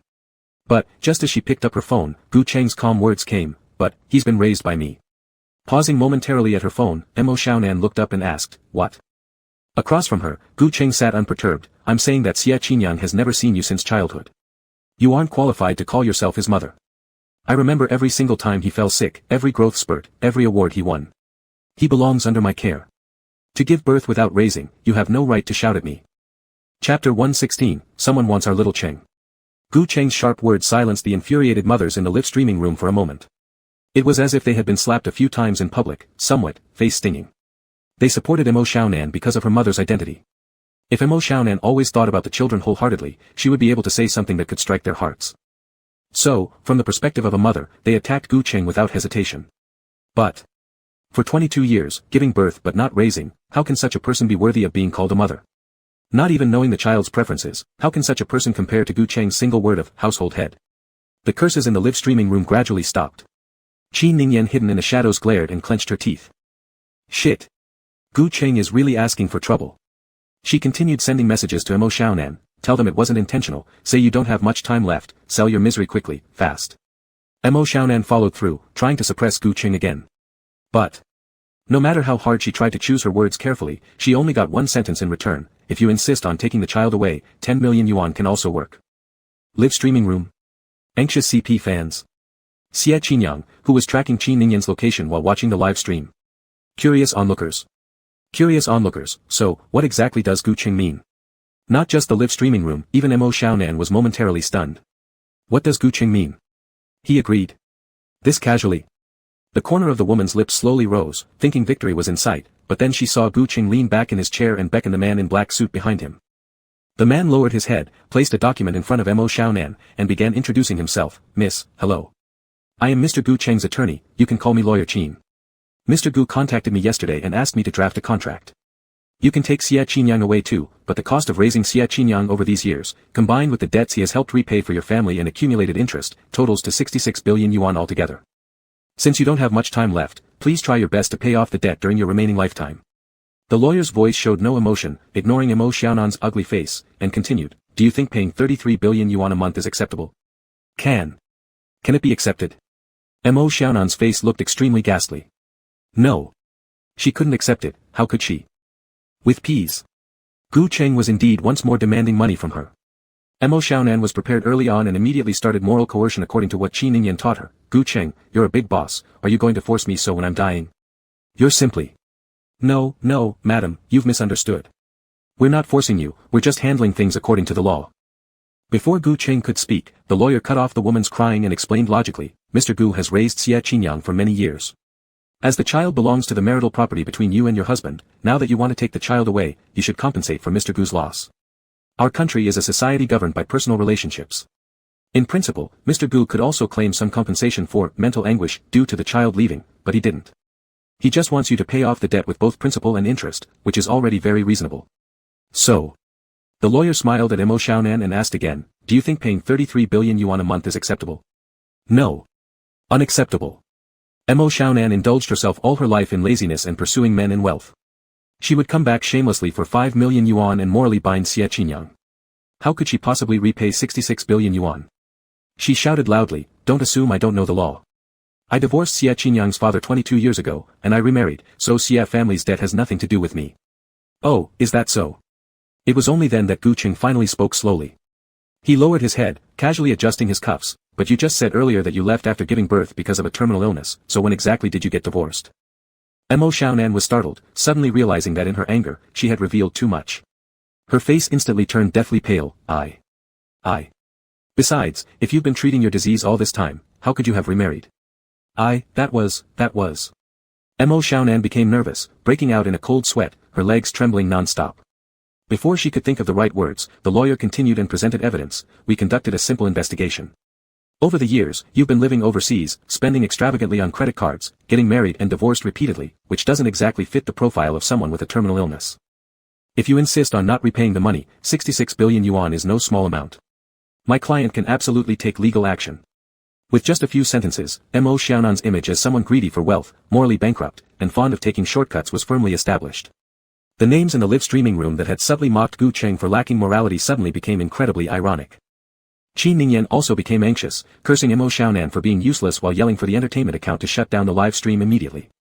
However, before she could finish her sentence, Xie Qinyang slapped her across the face. Slap.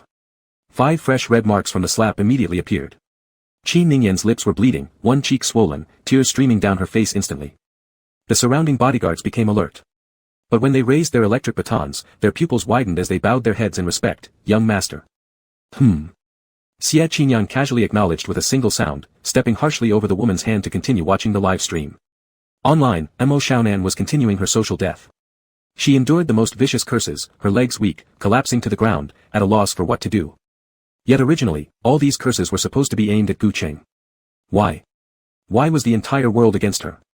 As the mother who had carried her child for 9 months, why couldn't she even control her own son? Why? Mo Xiaonan began crying helplessly. At a loss, she noticed a prominent VIP account retweeting a comment that criticized Gu Cheng more harshly than anything else. Her eyes brightened as she continued staring at the VIP's Weibo, even following them in anticipation of a turnaround. This VIP account was named Beautiful Life, seemingly a well-known entrepreneur, an elderly man over 70 with silver hair. The old man rarely posted on Weibo, almost only once every 6 months, and everything was related to finance interviews or his own books and vegetable growing videos. But he had 30 million followers. Mo Xiaonan naturally assumed this was a reclusive scholar. The retweeted comment read, Gu Cheng lacks empathy and deserves to be called a bastard. He has no mother. No one wants him. And then the accompanying caption. I am Gu Xiangnan, chairman of the Gu Group Corporation, Gu Cheng's grandfather. Our little Cheng is very empathetic, a legend in the entertainment industry. He has a grandfather, someone who cares for him, and he will always be my pride, the pride of the Gu family. Rather, the people who say such things reveal a lack of upbringing that truly leaves much to be desired. At Gu Cheng, how long has it been since you last visited the old house? Bring some good wine and get back here already. Chapter 117, The Power of Capital. He is Gu Cheng's grandfather. How could it be? In an instant, Mo Xiaonan stood frozen in place, unable to recover for a long time. She had always thought that Gu Chengda didn't like Gu Cheng, so there was no one backing this illegitimate child. How could it be possible? Not until the buzzing in her ears finally dissipated did Mo Xiaonan shakily tap out a line of words beneath a Weibo post with trembling fingers. Then your kid also has distorted values, demanding money from his future mother-in-law and hiring a lawyer. Is he not at fault too? The woman clung to her stubborn nature once more, bringing up her mother-in-law identity and playing the emotional card. Attempting to spark netizens' discussion and then subtly slander this old man as muddle-headed and bullying. However, the reply received was only one. Grandpa Gu, it's infuriating enough that our little Cheng has been raising your kid for you, now you want him to put up with your nonsense. Don't think too highly of yourself. We're done raising your kid, give us back the money or we'll abandon it. Mo Xiaonan felt somewhat panicked. She clearly understood that her most effective threat to Gu Cheng was Gu Cheng like Xie Qinian. But if this connection were severed, Mo Xiaonan couldn't dare to imagine trying to bring up replies from the super topic page of Qi Cheng CP, a fan-created couple pairing. However, without knowing what happened, the super topic page for the Qi Cheng CP inexplicably disappeared all of a sudden, unsearchable. Amidst her extreme panic, Grandpa Gu fired another retort, our Cheng is unique and unmatched, handsome, talented, rich, you name it. What kind of person can he not find? Your son. We're done with him. Now give us our money. Onlooker Xie Qinian, OAO. The CP super topic vanished in an instant. This was the first time Mo Xiaonan genuinely experienced the power of capital, a vast force like a mountain, making her feel utterly intimidated. The woman tried to say something, opening her mouth, but saw that Gu Cheng had already risen from his seat, casually straightening his suit as he stepped towards the door. Mo Xiaonan immediately panicked, Mr. Gu, don't you love Nian Nian? I've seen how good you are to Nian Nian at your house, how can it end just like this? Gu Cheng found this absurdly funny and turned around, were you saying the same thing just now? Wah, I'm sorry, I was wrong, Mr. Gu. Mo Xiaonan cried pitifully, I hope Xian and you can be together, I've always hoped you two would be happy together. But, did I enter a hotel room with other young boys? That was all rumors, my fabricated lies Wah. Mo Xiaonan shouted loudly. Her hasty submission made her lies seem even more implausible and her concept of family even cheaper. Yet right now, even by humbling herself completely, kneeling down and kowtowing to Gu Cheng, she couldn't hold on to him any longer. All she faced now was a black and white contract placed in front of her. The lawyer's voice came clear, repay as soon as possible, otherwise, we can sue after a month. As the footsteps faded away, the empty live streaming room left behind nothing but Mo Xiaonan who was destitute and heavily indebted. After dismissing the lawyer, Lin Zhe let out a gentle sigh while driving, asking, Mr. Gu, shall we go home? Gu Cheng firmly refused, to the winery. His winery still stored several bottles of fine wine, which would be perfect to bring back to the old house. As for Xie Qinian, Gu Cheng pondered briefly, slightly bending his eyes before shutting off his phone entirely within moments. That guy keeps causing trouble for him, occasionally feeling worried about him wasn't necessarily bad either. After fetching the wine, Gu Cheng asked Lin Zhe to return to the company, then drove himself towards the old house. Gu family's ancestral home was located in a village over 30 kilometers away from the city, a generational passed-down three-section ancient courtyard residence. Although the exterior seemed somewhat worn out, its location amid beautiful mountains and rivers was truly valuable. After the grandpa retired from company management, he developed a liking for living there. And reportedly, this village would later be developed into a resort area, leading many developers to fiercely compete for land. So, upon getting out of the car, Gu Cheng saw an old gentleman lounging in a reclining chair at the gate chatting with a man dressed in a black suit. The man was rather plump, his glasses barely hanging onto his ears, as if on the verge of breaking. In his hand, he held a thick stack of acquisition documents, laughing until his eyes were almost invisible. Hey, old man, this house is so old anyway. Just look at the outside walls, they're practically crumbling. 2 million yuan, I'm simply buying your land. Grandpa Gu adjusted his black-framed glasses, defending somewhat confusedly, but, my grandson told me that they're going to build a resort here, so this house can sell for at least 13 million yuan. Not to mention the pond inside and antique furniture, those can't be sold, no way, no way. Oh no, Grandpa, why are you so stubborn?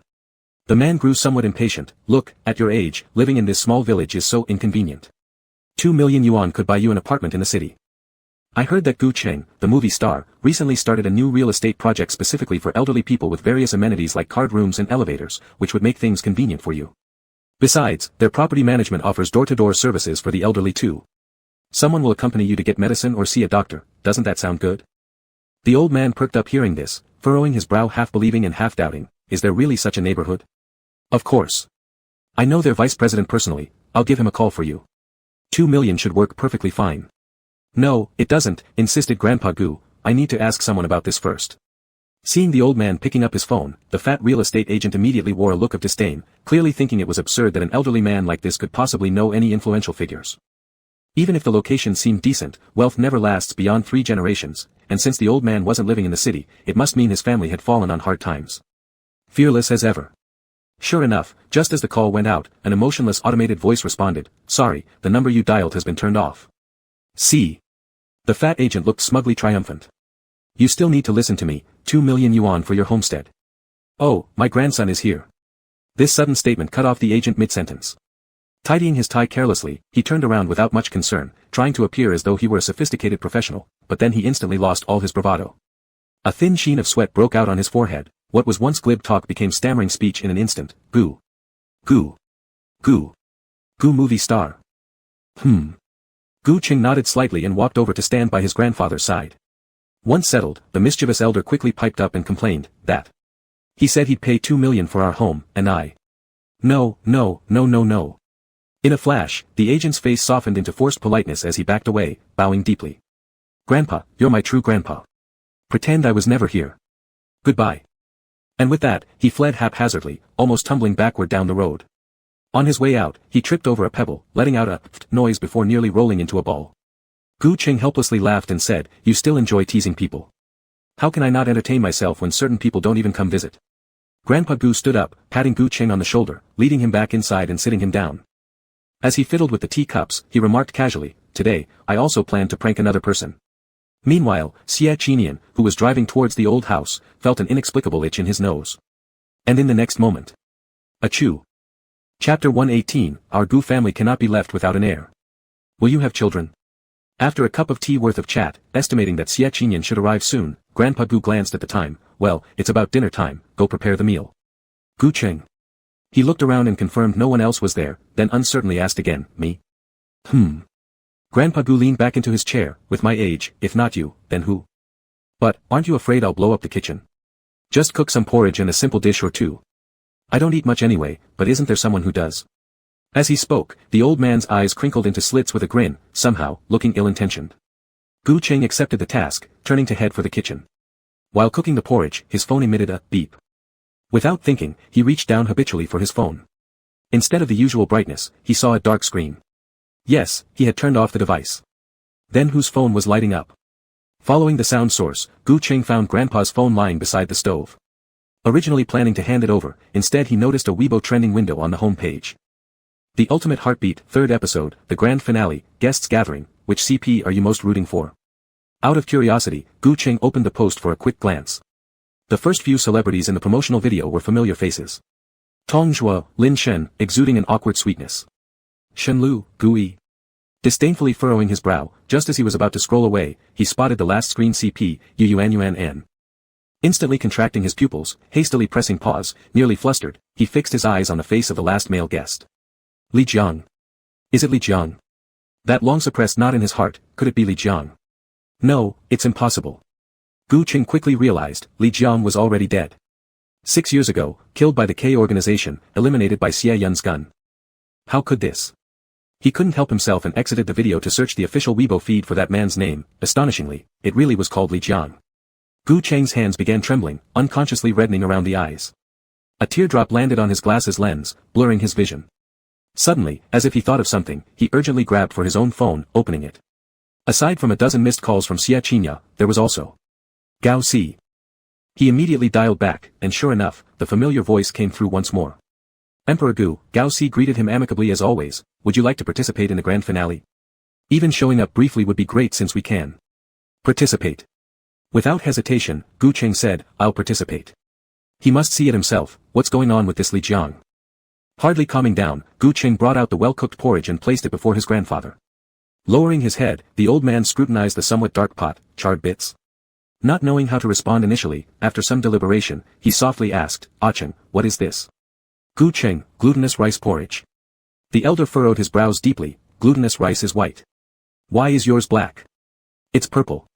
Gu Qing corrected, in my opinion, this glutinous rice has no color. I added a little purple rice. Ah. The grandfather's expression improved slightly, hesitantly ladling out a bowl, only to discover, Cheng. He asked again, what are these strip-like things in the porridge? Gu Qing, noodles. The grandfather, why put noodles in glutinous rice porridge? At the end of cooking, I felt the porridge wasn't thick enough, so I added some easy-to-cook items as filler. After a pause, the old man took the phone from Gu Qing and fumbled for a moment, finding the elder on the subway, emoticon, holding it up in front of his good-looking grandson who wanted cash. He then said, very nice, wait until your pet white-eyed wolf comes to eat it. Gu Qing mused inwardly, it seems like he'll swallow it. Sure enough, shortly thereafter, Xia Qinya rushed over anxiously. Seeing Uncle Gu instantly put his mind a little at ease, seeing Grandpa Gu, however, made his concerns resurface OAO. More worried than when Chicheng CP fan discussions disappeared, realizing their influence had returned and possibly upset the elder, Omega. Little Wolf Xia took a deep breath, approaching for his wife's sake despite biting his teeth hard. Gradually faint sounds started to emanate from the dining table side, prompting Grandpa Gu to look over at the source with a "oh." After staring at Xia Qinyan for a moment, Gu Qing decisively said, a stranger. Xia Qinyan froze, his originally pitiful gaze becoming even more pitiable. He looked like a puppy crouched outside the door, begging his master to pick him up. He turned a pleading look toward Gu Qing and timidly shuffled closer to the table. Only then did he hear the man explain, Grandpa, you're confused again. This is Xiaoyan. Xiaoyan? Which year? The old man raised his eyes, appearing to think seriously for a while before saying, oh, old Xia's grandson. Yes, Grandpa. Sit down. Okay. Xia Qinyan carefully sat down and, upon receiving permission, actually began eating Gu Cheng's porridge, though it was burnt. Though Grandpa Gu couldn't comprehend how it tasted good, his mood improved somewhat as he reached out to pat the young man on the shoulder and started a conversation. How long has it been since Xiaoyan last came over? I almost forgot you. Do you have someone you like recently? With what seemed like all his wits gathered, Xia Qinyan awkwardly fumbled around with his words but eventually admitted that he liked Gu Cheng. Oh, like Xiao Cheng. Hearing Grandpa Gu nod in agreement, Xia Qinyan finally felt his breathing steady. Thinking he could finally relax, unexpectedly, the elder's next sentence came, that won't do. Xiao Cheng is my only well-behaved grandson, practically an only child. Our family can't be left without an heir. At this remark, Xia Qinyan blinked, finding it oddly familiar. Sure enough, the elder's following sentence was, will you have children? Chapter 119, Want to ride a horse? I can teach you. Hack. Hack. Xia Qinyan almost choked and couldn't catch his breath. He instinctively wanted to reply, no, but... To cheer up the elder, he gritted his teeth and firmly said, I can learn. This time it was Grandpa Gu's turn to cough. The old man leaned on the table with both hands. After a while of Xia Qinyan helping him calm down, he finally stopped coughing and blurted out, can this even be learned? I can research relevant drugs and surgeries. Xia Qinyan seriously and insistently replied, it's not an issue. Suddenly, he didn't know what to say next. The old man sighed deeply and asked the nanny to prepare dinner. Until the meal ended, he no longer made things difficult for Xia Qinyan. But the little wolf cub still felt that Grandpa had enormous animosity towards him, really big. He wasn't even allowed to stay with Uncle Gu in the evening, instead, he would be arranged to stay at the farthest corner from Uncle Gu in the house. Under the starry night, the wolf cub sat by the window, chin resting on his interlocked fingers. His little wolf ears were drooping lowly. Suddenly, he had a poetic thought like ancient people did. After a long contemplation, not a single sentence came out. Perhaps because of dealing with Imo Xiaonan earlier, Gu Cheng's heart was still surging until now, after the surge, it felt even more suffocating. Maybe he missed his mother too much, always feeling that he shouldn't target Xia Qinyan's mother so much, but if he didn't, it would feel unfair. He had already stepped on that string of morality by agreeing to be with Xia Qinyan and didn't need anyone else reminding him about it. Thinking over and over again, he couldn't fall asleep. He inexplicably wanted to open the window for some fresh air. But just as the wooden window opened, a lollipop was handed to him. Lychee flavored, wrapped in beautiful sugar paper. There was also a small note behind it saying, Mr. Gu, would you like one? Childish. Gu Qing criticized it silently, took the candy casually. Just as he put it in his mouth, another note was pushed to him, can't sleep. Would you like to talk about it? Gu Qing stayed silent for a moment, grabbed the paper, wrote, aren't you sleeping either? When did you come here? Xia Qinyan, 3 hours ago. Gu Cheng's heart skipped a beat, then wrote, why don't you speak up? Xia Qinyan, afraid to disturb you. If you opened the window, I'd give you a lollipop. Gu Cheng, what if I never opened it? Xia Qinyan, that means Uncle Gu is sleeping well, which makes me happy. Gu Cheng, then wouldn't you have to wait forever? Xia Qinyan, just waiting for you, it's not such a big deal. I'm willing to wait however long. His fingertips trembled slightly. Gu Cheng stopped exchanging notes with him and slowly stuck his head out to look at the obediently standing little wolf. However, just as he turned his face, his eyebrows were pressed down. Xie Qinyan's warm fingertips smoothed his furrowed brows. Before he could react, Xie Qinyan lowered his head, placed a kiss on the corner of his lips, and asked, "What's wrong? Are you unhappy?" Gentle breezes swayed, complex flowers delivered the fragrance of summer. His little wolf, who could tell right away when he was unhappy, immediately crouched down and kissed him gently, asking in a soft voice. Seeing that Gu Cheng remained silent, Xie Qinyan continued, "Then let me change the question." He said, "What can I do to make you happy?" There was still no much expression on Gu Cheng's face. After pondering for a while, he sincerely said, "Let me bite you to death." Xie Qinyan.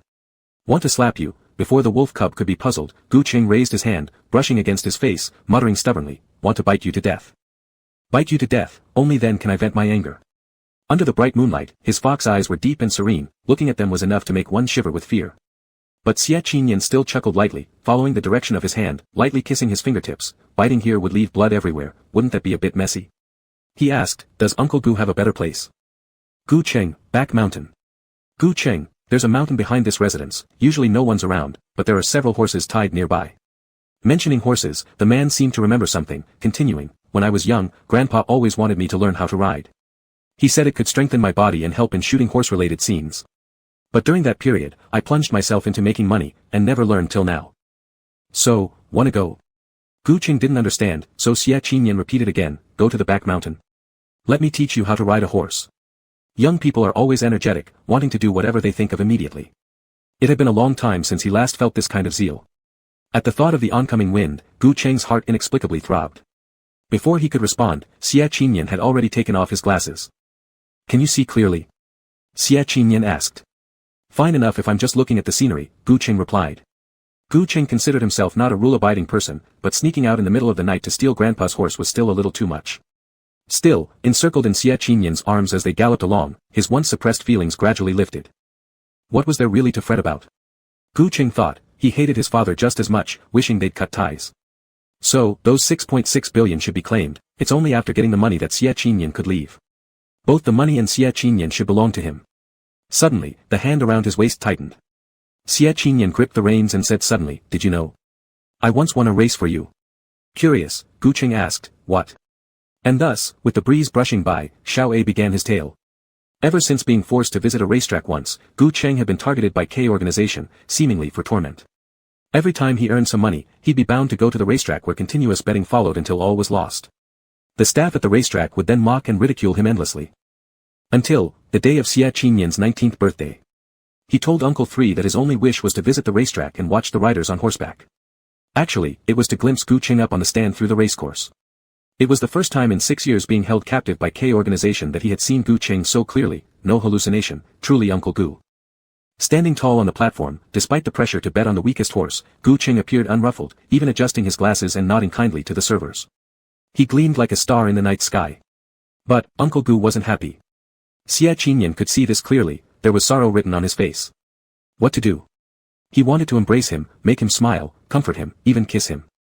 That was the first time Xie Qinyan realized the depth of his feelings clearly and passionately. He told Uncle 3 he wanted to race horses.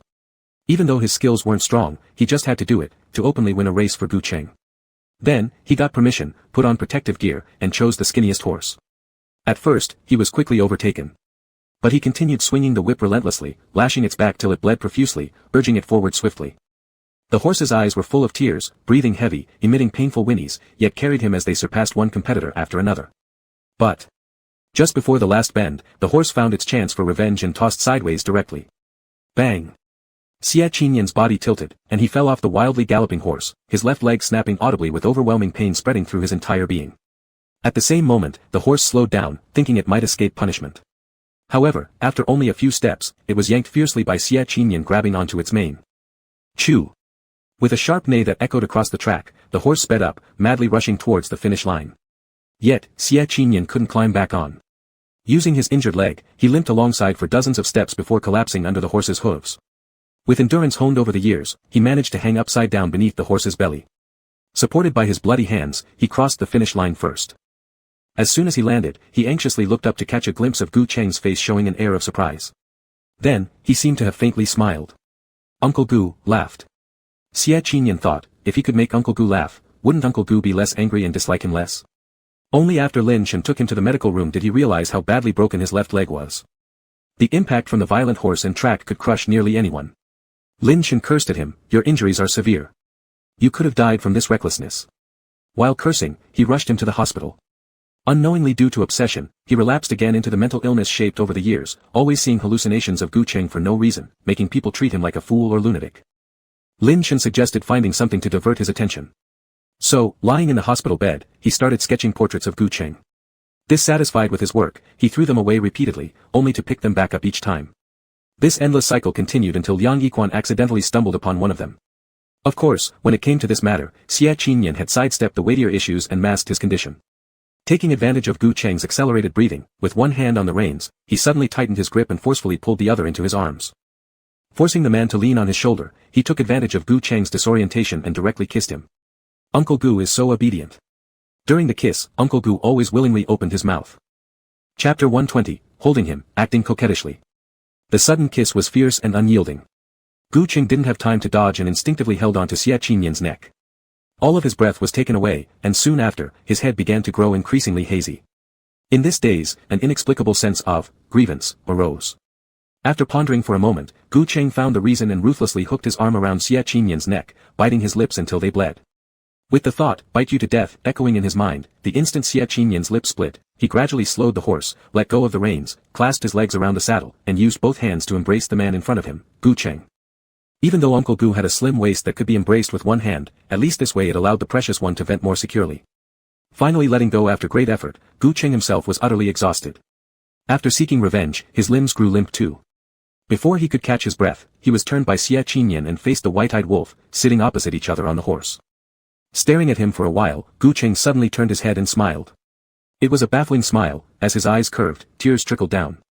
He didn't know why, but back then, even though he had agreed to be with Xie Qinyan, these days, the pangs of conscience, the moral torment, and the grievances given by Imo Xiaonan, all made him want to seek compensation from the young wolf. He loved Xie Qinyan so much, it hurt. Across from him, the young man freed one hand, turned his face, and gently wiped the tears at the corner of his eyes. Afterward, he simply opened his coat, casually tied it to the reins, pulled down his sleeveless vest, slightly lowered his head, pointed to the left side of his neck, and softly coaxed, "Want to bite me?" Gu Cheng slightly froze, listening to him continue, "It's for you to bite." The man blinked, unsure why one would bite the neck. But seeing Xie Qinyan draw closer, his big head resting on his shoulder, explaining in a low voice, "There is a worldview called ABO. Biting the neck can mark ownership." Gu Cheng. He wasn't too familiar, but Xie Qinyan continued explaining, "Once marked, I will be your possession, only subject to your control and manipulation, and no one can take me away from you." Before he finished speaking, he was bitten. A tingling pain rushed over him, yet Xie Qinyan tenderly reached out, lightly pinched Gu Cheng's neck, appreciating the almost pathological sense of possession in the man's eyes. "Does Uncle Gu also wish to confine him?" "It's fine. He will fully cooperate." Xie Qinyan, with one hand holding Gu Cheng's neck and the other encircling his waist, attempted to get closer, to the point where he could hold Uncle Gu in his arms. After some time, the horse resumed its pace. In that moment, Gu Cheng couldn't think of a single word to describe this current madness. All he felt was waves of numbness coursing through his scalp, perhaps his whole life's heartbeat would be spent here. He had bitten Xie Qinyan and didn't know how long it lasted, when eventually, he couldn't even hear the sound of hooves. And yet, Xie Qinyan took advantage of his dazed state and whispered close to his ear, "Does Uncle Gu want to hold a wedding? When do you want it? Just tell me, and I'll prepare." Xie Qinyan started mimicking him, sounding surly. After deliberating for a bit, he added, "Then, before that, should I transfer my household registration?" This. Xie Qinyan interrupted once again, "Tell me, what's the difference between a marriage certificate and a household registration book?" This sudden question stirred Gu Cheng's thoughts. Yes, the difference. He seriously considered it. What was the difference? Oh, he got it. The difference is, in the relationship column. After marriage, the relationship column would become one character, wife. That's right. Xie Qinyan pulled on the reins, and the horse's speed increased quite a bit. As cool tears dripped onto his collarbone, he suddenly said, "So I don't want that little red booklet." Gu Cheng's gaze sharpened as he listened to him continue, "We can propose, we can get married, we can take wedding photos, and invite all our relatives and friends to the wedding, but I don't want that little booklet. I'm afraid that you might change the marriage character to divorce. I don't want any chance of separation, okay?" Gu Cheng tightly clenched his lips, lacking the strength to answer. The voice by his ear urged again, "Okay? My dear." Gu Cheng's entire heart twisted together. He suggested, "How about this? It doesn't matter, no one will know, Xie Qinyan said. This is our secret. A gentle breeze blew toward them, carrying a chill. Xie Qinyan removed the coat tied to his reins and draped it around Gu Cheng's shoulders, asking, shall we head back? Gu Cheng's eyes slowly regained focus, just in time to hear him say, I'm afraid my precious little one might get cold. If we go back now, do you think you'll feel dizzy if we run fast? The provoking words were accompanied by an unerringly bright gaze from Xie Qinyan, but Gu Cheng was not intimidated. He raised his hand and firmly gripped the shoulder of the white-eyed wolf, breaking free of his usual restraint with a hint of crimson obsession. He replied, that depends on your skills. Chapter 121, you don't have a chance, none for the rest of your life. When they returned, the sky was already faintly brightening. Slowly lowering his head, Xie Qinyan kissed Gu Cheng, preparing to tuck the corner of his clothes into his hand and bring him back closer, when he heard a few light footsteps outside. It seemed the gardeners had started their work early in the morning and were discussing, is the old man awake? Yes, he's out walking his bird again. He should be coming over soon. Wait. Coming. Soon. Xiao Lang immediately tensed, the horse wasn't hidden yet. Realizing this, he suddenly caught his breath, once again cutting off part of his shirt and sprinting toward the door. He wanted to hide the horse. But outside, the slow footsteps and bird songs were getting closer. With no other choice, Xie Qinyan quickened his pace, picked up a wooden bucket, filled it with water from the artificial lake, then, splash. Dumped it on the horse's unclear mane.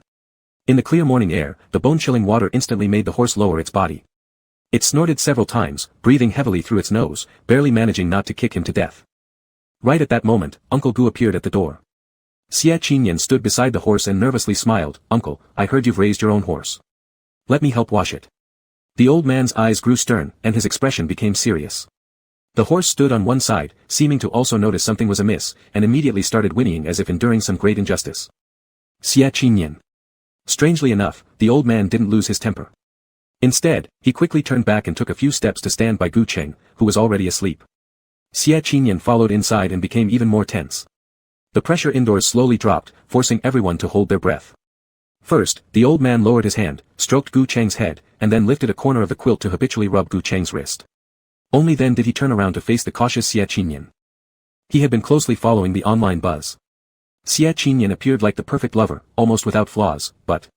The old man bluntly said, I don't oppose your relationship. Xie Qinyan let out a sigh of relief. But frankly speaking, I don't like you.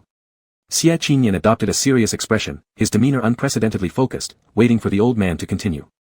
The old man just walked forward with his hands behind his back, leaving a sentence as they passed, you don't deserve him. You don't deserve him. It was an assertive sentence, leaving little room for argument. Xie Qinyan felt somewhat agitated, wanting to ask why, perhaps there was still something he didn't know, but, clearly, the old man had no intention of explaining further, and his footsteps were already moving away. After a brief silence, Xie Qinyan returned to Gu Cheng's side, hanging his hand and gripping his wrist, the one with the tattoo saying APHR.DJ. Clutching it tightly, he gently rubbed it.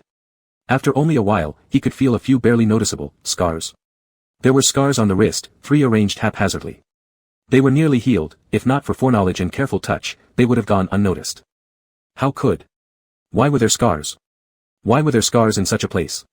There was only one possible explanation for a scar in this spot. It meant Gu Cheng must have once. No, it couldn't be true. He was being overly sensitive. Xie Qinyan dared not think further. His thoughts, which had calmed just moments ago, were now swirling like a boiling pot of porridge.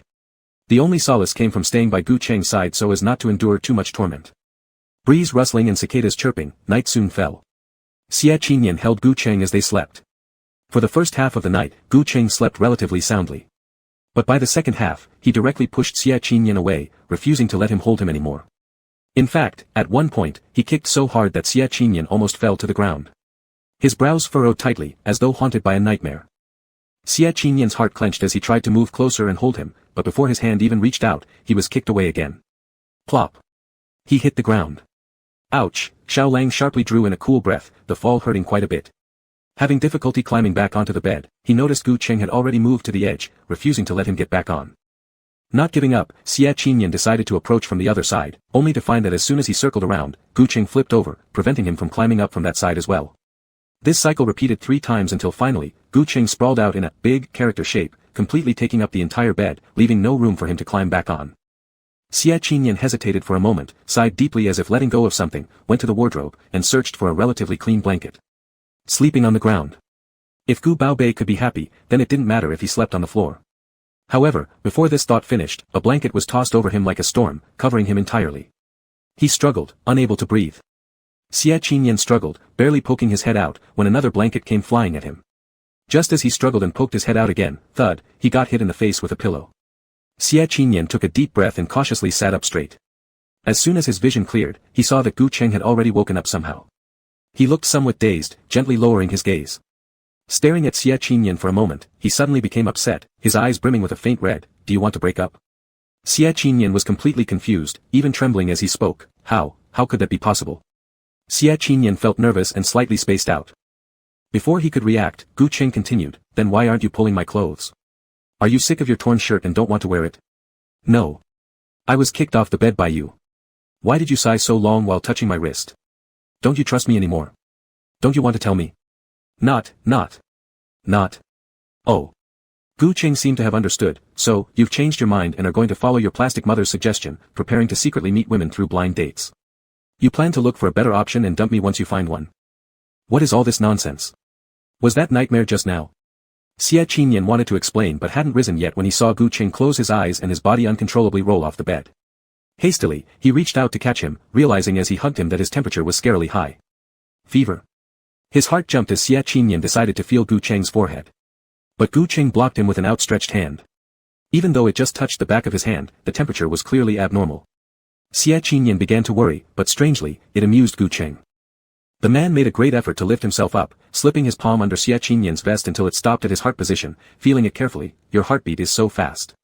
Xie Qinyan moved his throat as Gu Cheng whispered further, do you want me? Gu Cheng's voice was rough from illness, light and soft with an alluring lilt at the end. Xie Qinyan gritted his teeth, summoning immense willpower to stretch out his hand again to touch Gu Cheng's forehead. But, just like last time, it missed. Gu Cheng turned his head skillfully away, leaning into Xie Qinyan's neck, lightly brushing his throat, lost in his own thoughts, whispering hoarsely, that's wrong, you no longer have a chance. You're about to go on a date with a woman, you don't have a chance for the rest of your life. Chapter 122, Uncle Gu's illness, super hard to comfort. After pondering for a moment, he added again, not even soon. The man murmured to himself, as if it were revenge for his disloyalty, on the Ferris wheel, in the bathroom, by the floor-to-ceiling window, in the study, living room, sofa, none of them are acceptable. Uncle Gu seemed to be very ill, incessantly babbling incoherently with weakening voice. His hands, which had been moving around, ceased. At this point, Xie Qinyan finally raised his hand to touch his forehead. It was burning hot. In a flurry, he picked him up and laid him on the bed. Just as Xie Qinyan was about to look for a thermometer, he noticed that his clothes were being pulled again. Gu Cheng tightly gripped the corner of his clothes but avoided eye contact. With half-closed eyes glittering like a fox shedding tears, he stared at the ceiling as if watching his fleeting love go by. Why must it be this way? Oh, he understood now. Xie Qinyan's mind quickly pieced together what happened. Living together, Gu Cheng's heart was always conflicted. Hence, he searched for, whether taking wedding photos before 42 would make one look old. Having been together for such a long time, Xie almost managed to comfort him well, but Mo Xiaonan's arrival set everything back to square one. Not only did it reset things, but she deliberately rubbed salt into Uncle Gu's wounds, leading to dreams filled with scenes of him attending blind dates with women. His beloved Cheng. Xie Qinyan lowered his hand intending to wipe away the tears from his eyes but regretted halfway through. Deciding otherwise, he simply chose to hold him close, kissing his eyes gently. Fortunately, Uncle Gu was nearly a head shorter than him and much slimmer, making him easy to embrace. Xie didn't bother cutting the corner of his clothes or using excuses like, I'll be right back, instead he carried him while fetching the thermometer and a new quilt. Once done and properly settled, leaning against him, Xie coaxed him to try measuring the temperature. 40.2 degrees Celsius. A little more, and they'd likely explode the mercury thermometer. What an unfortunate disaster, henceforth, never will he take him horseback riding again. Xie Qinyan found medicine, persuaded him to drink it, then prepared to wash a cold towel in the bathroom. But, being in such bad shape, can he still carry him to the bathroom? It might exacerbate the fever. Just then, coincidentally, Gu Cheng seemed to recall something, releasing his grip on the cloth without second thought. He ordered him, hurry up and get out of here. Xie Qinyan sighed with relief, rushing to the bathroom and returning swiftly to see his eyes turn red again. If you leave, you better never. Placing the cool towel lightly on his head, Gu Cheng hesitated, hearing his reassurance, I'm already back. He still doubted, curling his fingers slightly, just as his palm was slipped another piece of cloth by the young man. The youth's peach-like eyes bright and beautiful leaned beside him cajoling, I'm already back, I just went to fetch you a damp towel to take care of you. Understand? Gu Cheng frowned, his blank brain unable to comprehend those words. Xie Qinyan explained further, you're sick, you need a towel to cool down your fever so you can get better faster. All right. Gu Cheng's voice was hoarse as he glanced downwards, muttering somewhat unhappily, I hate being sick. When he got sick, Xia Qinyan would leave, going back and forth changing the towel, leaving him alone repeatedly, which made him fearful. Being the type who never compromises, Gu Cheng blurted out his thoughts instantly. Upon hearing this, Xia Qinyan fetched a basin of water, placed it on the bedside table, deciding no longer to shuttle back and forth. It took quite some effort to lull him back to sleep, causing Xia Qinyan to sweat profusely. Checking the temperature again, 38.2 degrees Celsius. Finally, less terrifying.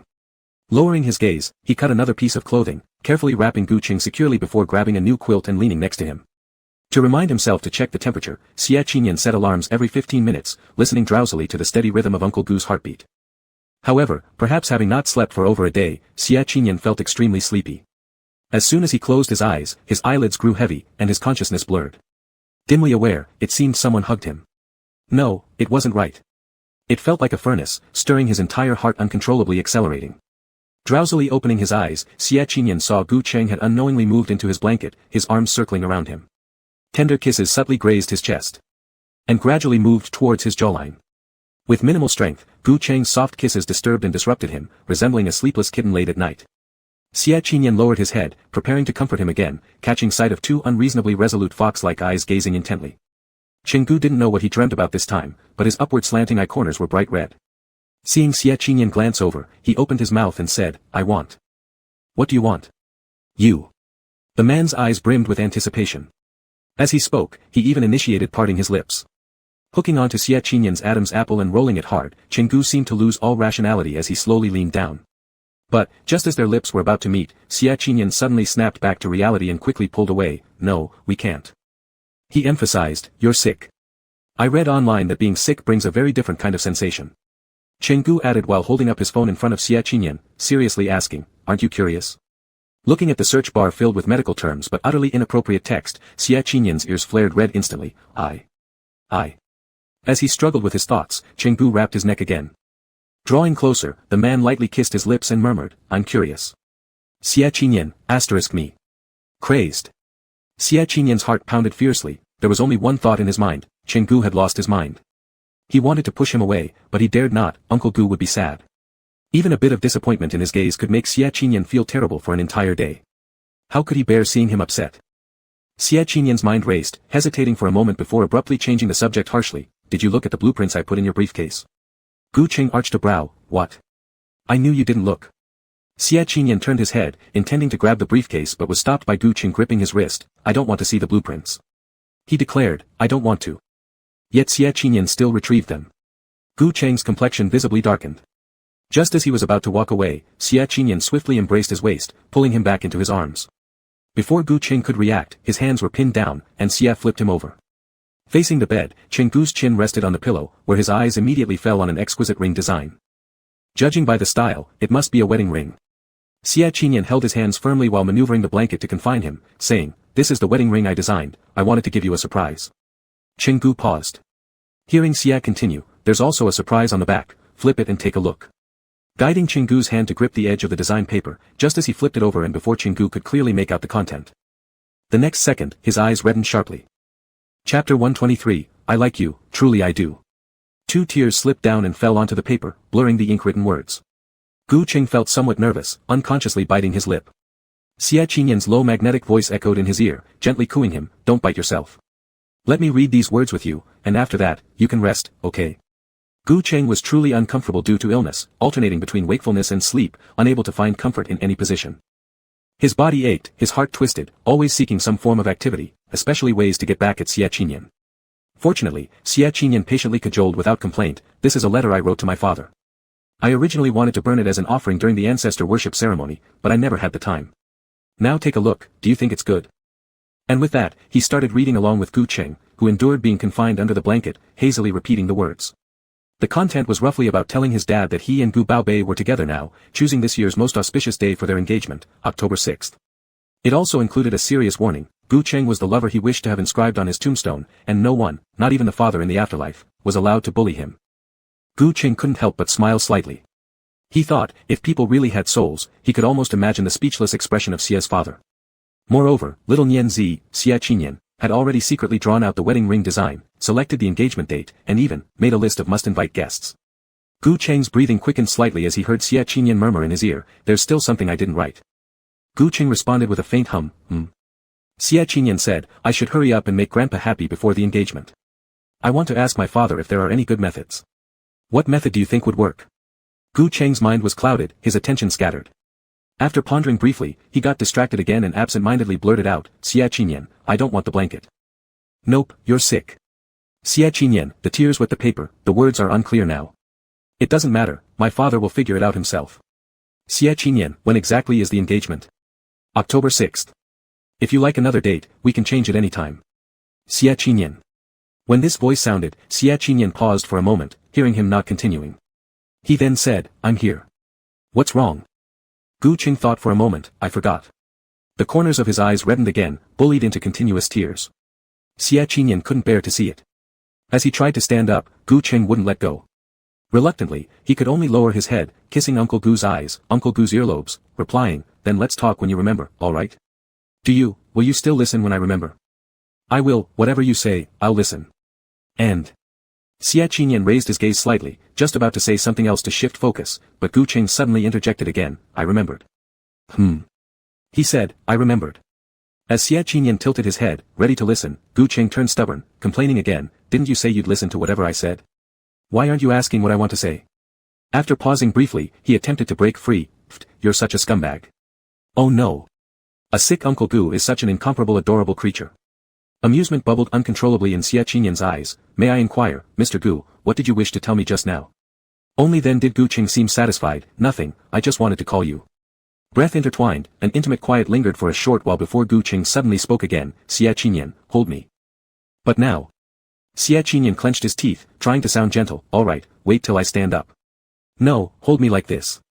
Xie Qinyan's pupils constricted slightly as he listened further, "Hold me, I want you to hold me." A pause, "Alright." Before hugging him, Xie Qinyan pulled another quilt, ensuring no cold air would seep through, then repositioned Gu Cheng, whispering sweet nothings into his ear, "Shouldn't you be asleep by now?" Gu Cheng furrowed his brows, putting a big question mark over his head, "Are you not up to it?" "Yeah." To please Fox Gu, he had to give his all. Then, he heard Gu Cheng chuckle softly, saying, "You must be too tired." "Me too, exhausted." His voice trailing off, Gu Cheng slowly closed his eyes.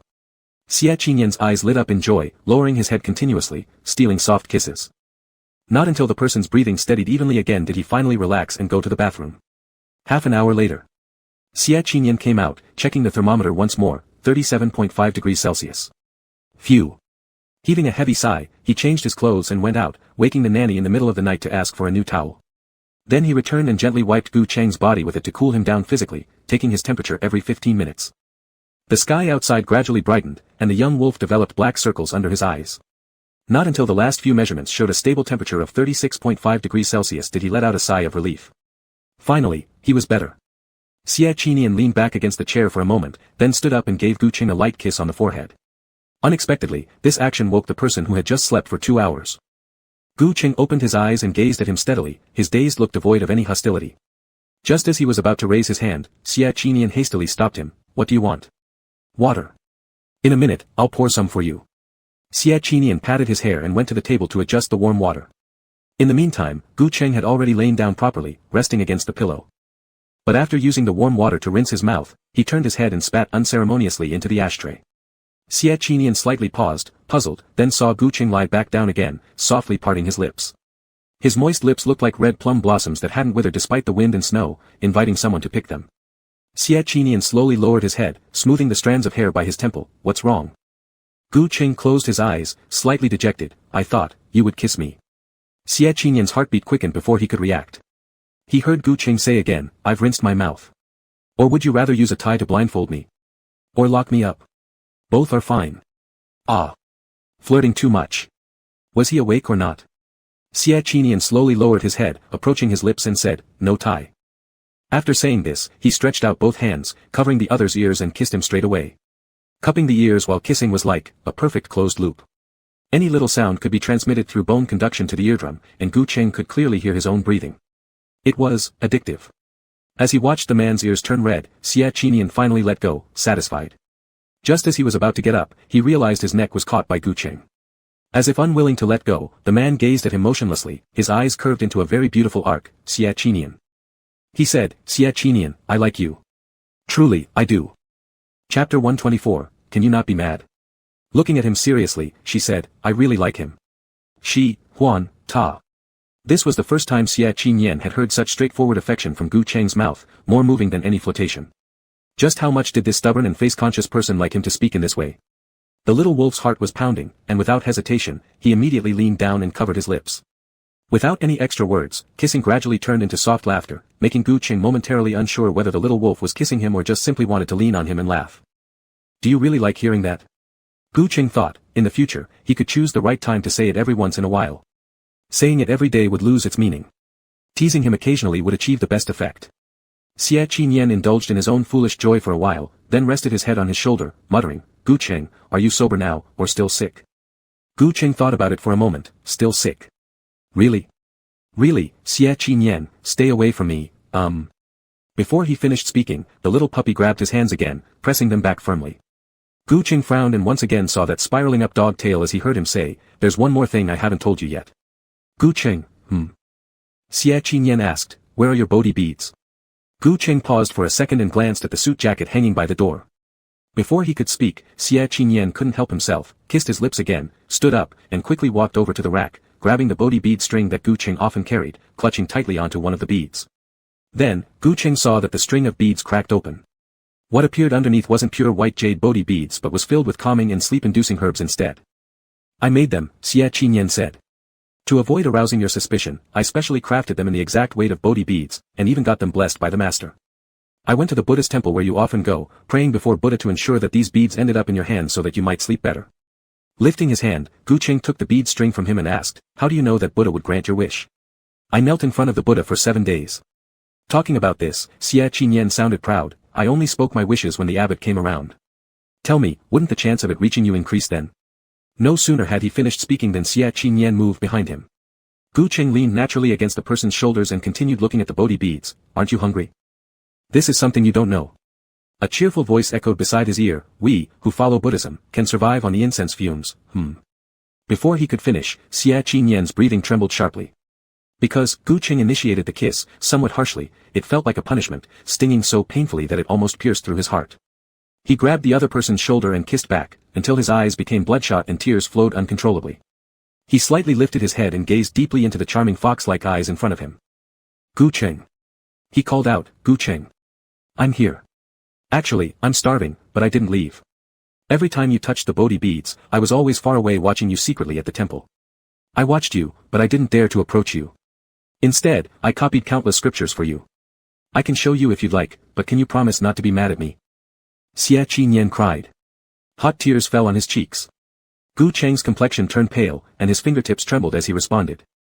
Chapter 125, Huge Misunderstanding, Wolf Puppy's Obsessive Personality Erupts. I'm not angry. He paused for a moment and continued, I'm not angry with you, it's just that, these few days have been, kind of, uncomfortable.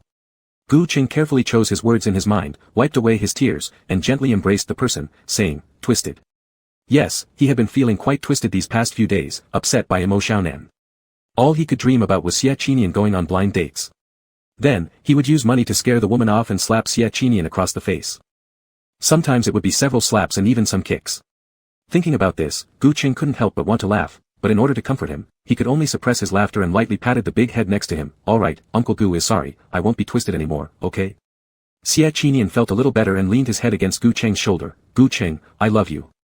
Xie Qinian said, I've done so many things for you, before I didn't think it necessary to say them out loud, but now, I just want you to know. I'll tell you one by one. Each one, you must know. This way, can you feel a little happier? Not unhappy. Still twisted? No, not twisted. While speaking, Gu Cheng's voice slightly trembled because Xie Qinian's hand was sneaking under the blanket, no longer staying still. Gu Cheng wanted to push him away, but after recovering from a serious illness, his strength was pitifully small. Soon, his ears turned red, followed by his eyes rimming red as well. He bit his lips, hoping Xie Qinian would kiss him soon. This way, he could cry with his eyes closed without appearing too disheveled. However, the wolf puppy seemed determined to make trouble, looking at him all the while. While wiping his tears, he asked, then what if you dream again that I go on a blind date? Beat you to death. Alright, you can beat me. As long as you're not angry, you can hit me as you wish. Xie Qinian said, but after you're done hitting me, we will welcome dawn together from the night. Gu Cheng. Just like, your crying won't help. Can he die right now? Gu Qing rested another day in the old house, then said goodbye to his grandfather early the next morning due to program recording schedules. Not far away, Xie Qinian was waiting. He overheard Gu Qing muttering softly, "The scar on my wrist has nothing to do with anyone else, stop assuming things yourself." The old man was shocked, wanting to ask more, but Gu Qing left him with the remark, "Mind your own business about the Jianghu affairs," and entered the car by himself. As the finale of this dating variety show, it concluded with a split-screen live broadcast where 4 guest pairs parted ways, heading to a small island in the sea. The journey was relatively peaceful, so Xie Qinian leaned on Gu Cheng's shoulder, exploring his wrist, his darkened eyes questioning, "Really got nothing to do with me?" Not much connection. For whom then? Gu Cheng had injuries on his body, and these were due to someone else. Just hearing it stirred an unexplainable jealousy within him, a jealousy driving him nearly mad. Because of Li Jiang. Xie Qinian, who? Gu Cheng glanced again at the list of guests, his gaze lingering for a long time on the alleged Li Jiang. After a long pause, he finally said, "You don't know him." "Not many people besides me know him." "He is." Gu Cheng hesitated, as if realizing some taboo, then continued, "Never mind, I'll explain when I see him." He wanted to know if it was the Li Jiang from back then who hadn't actually died or if someone was pretending to be him.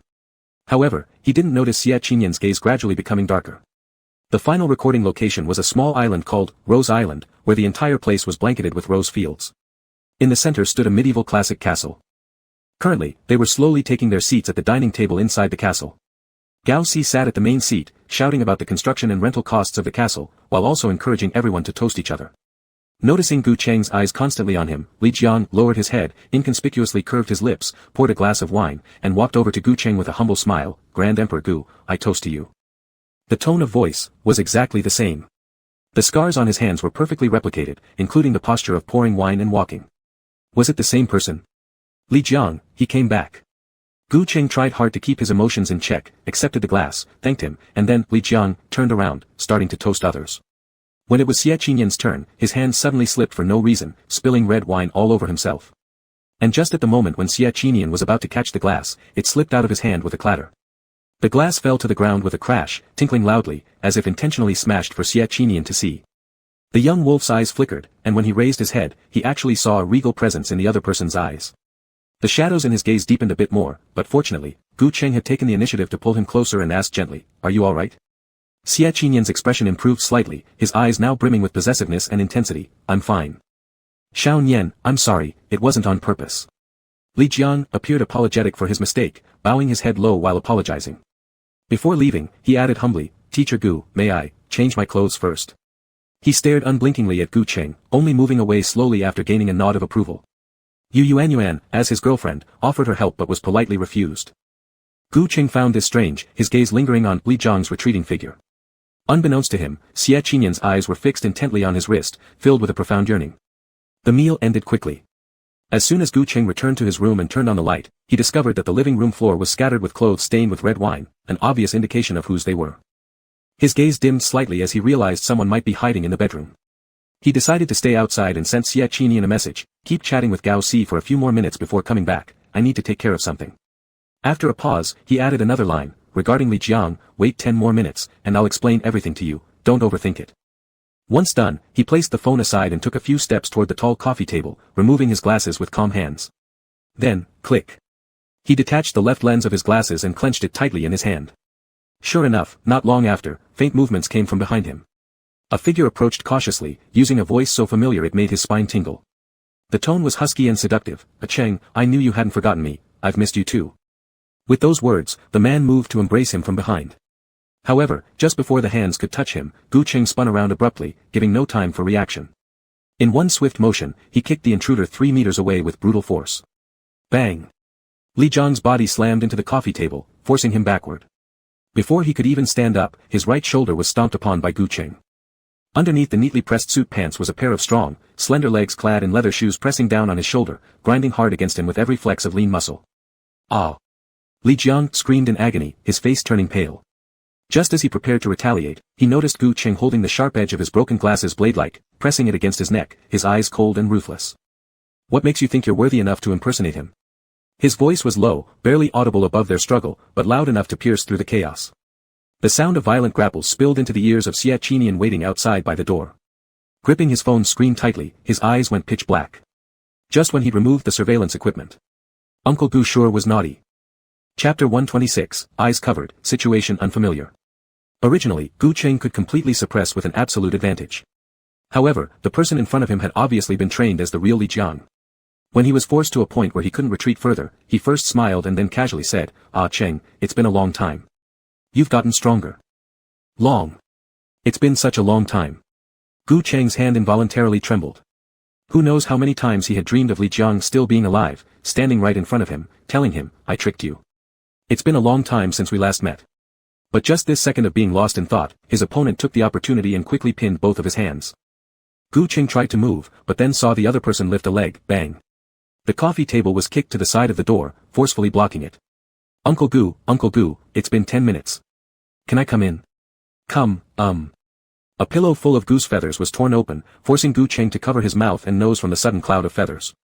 Even so, as he retreated, he still coughed several times. "Xie Qinan. Come in." The door outside started being knocked on, while Li Jiang's attacks were still continuing. He pulled out a knife from somewhere, attempting to corner Gu Cheng between the wall and himself. His eyes gleamed slightly, leaving a word with each step. "Ah Cheng, what's wrong? Don't you miss me? Aren't you always obsessed with my death?" "It doesn't matter. I'm back now, why don't you hug me?" Bang. Suddenly, the door, together with the coffee table, was kicked open. The doorframe was damaged, and before Xie Qinan even managed to enter, he lifted a foot and shoved the coffee table back onto Li Jiang. Without giving him a chance to react, Xie Qinan rushed forward in one swift motion and grabbed a vase from the side, smashing it right onto the man's head. Watching as the man passed out, he still angrily kicked him a few more times before turning to look at Gu Cheng, who was nearby, his suit slightly disheveled and looking somewhat haggard. Leaning against the wall, his hairline messy, his chest rising and falling unevenly with his breath. Seeing him coming over, Gu Cheng even walked 2 steps faster and proactively placed a hand on his shoulder. "Xie Qinan and I are not in the kind of relationship that you might misunderstand." I know." Xie Qinan softly responded and then extended his hand gently, stroking Gu Cheng's back. "Is your mind feeling a bit scattered?" The young wolf's voice was light, and for some reason, there was a moment when Gu Cheng felt that the voice was ethereal, like the soothing hum of a hypnotist. But the little wolf was concerned about him. Gu Cheng seriously nodded after hearing it, turned his head, and glanced at Li Jiang, who lay amid the ruins, saying, "Don't make too much of a fuss, keep him alive to ask questions." "Okay." Xie Qinan's focus was entirely on Gu Cheng, tightening his arm around him, drawing him closer to his body. "Uncle Gu is tired from fighting, he needs to rest." He led Gu Cheng step by step towards the exit, whispering softly, "Once you get some rest, everything will be fine." Gu Cheng agreed with his statement and followed him out step by step. However, for some reason, today, Xie Qinan's scent seemed unusual. It wasn't the usual scent of sunlight. After smelling it for a while, his head began to feel a bit dizzy. Gu Cheng didn't know when exactly he fell asleep, but in his dream, he once again saw the shadow of Li Jiang. He, his most important childhood friend. When they were young, he and Li Jiang were very close. Simply put, they were good brothers who could share the same pair of pants. Even if one smashed the other's most cherished Ultraman toy, they would reconcile in no time the next day and go play basketball. But later on, somehow, he rarely saw Li Jiang anymore. His good friend came and went hurriedly, not even willing to spare a moment for a cigarette with him, and upon seeing him, it was as if he was viewing some kind of filthy thing, avoiding him like the plague. Gu Cheng didn't quite understand, and after a long while, the next time he saw Li Jiang, he found him addicted to drugs, thin and unable to stop himself. Gu Cheng was full of concern, always trying to find someone to talk to. Finally, one day, he successfully cornered the person inside a rented apartment. He remembered it clearly. It was a tiny room, not more than 10 square meters. The air was thick with smoke, and as soon as he entered, he was choking from the strong smell and coughed continuously. Then, Li Jiang, leaning against the wall amidst the heavy smoke, hollow-eyed, gestured for him to sit down and chat. At that time, young and impulsive, Gu Cheng didn't know how much patience he had mustered to clench his fists and sit opposite this madman. His first action upon sitting down was to knock all the drugs off the bedside cabinet. Throat constricted, his voice roughened, "Li Jiang, have you gone crazy? This is suicide." "Yeah." Li Jiang responded indifferently, not giving him much attention. Before long, he actually bent his thin body and slowly started picking up the transparent small square packet from the ground. Gu Cheng couldn't help himself and immediately leaned down to grab his collar, slapping him a few times without hesitation. "Come with me, turn yourself in, this stuff will kill you, do you even know?" But at that moment, Li Jiang suddenly smiled. He said, "I know, but I don't have a way out anymore. Let me escape into dreams for a few days. I may really not have much time left." Gu Cheng was so angry he couldn't speak. All he remembered was how he beat Li Jiang until every punch hit flesh, yet, the other person just kept smiling throughout. "Ah Cheng, I'm about to die. I have a favor to ask of you." My girlfriend lives at number 27, Sinew Road. Please take care of her and don't let anyone hurt her. Back then, Gu Cheng was furious. He thought there was no saving this person anymore. That once sunny and good man who could smile even under heavy rain, how did he end up like this? He stopped beating Li Jiang and decided to walk out instead. As he opened the door, behind him came the desperate plea from the man, tinged with sobs, Gu Cheng. Gu Cheng, I beg you. She's pregnant. She's pregnant. But if he knew about the pregnancy, why did he still end up here? Gu Cheng didn't promise anything, all he did was clench his fists, and with a bang, shut the door, walking away as he could still hear the helpless cries. After that, he never saw Li Jiang again, until one day, when he read news about a man riddled with 27 bullets, whose corpse was abandoned by K organization members in a remote wilderness. Later, that very afternoon, he received a large compensation from the International Security Bureau's Special Agent Division. They said that Li Jiang had sacrificed himself while undercover in the K organization. In the family section, the only name filled in was his. Li Jiang.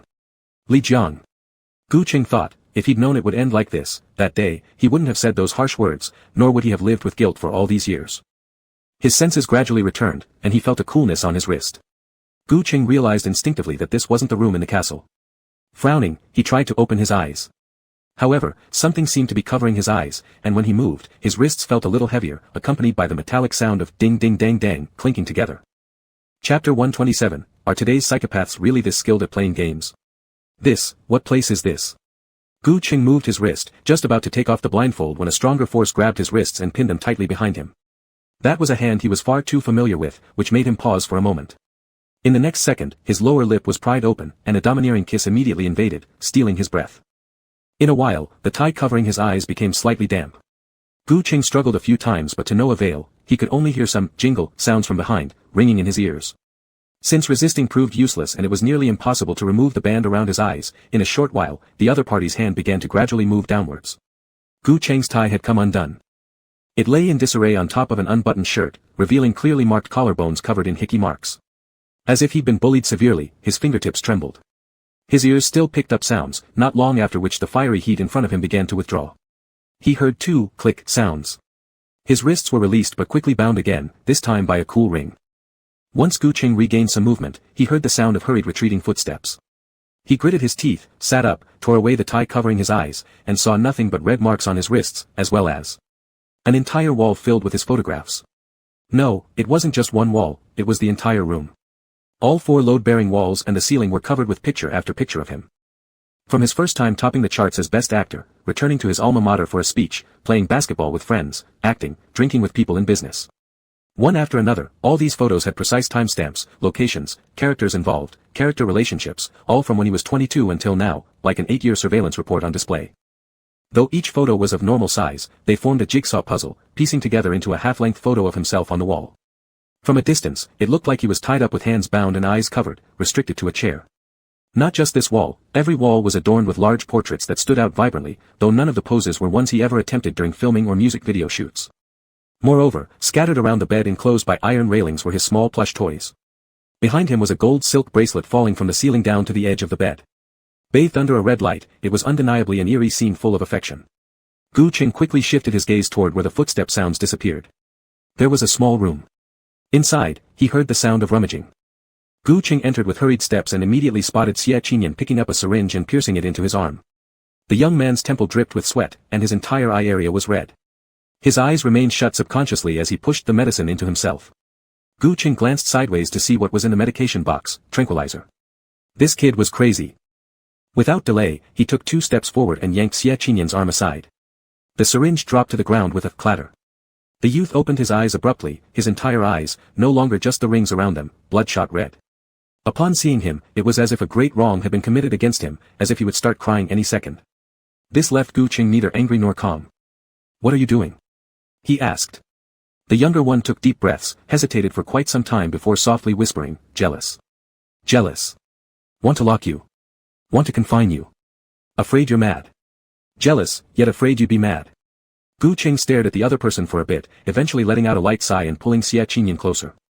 When he extended his hand, he noticed there was something additional on his left wrist, a black strap wide enough to cover scars. Not overly broad, closely adhering to the skin, hard to notice unless examined closely, almost blending seamlessly with a tattoo. It was this thing, that Xie Qinyan fastened on his wrist right before leaving earlier. "What is this?" The Unity Band. Gu Qing raised an eyebrow. What? I can't stand the sight of other scars on your body, so I use this to cover them up. The remote control is in my hand. Whenever I get jealous, pressing the button will make it keep tightening until it reddens your wrists. The doggy look got increasingly pitiful as he slowly lowered his head, muttering faintly, to punish you. Oh, Gu Qing tried his best to understand. Are psychopaths nowadays all this good at playing tricks? Ugh. The puppy's ears grew even redder. Gu Qing let out a chuckle, intending to mock him, but instead saw paper shreds scattered everywhere. The material of the paper shreds was very hard, not like ordinary A4 paper, but more like photos. Yes, they were photos with patterns on them. Gu Qing couldn't help but lower his head to pick them up, and after piecing together a few, he immediately realized they were photos of himself. Xie Qinyan had torn his own photos. Xie Qinyan's gaze remained downward. Upon noticing Gu Cheng's movement, he instantly became nervous and tried to close the drawer on one side. However, Uncle Gu was quicker, lifting his hand to open the drawer before Xie could react. With a whoosh, it was as if a remarkable contest had unfolded. Inside the drawer were several pens with dark-colored ink, alongside a stack of his own photos in which he wore black ties. Judging by the scattered photos on the table, it seemed that Xie Qinyan had locked himself here in order to face him, using the markers to repaint the black ties into different colors. But the process wasn't smooth. He couldn't resist the urge to panic, go insane, and tear these photos apart. Then, feeling regretful about losing control, he would inject himself with tranquilizers again and resume recoloring the ties. Gu Qing figured out that these were photos from when he won his first Best Actor award and attended various events. At that time, to cultivate the persona of a formal wear enthusiast, Luo Qingxi insisted he dress this way. Uncle Gu suddenly felt somewhat regretful. He thought, when I get back, I'll just act in a few garish films for that kid to blow off some steam. But, how could he comfort him now? After pondering for a while, the man softly exhaled, took off the tie around his neck, and raised it to cover Xie Qinyan's eyes, commanding him, don't resist. The young wolf pup was very obedient, allowing himself to be restrained as he followed Uncle Gu outside, where he bent down at a certain place, gently. And so, when Gu Qing told him not to move, Xie didn't move and waited there bent over. Not long after, faint sounds of clinking metal reached their ears again. It wasn't until a while later that Xie Qinyan realized what was happening when Uncle Gu tilted closer, gently biting off the tie covering his eyes. His vision quickly returned, and under the alluring red glow, Xie Qinyan saw his Uncle Gu leaning casually against a chair, shirt slightly unbuttoned, his hands bound behind him by a slender golden silk bracelet, his head tilted back, lips slightly parted, completely replicating the pose of the giant photo on the wall behind him. Boom! Xie Qinyan's sanity was incinerated, his ears buzzing with the rush of blood. He heard Gu Qing say, is your wish up there on the wall? Aimless and vulgar. Fine, I'll grant it then. Chapter 128, the beating is real, and the spoiling is also real. With close contact with Qi Yunzi, congratulations to the host, plus 1 year of life. Congratulations to the host, plus 3 years of life. Plus 13 years of life. Plus 17 years of life. Gu Qing fainted repeatedly, only to wake up again, and struggled to raise his hand to accept the life value added by the system. He felt as if he was about to disintegrate into a pile of rubble. His clothes and photos were torn together, even a slight movement made tears uncontrollably stream down. The half-blooded little wolf from the warrior nation, however, seemed like it was his first time being fully fed and hydrated, exuding an aura of invigoration from head to toe. After carefully taking care of Gu Qing, Xie Qinyan leaned against one side, flipping through Gu Qing's phone. While reporting safety to Gao Si, he discovered. Last time when the romance show ended and they eloped, Gu Qing had already informed Gao Si that he would go back with Xie Qinyan. Ah! The little wolf's ears drooped, no wonder Gao Si didn't chase after them. The excitement over eloping diminished instantly. But, could he find some compensation elsewhere? Xie Qinyan lowered his eyes, meticulously caring for Gu Qing. He waited patiently for him to awaken, wanting to claim a small reward but heard Gu Hu's hoarse voice open his mouth, you dare lock me? Gulping. Xie Qinyan swallowed, momentarily not understanding what the man meant. Not until he found himself locked in chains did he see Gu Qing slowly walking around the room, selecting a whip from the storage cabinet. Xie Qinyan's eyes widened slightly as he heard, the rules of the Gu family, when it's time to soothe, we soothe, when it's time to beat, we beat. After the excitement, Xie Qinyan's heartbeat gradually returned to a peaceful rhythm. He calmly thought, originally, Gu Qing wouldn't fear this room or him. Uncle Gu. After applying medicine and bandaging Gu Cheng's back, Xie Qinyan hung onto a corner of Gu Cheng's garment, playing with it absent-mindedly. Somehow, he suddenly gathered the courage to ask about the past. 8 years ago, when you received my letter for help and broke into Third Uncle's house, did you ever suspect that letter, it was actually fake? That was Third Uncle who specially hired someone to mimic his handwriting for testing Gu Qing. After finding out, he woke up countless times in the middle of the night crying, eagerly hoping Gu Qing would come, yet he prayed countless times in front of Buddha statues, praying he wouldn't come. But all these years, he never knew what Gu Qing was thinking. In front of him, the man hesitated briefly. Xie Qinyan's heart tightened, hearing him say, I saw it was fake. Xie Qinyan. Gu Qing said, that handwriting looks like yours, but the tone isn't quite right. Back then, you were so stubborn, you wouldn't have said those showing weakness words even if dying outside. So, I could tell at a glance it was fake. Xie Qinyan was confused. Getting up hurt his shoulder badly, but he still managed to place his hand on Gu Qing's shoulder and asked, then why did you still go? Gu Qing answered nonchalantly, I figured you might be in danger. Xie Qinyan couldn't help but continue asking emotionally, but I said such hurtful words. You lied to me. Gu Qing replied offhandedly. Packing up the medical kit, turning around, wiping the little wolf's tears, he said, it's acting, right? If you force yourself to say it doesn't mean it should be true. Could you sense that at the time, when you told me to leave, it was actually protecting me, right? A tear slipped down Xie Qinyan's cheek, you always know everything. He truly liked Gu Qing. This person, Gu Qing, was always smart enough to see through everything. Xie Qinyan thought, from the multiple misunderstandings 8 years ago, to their engagement later, to his mother causing trouble, Gu Qing has always been calm, strong-willed, neither humble nor arrogant, but listened to his explanation seriously and preserved the last warmth. Separated for 8 years, after so many misunderstandings, another person might have severed ties with him long ago, or even if not severed, they might have quarreled 100 times. Their feelings worn out, parting unhappily. But, this person is Gu Qing. The person who would both hit him and spoil him, Uncle Gu. He was always worth dropping everything, rushing forward recklessly. Taking advantage of his tears, Xie Qinyan also asked about Li Zhang's matter. Gu Qing explained slowly and still rationally asked, who do you think can understand Li Zhang's appearance, habits, way of speaking, and even, timbre so well? Xie Qinyan, lying on his leg, let his gaze wander and soon thought of one person, Qin Ningyan. She killed Li Zhang. On the other hand, Li Zhang just woke up and received Qin Ningyan's call. On the other side, the woman's voice was slightly urgent, and before he could utter a sound, she unleashed a long tirade. How do you handle things? I asked you to figure out a way to confine Gu Qing in a room, just one night would have been enough. How could you fail this badly? Li Jiang was a little confused, I just woke up. How do you know my attempt has failed? Of course, it's my son who saw it.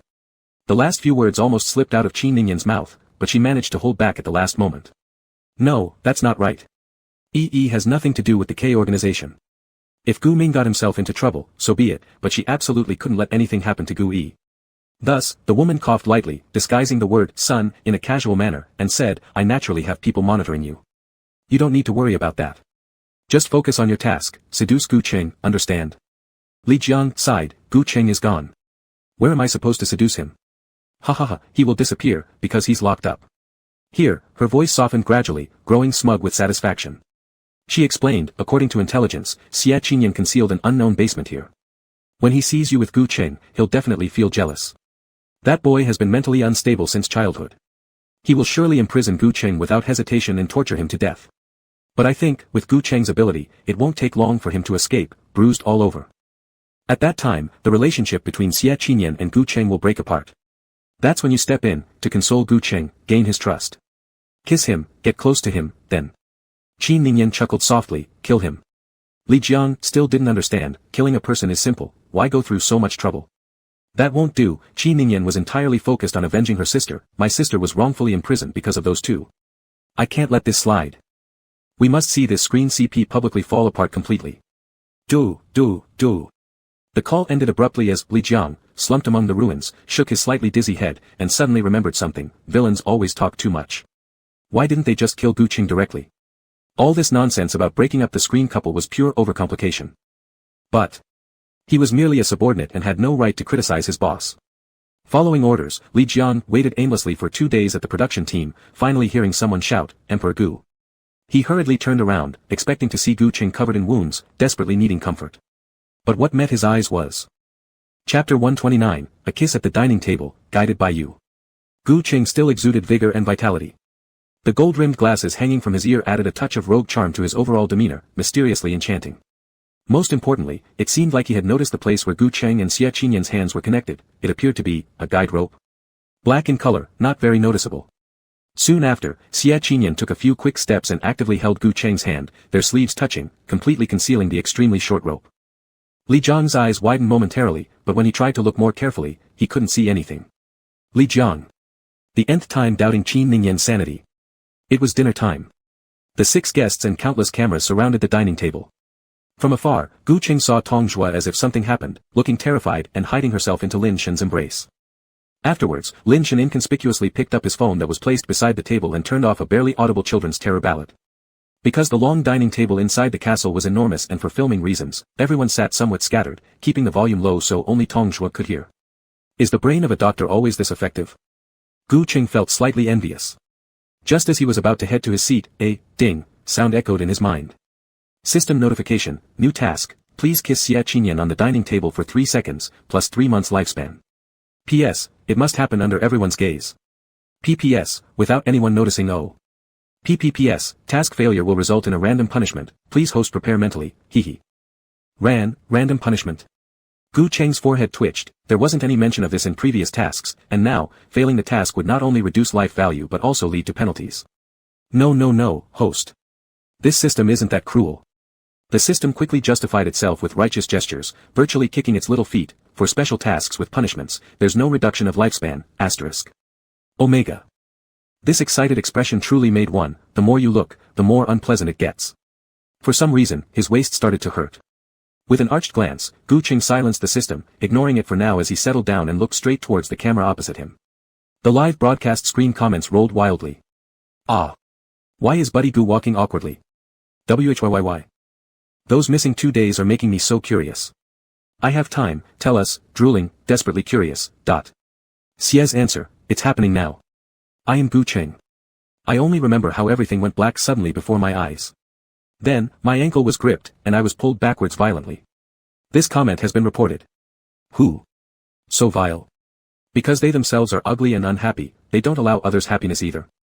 The live chat got chaotic. Gu Qing refocused, deeply pondering over the task set by the system. Soon after, he suddenly said, Xia Qinyan, help me open the crab. The young wolf pup's right hand was bound, leaving him struggling with just his left hand for chopsticks. How could he possibly handle opening a crab now? Gu Qing smirked faintly, clearly relishing the prospect of seeing Xia Qinyan humiliate himself. The audience online was also captivated, watching intently. First time seeing little Xia use his left hand, huh? His right hand has been concealed beneath the table without moving. What happened? Was he injured? Concern. How can someone open a crab with just one hand? Isn't that usually done with both? But the next moment, Xia Qinyan slipped on a transparent glove, and with a slight pressure of his index finger and middle finger, crack, the crab shell opened fully, revealing the luscious golden crab roe. In the live stream room. That strength is unreal. That crab is as big as both my hands. Help. Check the screenshot, his veins burst on his hand. Ah, his fingers are slender yet forceful. Cough, Uncle Gu sure has good fortune, blushing, Help. Why do all other couples say, so sweet, but with Qi Cheng, it's all animalistic terms? Jajaha. One comment after another flooded across the screen as Xia Qinyan placed the crab beside Gu Cheng and smiled softly. Then, turning under the disapproving eyes of Gu Shu, Xia Qinyan grabbed another pair of chopsticks and asked, do you want me to pick out the crab roe for you? Swish. Before finishing his sentence, the chopsticks dropped to the ground.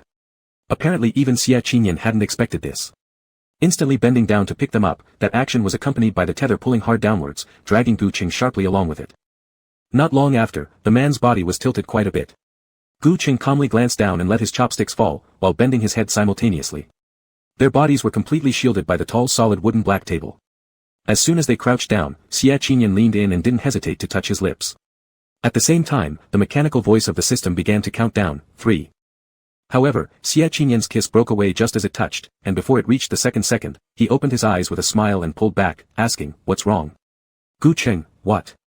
Xia Qinyan whispered, I saw you wanted to say something to me just now. What is it? Under the table, in front of everyone's indirect sight, the wolf pup's eyes were filled with joy. He stretched out his hand, lightly pressing his thumb on the other's lips, the rest of his 4 fingers just enough to grasp Gu Cheng's neck. With an absolutely dominant posture, he looked down from above. Wasn't this moment perfect? Gu Cheng's eyes twinkled, suddenly opening his mouth and biting onto the young man's fingertip. The passive position immediately reversed. Out of everyone's line of sight but under the camera, he saw Xia Qinyan's gaze momentarily freeze, as if just realizing his reaction, gradually turning red at the tips of his ears. Gu Cheng's eyes gleamed slightly, just as he was about to press his advantage and complete the task, he saw Xia Qinyan's gaze suddenly change, capturing his tongue. Chapter 130, Task Failed, Punishment Begins. At that moment, Xia Qinyan seemed to have found some kind of amusement, his eyes growing more malicious, and more malicious. Not long after, Gu Cheng became so agitated that he wanted to get up. But he was pulled back down faster by him, closing his eyes for a kiss. Thus, the two of them went back and forth, quietly competing with each other. Picking up the chopsticks took a full 5 minutes. They barely completed the task. This was their only comfort. Gu Qing sat up, trying to contain his anger, but he had yet to hear the broadcast of "mission accomplished." Hadn't his lips gone numb from this little brat's kisses? Was it less than 3 seconds? Gu Cheng's gaze darkened slightly. He was just about to cancel the system block to find out clearly when in front of him, comments flooded the screen. Ah. Ah. I'm dead, who would have thought picking up chopsticks could lead to so much? Under the table couples kissing secretly, are you trying to give us diabetes? Let's all go boost the Chi Cheng CP forum. Hee hee hee, thank goodness there were hidden cameras under the table. Hee hee, Director C, you are my god. Once he realized the reason, Gu Cheng's gaze instinctively turned towards Gao Si. The man lowered his head, his left hand resting near his lips as he lightly coughed, hurriedly resuming his meal. And right at this time, the system announcement changed to, task failed, punishment begins. Host, please prepare. If the entire world suddenly blacked out for 3 seconds, what would you do? Gu Cheng was stunned, not yet comprehending the meaning behind the system's words when suddenly, above him, the large lights made a bang sound and went out entirely. The entire restaurant fell into darkness, but uniquely, the scene before Xia Qinian remained clear. He could only see Gu Cheng within his line of sight. Mr. Gu, dressed neatly in a suit, was sitting beside him, and behind him extended an almost invisible red fox tail, gracefully swaying, particularly catching the eye against the endless night. Suddenly, Xia Qinian leaned forward to kiss him, managing to remove the tethering rope on his own wrist within 3 seconds, completely binding Gu Cheng's hands behind his back. After a short while, the big light lit up again. Xia Qinian quickly undid it, sitting calmly as if nothing had happened. But the accelerated heartbeats from everyone present silently told of the unspoken excitement. The couples seated around blushed more or less. With the cameras capturing nothing, it instead fueled the audience's imaginations, making the banquet even more stimulating. Except for Yu Yuanyuan and Li Jiang. When the sudden power outage occurred, the young girl didn't react in time, whereas Li Jiang, unlike in the previous episode where he played her considerate boyfriend perfectly, scanned his eyes over the dining table a few times, eventually landing on Gu Cheng. He acutely noticed the retracted tethering rope belonging to the man. The voltage here seems a bit unstable. The intended effect for the show reached its peak. Gao Si stood up first to speak. Let's all head back early to rest tonight. We'll start earlier tomorrow as we will be auditioning for a stage performance, a story between medieval aristocrats. Everyone, good night. The group clapped and dispersed. Yu Yuanyuan, following her usual habits, went to take Li Jiang's wrist. I want to eat something tonight. Eat, what? Besides eating, is there nothing else in your life? Her usually gentle and courteous boyfriend no longer indulged her. Instead, he directly slapped her hand away and unleashed a barrage of curses. Yu Yuanyuan shrank back, deeply bowing her head. When she reacted, her beautiful almond-shaped eyes immediately filled with tears. She had never believed that such a dating variety show could help her find a boyfriend. She was a director of BL dramas, and she always thought that Gao Si invited her just for publicity. In the second episode, she met Li Jiang. Everything was fine at the beginning, but why has it become like this now? Yu Yuanyuan did not know that this was the routine trick of a louse man. Alone and dispirited, she ascended the stairs, her hands pressing on her chest, thinking, maybe, Jiang is just tired today, and she shouldn't be greedy for food. Apologize tomorrow, everything will return to normal. Rose Island is a famous tourist destination nearby, even late-night tourists come excitedly to take photos. Gu Cheng. Is that really you? From far away, someone shouted his name. Gu Cheng, who was walking slowly, turned around, seeing 2 young girls. Emperor Gu. Could you give me an autograph? The young girl was a bit shy, her voice very soft. At first, Gu Cheng hadn't heard her clearly, preparing to leave. After walking a few steps, he suddenly remembered something, paused his steps, pondered for a while, then turned back. He stopped in front of the person. Sorry, I didn't hear clearly just now. May I ask, where should I sign? The young girl who was about to put away her notebook became excited instantly. This notebook will do. The girl picked up the notebook, her eyes red with excitement. President Gu was really nice. Gu Cheng reached out to take it, and was just about to sign when suddenly, his left wrist was tightened by an unknown force. He paused slightly, realizing that it was Xia Qinian's heart-connecting band, contracting. Why does it also vibrate? Chapter 131, My baby has no illness, and all these things are very normal. Gu Cheng's hands were trembling slightly, but it was really inappropriate to take off the bracelet now. Can't even sign an autograph? Why hadn't he noticed before how possessive Xia Qinian could be? He felt a little uneasy handling the notebook. Gu Cheng paused silently for a moment and then suddenly smiled. Sorry, my hands are a bit unsteady. Could you trouble you to hold the notebook so that I can sign directly? The girl's face turned bright red in an instant. Just as she was about to take the notebook, Xia Qinian reached out and snatched it away, his alluring peach eyes flashing with a hint of red. Let me help. Swish. The girl's face became even redder. Excitedly, she pulled her friend's hand and tilted her head higher. Goodness. Why did Teacher Gu suddenly act like this? Ah. After great difficulty signing, Xia Qinyang took over the notebook first and started chatting idly with the two young ladies. After they left, the girls frantically flipped through the notebook, only to discover that preceding the bold signature, Gu Cheng, were 4 tiny characters. Xia Qinyang. Xia Qinyang's Gu Cheng. As night gradually deepened, there were fewer and fewer people on the island. The wind blowing towards them was somewhat chilly, yet the heart-connected bracelet on their wrists remained untouched. Gu Cheng's entire arm had gone numb. He opened his mouth to remind Xia Qinyang, only to see him glance away and smile faintly. Sorry, I forgot. It didn't seem like he had forgotten. Drip. Only after a chime did the force around his wrist lighten slightly. But still, it was as if it were a punishment, repeatedly looping around his wrist more than 10 times, making his eyes slightly damp. However, concealed under the heart-connected bracelet, although Gu Cheng couldn't see his own wrist, he could distinctly feel that it must be red underneath. Gu Cheng lightly let out a, "Tisk, are you done yet? You stared at that fake Li Jiang 13 times earlier. So, does that mean 14 loops? How immature is that?" Gu Cheng quickly twisted his hand and pinched Xia Qinyang's waist hard to retaliate. But before he could pull back, the other side caught his hand first and gently tucked it into the shirt, continuously moving upward. His shirt was slightly lifted, revealing hints of abs. This is outside. Coincidentally, 2 pedestrians on the shallow beach shore looked over. Gu Cheng's ear tips turned red, his heartbeat quickening instantly, his fingertips curling slightly, accidentally brushing against something. His pupils contracted sharply as Gu Cheng hastily pulled back his hand, only to find Xia Qinyang leaning close to him, his voice whispering softly in his ear, "Want to touch somewhere? Do it yourself. Or tell me where, and I'll do my best to cooperate."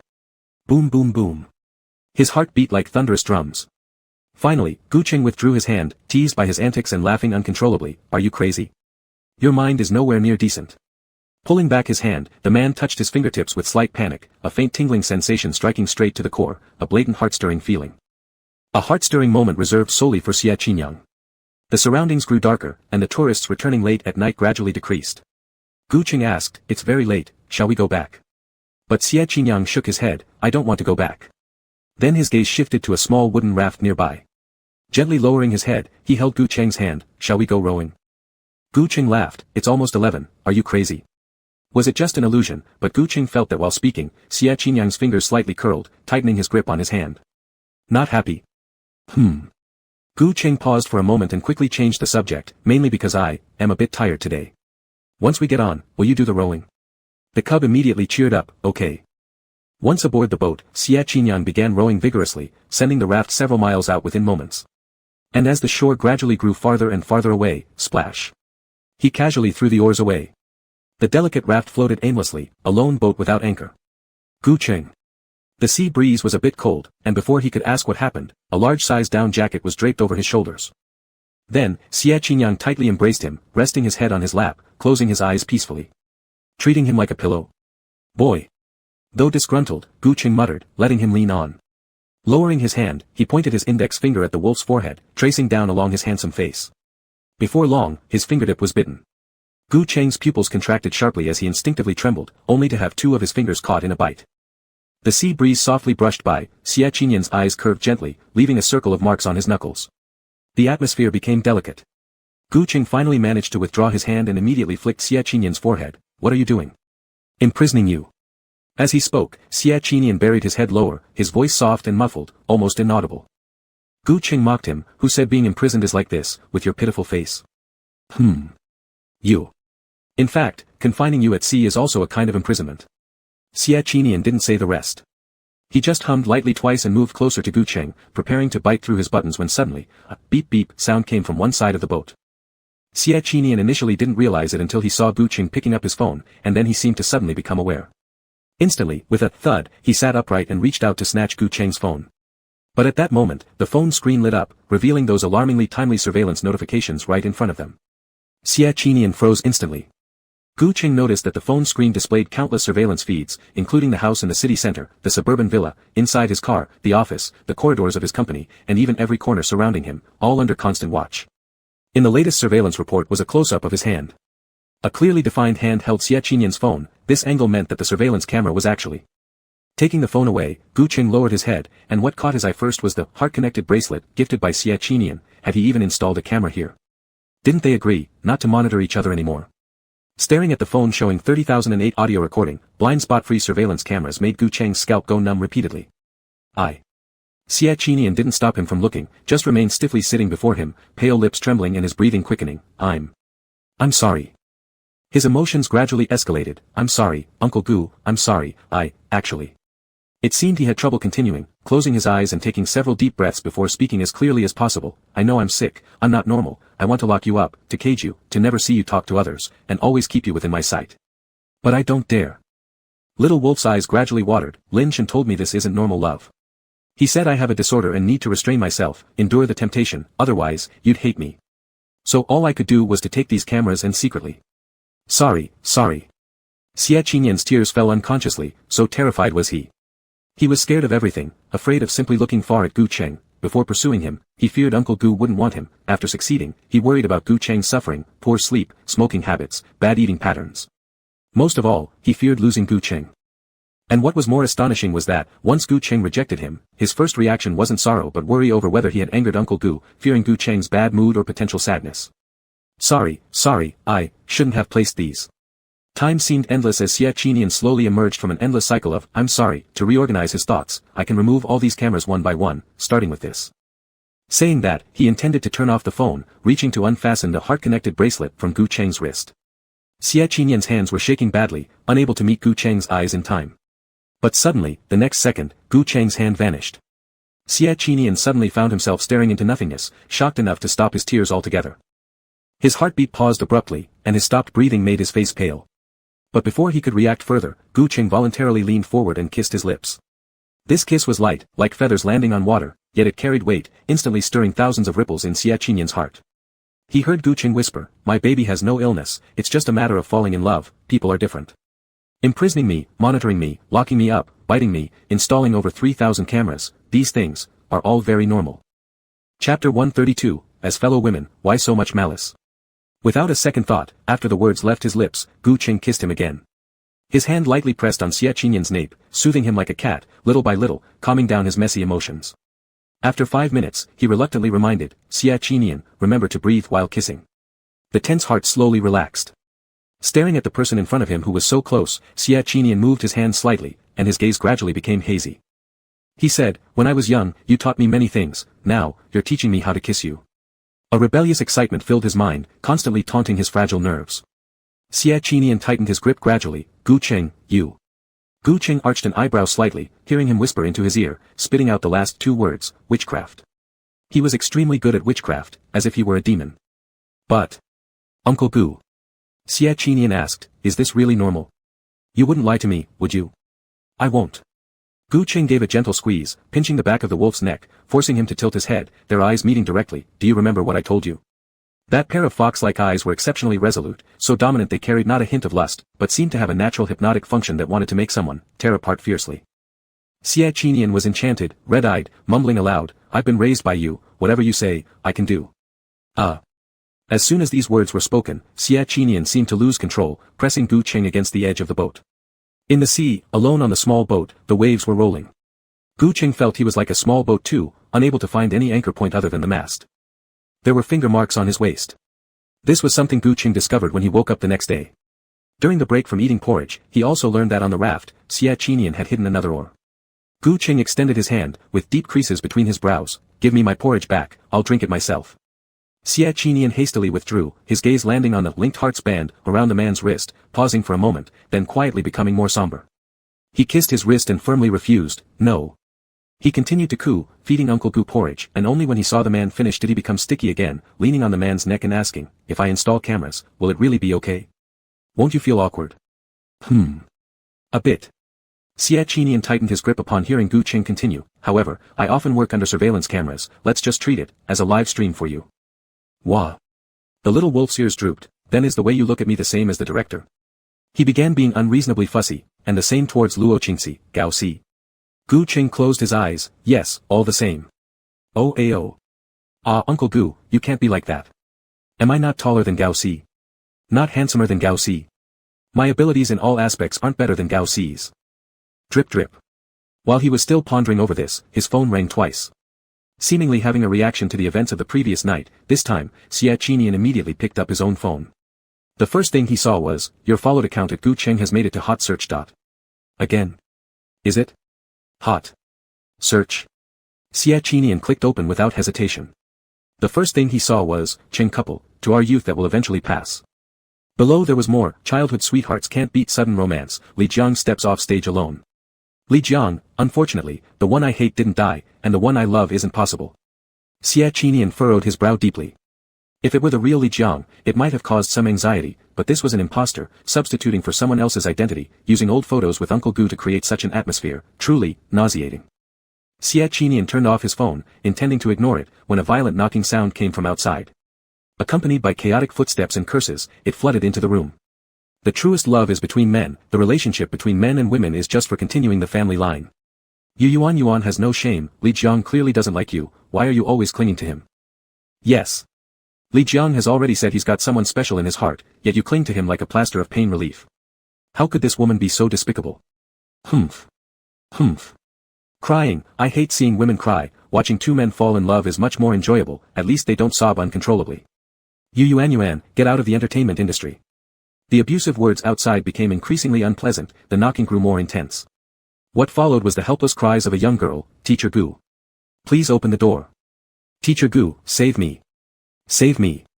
Tisk, she's actually seeking help from Gu Cheng. Ha ha ha, that's hilarious. The obnoxious shouting continued, stop pretending to be pitiful. No matter what, Gu Cheng likes men. He's not interested in women. Your act of sympathy won't work. Mr. Gu, don't open the door. This woman is shameless. Let her in, and the next one she seduces might just be you. Li Jiang is a living proof. The fans outside were ferocious. Li Jiang, the no-good man who threw away his lovers after playing with them, deliberately gathered a group of fans obsessed with male-male couples, spitting on Yuan, crafting an image of himself as a deeply infatuated yet wronged man. Thus, now, the truly wounded young girl has become a timeless sinner because of the phrase, male-male relationships are true love. They stormed into the hall without hesitation, denouncing heterosexual romance, denouncing Yuan's pursuit, even firmly believing that Gu Cheng would never open the door. But not long after, there was a click, and the door opened. Gu Cheng once again assumed his usual refined and courteous demeanor, asking Yuan to go back inside, while he stood at the doorway, casually glancing down at the emotionally agitated fans. He couldn't help but ask, I don't understand, why do some of you women harbor such malice towards other women? Chapter 133, he would soon be in jail. Do you think the world only allows relationships between men? And what about you? What about your parents? Scolding original screenwriters by looking at others' written stories, is this what you call education? As if he was upset, Gu Cheng spoke without any courtesy, leaving no room for negotiation. The originally noisy castle hall became silent in an instant. The women looked up, widening their eyes as they stared at him, seemingly unable to believe that such words could come out of the gentle Gu Emperor's mouth. But it was indeed Gu Cheng. He stood on the second floor, truly and clearly saying it all. During this time, a waiter sent over a pack of paper towels. He smiled, then handed it over to someone inside the room. Immediately after, there came a sobbing, thank you, from Yuan. Delivering paper towels. What was initially just an ordinary action, Gu Cheng simply placed the paper towels on the table and indicated the girl could take them herself, caused the entire hall of fans to become restless. They were like believers who had just seen their faith shattered, becoming frenzied immediately. Ah! My CP has broken down. Gu Cheng isn't pure anymore. Not pure anymore. Fans of true love are vomiting everywhere. Gu Cheng. How can you give tissues to a woman? This is not part of the job, and showing concern for other women will make Xiao Nian feel what? Sisters, he doesn't deserve Xie Qinan. He doesn't deserve such pure love from little Nian. Their statements were more ridiculous than the last. They didn't think Li Jiang had done anything wrong, but instead harbored full malice towards Yuan, just because she was a girl. His waist hurt so much that Gu Cheng felt unstable on his feet, taking a step backward before being caught by Xie Qinan's extended hand. An extremely intimate pose, softly protective. Oh. Let go. Let go. Nian shouldn't embrace him. He's dirty and will dirty your hands, wail, get rid of him. Upon seeing this scene, one of Xie Qinan's die-hard fans cried instantly, her voice filled with anguish, even more tragic than losing a parent. Xie Qinan just found it laughable. Slightly frowning, pausing for a second, the young wolf quickly lifted his hand to cover Gu Cheng's eyes. Darling saw something dirty. Let's return and rest for a moment. I'll drive them away for you. With that, he slammed the door shut and pulled Gu Cheng back inside the room. The crowd below immediately turned black in the face. What Xie Qinan just said, what did he say? They were dirty things. What nonsense was he spouting? Without their support, where would the Chicheng couple be today? Suffering from late-stage obsession, they couldn't accept that Gu Qing giving out tissues was merely polite behavior. After remaining silent for a bit, they started whispering among themselves to strategize. This won't do, breathing the same air as someone like Gu Qing makes me feel unlucky. We have to persuade Nian. We can't let him keep making mistakes again and again. While strategizing, they continued shouting loudly, Gu Qing has no place in pure love. Gu Qing has no right to like boys. Sure enough, moments later, the sound of the door opening, click, echoed once again, and Xie Qinan stepped out once more. Standing in front of the door, the young man scanned the crowd below with a deep gaze, wasting no time as he clapped his hands twice, clap clap. The crowd froze, thinking Xie Qinan wanted them to quiet down. However, the next second, over 100 black-clad bodyguards swarmed from around the castle, surrounding them completely. Before they had a chance to speak, one by one, they were thrown out. The crazed women began screaming and shouting, Xie Qinan. You're a fool attacking Lu Dongbin, you don't know kindness when you see it. You deserve to be deceived by Gu Qing. In the beginning, he abandoned Li Jiang, and he will abandon you too. Originally, Xie Qinan wasn't interested in having much conversation with these crazy people, but upon hearing this, his eyes darkened slightly. His peach-like eyes curved, suddenly asking, do you like me? Yes. We like you. Like you. The bodyguards cooperated well too.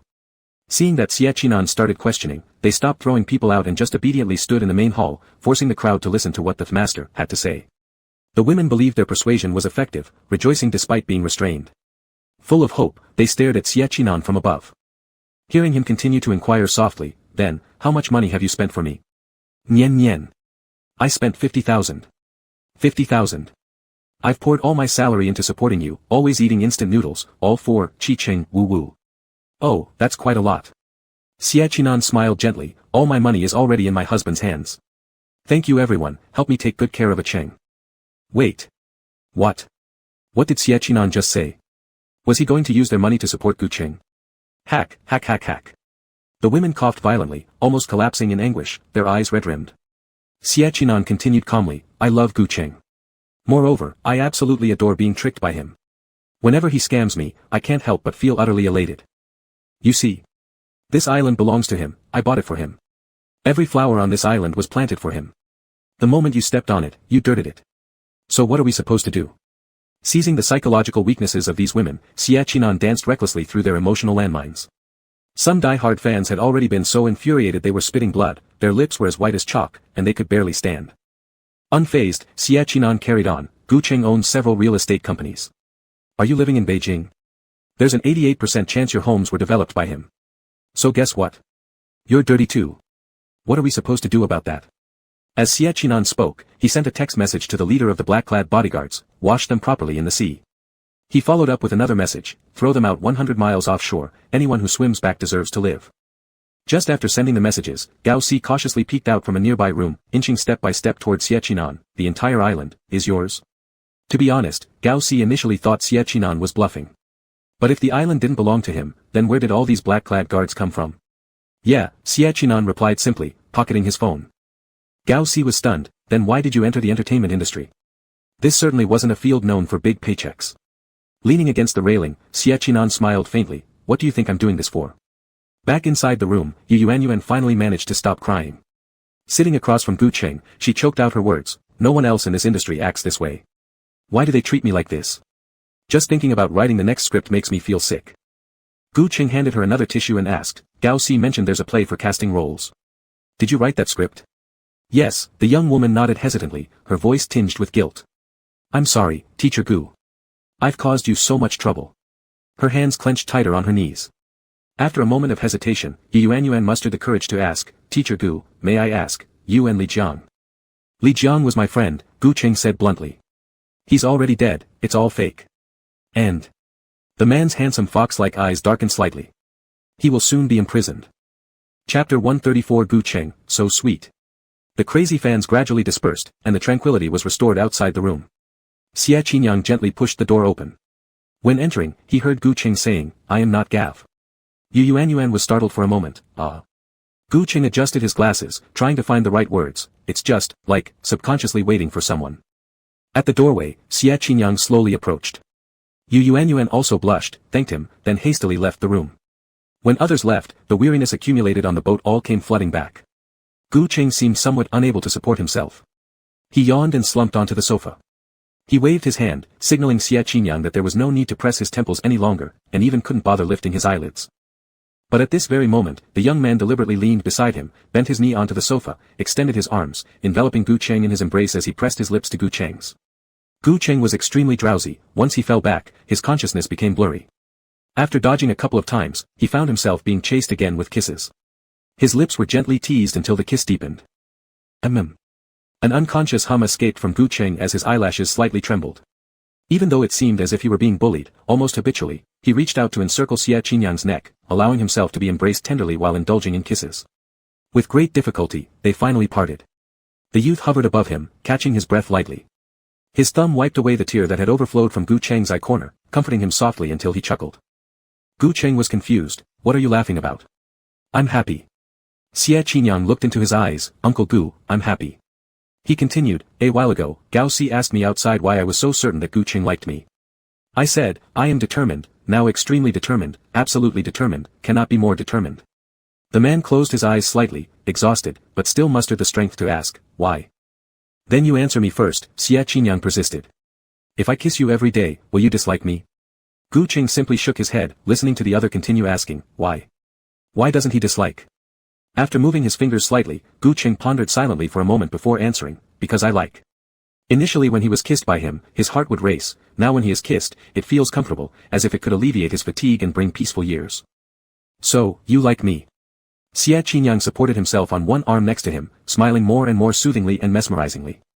The renowned aloof actor in Chinese entertainment, who never allowed anyone else to touch him, big movie emperor Gu Cheng, willingly let him lock him down, kiss him, yet remained nervous and heart-racing in many places where he'd encounter him. If this isn't love. Thinking of this, Xie Qinyang's heart beat faster with excitement and couldn't help but lean down again and kiss Gu Cheng once more. Though it was a simple kiss, it caused his whole body's blood to surge crazily, and he wanted to care for him so much. However, Xie Qinyang still stretched out his hand, restraining his nearly manic impulses, grabbed his phone, opened the camera, and started looking for angles to take pictures of Gu Cheng's neck. Unable to resist for a moment, he took a look, making Gu Cheng somewhat between laughter and tears. What are you doing? I want to take a screensaver picture. Gu Cheng asked, isn't my picture already your phone's screensaver? That's different. Xie Qinyang emphasized, that photo was taken by a photographer. I want to take one myself. After a pause, he added, not showing your face, but wanting to use this picture as the screensaver forever. While speaking, his tone became notably cautious. After a momentary stunned silence, Gu Cheng realized that Xie Qinyang probably didn't want to change his screensaver even when returning to the K organization. By not showing his face, it was a way to protect him, wanting to protect him, yet couldn't leave him, always resisting the urge to keep looking at him. Lips quivering slightly, Gu Cheng reached out, flicking up his shirt. On his clear collarbone appeared obvious hickeys.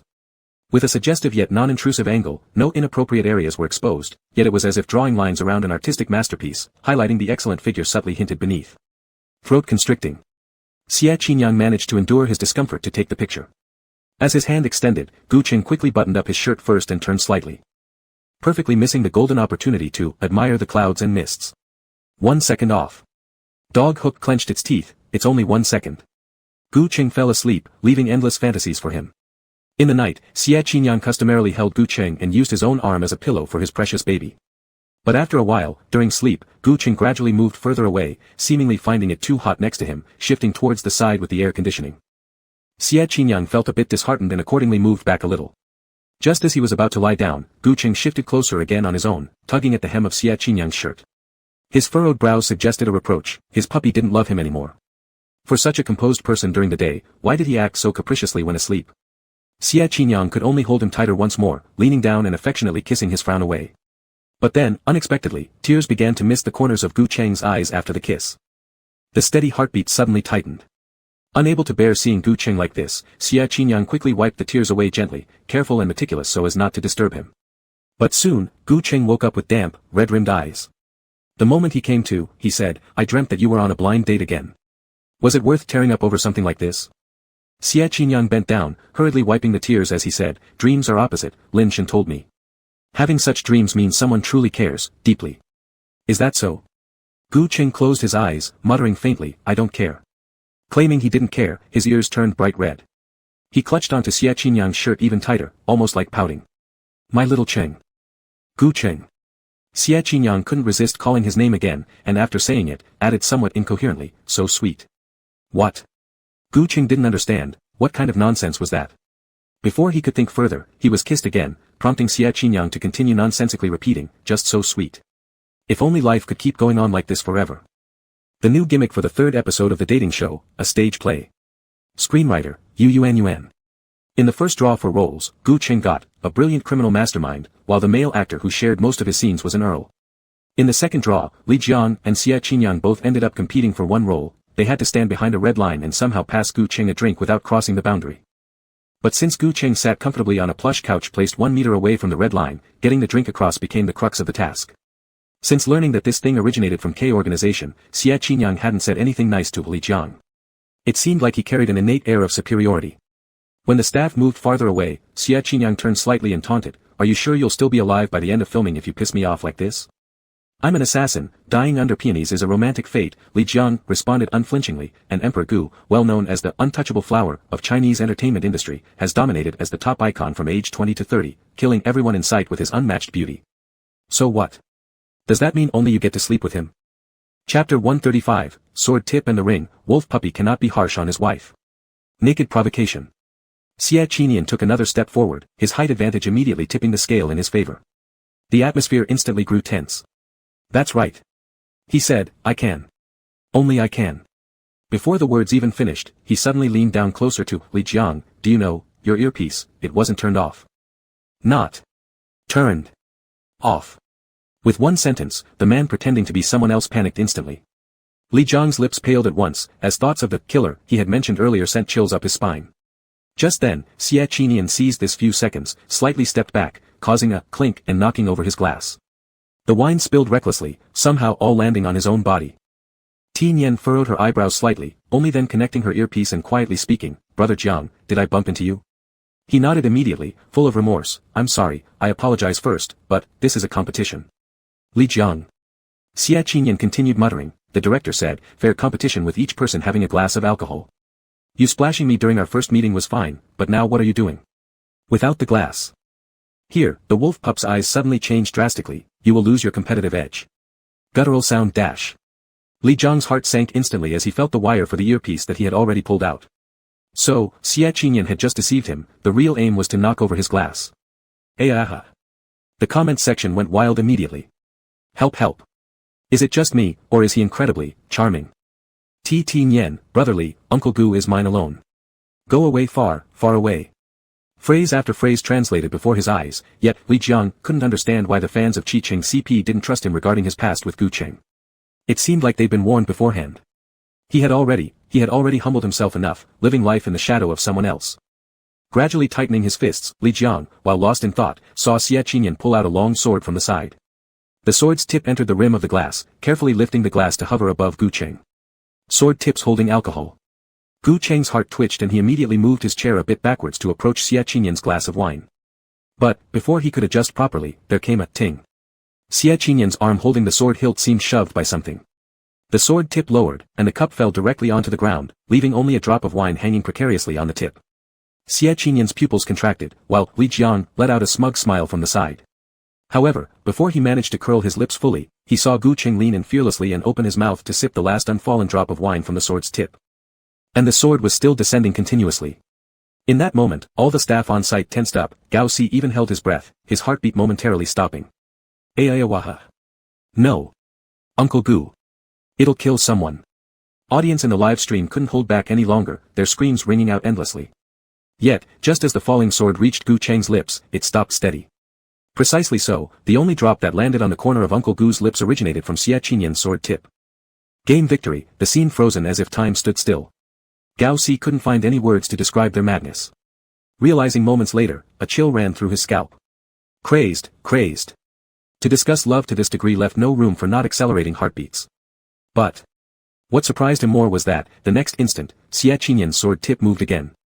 The sharp blade suspended a few millimeters below Gu Cheng's jaw, appearing from afar as though it were directly pressing against his neck with the tip of the sword. Ayawa. The scene remained quiet while the comments section exploded once again. All because of Li Jiang's fault. Those photos must have been edited, wailing, wolf puppy must not be mean to his wife. Ayawaya. Xia Qinyang, remove your sword. If you don't, old guy here Shu Dao Shan declares today is my engagement ceremony with Uncle Gu. Nevertheless, Xia Qinyang did not stop. His sword tip glided over the red mole on Gu Cheng's face, falling even rudely to loosen the man's tie, revealing red traces on his collarbone. Ultimately, the sword tip paused at Gu Cheng's hand, gently lifting the diamond ring on his ring finger. Brush. The next second, a cold glint flashed as Xie Qinyan abruptly sheathed his sword. He glanced at the ring, then tossed it over his shoulder. Clunk. It hit Li Jiang on the head and rolled into the sewer with a rattle. Xie Qinyan's eyes curved slightly, the look of obsession had finally eased a bit. He muttered under his breath, "What messy trash is this? Trying to take the place of my diamond ring." Live broadcast room, did he go through all this trouble just for such an immature comment? Xie Qinyan turned his head, noticing that Li Jiang's expression had worsened even more. He smiled even prettier. "Brother Jiang, you've got some magnet quality in you." Shit. Black lines appeared all over Li Jiang's head. How was being called a magnet any different from being directly called garbage after insulting the props? Li Jiang gritted his teeth. "You. Brother Jiang, did I say anything wrong?" Xie Qinyan ignored the other party's anger, mimicking the tone of Li Jiang when they first met. He blinked innocently. "I'm sorry, I didn't mean to. I'm young and new to the entertainment industry, and I don't understand a lot of things. If I've done anything inappropriate, Brother Jiang, please be lenient." Live broadcast room. Ha ha ha ha ha. So satisfying.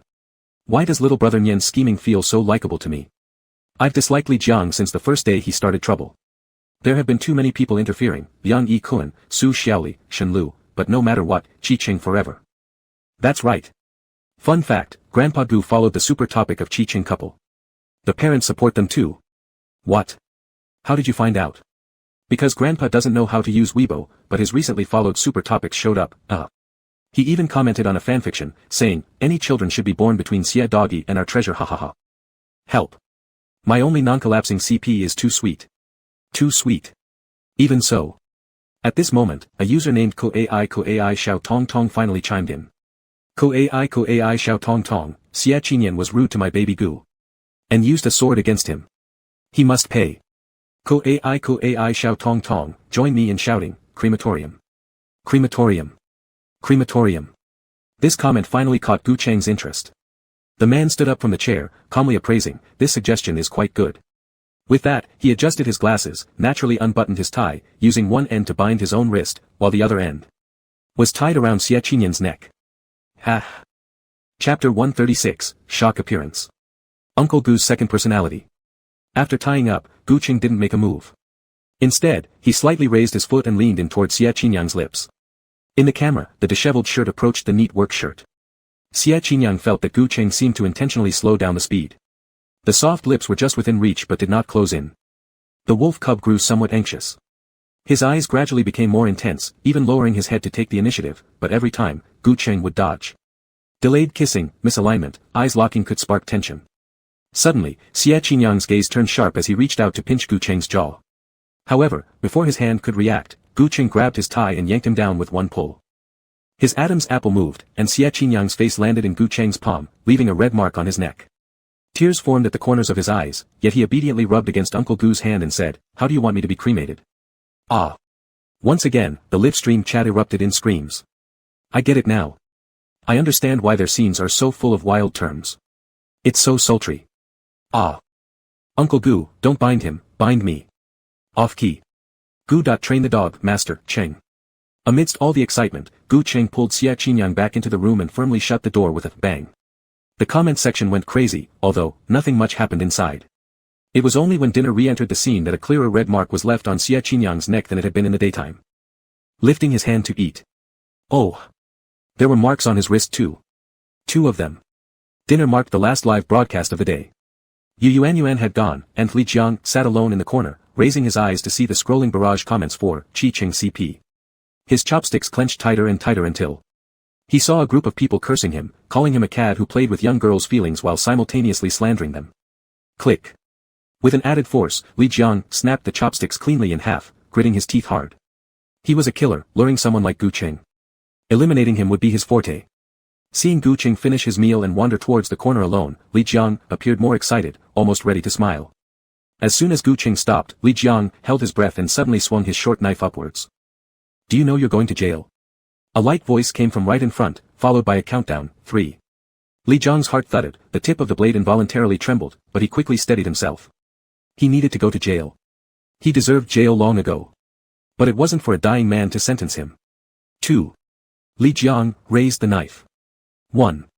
The tip of the knife fell. Ting, click. 2 consecutive sounds rang out sharply. In the quiet night sky, the moon stretched its shadows. Li Jiang was tightly pinned down by 2 cap-wearing individuals. His knife clattered to the ground, unable to move. And in front, Gu Qing hadn't even bothered to turn his head, predicting this outcome like some sage delivering judgment on his death sentence. No. This was impossible.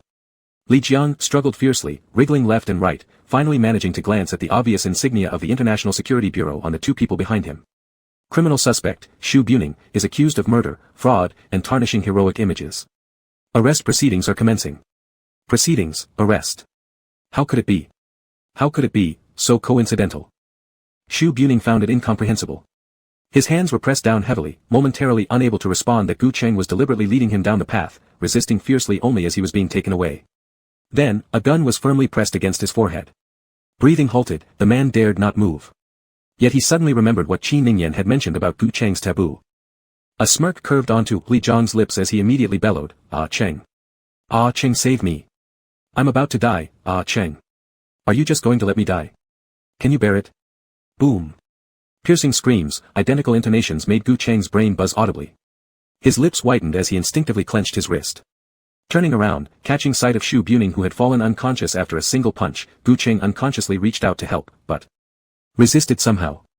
He let the men of the International Security Bureau knock out and drag away this somewhat clever imposter. Gu Cheng stood quietly in the wind for a long time. Over these years, he had been constantly recalling whether Li Jiang, in his final stages of loneliness and helplessness, had also wanted to say the same words to him. "Ah Cheng, save me. Ah Cheng, please save me. Save me." For the 3rd time, Gu Cheng suddenly woke up from a start, drenched in cold sweat, with a confused look in his eyes, and his head began to buzz.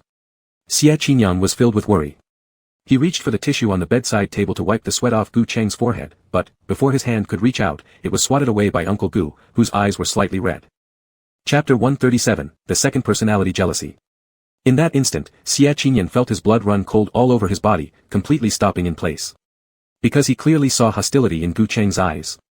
Those sharp fox-like eyes glinted with a cold light, as if questioning, "Who allowed you to touch me?" Xie Qinyan took a deep breath and moved his hand forward. There was nothing in this life he feared, except for one thing, perhaps the only thing, Gu Cheng being upset.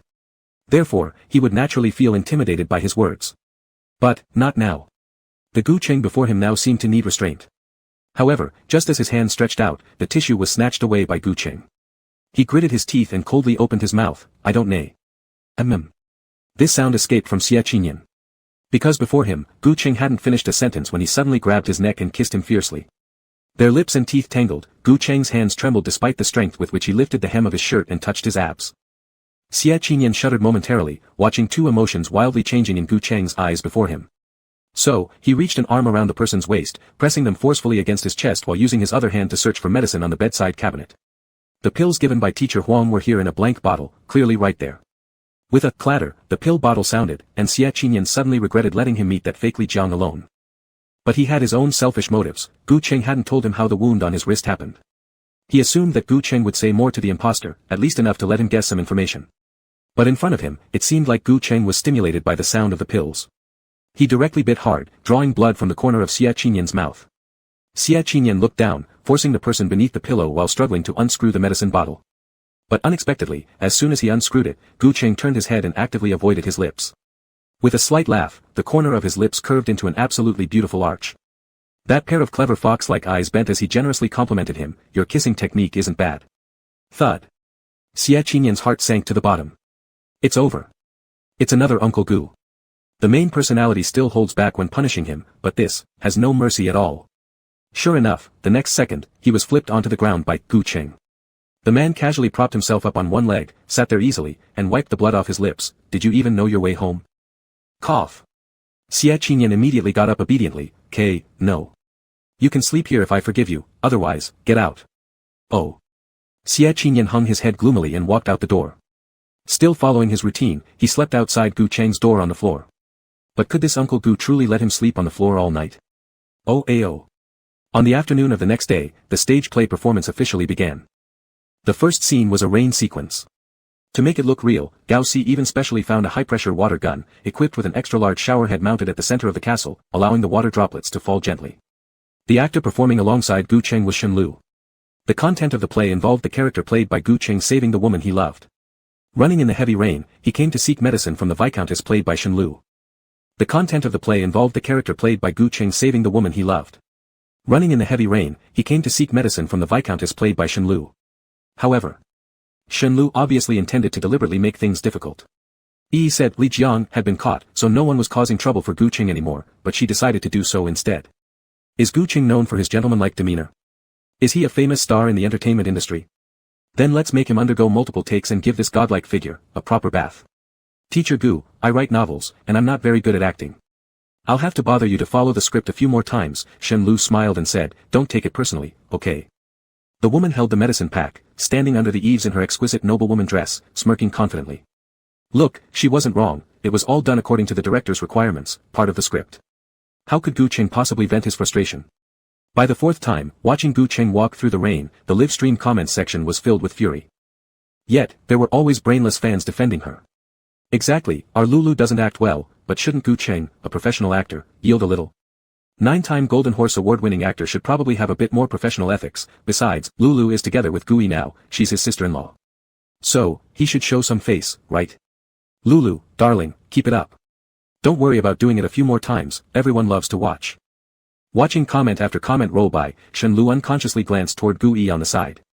A second later, the man sent her a flying kiss and blew a wolf whistle. In the live stream room, Shen Lu's face instantly flushed red, and she quickly averted her eyes, preparing to continue observing the scene. However, this time, Gu Qing actually tiptoed, hooked the lowest water gun hose, and with a strong tug, splash. He pulled down the water gun mounted on Gao Xi's roof and forcibly removed the shower head. Splash. A second later, the powerful water jet directly knocked the woman to the ground. Ah! Shen Lu screamed. She saw Gu Qing holding the water gun walking over, bending down to take the medicine by her side, and softly said, "Thank you for your generosity, Mississippi." A strand of his pale golden wig had fallen loose, his body soaked from the water dripping off his slightly curled hair, falling along with his deep voice onto the woman's neck. As he stood up, the glasses chain swung slightly, enhancing the allure of his restrained yet rebellious demeanor. It was only then that the live stream chat room finally returned to normal. Ha! Baby Gu looks so handsome. How can Baby Gu do this? That woman doesn't even deserve to touch a drop of water from your hair. Furious. Qinyan Xie. Hurry. Your wife is being teased. Do something. After enduring an entire session of drama, the chat messages finally found their release, each more excited than the last. Actually, Xie Qinyan was more excited. But at the moment, Gu Qing. He really didn't dare to claim ownership. No matter what, it was still the same person. If the treasure didn't forgive him, he would get upset and uncomfortable. Xie Qinyan wouldn't do anything to make the treasure feel uneasy, but Xie Qinyan shifted his gaze, his eyes landing on the phrase, being teased, and his irises darkened gradually. If he were to be teased, would Uncle Gu come close? In front of them, Gu Qing wasn't finished yet. He turned around, walked a few steps by himself, and then, catching a glimpse of the woman getting up through the corner of his eye, he seemed to have forgotten something, turned back again, and the water gun once again drenched Shen Lu. Sorry, I forgot earlier, this medicine pack needs to remain dry. I didn't act well, so, let's shoot another take. They're all in the script, you won't mind, will you? Ah. The begging for medicine scene was repeated like this. The chat room was filled with full screen, cool. On the fourth try, Gui finally couldn't bear it anymore, quickly stood up and hugged his fragile and helpless white moonlight figure, his eyes full of anger. Gu Qing, you. SSS. Unexpectedly, Gu Qing suddenly increased the power of the water gun to the maximum, aiming it at Gu Yi's face. Before he could finish speaking, it melted his falsely sentimental, stereotypical appearance, leaving it messy and pitiful. Gu Qing. Gui lost all patience, hugging his delicate fiancée and roared, "What the hell are you doing? Is the script written this way? Huh?" Gu Qing turned his head, glanced at Yuan, and the little girl eating bread immediately raised her hand, yes. Since the third episode was the finale of the dating reality show, Gao Si did things meticulously.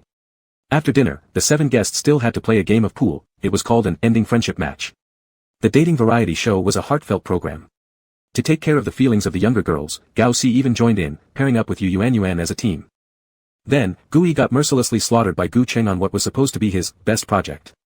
However, Xie Qinyan had absolutely no interest in these things. Hardly waiting until it was his turn, he first tried 2 shots, then called over a nearby waiter with a gentle smile, "Excuse me, I'm not very good at this. Can you teach me?" The waiter was very enthusiastic, leaning down to tell him specifically where his hands and waist should be placed, but Xie Qinyan was simply too clumsy and kept failing to learn. There were many instances when the waiter almost touched his hands. From afar, they were standing so close that it was almost blinding. Ha ha ha ha ha. On the side, Gui chuckled triumphantly, "Look, I'm not the last place today, someone else is patting the bottom." The chat room commentated, "Oily man." Ugh ugh ugh. A minority were distracted, worried about Xie Qinyan's score. At that moment, however, Gu Cheng, who had been quiet all this while, suddenly moved, took a step forward, and walked straight towards Xie Qinyan. The chat room began to express doubts again. "Uncle Gu, the rules say one person gets 10 turns, there's no substitute allowed." On the side, Gui sharply caught this sentence and immediately shouted loudly, "Gu Cheng." The director said, "One person gets 10 turns, no substitutes. You violate the rules." His smooth tone made everyone's stomachs churn. Gu Cheng furrowed his brows and replied, "Who said I was going to substitute?" Gui. Just as he was about to question it, he saw Gu Cheng walk to the pool table, snatch the cue stick from the waiter's hands, and with one move, flip Xie Qinyan so his back faced the table. Then, Gu Cheng leaned down, forcing Xie Qinyan into a 90-degree backward bend at the waist. He then extended another hand, lightly grasping Xie Qinyan's hand. Their chests pressed against each other as if they had turned the pool table into a bed, almost in a kissing posture, while positioning the cue stick to aim at one of the balls. Gu Cheng gazed intensely, his steady breaths brushing past Xie Qinyan's ear, and his sharp glance intentionally darting towards the bewildered waiter. In a seductive voice, he said, "He didn't teach well. Uncle Gu will teach." Chapter 138, Waiting for your uncle to be brought to justice. After the words fell, click. Xie Qinyan only felt a sound by his ear, and 3 balls successively went into the pocket. He couldn't clearly see the situation on the pool table, but he could encompass the increasingly shocked expressions of those around him. In his heart, a sincere sense of pride rose spontaneously. Seeing Gu Cheng about to leave, he immediately pulled his hand tighter, murmuring softly, "Uncle Gu, I haven't learned it yet. I still want. Still want. Want what?" The chat room erupted in excitement. Everyone marveled at how Xie Qinyan's line, "I still want you to teach me," was more flirtatious than, "I still think of you." The wolf-like eyes curved slightly, his semi-long black hair fell onto the edge of the pool table, a pair of peach blossom eyes filled with tender emotions, beautiful, wild, almost bewitching anyone watching. Without explicit explanation, he held Gu Cheng's hand like this, lightly grazing over the veins on the man's hand back with fingers that had thin calluses, coming and going, tempting him with a spoiled coo, "Uncle Gu, I still want." This made Gu Cheng's heart pound erratically, speeding up uncontrollably, wishing to just pin him right there. Asterisk just one match, no consequences. To relieve the pent-up resentment in his heart for years. After the game ended, although Xie Qinyan scored 0 points, caused some laughs, and was penalized with cleaning the pool table, he was nonetheless completely content. Even while tidying up, he didn't forget to provoke the jealous male and female trash standing nearby. It couldn't be helped, Uncle Gu alone could take them out instantly, it was an inherent gap, something nonentities like them couldn't bridge. After finishing the work, Xie Qinyan hurriedly ran back inside the room, anxiously pushing the door open with a click sound, harboring a tense heart. Pushed. The door. Open. Had the secondary personality not locked the door, is he, forgiving him now? A trace of joy surfaced at the corner of Xie Qinyan's lips. He had asked Lin Shen before, who said, to fuse the 2 personalities, the secondary personality's emotions must be pacified, and any triggers removed. Only then would Gu Cheng's chronic headaches, palpitations, and recurring nightmares finally vanish entirely. But Gu Cheng obviously wasn't back yet. There were no lights in the room, everything dark and pitch black, too dark to even see a hand in front of your face. In panic, Xie Qinyan quickly locked the door, fearing being thrown out again. Raising a hand to touch the switch beside him, 2 hands suddenly grabbed his shoulders powerfully from both sides. Fierce kisses came down upon him like a storm, forcing him to retreat until his back hit the wall within moments. Xie Qinyan's breath became instantly erratic. His hand slightly rose, but before he could reach the light switch, it was seized by Gu Cheng and pressed tightly against his back. An absolute position of control pressed against the wall, punishing him. What to do now? Xie Qinyan's eyes reddened, tears gracefully slid down from the corners of his eyes, yet his gaze shone with fiery happiness. Uncle Gu was angry. Looks like he might ravage him. His Adam's apple moved as he obediently cooperated, while his hands subtly restrained Gu Cheng's.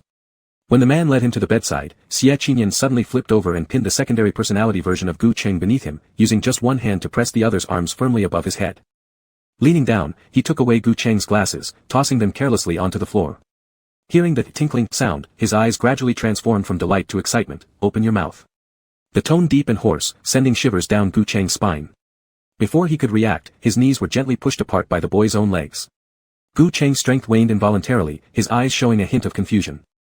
The little brat who let him bully years ago was now beyond his full force. Clamping his lips, the man's face visibly darkened, stubbornly turning his head as if sulking. Yet, Xie Qinyan persisted, kissing his neck maliciously while apologizing insincerely. This is also for my baby's consideration. Gu Qing. For my baby's bad eyesight, without the light, they might not see clearly. Gu Qing grew furiously flustered. You. However, before a single word left his lips, it was smothered in silence by another kiss. Cruel. Gu Qing thought, Xie Qinyan was truly cruel. Only later did he resist fiercely, struggling with all his remaining strength during the midnight hours to throw him out once more. Dragging his nearly disintegrating body, after taking a bath himself, he wobbled back to bed, his mind beginning to grow dizzy. But after all, he had managed to release his emotions somewhat. Over the years, that shameless skill the Xie family boy seemed to have picked up somewhere. How he dared call him husband so brazenly in the leading role, even bringing a sobbing tone. Thinking of it, it brought both laughter and bitterness. With a soft sigh, Gu Qing lifted his hand slowly, placing his right hand atop his slightly feverish head, and drifted off to sleep hazily. Though he had said he was going to sleep, it didn't last long. At the sound from outside, he opened his eyes again, listening to the rustling noises coming from beyond the door. He carefully identified them. It seemed like Xie Qinyan was setting up a sleeping mat on the floor outside. How truly annoying. Gu Qing sighed, somewhat regretful. When Xie Qinyan clung to him, he found it irritating, but when Xie Qinyan stopped clinging, it was even more irritating. That flirtatious and wild little wolf pup was like opium, poisonous, seeping deep into his bones and making him addicted. Closing his eyes again, Gu Qing tried to rest some more, but no matter how many times he attempted, he couldn't fall asleep. Since sleep was impossible, he picked up the blanket, walked to the door on his own, and carelessly threw it onto the floor by the door. Leaning against it, he spoke with Xie Qinyan outside, still not asleep. Not yet. A slightly hoarse voice carried over, thick with unspent desire. With just one word, Gu Qing felt his waist go limp involuntarily, and incredibly, leaned closer to the door as he asked, weren't you the one who could pick locks? Why are you being so well behaved? I don't want to make you angry, so I'm behaving and following your wishes. Xie Qinyan replied, I'm apologizing sincerely. Is that so? Gu Qing stroked the heart connection band around his wrist, and what exactly are you apologizing for? For leaving without saying goodbye, for all the hard work you've done through the years, for. Xie Qinyan paused here, pondering for a while before continuing, for getting jealous of Li Jiang regardless of the situation. As the words trailed off, the surroundings, along with the night, plunged into a tranquil silence. After a long while with no reply, Xie Qinyan suddenly asked again, Uncle Gu, how did the scar on your wrist come about? Inside, Gu Cheng's eyes flickered. He used the heart connection band to completely cover the scar on his wrist, opening his mouth. But remained silent. After hesitating several times to speak, he finally judged, it's nothing major. He continued, we'll talk about it once your uncle is brought to justice. The moon rose higher outside the window. Gu Cheng leaned against the door, sitting back to back with Xie Qinyan outside, almost like they were leaning on each other. After a long time, he heard Xie Qinyan's voice faintly drifting through the door, filled with trust and resolution, all right. Leaning against the door, Gu Cheng gradually fell asleep, deeply. The next morning, he was awoken early by a shrill ringtone.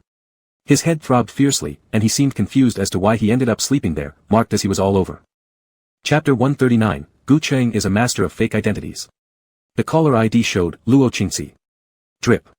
Gu Cheng pressed reject. After getting up and washing his face thoroughly, he gradually remembered the matter about personality switching. He sighed, pinching the bridge of his nose. He thought, all these years, the medicine given by Teacher Huang still had some effect, otherwise, his mind would always be in a fragmented state. Gu Cheng suddenly realized, perhaps this was the efficacy of the medication. He took a light breath, went out, and dialed back with the phone in hand. The man on the other side immediately burst into an angry roar full of grievance. Gu Cheng. How did you promise me before? Didn't you say you wouldn't participate in a dating show? I've been preparing my movie for several months. The script has been polished for half a year, and it's finally about to start filming. Now that you're not around, how am I supposed to film? The voice on the other side sounded both urgent and desperate, like an ant on a hot pan. Gu Cheng brushed his hair aside as he walked out, placed his hands-free phone on the table. I'm not even playing the protagonist, you always give me roles of villains. Why don't you shoot others first? Luo Qingxi said, others have almost finished. All we need now is your refined but criminal role being tortured scene. I talked with Gao Si yesterday, and he said it doesn't matter, you can come over. You know, beating a renowned actor boosts the box office. Hurry up. Beep, beep, beep. The call ended. Gu Cheng felt a little helpless, adjusted his shirt, pushed his rimless glasses with his hand, looked at the full-length mirror in front of him, and faintly curved a smile without any particular care. His eyes slightly deepened, and somehow he made himself feel covered in goosebumps. He severely doubted whether his despicable demeanor came from this crazy movie being repeatedly polished. Gu Cheng left. According to Luo Qingxi's habit, the shooting was to be completely cut off from the outside world, no phones allowed. Before leaving, he specially used his second personality appearance to scare away the persistently chasing young wolves. Strangely fun. Then, Xie Qinyan remained alone on the dating show drawing circles every day, always in the little cabbage yellow in the field state. In the first month after Uncle Gu left, the dating show ended, and he missed him. In the second month after Uncle Gu left, he soaked his O-version doll, missing him so much. In the third month after Uncle Gu left, he lost his appetite, missing him constantly. Drip. Weibo, you're followed at Gu Cheng is trending. When Xie Qinyan received this message, he sprang back to life like a dying fish put back in water. His immediate reaction was, the movie must be finished. But what caught his eye was a fiery trending topic, Luo Qingxi's new movie, Blood-Stained Crime, suspected of plagiarism, the gold duo Luo and Gu might lose everything. Xie Qinyan's heart leapt as he anxiously clicked to open it, revealing a long string of text underneath. It roughly meant. Shen Lu firmly stated that Blood-Stained Crime plagiarized her original novel, Passionate Love Forbidden Zone, and disgustingly changed the undercover female lead into a male character. Not only did they remove the romantic line, but they also depicted the male lead as a monstrous drug lord with unspeakable sins. Moreover, some of the dialogues were directly copied. Some scripts and color schemes were attached below the dense paragraphs, instantly causing public indignation. The comment section became a massive demonstration site. Respect works, but originality above all else. It's a shame, Luo Qingxi promoted that it took half a year to refine the script, a heartfelt masterpiece, and now this? Just this? Dead funny, the movie is nearly ready, but the original author didn't know about it. What a strange news. Birds of a feather flock together. Luo Qingxi chases traffic every day, seeing profit and losing ethics. As for Gu Cheng, he isn't much either, pretending to be good friends in Chinese entertainment industry. These two probably rolled together long ago. Oh, high society sure is messy. Watching the ever-changing public opinion online, Shen Lu smiled brilliantly in a luxurious hotel room, deliberately picking out a few harsh comments to show Gu Yi one by one. Her gaze lightly flickered, proud, see. This dragged their shooting progress through public opinion, right? This way, you will have more time to take back Qiqing Financial. Reliable babe. Gu Yi's eyes slightly darkened. After reading the comments, he immediately got excited, hugging his beloved Moonlight tenderly, and kissed her hard. Ever since the third episode of the dating show ended, for 2 months, he had been looking for the hacker who helped Gu Cheng last time. Almost found him. Gu Yi thought, if Gu Cheng could use that hacker to attack the security system and get the company back, he could use the same method to snatch it back. Just needed more time. But now, Shen Lu's actions had effectively ensured that the movie couldn't proceed. Gu Cheng was stuck dealing with public opinion within the production team, wasting time that Gu Yi could use to find the hacker and complete the deal. What a perfect harvest for both career and love. However, Gu Yi asked, did Gu Cheng really plagiarize your novel for that movie? Of course. Shen Lu said confidently. Her story featured a top-notch female spy who infiltrated an evil K organization to avenge her father, ultimately falling in love with the leader of the organization. Although the villain was a drug lord and even responsible for torturing her parents to death, he was still depicted as powerful, kind-hearted, and domineering, far more attractive than ordinary CEO characters in similar stories. This book almost made her instantly famous, propelling her into a life of success. Though, Shen Lu reflected, though she too had plagiarized someone else's work, that novel called Save Me sounded extremely old-fashioned by its title alone, and it wasn't signed with any publishing platform, so practically no one knew about it. It had long been buried in obscurity. Therefore, Shen Lu felt that she was undoubtedly the original creator now. Ha ha ha. Gu Yi laughed heartily, still, my precious is indeed talented. Those studying literature always have clever minds. Once we secure Qiqing Finance, let's hold our wedding right away. The situation online escalated further, forcing the crew to pause filming. It's just a few more shots left. In the break room, Luo Qingxi grew increasingly agitated, his throat dry from stress as he returned the phone to the table. Sitting inside, he drank water frantically. I bought the rights from the author of Save Me, so why does this involve her? The book matches the writer, she doesn't seem like someone who can create such an ambitious plot. Luo Qingxi slammed the cup down, venting his frustrations, expecting at least a few replies from Gu Cheng after expressing his anger. Unexpectedly, as soon as Gu Cheng grabbed the phone, he opened the chat box with Xie Qinyan, calmly sat down, and started replying message by message. July 8, 2030. Xie Qinyan, on your first day away, I missed you so much I couldn't sleep. Gu Cheng replied quoting, what should we do? July 8, 2035. Xie Qinyan, I figured out a way. I put your photo next to my pillow. Gu Cheng replied quoting, is it working? July 9, 003. Xie Qinyan, I miss you so much. Can you bring me along next time you shoot? I can help out. Gu Cheng replied quoting, I miss you too. Gu Cheng replied quoting, sure. Though responding sentence by sentence might be romantic, Luo Qingxi complained loudly, big brother. Could you pay some attention to the situation?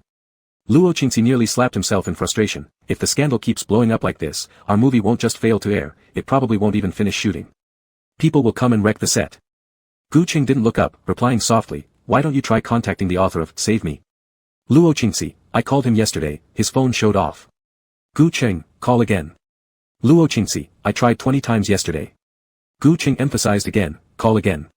Though feeling quite unreasonable, Luo Qingxi still held a faint hope and dialed the number. A second later, Gu Cheng's phone rang. Chapter 140, Counterattack.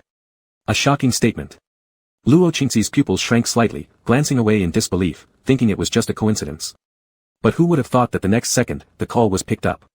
CVs are known for their versatile voice modulation, capable of easily impersonating others, and without hesitation, the voice said, "Director Luo, what's the matter? Director Luo, what's the matter?" Thump thump thump. Luo Qingxi's heart froze in place. In that moment, he heard his own heartbeat with absolute clarity. A few seconds later, the mobile phone clattered to the ground. What the hell, is this some kind of sock puppet? The phone screen facing upward had yet to disconnect from the previous call when another incoming call notification appeared. Caller ID, baby. Gu Cheng was somewhat curious. Since his rebirth, he hadn't seen this particular baby of Director Luo. Thus, he pressed the answer button first, and an immediately recognizable boyish voice filled with petulance rang out softly and melodiously, "Uncle C.I." It was oddly familiar. Where had he heard it before? Seeing Gu Cheng seemed lost in thought, Luo Qingxi instantly grew anxious. He snatched the phone with a quick movement, as if he'd done something improper, placated whoever was on the other end, then hastily turned off the phone. Taking advantage of Gu Cheng's lack of attention, Luo Qingxi quickly changed the subject. "Wasn't Save Me written by you?" Gu Cheng nodded. "If it was written by you, then the prototype for the undercover male lead must be Li Jiang, right?" Luo Qingxi furrowed his brows. "I said while reading the novel that I found it familiar. It turns out it was the real event you once told me about. How could it be plagiarism?" "So," Gu Cheng agreed, pushing up his glasses and preparing to lower his head to reply to Xie Qinyang's message.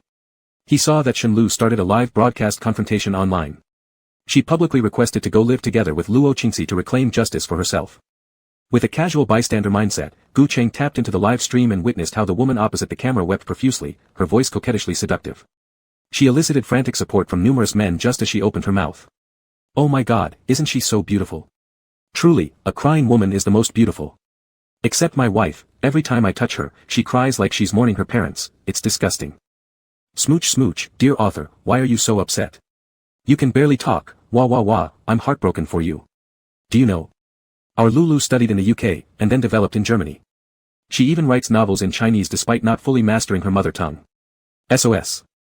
Too perfect. My dream lover, Gui has great luck to have her." Exciting comments came one after another. The more Gu Cheng read, the more it fueled Shen Lu's overconfidence. The woman sobbed and spoke in a mixture of English and Chinese. "This is my W.RKS work," but Luo Qingxi casually C.fed it over without even modifying the L.Gene lines. "But, everyone in the industry says Director Luo is the most excellent director. I'm childishly naive. I initiated this live BR Adkas, live, just to ask Director Luo for an explanation. WHV. WHVC.PVMVW.RKS. These simple phrases left Gu Cheng feeling sick all over, almost unable to breathe. Excellent, not even using the superlative form, and this was supposed to be a high achiever from studying abroad in the UK. Even worse, there were already many book fans cursing him below. Di Zhao's love is the purest love in the world. There's only the female lead in his world, he's such a gentle person, absolutely not the crazy person acted by Gu Cheng.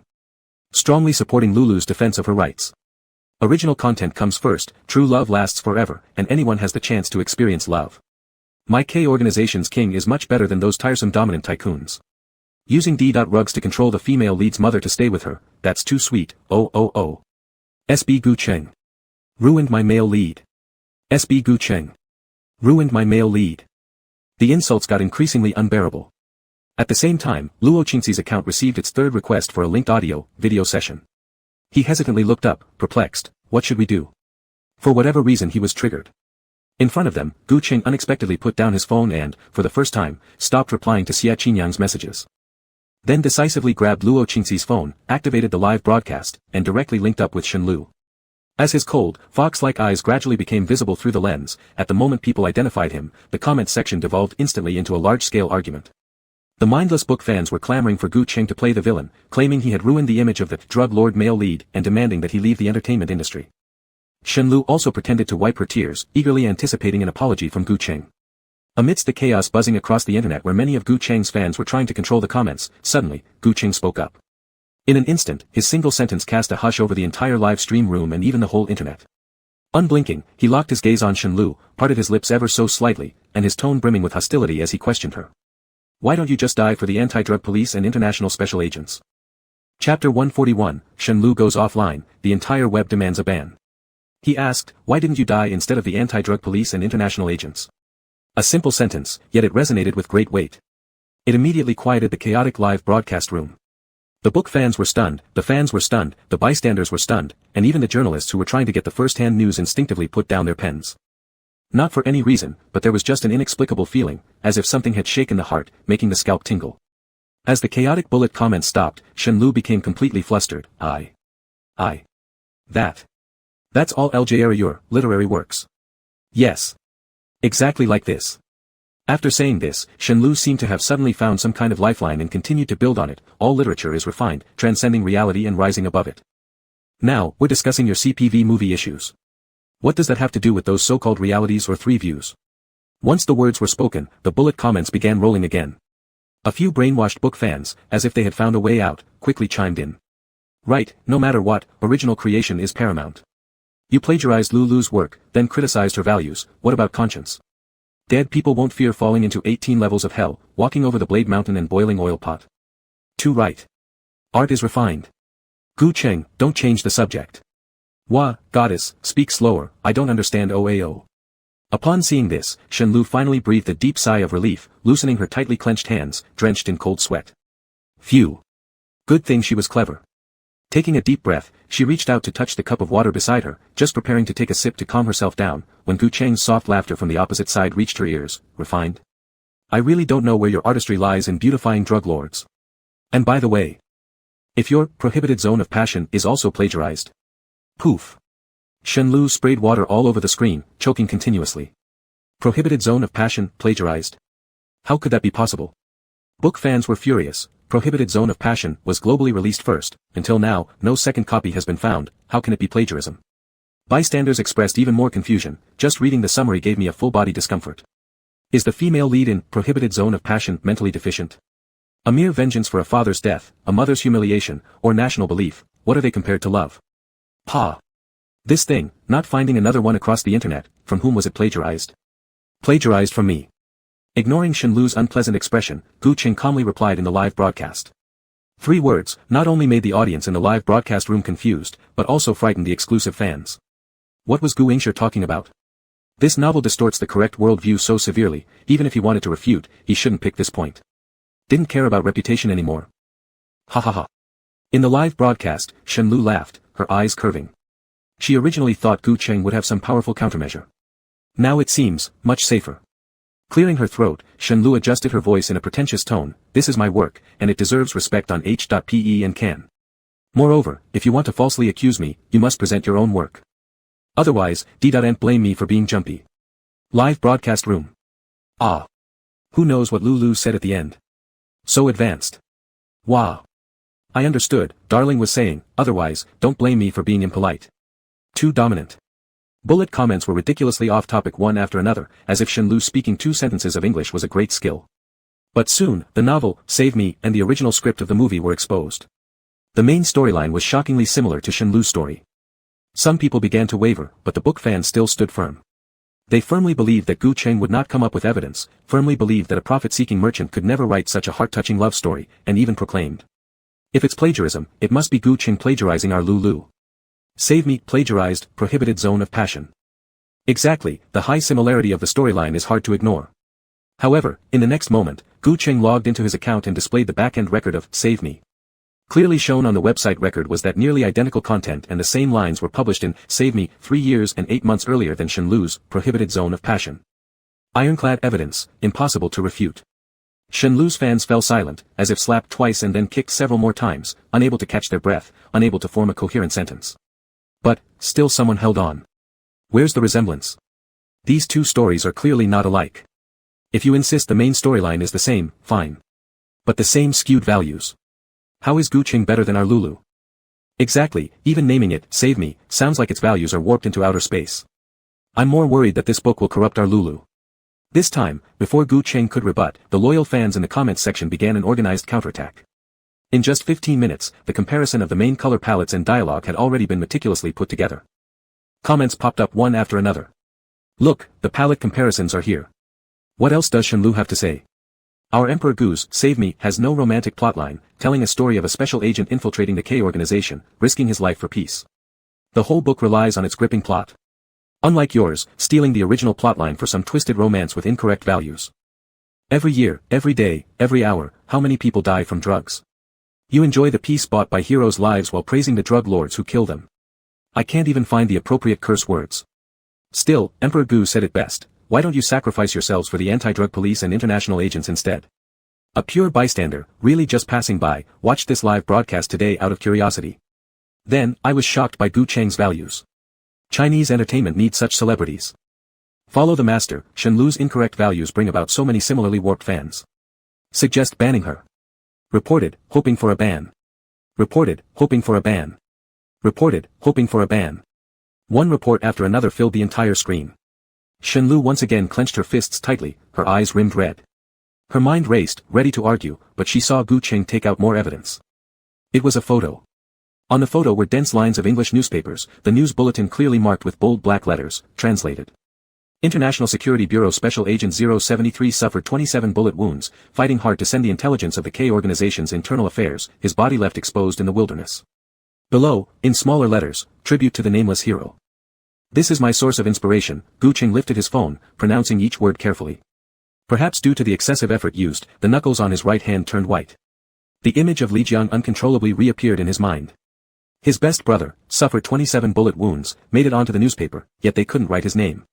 Misunderstood by the world, losing his life, all that was left was a cold code number of a secret agent. Gu Cheng's eyes involuntarily reddened at the corners. He said, Save Me, is my writing. This is my source of inspiration. Aren't you the high-achieving overseas student? Isn't your mother tongue difficult for you? Then tell me, what does this say? What does it say? Shenlu panicked. She only wanted to establish the image of a highly educated overseas returnee, how could she understand it? Those SB agents died, well they did. They chose this line of work, they deserved it. What did it have to do with her?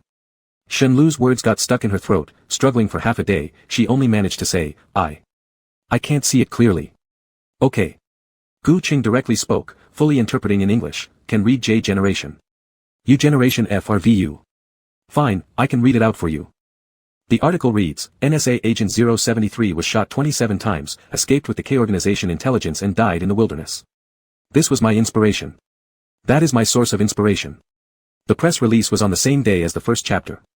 Save Me just means to reflect the life of the unsung hero. There should be no change by magic, agents and drug lords are not supposed to die. Therefore, I hope Ms. Shen can copy my work, and also slander me, apologize. So, can you understand? Shenlu froze on the spot, her thoughts were disrupted by the fluent English. She couldn't process what Gu Cheng had said, only catching the first sentence, read it for you, and the last word, understand. So she confidently tilted her head back and naturally replied, yes, I understand. Comment section, ha ha ha ha ha. Chapter 142, Driven to Desperation. After a burst of intense, Shenlu saw the screen filled with two words. Apologize. Apologize. Apologize. Apologize. Apologize. The woman was somewhat confused, not yet understanding what had happened, when she saw the helpful translation provided by netizens. She instantly felt like an irritated cat that had its fur bristling up. Slamming her hand on the table, Shenlu was about to curse but, remembering her image as a high achiever, she clenched her fists and held herself back. On the other side, Gu Cheng had already put down his phone, calm in expression, still maintaining the poised demeanor of an elite who handles changes without alarm. I hope you can post a Weibo, pin it on your profile forever, apologizing to the production crew, and to those nameless heroes. F***K. As if. Shenlu gritted her teeth. Before she could voice her refusal, she heard Gu Cheng shift his tone, but. Her face brightened with hope, suddenly yearning for Gu Cheng to consider their connection through Gu Yi and remember the bond of family. However. The next words out of the man's mouth mercilessly dashed her hopes into pieces. But you're about to be taken away, so you don't have this chance anymore. Taken away? Taken by whom? Shenlu didn't know, but sharing such works was itself a crime. She hoped for Gu Yi's wealth to bail her out, even beginning to boast shamelessly in the live stream, taken? Who can take me? You. Ha ha ha. Stop dreaming, Gu Cheng. I know the law. She shouted, if you dare to restrict my personal freedom, it'll count as illegal detention. The person who should be taken is you. Perhaps noticing the woman's abnormal mental state, the brain-dead fans in the live chat gradually stopped spamming. Some of the more cautious ones had already begun deleting their comments one by one. For some reason, whenever Gu Qing spoke so calmly, it never meant anything good. Sure enough, after a while, the door behind Shenlu was knocked on loudly with bang bang. The woman trembled all over, mustering the courage to open the door. 2 police officers stood there. Upon receiving a report, Shenlu is suspected of spreading harmful statements to societal safety and world peace. She is now being arrested. Please cooperate with the investigation. Arrested. At this point, Shenlu suddenly realized what Gu Qing meant by taken away.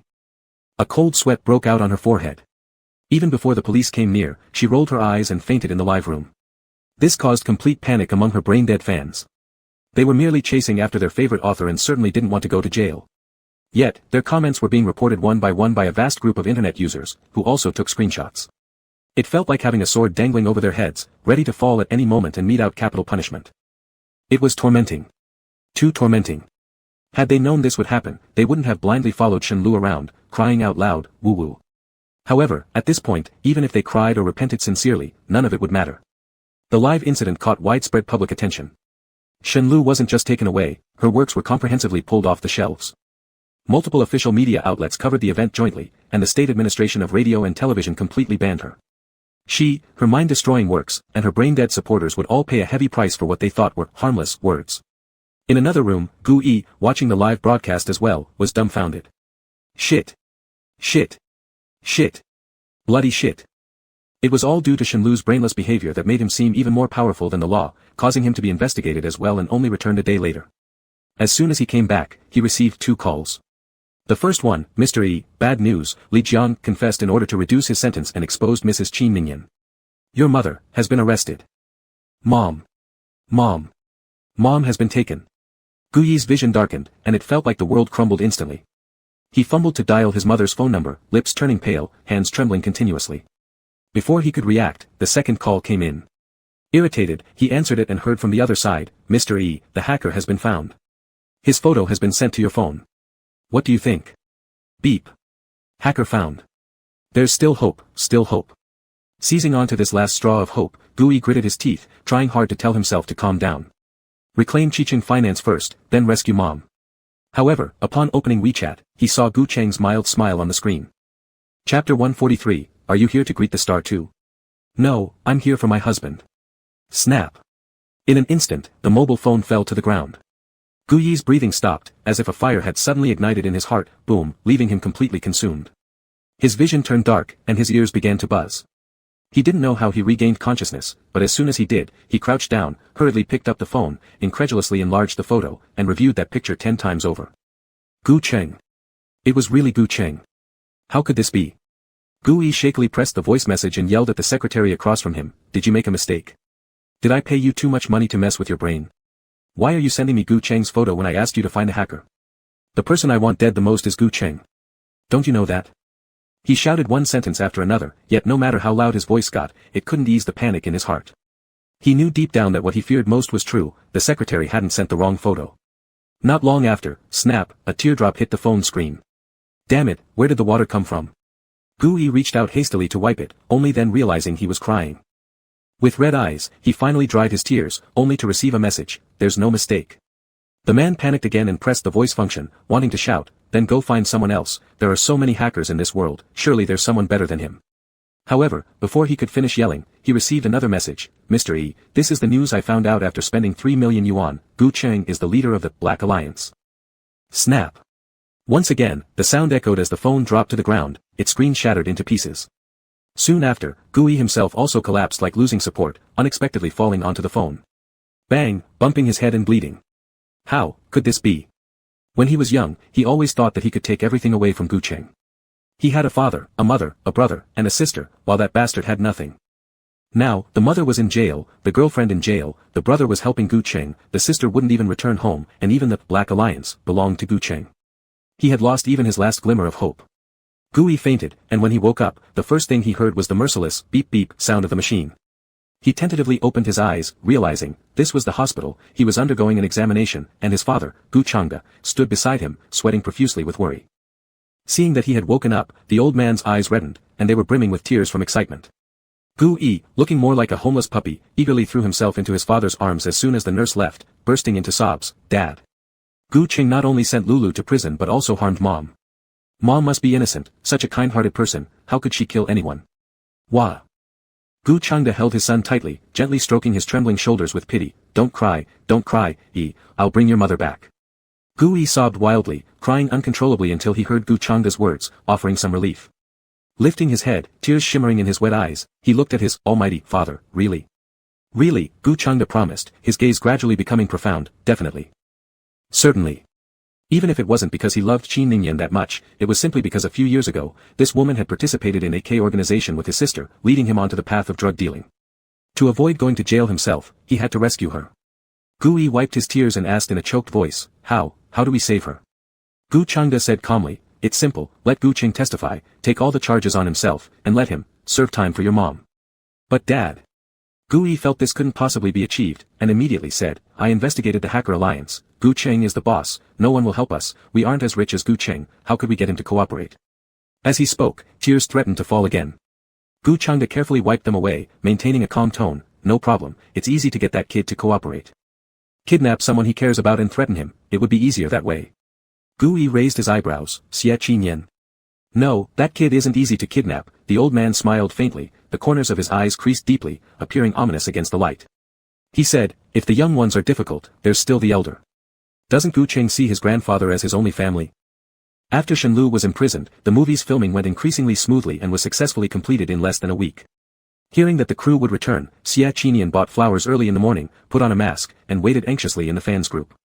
Like all those little fans full of anticipation, his eyes sparkled as he waited for his big star. Lin Shen accidentally saw the live broadcast and couldn't help but send a mocking message. Lin Shen, first tidying up the room, then cooking, buying candy, ironing clothes. Not only rushing to the hospital to find nutritional supplements to stabilize Mr. Gu's mental condition, but now even joining the fan groups. Lin Shen, Mr. Gu isn't stupid. Does he really need you to be so meticulously involved in every detail? Xie Qinyan thought about it seriously and honestly replied, sometimes it seems, indeed unnecessary. If he managed too much, Uncle Gu would think he was nagging OAO. But he is my boyfriend. The young wolf held his phone with one hand and typed fluently, if I don't take care of him, who will? Lin Shen, some minor details don't have to be this fine, do they? I guess, you used my notepad to remind him what time to drink water and not to smoke, right? Xie Qinyan slightly paused, Lin Shen had guessed half of it correctly. He did stick some notepads reminding Gu Qing to drink water on his cup in the company. But even after sticking them, he still sent reminders via mobile phone messages. You don't understand anything. Xie Qinyan replied, being with someone like Gu Qing is everyone's blessing, naturally, they must be pampered. He needed to be good to Gu Qing, better and better, forming a stark contrast with others. Once Uncle Gu adapted to this level of care, he wouldn't be able to accept even a bit of carelessness from anyone else. So he would forever be unable to leave him. This was also a form of imprisonment in disguise. In Xie Qinyan's eyes, there were many forms of imprisonment without chains. It was just that people were old-fashioned and would only limit freedom, or perhaps, lacked enough love. The airport hall was packed with people. As the landing flight announcement lit up, the entire reception team bubbled with excitement. A new fan holding a sign accidentally bumped into young Xie Qinyan in row 194. Just as she was about to say, sorry, she realized how tall he was. Even with a mask, his proportions were perfect, and his eyes stunning, seemingly mixed race. Were all Gu family fans so breathtakingly handsome?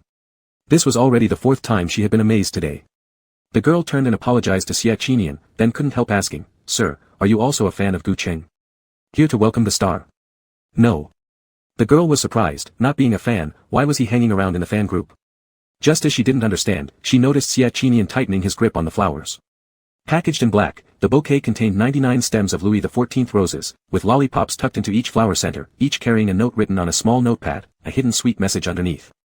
Saying, I'm here to greet my husband. Chapter 144, but why? Mr. At first, the little girl was still a bit confused. Xie Qinyan lowered his gaze, accurately capturing the girl's emotions. Then he slightly pulled down his mask. You're. Shu. Behind the mask, the young man made a shu gesture, signaling her to be quiet. Then he took a few steps forward. Just as he was about to stand at the front of the fans to welcome Mr. Gu, suddenly, someone placed a hand on one of his shoulders. Xie Qinyan frowned slightly, turned around, and saw a very familiar face, Bai Changyuan, the assistant of his uncle, Uncle Bai. Xia Qinyan curved his lips slightly and unconsciously called out his name, instinctively gripping the rose in his hand a little tighter. Bai Changyuan was his uncle's secretary, often referred to as the right-hand man. He usually wouldn't appear unless there was something significant, but today it was. Master. The voice from the opposite side was equally low, not disturbing the fans. Though calling him master, there was a lack of respect. The boss wants you to go back for a moment, there is an important matter he wishes to discuss. All right. Xia Qinyan replied casually, I'll return after meeting the plane. The boss has set the time, you must leave now. A deep, slightly aged voice sounded by his ear, followed shortly after by the faint sound of bullets being loaded into a chamber, heavy with threats that were unrelenting. Xia Qinyan pressed his lips lightly, looking somewhat aggrieved, must I leave right now? Yes. Can we not wait even a minute? Yes.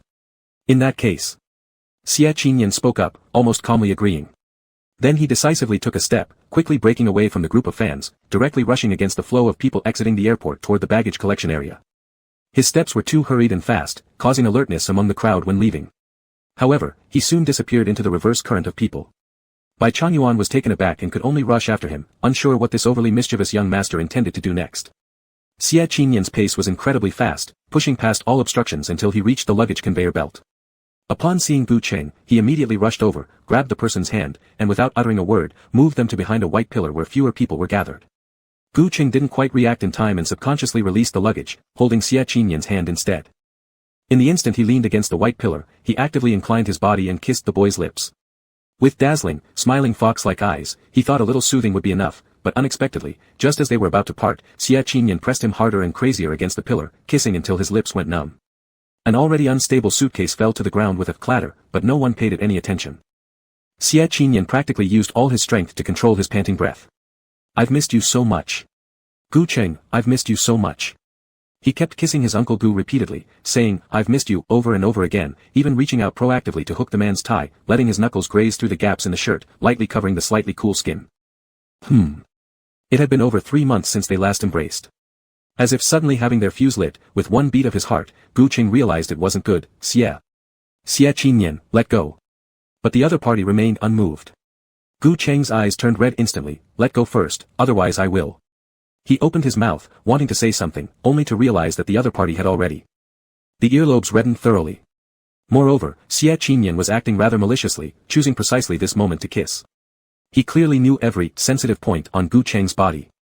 Slightly tilting his head, his scorching lips covered Gu Cheng's neck just in time to see Bai Changyuan, dressed in black suit, coming over, searching everywhere.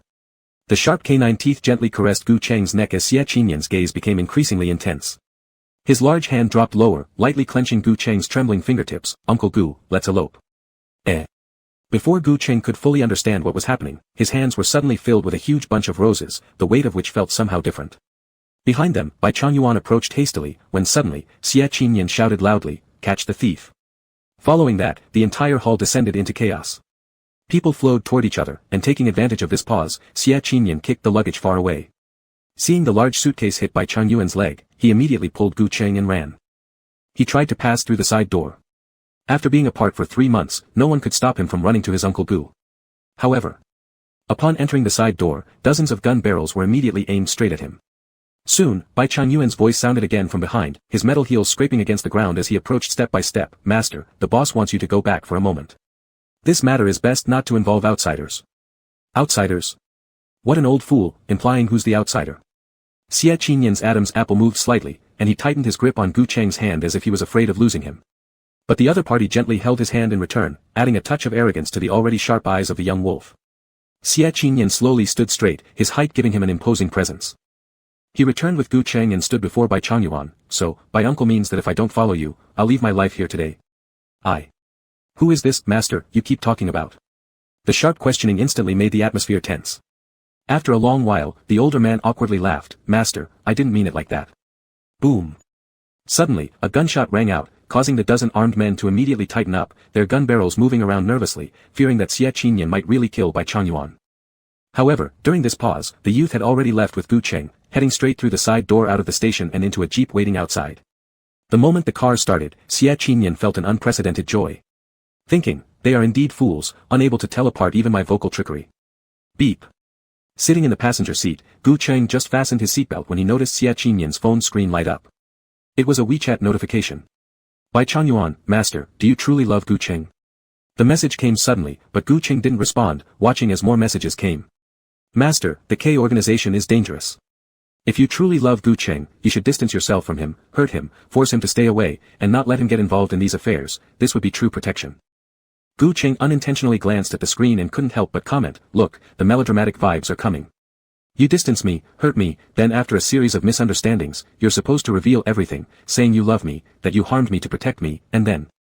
Actor Gu leaned against the passenger seat, talking fluently based on his previous script experience, only to see Xia Qinyan take his phone and directly send a voice message. My affairs are my own. There's no need for Uncle Bai to worry about them. However. Chapter 145, Don't be afraid, kiss me. At this point, the young man's eyes suddenly changed, and he continued. I should remind you again, if you dare to harm him, I guarantee that your flesh will show up in your family's meals regularly, or, your ashes will randomly appear in my Uncle Three's teacup. These things are unpredictable, don't you think, Bai? Uncle? This was almost a bone-chilling threat. The next second, Xia Qinyan saw the other party typing. Bai Yuan seemed to be typing. Type and delete and type, and finally left a cowardly reply, yes. Seeing this word, Xia Qinyan finally bent his eyes with satisfaction, and carelessly put his phone back on the front of the car. He turned his head and smiled obediently, it's settled. Gu Qing smiled slightly, not reacting much to his actions. Soon after, he his gaze, letting Xia Qinyan hold one of his hands and caress it lovingly. At that moment it was as if he had seen a different little alien. This kid had been pretending to be obedient in front of him, almost making him forget that the first time Guo Zifeng met Xia Qinyan, he was scared almost to the point of wetting himself. It made sense, K Organization's young master wouldn't exactly be an easy person. However, never mind. Gu Qing thought, as long as the boy is fine, let him scare others, even scare those people from the K Organization to death, that would be what he wanted to see. But.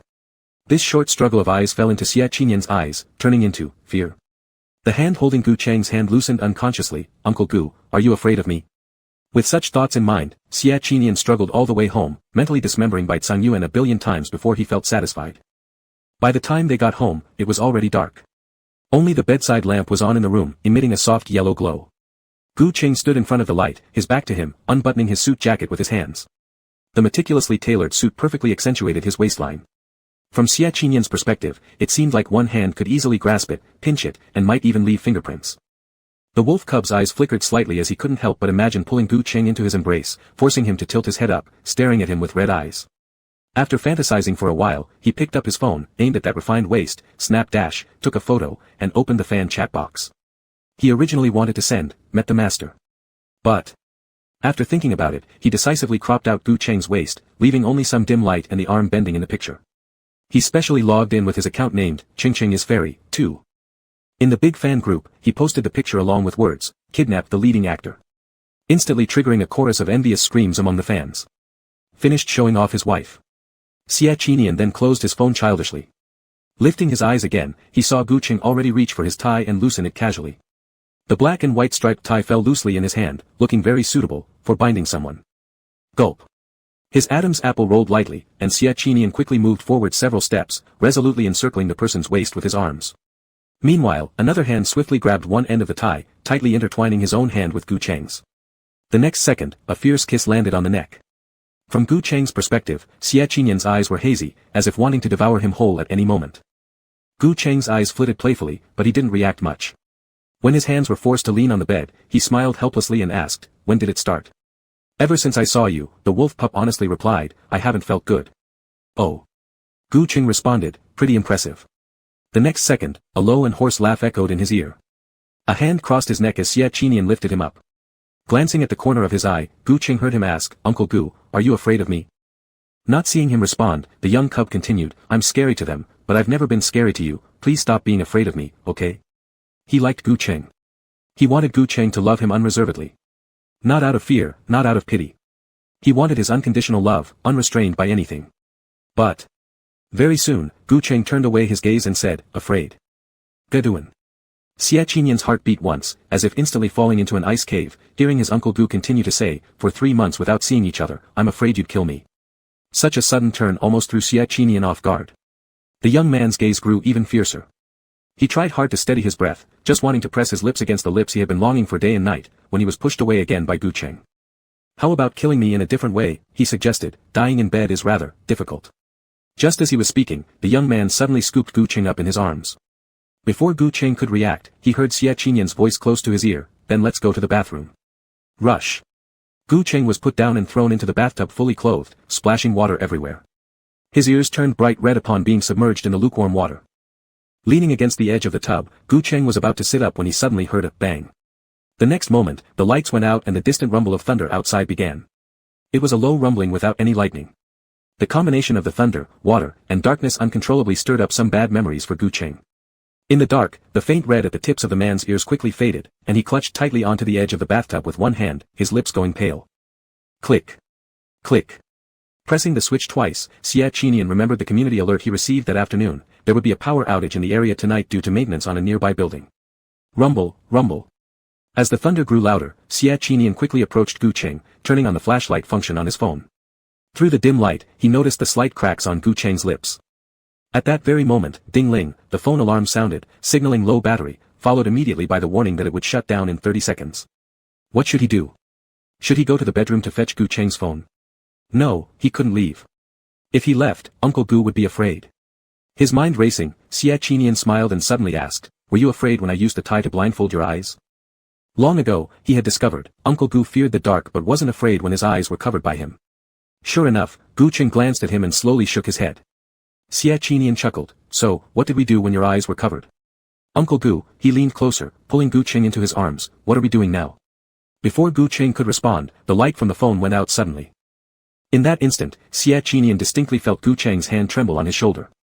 He decisively grasped the trembling hand, and moved the other hand from Gu Cheng's lower back, sliding it gradually to his neck, closing his eyes softly before inching towards his lips. He murmured gently, "Don't be afraid, kiss me." Chapter 146, Third Uncle's Lover. "Don't worry, kiss him." The hand on the wolf cub's shoulder slowly moved down, and Gu Cheng's chaotic emotions gradually calmed down. How magical, raising this cub was more effective than any tranquilizer. The passionate kiss deepened. Splash splash splash. Water spilled all over the bathroom floor, and even by the middle of the night when the power came back, there was no sign of it stopping. After staying at the villa for 2 days with Gu Cheng to take care of him, Xie Qinyan finally boarded a flight to Country M and entered Third Uncle's mansion. As soon as he arrived at the gate, he sent a message to Gu Cheng, "I've arrived, don't worry." He thought for a moment, then took a few steps back, raised his camera, and took a panoramic photo of the entire estate, sending it to Gu Cheng. "This place will be blown up sooner or later, I'll set off fireworks to play with you." Upon receiving the reply, "Boring," from the other side, Xie Qinyan put down his phone with relief and happily stepped inside. As soon as he entered the living room, he saw a man dressed in a fine suit, his head lowered as he slowly wiped the photo frame in his hand, his eyes brimming with sorrow. From afar, he really looked like the male lead in a novel, reminiscing about his deceased wife. This was his third uncle, Xie Yun. Even though he was already 47 years old, his impeccable sense of style kept him looking young. Some people would still think that calling him just over 30 was too old. Xie Qinyan took a step inside, and as soon as he crossed the threshold, he heard the man's steady voice, "Xiaoyan, you're back." Xie Qinyan nodded and sat down on the single-person sofa. "I was delayed for a couple of days because of something important." "Does third uncle mind?" "Huh, it's fine, kids love to play, I understand." Xie Yun's eyes curved, always appearing easy to talk to. But soon, that habitual smile faltered again, and he lifted his gaze to look at the withered money tree in front of him. Rustle rustle. The leaves were already so fragile they couldn't withstand any damage, one glance, and they would fall. Xie Yun lowered his eyes and stared at the latest fallen leaf. He became sad again. This was a gift from a Jin before. At the time, I had just started doing business, and he spent an entire month's salary to buy me this tree. A Jin was third uncle's lover, surnamed Zhou, with a single character named Jin. It was said that he, perhaps had some mental issues. That tree seller deceived him, saying that this tree could bring good luck and protect your loved ones, ensuring wealth flows endlessly. Xie Yun continued speaking, smiling as he did. "This fool, he didn't know that this little broken tree wasn't worth that much money, so I took him to reason with the seller." Can you guess the outcome? Perhaps, this was the first time third uncle opened up and talked about that so-called, the Jin, so Xie Qinyan became slightly more serious and asked, "What happened?" Xie Yun couldn't help but smile softly again, repeatedly wiping the photo in his hand with the white cloth. He said, "As it turned out, after arguing for half a day, I gave that black-hearted boss half a year's salary.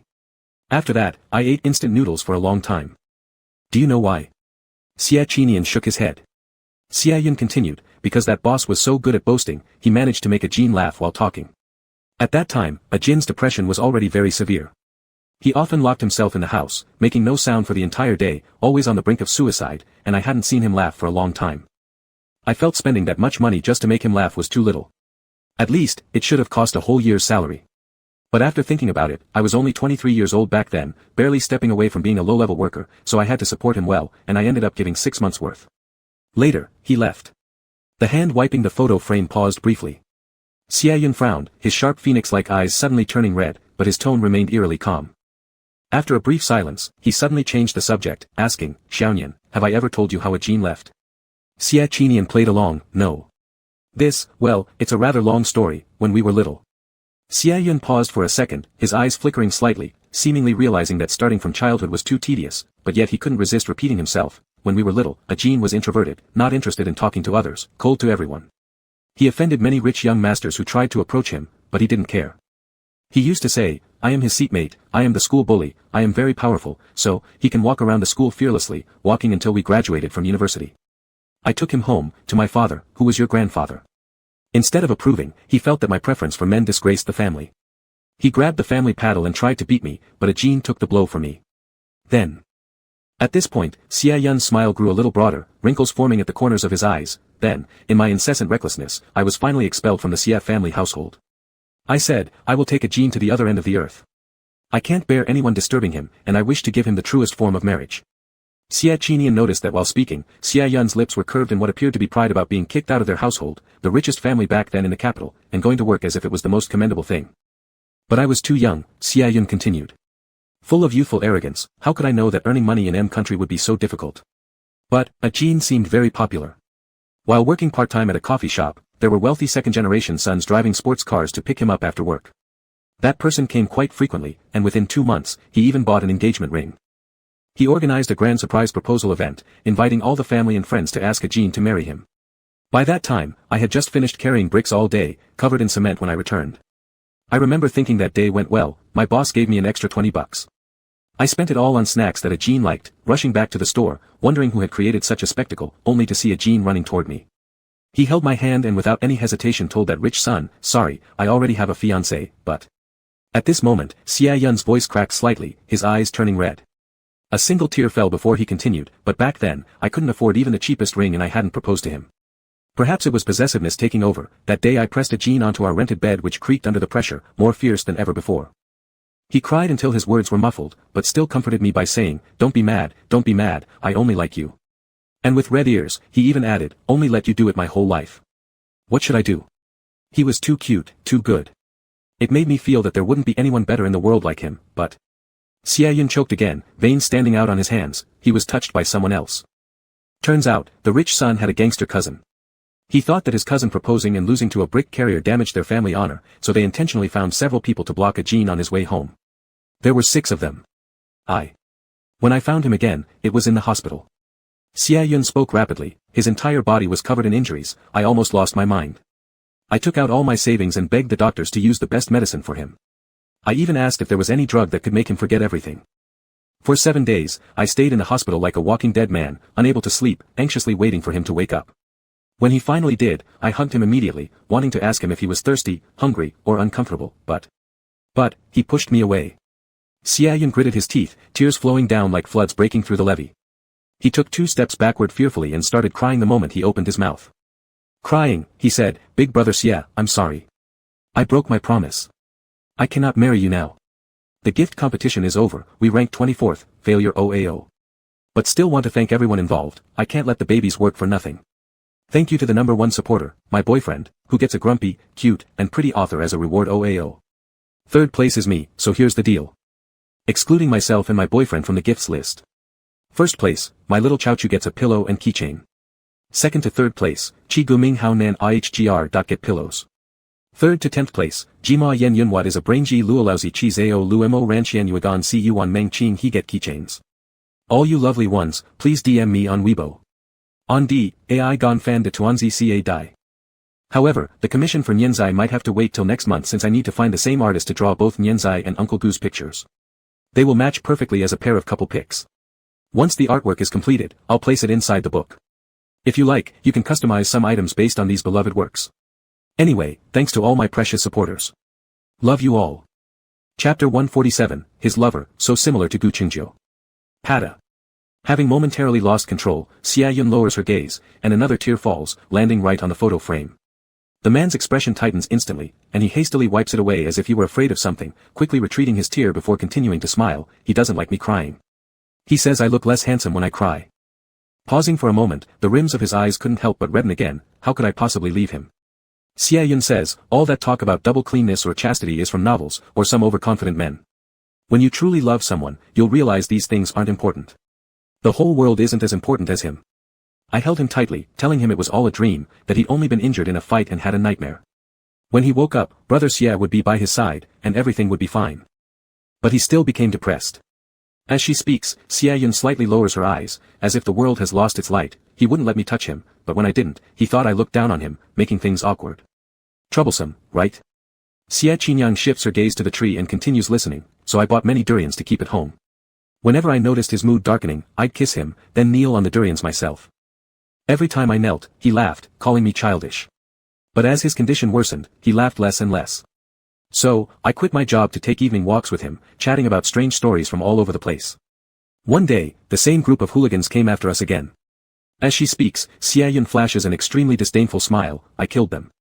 Then, they wouldn't stop, so they called their boss. Xie Yun adds, I killed their boss and took his place, becoming a small-time boss of half the city's underground organization. Under the guidance of a crowd of opportunistic underlings, I started doing business. On my first deal, Ajin gave me this money tree. Once I had money, the underlings urged me to splurge, but I couldn't even bring myself to treat them to a meal. I spent all my money buying Ajin a mansion. All the flowers and plants inside were chosen together with him. I bought him cute little kittens and placed that money tree right at the center of the estate, in the most conspicuous position. When others asked, I said, my wife gave it to me. A gift bought with a month's savings from my wife, more precious than anything else. Perhaps due to the open environment and improved life, Xie Yun smiles, his illness improved a lot. Once, he even took the initiative to seduce me on the swing. She gestures towards the flower-decorated swing by the left of the floor-to-ceiling window, reminding everyone, that one, the swing you always wanted to play on as a child, but I always hit you for wanting to. Xie Qinian stares blankly. He was really too good, Xie Yun repeats again. Everyone on the streets knew I kept a treasure hidden in the Jin Yun mansion. They tried to flatter me by sending beautiful women, but none of them worked. Later. Xie Yun suddenly tightens her hand, veins protruding, and says, later, someone who had known him previously realized he had psychological trauma about certain matters and told my bitter enemy. That hateful person went around my house, yelling, calling Ajin a whore who had been slept with by many people, and even deliberately sent people to corner him in dark alleys, attacking him 6-on-1 every time. I was always by his side, having him escorted by bodyguards. Those people shouldn't have posed any threat to him, but he committed suicide anyway. Xie Yun's eyes are completely devoid of light. Finally, she lays down the white cloth in her hands, her knuckles gently rubbing the photo frame, grinding her teeth in anger. Originally, his illness was almost cured, our lives were improving. Later, I killed my enemy. My business grew larger and my power increased. That money tree, I cared for it meticulously, far more carefully than I ever cared for you. But it ended up like this anyway. Xie Yun props up her cheek, her tone tinged with complaints. If you had returned 2 days earlier, perhaps you could have helped think of ideas to save it. But you returned too late. After speaking, Xie Yun finally puts down the photo frame, stands up, picks up the white cloth, and goes to arrange the newly taken out stack of frames on the edge of the living room. Unable to resist curiosity, Xie Qinian takes a quick glance and immediately dilates his pupils in shock, stunned on the spot like struck by lightning. Uncle Gu. No, that's not Uncle Gu Cheng, but looking closely at this picture, the resemblance is uncanny, 9/10 similar to Gu Cheng. The clothing worn in the photo matches exactly the one Gu Cheng was wearing when he drove through the iron gates of third uncle's house to pick him up. Exact. Ly. Identical. Xie Qinian subconsciously bit his lip. He had always thought that Uncle 3 used aversion therapy to make him forget about Gu Cheng because he wanted to control him. He was afraid that Xie Qinian would really run off with Gu Cheng. But now, it seemed that the reason wasn't quite so simple. Imagine this, his lover has been dead for over a decade, and suddenly he sees a face that's 9/10 similar, even wearing the exact same clothes. What would be the first thing that comes to mind? No. Xie Qinian didn't dare to think. Gu Cheng is his. Gu Cheng is just Gu Cheng, and he wouldn't let his treasure be anyone's substitute. So, the cub turned around, sharp eyes locking onto Uncle 3 who was wiping the photo. A tree dies when it gets old, people do too. Xie Yun momentarily froze, his hand stopping mid-wipe, but after some consideration, he didn't get angry. Instead, he smiled faintly, yes. He said, when the tree dies, maybe a gene misses me and is calling me to join him. I wonder if he'll be unhappy I've grown old. If he thinks I'm not as handsome anymore. On the other side, in the financial chairman's office. Having just finished signing a document, Gu Cheng reached for his wrist, ready to check the time on his phone, when a call came through. Caller ID, Teacher Huang. Strange. Gu Qing pressed answer, and on the other end, Professor Huang's familiar voice came through, Little Cheng, the medicine from the 4 bottle you asked me to test. The results are here. That stuff is complex, I ran many comparison experiments before figuring it out. I've sent the ingredients to your phone, so come over later to thank me by cooking a couple meals for my wife. Alright, thank you, teacher. Gu Qing readily agreed. Before he could offer more thanks, Professor Huang hung up decisively. Gu Qing opened the image, carefully studying one after another of the carcinogenic, fatal components while instructing Lin Zhe to preserve evidence he'd collected earlier regarding Gui sending people to switch medications at the hospital. His eyes darkened slightly, his lips curling upward. This constitutes premeditated murder. Gui will soon go inside, joining his white moonlight, reuniting with his mother. At the same time, Gui was bowing his head, eating rice at his grandfather's house. Chapter 148, Kidnapping. Gu Ji's countdown to going offline. Today's rice has been mixed with crab roe, a delicacy that Grandpa carefully researched and had someone prepare. Seeing that Gugo liked it, he simply put on a stern face and ordered the maid to serve 2 more bowls. Furrowing his brows, leaning back against the chair, hands in his pockets, he watched him sideways. As he watched, he couldn't help but make a sarcastic remark, "What's going on? Is your stepmother abusing you again? Did she starve you for 3 days? Mom, mother." At this, Gugo clenched his teeth unconsciously, his eyes reddening, and before he could control himself, 2 tears fell. He quickly shook his head and swallowed both the rice and his tears. "I always thought you wouldn't treat me kindly." Grandpa Gu. The elder didn't pay attention to his abrupt change of subject, asking instead, "Why? My mother told me when I was little that you didn't like me. When I got sick, you said to throw me out into the wild, where someone might pick me up, or if no one did, my death would be a relief from being a burden." Not sure whether it was guilt rising inside because he was about to kidnap a relative, Gu Ji's tears fell harder, forcing him to stuff down as much food as possible. Before long, he began coughing uncontrollably. Grandpa Gu leaned back slightly, then disdainfully instructed the maid to bring him water. The scene Gugu described sounded strangely familiar. After some thought, at the moment Gugu stopped coughing, he said, "Isn't this what happened to Gu Ming?" Huh. Gugu hesitated, this wasn't quite what his mother had told him. Grandpa continued, "When Gu Ming was young, he caught tuberculosis of the lungs, which was infectious and had the tendency to cause other health problems. Moreover, the boy had an inherently bad temperament, sullen and uncommunicative. After knowing your mother feared and despised him, he deliberately coughed into her bowl of food, and after that, he was kicked out. I told him to go to the hospital, but perhaps realizing I cared little about him and life meant nothing to him, he refused my help. But..." The old man paused momentarily, his expression shifting several times, finally landing on a sense of relief in his eyes as he continued, "Ah Cheng saved him. One day I accidentally saw Gu Ming hugging Ah Cheng, crying. At just 15 years old, Ah Cheng repeatedly assured him, it's okay, I'll make money, I can save you." And later, they really did manage to cure him. Gripping the spoon in his hand, Gugu was surprised. His first reaction was, can Gu Qing actually be that kind-hearted? The second reaction was, Gu Ming also bullied him, none of them are good people, warming each other in their own nest of snakes and rats. I once attended one of Gu Ming's art exhibitions. Grandpa continued, and I found out that most of his paintings seemed to take Ah Cheng as the model. So, your mother lied to you. This is why Gu Ming doesn't get along well with you all. Tisk. As he spoke, the old man frowned lightly and made a disapproving sound, showing some dissatisfaction. Talking with you for so long has made me thirsty, I'm going to get myself some tea. Saying this, he leaned on the table and rose on his own, strolling forward with his hands behind his back, glancing at the flower bed in the hospital outside, as if recalling something, raising his finger, "See, this is why I like Gu Qing better than you." Gugu looked up, following the direction of the old man's finger. Words continued to come from ahead, "That's the hospital, that's the supermarket, that's the nursing home, this is the flower bed," these were all things provided by Gu Qing for this old man. He knows I'm old and don't like living in the city, so he invested in real estate and built everything necessary for elderly people right here. After saying this, he couldn't help but let out a light snort, muttering, "Learn from him." Having said that, he backed his hands again and continued walking forward. Learn from him? Learn what? Learn Gu Cheng's disgusting hypocrisy. A person who truly values family wouldn't have sent his mother to prison. After clashing for so many years, Gugu already had unshakable prejudices about Gu Cheng in his heart. He gritted his teeth silently and recalled his own purpose for coming here. He had to rescue his mother and couldn't be swayed by a few words from this old man. He immediately bent down, sent a text message to the hired killers accompanying him, and subsequently dismissed the maid before following his grandfather. Sure enough, not long afterward, violent fighting and shouting were heard at the corner. Gugu hid behind the wall, biting his teeth and desperately suppressing the guilt rising in his heart. Taking a step forward, he was about to charge in, only to discover. The grandfather stood perfectly intact in the middle, while the hired killers wielding clubs were the ones lying defeated on the ground. Upon hearing the footsteps behind him, old Sir's eyes narrowed slightly in preparation to warn about something, but then he felt something cold pressing against the back of his head. This was followed by the distinct sound of a bullet being chambered. On the third day of being kidnapped, 3 gashes had opened on Grandpa Gu's head. During his 4th attempt at biting his tongue, he was slapped twice hard by Gu, seeing stars. With his hands tied to the chair, blood stained the elder's mouth as he mustered his strength and swung his leg with all his might, click, almost shattering Gu Ji's shinbone. "You despicable scum!" Grandpa Gu yelled, "I should have known you'd turn out this way," raised by Qin Ningyan and Gu Changde. "I shouldn't have wasted so many words on you. Not to mention Ah Cheng, you're even less than Gu Ming's toe, MMPH. Before he could finish speaking, another cloth was stuffed into his mouth. Grandpa Gu's red eyes flared up in anger, trying to shout but failing. Perhaps feeling some residual guilt, Gu chose not to take revenge for the kick. He backed away quickly, dialing Gu Changde once more. 3 days.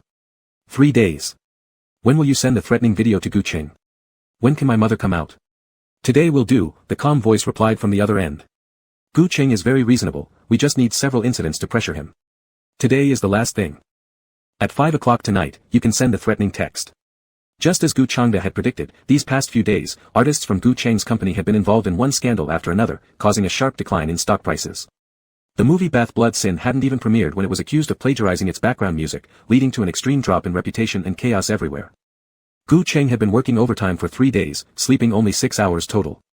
He had just managed to resolve the stock issues and was preparing to go home for a good rest when Detective Captain Li Tianjue called him, his voice tense. "Ah Cheng, there's something I need to tell you, try not to get too upset." After pausing, Li added a warning, "This came up during today's interrogation. I think it's important that you know." Gu Cheng's tone was exhausted, but he responded, "Tell me." It was nothing new, he had already investigated everything Qin Ningyan admitted, about her killing his own mother. As Gu Cheng tried to steady his breathing, every time he thought about his mom, his hands would tremble involuntarily and his breath grew painful. Suddenly, the caller blurted out, "We've found your mother's body." Gulp. His heart sank instantly, sleepiness completely disappearing. For so many years, he tried finding his mother's remains, but there had always been nothing left at the scene of the car accident, not even after nearly 30 years. Where?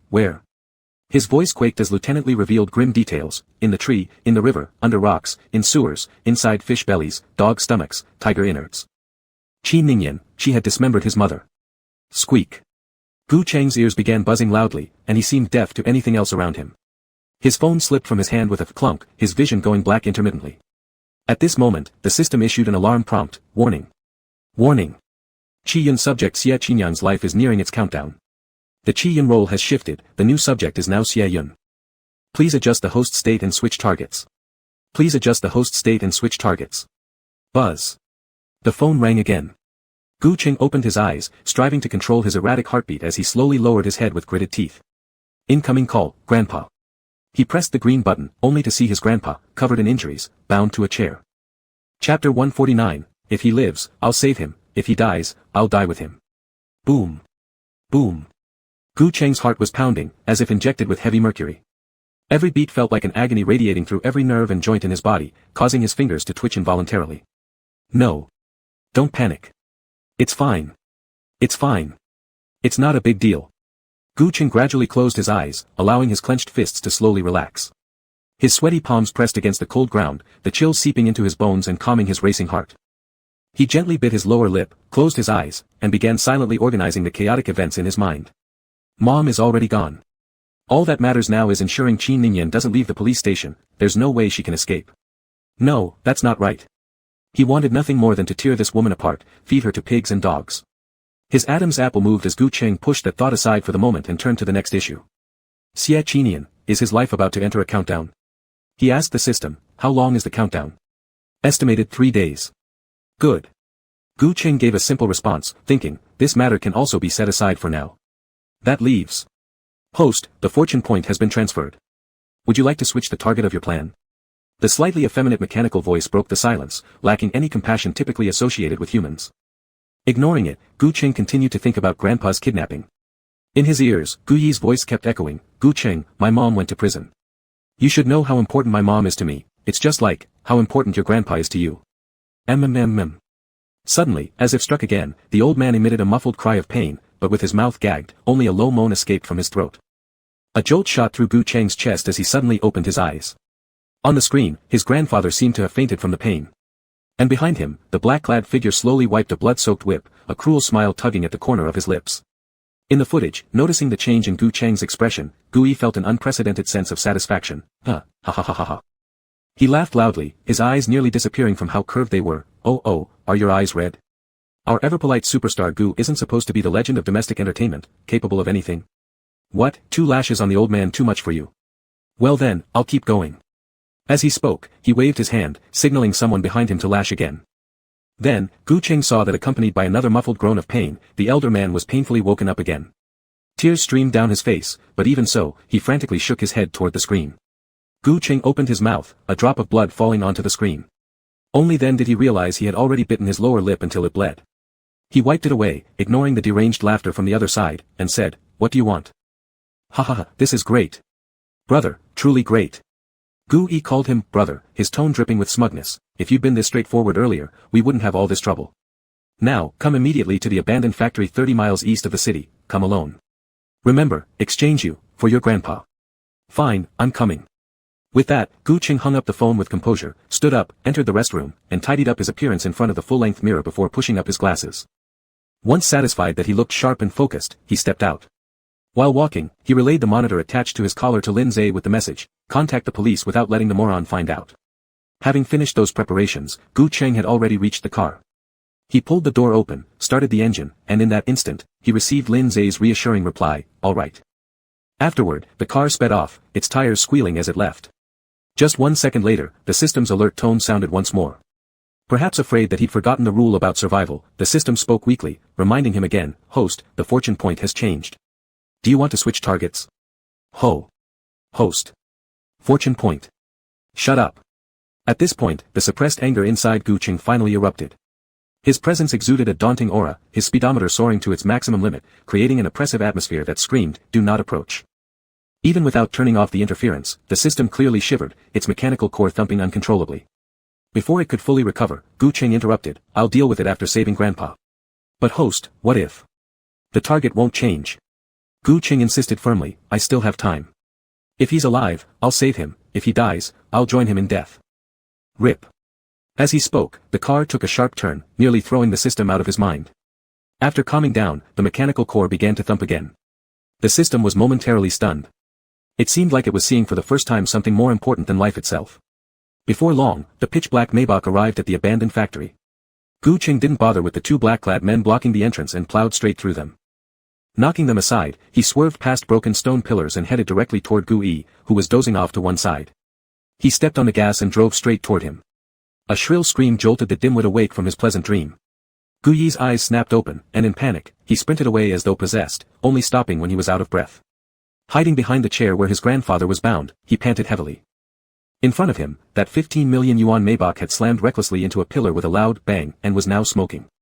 Confused, Gu Yi cautiously peeked out. Was Gu Cheng, despairing enough to commit suicide? Had their lifelong rival just died right before his eyes? This was truly exhilarating. With this thought, Gu Yi couldn't help but curl up the corners of his lips. He slowly ventured out, attempting to check on the scene, but the moment he took a couple of steps, the car door opened, and the man casually stepped out. Gu Yi froze. Seeing Gu Cheng rapidly rushing towards him, he immediately prepared to fight without saying a word. Panicking as he resisted, Gu Yi found himself unable to defend properly. Within moments, Gu Cheng grabbed the back of his collar and disarmed him of the gun. Gu Cheng's moves were fast, accurate, and ruthless. Within seconds, he loaded the gun and pointed it directly at his forehead. Just as he was about to pull the trigger. Chapter 150, Counterattack. The 2 sons protect him together. Gu was scared out of his wits, letting out a string of panicked screams. At the critical moment, a masked man in black arrived just in time. He held another gun, aiming it at the back of the old man's head. A muffled voice came through from behind the mask with a voice changer, "Drop it." Gu Cheng turned his gaze to the opponent, his sharp fox-like eyes locking onto them. The masked person flinched, as if stunned for a second. Then they adjusted their aim closer to the old man and repeated, "Gu Cheng, drop your gun. If we both pull the trigger at the same time, they will both die instantly. But I guess you don't intend to play this game of equal exchange with me, right?" A flicker of hesitation crossed Gu Cheng's eyes, and his finger on the trigger trembled slightly. It had already pressed down more than halfway, meaning a bullet could be released at any moment. Gu Cheng. Gu Cheng. Brother. Brother. Gu was terrified, so much that liquid trickled down his pants, wetting his expensive custom-made leather shoes. His voice quivered. "Brother. I've made a mistake. I'm not worthy to compare with Grandpa. It's not worth trading me for Grandpa, so please let me go. I'm nothing but a scum who doesn't deserve such consideration. Wah, wah. He cried so loudly that it was almost unbearable, even grating. But Gu Cheng did not let go. Instead, he tightened his grip on Gu Ji's collar, bringing the gun barrel closer once again. Brother. Brother. Wah, brother. As Gu Ji's cries grew even more undignified, Gu Cheng suddenly noticed something. He saw over a dozen new black-clad figures surrounding the factory from all sides, approaching simultaneously. It seemed, their chances weren't good. Taking a deep breath, Gu Cheng focused intensely, concentrating all his attention. When he realized the man with the gun aimed at Grandpa's head was about to fire, he slowly, carefully lowered Gu Gu. Once Gu Gu hit the ground, he gasped for air, his eyes red from crying. He thought for a moment that things would get better, but unexpectedly, Gu Cheng abruptly kicked him hard. With a ka-da-da sound, he crushed Gu Ji's right hand. At the exact same moment, the sounds of several handguns being cocked rang out. Within a second, dozens of guns were pointed directly at him. Gu Cheng's gaze darkened. Watching someone walk towards him with ropes, he stepped back twice and obediently placed his hands behind his back. For binding. Seeing that he was thoroughly tied up, the masked man appeared somewhat satisfied, took a step back, allowing a few others to pin his arms down tightly, forcing him to bend over. Splish, splash, splash. Suddenly, the glass's chain swung, forcing Gu Cheng to lower his head as the frame slid off his nose bridge. When he lifted his gaze again, the chain was disheveled, and his eyes showed traces of redness. This reaction caused the masked man, who had previously never given him a proper look, to momentarily freeze in astonishment. No wonder the rumors of him being so charismatic and desirable were widespread. He was indeed handsome, and there was something about him that sparked a twisted desire to torment. Fortunately, the masked individual kept their promise, releasing the grandfather without needing to be reminded, even arranging a car to take him directly to the hospital. Gu Cheng glanced downwards for a split second when he saw his grandfather unharmed, then immediately bent down to examine the masked man's hands. But his adversary had clearly prepared in advance, wearing gloves already. Gu Cheng discovered absolutely nothing. Before long, the masked man left, leaving behind only a group of around 10 henchmen, escorting Gu Cheng to Chicheng Finance. On the 38th floor, inside the chairman's office. Two men forcibly pressed Gu Cheng onto an office chair, compelling him to transfer control of Chicheng Finance and sign a confession of guilt.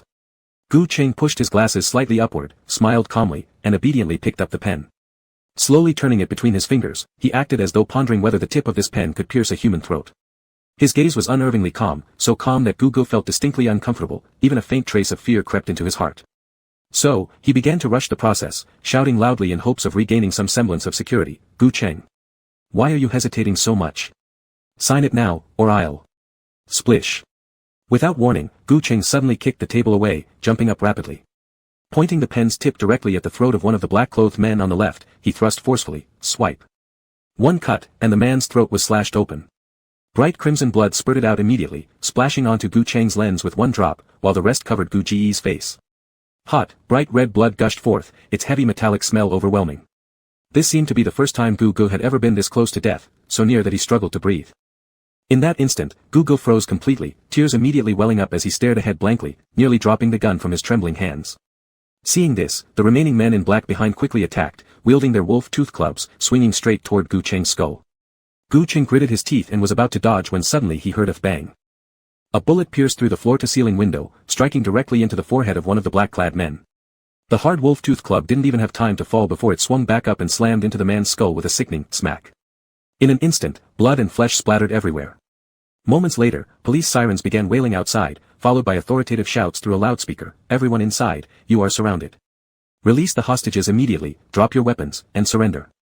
Everyone inside, you are surrounded. Release the hostages immediately, drop your weapons, and surrender. The commands echoed repeatedly, like relentless executioners' knives cutting through the room. Fuck. Who called the cops? Gu Gu couldn't hold back, cursing out loud. The dozen black-clad figures also started panicking. They cautiously raised their guns, searching all around but didn't manage to find the enemy before bullets from outside shattered their heads, one after another. Moreover, every shot hit a vital spot, none of them touched Gu Gu. This precision, could it be Gu Ming? Gu Gu seemed to suddenly realize something and immediately decided to hide in the lounge without windows, disregarding the safety of his henchmen. That's right. It had to be Gu Ming. In the past, every time Gu Gu swore at Gu Cheng, Gu Ming would find some excuse to take him to the shooting range for practice. He'd make Gu Gu stand with an apple on his head, aiming so close that it grazed his skin, shoulders, and neck, yet never hitting the fruit. It was as if he were seeking revenge. When Gu Ming scared him into fainting, he always seemed delighted. It was him. It must be Gu Ming. As Gu Ge tried to flee in panic, taking only 2 steps, he was stopped by Gu Qing gripping his shoulder. Next came a sound, a perfectly executed over-the-shoulder throw. Gu Ge crashed onto the solid wood desk, which broke in half with a crack. He went completely numb, momentarily unable to breathe, and spewed thick blood from his mouth as he landed. Then, bang! A bullet shot straight through his ankle. Aawa! Gu Ge screamed uncontrollably, cold sweat drenching his forehead. He hurriedly turned his head toward the direction of the broken window. Then, bang! The second bullet struck his right shoulder. His previously fractured hand throbbed painfully, the agony radiating through every bone in his body, as though driving him insane. Perhaps spurred by the sheer survival instinct, Gu Ge clenched his teeth and tightened his grip on his gun once more. Years of pent-up resentment surged up within him. His eyes reddened as he screamed, grabbing Gu Cheng by the throat and pressing the muzzle to his temple, cocking the hammer as he shouted at everyone outside, "Don't move.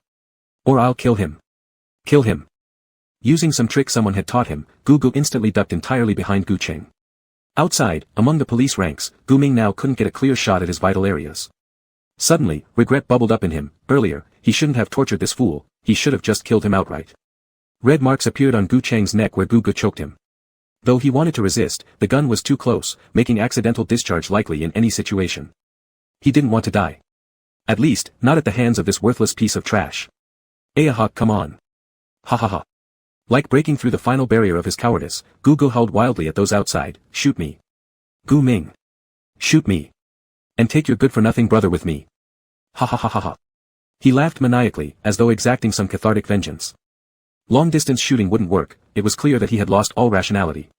The police decided to change tactics, preparing to send someone with ropes tied to their feet to hang down to the 38th floor and hover in front of Gu Ge, rescuing the hostages with gunfire. Gu Ming unbuckled his weapon and stood up, ready to volunteer, but before he could, Xie Qinan had already stepped forward on the side. Chapter 151, You're a Lunatic. Xie Qinan moved swiftly, continuously discussing plans with the police. The very second he got their approval, he immediately tied a rope around his right foot. With the help of several firefighters, he descended upside down from the rooftop. Upon seeing the gunfire stop, Gu Yi's eyes curved, his smile becoming increasingly unrestrained as if there were no more adversaries in this world. His voice was grating and particularly detestable. Xie Qinan descended quickly, appearing in front of the floor-to-ceiling window within moments. Gu Cheng's eyes flickered coldly. Coincidentally, at that moment, his system chimed in with a reminder, "Fortune child Xie Qinan is about to fall off the building, life value critically endangered, life value critically endangered." About to fall off the building? Is this the system's predicted result? Gu Cheng's eyelashes fluttered lightly, myriad emotions intertwining wildly within him. But after a brief pause, relief spread across his face. He had finally understood, Xie Qinyan's critical state was due to saving him and wasn't related to that uncle. That was good. His lover could only belong to him. Even death would have to be for him alone. Outside the floor-to-ceiling window, Xie Qinyan and Gu Cheng exchanged a smile upon seeing each other. All pale words paled in comparison to the instant comfort that passed between them. Beneath the full moon, amidst the precarious environment, separated by a battered and torn floor-to-ceiling window, they embraced each other with their eyes. However, Gu Yi couldn't care less about such things. The instant he saw Xie Qinyan, a wild idea sprang into his mind. What if he shot down Xie Qinyan directly?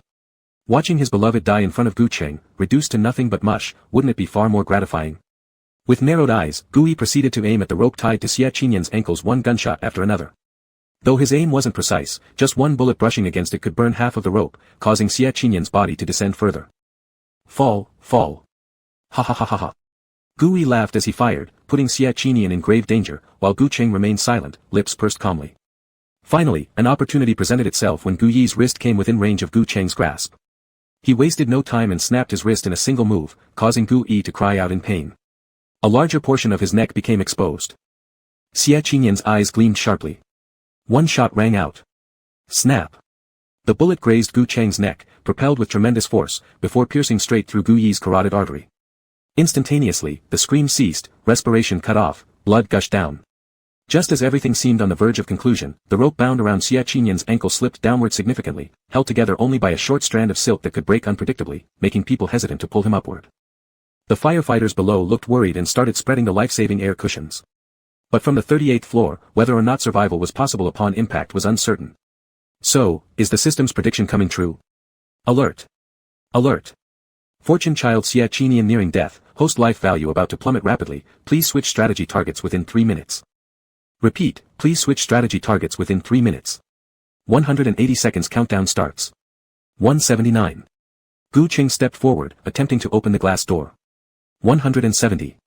As Xie Qinian fell another few centimeters, those on the rooftop watched tensely with widened eyes, fearful to make any moves. 169. It turned out the glass door was jammed, leaving no time to reopen it. Gu Cheng turned back to grab the fallen wolfshed club and smash it directly. 168. Tear, rip. Under the immense pressure, the rope snapped again, dragging Xie Qinian lower. But this time, the young Siberian wolf pup had a fiercely determined look in his eyes, reaching out with all his might to push the floor-to-ceiling window, letting the rope swing him like a swing, rapidly swaying through the air. All bystanders were shocked. Crazy, Xie Qinian was absolutely insane, practically looking for certain death doing this. 167, 10. Suddenly, the system's countdown jumped from 167 down to 10. Gu Cheng's brows furrowed deeply, halting his steps and turning back. He saw Xie Qinian swing into the moonlight. Boom. Gu Cheng's heart leapt up instantly, his brain going blank shortly thereafter. In a rapid stride, he attempted to shatter the glass window with his hands, yet, after only a couple of steps, suddenly, splash. Xie Qinian utilized the last momentum from his descent, severing the rope entirely, crashing directly through the floor-to-ceiling window with his body. Stretching his hand out, he embraced his wolf cub through the shattered glass pieces, holding each other tightly. Countless tiny, transparent fragments scattered and shimmered under the moonlight. His little ear was just like a deity descending from the pure white moonlight. The impact was too great, Gu Cheng failed to hold him steady, and fell backward with Xie Qinian pressing him directly onto the ground. Their eyes locked before either could react, then Xie Qinian leaned down swiftly, sealing his lips with a fierce kiss. Separation and death, surviving against all odds. Too long apart, Xie Qinian's kiss was brutally intense, as if wanting to swallow him whole like a storm. In the mental sea of consciousness, the system's countdown suddenly ended, leaving mechanical sounds buzzing and stammering without any coherent speech. After a moment, it virtually projected two photos in front of him on an imaginary screen. One showed Xie Qinian, the other showed Xie Yun. Warm reminder, the world fortune value is changing drastically. Please select one to pursue. Repeat, please choose one for your pursuit. Gu Cheng ignored it. His vision was blurred, his whole body was enveloped in Xie Qinian's embrace, kisses bringing tears streaming down his face until he felt almost faint. Perhaps due to the severe fall earlier, blood was now rising within his chest, slowly moving up to his throat, urging him to vomit. But, he missed him so much. He wanted Ire to kiss him just a bit more. Trembling at the knuckles, Gu Cheng embraced Xie Qinian even tighter, deepening their kiss while struggling with all his strength to swallow the surging blood. This reaction did not escape Xie Qinian's sharp gaze. Suddenly realizing something, Xie Qinian pulled back and harshly grabbed his neck, forcing his head to turn aside. Cough. Cough cough cough. Under relentless pressure, the gushing blood couldn't be contained anymore. Turning his head, Gu Cheng coughed out a cascade of blood, gasping uncontrollably. His glasses chain had long been tilted off-center, unnoticed by anyone. His lips were dyed bright red by the blood, and the skin on his neck where the bullet grazed him looked raw. Under the moonlight, his face was ghostly pale, yet his grin was unrestrained and maddeningly wild, more enchanting than anything ever shown in movies. Xie Qinian initially tensed, then seeing he was okay, released a heavy sigh of relief, resting both hands beside Gu Cheng's shoulders with a satisfied smile spreading across his face. As the smile continued, his eyes grew red again, and a tear dropped down. His voice held some resignation and mingled joy. Gu Cheng, you lunatic. Chapter 152, Xie Qinian emphasized, I'm your husband. Unable to control himself for a moment, Xie Qinian let out a curse. Seeing the person frown, he immediately felt sorry, mentally slapping himself twice. He placed his hand under Gu Cheng's head and gently lifted him up. But as soon as he moved a little, Gu Cheng couldn't help but cough twice. The blood in his chest cleared away, and his complexion finally improved a bit. The worry in Xie Qinian's eyes deepened even more. He hurriedly asked again, are you feeling any better? Is there anywhere else that feels uncomfortable? Gu Cheng raised his eyes, being held by him, pointing to the position of his heart. Seeing the sudden change in the puppy's eyes and the frowning eyebrows forming the shape of the Chinese character, Chuan, he slowly said, you're saying that my, here is uncomfortable. Xie Qinian sighed with helplessness, emphasizing, I am your husband. When I say something, it's only because I care about you and worry for you. There was a proud tone in his voice. As he spoke, he adjusted Gu Cheng's position a little so that the darling could rest on his shoulder to relax. The man trusted him so much that after just a short while, his breathing became light and even. Just as Xie Qinian was about to relax a little, he suddenly heard, then you're really an unqualified husband. Xie Qinian turned his gaze and listened as Gu Cheng lazily mumbled against his shoulder, where has a husband ever been cruel to his own wife, should be punished. His voice was very soft. After speaking, both of his eyes closed, yet incredibly, it made the little puppy's ears turn red. He had said, wife. Save me. It's so sweet. Xie Qinian laughed and stood up, lifting his beloved Gu Cheng into his arms. He was about to leave when one police officer after another rushed in. He looked down, wanting to cover Gu Cheng's ears, but unfortunately, his body was also covered with shards of broken glass, which hurt badly. He was afraid that if he became distracted, he might drop his precious treasure. Detective Captain Li Tianjue came in and inquired about Gu Cheng's condition. As Xie Qining was about to ask them to move aside, he noticed that Gu Cheng opened his eyes once more on his own. Raising his gaze, he looked into Detective Li's eyes and pointed to the shattered table. Over there, there's someone half dead. Catch him, interrogate him, and, also. Gu Cheng thought for a few more seconds and finally confirmed, arrest Gu Chengde. I suspect that he is the mastermind behind everything. That masked person was Gu Chengde. After careful consideration, it probably was him. Otherwise, why would he disguise his voice and face and treat Grandpa so well? Besides, although the scar on his hand was hidden, his habit of walking with his head down never changed. Gu Chengde incited Gu Yi to kidnap and beat their own father. What a beast! Gu Cheng was quickly sent to the hospital. After receiving N4, he became increasingly exhausted. But he insisted on checking on his grandfather before lying down on the hospital bed to sleep. For convenience of care, Gu Ming informed the doctor to place his grandfather and older brother in the same ward. But, he wanted to hold his older brother too. Xie Qining wouldn't let him. Little white wolf pup, if only he had been strangled since childhood. Moreover, that little brat seemed to have misunderstood something. Sitting by the hospital bed, peeling an apple, Gu Ming thought, it's not like he actually wanted to asterisk his brother. He just wanted, for his brother's eyes to always see him, only him. He wanted their brotherly bond to stay strong, without any outsiders interfering. He wanted to forever hear those words, it's alright, brother will take care of you. Gu Ming gritted his teeth quietly. Slowly, he shaped the peeled apple into the form of a little wolf head. Then, his gaze dimmed slightly. And the wolf head was thrown into the trash can. Chapter 153, A Cheng will always be a child with a family. The apple fell into the plastic bag, making a muffled thud sound, which strangely made Xie Qining pause for a moment, followed by a chill running down his neck. After a brief daze, his gaze landed on Gu Ming. 3 seconds later, his expression suddenly turned, Grandpa. Xie Qining called out, raising his finger to point at Gu Ming, clearly resembling a dejected concubine vying for favor. He used Yanqing's art to cut off my head. Gu Ming's eyelashes lightly lowered, brush. The base of what appeared to be a small wolf beneath the apple was also thrown into the trash can, with an added comment, this room belongs to the Gu family. Xie Qining gritted his teeth and began bickering in his capacity as the unworthy son-in-law of the Gu family. A series of chaotic and petty arguments finally incited the elders' dissatisfaction. Grandpa Gu lightly coughed to stop them, and only then did the room become quiet again. Gu Ming started painting again while Xie Qining sat beside Gu Cheng. His fingers lightly grazed over the man's delicate wrist, accidentally brushing against the scar on it once more. His eyes shifted repeatedly, lost in deep thought. After a moment, Xie Qining seemed to have suddenly realized something and glanced up toward Grandpa. Is the scar on his wrist from cutting? Is it, because of Li Jiang? From across, Gu Ming hesitated mid-stroke with his paintbrush, click. The delicate tip of the pen broke, forcing him to quietly lower his head and resharpen it. Grandpa paused for a moment and said, perhaps. But I actually feel that it has something to do with you as well. The elder's voice carried a hint of weariness. At this point, he couldn't help but tilt his head back, taking a deep breath, as if trying to unlock a memory long sealed away, yet still reluctant to disturb its dust. He said, since you left with Uncle 3, A Cheng was depressed for quite some time, showing no interest in anything, only throwing himself into work, making money, and then buying Disneyland tickets. Burning them after purchase, buying them again just to burn, seemingly without end. At that time, the doctor told me he had slight tendencies toward depression, but with a bit of guidance, he would quickly recover.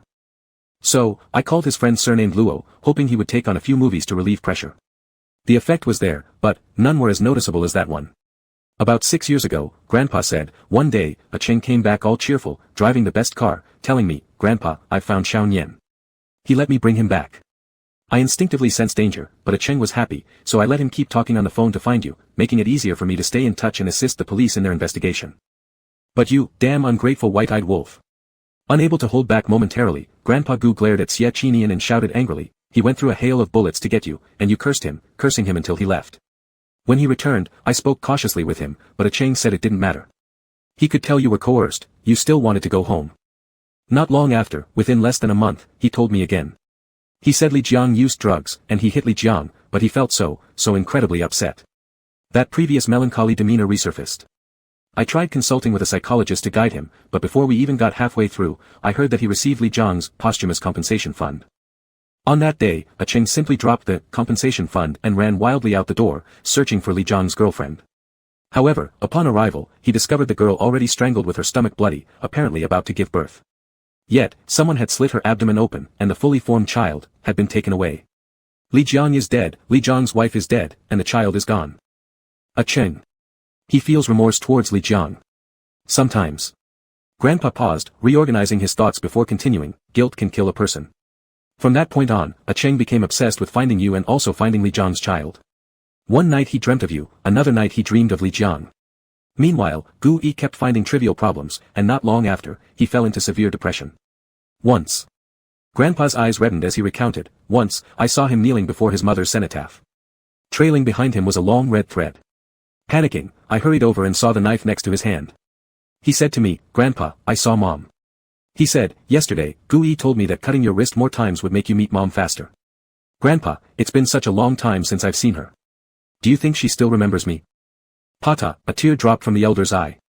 That was his proudest eldest grandson of the main branch, but in just a few days, how had he become this way? Gu Ming's paintbrush still hadn't stopped, but there was an accelerating trend, as if deep in thought about something. Only Xie Qinian remained relatively rational, quietly gritting his teeth and handing the elder a tissue. Wiping away his tears, Grandpa continued, my place is really far from the city, so I called Luo Qingxi, begging him to take a Qing away quickly, pleading with him to save my Cheng. Fortunately, the result wasn't too bad. Sniffing, Grandpa said, he was brought back, but after returning, a Cheng seemed like a different person, optimistic, cheerful, always around me. It felt off, so the doctor told me something about split personality. I haven't encountered such an illness before, so I carefully observed him, urging him to take his medicine, going jogging with him in the morning, and then one day, at my mother's grave, for some reason, he finally stopped and suddenly said to me, Grandpa, I don't have a mom anymore. A while later, he added, I feel like an outsider in the Gu family. I told him, who says that? Even without a mom, you've still got your grandpa. The Gu family is under my control, I say you're the future heir, and no one will dare oppose that, not even your good-for-nothing father. If you're tired from working hard outside, it's alright. When you're tired, come back to the old house and rest. Grandpa will drink with you. As long as Grandpa is here, a Cheng will always be a child with a family. Chapter 154, Destroy him until not a trace remains. A Cheng will always be a child with a family. The last sentence, uttered by the elder in a slow and deliberate tone, word by word, seemed to be addressed both to the former Gu Cheng and as a promise to the present Gu Cheng. So, he must take his medicine well, exercise more, and strive to live a few more years. Before finding the next home for little Gu Cheng, he doesn't want to pass away, nor can he afford to. As the final words fell, a suffocating silence enveloped the ward for a while, leaving only the regular rustling sound of Gu Ming's brush moving over the paper. Soon, that rustling stopped too. Gu Ming blew on the drawing paper twice. It was an image of Gu Cheng sleeping peacefully. This time, however, there were a few more figures behind him. There was himself, Grandpa, Li Jiang, and also, a big, goofy-looking wolf dog sticking out its tongue, looking even dumber. But these figures weren't drawn as meticulously as Gu Cheng was. For the first time ever, instead of keeping this drawing to himself, Gu Ming proactively placed it on the bedside table beside Gu Cheng, carefully pressing it down with an apple. If these people appearing would make his brother happy, he would endure the feeling of disgust and paint a few more pictures. Inside the room, Grandpa had fallen asleep again from exhaustion. The summer sky could change suddenly. Without warning, the moving clouds had already obscured the bright light, strong winds arose abruptly, and heavy rain poured down. In the slightly humid air, Gu Ming finally put down his brush and stood up to walk out. Just as someone was about to leave, Xie Qinian also quickened his steps and followed along.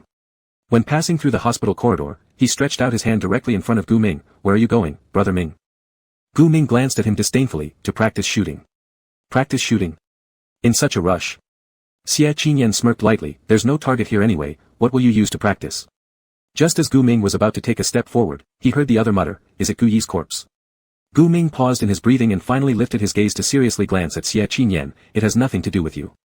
This guy is cowardly, not helping his brother seek revenge, so he'll go himself. But the very next second, Xie Qinian showed him a phone screen, the picture gradually emerging. In the silent building, on the 38th floor where the floor-to-ceiling windows were broken, Gu Yi's lifeless body lay near the window. One leg hung limply outside, already stiff.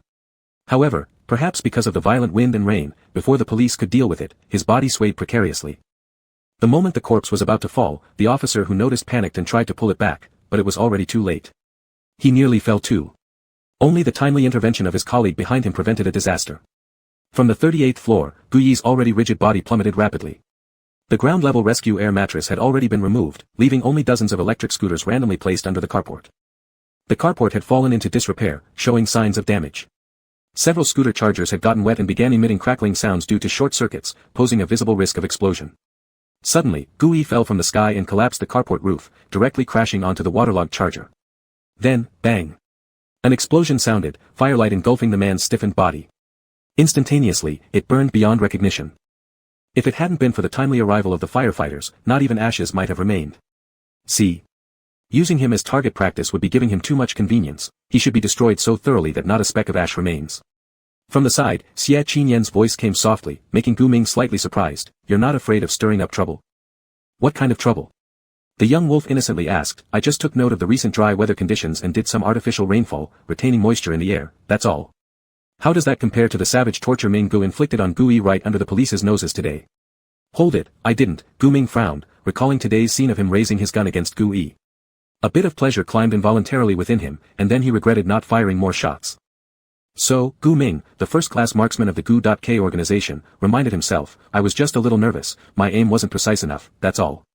Just as he was saying this, a large group of policemen approached at the corridor entrance.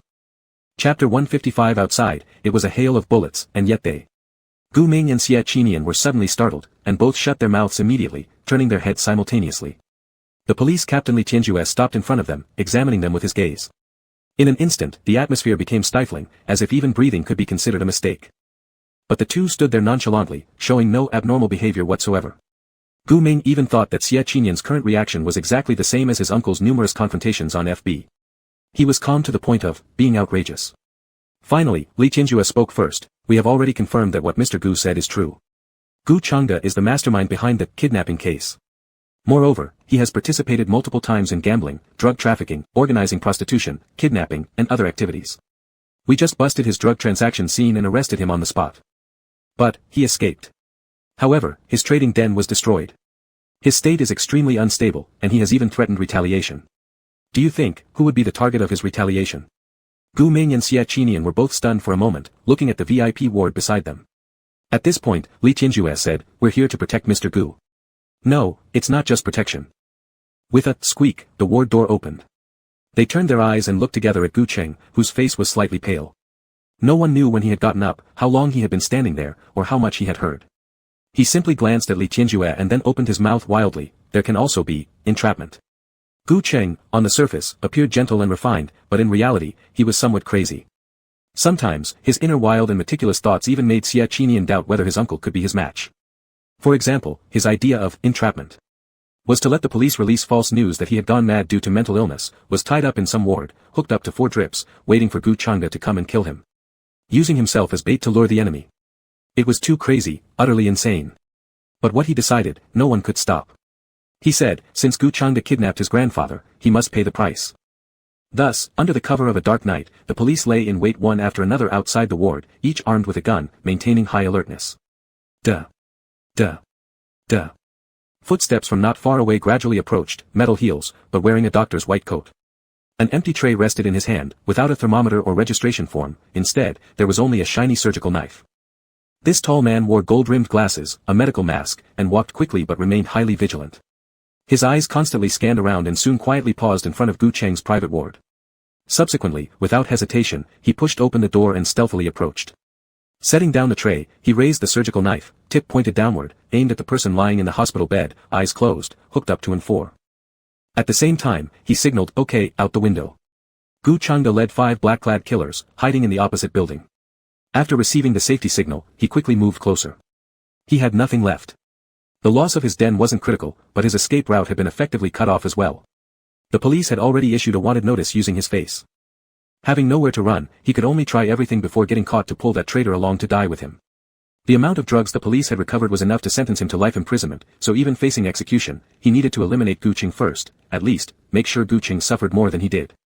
So, upon receiving the signal, Gu Changde rapidly led his group into the police's trap. Inside the ward, Gu Cheng opened his eyes slightly, noticing the tall doctor in front of him with glasses that had no prescription, covering a pair of striking almond-shaped eyes, which inexplicably seemed familiar. Gu Cheng furrowed his brows slightly, subconsciously gripping the 4 tubing with his right hand and biting his teeth. As the man's knife was about to stab down, his gaze suddenly sharpened, and he immediately sat up, winding the 4 tubing around once, tightly choking the doctor-killer around the neck. HM. A muffled groan was heard, and the battle instantly became intense. But, something puzzled Gu Cheng was that the man, although having a chance to fight back, quickly dropped his knife and allowed himself to be pressed down, his glasses cracking slightly on the left side. Hardly able to stretch out his hand, the man didn't struggle but quickly pulled out the needle from the vein on his hand. Swish. The needle head fell off, trailing a few drops of dripping blood, landing on the pure white floor tiles, exceptionally eye-catching. Blood droplets remained on Gu Cheng's hand back, because to keep up appearances, a real 4-tube was used, with saline solution being infused. Upon seeing this, those deep, peach-shaped eyes soon added a few more shades of anger, and even, intertwined with concern. A slight twitch in his brows made Gu Cheng realize something suddenly, so he immediately reached out and forcibly pulled off the man's medical mask. The face revealed was none other than Xie Qinyan's slightly angry visage. Gu Cheng stopped immediately at this sight. Yet, the young man furrowed his brows anxiously and quickly wiped the blood from his hand back with his white coat. Even though there was only a slight redness left, accompanied by a bruise, it caused the corner of the young man's eyes to redden without him realizing it. A small bruise like this shouldn't mean much in principle, but somehow, Xie Qinyan just couldn't bear to see Gu Cheng hurt. After his grandfather mentioned it before, this feeling intensified further. And now, in the midst of such a deadly battle. Oh, he suddenly understood. He detested the Gu Cheng who didn't care about his life. This present disregard for his own safety, and also that displayed on the 38th floor of Qiqing Financial Building, equally infuriated him. Perhaps due to the abrupt changes in his emotions, Wolf Pup's originally reddened eye corners began gathering teardrops. He looked ferocious yet pitiable all at once. Gu Cheng felt a twinge of compassion and stretched his hand, intending to wipe the tears for him, when suddenly gunshots and sounds of combat erupted outside, bang bang bang. Gu Chengda had been caught. Gu Cheng's hand was suspended near the wolf pup's eye, having just passed through the glass's frame, and hadn't yet landed, when Xie Qinyan swatted it away, then a low voice whispered into his ear, "Do you know why I've replaced you as the Pathfinder?" Gu Cheng. "Uncle Gu," said Xie Qinyan, grasping his hand and pulling him forcefully into his embrace. It was a strong grip, absolutely dominant. An unintentional disguise created a scene where it appeared exactly like a psychologist restraining his unruly patient, intimately whispering against his ear, temptingly threatening, "Do you want to know why I'm here? Just come with me." As the words fell, Gu Cheng was encircled around the waist and pressed firmly against the floral glass bathroom door. Behind him, Xie Qinyan hastily lifted one edge of the patient gown and pushed it to his lips, suggestively proposing, "Take a bite." Gu Cheng insisted stubbornly, "Take a bite, and I will tell you everything you don't understand." Gu Cheng's hands trembled. Outside, fierce battles were raging, amidst bullets flying everywhere. He, however, was trapped here by an irate Xie Qinyan, biting the patient gown. His teeth gritted, his earlobes turned red quickly as he tried pushing Xie Qinyan's hand away. "Let go, But before he could finish his sentence, mischievous little wolf already lifted the gown a bit higher, pulling its hem over his shoulders while biting himself onto it. Subsequently, the large palm full of thin calluses brushed against his abs, beginning to trace the tattoo of XBY above his waist. Fiery kisses landed on his neck, while in his peripheral vision, Gu Cheng could catch sight of the fake wire-framed glasses worn by Xie Qinyan. These glasses had always been worn by him, Gu Cheng, before, but not today. This sudden role reversal threw Gu Cheng completely off balance, especially when the extreme tug-of-war between the hospital gown and the white doctor's coat filled him with embarrassment. And what's more, due to the previous fight, the left lens of Xie Qinyan's glasses was already cracked, adding an extra dose of illness-inducing charm to those sharp peach-shaped eyes. In a manner akin to punishment, Xie Qinyan nipped red marks onto his neck, murmuring softly, "Uncle Gu, be a good boy. Rebellious patients won't get gentle treatment from their doctors." Chapter 156, A Shared Sigh, Mr. Xie has great fortune. You. As Gu Cheng opened his mouth to say something, the fingertips resting on his waist tightened abruptly, leaving several clear fingerprints on his porcelain-like skin, as if using a pump to instantly drain his little remaining strength. The hand leaning against the door slid down a few centimeters quickly, making his whole body sink into Xie Qinyan's embrace even more easily. He could hear the young man whisper dangerously close to his ear. "I've been guarding at the door with 2 plainclothes policemen. When we saw suspicious people, we subdued them all and interrogated them one by one. We found out a few thieves and those who really helped Gu Cheng to scout." Before Gu Cheng knew it, Xie Qinyan had made him groan, causing his hand to slide down further. The corner of his eyes immediately turned red as he heard him continue, "After knowing their ambush plan, I pretended to be one of them, came to your ward, luring them into a trap." Gu Cheng. Gu Cheng. After 2 regular calls of Gu Cheng, tears rolled down from his fox-like eyes. Xie Qinyan looked heartbroken, feeling both pain and relief. He held one of Gu Cheng's hands, pinning him tightly against the pressed glass door, giving him no chance to escape, while voicing his concerns. "Thankfully, it was me here, or else, would you still have your hands after fighting with needles in them? Isn't it that revenge is important? So is Li Jiang and your grandpa in your mind, but I don't matter to you at all. Have you ever thought about what I would do if something happens to you?" Suddenly, Xie Qinyan leaned forward, his fierce gaze locking onto Gu Cheng, like an accusation. Harsh, dominant, and beyond debate. With sheer stubbornness, Gu Cheng refused to acknowledge him, his knuckles turning red, tears streaming harder and faster, his body beginning to sway, almost unable to stand. Just as he was about to fall, suddenly, bang. The main door burst open from the outside.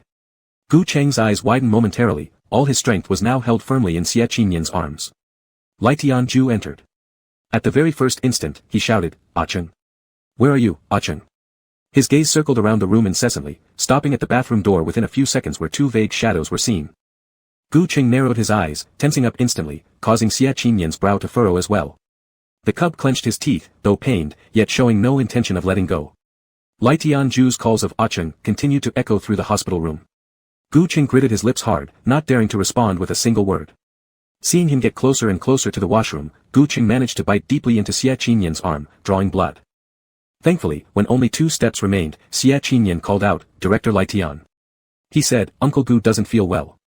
He threw up and isn't in a good spirit. I'm taking care of him. Please don't come in. Go find Gu Ming first. Can we take statements tomorrow?" Lai Tianju has known Gu Cheng for many years, knowing his mental state wasn't always stable, so he asked no more questions and stepped back. When the door closed again, and there was no one left in the room, Gu Cheng's hoarse voice finally came out, "Pain." It was so soft, intermingled with a sobbing tone, unclear whether it was an "n", a "hm", or "pain", but Xia Qinyan immediately moved backward, holding him securely in his arms. However, just as they turned, smack. Gu Cheng slapped him across the face, sending his glasses flying off to the ground. "Damn bastard. MD 3 days without beating makes troublemakers." The man was clearly furious. After slapping him, he took it for granted to lean against his shoulder, closing his eyes, calming his breathing slowly. Xia Qinyan propped up his cheek and seeing the trust reflected on his face, couldn't help but laugh softly again, reaching out to pick up Uncle Gu. Holding him securely in his arms, just as he was ready to lift, he suddenly felt a sharp pain in his shoulder. SSS. Gu Cheng bit him, relentless and merciless. After being placed back on the bed, he even disdainfully turned over, spitting out a mouthful of blood. Xia Qinyan rubbed his shoulder, completely uncomplaining, allowing him to vent. After settling him comfortably, he took a towel soaked in warm water, carefully cleaning. Having taken care of everything, he then lowered his head to tidy the room. Once finished, he leisurely prepared a cup of honey water, attaching a soft straw, bringing it gently to Uncle Gu's lips, appearing submissive and humble. "Did you hurt your hand while hitting me? Have some of this." Since the room had been quiet for too long, Xia Qinyan's voice seemed especially gentle, akin to a warm breeze breaking through ice. Gu Cheng slowly turned his head. Perhaps he was extremely tired, or perhaps he didn't want to waste words on him, so for the first time, he followed the straw and drank 2 sips of water. Lying flat, after a while, he asked, "Does it hurt?" Xia Qinyan, Did it hurt when I hit you just now?" Xia Qinyan nodded, and the tense atmosphere dissipated. He sat dejectedly at the edge of the bed, obedient muted. "Knowing pain means you're alive." Xia Qinyan focused slightly as Gu Cheng continued, "As long as you're alive, I'll love you. Knowing pain means still being alive. As long as you're alive, I'll love you. Being alive, I will love you." These piercing words gradually turned Xia Qinyan's eyes red. He suddenly understood, this was why his Uncle Gu, even on the verge of death, wouldn't switch targets. It seems the deal he made with the system years ago was really useful. Xia Qinyan's heartbeat slowly stabilized, and seeing Uncle Gu frown again, he wished he could go back in time and beat up his former self from half an hour ago. "Are you uncomfortable?" he asked anxiously. "Did I not clean properly just now?" Without waiting for an answer, he hurriedly said, "Wait a moment, let me go." But before he could get up, his hand was pinned down by Gu Cheng. After a brief rest, the man's complexion returned to normal, no longer pale. He suggested, "I want to take a shower." "All right." Xia Qinyan lowered his gaze, silently blaming himself for not being careful enough. As he was about to pick up his treasure, he was hugged around the neck by the treasure himself. The cub slightly stunned, Gu Cheng's fingers tenderly caressed his neck as he said, "Let's shower together." His voice seductive, making one's heart race. "A little later we can be together," he said. "I see that the hospital bed is sturdy enough. Either knock me out, or..." Bang bang bang. Xia Qinyan's heart thudded wildly, unable to believe his ears. Yet, he saw Uncle Gu lying flat on his own, slowly unbuttoning his hospital gown, leaving mottled finger marks on his body. His red eyes stared ahead as he placed his hands above his head and whispered faintly towards him. "Go crazy. Go crazy, cub. After going crazy this time, between us, none of us should ever ask such stupid questions again. I will live and die with you." Chapter 157, New Rival. To live, together, die. Life and death have always been heavy topics. In the past, Xia Qinyan never thought these 2 words were romantic, but now, after hearing them from Gu Cheng's mouth, he inexplicably felt a shock. It far surpasses the marriage vow of, whether in poverty or wealth, health or sickness. His heart beat hard twice, then Xia Qinyan slowly lowered his head, parted his lips, and gradually approached Gu Cheng. Perhaps, because he thought Xia was moving too slowly, Gu Cheng slightly tilted his body forward, lifting his head actively to meet Xia's lips. This moment ignited a flame completely. Xia Qinyan stiffened, quickly bent down, pinched Gu Cheng's neck, pressed him back onto the pillow, and kissed him immediately. But, it could be seen that Uncle Gu was truly exhausted. They had been together for a long time. Xia knew very well how to tease this seductive yet dignified Uncle Gu, how just a few words could make Gu Cheng's ears turn red. But today, despite his rapid breathing, his ears didn't redden at all. He merely closed his eyes and cooperated, with even his eyebrows knitted together, impossible to soothe no matter how Xia kissed him. So, moments later, Xia Qinyan stopped, lying by his side, stretching out his hand, gently holding him close. Intentionally or unintentionally, he kissed Gu's temple, his fingers massaging the nape of his neck.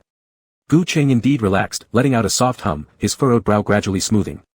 He allowed himself to be held and laughed, asking, "What's wrong? Can't do it again?" "Yeah." Xia Qinyan nodded without hesitation once more, holding him even tighter, freeing a hand to press on his forehead, asking, "Are you sleepy?" Gu Cheng stubbornly said, "No." "Then let's rest today. Shall I sing you a lullaby?" Gu Cheng glanced up, "Can you?" "Of course," Xia Qinyan emphasized, "I'm an ex-boy band member who debuted as the center position." "Oh." Gu Cheng smiled sincerely, "You don't say, I almost forgot." After all, boy bands nowadays consist of delicate young men, some even crying over minor skin wounds. Which one is as crazy as his son? During the days, Xia Qinyan had already started humming. The melody drifted into Gu Cheng's ears, growing increasingly familiar.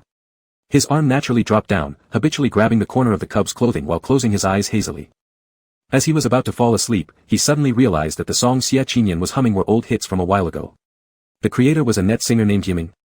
A strange yet old-fashioned name, but the melody was graceful yet resilient, striking deep into the soul, accompanying him through the darkest days in the past. When a song ended, Gu Cheng felt Xia Qinyan's hand resting on his earlobe, tracing the stud with the inscription XBY, gently sketching its outline, asking, "Do you think my songs sound good?" Clunk. Gu Cheng's heart tingled, subconsciously tightening his grip on Xia Qinyan's hem. Did he write those songs? How could he? Xia Qinyan, at the time, I consulted more than 10 psychology experts together to compose the music. I spent a lot of money promoting it, branding it as, to every gentleman in the world with a scarred heart. Actually, I only wanted to give it to you. A melody composed exclusively for you, hidden from the whole world, just for you. The fatigue in his body gradually faded away, leaving Gu Cheng feeling warm everywhere inside. Though feeling somewhat overheated, he still moved closer to Xia Qinyan, staring at the unhealed bite marks on his shoulder. His long eyelashes flickered. "I really don't want to. Don't want to. Uncle Gu must be tired, leave it be." Xia Qinyan kissed him, "Keep it, until the day I graduate." Graduate? This sentence thoroughly puzzled Gu Cheng. Xia Qinyan was 22 and not yet graduated from university, so he was still a student. The chairman of Chicheng Finance, admired by everyone, turned out to be a college student. Thinking about this, Gu Cheng's initially pale ears gradually turned red. He lightly coughed twice, cleared his throat, and asked with his eyes closed, "You are still in school?" Xia Qinyan said, "I've been working on my thesis when I have free time these days, almost graduating." "Which school?" "The Capital A University." Gu Cheng couldn't help but become curious. "Did you take the domestic college entrance exam?" Xia Qinyan, "Yeah." Gu Cheng, "What score did you get?" Xia Qinyan, 749. Only 1 point away from a perfect score, right? With this score, not only could he have entered all the prestigious universities, even Tsinghua and Beida would vie to keep him. Moreover, since Xia Qinyan had the money to promote songs, he certainly had the means to study abroad at more top-tier institutions. Why choose a university? It's barely considered a good tier 1 school and didn't even make it into the 211 ranking list. Xia Qinyan pretended to think for a moment before replying, "Because it's close to home, so I can often see you." Close to home. Upon hearing this sentence, it took a moment for Gu Cheng to react. As Xia Qinyan embraced his shoulder and planted a kiss on his forehead, Gu Cheng finally understood, the location of a university was only 3 kilometers away from the apartment in the city center. This reminded him of how Xia Qinyan deliberately scored a 3rd prize in the physics competition just to win him a thermal cup. The familiar savory rice porridge, the secret songs written for him, the halls full of Buddhist scriptures, a university in the capital. It turned out that over all these years, Xia Qinyan had been carefully staying by his side, and only now did he realize it. His nose tingled with slight acidness. Gu Cheng completely relaxed, unsure whether to blame the wolf cub or not. After hesitating for a moment, he still raised his hand and delivered a light head bump to the other. Continuing the inquiry, he asked, "With your grades at a university, you could directly enter their combined bachelor's and master's program, right?" "Yeah, but I don't want to continue." Gu Cheng stared at him with confusion. "I'd rather be your live-in son-in-law." Xia Qinyan leaned down, whispering softly near his ear, "Husband." The sticky conversation went on for a while longer until Gu Cheng was finally coaxed to sleep. Xia Qinyan couldn't resist giving the system a heads up, "If there's nothing urgent, don't disturb him when he's sleeping, or else, deal cancelled." Zzzzzzz. The last 4 words scared the system nearly to sparks. It hurriedly nodded its consent in panic, only relaxing after Xie Qinyan left the room to find a first aid box for treating the bite mark on his shoulder. Meanwhile, the system popped up another notification reminder. Wow. Host, due to your prolonged delay in choosing a target for the mission, the system will automatically adjust for you, it instinctively replied but suddenly remembered Xie Qinyan's warning midway and clamped shut. Alright, better not mention it then. It's not like this is a big deal anyway, right? The next day, as soon as they woke up, the police arrived at the hospital. Gu Qing completed his testimony on schedule and also learned about Gu Changda's imprisonment. From Li Tianjue's tone, with multiple charges aggregated, even at the very least, it would result in immediate execution. Moreover, Qin Ningyan, who dismembered his mother and killed Li Jiang, would be sent to the International Security Bureau headquarters for confidential handling. Confidential handling. As far as Gu Qing knew, such non-public cases usually resulted in no trace being left behind, making reincarnation almost impossible. After the police left, Gu Ming came to visit him, later receiving a call and rushing out of the country. Regarding Gu Ming's departure, Xie Qinyan approved wholeheartedly with both hands and feet. After resting for a few more days, Xie Qinyan accompanied Gu Qing out of the hospital to return to the downtown house to sort things out. However, upon entering the door, they saw the dining table filled with fragrant dishes. A boy wearing a white tracksuit leaned on the sofa in the living room, game controller in hand, enthusiastically playing on the large wall-mounted TV. Upon hearing the door open, he immediately turned around and called out cheerfully, "Uncle Gu." Chapter 158, he was 22 when he followed me, what a great honor. A crisp voice rang out, causing the 2 people at the door to pause simultaneously, their gazes landing on the young man. The boy wasn't very tall, around 178 centimeters, with porcelain-like skin, an innocent expression, and 2 shallow dimples that appeared when he smiled. However, a scar on his neck marred his otherwise perfect features, resembling a burn mark, adding a sickly hue to his red-rimmed phoenix eyes. At the sight of Gu Qing, he abandoned the video game he was playing halfway through, rushing to the door without hesitation. "Sorry, Uncle Gu, I was away for 3 months as an exchange student when school started. I only found out about your accident after I returned. I originally planned to visit you in the hospital, but then I heard from Uncle C.I., heard others say that you were going to be discharged today, so I hurried back to clean up the room and prepare your favorite dishes. And this person is Xie. Brother Xie." Chu Qingyu had spent nearly a day carefully planning what to say, speaking enthusiastically until his gaze met Xie Qinan's. Immediately, he became quiet, timid like a small hamster. "Brother." Gu Qing lowered his eyes, looking at the bowed youth before him, unable to resist asking, "Did you also apply to a university?" "Yes." Chu Qingyu scratched his head sheepishly while searching for words and sneaking glances at Xie Qinan, "But I'm not as good as Brother Xie. My grades barely made the cut, and my basketball skills aren't as good as his either." It wasn't just not as good, there was a dimensional difference. Chu Qingyu couldn't help but recall when he first entered the school basketball team. Back then, arrogant and overconfident, he directly challenged the captain. As a result, he was crushed with a score of 12-0 by Xie Qinan. Ever since then, he harbored a strange sense of fear towards this senior figure, unknowingly feeling guilty as if he'd stolen someone's boyfriend. "Oh, I see, since we all know each other, there's no need to be formal." Xie Qinan smiled, gracefully responding before proceeding to declare his ownership by grabbing Gu Cheng's hand and taking a few steps forward. "Let me check out what dishes you've prepared." Seeing the tightly clasped hands, Chu Qingyu finally understood where his guilt stemmed from upon recalling the buzzing, "Chicheng CP" online. He should have been under the car, not inside it, Omega. Indeed, upon glancing at his food, Xie Qinan quickly spoke up, "Just these? I can do them too. Uncle Gu doesn't eat dishes cooked by others well, let me redo them." Gu Cheng. He actually wanted to say, "I am used to eating them," but considering Xie Qinan's emphasis, he let out a soft sigh, preparing to call back nannies, gardeners, etc., to join them for the meal. By the door, watching Xie Qinan enter the kitchen, Chu Qingyu found a reason to help and followed inside. Mainly because Xie Qinan wasn't just the captain of the school basketball team, he also won numerous national awards effortlessly. If he wanted to participate in future competitions, he'd inevitably need Xie Qinan's guidance. It would be better to confess up front. Inside the kitchen, Chu Qingyu took a deep breath, gritted his teeth, and with a click, closed the door behind him. This surprised Xie Qinan, who naturally raised his eyelids. While washing tomatoes, he glanced at him sideways with his peripheral vision. Chu Qingyu was quick-witted and fast-thinking. Within 3 seconds, he began confessing voluntarily, I met Uncle Gu. Emperor Gu 7 years ago. Back then, I was 12, living upstairs from him in the same neighborhood. The building caught fire, trapping me in the flames. I almost died, but he saved me. I'm an orphan. My parents divorced and started new families, no one wanted me. Initially, I lived with my grandmother, but she also passed away. At that time, Emperor Gu saved me, saying since he lived alone too, he'd be willing to take care of me. So, he added an extra set of chopsticks for me at home. The chopsticks had 2 cute little dogs on them. But after I turned 18, I rarely came back, earning my tuition by working part-time. Click. Hearing this, Xie Qinan's knife abruptly split the tomato in front of him cleanly in half. The blade nearly cracked the chopping board. The imposing figure grew even more intimidating, and when he spoke, his voice carried a tone of barely restrained anger. What kind of chopsticks did you say? Chu Qingyu finished. Fortunately, later, it was confirmed that Chu Qingyu's chopsticks with little dogs were not wolf puppies. Otherwise, Chu Qingyu believed that the next thing Xie Qinan would chop wouldn't be tomatoes or the chopping board. See. Terrifying. However, it didn't matter. Strong possessiveness towards one's lover was normal, right?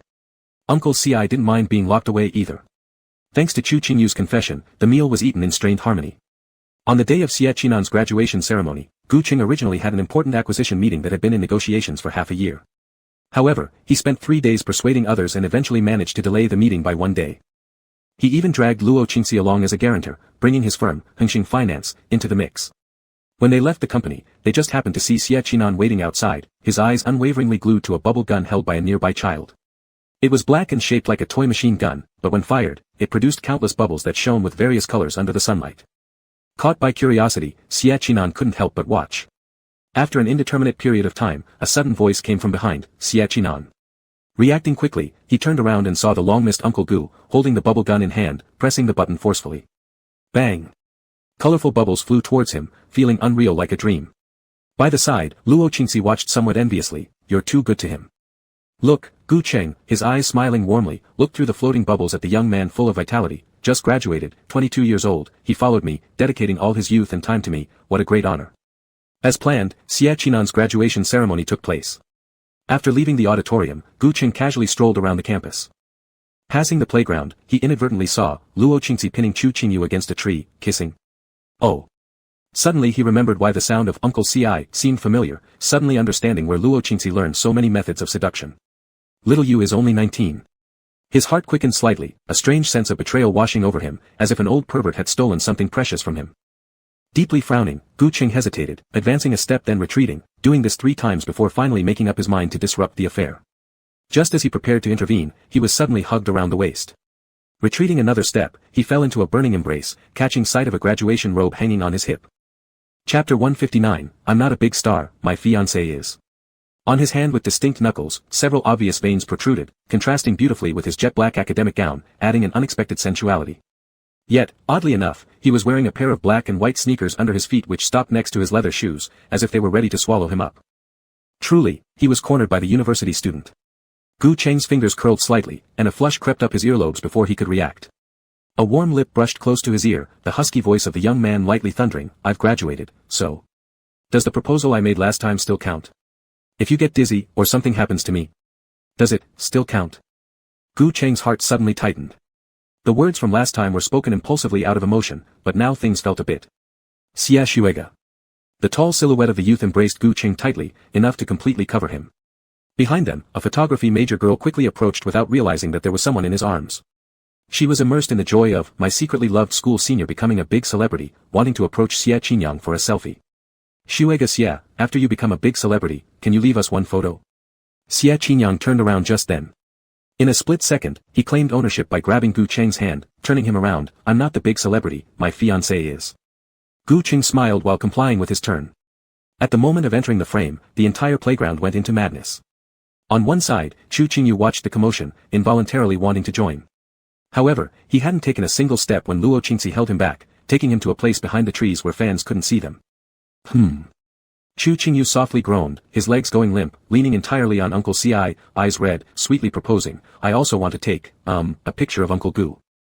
Good boy, next time, we'll take some more photos. But. One more kiss, then you can lock me up willingly tonight. The type with little bells. I'll control it, making the bells ring longer for our baby, alright? Is that okay, wife?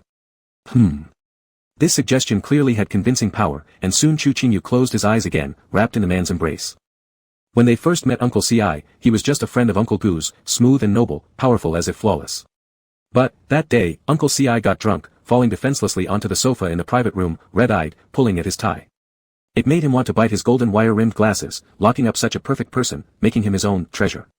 If being dominated pleases the treasure, he's willing. Feeling empty beneath his feet, Chu Qingyu realized he was being carried, and moments later, was brought into the car. The spacious rear seat allowed him to be turned over and pinned down by Luo Qingxi, fastening the seatbelt around him. Then, always smiling director Luo extended his hand, rummaging through his wallet for a blue packet, holding it in his palm. Meanwhile, teeth grazed his collar, and the man bowed his head, leaving light kisses across the youth's porcelain spine. He paused for a long time on a scar on little Yu's shoulder. Not long after, with a tender kiss, it elicited a low moan from the teenager, causing him to unconsciously shiver, redness tinged around his eyes. Don't misunderstand, it wasn't fear, but excitement. Excitement from watching prey voluntarily fall into his allure. Chu Qingyu's lips curled up slightly. He liked how Uncle Ci acted like a hunter, making him incredibly fond of him. His brow furrowed, tears fell from the teenager's eyes, calling out with a hint of sobbing in his voice, Uncle Ci. Luo Qingxi's heart ached hearing the precious voice calling him. Gently withdrawing the kiss, his fingers traced over the scar on his back. Does it hurt? It was already fine. Chu Qingyu choked, but when you kissed it, it started hurting. As if pricked by 2 needles, stinging yet tender pain. Luo Qingxi's Adam's apple moved slightly, stunned for a moment, only to once again kiss the grotesque scar on the youth, whispering, all right, if I kiss it a few more times, it won't hurt anymore. Wah. Do you want Gu Cheng's photos? All right, I'll get those classmates who took the pictures later. Will you stop crying, darling? But, you don't even know them. Chu Qingyu spoke the truth. In the entire University A, nearly 40,000 students, how could anyone possibly find them? I can ask Xie Qinyang. Luo Qingxi kissed his tears. If he doesn't tell me, I'll go find the principal of University A. If that fails, I'll question every student one by one. As long as my darling wants it, I'll make sure to find them. As long as he wanted, they could all be found. Chu Qingyu slightly hesitated, his heart which had always been tranquil suddenly missed a beat. Feeling somewhat incredulous, he looked at the man before him. Could he, really be this good? Worthy of a top director and financial titan going this far for him? Oh, right. Seeing the boy's mood improve a bit, Luo Qingxi extended his hand, offering the small blue packet from earlier in front of Chu Qingyu with a faint smile. I don't know how to open this. What should I do? Chu Qingyu glanced away, his ear tips reddening, but then opened his mouth to tear a corner off the bag. He even bent his head shyly asking, do you want me to help you put it on? Time quickly moved to the evening, the bustling playground gradually returned to quiet. Originally, Gu Cheng could still see Chu Qingyu, but after taking the photos and heading back, he was nowhere to be found. His Maybach got damaged the last time it hit Gu Yi at the abandoned factory. Today, he came in Luo Qingxi's car together. But now at the school gate, even the car disappeared. Gu Cheng massaged his temples lightly, feeling deeply regretful of making careless friends. He was about to call Lin Zhe to drive him when his hand was suddenly grabbed by Xie Qinyang. Turning his eyes, Gu Cheng saw the young man standing beside him, with a backpack, smiling gently. Uncle Gu, now that I've graduated, can I get my reward? Gu Cheng asked, what is it? Xie Qinyang didn't hesitate. Can we go play at the amusement park? Gu Cheng rarely went to amusement parks. It was noisy, unsuitable for tranquility, riding a carousel was merely wasting time. Besides, tomorrow he had already arranged to discuss a deal with his partner. The assets of the Gu family have become available with their enemies like Gu Changde, Gu Yi, Qin Ningyan, Shen Lu either in prison or dead. There were piles of messes waiting for him to clean up, just thinking about it made him feel exhausted. He held Xie Qinyang's hand, paused briefly, don't stay out too late. Alright, Xie Qinyang replied incredibly smoothly, with unusual anticipation in his eyes, look, the sun is about to set. Watching the sunset from the Ferris wheel must be beautiful, just once, can we try? For some reason, Gu Cheng felt that the kid wasn't only excited about the sunset on the Ferris wheel. Alright, he nodded, letting Xie Qinyang borrow a classmate's car and drove straight to the amusement park. However, the Emperor's special observation cabin that the young wolf wanted to ride was additionally prepared by the owner of the amusement park. Allegedly, it was higher than the ordinary Ferris wheels, better equipped, with better safety. There, you could witness a view never seen before from anywhere else in the city. But to board it, one must complete a random challenge set by the amusement park owner. According to the staff, the challenge was exceptionally tricky, and in 3 years since its establishment, no one has succeeded. Although reluctant, for the sake of the boy's happiness, Gu Cheng decided to give it a try. If necessary, he'd simply let the other side name his price and buy the entire amusement park. But as soon as they entered the room led by the staff, a voice drifted through the speaker, clothes, drop them. Chapter 160 Marry Me. Clothes, discard. The moment Gu Cheng heard the order, he thought this challenge was simply inconceivable. But after calming down and carefully analyzing the voice, that calmness quickly returned to him. The room was a little dark, with only a small lamp on the table in front of him lit. Under the dim yellow light lay a black gift box. Judging by its size, it might contain clothes.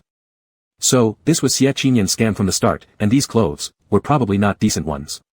Having a rough idea now, Gu Cheng surveyed his surroundings again, locating the central camera, with his eyes slightly darkening. The next second, he actually smiled gently at that camera, lifting his hand to start untying his tie. His action was smooth and effortless, and with one hand, he tossed the tie aside, revealing his neck filled with kiss marks. Then, without hesitation, he began unbuttoning his shirt. If this was Xie Qinyan's nasty hobby, hiding would only play into his hands. Gu Qing thought, challenging him back face to face would be better. After all, the uncomfortable one wouldn't be him when the time came. The man's gaze became profound. Indeed, soon after, he heard a slightly heavy breathing. A new command followed closely: put on the gift in the box, and the task will be considered complete. Considered complete? He had never worn strange clothes before. This task, to be honest, Gu Qing felt some resistance. Before opening the box, all sorts of costumes like maid outfits, cat costumes, seductive attires, everything made by his own orange company which wasn't proper, had run through his mind. However, in the end, he still decided to open the box himself. What greeted his eyes was an extremely beautiful white suit. It was made of high-quality material, meticulously tailored, without a single unsuitable spot. On top of the suit was a bouquet of roses, beneath which there was a card with the words, "Congratulations, baby, for completing the task. Change into a new outfit and let's ride the Ferris wheel together to overlook the scenic beauty." Because reality deviated significantly from imagination, upon seeing the card, Gu Qing couldn't help but feel somewhat surprised. What did Xie Qinyan want to do? With all this elaborate planning, luring him here and preparing such an elegant suit? Despite pondering over it endlessly, Gu Qing still didn't understand. But just as he was about to leave the room, he saw the special Ferris wheel, completely filled with roses. The flowers were clearly arranged with great care, looking at their varieties, possibly transplanted from Xie Qinyan's rose garden. Each bundle either hung with candy sticks, prayer beads, gold bars, or romantic notes. Just looking at them made one feel dizzy. Gu Qing couldn't help but wonder, if the candy sticks were for helping him quit smoking, then what were the prayer beads, gold bars, and those little love notes for? As he walked closer, Xie Qinyan said, "These prayer beads are consecrated by masters in the Buddhist temples you often visit.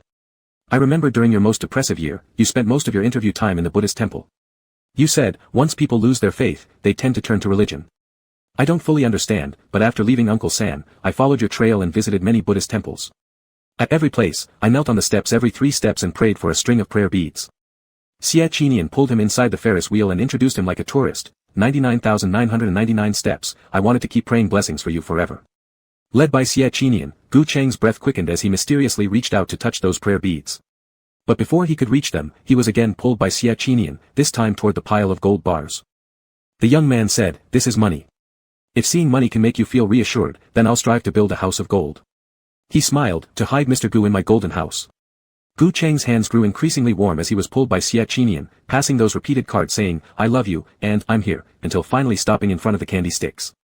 The wolf pup tightened his grip further and told him, "Smoking isn't good, you should quit later.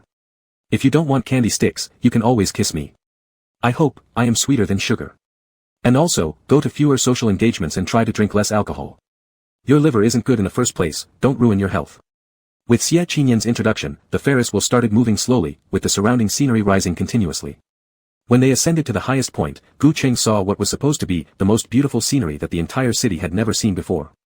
It was the entire amusement park's architecture. The buildings, along with the flowers, roads, and lights around them, illuminated brightly, forming a complete English word together: marry me. Marry me. Marry him. At that moment, Gu Qing couldn't describe his feelings. In his plan, it was always before the age of 42. Because Xie Qinyan was still young, and young people naturally love to play, he knew this because at 22, he had never thought about such things. So he had been thinking, if Xie Qinyan didn't take the initiative, how should he subtly bring up marriage, quietly design a ring, and coax him into making a vow without annoying the wolf pup? But at this point, the amusement park suddenly filled with many more people, as if they were his fans. Gu Qing realized they seemed to have undergone strict training, each holding a rose-shaped lantern, forming a ring-like hand circle. Within sight was also a message composed of flower lanterns. "As long as I am alive, I will never stop loving you." His little wolf said that as long as he lived, he would never stop loving him. Gu Qing's hands trembled for some unknown reason, his fingertips slightly numb. Just as he prepared to turn around, he immediately collided into Xie Qinyan's embrace. Perhaps due to his immense tension today, he hadn't expected to encounter such a scene, nor noticed that the youth in front of him had already dressed in a matching black suit, only changing the tie into a bow tie. Instantly, one hand reached out, hugging him tightly. Thump thump thump. Gu Qing's heart raced wildly, his brain blanking out momentarily. He heard Xie Qinyan whisper softly by his ear, "Buddhist prayer beads, love letters, candies, gold bars, fans, all things that could give you a sense of security, I've prepared. And, did you have something troubling you earlier?" Gu Qing struggled to gather his thoughts. Xie Qinyan, people in business prefer to cooperate with those who wear rings, because such individuals usually take responsibility for their families and are reliable partners. Uncle Gu must have been troubled by this, right? So. Here, Xia Qinian deliberately drew out the tone. Meanwhile, the Ferris wheel reached its highest point in the sky, suddenly pausing. Gu Qing saw, at this very moment, the wolf pup he had raised with half his life, kneeling on one knee in front of him, opening a ring exactly like the one on the previous blueprint. Chapter 161, On the Ferris Wheel. Will you marry me? Xia Qian looked up at him, his voice both devout and amusing. Just in time, I've reached the legal age and graduated. Gu Cheng's eyes were a little teary, but he still stepped back, holding back his tears. Graduation, does that count as a necessary condition? He knew deep down he shouldn't blame Xia Qian. To him, being together was enough, and there was no need to argue or misunderstand over trivial matters. But Xia Qian had reached the legal marriage age already. Why wait until now? Why make him agonize for nearly half a year? Of course we have to graduate because a university deducts credits when issuing marriage certificates, and severe cases can lead to expulsion. Xia Qian explained, sounding increasingly aggrieved. Some people treat it like a national qualification, so they get married, divorce, then remarry again and again just for credit. So, a university prohibits students from obtaining marriage licenses during their studies. I don't care about it anyway. But I'm afraid, if I get expelled, you would beat me. Gu Cheng turned his head, trying to smile, but his nose tingled, and before he could control himself, tears fell. So, instinctively, he took a step backward, wanting to regain control of his emotions. Suddenly, Xia Qian stood up and grabbed one of his hands. The other hand encircled his waist, and a gentle kiss was placed at the corner of his eyes. Unlike others, Xia Qian didn't stay kneeling or insist on hearing a yes or no. The moment Gu Cheng's emotions wavered, he stood up immediately, shielding him well and preserving the dignity that Mr. Gu, an acting emperor, had maintained for over 3 decades. The ring brushed against his cool fingertips, and Xia Qian softly spoke, "Marry me. Mr. Gu, will you marry me? I'm easy to take care of and won't cause you any trouble. Marry him. Marry him. Marry this son who has cost him time, effort, money, and even his life. Bring him home." As the ring gradually slid onto his ring finger, Gu Cheng couldn't describe his feelings at that moment, like being bound by something that took away freedom yet strangely provided a sense of security. For some reason, his thoughts drifted far into the future, perhaps to a banquet someday where someone might ask, "Does Mr. Gu have a wife?" And he would reply, "No, he's also a Mr. A Mr. much younger than myself, but very handsome, thoughtful, and talented." The Ferris wheel descended again, gradually landing on the ground, and Gu Cheng saw the blessings and cheers of everyone present. These fans seemed specially selected, all coming with goodwill, bringing him the sincerest admiration and warmth. As the Ferris wheel was about to stop, Gu Cheng finally came to his senses and tightly held Xia Qian's hand, telling him, "Don't stop." "Xia Qian." Gu Cheng said, "Don't stop. Let it rotate a few more times. I want to see the beautiful scenery you've created." Xia Qian built an amusement park all by himself. While it took others 3 years to reach the special observation cabin on a regular Ferris wheel, he only needed to change clothes to enjoy endless tours. As twilight approached, the darkening sky was illuminated brightly by fireworks. Electronic fireworks, shaped like gold bars, led some unaware spectators to believe that some vulgarly rich tycoon was trying to please his lover. Tasteless, utterly tasteless. Knowing they might not see their idols anymore, the fans gradually dispersed, rushing toward the distant fireworks set off by Xia. The soil-rich businessman, Qin Yan, eager to admire them up close, while preparing for his wedding reception. To celebrate this day, Xia Qian rented out all the restaurants in the city. Any fan of Gu Cheng who entered just had to write Chicheng Jiujiu to attend the banquet. His beloved had accepted his proposal. In Xia Qian's eyes, this event was worth celebrating with every CP fan. As the night grew darker, and once there was no one left below, the Ferris wheel rose again to its highest point. At this moment, Gu Cheng suddenly gripped Xia Qian's hand and told him, "Freeze it." Caught off guard for a moment, Xia Qian still quickly pressed the control button inside the special cabin. The Ferris wheel slowed down and paused, locking at its peak. Then, he saw Gu Cheng pulling him over to the narrow bed at the side, with the large sign behind them reading, "Marriage me." Uncle Gu laid himself down carefully, used his hand to unbutton his shirt one by one, and finally placed Xia Qian's fingertips on his Adam's apple, casually removing his glasses. He asked, "Are you going to honor your promise? That promise which was supposed to vanish upon death, did it still need to be honored?" Almost instantly, Xia Qian leaned down and without hesitation sealed the person's lips with his own. This was Gu Cheng, tangled with sorrow, joy, concerns, and even love declarations, never hiding any of it. He had always been patient with him, never resorting to, "I won't listen to your explanations, I'll just sulk on purpose and stir up misunderstandings." Xia Qian suddenly remembered a time when he accidentally turned on the monitor and overheard Uncle Gu's conversation with Luo Qingzi. Luo Qingzi asked, "Ah Cheng, are you willing to be the one to submit? Would you never?" Gu Cheng interrupted him, "When it comes to this, any man knows it by nature." "And you?" Gu Cheng said, "But I don't feel anything wrong with it." He respects me, and I will do my best to make him happy. Recalling this, Xia Qian's kisses became even gentler. He didn't fully unbutton Gu Cheng's shirt, he simply cradled him close, lowering his head as he gently pressed the metal buckle of his belt open, securely encircling him in his arms. Leaving only a patch of skin below the neck exposed, he kissed there slowly yet deeply. Uncle Gu liked it when he kissed his neck, and he knew that. Sweetheart, don't be nervous, it's just a bit too. After an unknown duration, beads of sweat formed on Xia Qian's forehead. But before he could finish, he closed his mouth and continued kissing away Gu Cheng's tears, switching to a definite statement. I love you. Gu Cheng's fingertips trembled lightly as he was gradually laid down, listening to him repeat, I love you. I love you. Reason scattered quickly under these incessant proclamations of love, leaving Gu Cheng dazed. His arms wrapped around the young wolf's neck, and his eyes gradually closed. After an indeterminate period of time, exhausted, he fell into Xia Qian's embrace, gazing at the first pale light of dawn in the eastern sky, his consciousness fading. As he was about to fall asleep, he heard his beloved ask, does it hurt? Not sure if he misunderstood, but after some contemplation, Gu Cheng replied honestly, actually, it hurts every time at the beginning. I know, I understand, sweetheart. Xia Qian kissed him, I'll kiss you for longer as much as I can. We'll start when you say we can.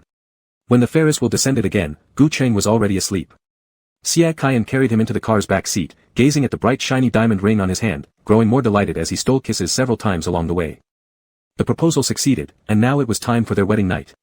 Xia Qian bought many candles, ready to fill every room upon returning home. But when he opened the door, someone was sitting on the living room sofa. His grip tightened around Gu Cheng, his pupils rapidly contracting in disbelief, his lips forming a near-silent call. Uncle 3. Chapter 162, Another Possibility, The Maddest One. The moment she saw the man, Xia Qinyan immediately froze on the spot, even, losing all perception of her breathing. Realizing that she was holding Gu Cheng in her arms, she berated herself severely in her mind a few times and forced herself back to reality. She tried hard to open her mouth and was about to choose her words carefully when she saw Xia Yun smile and raise his hand to make a shh gesture, pointing at the person in her arms, and quietly asked, asleep? After thinking for a moment, Xia Qinyan reluctantly nodded. Xia Yun continued, then you should send him back to rest first. I am an unexpected guest, don't disturb the peace of the master. All right. As the sound faded, Xia Qinyan's steps involuntarily quickened slightly, leading Uncle Gu to the bathroom for a good wash, then placing him back in bed, carefully covering him with the blanket before slowly closing the door and leaving the bedroom. Uncle still sat on the sofa, just looking at his phone, not even turning on the TV. All his actions and words were proper and polite. Yet Xia Qinyan still couldn't relax even a little. Turning around, she took some strawberries from the fridge, washed them simply, and placed them in front of the man. Just as he reached out to take one, he quickly retracted his hand, pulling the strawberries closer to himself, perfectly preventing Xia Yun from touching them. The man's hand stiffened midair. Before any awkwardness could set in, a questioning voice came from beside him, why are you here? They had already bought him a new money tree. What else did he want? Ha! After being momentarily stiff, Xia Yun let out a soft laugh, then moved his hand forward a bit, grabbing the strawberries back, don't be nervous. He reassured her, I have no ill intentions. I was just bored in the US, so I came back home to see you. In my first moment here, I was a bit confused. This house looks like it has nothing particularly valuable, so what attracted my little wolf here? Oh, there's actually, such beauty. The last 4 words were almost whispered by Xia Yun, low and turning, making people inexplicably restless. Not to mention how, years ago, Gu Cheng drove over and single-handedly broke through his gate wearing clothes similar to those of Ajin. Just looking at Gu Cheng's celebrity identity made it impossible for him to not know Gu Cheng. And now he pretended to act as if this was their first meeting. Boring, truly boring. Xia Qinyan took a deep breath, trying to calm down, then asked in a steady voice, what exactly do you want to do? I don't really want to do anything. Xia Yun took a bite of a strawberry and continued to maintain the courtesy of a guest, sitting properly on the sofa. There's a serious matter I need to discuss with you. What is it?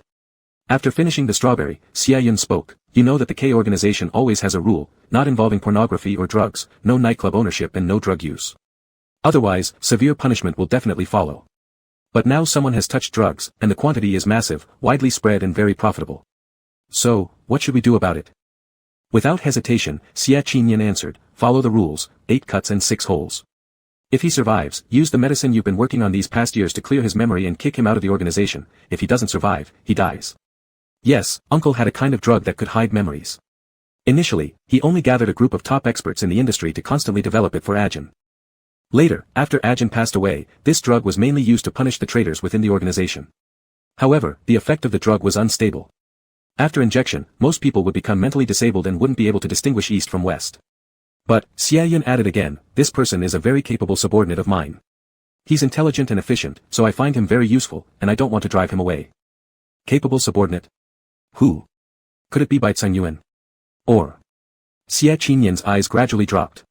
Her mind was racing, reviewing all the people around Uncle, ultimately weighing her options and concluding, then injure one of his legs, making him lame for life to learn a lesson. But this person's mistakes aren't limited to just this. Xie Yun added again, in the past period, he continuously collected evidence of Qin Yuyan and Qin Ningyan's criminal activities, reported them to the International Safety Bureau, causing these two people and almost all the assassins under my control in half a province to be arrested, resulting in heavy losses. So, how should we account for this? Xie Qinyan continued to ask, do you really not want to kill him? Xie Yun shook his head, filled with regret, I can't bear to part with him. Well then, why not 2 cuts and 1 hole, as a form of punishment? This suggestion was merely a probe of Xie Yun's character proposed by Xie Qinyan in her exploratory way. But as soon as the words were spoken, the man on the opposite sofa couldn't help but burst out laughing, no wonder you and Uncle get along so well, you think the same as me, so. Xie Yun paused, saying, I broke both of Gu Ming's legs. Xie Qinyan's heart sank, her eye sockets inexplicably consumed by a hot, sour sensation. Listening further, the other side continued, originally, I didn't even want to keep his hands, but he is good at shooting and can also wield a paintbrush. Maiming him would be truly regrettable. But doing this, will you hate me?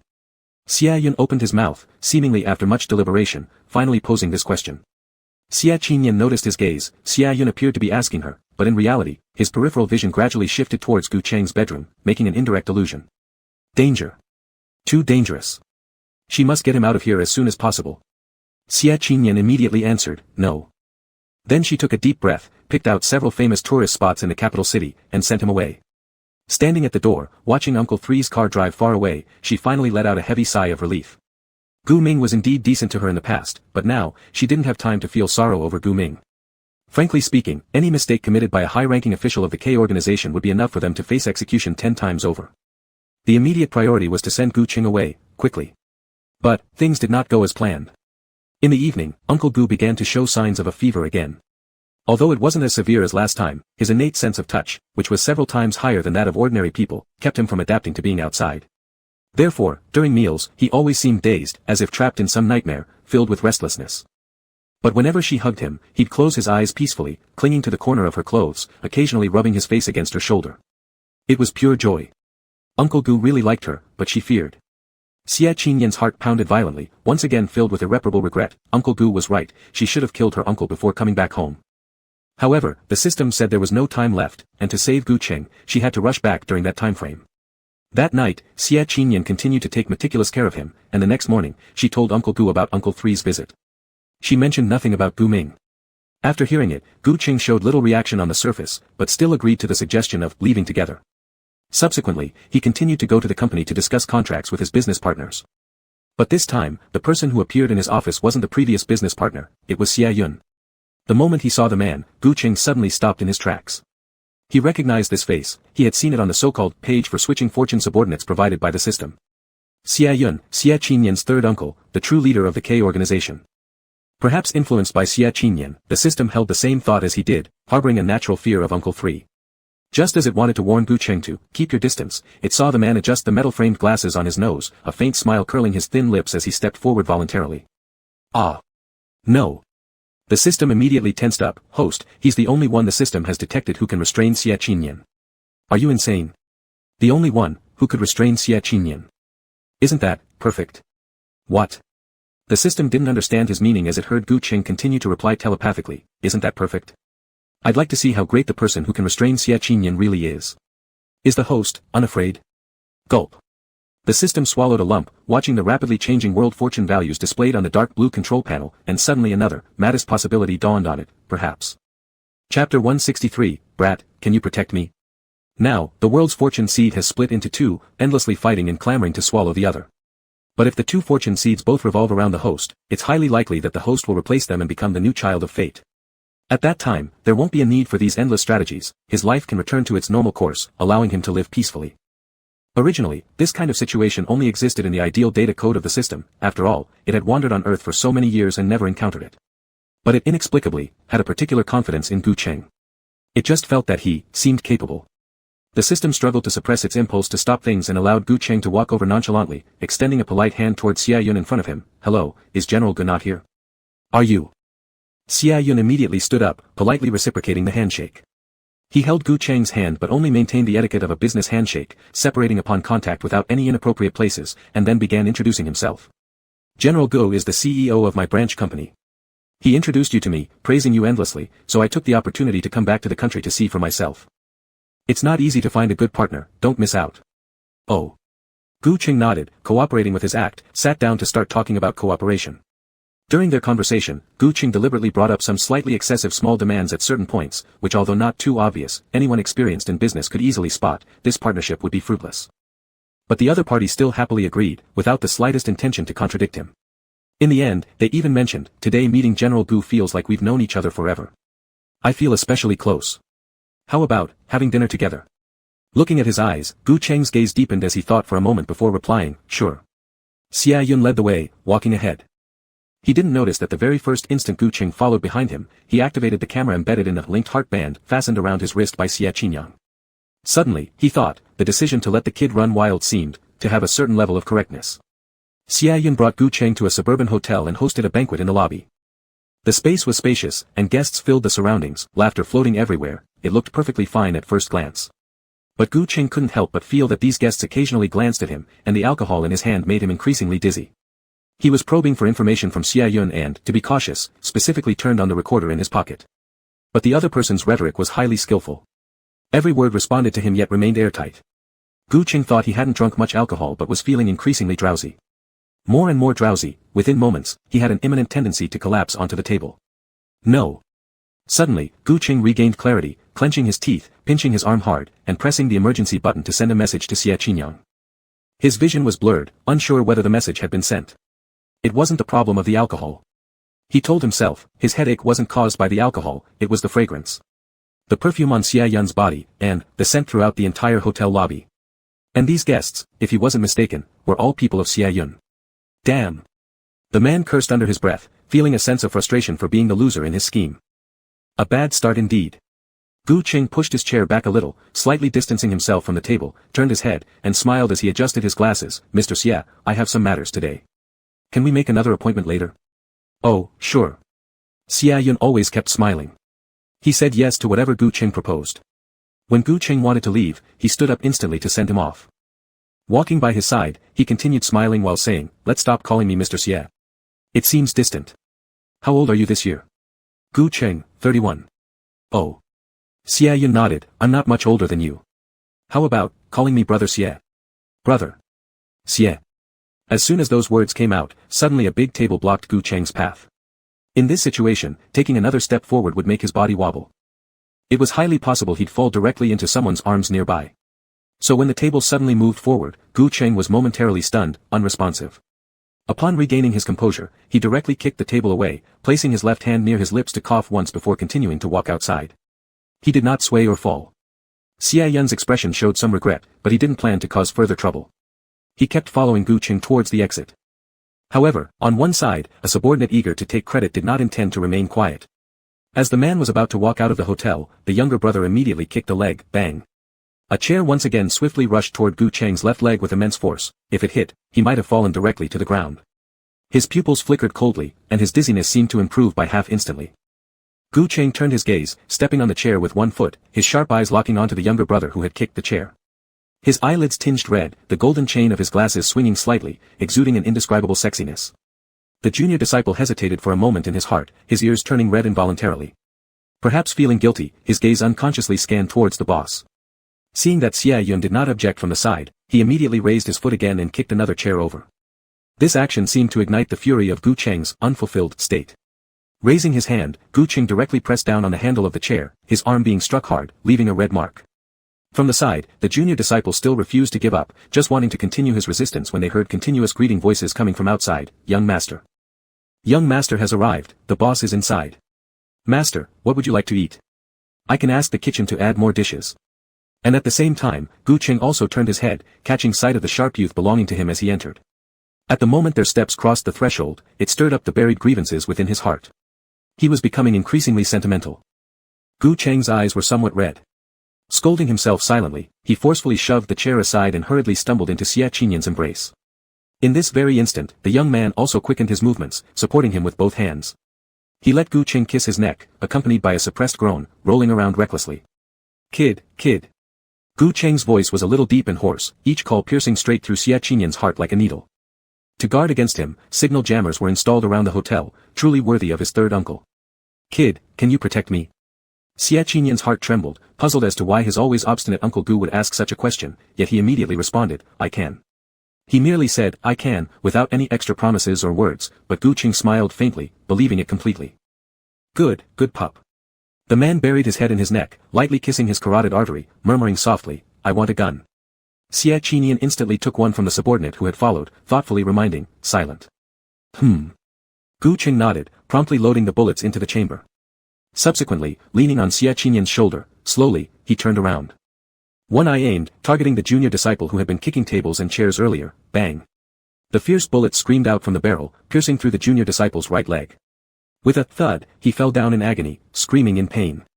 On the side, Xia Qinyan tightened his arms around Gu Cheng's waist some more, hearing the man lightly laugh on his shoulder, his voice seductive and tempting, if the right leg cannot be used, it's probably useless then. Chapter 164, Go Crazy, I'll Protect You. After the pain subsided, the younger brother's expression suddenly froze.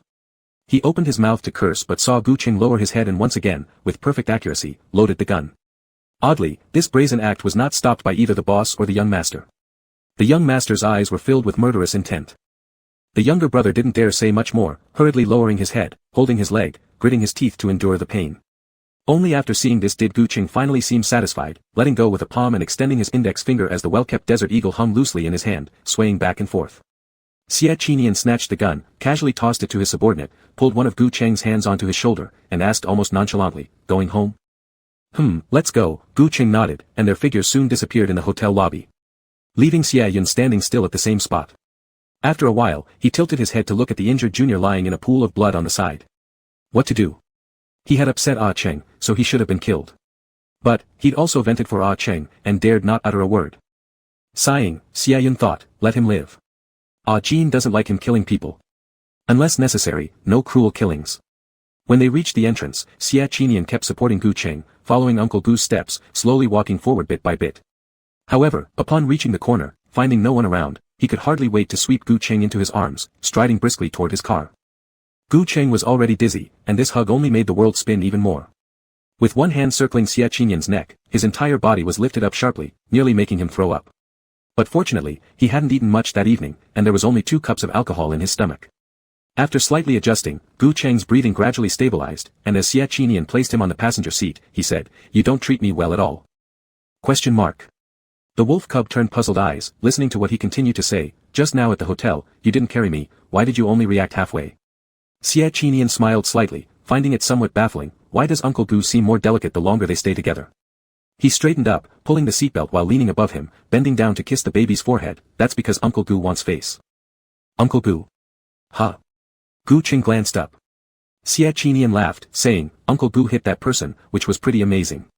He needed to leave confidently within their sight. And when nobody is around, I'll spoil my baby. When nobody is around, he'll spoil his baby. He called him, baby. To be honest, initially, hearing that term, Gu Qing wasn't used to it at all, each time it would raise goosebumps on his skin. But considering the wolf cub wanted to call him that, he didn't object. Now, he has gradually adapted and can detect a few threads of sweetness in it. Gu Cheng's ears flushed slightly red, turning his head to look out the window.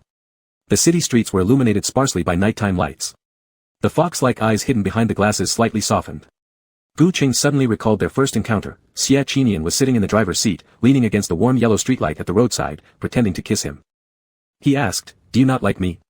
You're lying. Upon further reflection, it wasn't wrong at all.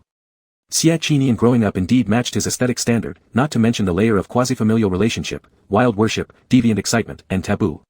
Yes, Xia Qinyan was right. Realizing all this, Gu Qing suddenly said, You are not wrong, I am lying. You're lying.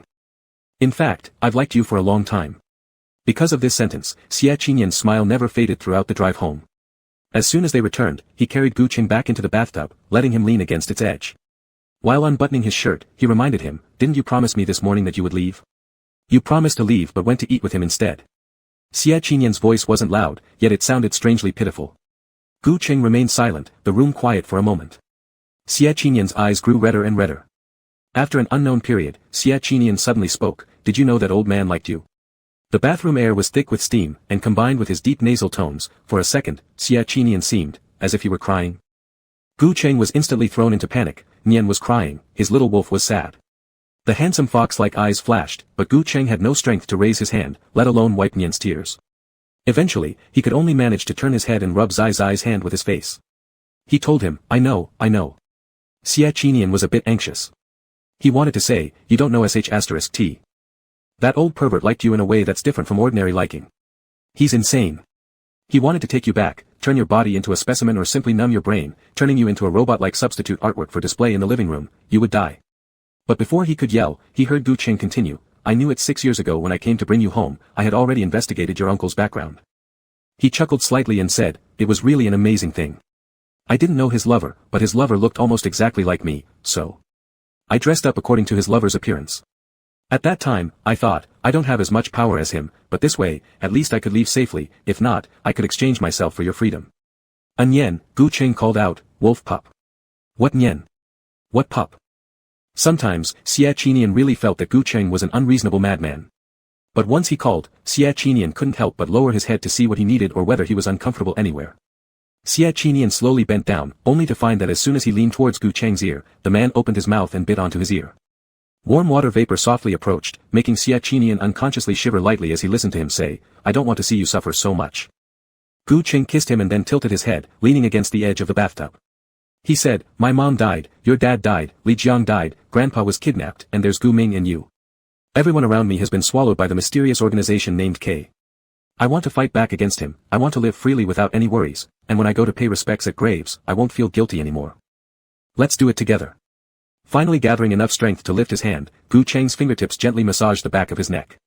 You'll protect me well, right? Right? To Xia Qinian, this right wasn't a question but rather a firm belief that he could achieve it.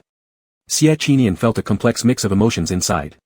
His knuckles on the bathtub turned white, a variety of feelings crazily intertwining in those alluring peach eyes.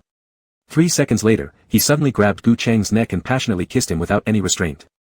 The water splashed wildly in the bathtub. The man's eye corners were blood red, and uncontrollable tears streamed down. Finally pulling back, Xia Qinian firmly pressed the person in his arms, giving him a definite answer, yes. He said, yes, go crazy. I'll protect you, I'll use all the connections and wealth I've accumulated over the years to protect you. You won't get hurt. If. He paused briefly, perhaps finding it somewhat laughable but still continued, if I were only going to bed you, you should have shot me long ago. Chapter 165, Do you want to see my lover? Shouldn't have, blown his brains out long ago. Isn't that too bloody? Gu Cheng turned his head and smiled, it's not necessarily so. The man lifted his hand, his slightly calloused fingers listlessly brushing the nape of the little wolf cub, lightly teasing. In the gentle stream of water, the man slightly raised his head, his thin lips approaching the half-western boy. He kissed from the lips all the way down to the earlobe, whispering, if you're not capable, I can take over. The provocative words seemed somewhat hollow coming out of the current Gu Cheng's mouth. But it was strangely intoxicating. Suddenly, Xia Qinian's inner malevolence surfaced. His hand dipped into the warm water, lightly circling around the waist, abruptly hoisting Gu Cheng drenched in water out of the luxurious bathtub, pressing him against his own hips with a dazzling smile, Uncle Gu, are you still strong? Splash splash. The water in the bathroom kept shaking. Strangely, after that day, Gu Cheng became stable for a while. Xia Yun did not appear again, but the contract signed previously was continuously being executed. Chi-Ching Financial struck a big deal, earning a fortune, just like the calm before the storm. However, Gu Cheng did not waste time on endless mental suffering. He quickly cleaned up the mess left by the Gu family company, and then arranged for his grandfather to be discharged from the hospital. After settling the elderly man, he cleared all the properties under the name of Mo Xiaonan, the biological mother of Xia Qinian, and used them to repay debts. When she was thrown out of her house, the woman wailed pitiably, hugging the leg of a rosewood furniture table and howling louder than if her parents had died, Mr. Gu, you can't take this away. The young master does not recognize me, I already have nothing, nothing at all, woo-woo. Perhaps moved by her truly pitiful crying, eventually, Gu Cheng turned his head, looking into the hopeful eyes of the woman with his tender fox-like gaze, his lips curling slightly, you are so pitiful, but this has absolutely nothing to do with me. With that, he directly called a moving company to carry off the rosewood table as well. The woman was left sitting on the street, filled with unimaginable despair. During this period, Gu Cheng accomplished many tasks. Finally, even the villa of the Gu family was thoroughly cleaned up. Moreover, he accidentally found something intriguing. Under the dressing table of the Gu family, there was a hidden paternity test report which stated, Gu Yi and Gu Changde do not constitute a father-son relationship. No, they do not constitute a father-son relationship. Ho, unable to suppress himself, Gu Cheng let out a soft laugh. Suddenly, he thought, for all these years, Gu Chengda had been bustling around raising someone else's son, even managing to get himself imprisoned. What a unique one indeed. No, he had to go visit his pig dog of a father and tell him this earth-shattering, good news. Gu Cheng went to the police station. As always, he was mild-mannered and polite, speaking unhurriedly, forming a sharp contrast with Gu Chengda who was roaring like an angry dog across the table, almost driven to blood-spitting fury. But, what's wrong with that? It's self-inflicted, after all. After leaving the police station, Gu Cheng walked towards his car as per habit. However, this time, even before reaching out to open the car door, a hand clad in a black suit appeared in front of him. That was an exceedingly beautiful hand, porcelain white skin, clearly defined knuckles. A slight movement revealed faintly prominent veins. Gu Cheng took a deep breath, stepping back decisively. Deeply realizing, genes truly were powerful things. Xie Qinian looked good, and his relatives also weren't ugly looking. However, they were annoying. Gu Cheng looked up and soon donned a standard smile. Xie. Third uncle. You don't need to be so formal. Xie Yun stepped back 2 steps, keeping a safe distance from Gu Cheng and started small talk. Are you busy today? Gu Cheng, not really. Oh. Xie Yun immediately nodded. Then, would you like to go for a drive in my car? Gu Cheng. Following Xie Yun's finger direction, he turned his head to take a look. A race car. Xie Yun nodded, wanting to say something but hesitated, his lips opening and closing. After a while, he finally said, have I ever told you about my lover? Gu Cheng shook his head. Upon seeing this, the other party laughed more warmly instead. While inviting him into the car, he recounted his Ajin story, and when starting the car, he was still talking. Ajin used to love racing cars very much. He always hoped that I would find time to take him for a ride. But he wasn't in good health, so I thought about keeping him in the estate to recover more. If only I knew. If only I had. At this point, Xie Yun suddenly curled his lips into a smile and looked at Gu Cheng, asking in near madness, do you want to see my lover? Take a look at his lover. Gu Cheng's heart tightened as soon as he caught the gaze of Xie Yun, his scalp started tingling.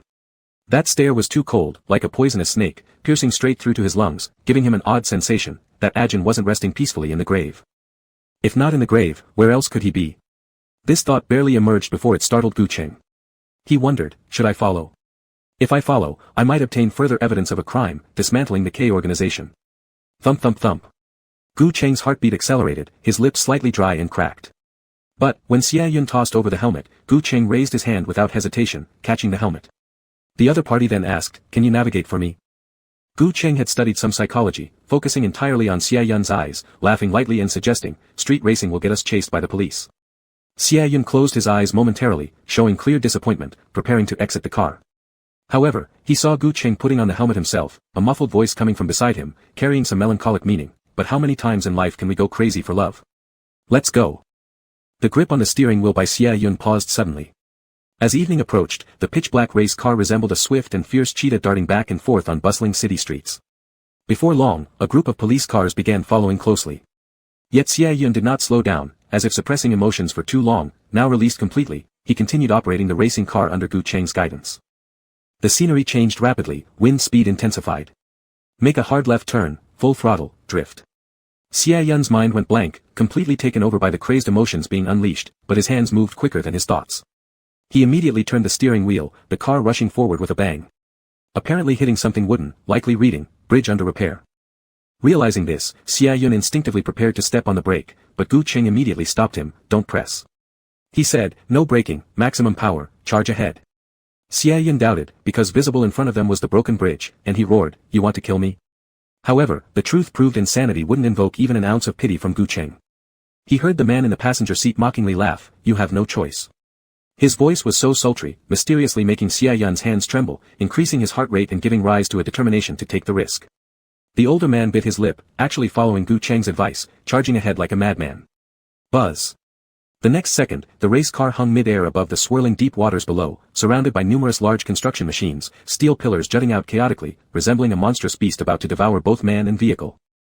Behind them, all the police cars had ceased their chase, parked at the edge of the broken bridge, red and blue lights flashing incessantly, wee-woo wee-woo.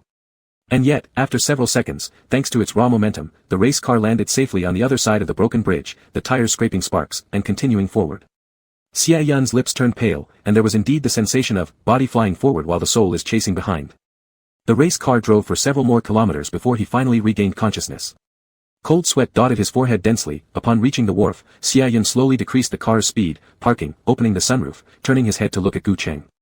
His chest heaving, his voice somewhat unstable. Mr. Gu, do you always guide others this way? Not really, Gu Qing replied casually, getting out of the race car as soon as it stabilized. He removed his helmet with one hand, slung it over his arm, and with the other hand opened a lollipop from inside his black coat. He was dressed today as a wolf cub, and there always seemed to be some candy on him. Sweetness hit his tongue, gradually dissipating the overwhelming fear he just experienced. Gu Qing glanced, exposing a beautiful smile to Xia Yun sitting aside, but I did genuinely consider whether I could persuade you to join me in going all the way. I guess I am, doing the public a favor. Chapter 166, Ajin, were you thinking of me? But now, the grand hero Gu's saving the people from harm plan has clearly failed. It seems that the Qiyun child of the world really comes with a halo, and is not easily killed. Gu Qing bit the candy in his mouth slightly, which was quite regretful. However, he still threw away his helmet and followed Xia Yun onto a luxurious private yacht, taking steady steps. The system, though, cowered in his consciousness, almost shaking itself apart with its remaining assembled parts.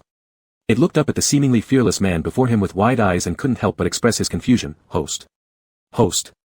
Gu Qing, The system tried hard to bite down on his teeth and control the current running through his body by pressing his left hand against his right and his right against his left. Why you? Cough cough. You were almost falling off while racing just now, weren't you scared? SSS. Not really. Gu Qing replied nonchalantly, I have cheats. System, ? It became curious about what kind of cheat could give him such confidence in such a dangerous situation. Its mechanical brain spun furiously for a while before realizing that it might be one of the features in the system mall. The blink function. Yes. It was exactly the blink function. Only now did the system understand, as the life points of Gu Qing and Xie Qinan kept increasing year after year, the system mall had already reached the top floor. Among the top-level items there was a blink, similar to a teleportation ball, which could send you anywhere you wanted within a second of placing an order. But, what if there wasn't enough time? Humans all experience fear when facing death. His calmness is somewhat terrifying. The system finally organized its own logic and felt somewhat proud, preparing to verify it with its host when it suddenly realized the scene had changed. Gu Qing continued to follow Xia Yun forward and soon arrived at the central cabin's secret room. Inside the secret room was an entire field of flowers. All kinds of roses were staggered and blooming competitively, showing how carefully tended this place was. In the center of the flower field hung a swing, the most eye-catching part being the white skeleton dressed neatly in a suit that sat upon it. Upon closer inspection, one could see a handsome men's wedding ring on the left-hand ring finger of that skeleton. Though Gu Qing has done big business and seen countless styles of wedding rings, he didn't recognize this one at all, probably because it was designed and custom-made by himself. Xia Yun's face showed no expression before entering. But once inside, seeing that stark white skeleton, a smile creased his brows, turning the previously icy gaze soft and warm. Stepping towards the skeleton, carrying an oriental man's noble aura, his deep affection made it feel like one could drown in it. He called out, Ajin. Ajin dear, I've brought you someone today. Someone.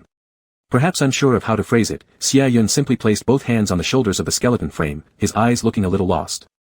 Following his gaze, Gu Qing looked around and immediately got goosebumps all over his body. Underneath this garden lay various human skins and eyeballs processed meticulously, along with fake limbs crafted from artificial bone materials. Yet, the evil was hidden beneath the fragrance, leaving behind only a bloody romance. Gu Qing gradually regulated his breathing and turned on the camera of his wristwatch, his mind working quickly. These amputated limbs look alike, the color of the eyeballs are the same, even the skin tones match perfectly, So, Xia Yun mourned his lover by extracting certain parts from real human bodies, stripping them down, and modifying them, trying to restore the most perfect form of his lover. But obviously, he failed, these remains proving that he never succeeded. He will never succeed. Because creatures like White Moonlight inherently possess irreversible destructiveness, let alone that they have passed away. Zhou Jin will forever stay in Xia Yun's memory, perfect and irreplaceable, much less replicated. Perhaps, in Xia Yun's heart, such a replication was also a sign of disrespect to his beloved, so he dismantled the clumsy counterfeit, letting fragments fall everywhere. But he still couldn't control himself. His longing was like floodwaters unleashed, ceaselessly driving him to find new prey, splice together, break apart, repeat again and again. Cycling endlessly, tormenting himself. On the other side, Xia Yun's hesitant speech finally came to an end, and he chuckled softly, a friend. He stood behind the skeleton, tenderly stroking its brow bone as if his lover were still alive, and introduced him gently. Look, he looks very much like you, doesn't he? But I think he's different, very different. Originally, I intended to peel off his skin, to see if I could better restore your appearance. But now, I'm a bit regretful. Xia Yun raised his eyes, slightly red corners of his eyes focused on Gu Qing, and his hand gently touched the mandible of the skeleton. Leaning close to the Jin's ear, with a touch of wronged feeling, he said, his name is Gu Qing. He's a madman who wants to kill your husband. But once, when he drove and crashed through our gate, there was just that one moment, only one moment, that made me think for a second it was you returning. A Jean. The man lowered his head, lightly kissed the ring on the skeleton's hand, and his eye corners gradually turned red. How much I miss you, my dear. Is it that you also missed me, so you sent someone just like you to end my life, and take me to be with you? Save me, how come Uncle 3's writing gets more intense? The antagonist must go offline, but, what about giving him an epilogue? Would you like to read one? Chapter 167, I'll make a bet with you. That look was truly somewhat pathological, obsessive, yet mixed with deep affection. It somehow reminded Gu Cheng of the basement that Xie Qinyan had built for him. All over the four walls were his photos, spanning 8 long years. Although Xie Qinyan's obsession didn't reach the same level as Xie Yun's, Gu Cheng still wanted to say, truly worthy members of the family. Mr. Gu. Finally, Xie Yun noticed him, her gaze shifting toward him as she smiled faintly and said, perhaps I can call you Cheng. If he were 20, seeing such a scene might make Gu Cheng feel afraid, or his lips could grow pale as he retreated continuously. But now, he remained composed without showing any signs of abnormality. He nodded and listened as Xie Yun continued, do you know why I don't want to kill you anymore? Gu Cheng thought for a moment, it's probably because earlier, I wore a helmet and crossed the broken bridge with you. An almost absurd answer, because there wasn't anyone who wouldn't hate someone who nearly caused their death. But Gu Cheng could accurately judge Xie Yun's current thoughts. He put a hand in his pocket and calmly continued, when people face life-threatening situations or tension, the dopamine secreted and heart rate is extremely similar to when they're feeling love. If, at this time, you imagined me as your lover, then you wouldn't kill me. He paused briefly and added, also, my lover would protect me. Xie Qinyan had equipped his wristwatch with a camera unaffected by jamming devices and arranged for people to follow him. When he arrived earlier, he deliberately made a big commotion, catching the attention of the police. Therefore, Gu Cheng was certain he wouldn't die. Even if a knife were held to his neck, he could still speak in front of a Jean, saying things that would make Xie Yun collapse. With his lover not by his side, his risks were always calculated. Xie Yun only understood the literal meaning. Suddenly smiling again, she let go of the skeleton's shoulders with obvious reluctance and stepped closer to Gu Cheng. My subordinates all think I treat you as a stand-in. Gu Cheng chuckled lightly, you won't. Xie Yun continued, but earlier, you mentioned that dopamine and heart rate are similar to feelings of love. After so many years, if you wanted a substitute, you would have found one by now. Why keep me waiting? Or perhaps. This answer, Gu Cheng was originally uncertain about, but after seeing Xie Yun today, it suddenly seemed more solid.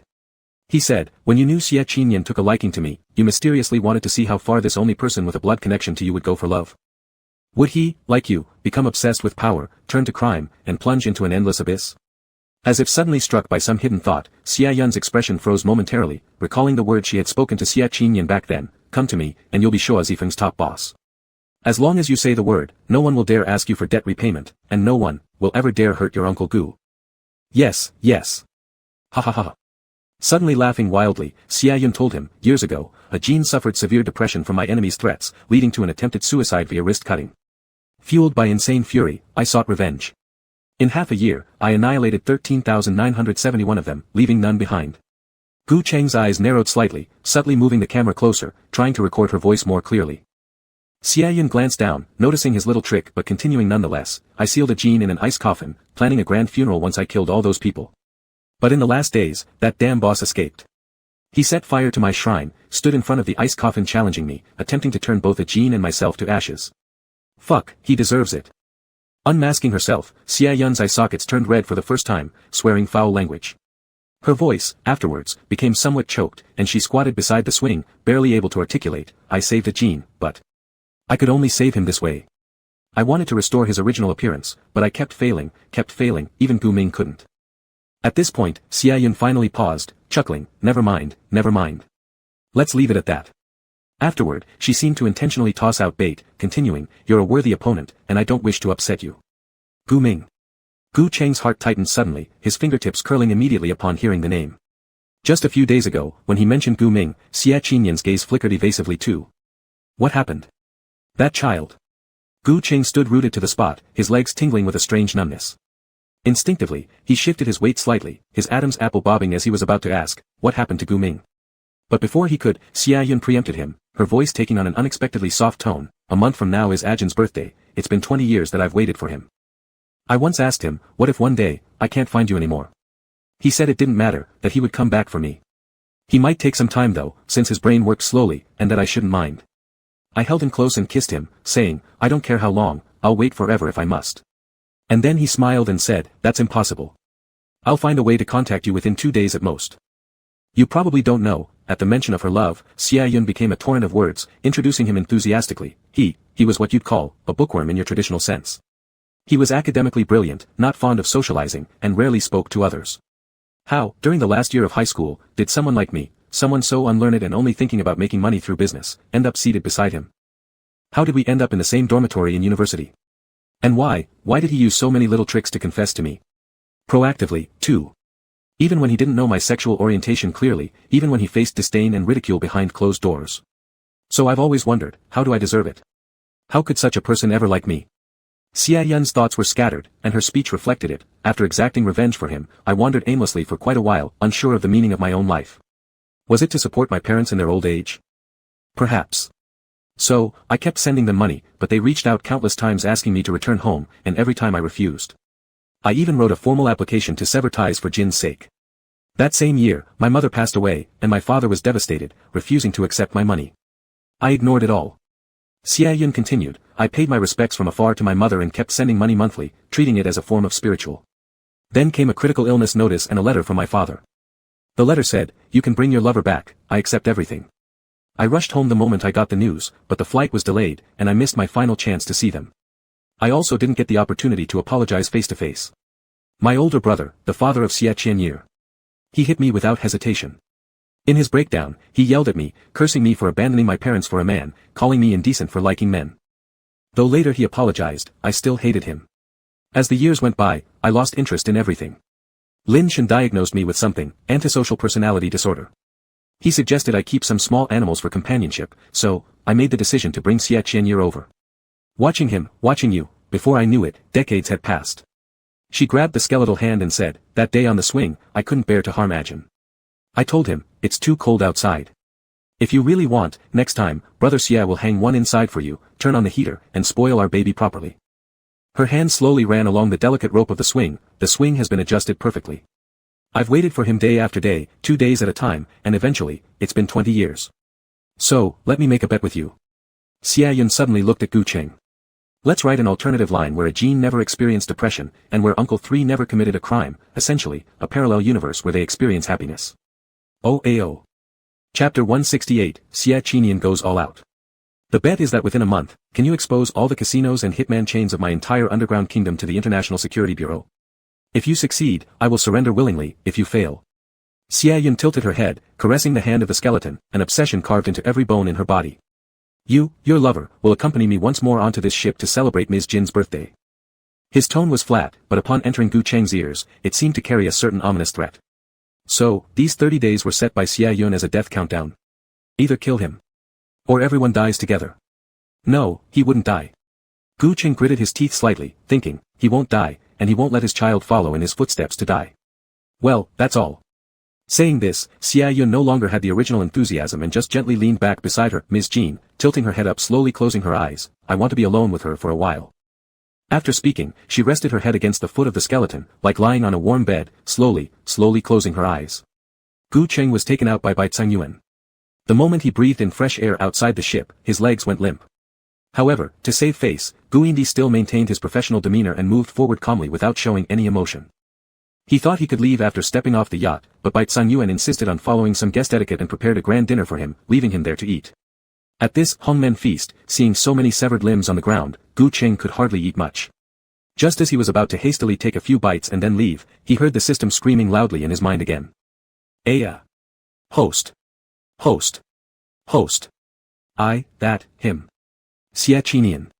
Closing his eyes lightly, Gu Cheng had no choice but to sit back down and calmly raise his wine glass. Directly transfer the data you saw to me. The system complied, and the next second, a floating dark blue panel only visible to Gu Cheng appeared in front of him, showing the luck values of 3 people. Xia Qianyi's luck value plummeted sharply, whereas Xia Yun's soared crazily. Since Gu Cheng didn't understand, the system provided him with another split screen. It showed that Xia Yun sent Xia Qianyi a message that read, your uncle Gu made a bet with me. In 1 month, if he loses, he'll stay by my side forever. On Xia Qianyi's end, the screen displayed other party typing 3 times, followed by other party talking 3 times, yet after a few seconds, the screen remained blank, nothing had been sent. As if Xia Qianyi had given up struggling, accepting his fate in complete silence. But at the same time, on the system panel, Xia Qinyan's previously near-depleted luck suddenly skyrocketed, surpassing Xia Yun's by twofold, almost swallowing her whole. What was going on? The system was riddled with question marks and quickly began not making sense. Before it could consult any materials, Gu Qing asked, why did my luck value remain unchanged in the middle segment? Ah. Are you referring to this? The system proudly placed its hands on its hips. Didn't we have those prompts earlier, asking you to choose one target to focus on? Gu Qing. However, because you hadn't decided over a long period, the system automatically switched to the free play plus dual campaign mode. Swallowing a mouthful of wine nearly made Gu Qing choke. What mode? Free play, dual campaign mode. Simply put, well, After thinking for a moment, the system explained, meaning, from now on, whenever you do something that resonates with either of their hearts, your luck value will increase. Once your luck exceeds theirs, you will become the new lucky child. */. But Gu Qing still couldn't make sense of it. Resonating with Xia Qinyan's heart was understandable, but what about Xia Yun's? Just then, Gu Qing saw another panel broadcast by the system. Clearly documented there were Xia Yun's emotions. At the very instant the car flew onto the broken bridge, this lunatic actually felt sheer excitement. Click. Placing down the wine glass, Gu Qing lightly adjusted his glasses, thinking, indeed, a madman's logic is beyond comprehension. The Xia family truly has not a single normal person. Silently sighing, Gu Qing glanced at his wristwatch, confirmed the time was suitable, then stood up and left. The system immediately followed up, host, do you know why Xia Qinyan's luck value suddenly increased? Before Gu Qing could respond, Bai Yuan approached with a faint smile, Mr. Gu, are you ready to leave? Aha. Bai Yuan gestured, it's late. Perhaps I could arrange someone to send you off. No need, Gu Qing declined promptly. My lover will be picking me up. Lover? Coming. At this statement, Bai Yuan looked somewhat puzzled, and even the system seemed baffled. Since Gu Qing arrived at the dock, he hadn't glanced at his phone once or contacted Xia Qinyan privately. How could he be so sure that Xia Qinyan would show up right now? Just as everyone was confused, a sudden burst of headlights flashed directly at them, causing Bai Yuan to instinctively shield his eyes, hearing continuous buzzing and screeching brakes. The older man furrowed his brows, then slowly opened his eyes after a while. What met his sight was an endless convoy of black sports cars. Leading them was a Lamborghini Phantom. Without even checking how many people were inside, just by looking at the number of vehicles, it was obvious they had surrounded the entire pier.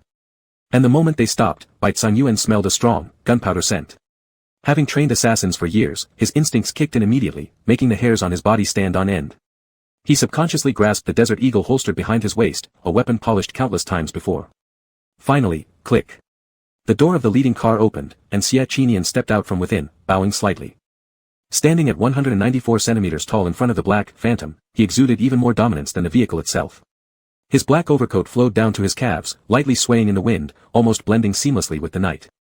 Then, under Bai Yuan's tense gaze, the devil began taking one deliberate step forward after another.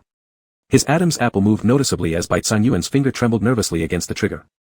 As Xia Qinyan approached, his first action was to take off his coat and drape it over Gu Cheng's thin shirt, reminding him gently, it's almost autumn. You should wear more layers at night. Don't catch a cold. Chapter 169, Insane Wolf Pup. A low and steady voice gradually reached his ears, enough to soothe the anxiety in his heart. Thinking, all of this was for living a peaceful life together with him, which made him fear nothing. Gu Qing unconsciously put his hand into his pocket, and Xia Qinyan would always choose this moment to hold his arm. Sticking to Uncle Gu, taking care of Uncle Gu, making Uncle Gu happy, and giving Uncle Gu face, these things had become Xia Qinyan's subconscious habits over the past few days. His fingertips touched something slightly hard. Gu Qing lowered his eyes and soon took out a lollipop. The wrapping wasn't common, it was gray, with a little white wolf drawn on it whose eye was shaped like a sunny-side-up egg. Next to it was a speech bubble that read AOAO. Gu Qing was amused by the packaging, and the tension from visiting the flower fields at Xia Yun's place dissipated instantly. He ignored Bai Yuan standing nearby, nervous enough that cold sweat had run into his eyes, and asked, what is this? A lollipop, Xia Qinyan explained, it's my own registered trademark, produced on XBY. There are various strange flavors. The first batch, I brought it over for you to try. Gu Qing unwrapped it, crumpling the wrapper into his palm. A fresh honey scent greeted his senses, and the taste was not bad. Really? Xia Qinyan asked earnestly, then should I mass-produce them? Gu Qing felt a twinge of jealousy, gripping the wrapper tightly in his hand. He countered, is there even anyone who will buy them? There are plenty of buyers. A lollipop costs 1 yuan, and I thought about making every candy store give them away for free when we get married, not just free, but handed out to customers as my way of treating everyone to wedding candy. Sometimes Gu Cheng really couldn't understand Xia Qinyan's ideas, falling in love, proposing marriage, getting married, all of it seemed to need global recognition.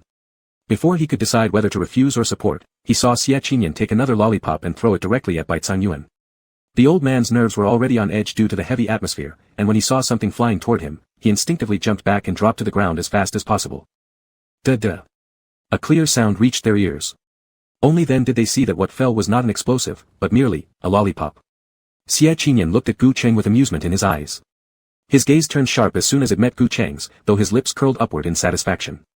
Uncle Bai, why don't you try one too? Bai Yuan's face turned pale as a sheet, and he dared not move. Xia Qinyan frowned again. What's wrong, Uncle Bai?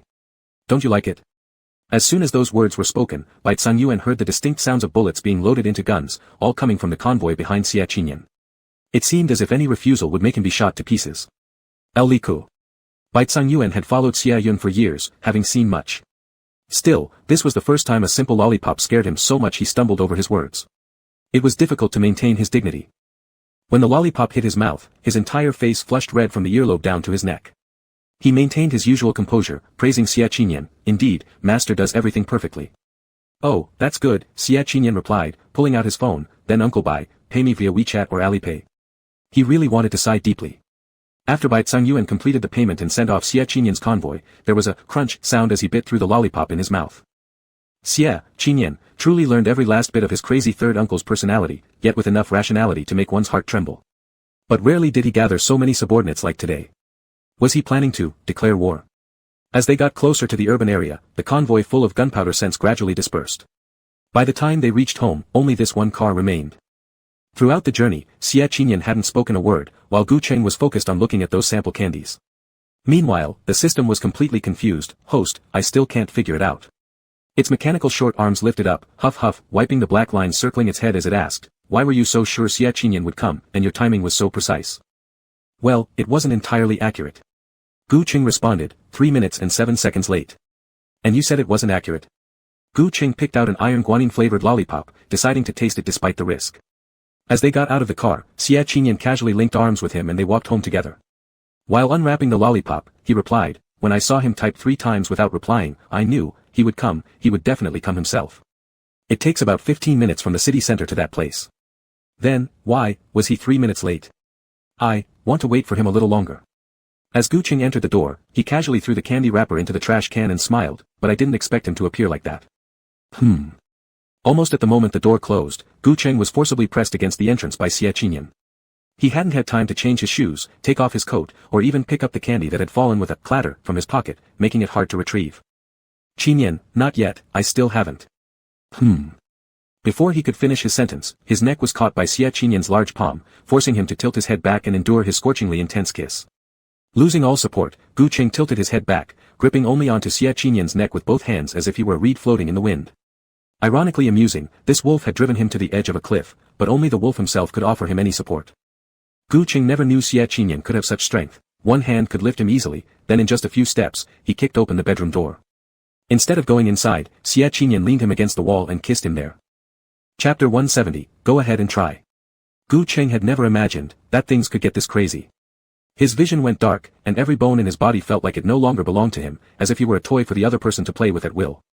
But Xia Qinyan's eyes were red, he saw it, the little wolf pup was angry, both furious and aggrieved. So, he let the little wolf, overwhelmed by emotion, unleash its fury, but in the end, he had to leave a breath of life. Even to revenge, he had to leave a breath of life. Thus, the sky outside brightened and darkened and brightened again, brightened and darkened once more. The sofa, the bathroom, the desk.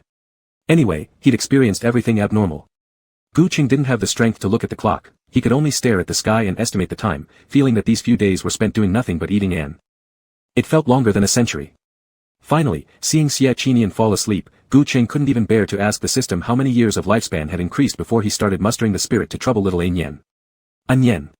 He tried speaking, his voice hoarse, and each word hurt, yet he managed to say, An, I'm thirsty, my throat hurts so much.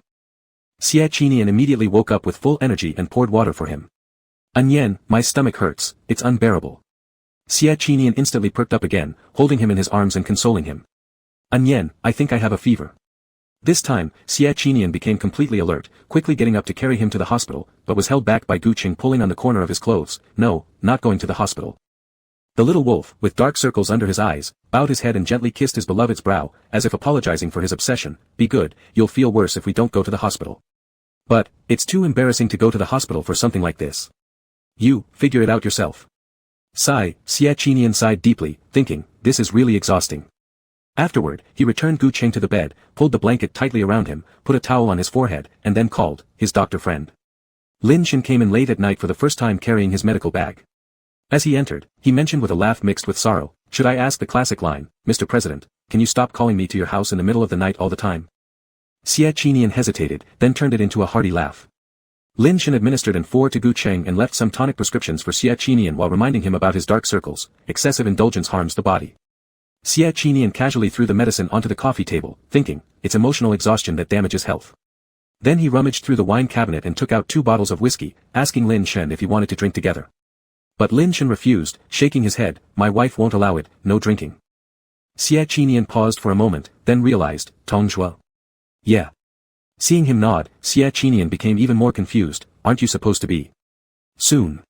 Lin Shen patted his shoulder and said, Qi Ningyan and Qi Yuyan going to prison has taken down half the hitman chain.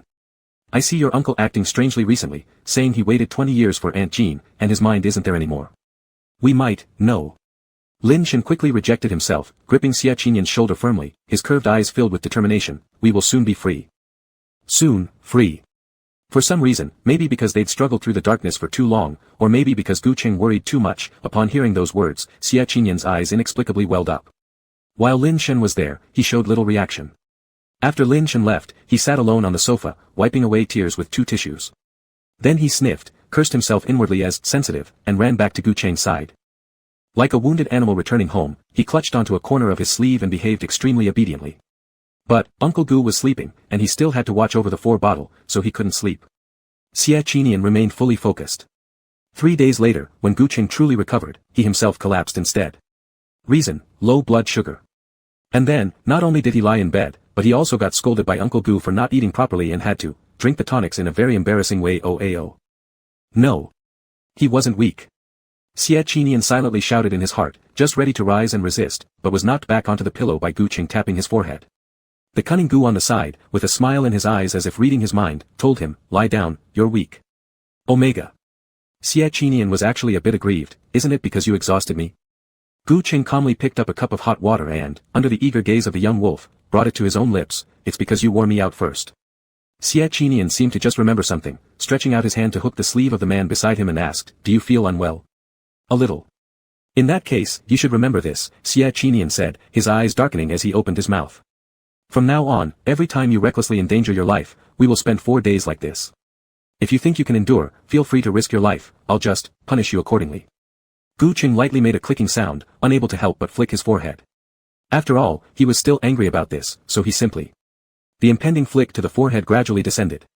Xie Qinian instinctively closed his eyes, but in the end, only a gentle palm landed on his head, then, gently ruffled his disheveled big head.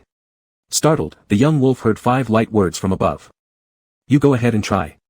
Gu Qing said this mainly to save face, unwilling to admit defeat. However, there was no real provocation in his tone. Xie Qinian gently raised his hand, his distinct knuckles landing on Gu Qing's shoulder, sliding down the collar and brushing the skin before dropping heavily downwards, then unobtrusively unbuttoning 2 small white round buttons. Subsequently, the knuckles slowly moved left. Realizing what he was about to do, Gu Qing instinctively pulled back a bit, but the next moment, he was yanked into Xie Qinian's arms by a tug on his collar. The fierce large hand rested on his waist, while the young wolf approached his ear, murmuring wickedly, this is because you said it yourself. Although, he ended up being pressed on the bed and kissed again. At least Xie Qinian didn't continue, he obediently accompanied Gu Qing for dinner and cuddled with him as they slept that night. Before closing his eyes, Gu Qing was still thinking about how more than a week had passed since those few wasted days. He needed to quickly find evidence of Xie Yun's crimes, perhaps. Captain Li Tianjue, the detective captain who arrested Gu Changde, could provide some clues. But when he woke up the next day, he found a long waist chain locked around him, total 10 loops. In his phone, Xie Qinian left a message, the system told me about your bet with Uncle 3. No worries, I'm more familiar with the K organization than you. I'll find it myself. Don't worry about me. For you, I will definitely stay clean and live well. Strangely, a sudden burst of anger ignited in his heart. Gu Qing became extremely irritated, even without asking Xie Qinian why he knew about the system, immediately opening the keyboard to type. But, thinking and rethinking, whatever he tried to write didn't seem appropriate. Finally, he simply put down the phone and paced around the room. Fortunately, the length of the waist chain was enough. After buying hooks from the system mall, he could easily reach the door of the bedroom and snag the mysterious key hanging on the living room wall. Then with a click, he unlocked the restraints and rushed straight to the police station. After a busy day, at least until 12 o'clock, he managed to uncover some leads. Tired but not entirely unrewarded, Gu Qing dragged himself home. Standing downstairs, looking up, the windows were pitch black outside. Xie Qinian probably hadn't returned yet. Gu Qing took out his phone, looked at the chat window between him and Xie Qinian, refreshed 3 times, but still saw no new messages. So, he climbed the stairs while calling him. At the start of dealing with the K organization, for self-protection, he obtained a gun license. Thinking if the young wolf didn't answer, at least he could take the weapon and go look for him. Unexpectedly, as soon as he walked through the door, he was caught by a powerful arm. The familiar breath brushed past his ear. All of Gu Qing's tensions melted instantly, as if all weariness also dispersed completely. He just smiled faintly and said, "You scared me." He lazily tilted his head back, and the slightly cool eyeglass chain precisely rested on the young wolf's collarbone. Because he had run around all day, his voice was somewhat hoarse, his eyes curved, exuding a uniquely crazed allure. Thump thump thump. Xie Qinian's heart went crazy for a moment, then Gu Qing felt that something else was buckled onto his waist again. The young wolf embraced him from behind, kissing his earlobe, cooing softly, "There's one more rule I forgot to mention today. Gu Qing. I trapped you at home for your safety, but since Uncle Gu has been naughty, from now on, each escape attempt will tighten the chain by 1 loop." Chapter 171, 7-Day Death Countdown, Day 7.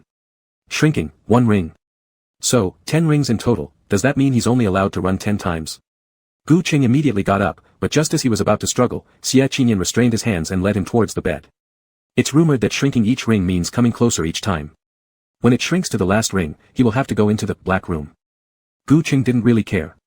Whatever Xie Qinian wanted to play with, whether it was imprisonment, bondage, punishment, or role-playing, it was all fine, because Gu Qing could feel love and respect from this person. He clearly knew that Xie Qinian wouldn't hurt him or do anything truly upsetting. So, he wasn't afraid. But, all these repeated lockings were indeed a waste of time. When only the last 2 rings remained, the deadline had already shortened to the final week. Gu Qing received a text message from Xie Yun, "Cheng, I'm preparing to return to M country. Would you like to come with me? Gu Ming might be missing you. Location info." Upon seeing the message, Gu Qing abruptly sat up, startled. Since the waist ring was tightened a bit, there was a slight scrape on his left side. No. He thought, Xie Qinian hadn't been back for a whole week, with the robot housekeeper delivering meals daily. Xie Yun's urging meant they'd reached the final deadline. The 7-day death countdown. Enduring the pain, Gu Qing bought a universal key from the system. Before leaving, he made one more visit to Luo Qingxi. In the past few days, in order to handle affairs, he had switched to a new number. Among the contacts, there were only Xie Qinian, Li Tianjue, Xie Yun, and Gu Ming. He hadn't contacted his relatives and friends for a long time. So, when he hastily sought out Luo Qingxi, he realized it was someone else's engagement party. Thinking carefully, Xie Qinian had proposed to him nearly 2 months ago, and not only had there been no engagement party, but they hadn't even had a decent candle at dinner. Luo Qingxi stood outside, originally unsure what he intended to do. Just taking a few steps forward, he sidestepped a group of young actors and producers and greeted his friend. However, Gu Qing quickly pulled him into an empty corner, and his first words were, "If I told you today was the last time you would ever see me, what would you do?" His voice was slightly hoarse, his gaze too earnest, making Luo Qingxi momentarily unable to pretend. For just a moment, the man raised his hand and suddenly embraced Gu Qing tightly. His breathing was rapid, unable to find stability, and his hand gripping onto Gu Qing's shoulder trembled uncontrollably. His lips parted, yet no words came. Before he could articulate a response, he felt something being shoved into his pocket. Luo Qingxi's eyes turned slightly red at the corners, and as he was about to look, Gu Qing pressed his back firmly, chuckled softly, and patted his shoulders meaningfully several times. "We've known each other for over 10 years, if you told me this, I'd probably give you a hug." Luo Qingxi opened his mouth to say, "You." "I'm leaving," Gu Qing said. "In fact, the many times you visited my place and asked, 'Where's Xiao Yu?' tipped me off that you had some feelings for her. It's good to find happiness early. I placed my current phone number in your pocket. There's also a location tracker. If..." Gu Qing hesitated briefly, "If I haven't contacted you within a week, make sure to report me to the police." N. The arm resting on Luo Qingxi's shoulder suddenly tightened. Gu Qing lowered his tone further, "If, by then, something happens to me, please remember to take care of my grandfather." As the words fell, the pressure on his shoulder relaxed instantly. Luo Qingxi saw Gu Qing rush out the door as if pressed for time, his eyes gradually becoming moist. He couldn't help recalling the past. After Li Zhang's death, Gu Qing had been depressed for a while.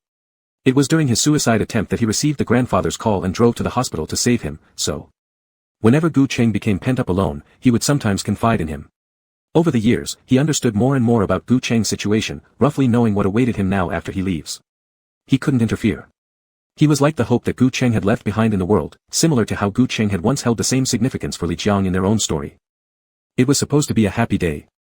Perhaps noticing his lingering absence, Chu Qingyu herself ran out, nuzzling against his neck, her voice still obedient and adorable as always. "Uncle Ci, what's wrong?" "Nothing." Luo Qingxi smiled as he turned around, dropping his hand to ruffle the child's head. He said, "I'm just so glad thinking about being able to take care of my treasure forever." Explanation: this pair features Luo Qingxi as the gentle, older top X the younger, possessive bottom. Chapter 172, 7-Day Death Countdown, 6th Day. Gu Qing left. Ahead, there was gunfire and the uncertainty of life and death. Behind him, however, was the long-awaited engagement ceremony he had dreamed of. But, it lacked Xie Qinian. Ancient people spoke of standing on one's own at 30. By the age of 30, one should have settled down with a family and career, rather than recklessly putting oneself in danger to fight against some globally notorious dark organization. Before his departure, Gu Qing couldn't help himself and made another trip to the old house. He sat in the car, just staring at his grandfather from afar, watching the old man fishing, teasing birds, and playing chess with his old neighbors, for an entire 4 hours. By the time he flew to the M country, it was already the next day. There was no signal on the plane, and finally, Gu Qing got a chance to ask the system, "Why do you know Xie Qinian?" "Ah." The suddenly questioned system seemed confused, because, the person who chooses their own target is the luck-bearing individual who makes the decision themselves. Of course, I would need to contact them first. What? Gu Qing felt choked for a moment, not quite understanding the massive amount of information. Did the system mean, it had contacted Xie Qinian first? Because choosing who to pursue was up to Xie Qinian himself, and from the very beginning, Xie Qinian had chosen him. Why? Gu Qing asked again, "When did you make contact with him?" "At 13. The system said, "When Xie Qinian was confirmed as the luck-bearing son at the age of 13, I reached out to him. Back then, he didn't understand what I meant by continuing life through pursuit, so I asked him, who do you worry about the most? Or, is there anyone in this world whom you wish to never get sick, to live to the end of their natural life, always healthy and happy?" It was only then that he understood, and without hesitation, he chose you. The system looked through some data and added, "He used to ask me, since I can monitor the living conditions of every person in real time, could I help keep an eye on you, so you would take care of yourself and never fall ill? I then asked him, if you are so concerned, why don't you return?" The system's mechanical, slightly boyish voice carried no emotion as it recited. He said, "I don't have the ability yet to protect him. I want you to watch over him for me and let him wait for me. It won't be too many years before I become strong enough to ensure he lives a happy life." But I told him, "I also have work to do, and there's no reason for me to watch over someone for you." That statement was somewhat definitive, and my system judged that he would at least argue a bit, but Xie Qinian immediately told me, "All right, let's make a deal then." He said, "Your job is all about luck points. As long as you help take care of Uncle Gu for me, once I expose the K organization, I will give you 99% of my luck points." To put it bluntly, the system was extremely shocked at the time, asking, "If you give so much to me, you'll be like a common person, aging and dying naturally, losing your innate good fortune." Xie Qinian replied, "I don't care. As long as I can see him safe, even from a distance, it will be fine." Later, it seemed the system had lost itself in its narrative and ended up revealing everything Gu Qing didn't know. Later, when you were in the late stages of liver cancer and nearing death, I immediately went back to Xie Qinian. It waved its little hands and rubbed its tightly furrowed little eyebrows. Xie Qinian told me right away that he needed 2 more years, at most, to accuse his uncle. But I informed him that your life remained only 4 days, so. Finally, the system smoothed its little eyebrows and continued, "So, Xie Qinian spent a large sum of money entering an entertainment company, raising his exposure nearly to the level of top-tier stars, waiting for you. That's how everything unfolded." 3. After hearing this speech, Gu Qing was unable to calm down for a long while. His heart pounded violently inside his chest, causing sharp pain in his heart area. Only then did he realize that what he initially detested and almost abandoned, a pursuit, was something that Xie Qinian had carefully protected over the years, risking his life and using all his courage. After disembarking from the plane, Gu Qing shut down the system and rushed straight to the hospital mentioned by Li Tianjue. He said, through investigation, it was discovered that Xie Yun tends to send most unmanageable individuals to the hospital for treatment. These people generally undergo inhumane interrogations and torture, especially in the psychiatric department. This sentence kept echoing in his mind, prompting Gu Qing to avoid several rounds of nursing patrols and hasten his steps toward the psychiatric ward area. For reasons unknown, patients' names were posted outside their rooms here, making it convenient for him to look them up. As Gu Cheng walked, he looked around, hoping to see a name starting with Xia, while simultaneously hoping not to. His steps were hurried as he continued to move forward. In a daze, he thought he saw it at the corner. Gu Ming. Chapter 173, the moment a psychologist falls in love with his patient, he's already gone mad. A sudden shock hit him, and Gu Cheng immediately took a few steps back to check the sign on the ward door. It really was Gu Ming. Taking a deep breath, Gu Cheng tiptoed forward. Endless terrible thoughts rushed out of his mind, interweaving and colliding chaotically, but they failed to form a complete picture. Because he didn't dare to imagine what the inside of the ward looked like. When he was little, he actually didn't like Gu Ming, because he was a bastard child brought by another woman, and he had broken his family. Moreover, he had a gloomy and strange personality, and rarely talked to others. However, when everyone bullied him, that only bowl of rice was delivered by little Gu Ming. That plump little hand reached through the heavy iron door of the basement, delivering not only food but also a drawing. A sketch that was far beyond his age, with excellent coloring. Little Gu Ming placed the drawing in front of him, lying down on the ground. His chubby face was full of dirt as he asked through the iron window with a faint smile, "Brother, this is the picture I drew for you. On the day I arrived, I saw you playing the piano and thought it was very beautiful." No, super duper beautiful. Do you think it looks like you? Actually, there was still some resemblance. Therefore, even though they rarely interacted, after the Gu family abandoned Gu Ming, he still decided to help this kid get treatment without hesitation. Finally, Gu Cheng stopped, standing in front of the ward door. He tried hard to steady his breathing and moved his throat. Just as he was about to push the door open, a voice suddenly called from behind, "Ah Cheng." A slightly low female voice. Gu Cheng turned around and saw Gu Si wearing a black suit. She was the first illegitimate daughter of Gu Changda, and his half-sister. Perhaps due to the experiences of being abused when she was young, Gu Cheng had a natural fear of Gu Si. The moment he saw her, his heart trembled, and his hands started shaking unconsciously. These years, Gu Si had never returned home, and even Gu Changda thought his daughter had gone missing. So how could she be here? "Oh, why are you so nervous seeing me? Are you looking for Xiao Ming?" As she spoke, she instinctively adjusted her glasses. The golden round glasses highlighted a bit of ascetic quality, and she smiled faintly as she explained, "Xiao Ming hurt his leg and can't stand up temporarily, and his mental state isn't good either. So, I brought him here and had the nurse take him out for some fresh air." If these words came from someone else, Gu Cheng might have been worried, but since Gu Si and Gu Ming were full siblings, they carried a certain degree of credibility. Gu Si continued moving forward, extending her hand toward him and pointing at one side, saying, "I didn't expect you to come today. Here, only my office has tea. Would you like to come in for a while?" Gu Cheng opened his mouth, originally intending to refuse, but then realized this was a great opportunity. After thinking it over for a moment, he finally nodded. Gu Si maintained her etiquette all along, then, "Please." Gu Cheng followed her, but for some reason, he always felt that Gu Si's appearance, posture, and the gesture of adjusting her glasses somewhat resembled himself. No, that's not right. Some of the gestures weren't exactly the same as his, but more like imitating someone else through him. Who?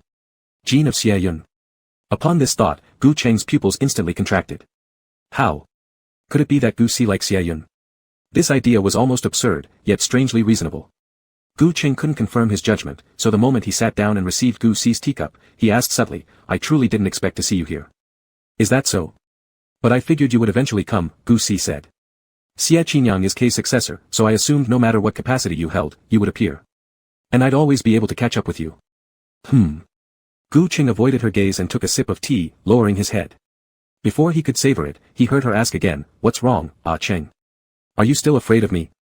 Gu Cheng's hand involuntarily shook as she continued, "I apologize for what I did to you when we were children. Don't stay mad at your sister. Since it's rare we meet, don't you have any questions you want to ask me?" Gu Cheng put the teacup on the nearby hardwood table and barely managed to calm down, replying, "There is indeed something I'm curious about." He asked, "Have you been here all these years?" Gu Si nodded. Gu Cheng asked again, "Why don't you go back, to your home?" Gu Si smiled, "The boss doesn't want me to go back. I even pulled our father, mother, and Gu Ming into the K organization for him, expanding its membership." Boss? Gu Cheng thought, the boss Gu Si mentioned was probably Xie Yun, but Gu Si used to be a psychologist, only working at the Jingqing City Hospital, so why did she know Xie Yun? Perhaps sensing his confusion, before he could ask, Gu Si took the initiative to speak. "To be honest, my encounter with the boss was really like a dream. Have you seen Suicide Squad?" Having been in the film industry for many years, Gu Cheng was very clear about the story. Harley Quinn as a psychologist fell deeply in love with her patient, the Joker, then helped him escape from the hospital and committed crimes with him. That meant. Realizing this, Gu Cheng abruptly raised his eyes, looking at Gu Si in front of him, shocked and full of disbelief. As he heard her laughing softly, saying, "The moment a psychologist falls in love with her patient, she has already gone mad." Chapter 174 Gu family does not raise waists, except Gu E. Yes, she had gone mad. Mad to the bone, utterly irrational. After all, if one weren't absolutely crazed, who would sacrifice their future and that of their entire family for a man they could never have, and yet still feel no regret? However, Gu Cheng was somewhat curious. Since you've dragged everyone in, why didn't you include Gu E? It would save me from dealing with him all these years. Ha ha ha ha ha. Upon hearing the suggestion, Gu Si couldn't help but laugh uncontrollably. Ah Cheng, don't joke with me. You and I both know, the Gu family does not raise waists, except for Gu E. Surprisingly, it was quite accurate. Anyway, there's no way that thing can even be found anymore, it certainly won't bother you any longer. However, Gu Si paused and continued, you didn't come back on the first day because of Xie Qining, I am somewhat surprised. Gu Cheng's kindergarten graduation was ruined by his family, leaving him destitute and practically orphaned. There was no way he didn't hate them. Yet the first time he appeared at the K organization was actually for Gu Ming. Gu Si looked down thoughtfully, unable to figure it out. The next words from the man instantly interrupted all her wild speculations. Who said I'm not looking for Xie Qining? I'm looking for both. Oh. Gu Si calmed down and said, these days I've been too busy with little Ming, I haven't seen Xie Qining. Come to think of it, I haven't seen him in a long time. I wonder what he's been up to. Gu Cheng slightly furrowed his brows. Xie Qining hasn't returned to the K organization. Gu Si shook her head. Hasn't been to the hospital either. Gu Si shook her head again. Perhaps, for now, he is still safe. Gu Cheng nodded in thanks. Just as he was preparing to use a gene to provoke something else out of him, he heard Gu Si speak first. By the way, do you know why little Ming got hurt? It's because. Gu Cheng grew a bit anxious, his just relaxed brow tightening again. Before he could ask further, there was a sound like whoosh.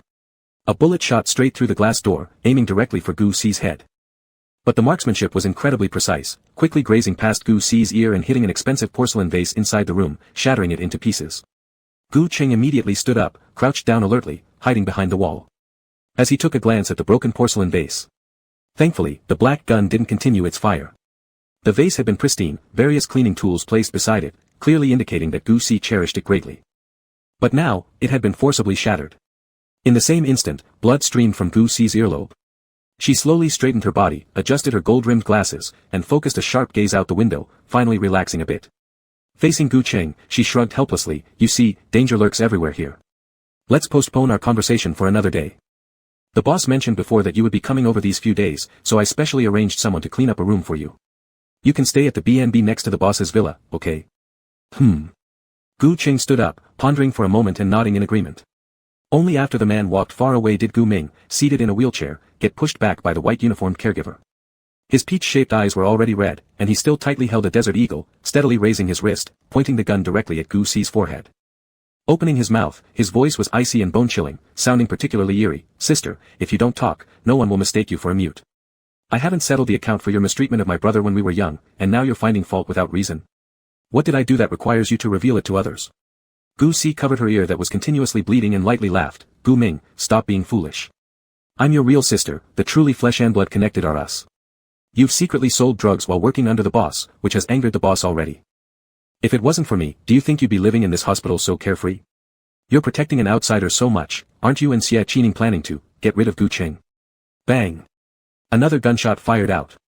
Gu Si's other ear started bleeding. Pa-ta, a drop of bright crimson blood fell onto the leg of the gold-rimmed glasses by her ear.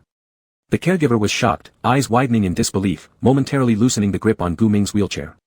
He was about to wait for Gu Si's command to give him a lesson when the woman's single glare made him clutch the wheelchair again, standing quietly like a robot, obediently lowering his head. Good, you really live up to being my excellent younger brother. Gu Si gritted her teeth, turning around and walking away, her malevolent eyes indicating she was ready to exact revenge on all this onto someone else. Gu Ming intensely stared at her as she walked away. It took him several seconds to realize what Gu Si truly intended to do. His expression tensed immediately, and he quickly had the caregiver wheel him back to the ward for rest. After closing the door tightly and unplugging the surveillance, he made a phone call without delay. When the call came through, Xie Qining was currently. Chapter 175, 7-Day Death Countdown, 5th Day. When Xie Qinyang received the call, he was using his spare phone to contact someone else. On the other end of the phone was the International Safety Bureau, and behind him was a fiercely burning horse racing field. These days, he had gone mad denouncing underground industries under Xie Yun's name. Most of the time, he did so quietly. But, there was one exception, this particular horse racing field that kept forcing Gu Cheng to lose money. He accidentally spilled a can of gasoline beside a pile, then accidentally dropped a burning lighter. Then, he calmly walked out of the horse racing field, stood at the gate, and as soon as he dialed the phone, boom. Behind him, a brilliant mushroom cloud erupted. Then came the horses' screams and the chaotic sounds of people. The mixture of cries with the crackling of flames played like an elegant symphony until he finished reporting. Xie Qingyang had silenced his mobile phone, missing the first ring when the phone sounded. He didn't hear it and couldn't sense Gu Ming's franticness on the other side. 10 minutes later, after returning to safety, he turned on his phone, thought for a moment, and called Gu Ming. Right off the bat, he got scolded harshly. What kind of big idiot are you? Aren't you going to care if your wife dies? If I were you, I'd grab a piece of frozen tofu from the fridge, bang my head with it, and kill myself. Xie Qingyang, who was just about to lie down, suddenly, thud, jumped straight up from the bed. Drip drip drip, drip drip drip. The alarm on his phone rang. It was exactly midnight. After inspecting the whole house, Gu Qing glanced at the note on the calendar, 5-day death countdown. Huff. It was like having a knife hanging over his neck, worse than a prisoner waiting for beheading in ancient times. He let out a deep sigh, sat on the bed, turned on the bedside lamp, and silently reviewed the notebook he found after 4 hours of puzzles. The handwriting inside was strong and good-looking, seemingly from Zhou Jin's diary. It had started 20 years ago. August 15th, the moon looked beautiful. Today, Brother Xie said he sealed a big deal, making about 3 billion yuan. He hugged me, kissed my ear, and whispered, that group kept pestering me to treat them, so I ran back immediately. All the money I earned will be spent on our baby. Our old rental place was too cramped. Brother Xie will buy you a bigger house. I didn't know the bigger house would be an entire villa. Shocked. I said, if things get too sudden, I might not know how to enjoy them properly. That's fine. Brother Xie kissed me again, always fond of kissing my ears knowing it makes me shiver.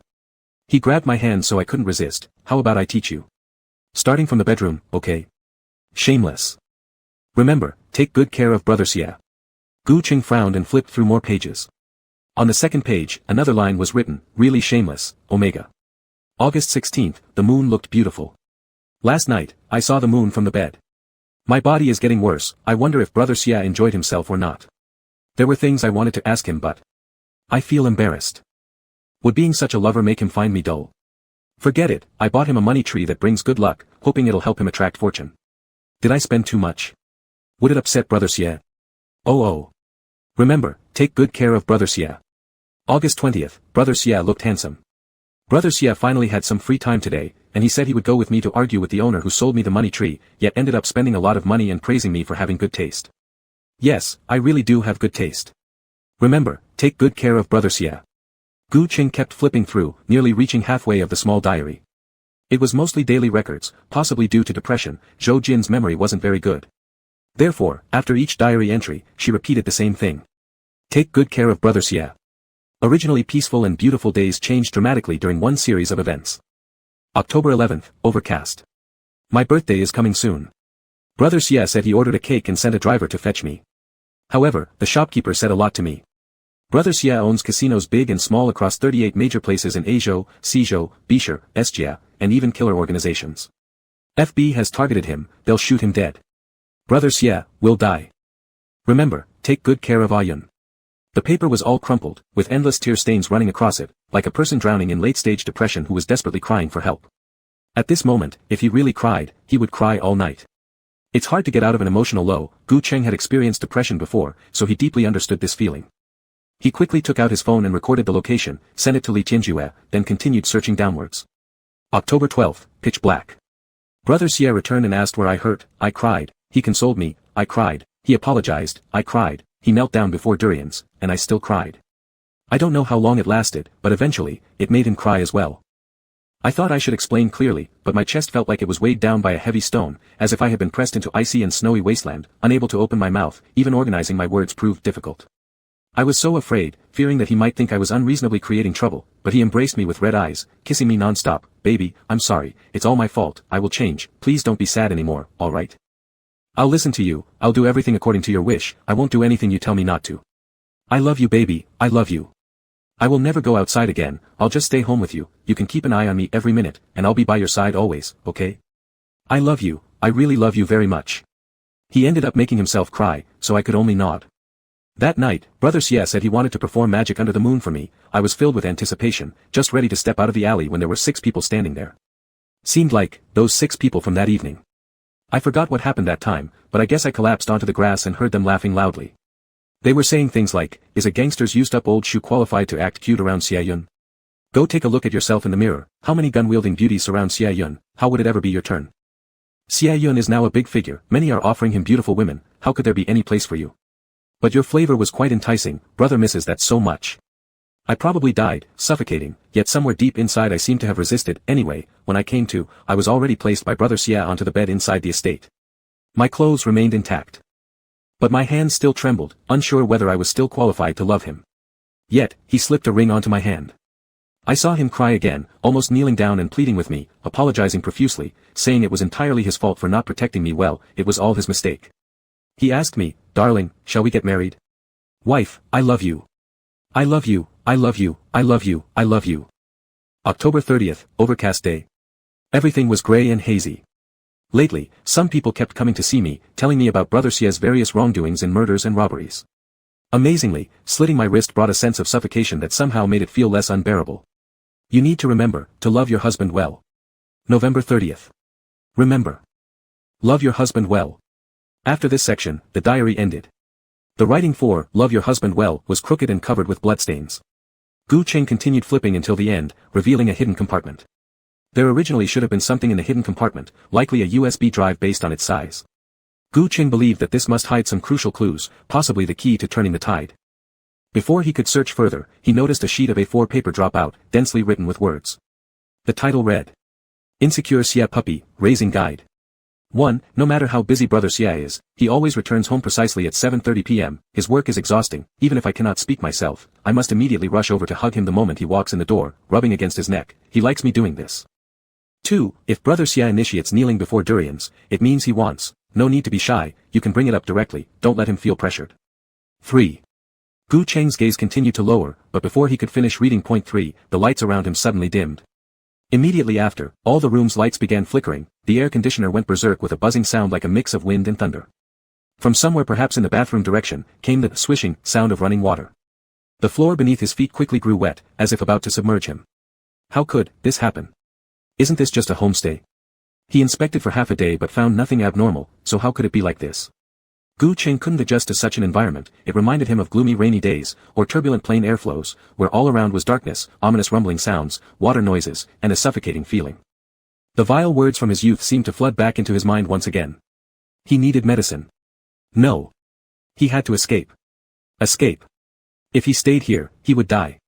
Gu Qing didn't have time to read any raising guide, nor did he have time to preserve any clues. In the first instant he still had consciousness, he rushed towards the door. But the door that used to be easily unlocked was now locked from the outside. No matter how he shook it, kicked it, rammed it, or smashed it with a chair, not a single crack could be made. Save me.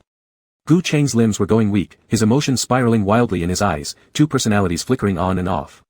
He tried to stay calm, but his voice trembled incessantly, save me, please save me. His voice was too hoarse, no one could hear his cries for help. Then, by the window, he saw Gu Si's sinister grin. His pupils shrank instantly, leaving him dazed and frozen on the ground, growing stiff little by little. As if a soulless shell, unable to breathe all at once, his lips began turning purple. His eyeballs turned white, nearly passing out when suddenly, he heard a series of zzzzzt sounds close by. There's light. Over there is light. Gu Qing struggled to regulate his breathing, biting his lips until they bled, twisting his neck as hard as he could to see what was happening at the door. Someone used a laser gun to drill a hole in the massive door. Gathering his limited sanity, he realized the person who arrived was none other than Xie Qingyang. Chapter 176, The Wolf Cub Goes Mad, I Will Kill Her. Xie Qinan. Bang, bang, bang. Gradually, Gu Cheng's heart, which had long stopped beating, started again. The blood that had stiffened throughout his body became a flowing stream once more, giving power to the heart while shaking his chest with waves of sharp pain, as if attempting to tear apart his entire chest. He saw it, the youth he cherished walked a few steps until he stood in front of him. He placed a large hand lightly on his shoulder and used the other to cradle his face, trying to make eye contact with him as they faced each other. Gu Qing slightly parted his lips, struggling for breath that seemed nearly impossible to restore. He wanted to see Qinan more clearly. But before he could rid himself of the overwhelming fear, his vision blurred, and all that remained in his blank mind was one sentence, don't be afraid, kiss me. Don't be afraid, kiss him. This was the phrase Xie Qinan had repeated over and over, deeply etched into his mind, overshadowing every other thought and surfacing first. Without giving the other any chance to speak, Gu Qing closed his eyes and gently leaned forward. However, either because he couldn't see clearly or because his lips were trembling too violently, he kept missing the wolf cub's lips, unable to properly kiss him. Scorching hot tears streamed down the corners of his eyes, dropping one by one onto Xie Chinan's hands. Gu Qing opened his mouth, his voice filled with despair. Chinan, Chinan, I can't reach you. I cannot. Suddenly, his head was forcefully held, and he found himself embraced tightly by Xie Qinan in an intimate and passionate kiss. The warmth of the young man's hands felt like a hot spring, gradually smoothing out the deep anxiety within his heart. With his eyes still closed, Gu Qing wrapped his arms around Xie Qinan's neck, trying to hold him tighter, wishing never to let go. This was his wolf cub, his everything, the only real brilliance in his darkened life that radiated warmth and vitality when touched and hugged. "A Cheng, my darling." Xie Qinan, red-eyed, comforted him, alternating between calling him a Cheng and darling.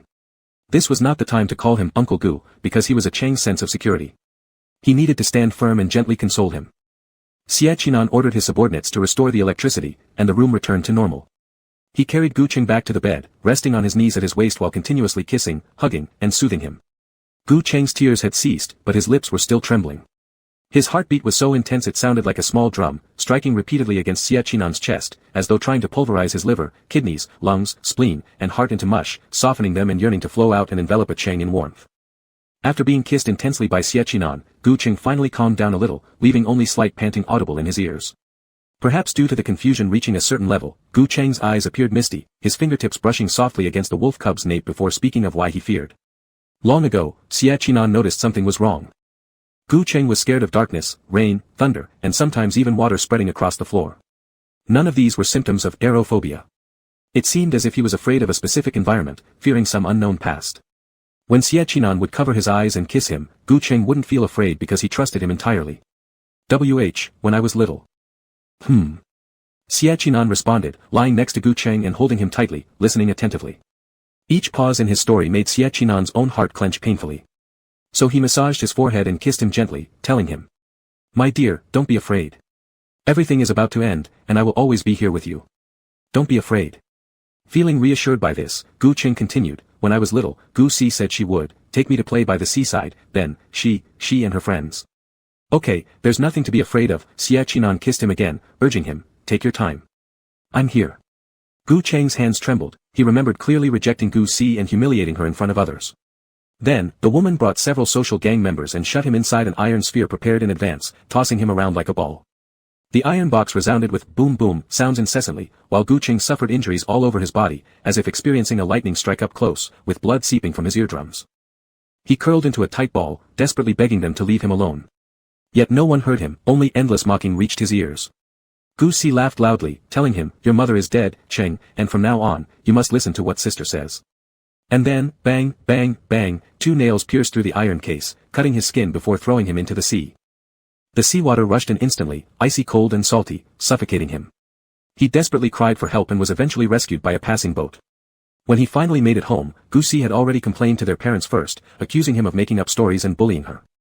Gu Changde didn't believe him, no one did. He was thrown into the basement again, his soaked clothes sticking to his body as he stood against the wall to reflect on his sins. It was during this time that Gu Ming came with his drawings to see him, telling him, "Brother, it's fine. I don't like sister either, I think she's not right in the head. Don't be afraid. I'll steal the keys and let you out. We'll hate her together, hee." And so, this was Gu Ming. This explained why he saved Gu Ming, and why, despite knowing that Gu Ming wasn't normal, he continued to carefully guide him. Gu Cheng's thoughts were a mess, fragmented and jumbled, scattered here and there, but they were slowly pieced together by Xie Qinan bit by bit. No wonder he'd always felt something was off about Gu Cheng from the moment he was born. The usually capable older brother, why did he fear rainy days? It turned out, it all made sense now. Xie Qinan's eyes reddened as if the color bled into his vision too. His mind felt incapable of containing anything else, yet he still kissed Gu Cheng, telling him, I'm here. I'll stay by your side. A Cheng won't be scared anymore, never again." Not until he coaxed Gu Qing back to sleep did Xie Qinan tear off a piece of his own sleeve and stride out the door, immediately loading his 92F with a belt grip. Once in the car, he revved the engine to full power and raced straight to the hospital, kicking open the door to Gu Si's ward in one swift motion. The door exploded inward with a loud crash. As Gu Ming had said, Gu Si had indeed been abnormal since childhood, and even more so after spending years within the K organization. She resented her younger brother for not siding with her, and she also envied how Gu Cheng could gain favor from Xie Yun. Still wearing her makeup after coming back from the break room, she was startled by the thunderous sound of the broken door. In an instant, she heard a gunshot, bang. Xie Qinan fired. Her constant alertness kicked in almost instantly. She threw off her high heels and darted to the side at maximum speed, narrowly dodging the bullet aimed straight for her forehead, which grazed her shoulder instead. Sharp pain pierced through her veins and spread rapidly through her nerves, coursing throughout her entire body. Xie. You're insane. Bang. Another shot. Gu Si fell injured, clutching her leg as she gritted her teeth, hitting the alarm button while evading bullets. The red emergency light lit up as reinforcements from the hallway swarmed in, guns raised toward their seemingly crazed young master. Among them, Lin Shen, just changing into his white coat, was the first to rush over, grabbing hold of Xie Qinan's hand. Are you out of your mind? What are you doing? Kill her. Xie Qinan finally spoke, gritting his teeth, his voice trembling with fury. His eyes were bloodshot, veins bulging on the back of his hand as if consumed by the thirst for vengeance. Get out of my way. I'm going to kill her.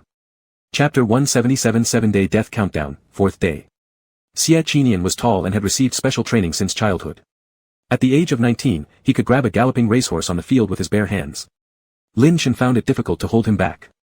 Seeing that his rationality didn't prevail, Lin Shen gritted his teeth and spoke out their previously agreed-upon safe word, Gu Cheng. As soon as Lin Shen said, Gu Cheng, Xie Qinian's raised arm slightly relaxed, the nozzle of the 92F pistol gradually lowered, veins clearly visible on his bony hand back, an expression of contained fury. Hearing Lin Shen speak, at a decibel only the two of them could hear, Xie Qinian murmured, think about it, think about your Uncle Gu.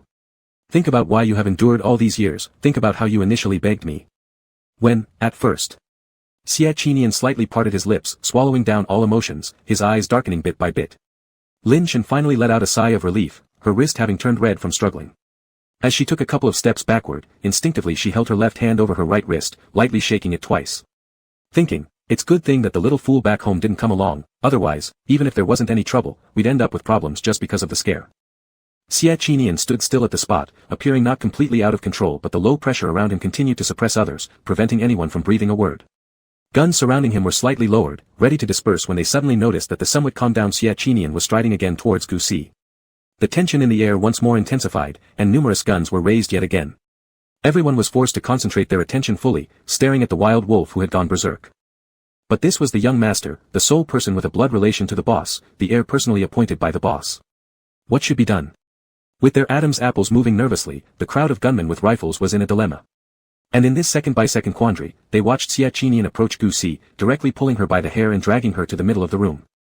Bright red blood stained the deathly white floor tiles, click, another round chambered.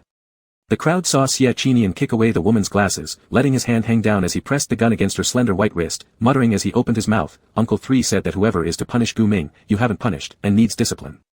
Bang! One shot went through Gu Si's hand. Then followed another, piercing through her other hand.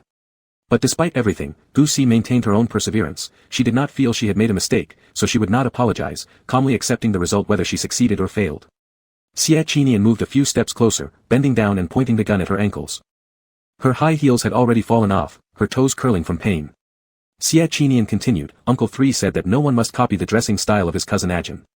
You kept my Uncle Jin's clothes privately and lied to Uncle 3 saying they were lost, thus need to be taught a lesson. Bang bang.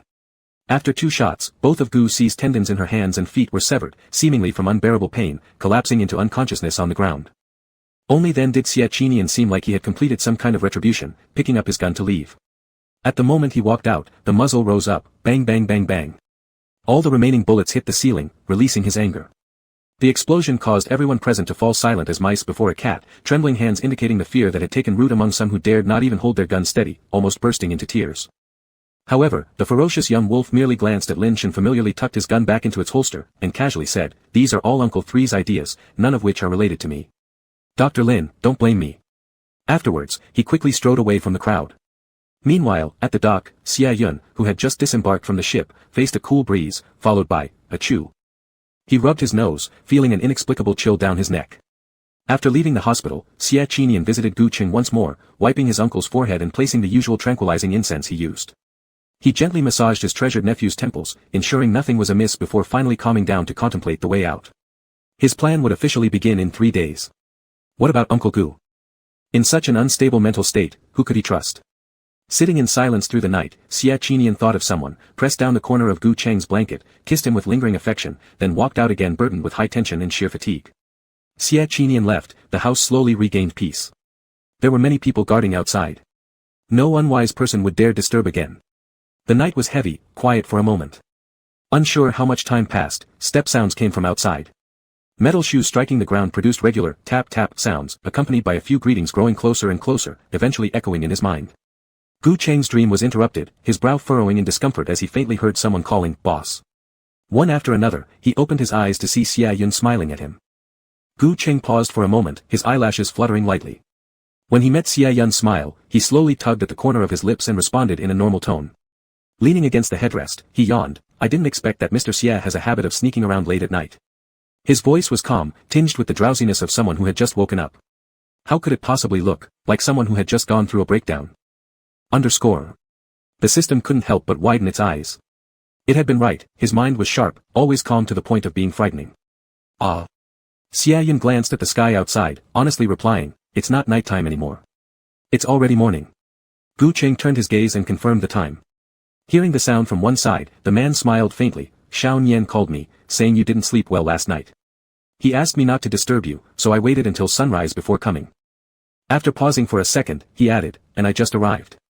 As he spoke, Xia Yun bent down, picking up Zhou Jin's diary that lay scattered on the floor. He paid no attention to the dirt, placing it directly on his knee and flattening each page carefully, organizing them neatly. When he got to the last page, his knuckles instinctively rubbed the slight indentation repeatedly, rolling it back and forth as if hesitating, unable to make a decision. Gu Cheng noticed this subtle detail immediately. He pulled the blanket aside and sat upright, asking, "Did you originally keep a USB drive in here?" "Yeah." Xia Yun answered without hesitation, "I prepared it for you. Over the years, all my criminal records have been organized, intending to use it as a reward for listening to my stories." The man's eyes curved slightly, though fine lines had appeared at the corners of his handsome eyes. Yet whenever he mentioned old times, he still felt an uncontrollable joy. "It's been a long time since anyone accompanied me to revisit Ajin. I'm very happy.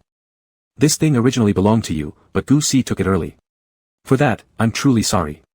Gu Cheng tilted his head as he watched Xia Yun reach into his pocket. His gaze deepened gradually. Just as he was about to stretch out his hand to take it, Xia Yun suddenly stopped moving. "But," he began, hesitant and uncertain, his eyes shifting rapidly before finally muttering softly, "I suddenly regret it now." Chapter 178, 7-Day Death Countdown, Day 3. His fingertips trembled slightly, and Gu Cheng's hand paused in mid-air for a moment before he nonchalantly pulled it back, half-jokingly asking, "So, do I get no reward?" His voice carried a faint sultriness. Even at this point, there wasn't a trace of panic or fear, yet he was still fishing for more words. Moreover, even knowing that he was being led into a trap, the words didn't bother him when he heard them. "There is some." Xia Yun chuckled lightly, "But I'm thinking. Gu Cheng lowered his gaze, listening as Xia continued, "What good fortune did Xia Qinya gain in how many past lives?" "Ha ha ha." Gu Cheng laughed, "It's just coincidental karmic ties." He smoothly diverted the topic, though Xia Yun remained curious, "Are you actually, underneath? Is the leader of the K organization really so incapable of speech?" Seeing Gu Cheng's darkened expression, the older man couldn't help but laugh aloud, adding salt to the wound, "No. I apologize, but usually, in the Xia family, we're not underneath." "How wonderful."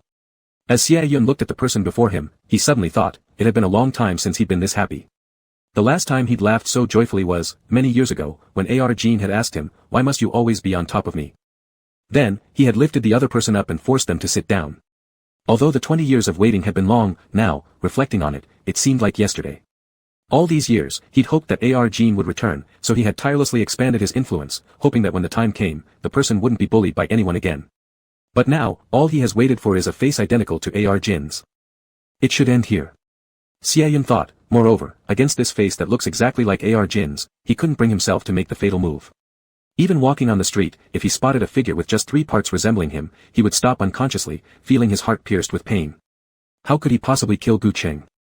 After lingering for a while, Xia Yun left, leaving behind no extra words, only saying that someone else would deliver the items. Gu Cheng didn't understand what it meant, but he sent the previous audio clip to Li Tianjue nonetheless. With guards stationed outside one after another, he had no way out and could only wait for further chances. It wasn't necessary to force open the door and break things off until the very last day, and besides, Xiao Anio was replying to his messages. At midnight, he received a message.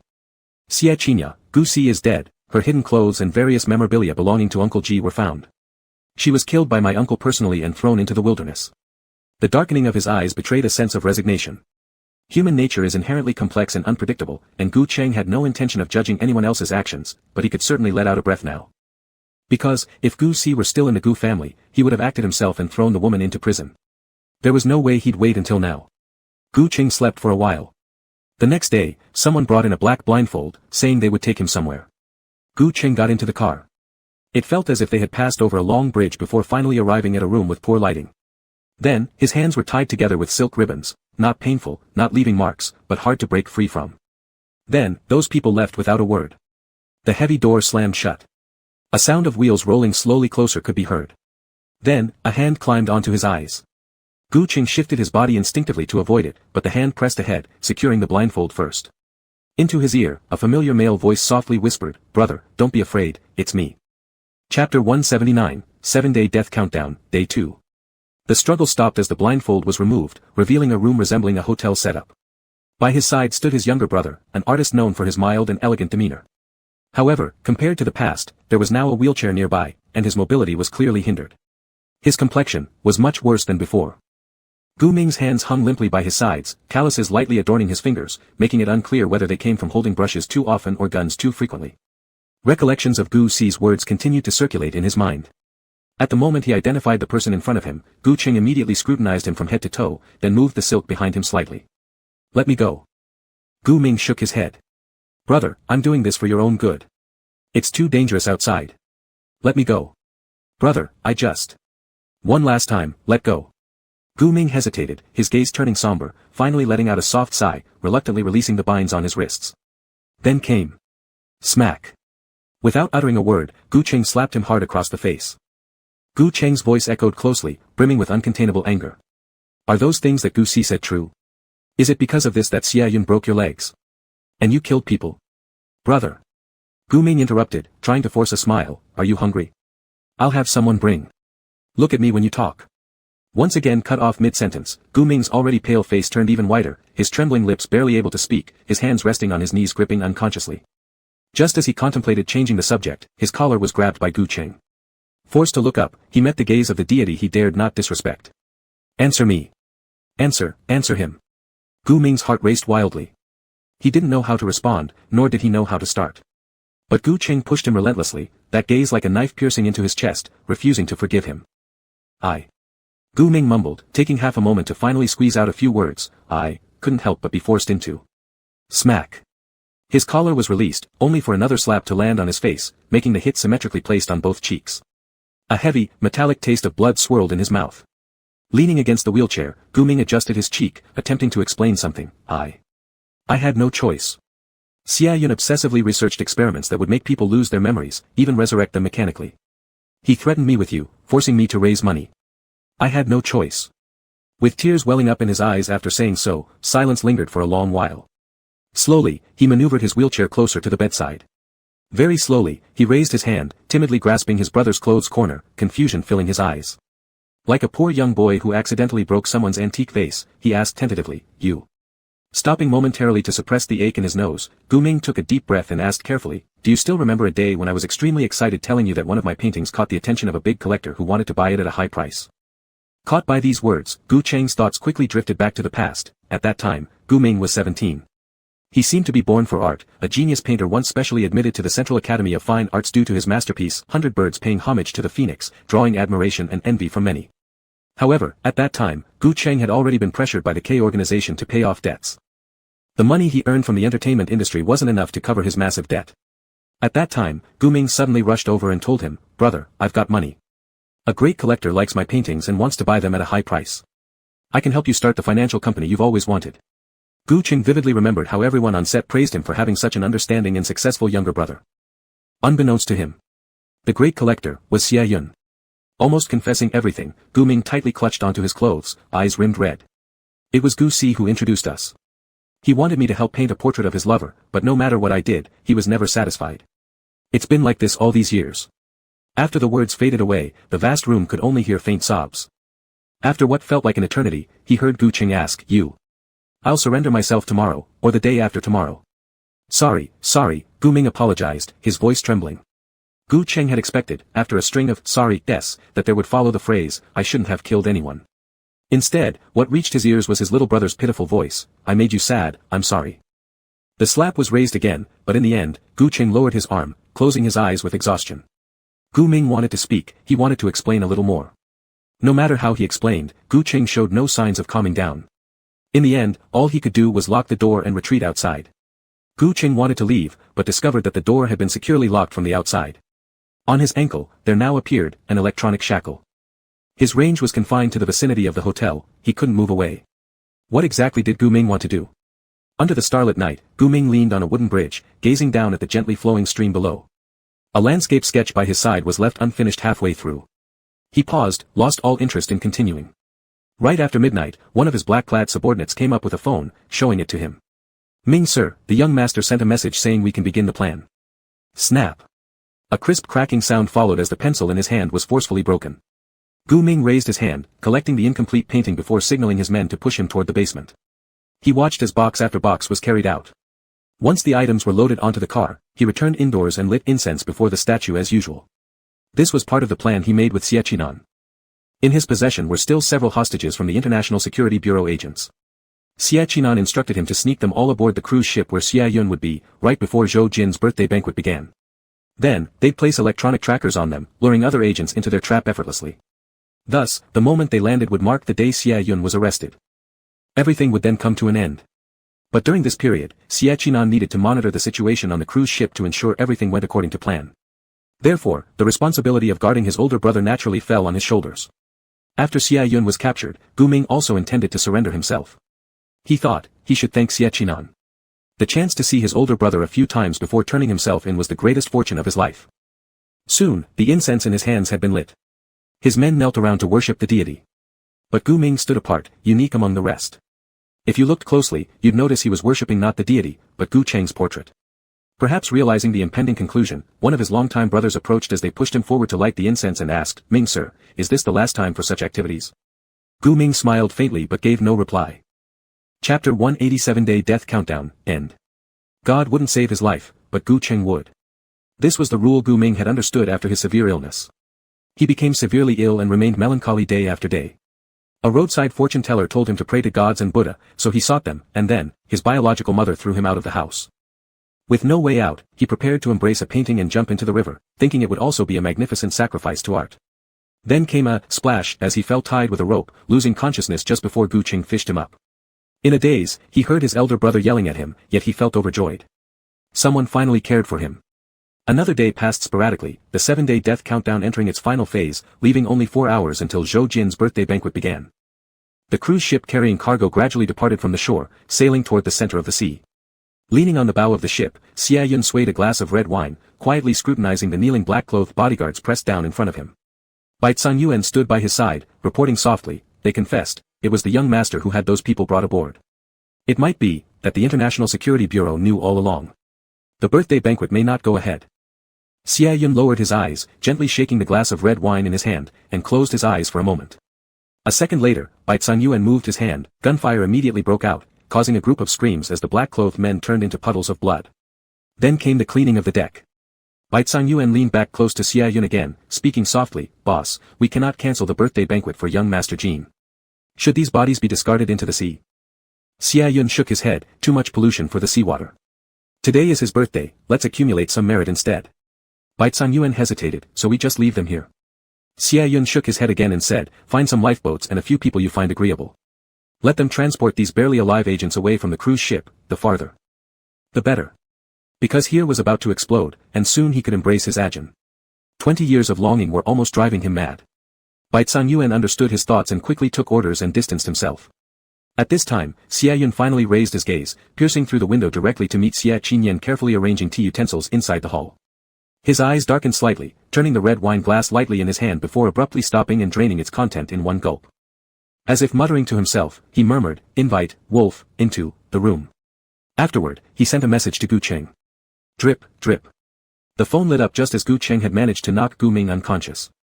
He invited Gu Ming to drink wine in his brother's name and burned an excessive amount of soothing incense, ultimately achieving the painter's fleeting stupor. In haste, he grabbed the remote control from Gu Ming's waistband, shutting off the leg shackle power source before unlocking it rapidly, then checking his phone. It was a message from Xia Yun. The first one was a picture taken in the cabin of Xie Qinyang, next to an ornate white table covered with flowers, on which rested a 10-layer tall cake, elegant calligraphy written on it saying, Happy birthday baby Jean. In the most central chair sat Zhou Jin's skeleton. Underneath were words, Ah Cheng, I had previously invited you, how come you didn't come? Invitation. Gu Cheng drew a breath, he hadn't noticed any such invitations, meaning they were likely deleted by Gu Ming. Just as he was considering what to reply, another message arrived. What a pity. I was planning to give you the USB drive with crime records. Now, should it be given to Brother Nyen instead? Pausing a few seconds, another message followed, though that's not very good either. Under the cake hides a surprise.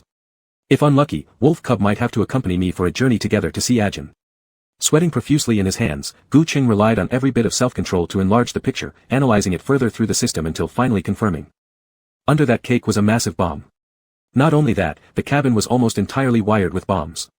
Xia Yun had clearly planned his suicide on this day. Thud thud thud. His heart raced uncontrollably.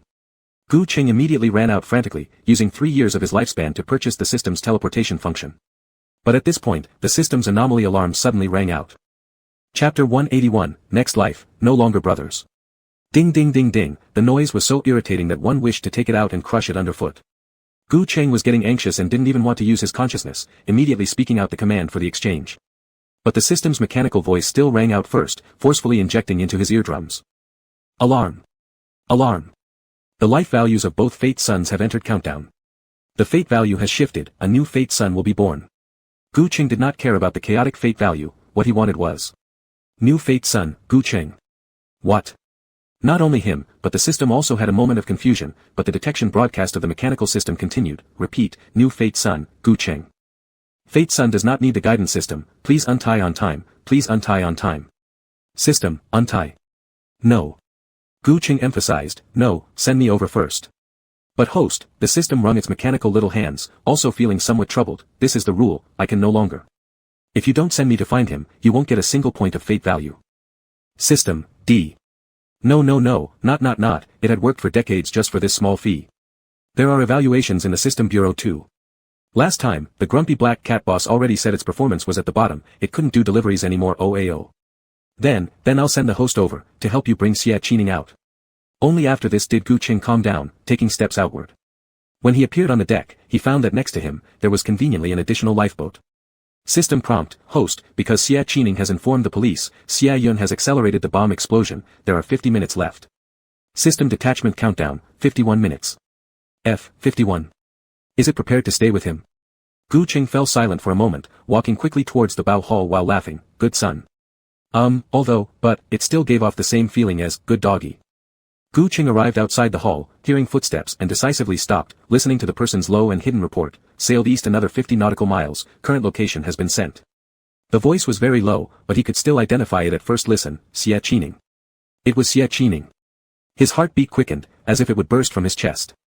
Time always slows due to longing, let alone in life and death situations where they hadn't seen each other for a long time.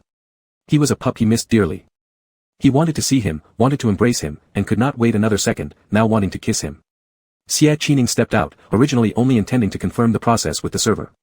Upon stepping out the door, his eyes went straight ahead and then ran over without hesitation, covering the lips. In the waterfront inn, Gu Ming had just woken up to find no one by his side, reaching out to touch. The warmth was still on the wine bottle. His brother hasn't gone far. Anyone? Is there anyone here? He began shouting, but echoes reverberated, with no response forthcoming. Oh, he remembered. Gu Ming suddenly realized that early today, he had driven all his brothers away, then allowed his best friend to call the police, confessing everything. This counted as making amends to reduce his sentence. Tell the police, let them come. The uncaught K organization strategist is right here. The brother always said, many things depend on choices. He thought that letting his brother watch him be arrested, watch him make the right choice, would make his brother happy. Having wandered through life, by today, he had nothing left but a battered life that could earn a smile from his elder brother. But now, it seemed like, his brother might not see it. Gu Ming clenched his teeth and attempted to turn the wheelchair, trying to chase after himself. He quickly left the room, but when crossing the bridge, the wooden plank tripped him, tilting the wheelchair, and he lost control and flipped down again. Trying to support himself now was futile. Drop drop drop drop. Police sirens sounded continuously from all sides, as if encircling him. His legs were useless, unable to move, Gu Ming smiled faintly. For some reason, a sense of helplessness arose, as if he was besieged on all sides. Lying on the board-laid bridge, accepting arrest calmly. There were orderly footsteps approaching, like a cage, causing Gu Ming to suddenly open his eyes. He became afraid. He was afraid that if he was captured, being a member of the K organization, he would be sent to the International Security Bureau. There, the death penalty would be announced immediately, not made public, and thus, he would never see his brother again. No, that's wrong, none of this feels right. His soul should be free, and it should remain immortal in the world. The painter is free, intense, he wants to continue completing an artwork that will leave a deep impression on the world. On one side, as the wheelchair tipped over, the landscape painting he had painted halfway fell down. He suddenly remembered that this painting was intended for Gu Cheng. He painted the place where they parted ways, it should be given to his brother as a memento. Gu Ming's eyes were dark and profound, and he struggled to get up again, carefully laying the painting flat under his head. Then he lay down, using the painting as a pillow, and took out the gun from his waist. The police had approached the nearest point, but dared not apprehend him due to the gun in his hand. They surrounded him outside, with their guns aimed close, forcing him to put down his gun. Gu Ming, you have no way out, put down your gun. Put down the gun. Ho! Gu Ming let out a soft laugh, the desert eagle in his hand spinning, giving him a tiny bit of security. Although not as glorious as before, there were still some things he could control.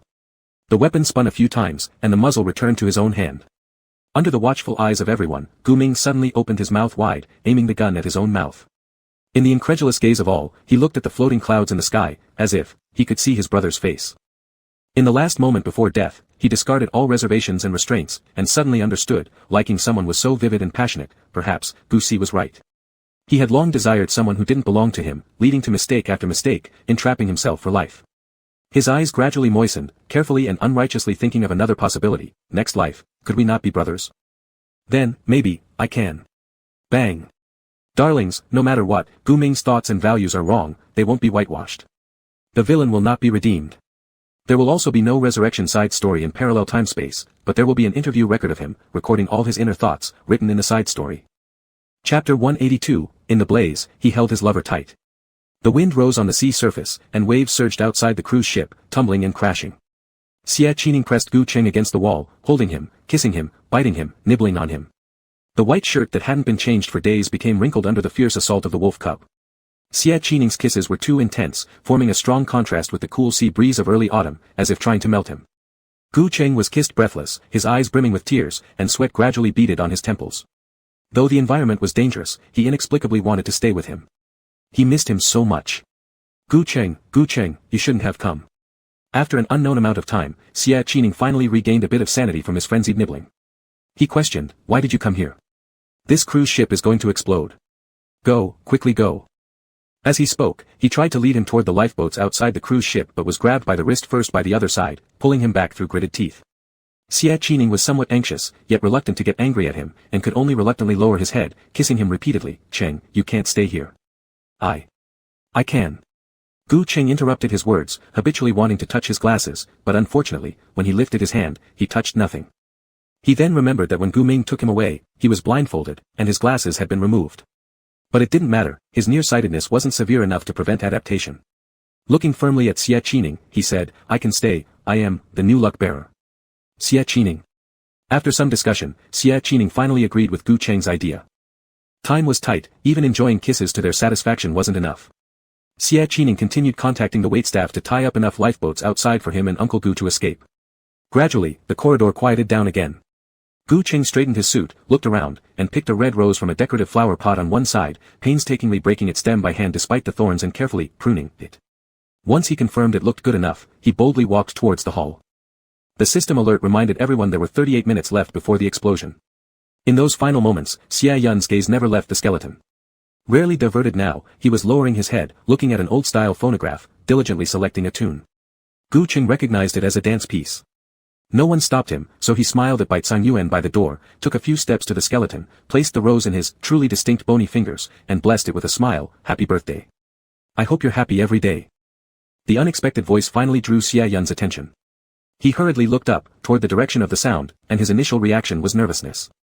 But, after seeing the flower Gu Cheng had laid down, his expression gradually returned to normal, and he remained silent for a long time, with faint tears welling up in his eyes. They were red, and they looked pitiful at a glance. Gu Cheng maintained courtesy towards the living, finishing his conversation with Zhou Jin before turning to look at him. Who says I won't come? Xia Yun was stunned again, and the shock in his eyes was involuntary, exclaiming once more, that boy, Xia Qining, must have accumulated immeasurable blessings over how many lifetimes. This time, Gu Cheng didn't respond.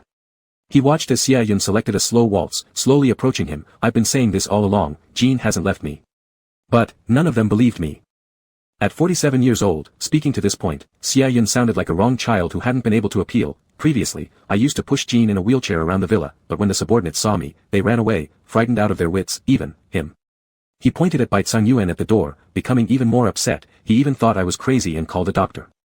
But I'm not crazy. His tone suddenly shifted, concluding decisively, I knew, one day, someone would genuinely wish him a happy birthday. Even just once. Gu Qing echoed along, Mr. Zhou must be a very gentle person. Yes, he's much better than you. Xia Yun responded, holding the skeleton's wrist while mocking him, you're the madman. Gu Qing didn't respond to such criticism, lifting his hand instead following the usual practice of offering a toast during celebrations. Before he finished his sentence, Xia Yun preemptively snatched the glass, his eyes sparkling brightly, as if returning to the past, to the time when his beloved was still alive. He said, his alcohol tolerance isn't good, so I'll drink on his behalf. After speaking, he picked up the wine glass and drank it in one gulp. Gu Qing accompanied him with a glass, neatly obtaining the USB drive recording all the criminal evidence of the so-called K organization. Inside the hall, Xia Yun finally exhaled, feeling a sense of ease he had never experienced before. System disengagement countdown, 3 minutes. Bomb explosion countdown, 2 minutes. Zhou Jin's birthday party officially began, and soothing, elegant music played throughout the entire cruise ship. On the deck, armed men kept watch, patrolling back and forth, unaware that they were about to meet their end. Gu Cheng had been released earlier by Xia Yun. The secluded location of the cruise ship made it difficult for the International Security Bureau to surround and capture Xia Yun, causing their plan to fail. Carrying Xia Qining, Gu Cheng quickly boarded the lifeboat designated by the system, powered by electricity as it sped away. Not long after, a deafening explosion sounded behind them. The massive detonation shook their eardrums painfully, sending waves of seawater surging with screams erupting all around. Pieces of debris from the cruise ship fell like daggers, threatening their escape route. Back on the cruise ship, the glass in the hull was already shattered, flames spreading rapidly while the music crackled distortedly. But Xia Yun seemed reborn amidst the chaos, enjoying every moment. In the face of death, he danced gracefully with the skeleton, performing a waltz he had spent 5 years mastering. And then, in the endless blaze, he held his lover tight. Chaos continued outside the ship, and although Gu Cheng was doing his best to steer the lifeboat, there was still a risk of capsizing. An ill-timed increase in the sea breeze soaked the lifeboat with cold water. He was about to ask the system for assistance when suddenly, Xia Qining pushed him violently from behind. PFFTSSH. A sharp sound of metal-piercing flesh rang out. The metallic smell of blood mingled with the briny sea wind filled his senses. He saw Xia Qining take his place, impaled through the chest by a blazing steel pipe. Moments ago, little Qining had been talking to him excitedly about their future together. Now, his lips were stained with blood. The words he hadn't finished saying were, I really want to marry you. Xia Qining's pale lips quivered as his body began to fall, followed by another surge of giant waves. Gu Cheng tightly grasped Xia Qining's hand, holding him close underwater in the freezing sea. In his ears, the shrill emergency broadcast grew fainter and fainter. System disengagement countdown, 3, 2, 1. Disengagement complete. Wishing the host joy in their remaining life. What remaining life did he have? Gu Cheng thought, these last few seconds of consciousness would be enough for his breaths to intertwine with Xia Qining's. This was all the rest of his life he needed. Cheng. Cheng, wake up. Chapter 183, Xia. Seduction of the wife with wounds. Qi Nian. Wake up, wake up. Someone was calling him, telling him he's been saved and he must wake up. Hey Cheng, it's me, Li Tianjue. Wake up. Li. Commander Li. Throughout the years, every time he narrowly escaped death to gather intelligence, the first person he thought of was Commander Li. His eyelids felt so heavy, his throat felt like it had been shredded by countless sharp shards of glass, and the metallic smell filled his nostrils. He could not discern if it was from seawater or blood. Gu Cheng tried to open his mouth but couldn't produce a sound. Yet this tiny motion was enough to bring relief to the one beside him. The eyes under the police hat curved completely in relief as Li Tianjue continued to coax, Hey Cheng, I'm here. There's an ambulance behind me, and the doctors are there. Gu Cheng finally managed to open his eyes. His swollen eyelids lifted slightly, revealing pupils filled with bloodshot, staring confusedly at the man in front of him. Let go of him, Hey Cheng. The doctor will save him, let go. The clear male voice kept repeating near his ears. Gu Cheng looked down and realized slowly that he still tightly held on to Xia Qinan with his already stiff arms. Their injuries were too severe, and the doctors dared not pull him away directly, they could only try to wake someone nearby instead. This was the best solution. Fortunately, Commander Li Tianjue was present. Clutching his teeth, Gu Cheng used all his strength to loosen his grip, but, perhaps due to being submerged in seawater for too long, his arms were too rigid to make even the slightest movement. Tears filled the corners of his eyes, a wave of helplessness washing over him. Gu Cheng suddenly started blaming himself again. No, this wouldn't do. He had to save Nian Nian, he had to let go. The seawater was gone, Xia Yun was gone, the K organization was gone, he couldn't just stay holding his cub like this. Finally, Li Tianjue helped him loosen his grip while Gu Cheng was still conscious. Sometimes, human potential is limitless. Just like how Gu Cheng endured tremendous pressure from the seawater and wanted to faint, yet every time he would manage to turn around, spitting out blood mixed with seawater, dragging his nearly broken body up, crawling towards Xie Qinan to watch him being loaded onto the ambulance. Seeing the doctors' faces light up as they declared, "There's still hope for your precious one." As the immense pressure rapidly subsided, Gu Cheng felt lighter than ever. He lowered his head and instinctively coughed out another mouthful of blood. With trembling hands, he reached into his pocket. Inside was the USB drive given to him by Xie Yun. Gu Cheng didn't remember how he handed over the USB drive to Li Tianjue or what exactly Li Tianjue said while supporting him. All he knew was that after that moment, his ears began buzzing loudly, his vision went dark, and he passed out completely. When he woke up again, it seemed that someone was gently kissing him. An unfamiliar medicinal smell entered his nose. Gu Cheng frowned, trying to push the person away. But when he fully regained his senses, his limbs felt as though they were filled with lead, or rather, they were reassembled parts, aching, sore, tingling, and numb, leaving him completely incapable of resisting. What should he do? Gu Cheng was troubled, his furrowed brows deepening. Even before opening his eyes, he mumbled hoarsely, "Get lost. Go away." But the person next to him showed no intention of going anywhere. Lightly brushing their lashes against his, they kissed the corner of his lips, then slowly moved upward, pecking his cheeks, the tip of his nose, and the edges of his eyes. A low, raspy voice whispered by his ear, malicious and mischievous, "What? You won't allow anyone but Xie Qinan to kiss you? Well, I'm determined to force myself on you right now.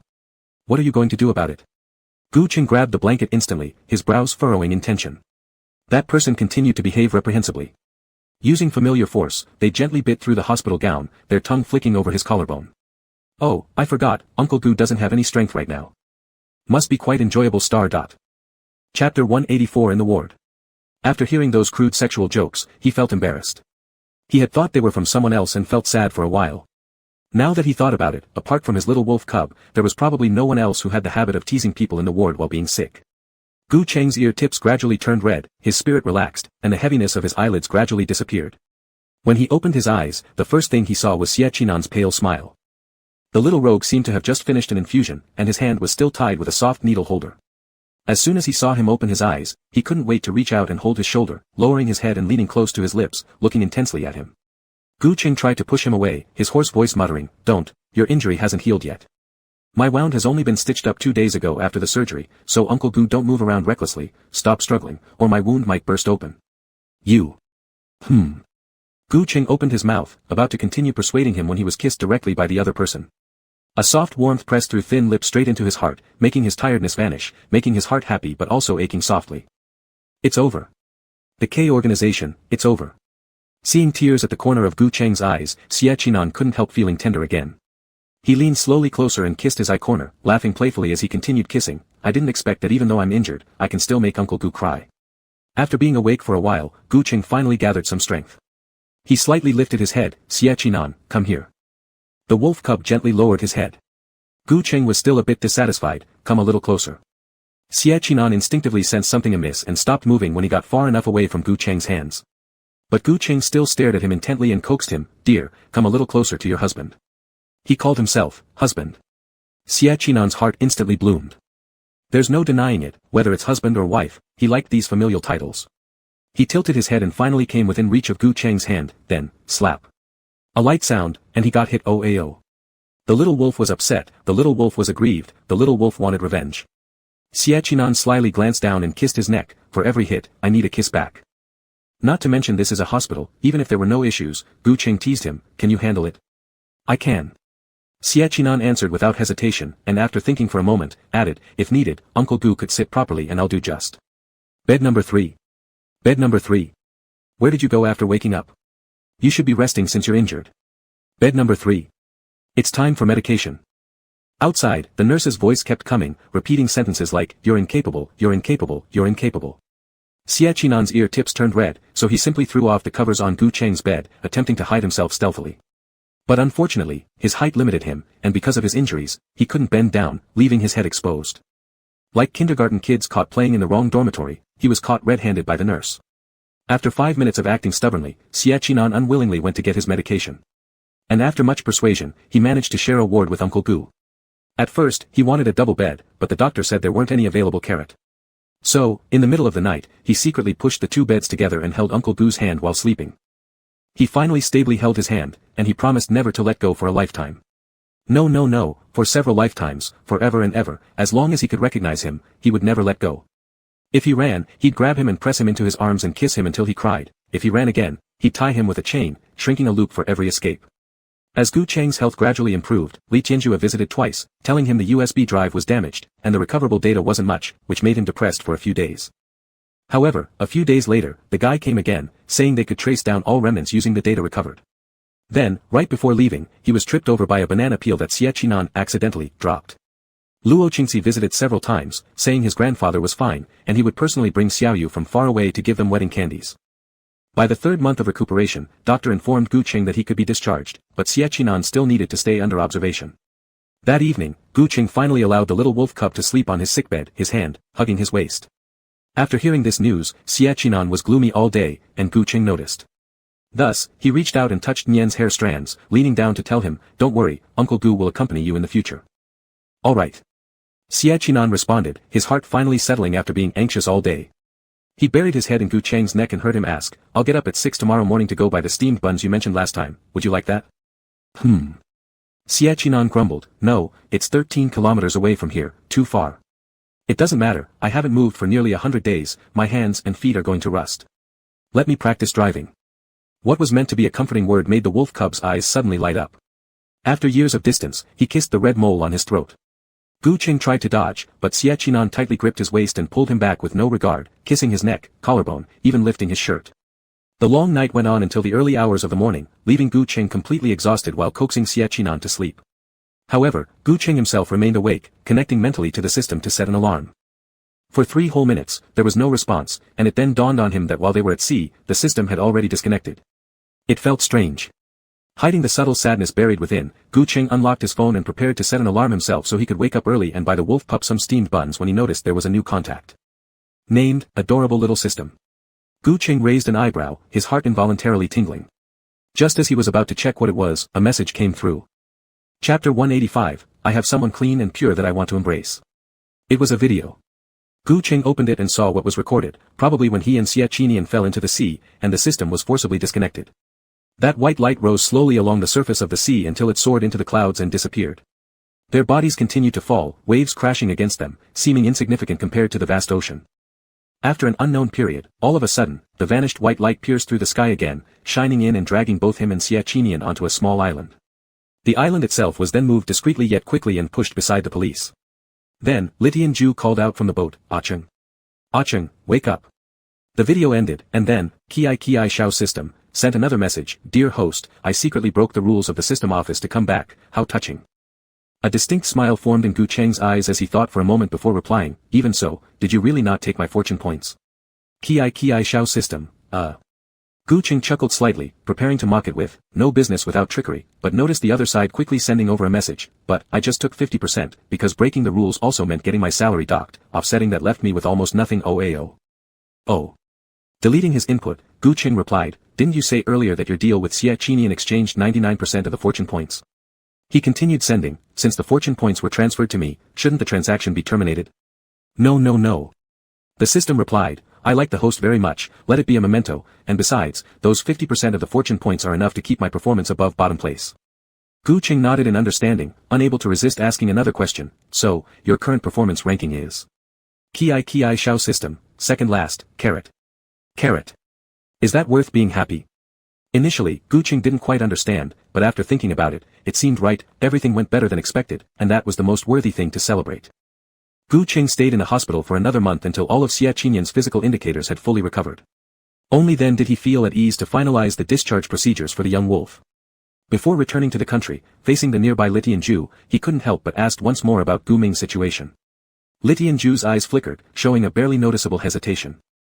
At least Gu Cheng was somewhat mentally prepared and continued, "I know he was involved in de-distribution, just tell me when he will face the death penalty. Before the execution, can I meet him one more time?" Li Tianjue showed even more difficulty, as Gu Cheng was about to persuade further. Unexpectedly, after hesitating for half a while, the latter led him into the cabin and pulled out a newspaper. The front page headline read, K Organization head Gu Ming, committed suicide in disgrace near Qing Shui Lanting and died from a bullet wound. Gu Ming, had committed suicide. "I'm sorry, we still need to check his body, so we can't hand it over to you temporarily, but..." Li Tianjue handed him an evidence bag, "This one you can have." Upon hearing this, Gu Qing immediately saw the transparent bag in his hand. Inside, there was a painting. The top part was intact, while the bottom was painted with blood, and Li Tianju told him, Gu Ming placed this under his head at that time, seemingly intending to finish it. To finish the place where they met for the last time. Fingers tightly clutched the painting as Gu Qing maintained a blank expression, though the end of the painting kept shaking following his actions. After a long pause, he looked up and reconnected with Li Tianju's eyes. Thank you. Li Tianju gave him some words of advice, and then quickly left. Although unclear what was said, after Li Tianju departed, Gu Qing stood alone on the deck, staying there for a long while. Opening his mouth, he silently spoke, punishment deserved. His younger brother got what he deserved, but... With the last word slipping out, tears still slid uncontrollably down his cheeks. 2 months after returning to the country, Gu Qing discovered Gu Ming's art studio. They had received Gu Ming's ashes and buried them on the second day. Grandpa took him to see the paintings Gu Ming had hidden away in a room. Facing the numerous portraits of himself filling the room, Gu Qing sat silently for an entire afternoon. In the evening, when Xie Qinyo came to pick him up, unexpectedly, his first sentence was, I want to preserve this art studio and take out one painting each year. Xie Qinyo wasn't irritated, embracing his shoulder and carefully asking, what for? To pay respects. He thought, sending a painting of the past to Gu Ming every year would not bring much hope, or it was simply something he wanted to do. Did he want to leave some memorials?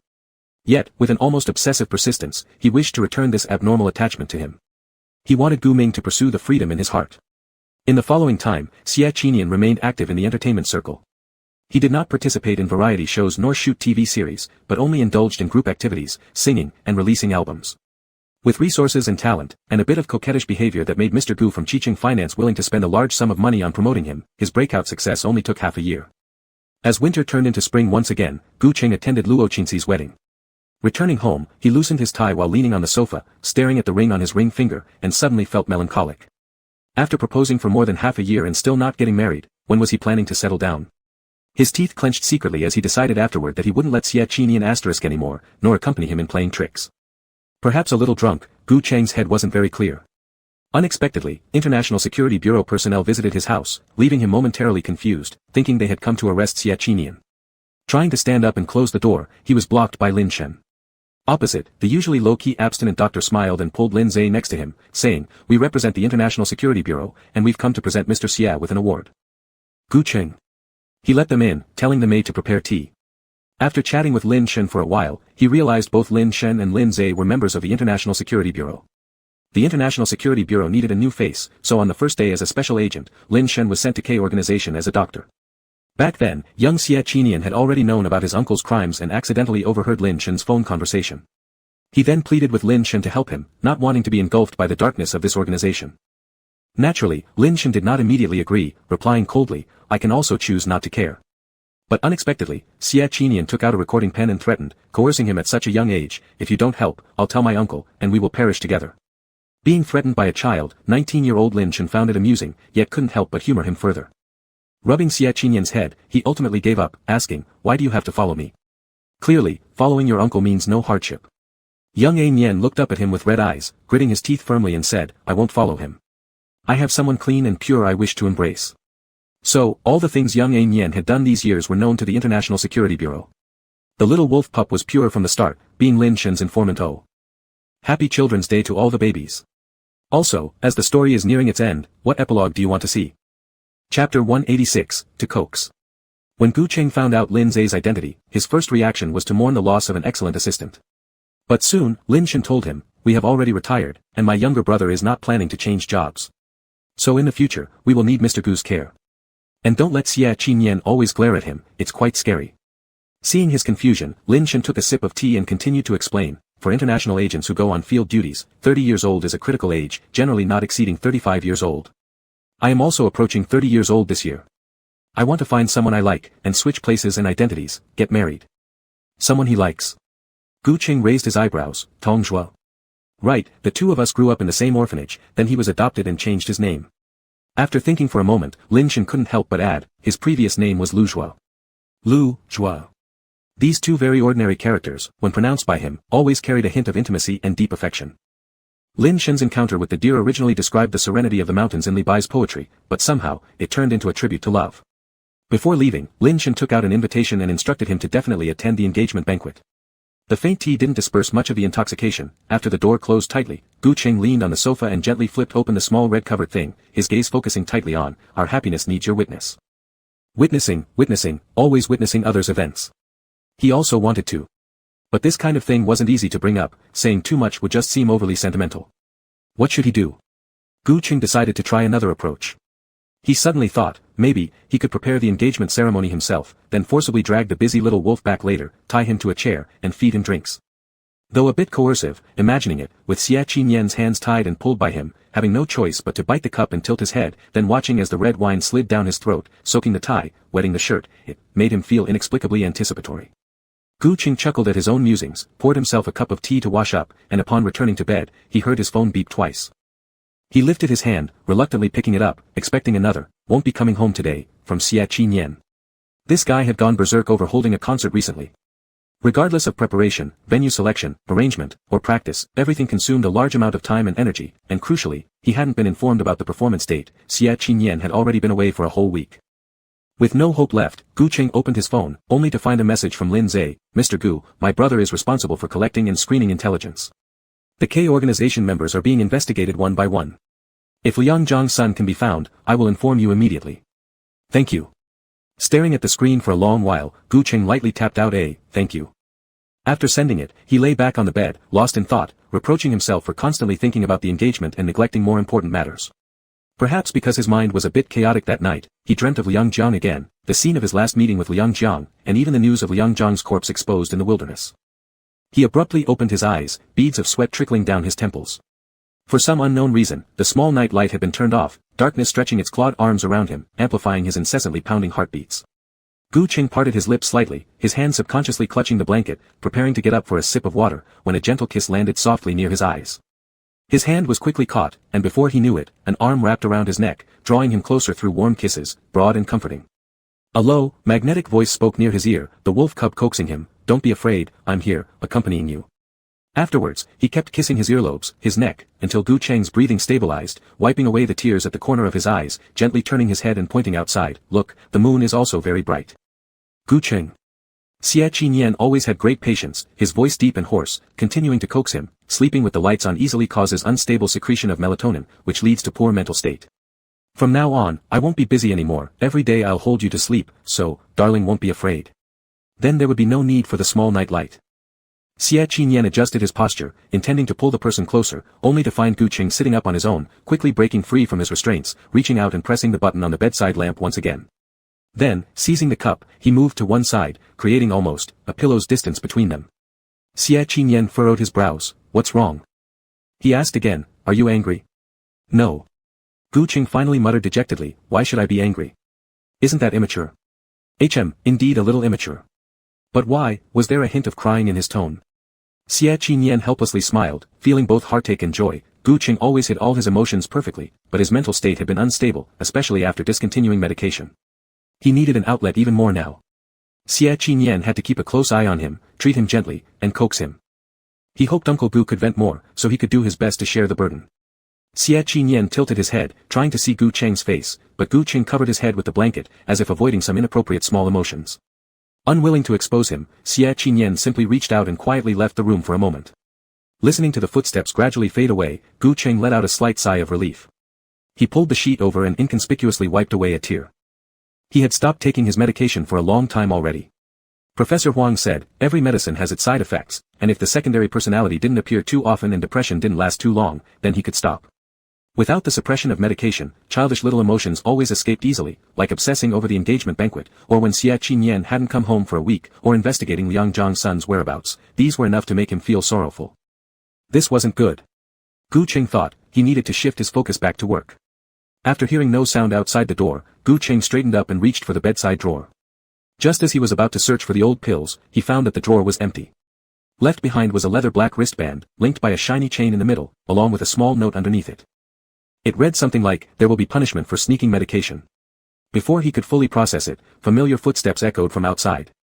In a panic, Gu Qing hurriedly closed the drawer and leaned casually against the headrest, preparing to act as though he was getting up to pour water. That's when Xia Qinyan returned carrying a huge durian, which he placed gently on the floor. Then, he went to the living room to fetch water for him. After handing the cup to Gu Cheng, without hesitation, he knelt down right in front of the durian. Gu Cheng. Chapter 187, he turned the concert into an engagement banquet. The man furrowed his brow, full of questions. What is this? Which scene are you causing? Apologizing.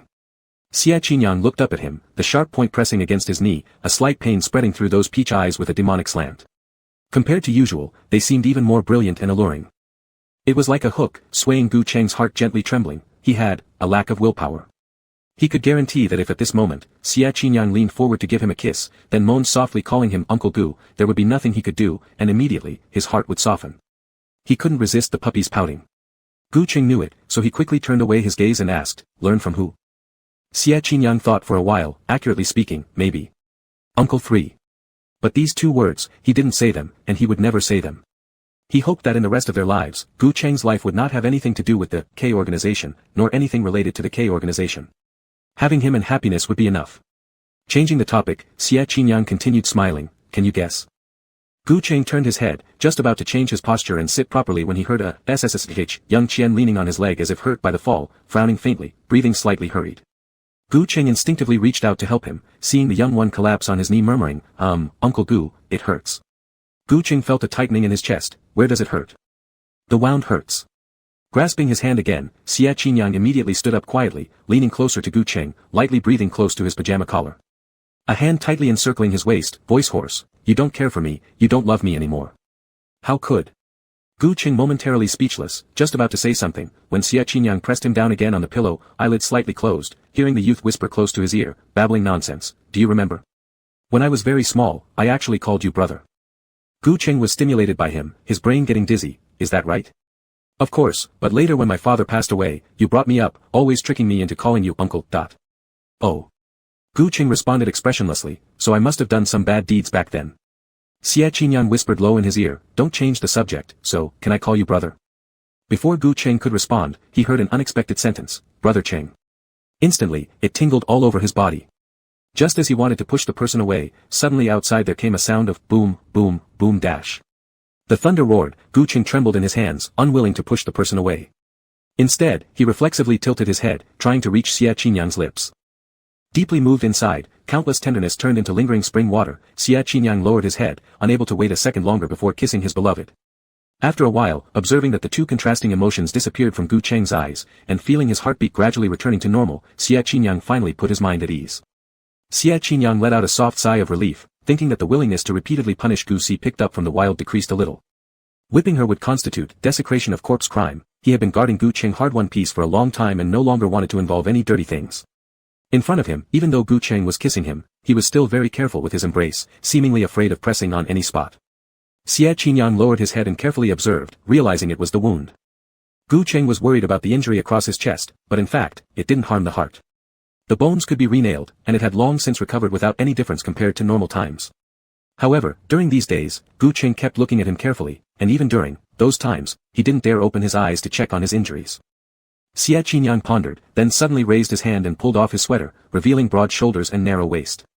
His fluid yet explosive muscles matched his slightly curly wolf tail, making that round scar acquire a few unusual male characteristics. It seemed like the scar was naturally meant to be there, becoming his immortal metal. Xia Qinyang smiled with narrowed eyes, even after seeing Gu Cheng blinking uncertainly twice, yet he still pulled his hand over, testing it, and pressed it against his own scar. The touch wasn't smooth, rough without any order.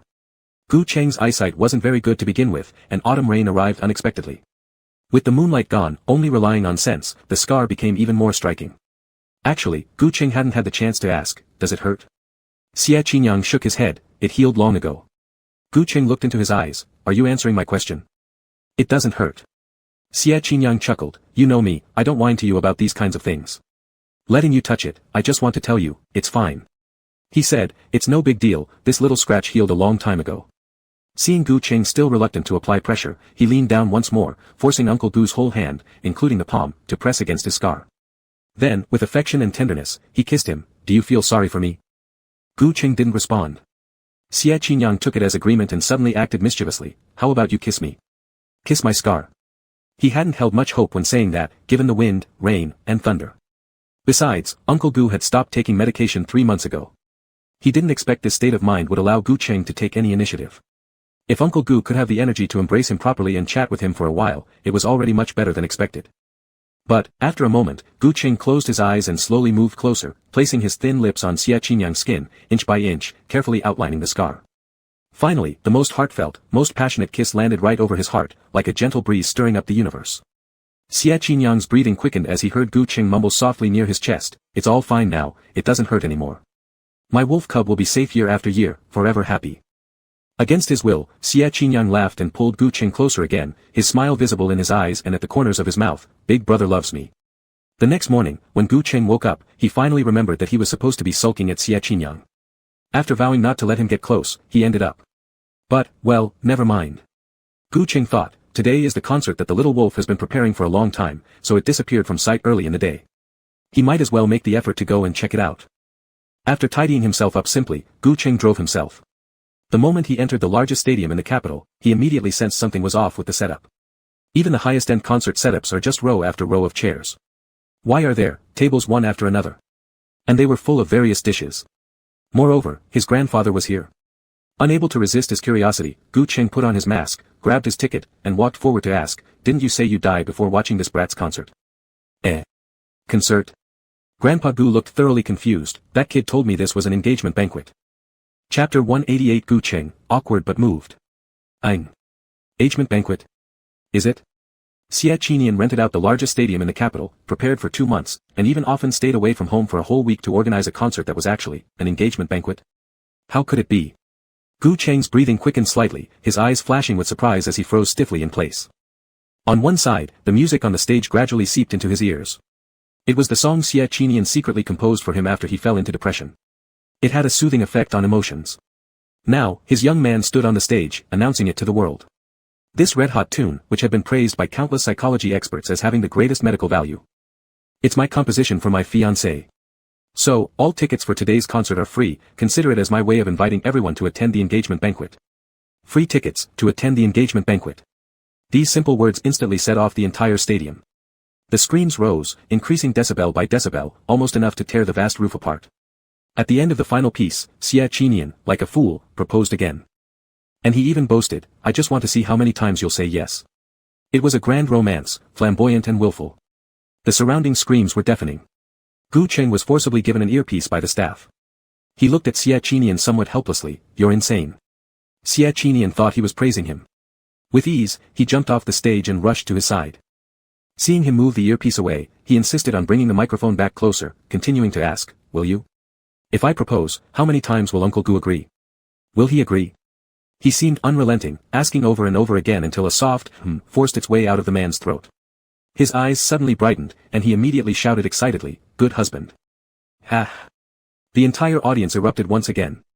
Embarrassing, a slight social death, yet somehow touching. Gu Qing didn't know how to describe his feelings. But he thought, if the 22-year-old really wanted a more grandiose engagement banquet, then let him have his fun. At least he still had money, enough to indulge the kid. Breaking, he turned the concert into an engagement banquet. Trending, Gu Qing, awkward but touched. Trending, Gu Qing, struggling between burying himself or getting on stage. The entries went viral, continuously dominating the top 5 trending topics for a week straight without faltering. Countless resources came looking for Xia Qinyang. Reality shows, films, endorsements followed suit, but he rejected them all and announced his retirement from show business. Trending topics soared again. The reasons were varied. Some even speculated, Xia Qinyang had a terminal illness and wouldn't live long. For some reason unknown, this seemingly outrageous guess began to gain traction, and incredibly, within a month, most people started supporting it. Some influential users even released several photos taken only in hospitals, analyzing them convincingly. Thus, numerous people went online crying to Weibo, asking, "Which hospital is Nianzhaizhai in? I promise, I just want to send you some fruit, not disturb OAO. Is Uncle Gu really heartbroken? Empathizing with myself, I would cry dead right now." 555. The rumor continued to ferment, until Gu Qing reminded him. Only then did Xia Qinyang notice something strange. One day, while free, he logged into his neglected Weibo account and posted, "Not sick, just clinging to my husband. Netizens. Netizens. Netizens, ahahahaha. A wild little wolf cub again. Help.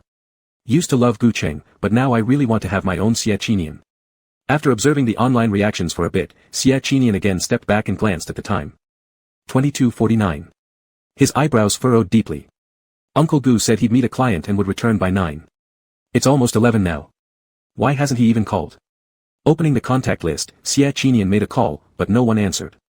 After hesitating for quite some time, he eventually got up, turned on the computer, and connected to the only camera he had placed on Gu Cheng. The image gradually became clear, and he saw that Gu Cheng's phone rang and was turned off by the bar owner. A bartender nearby cautiously reminded, "Boss, this is Gu Cheng ah." The movie Emperor, yeah, I know, the boss smirked, lowering his eyes greedily, rare visit, with his kind of face, it's too pity to not touch him. But the phone rang again, acting as a warning, and the bartender reiterated, his phone is ringing. Shoo, the boss lifted his hand and made a, be quiet, gesture. Gu Cheng is a godlike figure in the entertainment circle. Even if we can't touch him, we could at least undress him and feel him, right? It would be such a waste to let him go now. I added some drugs to his drink. And they're completely odorless and tasteless, costing me quite a lot of money. The bartender stood aside, hesitating to speak but eventually giving up after several unsuccessful attempts to dissuade the boss, so he silently left. Little did he know that as soon as he closed the door, a group of men dressed in black rushed in from the corridor. His heart skipped a beat and he cowered into the corner, relieved that they didn't seem to be looking for him. As he shakily tried to stand straight and move away, sudden crashing sounds came from the private room, accompanied by screams of pain. Then, there was the gentle comfort of a young man's voice, "Uncle Gu, please don't move. You hit his head and broke the bottles, your hands might hurt. Let me kiss it." Gu Cheng's hand was lifted, and he allowed it to be kissed with a hint of grievance. While doing so, he teased, "If you had come any later, I could have gone home myself." Xia Qinian chuckled, glancing at the boss who was almost unconscious from Gu Cheng's blows. Lowering his head, he softly kissed beside Gu Cheng's ear, "All right, it's all my fault. I'll carry you home." Gu Cheng felt dizzy. When Xia Qinian wasn't by his side, he managed to remain relatively alert.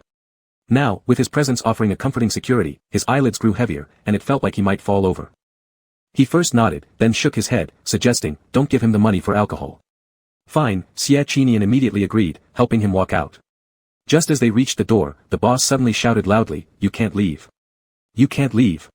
This bar is mine, I joined on my own. Besides, I haven't done anything wrong, these bottles of wine are very expensive, and if you don't pay, I will call the police." The word police echoed sharply, triggering something akin to an alarm. Xia Qinian's eyes darkened, quickly covering Gu Cheng's ears. He gestured to his assistant who followed him, issuing a soft command. Subsequently, he carefully placed Uncle Gu in the back seat of the car. In about 5 months, Gu Cheng was nearly off his medication, so Xia Qinian wouldn't allow his beloved to hear anything related to police or crime, especially when his mind wasn't clear. After securing the seatbelt and lulling him to sleep, Xia Qinian finally got out of the car, feeling secure. Receiving a response from his assistant, he forcefully pushed open the bar's door. Passing the front desk, he casually picked up a bottle of whiskey, walked a few quick steps, and swung his arm down, splashing. The bottle broke on the boss's head. In the heavy silence, a deep warning sounded coldly, "I bought this place, so return my money." The bar boss was confused, "What money?" "The money for the 5 bottles of wine that Gu Cheng smashed on your head." The boss? Hadn't he spent a fortune on drugs, just to put them in Gu Cheng's cup, and ended up getting nothing while suffering bruises all over, only to demand compensation too? How fair was this? Impossible. The boss yelled, "I didn't sell this bar to you, you can't." Before finishing his sentence, Xia Qinian approached him, his high leather boots grinding over, harshly pinning his hand into the glass shards. Alcohol stung as blood gushed out, the flesh mangled. The boss screamed non-stop, beads of sweat dripping profusely from his forehead. Amidst his heavy breathing, he saw Xia Qinian slowly lean down. His piercing gaze reflected ruthless determination, and he declared, "I purchased your main store, and you still owe me countless rents, fool." Chapter 189, What kind of ending would be worthy of all the hardships along the way? End of main text. The bar owner was brutally beaten to the point of losing consciousness, his whole body trembling, and for a moment he didn't understand what was happening. Shakily raising his head, he wanted to see who it was, but in that very moment, bang! His jaw was kicked wide open by Xia Qinian, sending him flying across the room with a loud crash as he slammed into the liquor cabinet. Clang, clang. Bottles kept falling, breaking all around. His struggles quickly transformed him into a human porcupine. Then, Xia Qinian's men grabbed his limbs and threw him straight out of the bar like a dead pig, dumping him in the grass. If lucky, maybe he'd be discovered by an ambulance. If unlucky, he'd have to crawl to the hospital himself. Moreover, Xia Qinian had already heard from his assistant that this boss had put all his money into the bar and wouldn't dare oppose him. Feel free to beat him up, no worries about consequences. Watching the man thrown far away, Xia Qinian finally returned to his car, went home, and picked up Gu Cheng. Just as he prepared to lay Gu Cheng back on the bed, he realized that the hem of his shirt was being gently tugged. He looked down, seeing his weary-looking Uncle Gu. Noticing how Uncle Gu rubbed at the corner of his clothes and murmured softly, "Kid, why did you bring so many people today?" When asking, there was a natural furrow between Gu Cheng's brows, clearly indicating concern. Xia Qinyan bent down and kissed his eyes tenderly. They're just assistants, wearing intimidating clothing to scare people. Gu Cheng relaxed slightly, his eyelashes flickering before laying himself down properly, looking up at Xia Qinyan. Why do you suddenly want to scare people? Xia Qinyan leaned closer and sat next to him, his tone gentle, because you were bullied. Gu Cheng closed his eyes. How do you know? Xia Qinyan's gaze shifted, thinking of some excuse. When he heard the other speak again, you've installed cameras on me, haven't you? His heart skipped a beat. Xia Qinyan immediately lowered his eyes to look at the hand resting on his chest, the knuckles curled, still tightly clutching the edge of his shirt, refusing to let go. Relieved, he leaned down and asked, do you not like it? Gu Cheng shook his head, the corners of his lips involuntarily curling upwards. Taking advantage of the situation, Xia Qinyan gripped his hands and pulled them over his head, biting off his glasses. If you don't like it, why is your heart beating so fast? The seductive sound pierced right through to his core, like trying to expose something hidden. Before long, Gu Cheng softly chuckled, his ear tips even flushing red. Yes, he liked it. Not sure if it was due to getting used to being surveilled, somehow, he now inexplicably felt secure, strangely deriving this miraculous safety solely from Xia Qinyan's nearly insane possessiveness. They were both crazy. Deserved to be intertwined. With these thoughts, Gu Cheng raised his hand and gently pinched the back of Little Wolf's neck. His fox-like narrow eyes held laughter as he remained silent for a long time. Then, he suddenly rose, biting off the top button of Xia Qinyan's shirt. Just like when he first fell for him, biting this insignificant trophy, sensually proclaiming, Xia Qinyan, he belongs to me. The bold, wonderful, sexy and wild little wolf belonged to him. No one can take him away. Gu Cheng didn't know how he spent the following moments.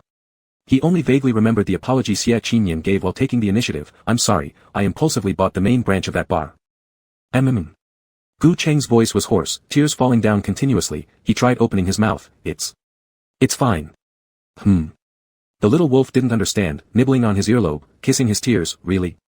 Yeah, really, said Gu Cheng. Said I won't pay for drinks, which means, exactly that.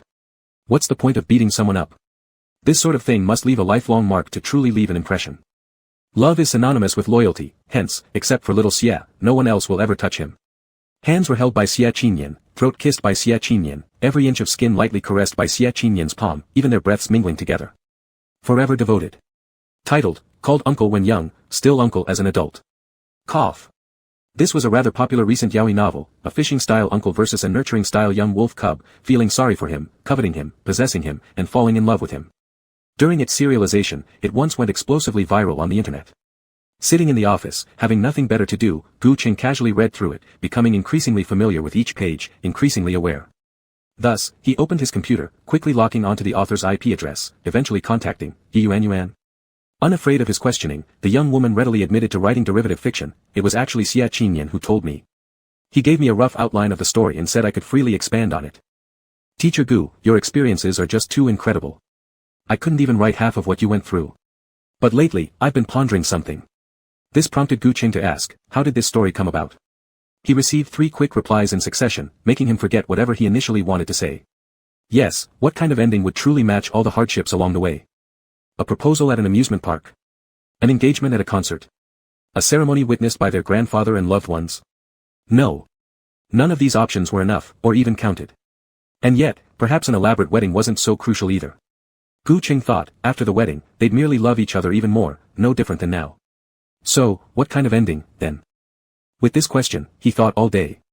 Once home, he leaned back on the couch and loosened his tie when suddenly it was snatched away by Xia Qinyan. His eyes were covered, and lips claimed. Blindfolded, Gu Cheng tensed momentarily before hearing a dark, husky voice whisper in his ear, Husband, I learned to mix drinks today. Would you like a taste? Oh, yes. Curiosity stirred in Gu Cheng. He didn't answer Xia Qinyan's question but instead asked, why do you always call me husband?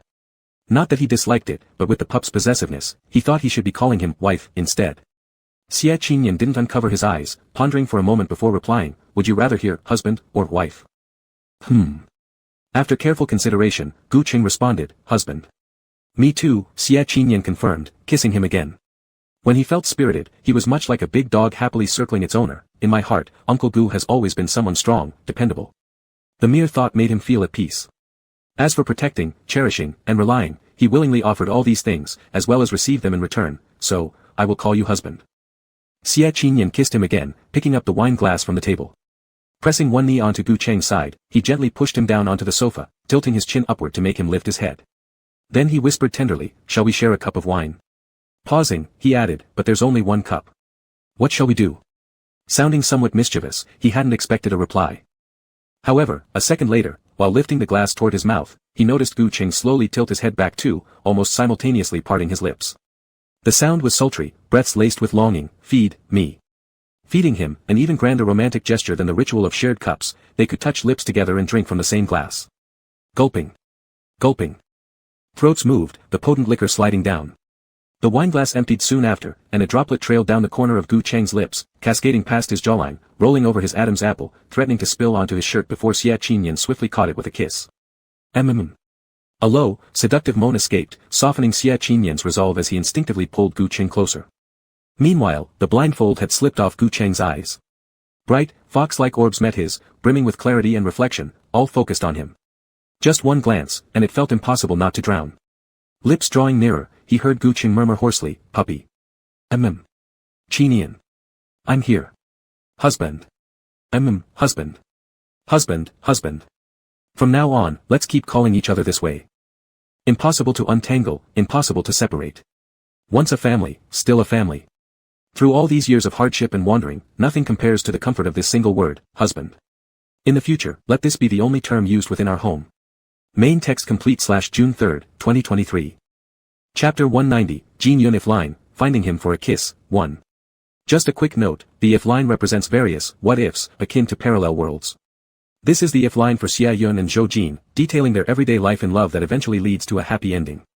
It's meant as a way to compensate for Uncle 3's 20 years of longing, irrelevant to the main text. Xia Yun absolutely detested Zhou Jin. He just couldn't figure out why his always company is home, workaholic father insisted on picking a poor student to sponsor right by his side. Sponsoring was one thing, but then his father even had them become desk partners in high school, roommates in college, forcing them to see each other day in and day out. Just thinking about it annoyed him.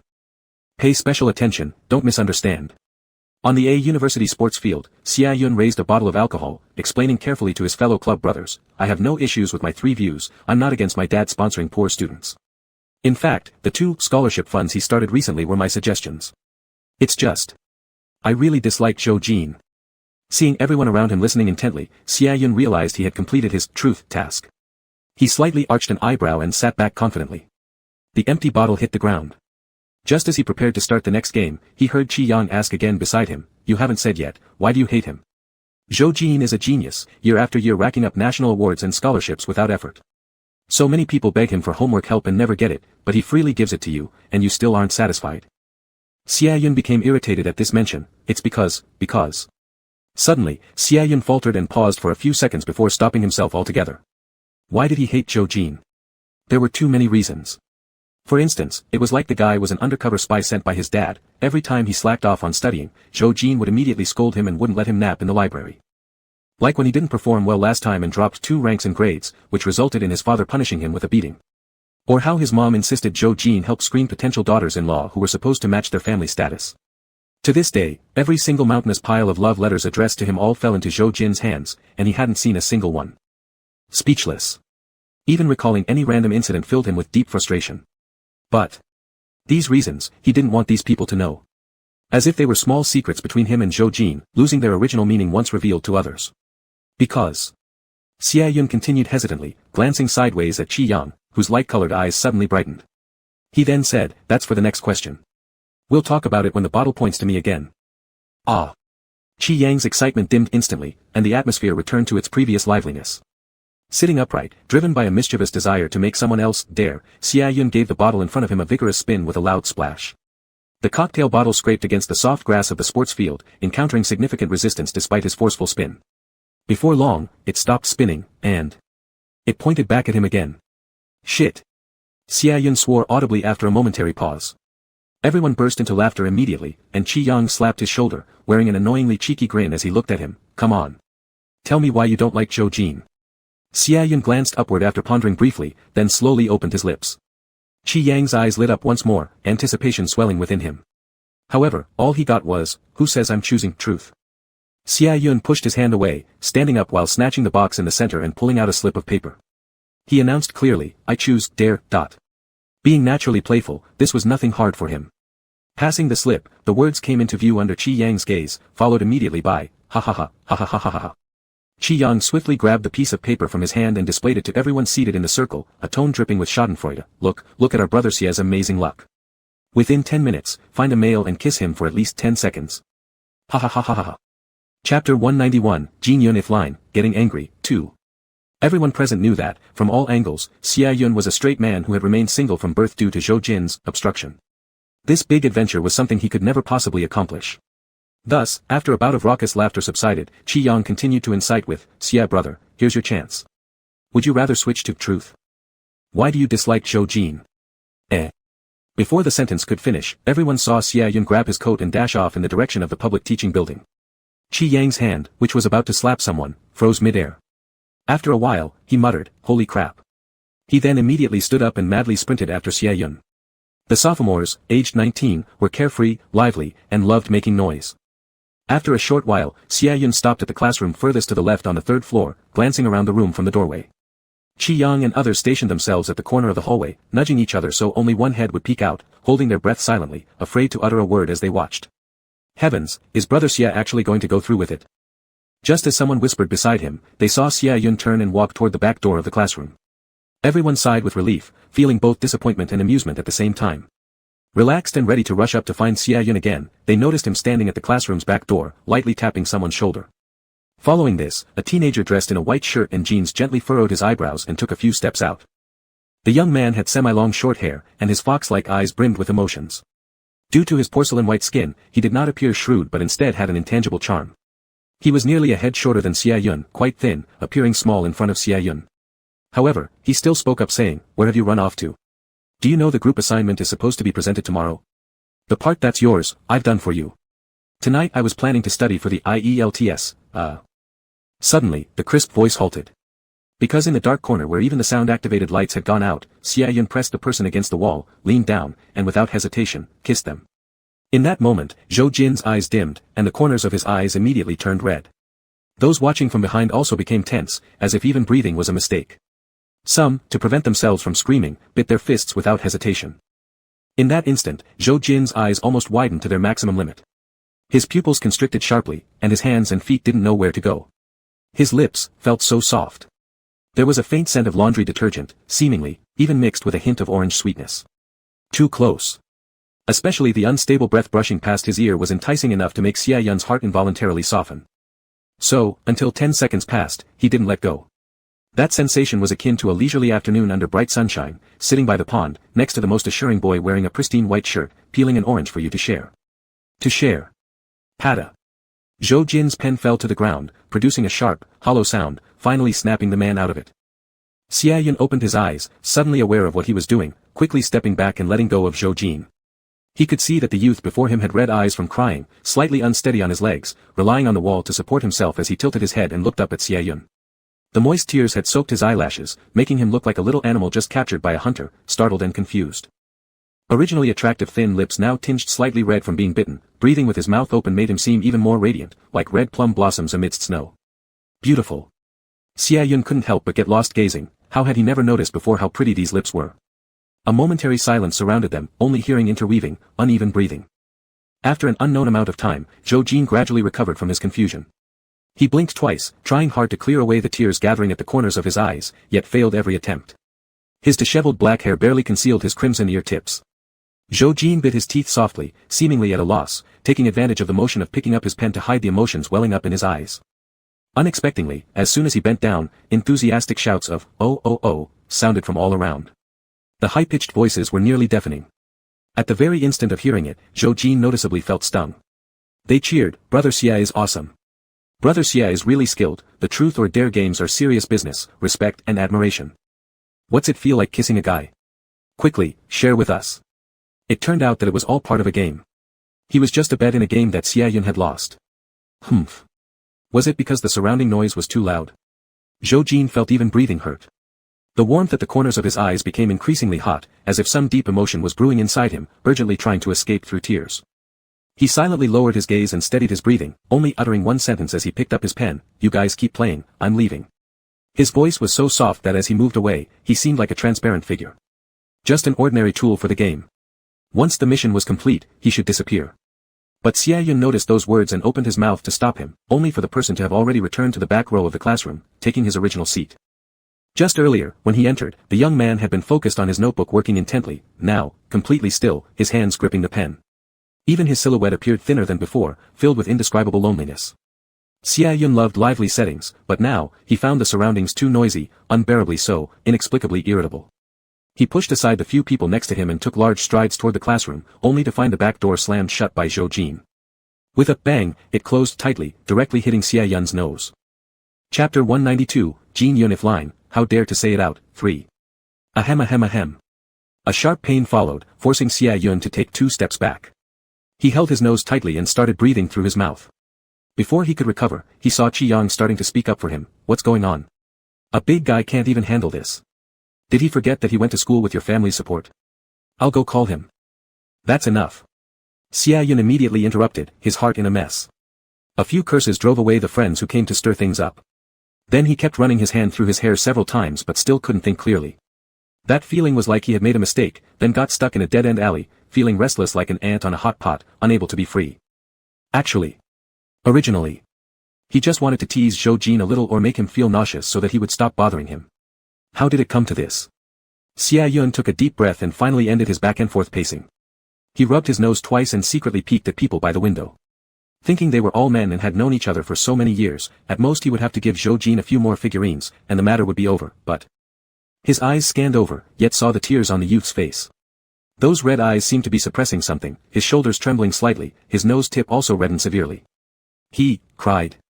To avoid being discovered, Xia Yun hurriedly turned around, leaning against the classroom wall, gently catching his breath, his mind in chaos. On the way back, Xia Yun went to the supermarket. He bought tangerines and a box of chocolates with a high price tag, clearly designed to scam young couples. Although it was expensive, Zhou Jin liked it.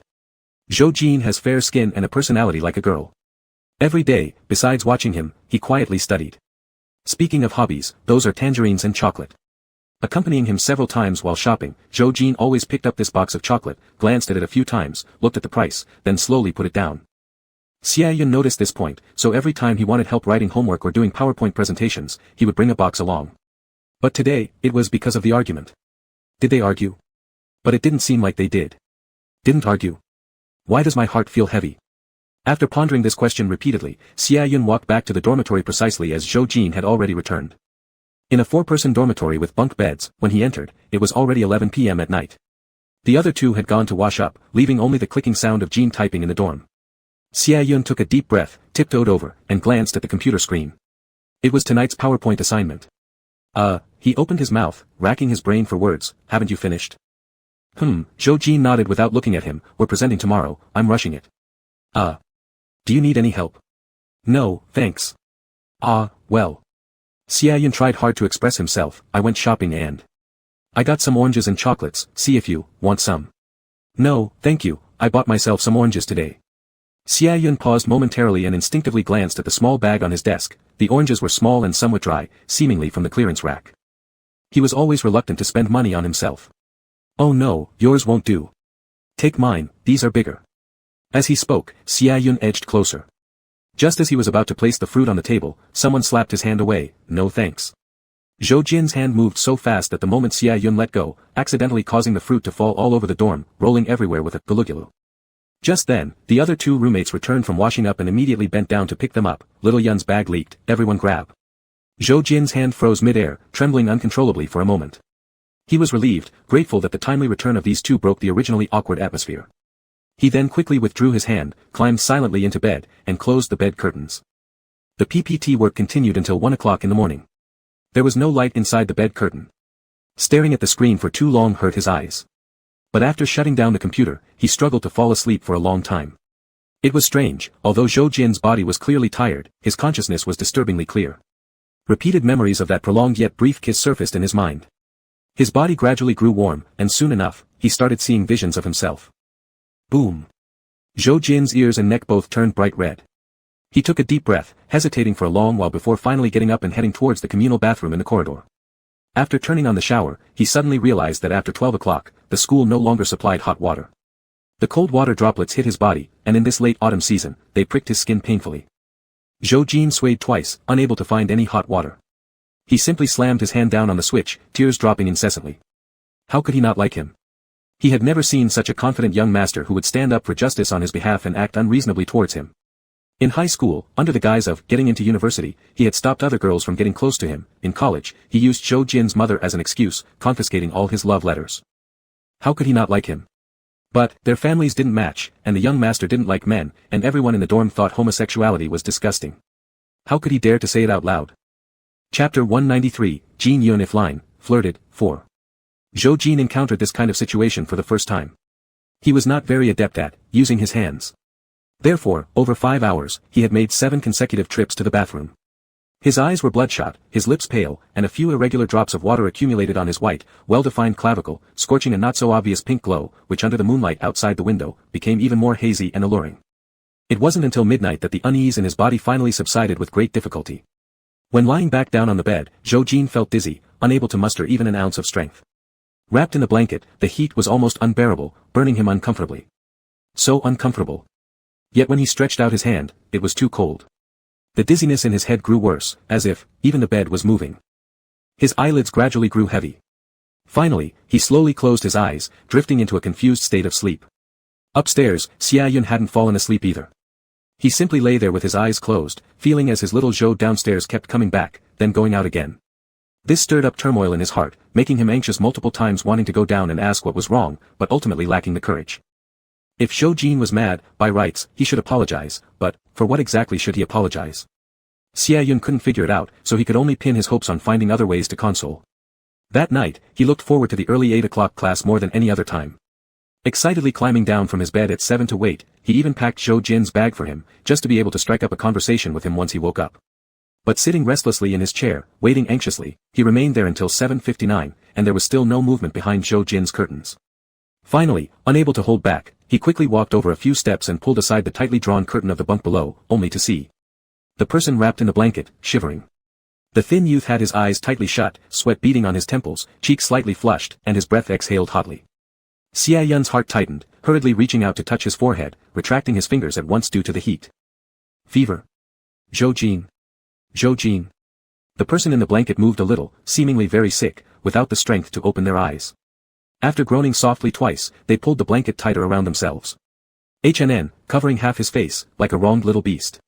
A muffled voice came from within the blanket, hoarse, water, there are some medicine in my small cabinet, please. What do you mean, please?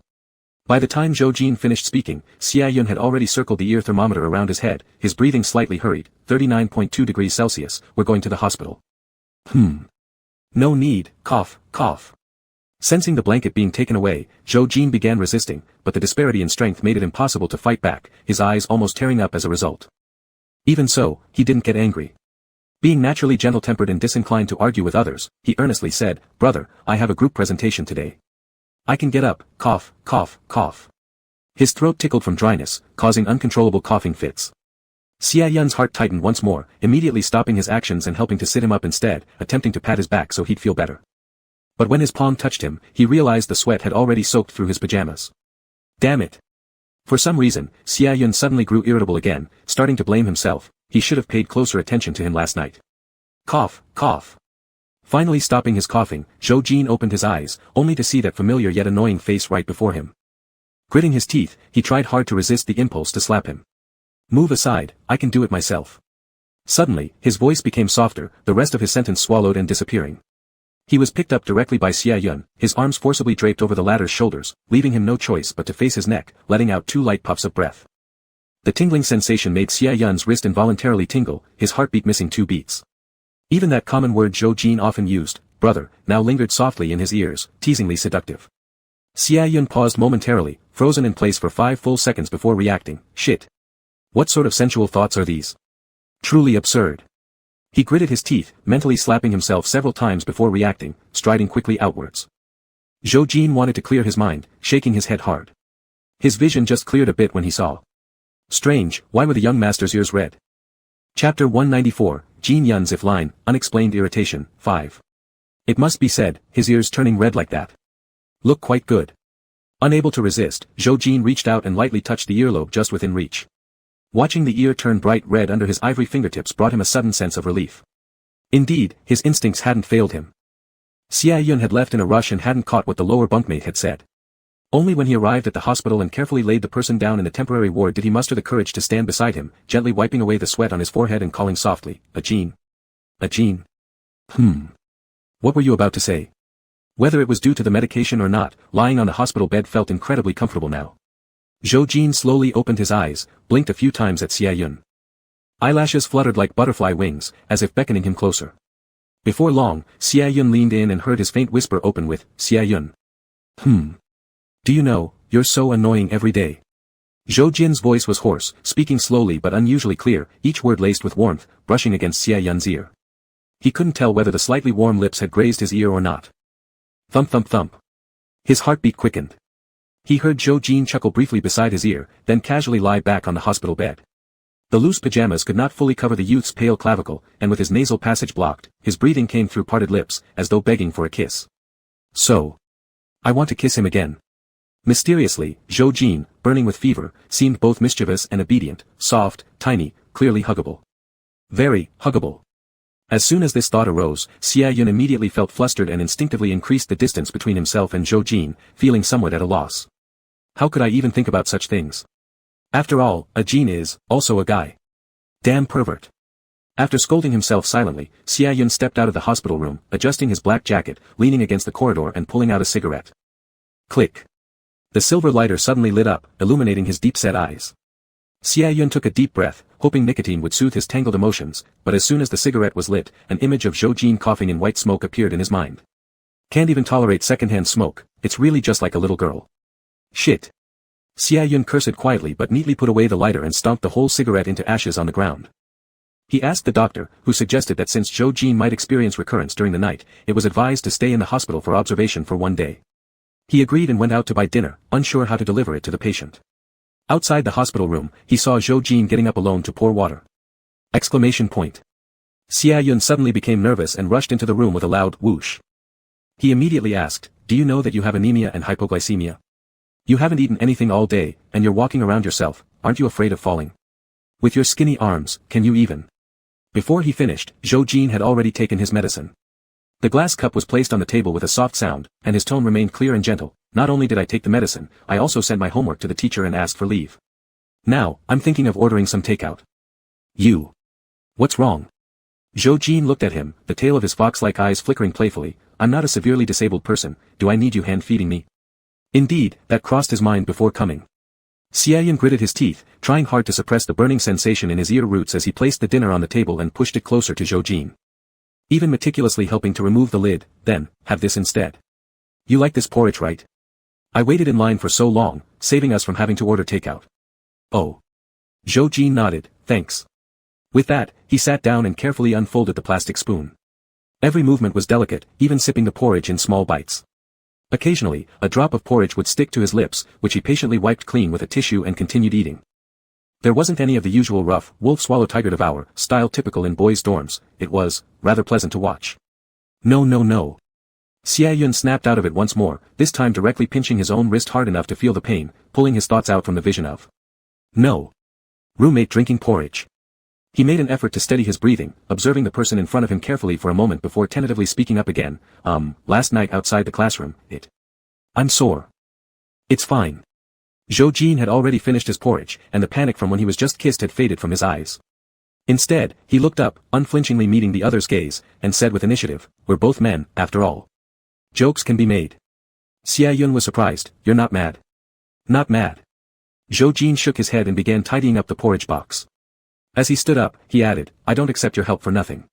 Including high school, it's been 3 years now, and after I graduate, I'll pay it back bit by bit."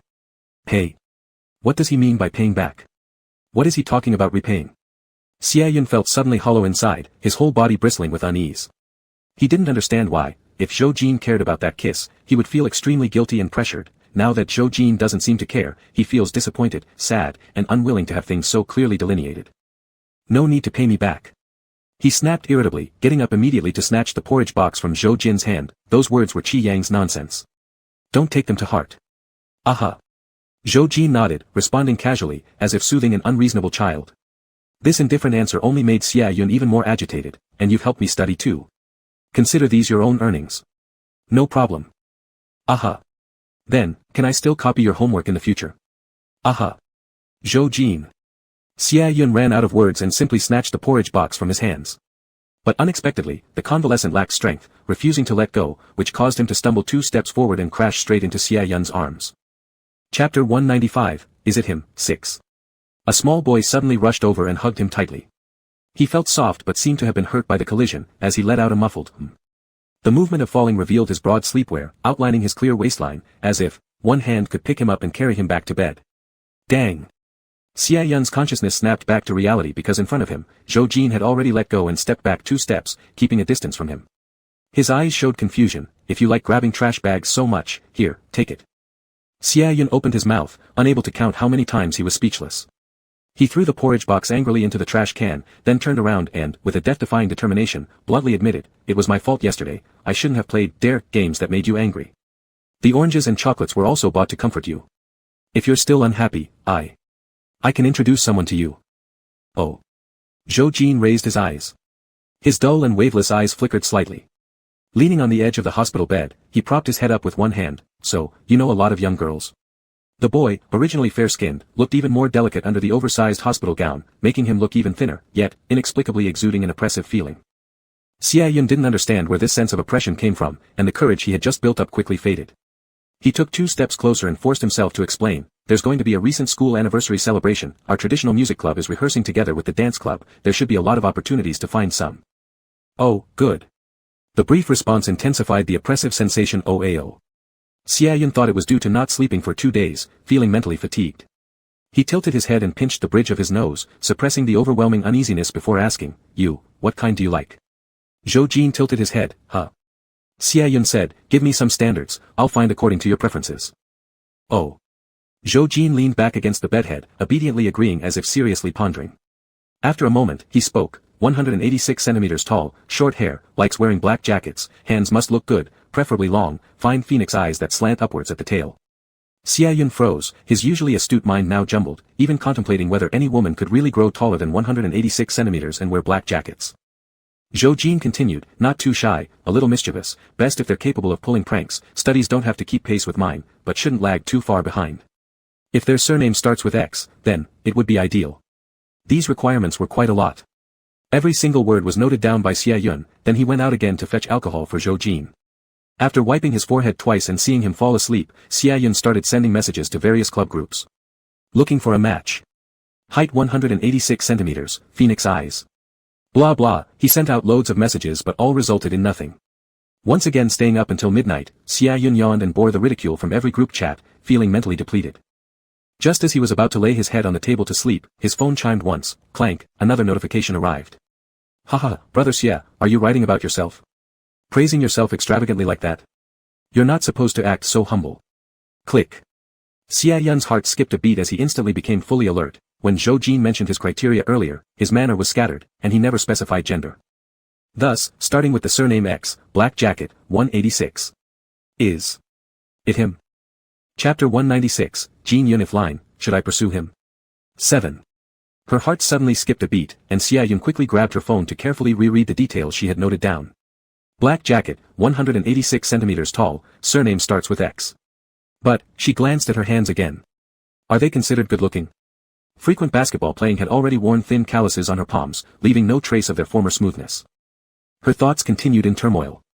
After some time, Xia Yun subconsciously reached out to gently rub the long-formed calluses on her hand. Again and again, nearly 10 times before she finally slowed and then stopped, her gaze drifting involuntarily towards Zhou Jin's face. Does it matter? Why? Is it because the calluses on my hands do not meet his standard for good-looking hands? Why should I follow his standards? Why do I instinctively comfort him when he gets upset? Why do I get nervous whenever he runs a fever?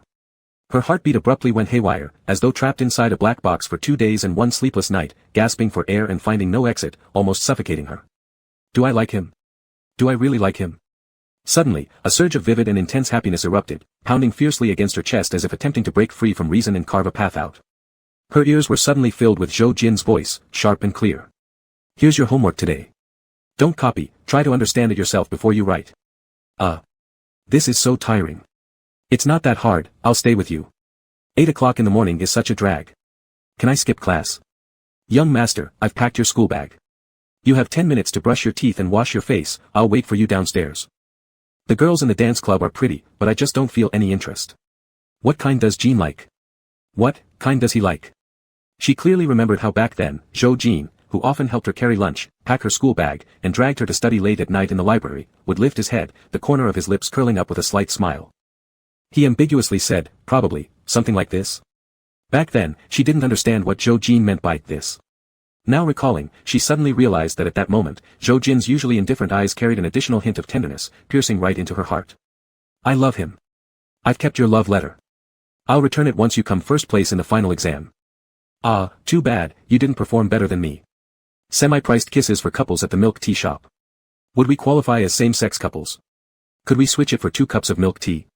Never mind, Zhou Jin looked at her, slightly smiling as he retracted his words, I was just kidding. The young master has plenty of money anyway. He was just joking. How could those fleeting, ambiguous moments possibly all be jokes? It turns out. Xia Yun's nose tingled, and her hands started trembling unintentionally. Zhou Jin had quietly confessed countless times, all on his own. On the bed in front of her, Zhou Jin began running a high fever intermittently. His forehead grew hot again, eyebrows lightly furrowed as though in extreme discomfort. The mess in Xia Yun's heart tightened together, without hesitation reaching out to press Zhou Jin's brow center. As soon as her knuckles touched him, her heart rate immediately went off the rails. So warm. Is it Zhou Jin's warmth or mine? Xia Yun couldn't tell. She felt incredibly, longing to use this movement as a pretext to touch his lips. However, just as the thought arose, Zhou Jin under her hand opened his eyes, his eyelashes brushing softly over her palm, creating a tingling itch. Her gaze flickered as she unconsciously let go, turning away her eyes, stammering awkwardly to justify herself, the fever's back, you should take another pill. Fortunately, the doctor had mentioned that more medication could be taken during a nighttime fever, otherwise, she really wouldn't know how to save the situation. Zhou Jin nodded, so Xia Yun reached out her hand to give him the medicine. Watching him tilt his head to drink water, his slightly small Adam's apple moved gently, a droplet passed by the corner of his lips and hung on his prominent collarbone. A couple more drops, and they might as well start a fish pond. Xia Yun's gaze gradually became transfixed, only regaining awareness when her hand had already rested on the other person's collarbone. Her fingertips, carrying faint calluses, brushed against skin flushed pink, causing Zhou Jin to groan lowly and instinctively shrink back. But soon after, it was as if he understood something. Zhou Jin leaned forward, his chest fully pressing onto the opposite hand. Taking advantage of being sick, he leaned closer to Xia Yun's lips and whispered hoarsely, so hot. Boom boom boom. The drum-like sound of her heart echoed in her ears. Xia Yun hastily pulled her hand back, which caused Zhou Jin to lose balance and lurch forward. Her pupils contracted, then she hastily reached out, just in time to embrace him fully. His body was burning hot, but so soft, it felt incredibly comfortable to hold him. Warm breath rolled over her neck, sneaking into the collar of her shirt. She heard Zhou Jin chuckle softly by her ear, murmuring faintly, Xia Yun, you're so warm. Her fingertips trembled as Xia Yun struggled to summon all her strength not to press her lips against him. She slowly lifted her head, intending to soothe him with some words, but as soon as she opened her mouth, her face turned completely red. Strange, consoling Zhou Jin never made her feel this way before. Why does it now? In front of her, without needing any soothing, Zhou Jin began to laugh softly. Pushing her away on his own, he fell back onto the hospital bed and whispered sleepily, thank you. I can be discharged tomorrow. Go rest. As the words faded, the quietness returned to the ward under the bright moon. Xia Yun could only hear her own pounding heartbeat. Taking a deep breath, she quietly stepped away from the ward and stood outside the door. Raising her hand, smack. She fiercely slapped herself across the face. No wonder yesterday a single kiss had such a big reaction. Damn it. Xia Yun, you are utterly shameless. With a heavy heart, Xia Yun gradually leaned against the edge of the hospital corridor, squatting down, restless. She didn't know when she had fallen asleep, only remembering waking up when the sky was already bright. She saw a doctor walking nearby, reminding her that Zhou Jin can be discharged today. For some reason, her still hazy brain blurted out, Doctor, I'm still a bit worried. She asked, can she be discharged at night? Yes. This was the affiliated hospital next to University A, very close to the school. The doctor said, if you're concerned, we can observe her for one more day. Okay, thank you, doctor. Xia Yun nodded gratefully, bidding the doctor farewell, a hint of mischief curving her lips. Do you like her? Yes. Will you pursue her? Of course. When Xia Yun returned to the ward, she kept coaxing him until evening, even timing their discharge precisely at 11 o'clock at night. Not only that, she insisted on treating Zhou Jin to an after-midnight hot pot meal at Heideleo. Then, their dormitory shut its doors. Given Xia Yun's excellent relationship with the dorm supervisor, who often let her climb back through the window, she sighed helplessly. Oh well, looks like we can't go back. Shall we find a hotel for the night? Hey.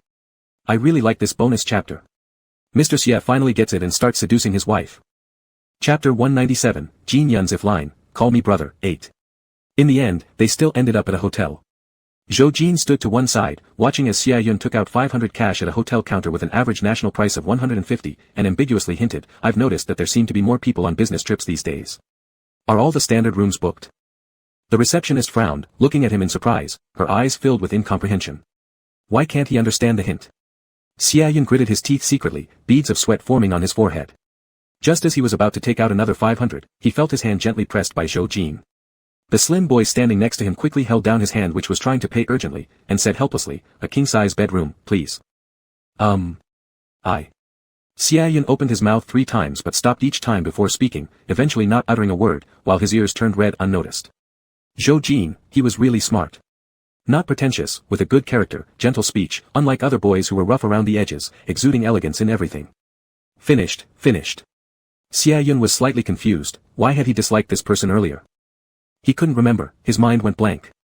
Before he could react further, Zhou Jin had already taken 300 from his hands. Room fee 150, deposit 100, leaving 50 back to him. Subsequently, he picked up the room card with one hand and dragged the hem of Xia Yun's clothes like a little dog, slowly walking upstairs step by step. The room was on the 2nd floor.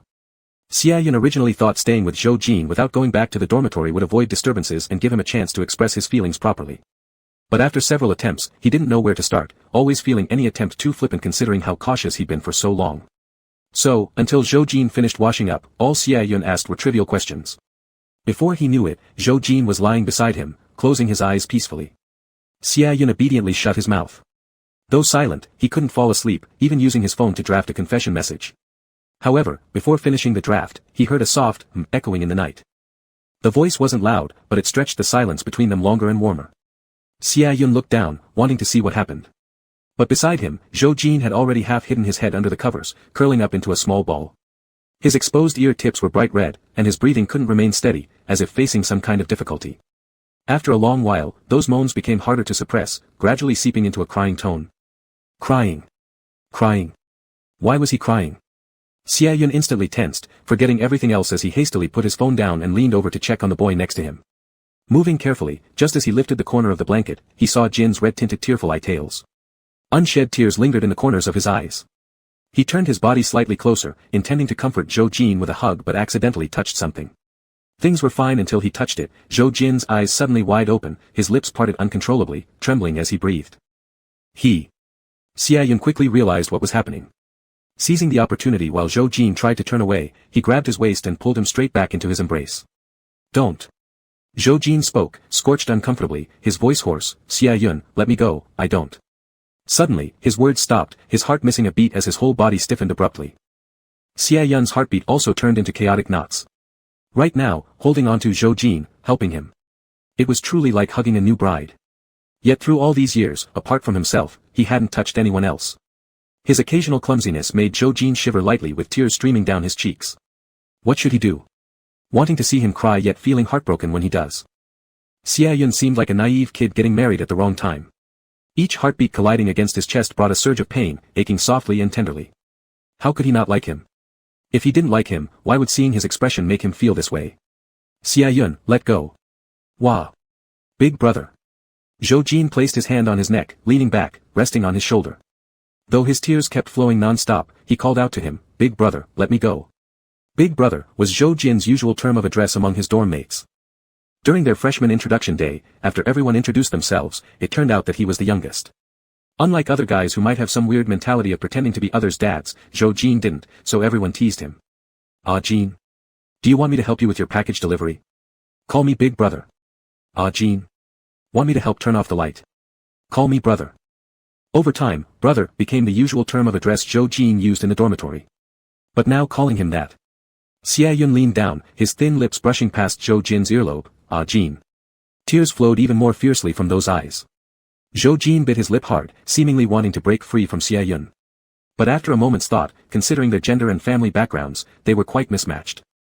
This period in university was the last chance for him to selfishly possess this young master, but after this one encounter, who knows if there would ever be another. Thinking about it, instead of pulling away as he should have, Zhou Jin's ear leaned into Xia Yun's lips, almost as though he feared Xia Yun wouldn't kiss him soon enough. Thump. His heart softened completely, as Xia Yun heard the soft murmurs of the young man, every single call of brother seeming like it belonged solely to him. And so, he made his decision. From now on, none of the others in the dorm would be able to trick his wife like this anymore. Ah Jin, be good. Xia Yun handled him with extreme care, gently coaxing until Zhou Jin relaxed against his embrace, then mustered up all his courage to ask, does Ah Jin like men? Zhou Jin's breath hitched suddenly, freezing momentarily. Listening further, Xia Yun continued, see, can I be the one for you? Boom boom boom. The wild beating of his heart led Zhou Jin to suspect that his head was overheating, causing auditory hallucinations. But in his ear, Xia Yun's voice was so clear, filled with determination, I like you, can I pursue you? I like you, can I pursue you? Can I?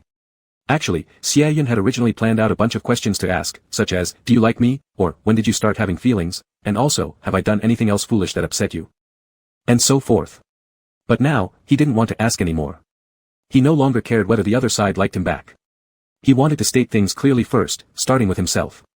Carefully yet cautiously, he asked him, can I pursue you? Breathing slightly quicker, he froze for a full 15 seconds before Zhou Jin managed to calm his chaotic mind. Leaning on Xia Yun's shoulder, he suddenly chuckled softly, his laugh tinged with bitterness but also joy, as though greeting a long-awaited dawn. Then, he lightly closed his eyes and reopened them decisively, shaking his head, no, you cannot. Xia Yun immediately panicked, beads of sweat instantly forming on his temples.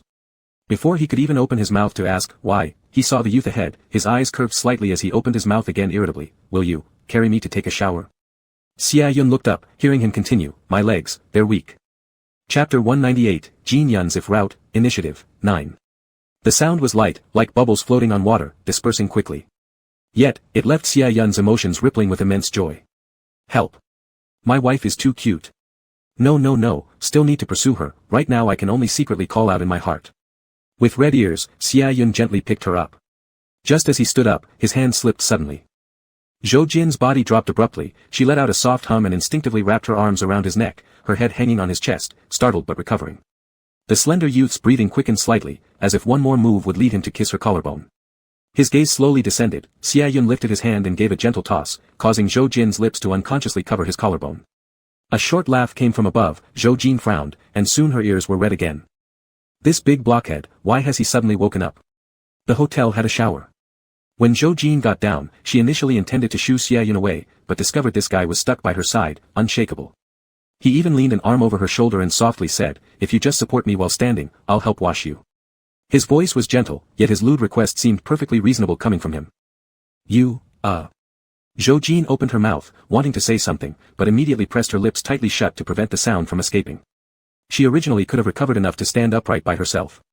But now, she couldn't muster any strength at all. In the end, she had no choice but to cling to Xia Yun's neck and lean against his shoulders to avoid falling.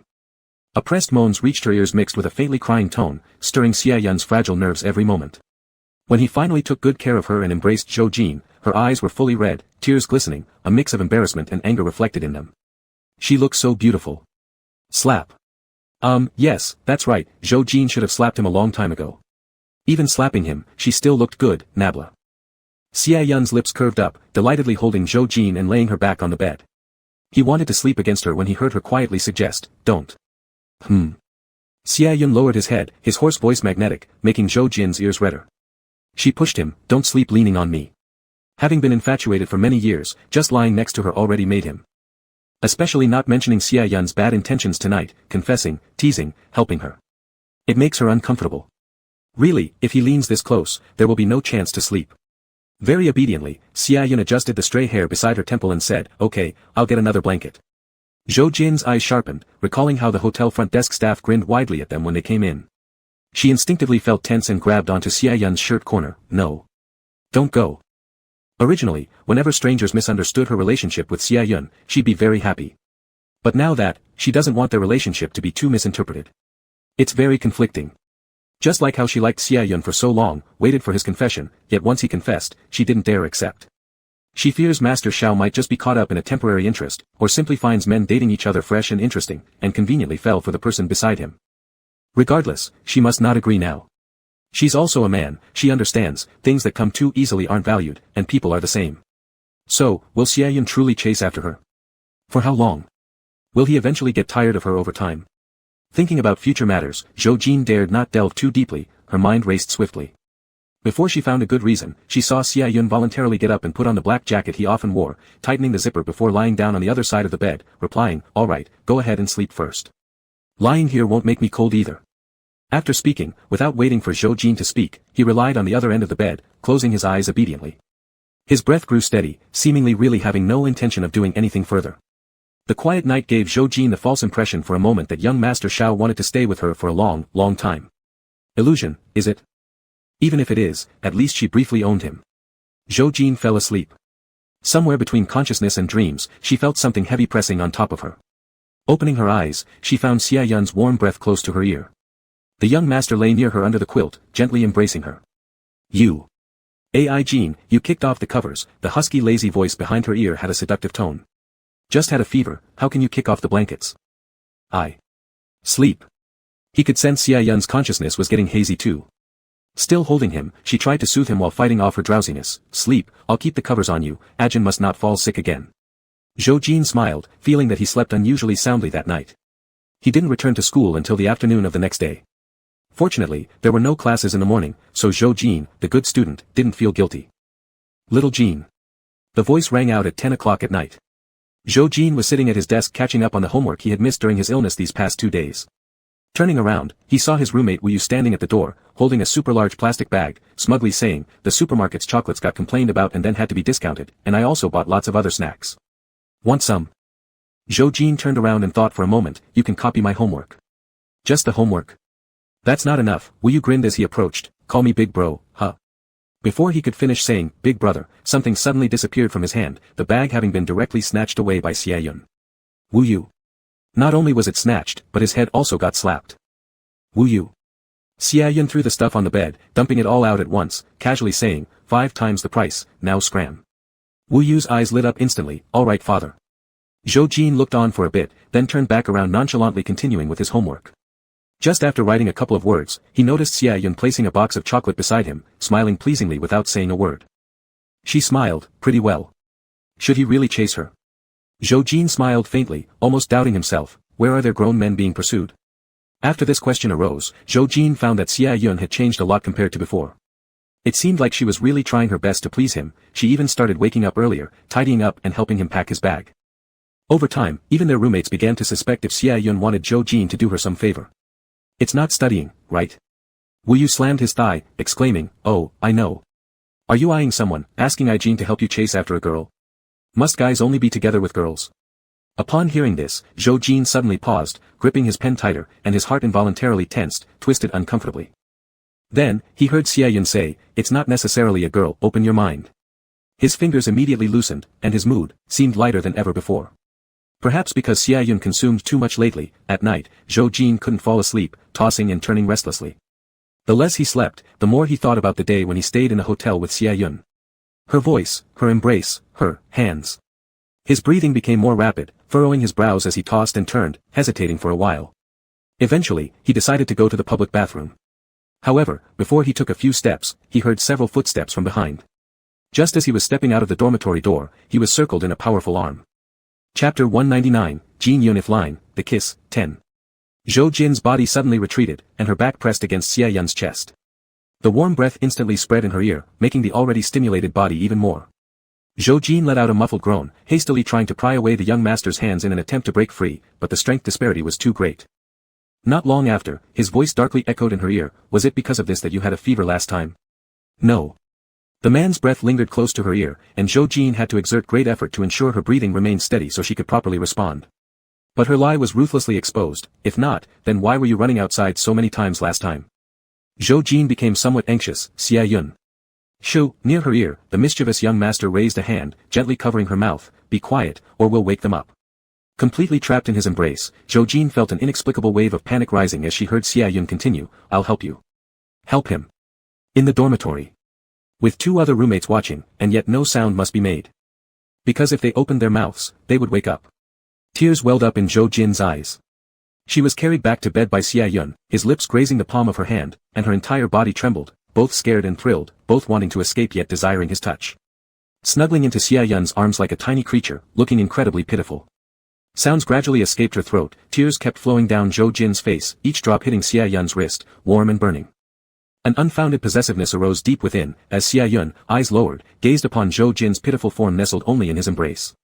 The young boy's ears turned bright red, his sleepwear slightly open due to the struggle, revealing a blush-pink collarbone.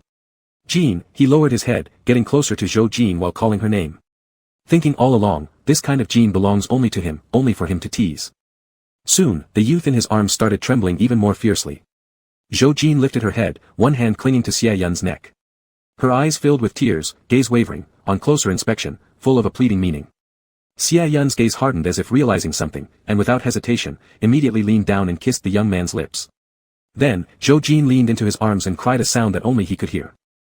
Breathing slightly quickened, Zhou Jin rested her head on his shoulder, taking quite a while before finally opening her hoarse voice lightly. What should we do? There's no hot water. It sounded like a reproach, yet also included a bit of grievance, making one want to cradle her in their hands and give her all the best in the world. There is. Xia Yun spoke slowly, word by word, there is, don't be afraid. I will take care of you. Lie down for a while. Saying this, he carefully put her down again, and it wasn't until after he fetched the hot water that he noticed Zhou Jin peeking out from under the covers, just her eyes visible, reminding him, wash your hands first. Xia Yun paused, laughing helplessly, all right. After much difficulty, taking care of Jin finally finished at 1 o'clock in the morning. To cover his blushing ears, Zhou Jin continued speaking hidden under the quilt, his voice muffled and required coming close to hear clearly, school shuts off the water at 12. The young fox eyes half closed, resembling a little demon who just completed its cultivation. Where did you get the hot water from? Xia Yun replied without hesitation, public drinking fountain. Pupils dilated, Zhou Jin almost instinctively blurted out, that's expensive. It doesn't matter. You can't possibly catch a fever again, right? Xia Yun stood up and was about to pat his head when the top bunk suddenly said, caught you, didn't I? Zhou Jin's ears flushed, and his whole body completely shrunk back into the blanket. Xia Yun looked up and saw Wu Yu flipping over, muttering a sentence in his sleep, smacking his lips, then continuing to sleep. Xia Yun smiled, then bent down again to comfort. But the Jin inside the quilt refused to come out under any circumstances. Having no choice, he could only gently caress the little lower bunk's head through a thin layer of silk quilt. Don't worry, there's nothing to fear. I can handle it, I'll stay by your side. I can handle it, I'll stay by your side. This is a sentence more reassuring than, I'm here. As if saying, I'm here, just for you, all problems need not be feared, I can solve them all, and solve them well. So, go to sleep quickly, Xia Yun coaxed him, if you're tired, don't think about anything. Go to sleep early. For quite some time, after he poured out the water, Zhou Jin finally poked his head out, quietly asking, it's very late. What if I feel sleepy in class tomorrow? I'll take notes for you. Xia Yun spoke, and instantly regretted it after the words left his mouth. To avoid not knowing what the top student might want to note, he simply said, if you're sleepy, I can record the class for you. You can listen when you've rested well, it's fine. It's fine. He would always have his back no matter what. Zhou Jin's eyes gradually moistened. Only after Xia Yun got into bed did he dare turn his head to release his emotions. Actually, he was not an orphan originally. However, when Zhou Jin was 5, his parents divorced and formed new families. They had big arguments over his custody issues, and then decisively decided to send him to the orphanage. He remembered clearly, that day, his mother told him, to pretend being a lost orphan and deceive the orphanage staff, or else she wouldn't keep him anymore. Young little Jin, clutching a broken Ultraman toy model, nodded resolutely, completing the task given by his mother. Very obedient. But after that, his mother never appeared again. So, he could apply as a needy student and, because of his good academic performance, also received assistance from the CF family. That sentence, it's fine, that sentence, I can handle it, seemed like something he'd never heard before. Hiding it from everyone, Zhou Jin secretly cried himself out one night. The next day, as expected, he missed the class, but Xia Yun had properly recorded it for him. And since then, the young master began helping him time and again. To the point that he developed a bad habit of dependency. Months later, he even dared to stand up and reach out to touch Xia Yun's shoulder while standing beside his bed, softly calling out, Xia Yun, Xia Yun. Calling him with both last and first name, but his voice quivered, soft and seductive, Xia Yun, are you asleep? The boy who had just participated in the sports meet opened his eyes immediately on the bed and smiled at him. Xia Yun hasn't fallen asleep yet. Zhou Jin's heart settled immediately. He blinked twice, quite curious, how did you suddenly become so knowledgeable? I saw it on videos. Xia Yun laughed, I'll show it to you later. Zhou Jin nodded, his ears turned completely red, moving his lips several times without knowing how to start speaking. But, it seemed like his young master could read minds. Not long after, he voluntarily got off the bed. Once again, Xia Yun took the initiative to kiss him to stop him from crying out loud. This time though, Wu Yu didn't mutter in his sleep. He had genuinely woken up, wanting to go to the restroom, but accidentally witnessed Xia Yun holding someone from behind on Zhou Jin's bed, bending down to kiss. His pupils abruptly dilated. Wu Yu opened his mouth, his voice changing pitch entirely. You. What are you two doing? Zhou Jin panicked instantly, trembling physically. His face soon became extremely pale. Xia Yun, however, kept his arm around him while gently patting his back. After kissing away his tears, he only turned his head and nonchalantly replied, kissing. So what, isn't it obvious enough? Chapter 200, Jin Yun If Line, Delusion, 11. You. Perhaps Xia Yun's words had too much impact, Wu Yu's lips trembled, and his mind suddenly went blank. After a long pause, all he could manage to say was, what? His voice was slightly loud, which woke up a roommate on the side. As new gazes fell upon them, Zhou Jin's expression grew even darker.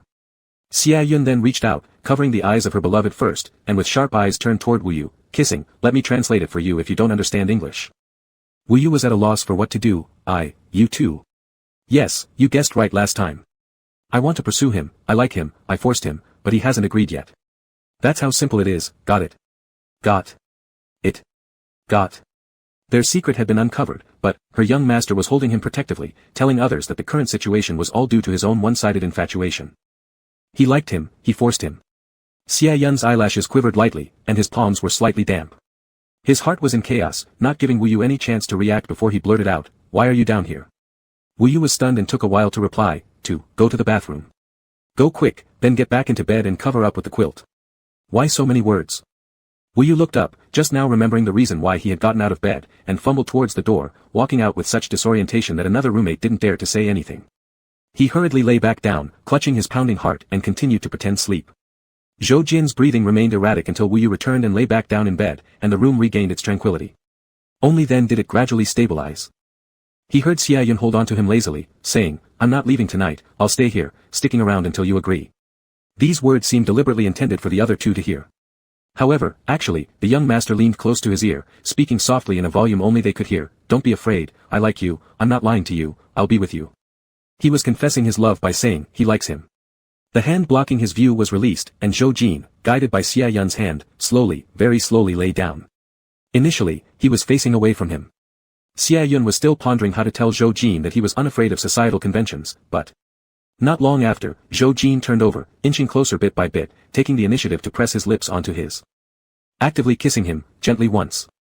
After the kiss, his ears turned red on their own, and he ducked his head to bury himself inside the quilt. His heartbeat missed a beat, and after a long while, Xia Yun couldn't help but curve his lips, it seemed he was getting closer to success. The next morning, as usual, Zhou Jin washed up with Xia Yun and went out, but he avoided the glances of the other two roommates as if afraid. At the graduation party from high school, he hadn't dared to confess to Xia Yun because there were too many love letters stacked before the young master, none of which he read. Later, these letters fell into the hands of two rude waiters who read each letter one by one. When they came across his letter, they started laughing hard. No way. A guy confessing to another guy, disgusting. Everyone come look quickly. My God. A guy liking Xia Yun.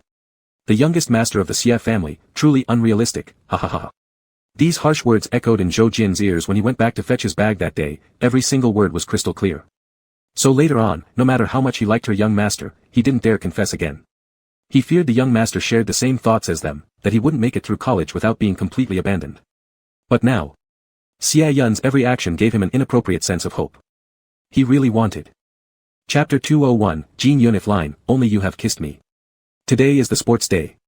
Normally, freshmen would be excited for such a grand event, but sophomores have already lost that initial enthusiasm. For someone like Zhou Jin, bookworm, who wasn't interested in the first place as a freshman, right now, it would be better to sit in the classroom and study. Yet, he inexplicably put down his pen, went to the supermarket early to buy an energy drink, waited by the finish line of the 3,000-meter race, stayed hidden behind a tree, and didn't say a word. Before the race began, a group of girls had already gathered at the finish line, chattering, that black guy this year, what's his name? Max. He's competing again. Yeah, so annoying. Last year, after he reached the finish line, he took a few steps back on purpose to humiliate us. It doesn't matter. I saw Xia Yun sign up this year. Hopefully, he can win. Ah. The young master of the richest family. I love him so much. Regardless of his ranking, today's water should be given to him. I want to, too. Me too. Behind the banyan tree, Zhou Jin slowly peeked out and carefully observed the water the girls held. Besides mineral water, there were some expensive drinks, each bottle about 40 yuan, widely praised. Zhou Jin looked down at the 5 yuan drink in his hand and faintly pressed his lips together. Not long after, he disappeared from the finish line. Bang! A gunshot rang out. The race started immediately, causing the entire playground to erupt in excitement. Max still led the way, but Xia Yun closely followed, chasing relentlessly. By the end of the second lap, Xia Yun became a little anxious, quickly picking up speed, seemingly leaving the young master half a lap behind. But during the last lap, Xia Yun seemed to see something at the finish line. His eyes suddenly lit up, and he chased forward with all his might. The final 100 meters. The screams around grew louder as the footsteps approached. Max felt uneasy inside and instinctively looked back. But just that one glance allowed Xia Yun to take a step forward, swiftly overtaking him, and broke through the finish line. Ahahaha. The ending whistle was accompanied by intense screams as the young girls rushed forward. But because Xia Yun moved too fast and couldn't stop instantly, Zhou Jin happened to be standing in exactly the right position. Just enough to open his arms and catch the carefree young master who was charging towards him, but... calculation error. When Xia Yun stopped, he still couldn't help pressing Zhou Jin onto the playground. Instinctively, his hand protected Zhou Jin's head. Then, he heard the young master's unstable breathing, panting repeatedly in his ear, filled with hormones, as if trying to drive him crazy. Ahahaha. Who is that? Who? The screams were higher than before, and many girls looked over here. Zhou Jin held 2 bottles of drinks, hearing them say, "Isn't that the straight-A student? Zhou Jin? His roommate? Ha! Omega. Not sure, do you city people call that being roommates? Ahahaha, I've heard the rumor going around the school that Xia Yun is pursuing Zhou Jin. The delinquent versus the academic ace, this is clearly a couple worth rooting for, right? Love it. Love it. They are cheering. Cheering because Xia Yun hugged him. So, they could receive blessings too. Thinking about this, Zhou Jin couldn't help but smile. Drops of sweat from the boy fell on his neck, scorching hot, making him raise his hand unconsciously to tidy the stray hairs by Xia Yun's temples and tell him, "You've worked hard." Only then did Xia Yun's breathing gradually return to normal. "I wanted to win a prize to show you." It wasn't hard. To win a prize to show him. Then, this newly bought 55 yuan bottle drink doesn't seem so expensive anymore. It was probably out of habit. Since then, Zhou Jin often went to the basketball court, watching his young master play ball. Sometimes he finished his homework near the ping-pong table. Every day, many girls would bring drinks, but after every game, Xia Yun would always run quickly towards him, pat his head, and ask, "Are you done with your homework?" Especially when playing enthusiastically, the young man in full bloom would lift his jersey to wipe the sweat off, revealing his smooth and beautiful abs. Zhou Jin loved watching him. Like tonight, there was an internal basketball match within the team. Zhou Jin had left evening study hours early, preparing to go to the basketball court, but bumped into Wu Yu in the hallway. The person he'd been avoiding for days suddenly stood before him. Zhou Jin immediately felt uneasy. He was a guy, seeing himself with Xia Yun like that.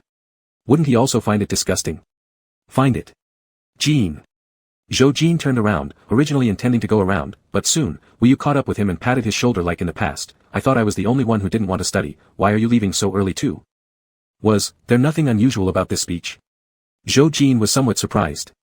While following Wu Yu nervously, he replied, "The homework for today was finished a bit earlier." "Oh, are you going back to the dormitory to preview the lessons? Or?" Wu Yu lowered his eyes and glanced at the bottle of water in his hand before smirking slyly. "Are you going to the playground to see someone?"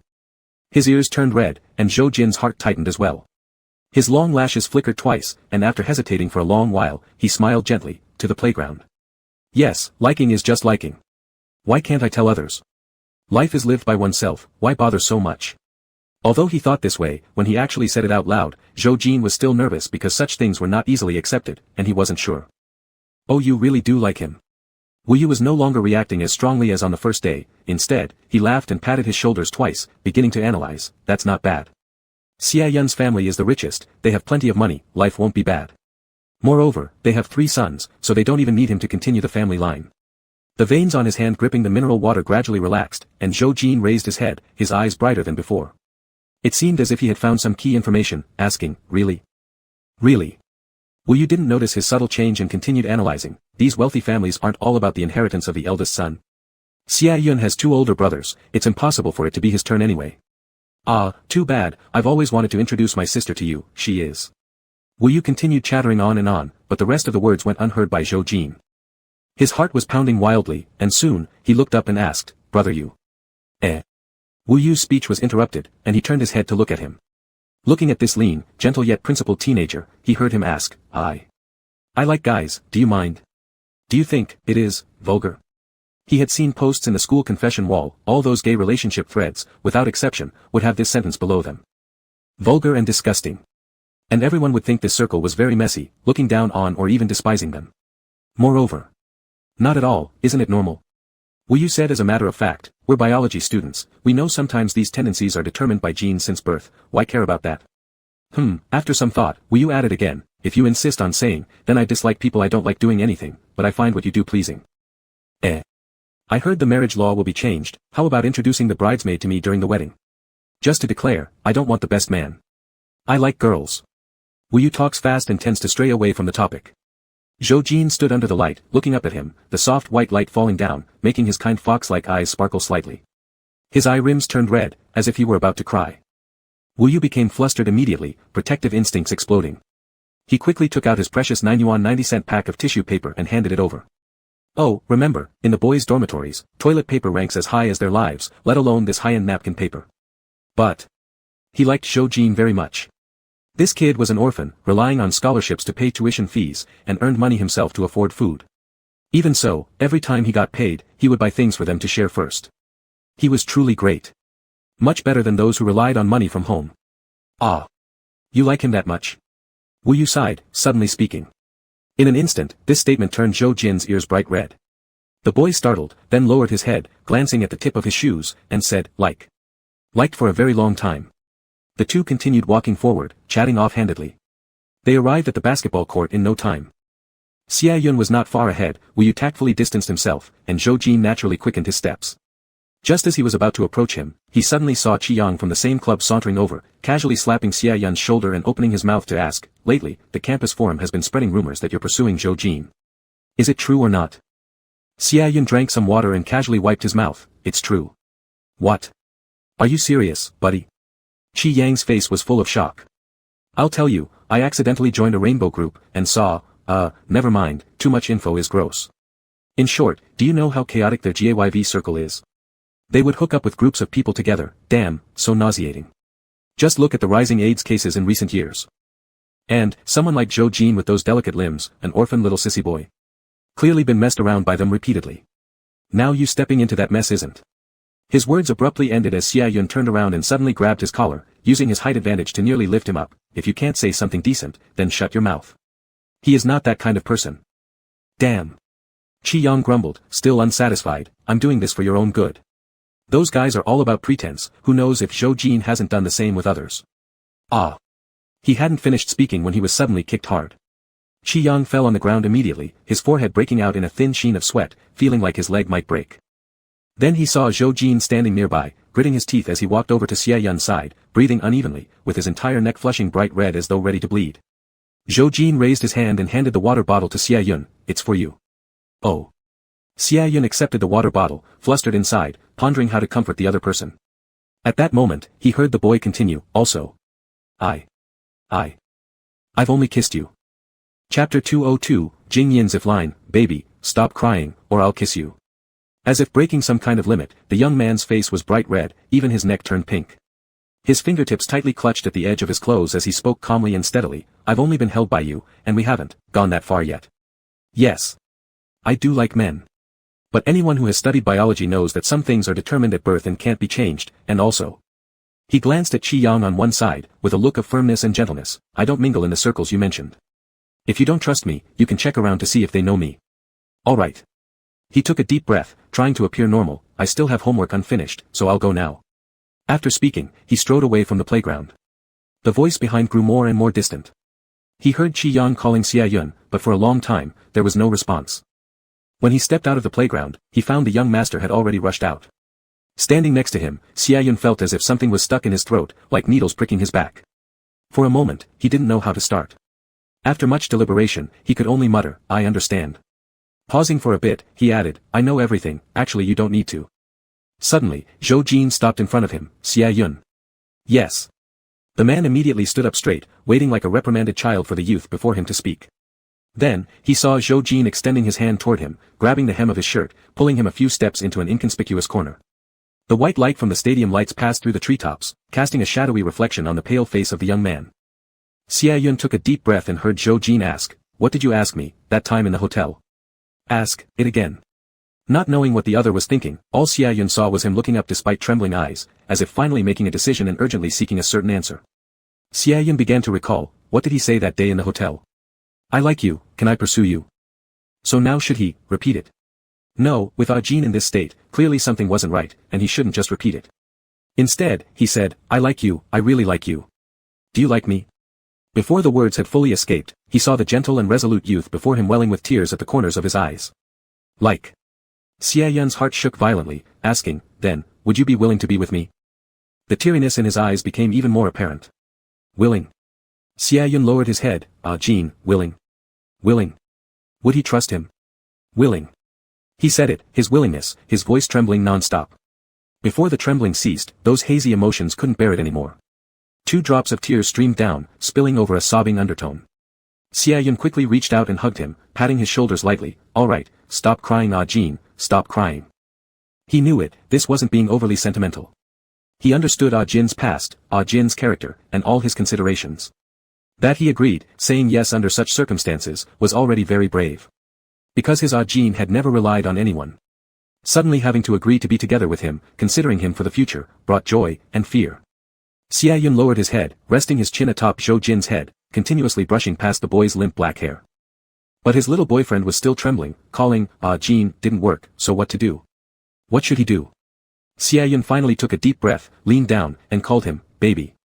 Baby, stop crying, all right? If you keep crying, I'll kiss you." Zhou Jin trembled instantly, quieting down, lowering his head just enough to rest on Xia Yun's chest. The young master's heartbeat was so fast it seemed almost erratic. Zhou Jin's long lashes gently flickered, a mischievous emotion brewed within him. He tried to regulate his breathing, slowly turning his head, and lightly kissed Xia Yun's rapidly beating chest through his sportswear. Thump thump thump. Listening to the increasingly chaotic heartbeat, Zhou Jin satisfiedly nestled onto Xia Yun's chest, blushing ears glowing red. "Boyfriend, you're such a wimp." A wimp? Was he really such a wimp? Yes, quite the wimp. Xia Yun tousled his hair, after chasing for half a year to finally get you, indeed, it shows weakness. Little Jin is so obedient, feels so soft when held. In the future, he could openly protect him. In the early autumn weather, they embraced like this, for a long, long while. It wasn't until Xia Yun's hand started wandering, pulling his shirt aside to trace the line of his abs, that Zhou Jin turned red in the ears and stood up straight. Taking a hurried step back, his whole body tightened. "You." But, his young master lounged against the fence of the playground, lifting his chin with an obedient yet unrestrained smile. The sharp gaze shifted toward him. "What's wrong? Boyfriend?" Was he implying all these were normal things for a boyfriend to do? Zhou Jin looked down, unconsciously gripping the edge of his clothes, softly emphasizing, "Next time, don't be so sudden." A calm breeze blew by unexpectedly, shaking the lampposts, illuminating the 2 perfectly sized figures at the edge of the playground. That was the purest flutter of youth. On their way back, Xia Yun apologized to Qi Yang, but on one condition, this guy had to confess his fault and apologize to his precious one. Once done, without caring about the other's reaction, he swiftly slipped his phone into his pocket and grabbed Zhou Jin's hand. "Come on, let's go shopping at the supermarket." Zhou Jin was puzzled, but their hands remained tightly clasped together. If someone saw them. Just as he thought this, a person came along. Zhou Jin felt a jolt inside and noticed that Xia Yun had gripped his hand even tighter. They walked casually into the supermarket like any ordinary couple. Palms were sweating. He was so happy. After going around the campus supermarket, Xia Yun bought almost every snack there was. The bags were too large. It was difficult for Zhou Jin to carry them, but after finally making it back to the dormitory, they found the door locked. "Was Wu Yu not back yet?" Putting the question aside, Zhou Jin opened the dormitory door and turned around to switch on the light. However, he was quickly pressed against the wall.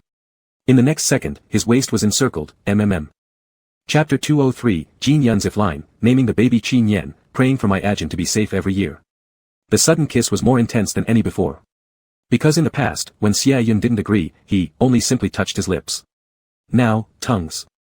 Zhou Jin let out a muffled sound, his breathing becoming increasingly erratic. He had never known that real kissing was like this. His ear tips turned scarlet, and he was at a loss of what to do as his chest kept rising and falling non-stop. He raised his hands, attempting to push away the rogue in front of him. But just as his hands came up, Xia Yun grabbed them both with one hand and pinned him against the wall. Then, even the space to breathe was entirely deprived. Help. He couldn't catch his breath, and his heartbeat was so loud he could hear it clearly himself. Zhou Jin's eyes gradually became moist, and tears started to fall drop by drop. He felt like he was completely under the other person's control, about to be devoured alive. Finally, he was released and collapsed into Xia Yun's arms. Before he could catch his breath twice, he was lifted by the waist and placed back on the bed by the young master. Continued kissing. Whimpering sounds gradually filled the dorm room. Zhou Jin's white shirt was mischievously pulled up by Xia Yun, and his lips lightly grazed over his abdominal lines. The teenager's heart beat faster, shame nearly drowning him. He wished to grab the quilt and hide himself. Zhou Jin squinted in embarrassment. Just as he was about to pull the quilt, he heard a click, and the door was pushed open. It was Wu Yu and another roommate's voice. That game we played today was amazing. We should go to the neighboring dormitory again, there. Suddenly, a sob interrupted his words. The two simultaneously froze and turned around, their gazes gradually landing on Zhou Jin's bed. At first glance, it was a blanket covering the entire bed, seemingly hiding someone. Wu Yu's whole body shook, his cheeks instantly turning bright red, like he was frozen in place. After being dazed for a while, he belatedly realized the situation.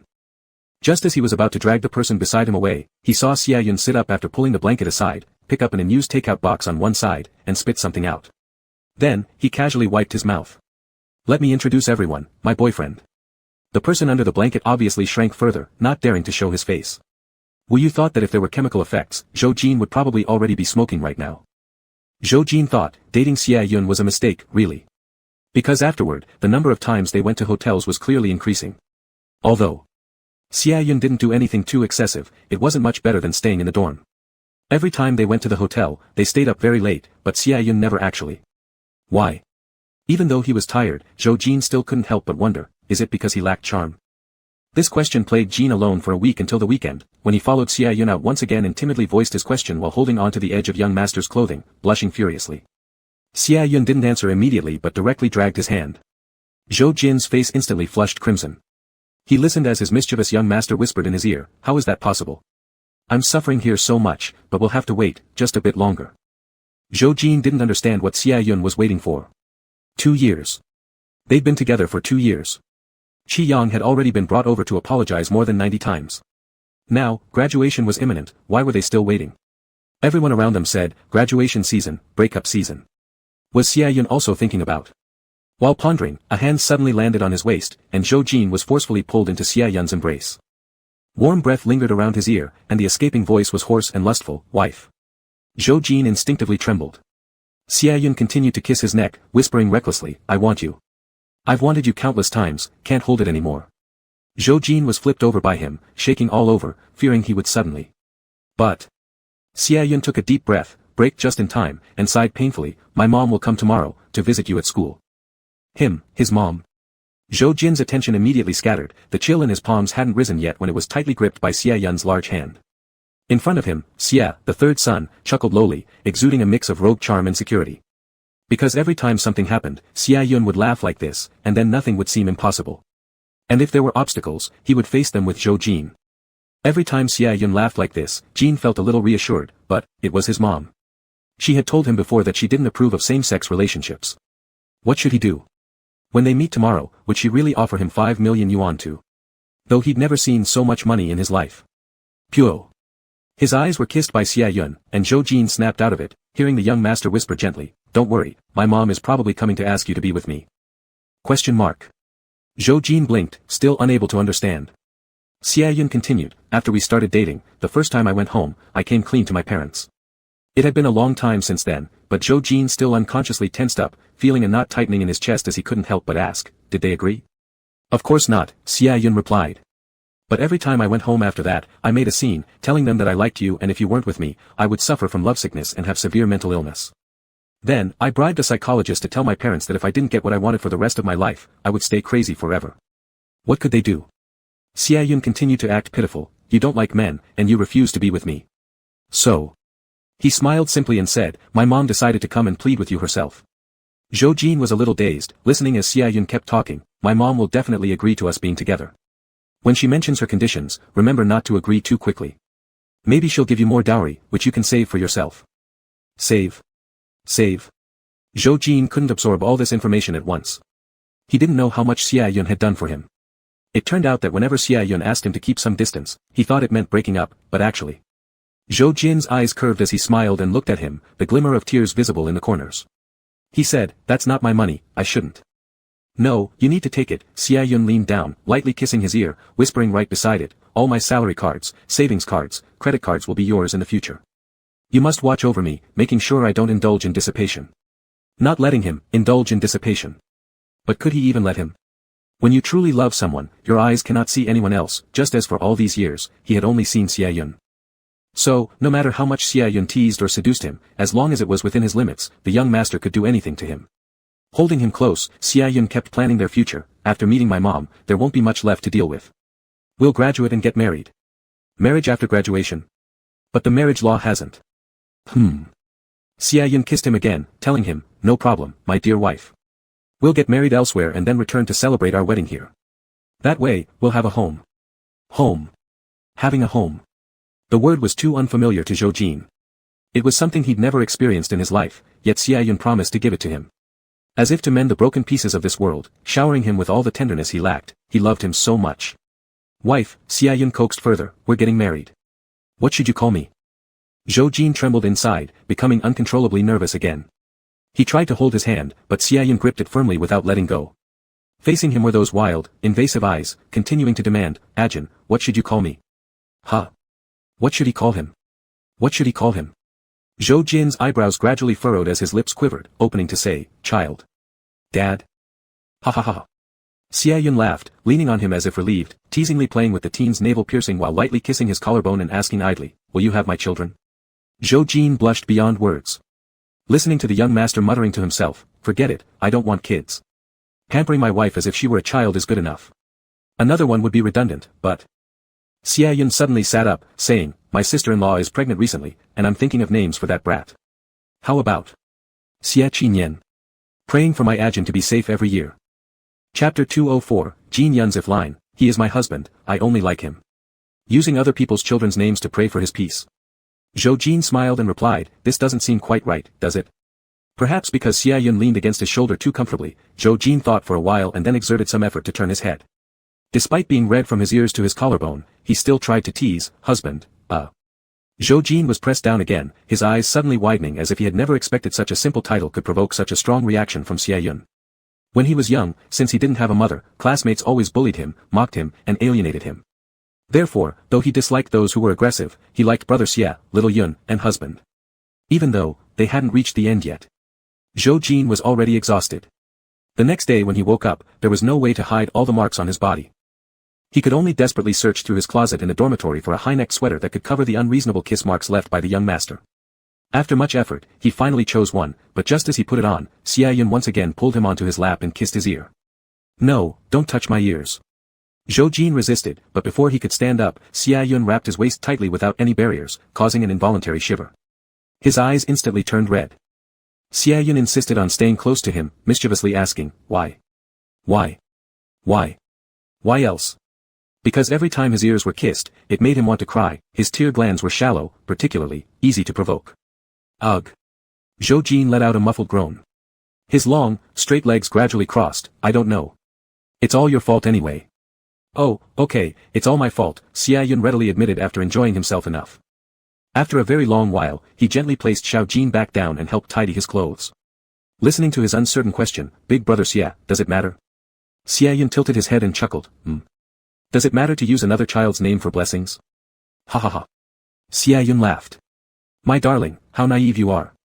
This name wasn't chosen by me, but by my father. He said, this is the first child of our Xia family, which can be used to pray for all the members of the Xia family, year by year, for peace." "Oh." Zhou Jin nodded, seemingly slowly noticing something, "But I'm not from the Xia family." Just at this point, as if he suddenly remembered something, his ears turned red, and he slightly pursed his lips, completely falling silent. Zhou Jin met Xia Yun's mother. Although he had seen her countless times before, this time was, inexplicably nerve-wracking. However, the woman was clearly trying to persuade him to stay with her foolish son, and Zhou Jin agreed without asking for even a cent.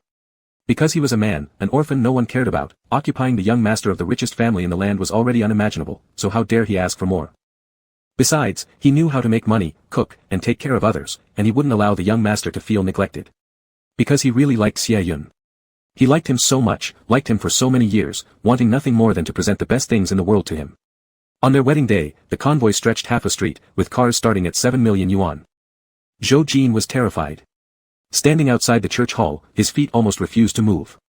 It was his first time witnessing the opulence of the Xie family. The hall seemed endless, filled with elegantly dressed men and women.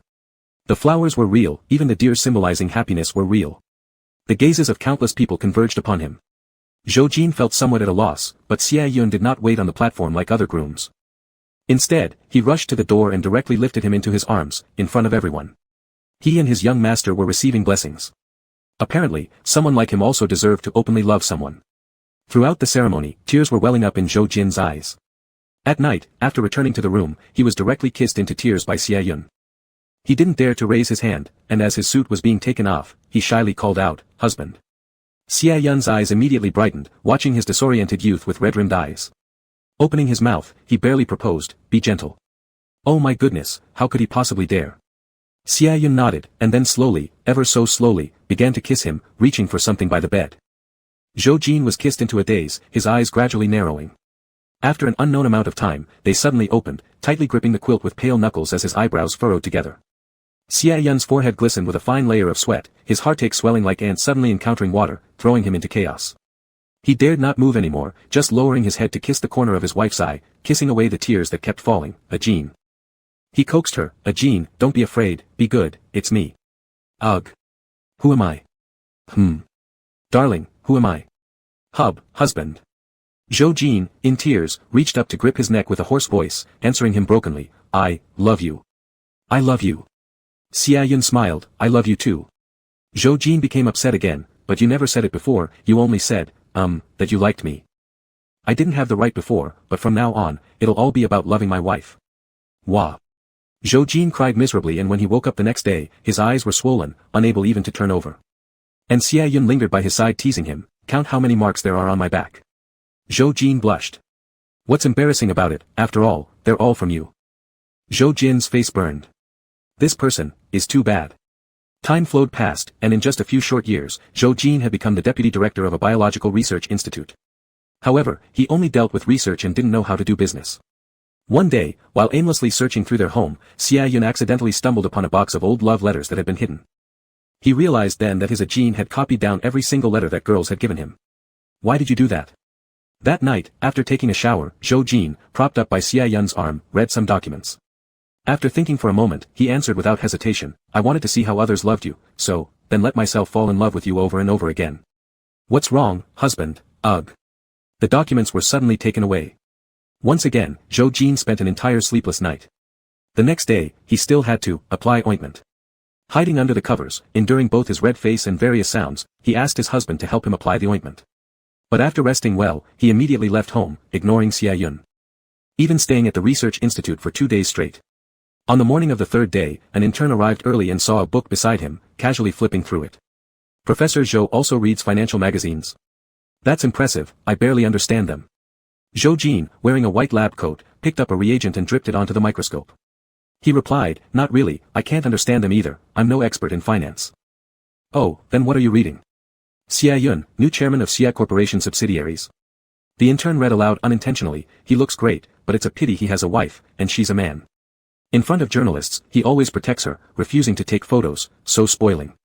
After muttering for a while, the intern seemed to suddenly realize something, glancing back at Zhou Jin in shock, asking incredulously, "Professor Zhou, do you also like men?"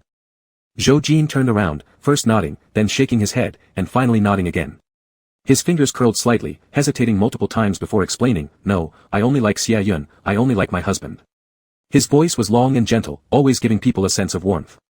The intern froze momentarily, disbelievingly standing rooted in place. As far as their eyes could see, Zhou Jin's brows began to tighten, his long lashes drooping as if he was somewhat sad. Saying, "But recently, we've been quarreling.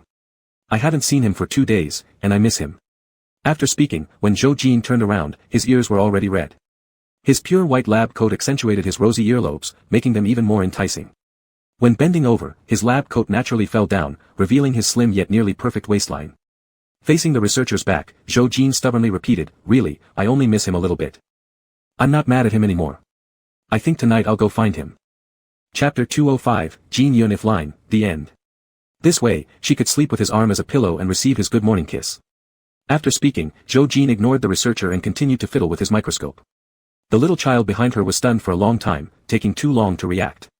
Her eyes fixed on Zhou Jin's back, daydreaming. Teacher Zhou was fair-skinned and obedient, and not particularly slim in stature. His waist-to-abdomen ratio was impeccable, and he had long legs that did not make him appear short, instead exuding elegance and gentleness. Even newly arrived interns were willing to talk to him. Standing at only 176 centimeters, when hugged by an 186 centimeters tall man, it was just right. Perhaps sometimes, one hand would be enough to encircle him. He was obedient, yet maintained his own boundaries. His working ability was outstanding, and his annual income was also substantial. Ah! The researcher finally turned away her gaze. If she really liked men, then Zhou Jin's looks and personality were simply top-notch. Mr. Xia is truly fortunate. Zzz. For some unknown reason, after thinking the words, so fortunate, the researcher suddenly felt cold down her spine, instinctively shivering. Is it this terrifying? Is Mr. Xia always around? Hesitating with fear on her face, the researcher hurriedly walked away. On the other side, after apologizing continuously for 2 days via video calls, kneeling before remote controls and durians, Xia Yun finally realized his wife was no longer angry. So, he let out a deep sigh of relief, bought flowers, and prepared to drive and pick her up as soon as he got off work. But just as he reached the parking lot, he saw a little child standing beside his car. Dressed in a finely tailored black suit, looking about 7 or 8 years old, both cool and adorable, upon approaching, Xia Yun suddenly understood. Little Gu Cheng, what are you doing here? Gu Cheng looked up, meeting Xia Yun's face somewhat bashfully. My school is nearby. Uncle Xia said he wouldn't have time to pick me up today, so he told me to wait by Uncle Three's car. Can you take me home? Oh, I see. The Xia and Gu families were longtime friends, so the eldest brother had taken in little Gu Cheng, who was being pushed out by his stepmother, to help take care of him, and everyone supported this. Moreover, Gu Cheng was well behaved, studied diligently, and could manage the mischievous Xia Qinyan, which Xia Yun greatly appreciated. Sure. Xia Yun opened the car door. Get in. As the little child stepped into the car with his short little legs, Xia Yun found it adorable and couldn't resist giving him a hand. Looking closely at the little boy, Xia Yun asked, you look very much like my partner. Gu Cheng didn't have much interaction with Xia Yun and wasn't too familiar with his marital situation. Scratching his chubby little hands, he finally came up with an answer, I might look slightly effeminate. Xia Yun shook his head, proudly introducing, he is a gentleman as well. Oh. Gu Cheng lowered his head, feeling apologetic for guessing the wrong gender, pulling on his backpack in the back seat for a while. Suddenly, it seemed he thought of something and looked up, then your partner must be very handsome. That's right, he's very handsome. By the way, Xia Yun turned around, leaned against the back seat, handed him a bouquet of 99 large roses, and asked, can you carry it? Gu Cheng gritted his teeth, estimated the weight, and ultimately nodded reluctantly, listening to Xia Yun continue, in a bit, when we arrive at the institute, give this bouquet to him and tell him, Xia Yun the big idiot already knows he was wrong, and has bought a table full of delicious food for him, don't be mad anymore. Please help soothe him, okay? That sounded somewhat difficult. Little Gu Cheng solemnly nodded, holding a large bunch of roses and got out of the car, walking towards Zhou Jin while panting heavily. He opened his mouth but didn't get a chance to speak because Zhou Jin bent down, preemptively took the roses from him, pulled out a tissue from his pocket to wipe the sweat off his face, and immediately led him forward a few steps. Xia Yun, don't make it hard for children. Xia Yun, OAO. He originally intended to make Aunt Jean feel soft-hearted, but now regrets bringing this little fellow. To thank Gu Cheng, Zhou Jin brought him home. When leaving, he noticed little Gu Cheng grabbing a bunch of lollipops and seriously asked, Uncle Jean, can you give these to me? Of course. Zhou Jin patted his head, searched for a moment, and pulled out a big bag from the drawer. Since we're all family, you can take whatever you like in the future. Gu Cheng blushed a bit. Actually, I'm not planning to eat them myself. Zhou Jin arched an eyebrow. Oh. Gu Cheng, little and enjoys candies of this flavor. I'll bring some to him. Haha. Zhou Jin laughed, but I hear Brother Xia beat him often. Gu Cheng shook his head. He only beats when Brother Xia doesn't listen. Otherwise, he usually buys him yummy treats with pocket money. Alright, then I'll get you guys more packs next time. After seeing Gu Cheng off, Xia Yun couldn't wait to return home. He searched high and low through every drawer, only to discover that pacifying wife candy that he had bought was gone. Ah. Life-threatening. His palms immediately broke out into a cold sweat. Xia Yun searched again and again until his eyes were almost red from exhaustion. Finally, he got the answer, I gave them to Gu Cheng. Xia Yun suddenly felt so wrong that he plopped down by the bed and burrowed into Zhou Jin's arms. Wife. Alright. Zhou Jin bent down and softly kissed his lips. I just finished the last one, there's still a bit of sweetness left. Let me kiss you. She kissed his lips, then his ears. And with that, Brother Xia would become as obedient as a little puppy.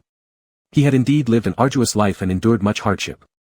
But whenever he held Xia Yun in his arms, it was like embracing the whole world, filling him with immense happiness. The if line ends here. In the main story, due to their parents' disapproval, Jean and Xia fled far to M country, causing many unpleasant events akin to the butterfly effect. But in this if line, Xia was cleverer, so everything went smoothly and harmoniously. Jean wasn't present in the main story, but these details reveal his true nature. He is cautious yet passionately loving. Do you like it? Well, I do. Hee hee. I love the strong submissive type like Gu Cheng and also adore the gentle Jean who remains steadfast internally amidst a fractured world. In the next bonus chapter, Uncle Gu becomes a merman, *omega*. Chapter 206, Reality Postscript, Rearing Guide. Zhou Jin's Perspective. Today, I threw away all the knives I've been hiding. I didn't keep a single one, not the kitchen knife, the scissors, or even the nail clipper. I bundled them all up and dumped them in the trash. Because, if I cut my wrists, my husband would get angry, and the consequences would be severe. Actually, it's not that I'm afraid of his anger. I know Xia too well. Every time he gets angry, it's all bark and little bite. After yelling at me, he still cries with red eyes, cooks me all sorts of delicious food, and then coddles me for half a day. He loves me, so I don't fear him. I'm not afraid when he gets mad, I am more afraid of others being mean to me than his anger. But every time he gets angry, he sheds tears, stands alone outside the door, smokes one cigarette after another. After smoking, he brushes his teeth repeatedly to erase any trace of tobacco, ensuring that he doesn't stink, before coming over to hug me. Big brother Xia is upset, and I can't bear to see him sad. So, I will throw these things away. But a few days ago on my birthday, someone told me that big brother Xia had made mistakes. He killed people and disposed of their bodies, ran casinos, secretly trained assassins, committed unspeakable sins, each act alone warranting hundreds of executions. So, after careful thought, I asked for a Buddha statue. I wanted to worship Buddha, but here most places are churches. To cheer me up, big brother Xia specially built a grand hall in the estate just for incense offerings. I pray to Buddha to seek blessings for big brother Xia. Not for divine forgiveness, but to wish that all the karma he's accumulated falls on me instead. After all, this is all my fault. It's because of me that he has become like this. I have no right to judge him. Big brother Xia, big brother Xia, big brother Xia, my head is filled with nothing but thoughts of big brother Xia.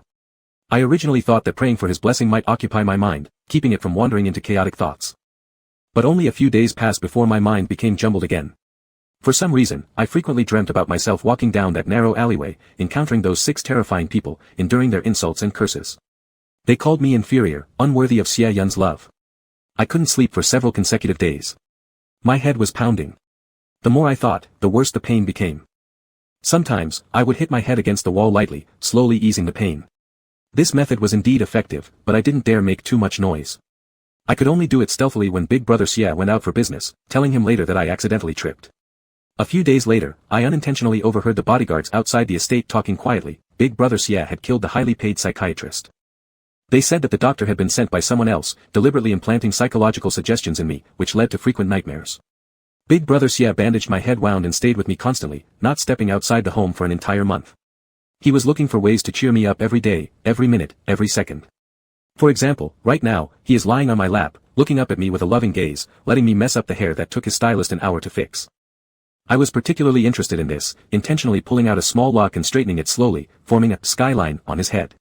Then, seeing his furrowed brow, I couldn't help but laugh. He loves watching me smile recently, and my laughter always makes him happy for a long time. Therefore, I try hard to find amusing things, laughing for him to see. I messed up his hair and laughed at him. Xia, your head seems bigger. With exhaustion, he closed his eyes. Is that so? Why do you think so? I used my hand to measure his big head and said, you're constantly thinking about how to make me happy without rest, overusing your brain thus making it grow bigger. He smiled and opened his eyes again, with a hint of grievance. Isn't that the case? My whole brain is filled with wife, thinking about it makes my head bigger. Unclear, ambiguous words. My heart skipped a beat, and I shivered involuntarily. Then, his kiss fell precisely on my abdomen, where those 6 men had. My breath paused momentarily, and my eyelashes fluttered as I tried to appear normal.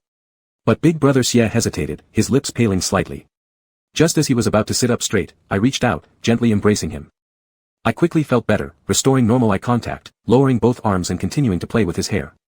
However, he intentionally pulled himself further away, looking up at me. I could tell there was worry brimming in those eyes, so I touched the moisture at the corner of his eye and said, it's fine, I'm not scared. I told him, I'm not afraid of you, I love you. In front of me, those phoenix eyes trembled and tears streamed down. He opened his arms and gently embraced me, as if he wanted to fuse me into his very bone and blood, but restrained himself out of tenderness. His voice quivered as he spoke impulsively, my Ajahn. You are so good, you haven't done anything wrong. Why do you have to endure such hardships? Alright, I'm here. I responded without knowing what he was thinking, only feeling heartache and constantly wiping away his tears. His tears were scalding hot, making me want to cry too. Numerous thoughts kept surfacing inappropriately in my mind, vying for attention and pushing me towards insanity. I didn't know when my vision became blurred, only aware that I opened my mouth, and then, I heard myself ask, husband, would you consider surrendering? It was especially hard for us when we first came to M country. Xia Yun had survived countless close calls before achieving what he has today. In truth, with his current power, even if he retired completely and laundered all his money, no one would ever discover it. He has a brilliant future ahead, a life of ease awaiting him. Why would he choose to surrender? If anyone else said this, they might truly become enraged. But I trust him. My intuition tells me that he will listen to me. Sure enough, the man in front of me smiled slightly and said, "It's not that big of a deal." All right. He wiped away my tears and lightly kissed me upon rising. Once my wife is fully recovered, really healthy, I'll go and face the consequences. Really, I won't deceive you. He promised repeatedly, whatever my agent says, I'll follow. That day, we did it. I was the one who initiated. It had been a long time, over a year since our last time. I thought that at least after this, I would try hard to get better. But every time I thought about how getting better meant Xia Yun would go to jail and my little lord would die, my condition would always relapse again and again. Later on, attempting suicide became almost instinctive. Even speaking required a great deal of preparation, and my memory grew increasingly worse. I often forgot to do many things, so every day in my diary, I wrote the same sentence, remember to love brother Xia well.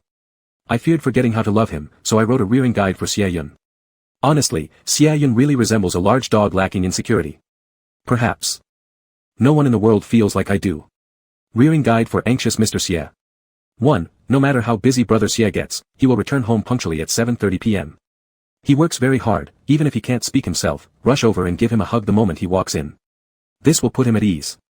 2. When brother Xia kneels down in front of lychees, symbolically asking for something, don't be shy, just go ahead and inquire openly. Don't let him feel pressured. 3. Every day, practice smiling more in front of the mirror.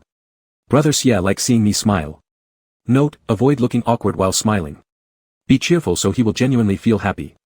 4. Brother Xia insists on cooking personally every day.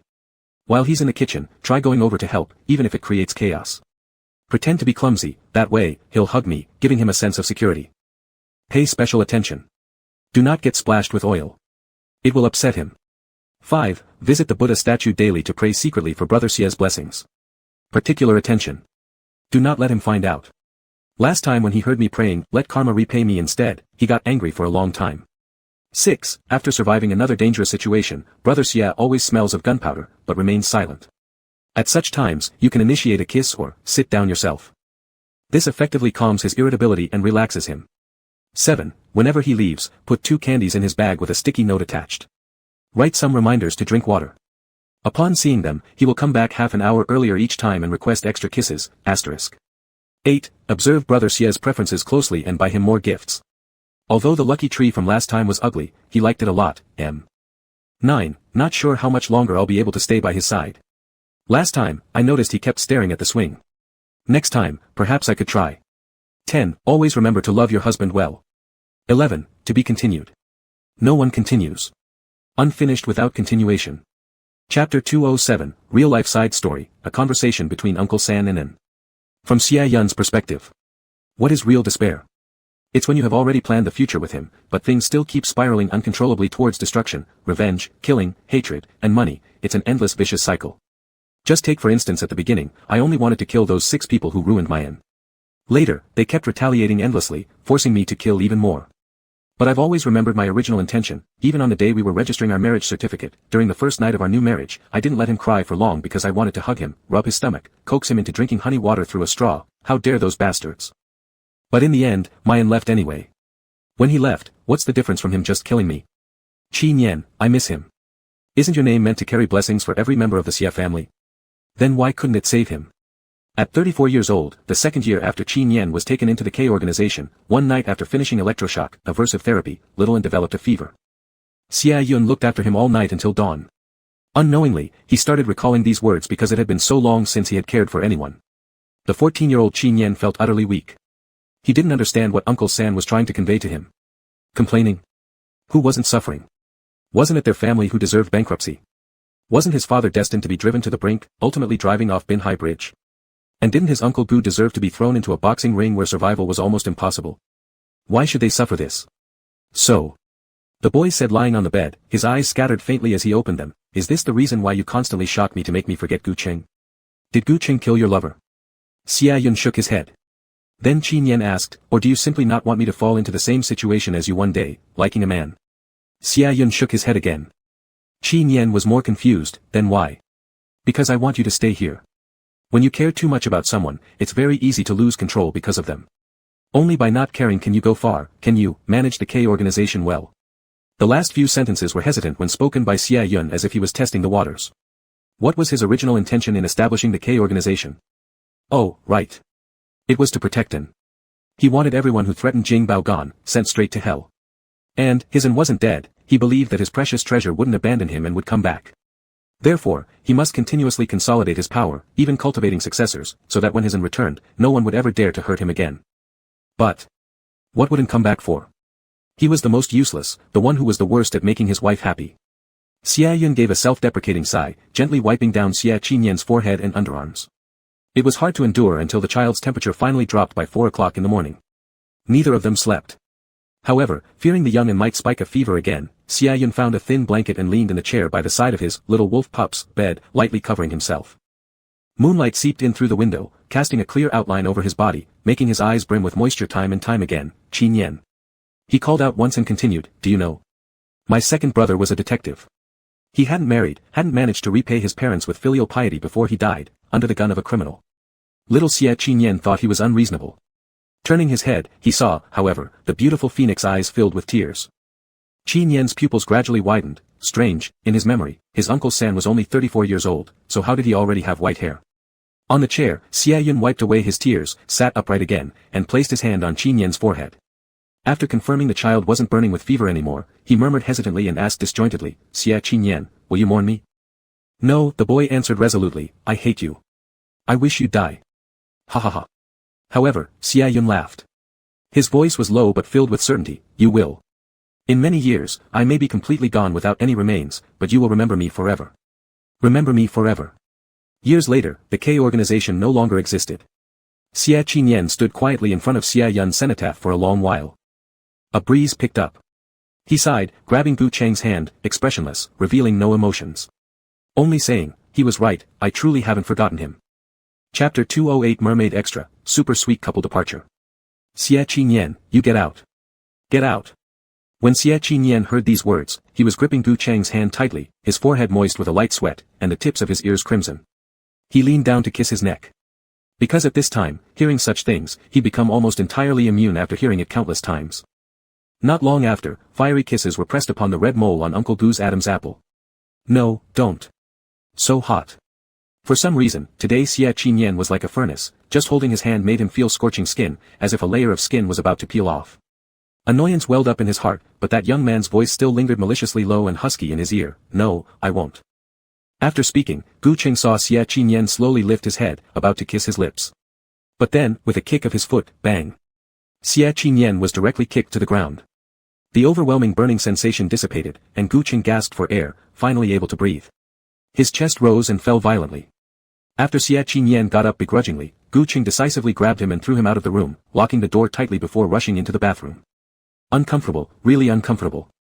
He couldn't say what felt strange, but the surrounding air felt dry, each breath stabbing painfully at his throat. Only submerging himself in water could gradually alleviate it. In the bathroom, Gu Cheng filled the bathtub with hot water and leaned against it calmly. He waited until his breathing steadied, and only then did he begin to remember the events of a few days ago.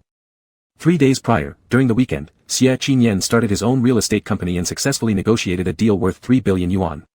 To reward the little brat while also preserving his aging waist, at Xia Qinyan's request, he took him to the largest aquarium in the capital city. Gu Cheng knew Xia Qinyan well. Despite being young, he had developed many peculiar habits from being tortured by his uncle.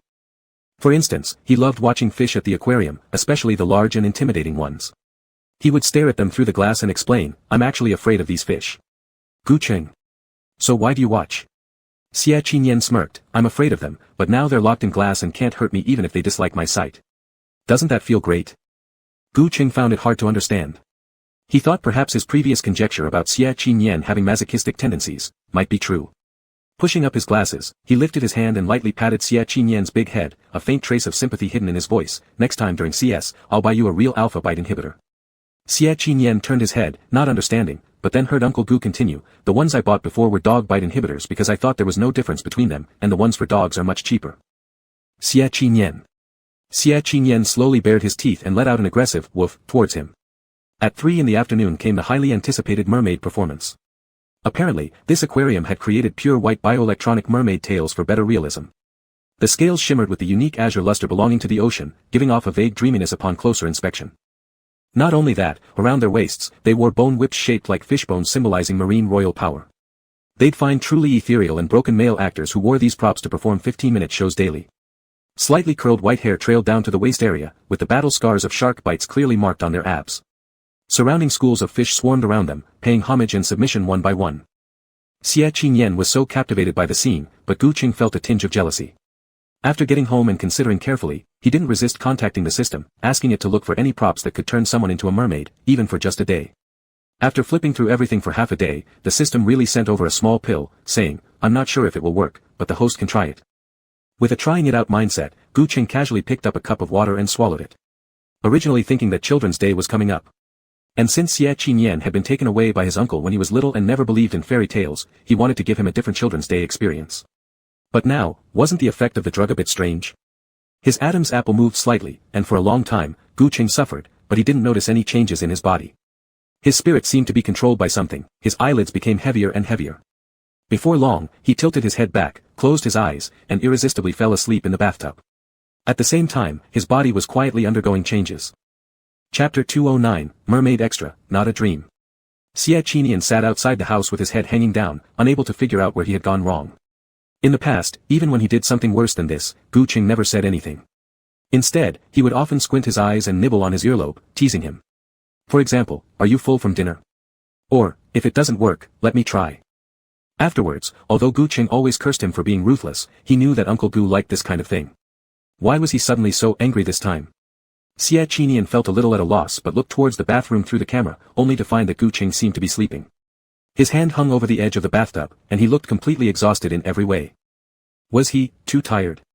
But falling asleep like this wouldn't do, he'd catch a cold.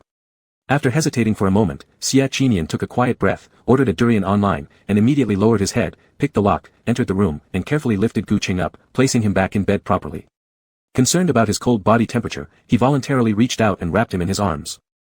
Only after warming him up did he finally breathe a sigh of relief and slowly close his eyes. The night was tranquil, and Xie Qinyan felt as if someone was gently blowing into his ear. Not knowing how long he had slept, the chill grew increasingly intense, forcing him to frown and try to pull the blanket.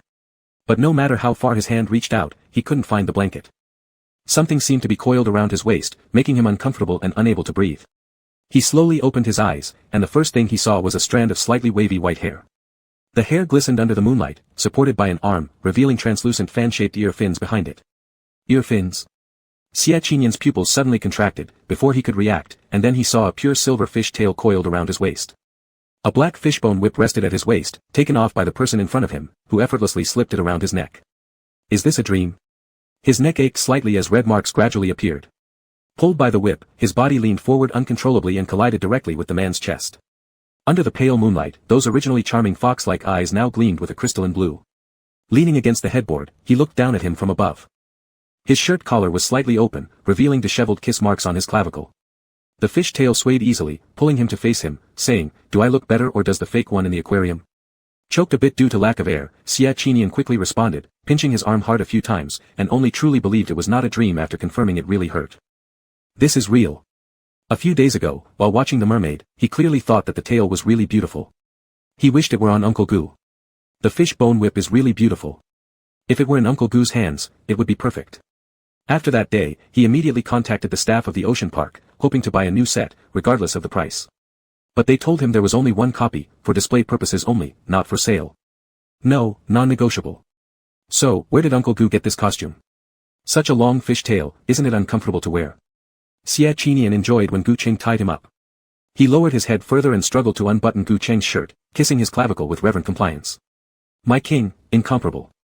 As soon as the words were spoken, he reached out and continued to explore Gu Qing's tail. It was so long that it almost wrapped around his waist twice, and when finished, the tail fin perfectly fell into his grasp. He originally wanted to test the texture of the tail to see if wearing it might be uncomfortable. However, just as his fingers touched the thin tail fin, Gu Qing instinctively moved, his ear fins turning red, as if enduring something unbearably difficult. Could it sense touch? Xie Qinyan's heart quickened, growing more curious, yet he didn't ask questions but continued to explore. Looking again, he realized that Uncle Gu's legs were indeed gone, and the tail displayed incredible flexibility. Its shiny scales glimmered, appearing quite real. Moreover, each flick of the elegant and beautiful tail fin made Gu Cheng's lips subconsciously tighten slightly. It wasn't until Gu Cheng actually uttered the words, "When will it end?" that Xie Qinyan noticed the trembling, sultry tone. Gu Cheng slightly frowned, and the fish tail quickly retreated. On the upper part of it, two uniquely positioned scales began to open and close slightly. Chapter 210 Mermaid Epilogue, You Must Forever Believe in Magic. Open. Close. Xie Qinyan's pupils suddenly widened. Ignoring his reddened neck, he embraced the mermaid tail with much gentleness. Lost in this dreamlike wonderland and unable to snap out of it, he heard a sound. The bedside, Gu Cheng's phone rang. System, host. Don't take that medicine, it has side effects. That's the new special drug from the System Bureau. After drinking it, you'll experience the mermaid's heat phase, which won't wear off for 3 days. Gu Cheng heard the sound but didn't have time to turn his head before Xie Qinyan's eyes brightened suddenly. His distinct knuckles loosened slightly, lightly brushing away a scale before leaning down for a kiss. The large tail coiled around his waist started moving restlessly. The fan-shaped caudal fin, seemingly stimulated by something, kept flapping non-stop like a drifting thin gauze under moonlight, accentuating those slightly red fox-like eyes even more alluringly. Sweetheart. Taking advantage of Gu Cheng not turning around, Xie Qinyan decisively reached out to shut off the mobile phone, gently parted his knees, and shortly afterward trapped that fish tail firmly. He leaned forward, going to kiss the man's ear fin. You're so beautiful. Beautiful like a dream. To be honest, since encountering Gu Cheng until now, Xie Qinyan always felt as if he was in a dream. He originally thought that the person he could never get in a lifetime was now tightly embracing him, doing his best to satisfy his wishes, indulging him without bounds. And, the strength of a merman is rather great, almost hard to restrain, nearly getting overturned. But as long as he furrowed his brow, saying through tear-filled eyes, Uncle Gu, the merman would immediately soften, his soft tail fins reaching toward his lips, actively letting him kiss. Why can't Uncle Gu's tears turn into pearls? Slap. Unable to endure any longer, Gu Cheng flicked his tail onto his face. I'm not a real merman, just be satisfied with what you've got. Although he said this, a few days later, the young wolf still found a wooden box on the bedside table, filled entirely with pearls. Gu Cheng deceived him, saying they will change, just slowly, hence why he sees them now. However, how could it be possible? The receipt was still thrown in the trash bin, and he had already seen it. But, Gu Cheng held him in his arms, pinched his ears, and said, I will try my best to make up for your lost childhood. My little wolf, you must forever believe in magic. Xie Qinyan smiled, I've believed all along. Actually, it wasn't that he originally believed, to him, Gu Cheng himself was the magic. Leaning against the man's shoulder, Xie Qinyan raised his hand and casually played with the expensive glasses chain, clinging close as he acted cute. So when we get married, can we use cars worth over 70 million to show off on the streets? Uncle 3 had told him about his own wedding with Uncle Gene in the US, where they gathered all the luxury cars from the K organization, circling the estate multiple times. Small jealousy, Omega. To some extent, Gu Cheng disliked making a fuss, pondering for a while before only giving him a light tap on the forehead. Immature or not? Not agreeing at all. Feeling somewhat disappointed, soon after, on the day of their marriage, when Gu Cheng came to pick him up, he indeed brought an entire fleet of luxury cars. From the third floor of the villa, it stretched half the length of the street. What was most noteworthy was that at the very front of the convoy was a pure black Bugatti La Voiture Noire. Limited globally to one single unit. One single unit. Xie Qinyan's heart gave a jump, and he excitedly dashed down even before he had properly pinned his boutonniere. Just as he did so, the car window slowly descended. His Uncle Gu was wearing a deep blue suit, one hand resting on the steering wheel. His eyes softly curved, and through the rimless glasses, exuded an air of refined elegance exclusive to those who were once failures. He reached out, adjusted his slightly disordered bow tie, then tilted his head slightly and said to him. Little bride, get in the car. Chapter 211, Raising the Kid Extra. Li Zhang's son has been found, placed in Xia Yun's estate, sleeping next to the former bedroom of himself and Zhou Jin. Every day he is cared for by a nanny, sent to an aristocratic school, being taken care of even better than his own son. Lin Shen said that this child was saved by Xia Yun from his subordinate's hands. Originally, she intended to let him go free, but once she learned that he belonged to Li Jiang, she immediately decided to raise him herself. This was because a fortune-teller told her, doing so would accumulate good karma for her lover. Actually, that fortune-teller was a fraudster and was arrested a few days later, but Xia Yun still firmly believed it. Even if she were to die, she made sure the living expenses she deposited in the bank for this child would suffice until he finished university. She also specially hired a lawyer to keep watch. When the news arrived, Gu Cheng was at Li Jiang's grave. Grandpa Li and Grandpa Gu were comrades in arms when they were young. However, Grandpa Li was injured at the age of 20, and his life gradually returned to tranquility, while Grandpa Gu began doing business after retirement, expanding their family into a grand one. Li Jiang chose to become a special agent to fulfill a wish of his grandfather and for his parents, police detectives who had died due to the K organization. But then, white-haired people bid farewell to the black-haired. Grandpa Li lived alone and heartbroken, but after much persuasion by Grandpa Gu, he finally agreed to move into Gu's old house. They chatted, took care of him until his end, and buried him in this auspicious burial site. Gu Cheng would come and visit every day. Afraid? Not at all. Because these people protected you when they were alive, how could they possibly harm you after death? For them, justice was a belief ingrained deep within their bones. Thus, within 3 months after worshipping Li Jiang, Gu Cheng would neither accompany Xie Qian to see his uncle nor visit Gu Ming. He took the news to his grandfather, carrying a dozen beers together with the elder, drinking them all at the cemetery, and then traveled to State S of M country with Xie Qian. That was a very obedient little boy, looking 7 parts like Li Jiang. At first sight, Gu Cheng couldn't help tearing up. So, to prevent himself from saying something inappropriate in front of the child, on the first day of meeting, Gu Cheng chose to hide in the villa alone, while Xie Qian took charge of playing with the child. For unknown reasons, after getting acquainted for a few days, the little guy became extremely attached to Uncle Gu. After finishing piano practice, the 7 or 8-year-old boy would immediately hold a pillow and stand at the door where Gu Cheng rested, blinking big eyes cautiously and asking, "Can I sleep with you?" On the bed, Xie Qian who had just flipped over onto someone else. Before Gu Cheng could respond, Xie Qian quickly intervened, "No. No way." The boy frowned, dragging the pillow a few steps to the side of the bed, his eyelashes instantly damp with tears. "But you're called Uncle Gu too, why can you? And you're older." "Humph, greater than or equal to less than or equal to." Xie Qian. In the end, in order not to upset the child, the older child was driven out. Xie Qian pitifully muttered, "Why?" Gu Cheng could not think of a reason, so he blurted out, "Probably because his eyes are pure black, I like it." Carrying a head full of question marks, Xie Qian stormed out of the door, calmed down, and stood silently in front of the full-length mirror in the bathroom for a long time. Staring at his darker emerald irises for quite a while, they seemed increasingly unappealing. Deciding impulsively, Xie Qian left the house late at night to buy black-colored contact lenses and set up camp outside Gu Cheng's door with some clothes. Being concerned for him, after coaxing the child to sleep, Gu Cheng got up and put on his shoes. Even pulling out a spare quilt from the cabinet. He opened the door intending to check on Xie Qian, telling him not to catch a cold, but was suddenly pulled into the arms and kissed breathless before he could react. Finally freed after great difficulty, Gu Cheng's ears turned red slightly. He looked at Xie Qian, who blinked innocently, "My eyes are black too, can Uncle Gu sleep with me?" Breathing slightly accelerated, Gu Cheng didn't have time to react again as Xie Qian gently pressed him onto the floor through their clothing. Tilting his head, he could still see the living room downstairs. It was the small villa Gu Cheng bought previously for his convenience to secretly watch Xie Qian when visiting the K organization. Standing here countless times before, he had often wondered if this kid was safe. Now, however, he thought, A soft, long moan spread around his ear, and Xie Qian asked, "Baby, when did you buy this villa, baby Gu?" Very early. Holding him tightly, Gu Cheng's fingers left a few long scratches on the broad back of the little wolf. When emotions run deep, some words that wouldn't normally be spoken always tend to reveal themselves inexplicably. Gu Cheng didn't shut his mouth but continued, "I used to worry about you. From here, I could always see you running around outside the door or sitting there all day. Is that so?" Xie Qian smiled, "But I thought the more trips I made, the higher the chance of bumping into Uncle Gu." At first, when Gu Cheng heard this, he didn't quite understand what it meant. It wasn't until later that he finally realized, this place had already become their home a long time ago. The next morning, Gu Cheng was carried by Xie Qian into another room. The Li family's little boy woke up early and, upon not seeing Uncle Gu, immediately dashed out of the room in his little panda pajamas, his short legs pattering quickly across the floor.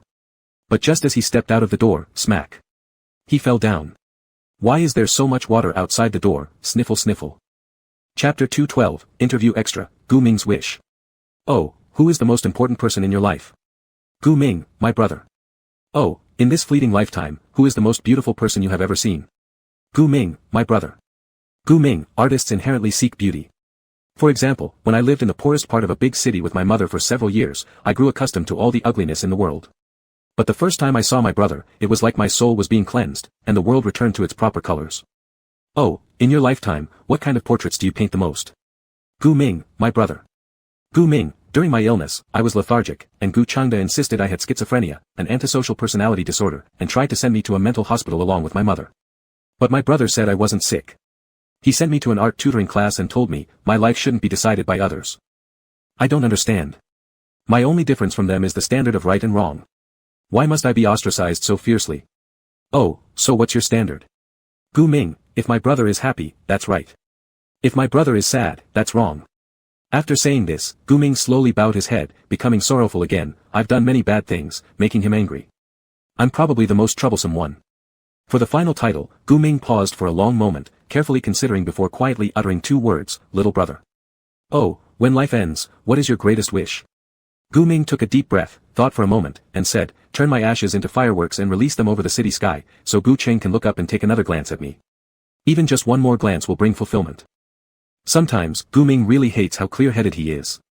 When his father abandoned them for wealth and status, his mother constantly burned incense, prayed to Buddha, asked gods everywhere for mercy, praying the man would change his mind and cursed his wife to die early. At first, his sister Gu Si didn't believe it either, but as time went on, she also started bowing her head with their mother everywhere. But Gu Ming thought none of this mattered, even if there were gods or Buddhas, they were too busy to care about the lives of insignificant people like himself. So, in defiance, he placed Gu Cheng directly in the position of his heart, silently enshrining him as a deity. His exclusive muse. His personal god. Fantasy section. Hundreds of years later, after suffering through countless brutal tortures in hell, Gu Ming has been so thoroughly clouded by the forgetfulness-inducing soup prepared by Lady Meng that his mind is completely disoriented. He no longer knows who he is, doesn't remember what he did, why he suffers, nor even why he's here. Yet every time there is a break during the same torments endured by other souls, he always takes out a small wooden stick, dipping it in his own scalding hot blood, and sketches fine lines onto blank white paper. The other spirits are puzzled and ask him, what are you drawing? Gu Ming shakes his head, he does not know exactly what he is trying to draw, yet it's become an ingrained habit. Memories etched deeply within the soul find their way to some outlet, and so without hesitation, all expressions are poured forth. Thus, during these brief daily moments of reprieve, Gu Ming spends his entire free time painting. Eventually, the portrait depicts a handsome man with fox-like eyes. Especially the glasses perched on his nose bridge seem to enhance his air, adding a touch of scholarly elegance. Gu Ming gazes at the painting for a very long time. Who is this? Was he very important to me? I don't remember. Chapter 213, Supplementary Plot, Secondary CPs. Lin Shen and Lu Zhuo. Go to hell, I won't listen to your nonsense. I'll beat you when I want, why should I pick a day? In a dark corner, Lu Zhuo was pressing a small bully into the ground despite being covered in injuries himself, with blood dripping from his forehead. Yet his fists did not falter. His eyes were fierce, terrifying all of the bully's henchmen around him, who froze outside, watching their leader getting beaten without daring to move. Then, a security guard noticed them from the side. Generally speaking, though clearly injured, Lu Zhuo seemed like an outburst of a timid person, but he was ordered to bring his parents to school. Because the one who got beaten was a relative of the school chairman. The lonely little boy stood in the office, head hanging low, hands clasped together as blood seeped through his hair, dripping onto the floor. He could hear classmates constantly mocking him, teacher, he's an orphan from the orphanage, no one cares about him, The harsh words hit his eardrums, and Lu Zhuo gritted his teeth, his clenched fists bulging with veins, almost ready to pounce again. However, just as he took a step forward, a hand rested on his shoulder, warm and gentle. Lu Zhuo looked up and tears instantly streamed down his face, brother. In the office, Lin Shen stood slenderly, apologizing to the teacher before saying that he would certainly beat this troublemaker at home. Lu Zhuo sniffled and became more aggrieved. As soon as they stepped out into the corridor, he couldn't help explaining, it was him who bullied me first. He took all the pocket money you gave me and deliberately hit me, calling me an orphan with no parents. He thought it must be stolen money since I wouldn't have so much cash. But that money is yours, and I never spent it. I wanted to save it to buy you a birthday gift. His voice became quieter as he spoke, and soon he started crying uncontrollably. Lin Shen wiped his tears and took him to the hospital. After watching him being bandaged up, Lin Shen held his hand and explained, I know, but we can't do anything because they are powerful. Ugh. Good boy, wait for me, and when I grow up some more, I'll take you back to settle the score. Upon hearing these words, all the pent-up sorrow accumulated along the way surged up suddenly, and Lu Zhuo threw himself into Lin Shen's arms, soaking his shabby shirt with tears. He was an orphan, unclaimed by anyone. Ever since he had memory, everything came from the orphanage, but he wasn't pitiable. He had a brother. Lin Shen, a brother with no blood relation, yet still willing to depend on each other. Lu Zhuo cried miserably until he tired himself out. He then raised his head carefully and asked, brother, will we become very strong someday? Yes. Lin Shen hugged him tightly, then I'll buy you a luxury car. Youthful promises always leave a stunning impression, hard to forget. Lu Zhuo longed for his brother to grow quickly. However, not long after, a couple from Tong Construction adopted him. He wanted to come back to see his brother, but didn't know where his brother had gone. The people at the orphanage said that 2 weeks after he was adopted, his brother disappeared. He now had parents, money, and skills, but he lost his brother. So, Lu Jue never expected that he would meet Lin Shen while attending a dating reality show arranged by the company later in life. More shockingly, the text messages he sent in his childhood, full of cries and curses missing his brother, were preserved and read to him one by one right there in front of him. "Brother, I miss you so much, will you come back? If you don't come back, I'll abandon you. Damn it, dog Lin Shen, you better never see me again. Wah, brother, I won first place in the essay competition, I wanted to show you." Ah. Social death. This was complete social death, extremely embarrassing. Tong Jue initially wanted to turn around and yell, "Stop reading." But as he turned, his lips almost collided with the celibate doctor who followed the filming crew. Their breaths intertwined, ears flushed bright red. Tong Jue's heart skipped a beat as he tried to retreat hurriedly but was grabbed by the waist by Lin Shen, pulled closer again. Ignoring his ear turning crimson, Lin Shen directly bit it, causing a tremble from the person in his embrace. A low laugh unconsciously escaped his throat as he asked, "Do you want to kiss me?" Tong Jue exploded, "Go away, you." "What? Don't you miss your brother anymore?" "Ah. Suffering. What the heck has happened to the guy surnamed Lin over these years? Why has his personality changed so much?" Despite this, at the end of the whole season of the dating show, he still followed him. Moreover, the first time he even tricked him into wearing a hospital gown while he himself wore a white lab coat. Tong Jue held his shoulder like this, crying incessantly, and telling him, "In fact, I am so happy to see you again." How could he not be happy? Now, he had everything. He has a dad, a mom, a brother, and a lover. 2. Chu Qingyu and Luo Qingxi. The first time Chu Qingyu met Luo Qingxi was at Gu Cheng's house. At that moment, he just thought that this uncle was flashy, like a bad peacock. How could Uncle Gu, who was so upright and kind, be friends with him? Just then, Gu Cheng and Luo Qingxi argued over some movie shooting issues, and young Qingyu naturally tagged Luo Qingxi as a bad guy and wanted to give him a lesson. But giving the bad peacock laxatives made himself spend all day in his office bathroom, and finally, Peacock Luo carried him to the hospital.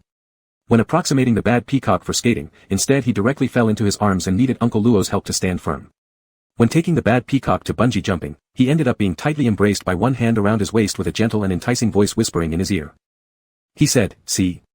Little guy, life is about always pursuing a broader horizon." Chu Qingyu's vision had never been so vast, and his ambitions gradually awakened. During the reckless stirrings of adolescence, there were several times when Luo Qingxi appeared in his dreams, causing him to wake up. Crazy.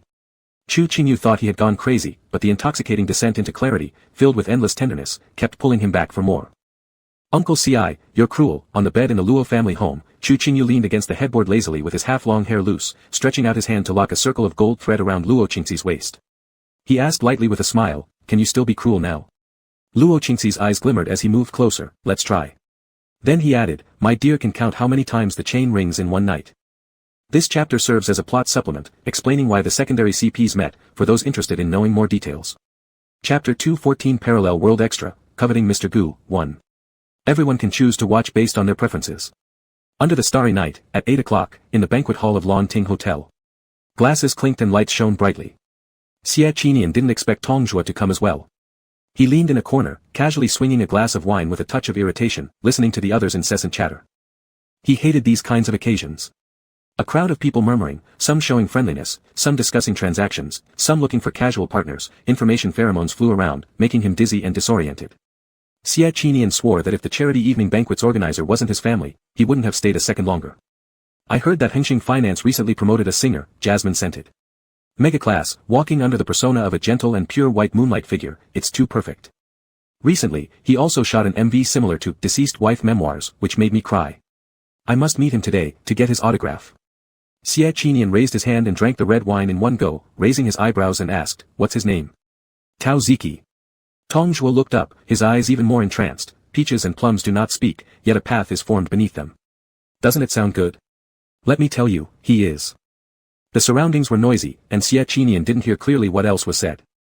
After thinking for a few seconds, he interrupted decisively, "Surnamed Tao. Which new aristocrat?" Beijing was a circle, just like how Xie's family was the richest, and their family members would drift between various parties, dragging him along. Unless truly capable, outsiders found it difficult to blend in. But after pondering around his circle, there were no recent acquaintances surnamed Tao, so who was this? "Hey!" Tong Jue said, "Just a little singer, from nowhere." "Little singer?" "Yes." A waiter passed by, and Tong Jue casually picked up a glass of wine. It's rumored that Mr. Gu Cheng brought him over, intending to let him walk out more, meet more people, and gain experience. Gu Cheng. Xie Qinian closed his eyes, quickly locking onto someone in his mind and asked, the CEO of Chiqing Finance. Tong Zhuo nodded, and Xie Qinian advised, then you'd better not have designs on Tao Ziki. Tong Zhuo frowned, why not?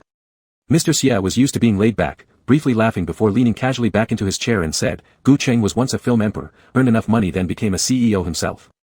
An alpha, an S-grade elite alpha. Do you think why would he help a newcomer with no background? This. You can't say that. Tong Zhuo immediately showed dissatisfaction. President Gu isn't that kind of person, if you interact with him more, you'll know. My dad took me to his house twice last week for dinner. He's a pretty good. Know a man by his face but not his heart. Xie Qinian said carelessly, people in the entertainment industry should be handled carefully. As he was speaking, his words came to a sudden stop. Because two new people had entered through the door, Tong Zhuo's gaze was drawn away, instantly forgetting everything Xie Qinian had just said. His eyes fixated on Tao Ziki, unable to look away. Turning around, just as he was about to grab the autograph book he had prepared earlier, he realized Xie Qinian's eyes followed him, turning to look in the same direction. Tong Zhuo frowned in disdain, not having the chance to open his mouth before hearing Mr. Xie ask, who's that? Tong Zhuo. Tong Zhuo, Tao Ziki. Didn't you just talk about him? No. Xie Qinian said, I mean that one. Ah, that one. That's President Gu. Tong Zhuo nearly rolled his eyes skyward, didn't you just say, know a man by his face but not his heart, people in the entertainment industry. But I feel that President Gu isn't that kind of person. With the last word spoken, the person beside him disappeared at lightning speed. Not quick enough to react, when Tong Zhuo looked again, Mr. Xie was already standing right in the center of the banquet hall, smiling as he greeted Gu Cheng. Sighing, Tong Zhuo turned around, grabbed the autograph book and unconsciously muttered a phew, followed by a men. This was the first time Xie Qinian saw Gu Cheng outside of photos. His family wasn't short of money, and most things could generally be resolved internally, thus sparing them the need to deal with financial companies often. He merely heard that this President Gu had broken ties with his family at a young age and established himself independently. A private son relied on his identity as the CEO of Gu Group, attempting to humiliate him. However, he ended up acquiring the original Gu Group as well. Not only did he force his relatives to make a choice, but he also threw out the illegitimate son, the mistress, and his own father-in-law from the house, making him a rare legend. His words were really comforting. How strange. After shaking hands with Gu Cheng, Xie Qinian leaned closer, unconsciously smiling. Most alphas have an air of arrogance, but Mr. Gu is very gentle. Is that so? Maybe I used a blocking patch today.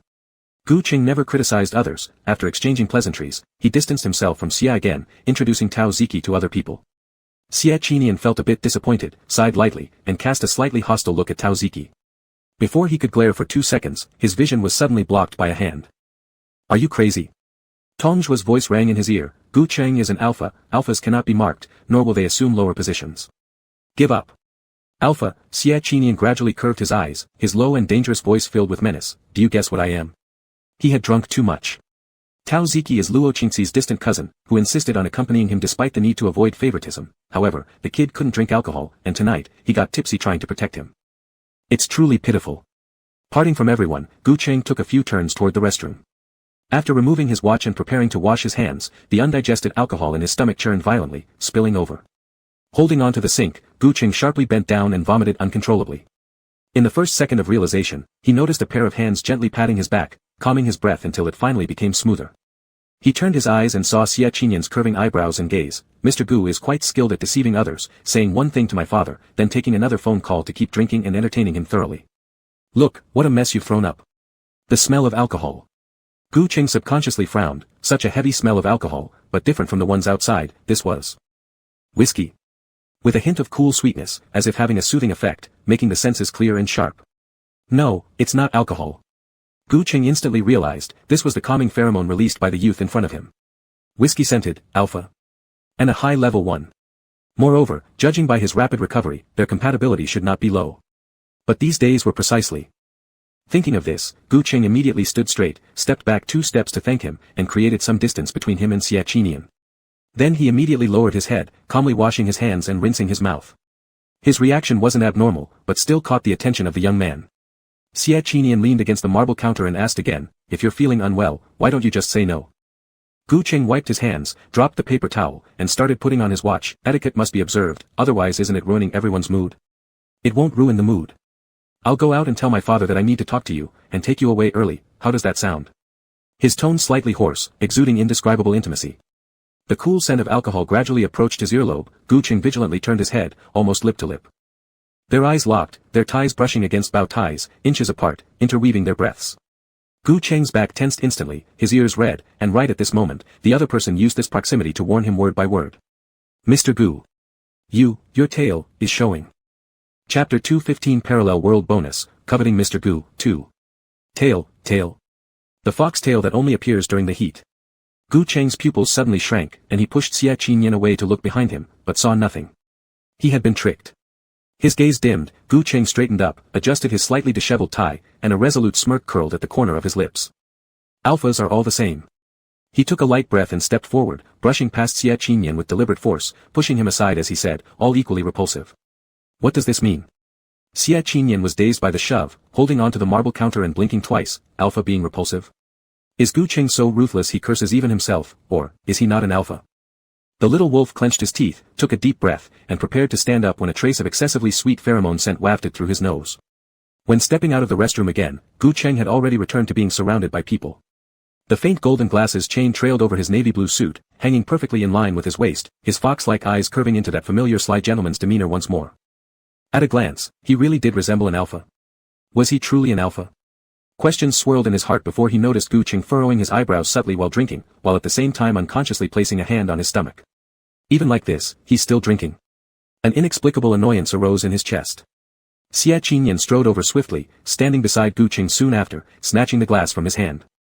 Resolutely clinking it with the uncle who knew no limits, Mr. Gu has already had quite a lot today, don't trouble him further. I'll take care of this for him. After speaking, he lifted the cup.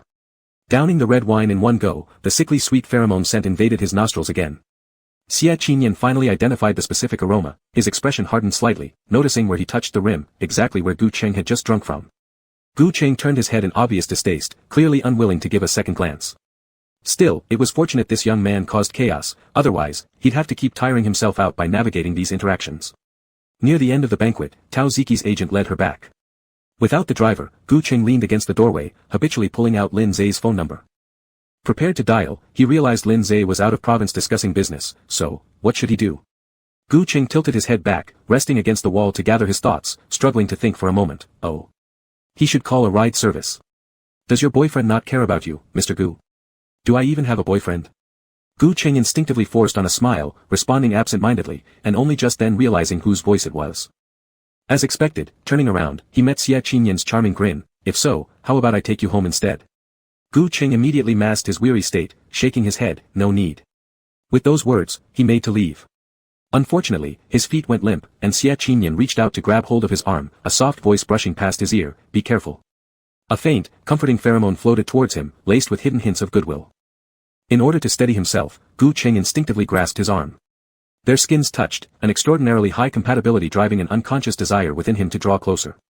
The pungent scent of whiskey enveloped his senses. Looking up, Gu Cheng's ears tipped red, slowly unfurling a faint smile directed at Xia Qinyan. The faint gold of his glasses chain fell onto his flushed earlobe, the scene both seductive and decadent, yet atop his head, his animal ears threatened to break free. Yet, they were forcefully restrained by Gu Cheng's cold rationality, unable to unleash themselves. Too enticing. He really wanted to carry him home, strip off this layer of clothing, and see his dazed expression as he lost himself in pleasure under him. Xia Qinyan's eyes locked momentarily, not having regained full focus before hearing Gu Cheng speak softly. Xia Qinyan, you want to sleep with me, don't you? Chapter 216 Parallel World Extra, Coveting Mr. Gu, 3. You want to sleep with him, right? Yes, no, yes. The last three words were drawn out with a lingering tone, almost one by one, even the hidden breath was enticed out, mixed with the unique sweetness of pheromones, making Xia Qinyan feel a tingling sensation on his scalp. His gaze slightly darkened, and he gripped Gu Cheng's hand a little tighter. Xia Qinyan cautiously opened his mouth and said, why can't it be love at first sight? Gu Cheng stood up and decisively shook him off, nonchalantly saying, it means about the same, just a more elegant excuse, but I don't like you. He straightened up, speaking somewhat resolutely, I don't like alphas. Oh. Perhaps noticing the other party's suspicion in his eyes, Gu Cheng's fingertips trembled slightly, then silently changed the explanation, I am an alpha, my ideal partner is a mega, not you. So, Master Xia. He said, I'm sorry to reject your kindness, goodbye. After saying this, Gu Cheng turned around, and before his words had fully faded, he stepped down the hotel steps with determination and sat back in the rear seat of the car nearby, as if, waiting for someone to drive. Are you really going to hire a designated driver? Xia Qinyan stayed where he was, dazed for a moment. Seeing no designated driver coming, he quickly took a few steps and got into the car himself. The car door wasn't locked, clearly left open for others. Xie Qinan shrugged his nose, feeling inexplicable jealousy. The luxury car was quite valuable, and the space in the back seat was very spacious. Gu Qing leaned against it, sleeping rather soundly. When he sensed someone approaching, he barely opened his eyes. The person in front lowered their voice and said, "Designated driver." "Okay," he replied, leaning back again and leaving the words, "Call me when we arrive." The adverse effects of drunkenness grew increasingly uncontrollable. His fingers relaxed, gradually closing his eyes. If he falls when he can't walk back to the room later tonight, it would be embarrassing, and he might end up on tomorrow's entertainment express. Gu Cheng's breathing was steady, his thoughts running wild, then gradually returning to stillness. He didn't know when the car stopped. A cool breeze blew in from outside, dispelling his intense drunkenness. Sentences of "Mr. Gu" rushed to his ears. Gu Cheng turned his head, forcing his eyes open, only to see Xie Qinan again. His heart abruptly stopped. Gu Cheng gritted his teeth, sitting upright and thinking, in one night, he had grown familiar with this face. So he averted his gaze, looking around. There were very few buildings here, but plenty of green grass. The cool late summer evening even allowed for the sound of a few scattered cicada calls. This is... Gu Cheng got out of the car, looked backward toward the light, and saw a 3-story wooden building. On its retro signboard, powerful calligraphy outlined 4 large characters, Fulu Tea House. The most expensive tea house in the capital city, breakfast was unmatched, entirely VIP made. He had wanted to come here before, but this place was too far from the city center, so he never had much time. "Let's eat something." Behind him, Xie Qinan's voice sounded again, "This place belongs to my family. The sobering soup is excellent, and the millet porridge is good for the stomach. Come on, if you go back like this, your stomach will hurt the next day for sure. Eat a little, I'll treat you." Before he could react, Gu Cheng felt his arm grabbed by Xie Qinan, that hand firmly gripping his wrist, just like being abused by Gu Chengde countless times before. He was about to be dragged away. His lips turned pale. Gu Cheng forcefully stepped back and violently shook off Xie Qinan's hand. Little Wolf was somewhat at a loss, but the next second, still nodded and apologized to him, then made a "please" gesture, "Eat a little, we're already here." Perhaps because that glance contained too obvious wariness, Xie Qinan felt some discomfort all evening, keeping polite the whole time, always paying attention to Gu Cheng's reaction, safely sending him home. When getting out of the car, he accidentally moved something in the hidden compartment. Gu Cheng did not welcome him, so Xie Qinan didn't dare stay longer. But what he saw within his line of sight was unmistakable, a mega suppressant. Mega? Were there other megas in Gu Cheng's family, or was he himself a... No, that couldn't be. How could a mega have such a strong aura as his? Gu Cheng slept well. Perhaps due to eating porridge, when he woke up the next day, he did not experience the same severe stomach pain as before. So, he went to work as usual. Stepping forward, just past the tea break room, he heard a voice that was both familiar and headache-inducing. "Hey. Famous star Tao, don't go yet, I still have a lot of questions to ask. Does Mr. Gu really not have a boyfriend? Then, does he like anyone? Or, is there anyone who likes him? What about you?" Perhaps due to the traffic jam, Tao Zaki's lips had turned pale and slightly cracked, no need to ask. The mega furrowed his brows, clearly facing an unsolvable situation. I want to talk to you, and I don't want you to be an artist assistant anymore." "That's impossible." Xie Qinan continued to act spoiled. "I finally get to intern once, I should at least earn my salary." Tao Zaki gritted his teeth. "I'll pay you your salary." "That's still no good. My dad wants me to gain some experience. If I do nothing, wouldn't that be my assistant instead?" A clear voice came from outside the door, cutting through the tension like a sword breaking ice. Gu Cheng looked at Tao Zaki and said, "You go out first." The mega finally felt relieved, lowering his head and quickly running away. The cramped tea break room now only had these 2 evenly matched individuals, their eyes locked on each other. Gu Cheng's fingers lightly curled, his brows involuntarily knitting together, clearly confused as to why this guy would suddenly come to his company as an intern. "Why did HR hire you?" The supervisor, Xie Qinan, smiled as he moved closer. "I pleaded with my father for a long time, and he finally agreed to let me take a 1-month vacation to intern here." Gu Cheng was puzzled. "What's the reason for this?" "For chasing after the person I like." Gu Cheng's gaze darkened again, clearly not what he wanted to hear. For reasons unknown, Gu Cheng's change in expression made Xie Qinan feel an inexplicable sense of pressure, so he awkwardly changed the topic. "In fact, I've always had a question that I've been curious about, and I wanted to come check it out myself at Chiching Financial." "What is it?" Xie Qinan took another step forward until he was almost brushing past Gu Cheng, turning his head, lowering his voice. "Tell me, is there really such a thing as an alpha with a lychee scent?" Gu Cheng raised an eyebrow in confusion. "What?" Xie Qinan continued to lean close, right as they were about to pass each other, his voice hushed but filled with intrigue. "Is there really an alpha that smells like lychees?" Chapter 217 Parallel Space Side Story. coveting President Gu, 4.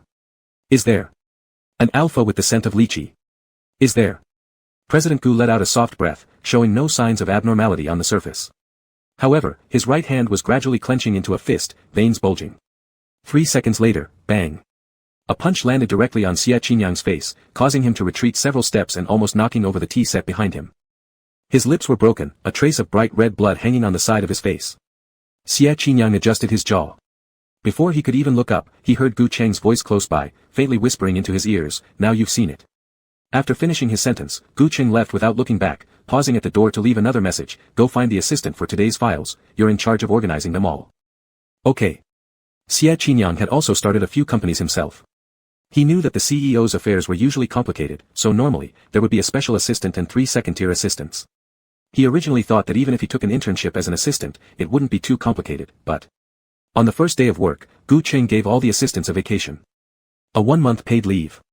No problem, if overtime was needed, then overtime would be fine, he could just sleep at President Gu's house when tired. But if only Gu Cheng weren't an alpha, it might have been simpler.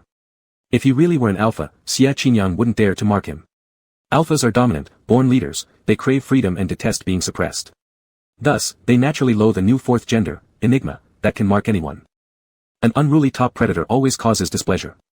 Even Tong Zhuo occasionally couldn't resist snapping at him, calling him a mutated alpha. If even Tong Zhuo said this, someone like Gu Cheng with his personality, once marked, would surely remain unbending until the end. But what if he's Omega? What if Gu Cheng is an Omega? What trends make him dislike alphas so much, to the point where he pretends to be an alpha? What should be done? Xie Qinyang was feeling worried, slumped over the desk, so anxious that his dreams were filled with images of Gu Cheng chasing him away. When he woke up startled, his neck was drenched in cold sweat.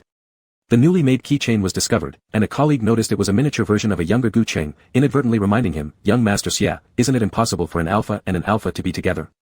Is it?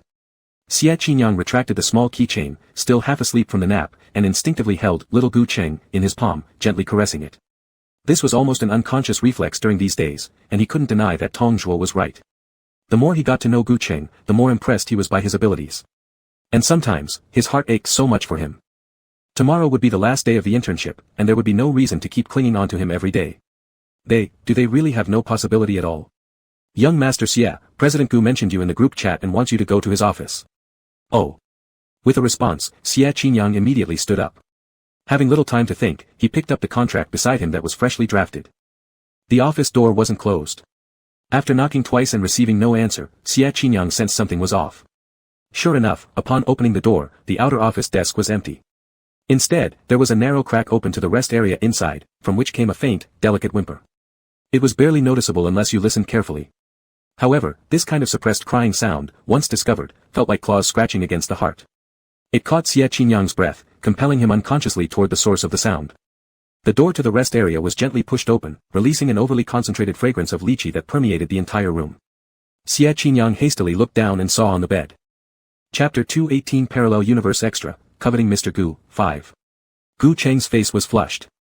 He seemed extremely uncomfortable, his suit discarded on the ground, his fingertips trembling lightly as he tore his shirt into disarray, with a few scattered damages exposing smooth yet not exaggerated abs. A fiery red fox tail tightly wrapped around his waist, quivering fuzzily, further emphasizing his flowing merman lines, revealing a rare sultriness that was irresistible. Stunned for a moment, Xie Qinyang's pupils widened in disbelief. Mega. Gu Cheng is a mega. The highly compatible pheromones were right there, the fierce whiskey making him even more intoxicated. Gu Cheng lifted his eyes, his collar area showing red as he glanced at someone else, unable to resist tearing up, looking tearfully pitiful.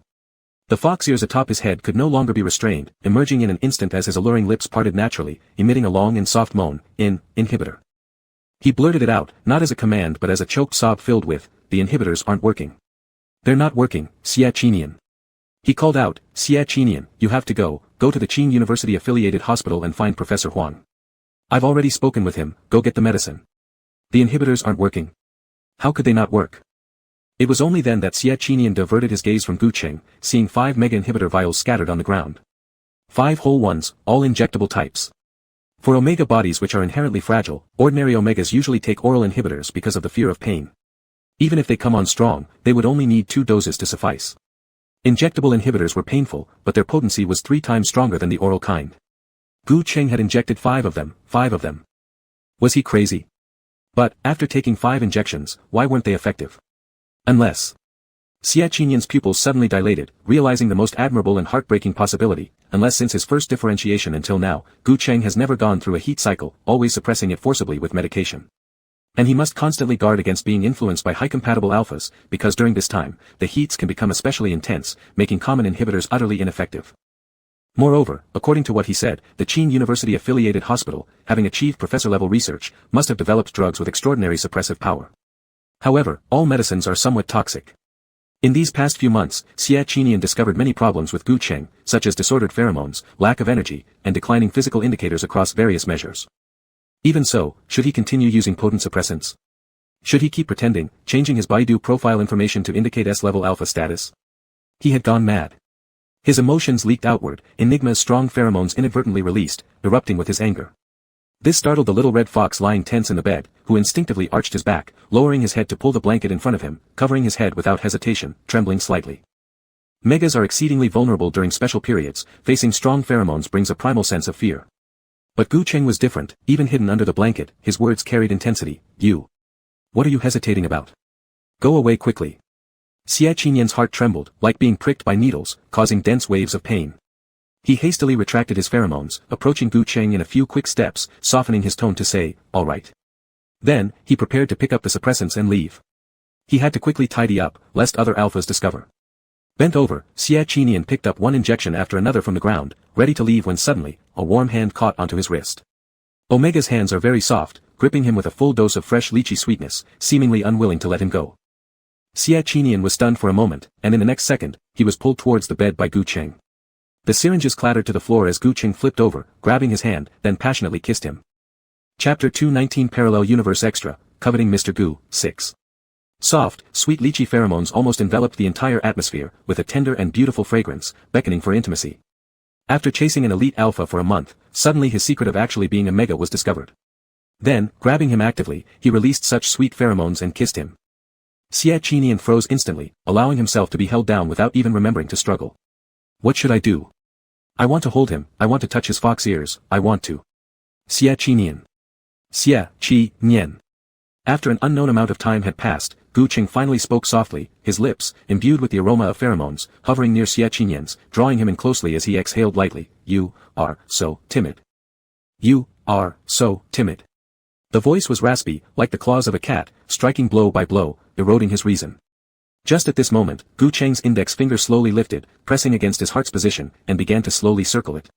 A faint taste of strong liquor invaded his senses, completely burning away any rational thought left in Gu Cheng. He hung his head lowly, a pair of fox eyes gleaming with emotion, murmuring, I want. I want. Xie Qinyan could finally manage words, hearing himself ask, what do you want? To have. A Cheng. He coaxed gently, what do you want? To have, my alpha. My alpha. Gu Cheng is 31 years old, widely regarded within the industry as a gentlemanly rogue. He has been enduring everything on his own, sustained solely by suppression agents, never having had an alpha. Now, he says, that he wants him. Xie Qinyan's heart pounded furiously, hearing him continue to murmur quietly, give it to me. Your pheromones. Xie Qinyan, don't you, like me? Suddenly, large amounts of soothing pheromones were released, the sharp liquor encompassing the sweetness of lychee, mixing into a fresh scent. The mega's fox ears quivered, his body becoming even softer, entirely relying on the other support, opening his mouth with sweet breath brushing past his throat, calling him through a whimper. Unable to tell if it was from pleasure or Xie Qinyan. Xie Qinyan. Gu Cheng, pillowed on him, continued, give me a chance, BJ me. Even if it's just a temporary mark, it would still count as one step closer to catching him. Suddenly, a wolf tail appeared, wrapping directly around Gu Cheng's waist, the world spinning around, reversing their positions within a second. The calming pheromones of whiskey spread throughout, as though attempting to make him drowsy. Gu Cheng was kissed to tears. His fingertips tingled, trembling, too weak to muster up strength, completely embraced by both arms. Enigma's gaze turned fierce, ready to, but then noticing that Gu Cheng's gland wasn't clearly defined, it was riddled with scars. Scars similar to knife wounds. How could? Damn. What exactly did he go through? Tongue lightly touching his fangs, Xie Qinyan's heart leapt twice hard, full of sympathy. Soothing pheromones were released once more, and he re-kissed him, kissing his neck side, taking his hand, telling him, Cheng, don't be afraid. I love you. Fulfilled with possessiveness, I cannot stand seeing you coveted by other alphas, I want to transform you into someone uniquely mine, loving you. Lychee and whiskey perfectly combined, Gu Cheng's gaze seemed to regain its clarity, yet tears fell anyway. Unclear if it was because of Xiaqinian or some other reason. I'm sorry. I'm sorry. Chapter 220 Parallel Space Epilogue, Coveting Mr. Gu, 7. I'm sorry. He said, I'm sorry. It was just a temporary marker. This alpha young master from the richest family who thought he ruled the world had to say sorry to him. I've made you sad, I'm sorry. For making him sad, should he apologize? So strange. After lying down again, Gu Qing thought, this little wolf seems different from other alphas. In his impression, most alphas are like beasts, only caring about their own pleasure, rarely paying attention to others like Xiaqinian did. To megas. Plus, during his youth, due to not getting along with Gu, he often suffered domestic violence from Gu Changde, thus developing more hatred towards alphas. But Gu Changde once told him, this society is like this, severe gender discrimination, AO strength disparity, alphas have innate control, capable of making people obey, so, the Gu family doesn't raise megas. Doesn't raise megas. At first, Gu Qing didn't believe it. With his fiery youthful passion, he took exams and entered university for work, but until he graduated from his postgraduate studies, he had no choice but to realize a fact, in society, alphas are indeed much more convenient than megas. So, what does that cry for AO equality mean after all? Bringing his thoughts back, Gu Cheng looked at Xiaqinian. It has to be said, this kid looks good. The little wolf's ears are fluffy, looking quite pettable. Wants to touch them. But he can't. The long-suppressed rut came on fiercely. After enduring a wave of severe discomfort, sweat broke out on his temples, and he dimly thought, he is an unwed idealist and shouldn't get involved with anyone. However, the little wolf seemed to see through his intention. His eyes flickered as he lowered his head on his own initiative, bringing his ears close to his palm, gently rubbing them twice, feel me. I like it this way. He likes it this way, being touched on the head, on the little wolf's ears. Gu Qing couldn't help but smile, thinking Xiaqinian was really peculiar. Aside from pheromones, there wasn't much dominance about him. It was quite soothing to be around him. Still, Gu Qing retracted his hand and said, you don't need to apologize to me. It's me who owes you an apology. Xiaqinian didn't understand, listening as the other continued, I am an alpha, at least according to Baidu Baiki and the eyes of outsiders, I am still an alpha. I don't plan to have any entanglements with other alphas, so let's pretend today's incident never happened. But I'm not an alpha. What? Have you heard of Enigma? Silence, a long silence. Gu Qing lowered his gaze, pondering for a while before reaching a conclusion, then you shouldn't have anything to do with me either. Xiaqinian, why? Because. His voice trailed off as Gu Qing leaned against the headboard, slowly sitting up, taking a deep breath. As if making some kind of resolution, he spoke, because I am an incomplete mega. I've had surgery to remove some of the O characteristics. Xiaqinian's breathing hitched, his eyes suddenly widening as he listened to him say, I can't get pregnant. My pheromones frequently become disordered and out of control. In private moments, my temper is bad, and my physical indicators severely decline. It's difficult to reach the normal standard of a mega. With me, you won't get anything. He put on his glasses again, resuming his usual stern appearance, since you're E, you can mark anyone, even any alpha you like, rather than wasting your time on someone like me, who amounts to nothing. I've lost my differentiation ability. Gu Qing let out a light sigh, standing up and retracting his ears and tail, walking slowly out, there's no need for you to cling to me anymore. Not sure if it was his own misperception, Xiaqinian felt Gu Qing walked particularly heavily these few steps. Doesn't like it? Does he really not like him? But when he saw the little wolf's ears just now, there was clearly a gleam in his eyes. Chapter 221 Parallel Space Interlude, Coveting Mr. Gu, complete. After leaving the office, Gu Qing decisively retracted his pheromones and went to the hospital. Alpha needed balance. The strong smell of whiskey that surrounded him made even his breathing smoother. He had never imagined he could get through the trying heat period this way. Liking his pheromones. Enigma can suppress alpha, yet it didn't feel unpleasant at all. He wondered if he could talk to Professor Huang a bit more to perhaps synthesize something similar. Then, in the future, the difficult heat periods wouldn't be so hard to endure. On the last day of the internship, Xiaqinian still adhered strictly to the clock-out time, even treating everyone to desserts though visibly preoccupied. Upon exiting, he noticed a crowd gathered outside the company gates loudly berating someone. Several entry-level luxury cars were parked behind them as the shouting continued. Saying things like, Gu Cheng is an omega. This disgraces the Gu family, who have been alpha for 100 years. Or, Gu Cheng is disobedient, kicking his own father out of the house. How could he possibly treat others well? Disgusting. Idiot. Hypocrite. The insults poured into his ears one after another, making Xiaqinian increasingly irritated with every word. A moment later, he finally turned to a colleague beside him and asked, who's that? That's Mr. Gu Cheng's father. The colleague snorted derisively, pretending to be decent all the time but calling Mr. Gu Cheng an omega at first. Omegas are money losers, the Gus shouldn't even raise him. Later, he kept calling Mr. Gu Cheng unfilial, not giving all his earnings to his dad. Naturally, omegas are despicable goods. I really don't know what omegas did to him, but lucky for us, the colleague let out a sigh of relief. Our Mr. Gu is an alpha, otherwise, wouldn't he have been bullied to death? Omega. The Gus won't raise omegas.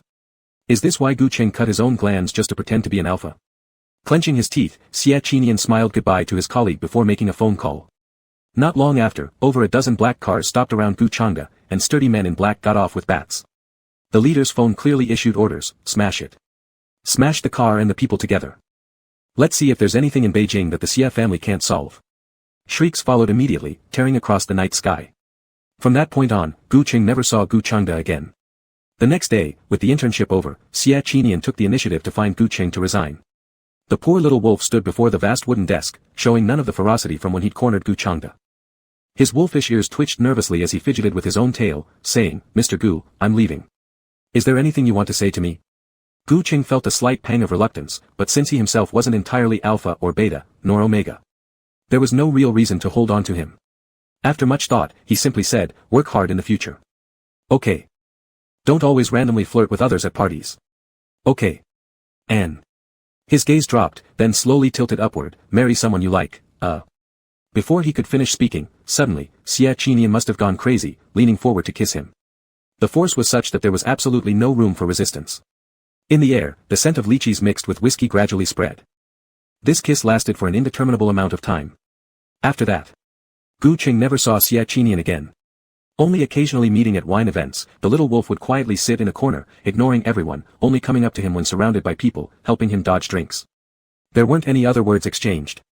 For some unknown reason, Gu Cheng felt lost. Very lost. And yet, it was he who had driven Xia Qinian away himself. Would the little wolf, being not with him anymore, choose an alpha? Or an omega? Professor Huang developed a similar calming agent, 98% replicating the pheromones of whiskey, but it wasn't effective enough, it didn't quite match. So, Gu Cheng filled his home with whiskey, exchanging all the alcohol in his cabinet for it because the scent somewhat resembled the right thing. It smelled comforting. Day by day, he endured with difficulty through himself. Yet, 3 months later, he read in the newspaper the news of young Master Xie rejoicing in fatherhood. That quickly. Gu Cheng chuckled softly, lowering his gaze. With a distracted air, he sat idly in the company for an entire day. On his way back, he couldn't resist and bought something. After closing the bedroom door, Gu Cheng took several deep breaths, preparing to slowly unwrap it.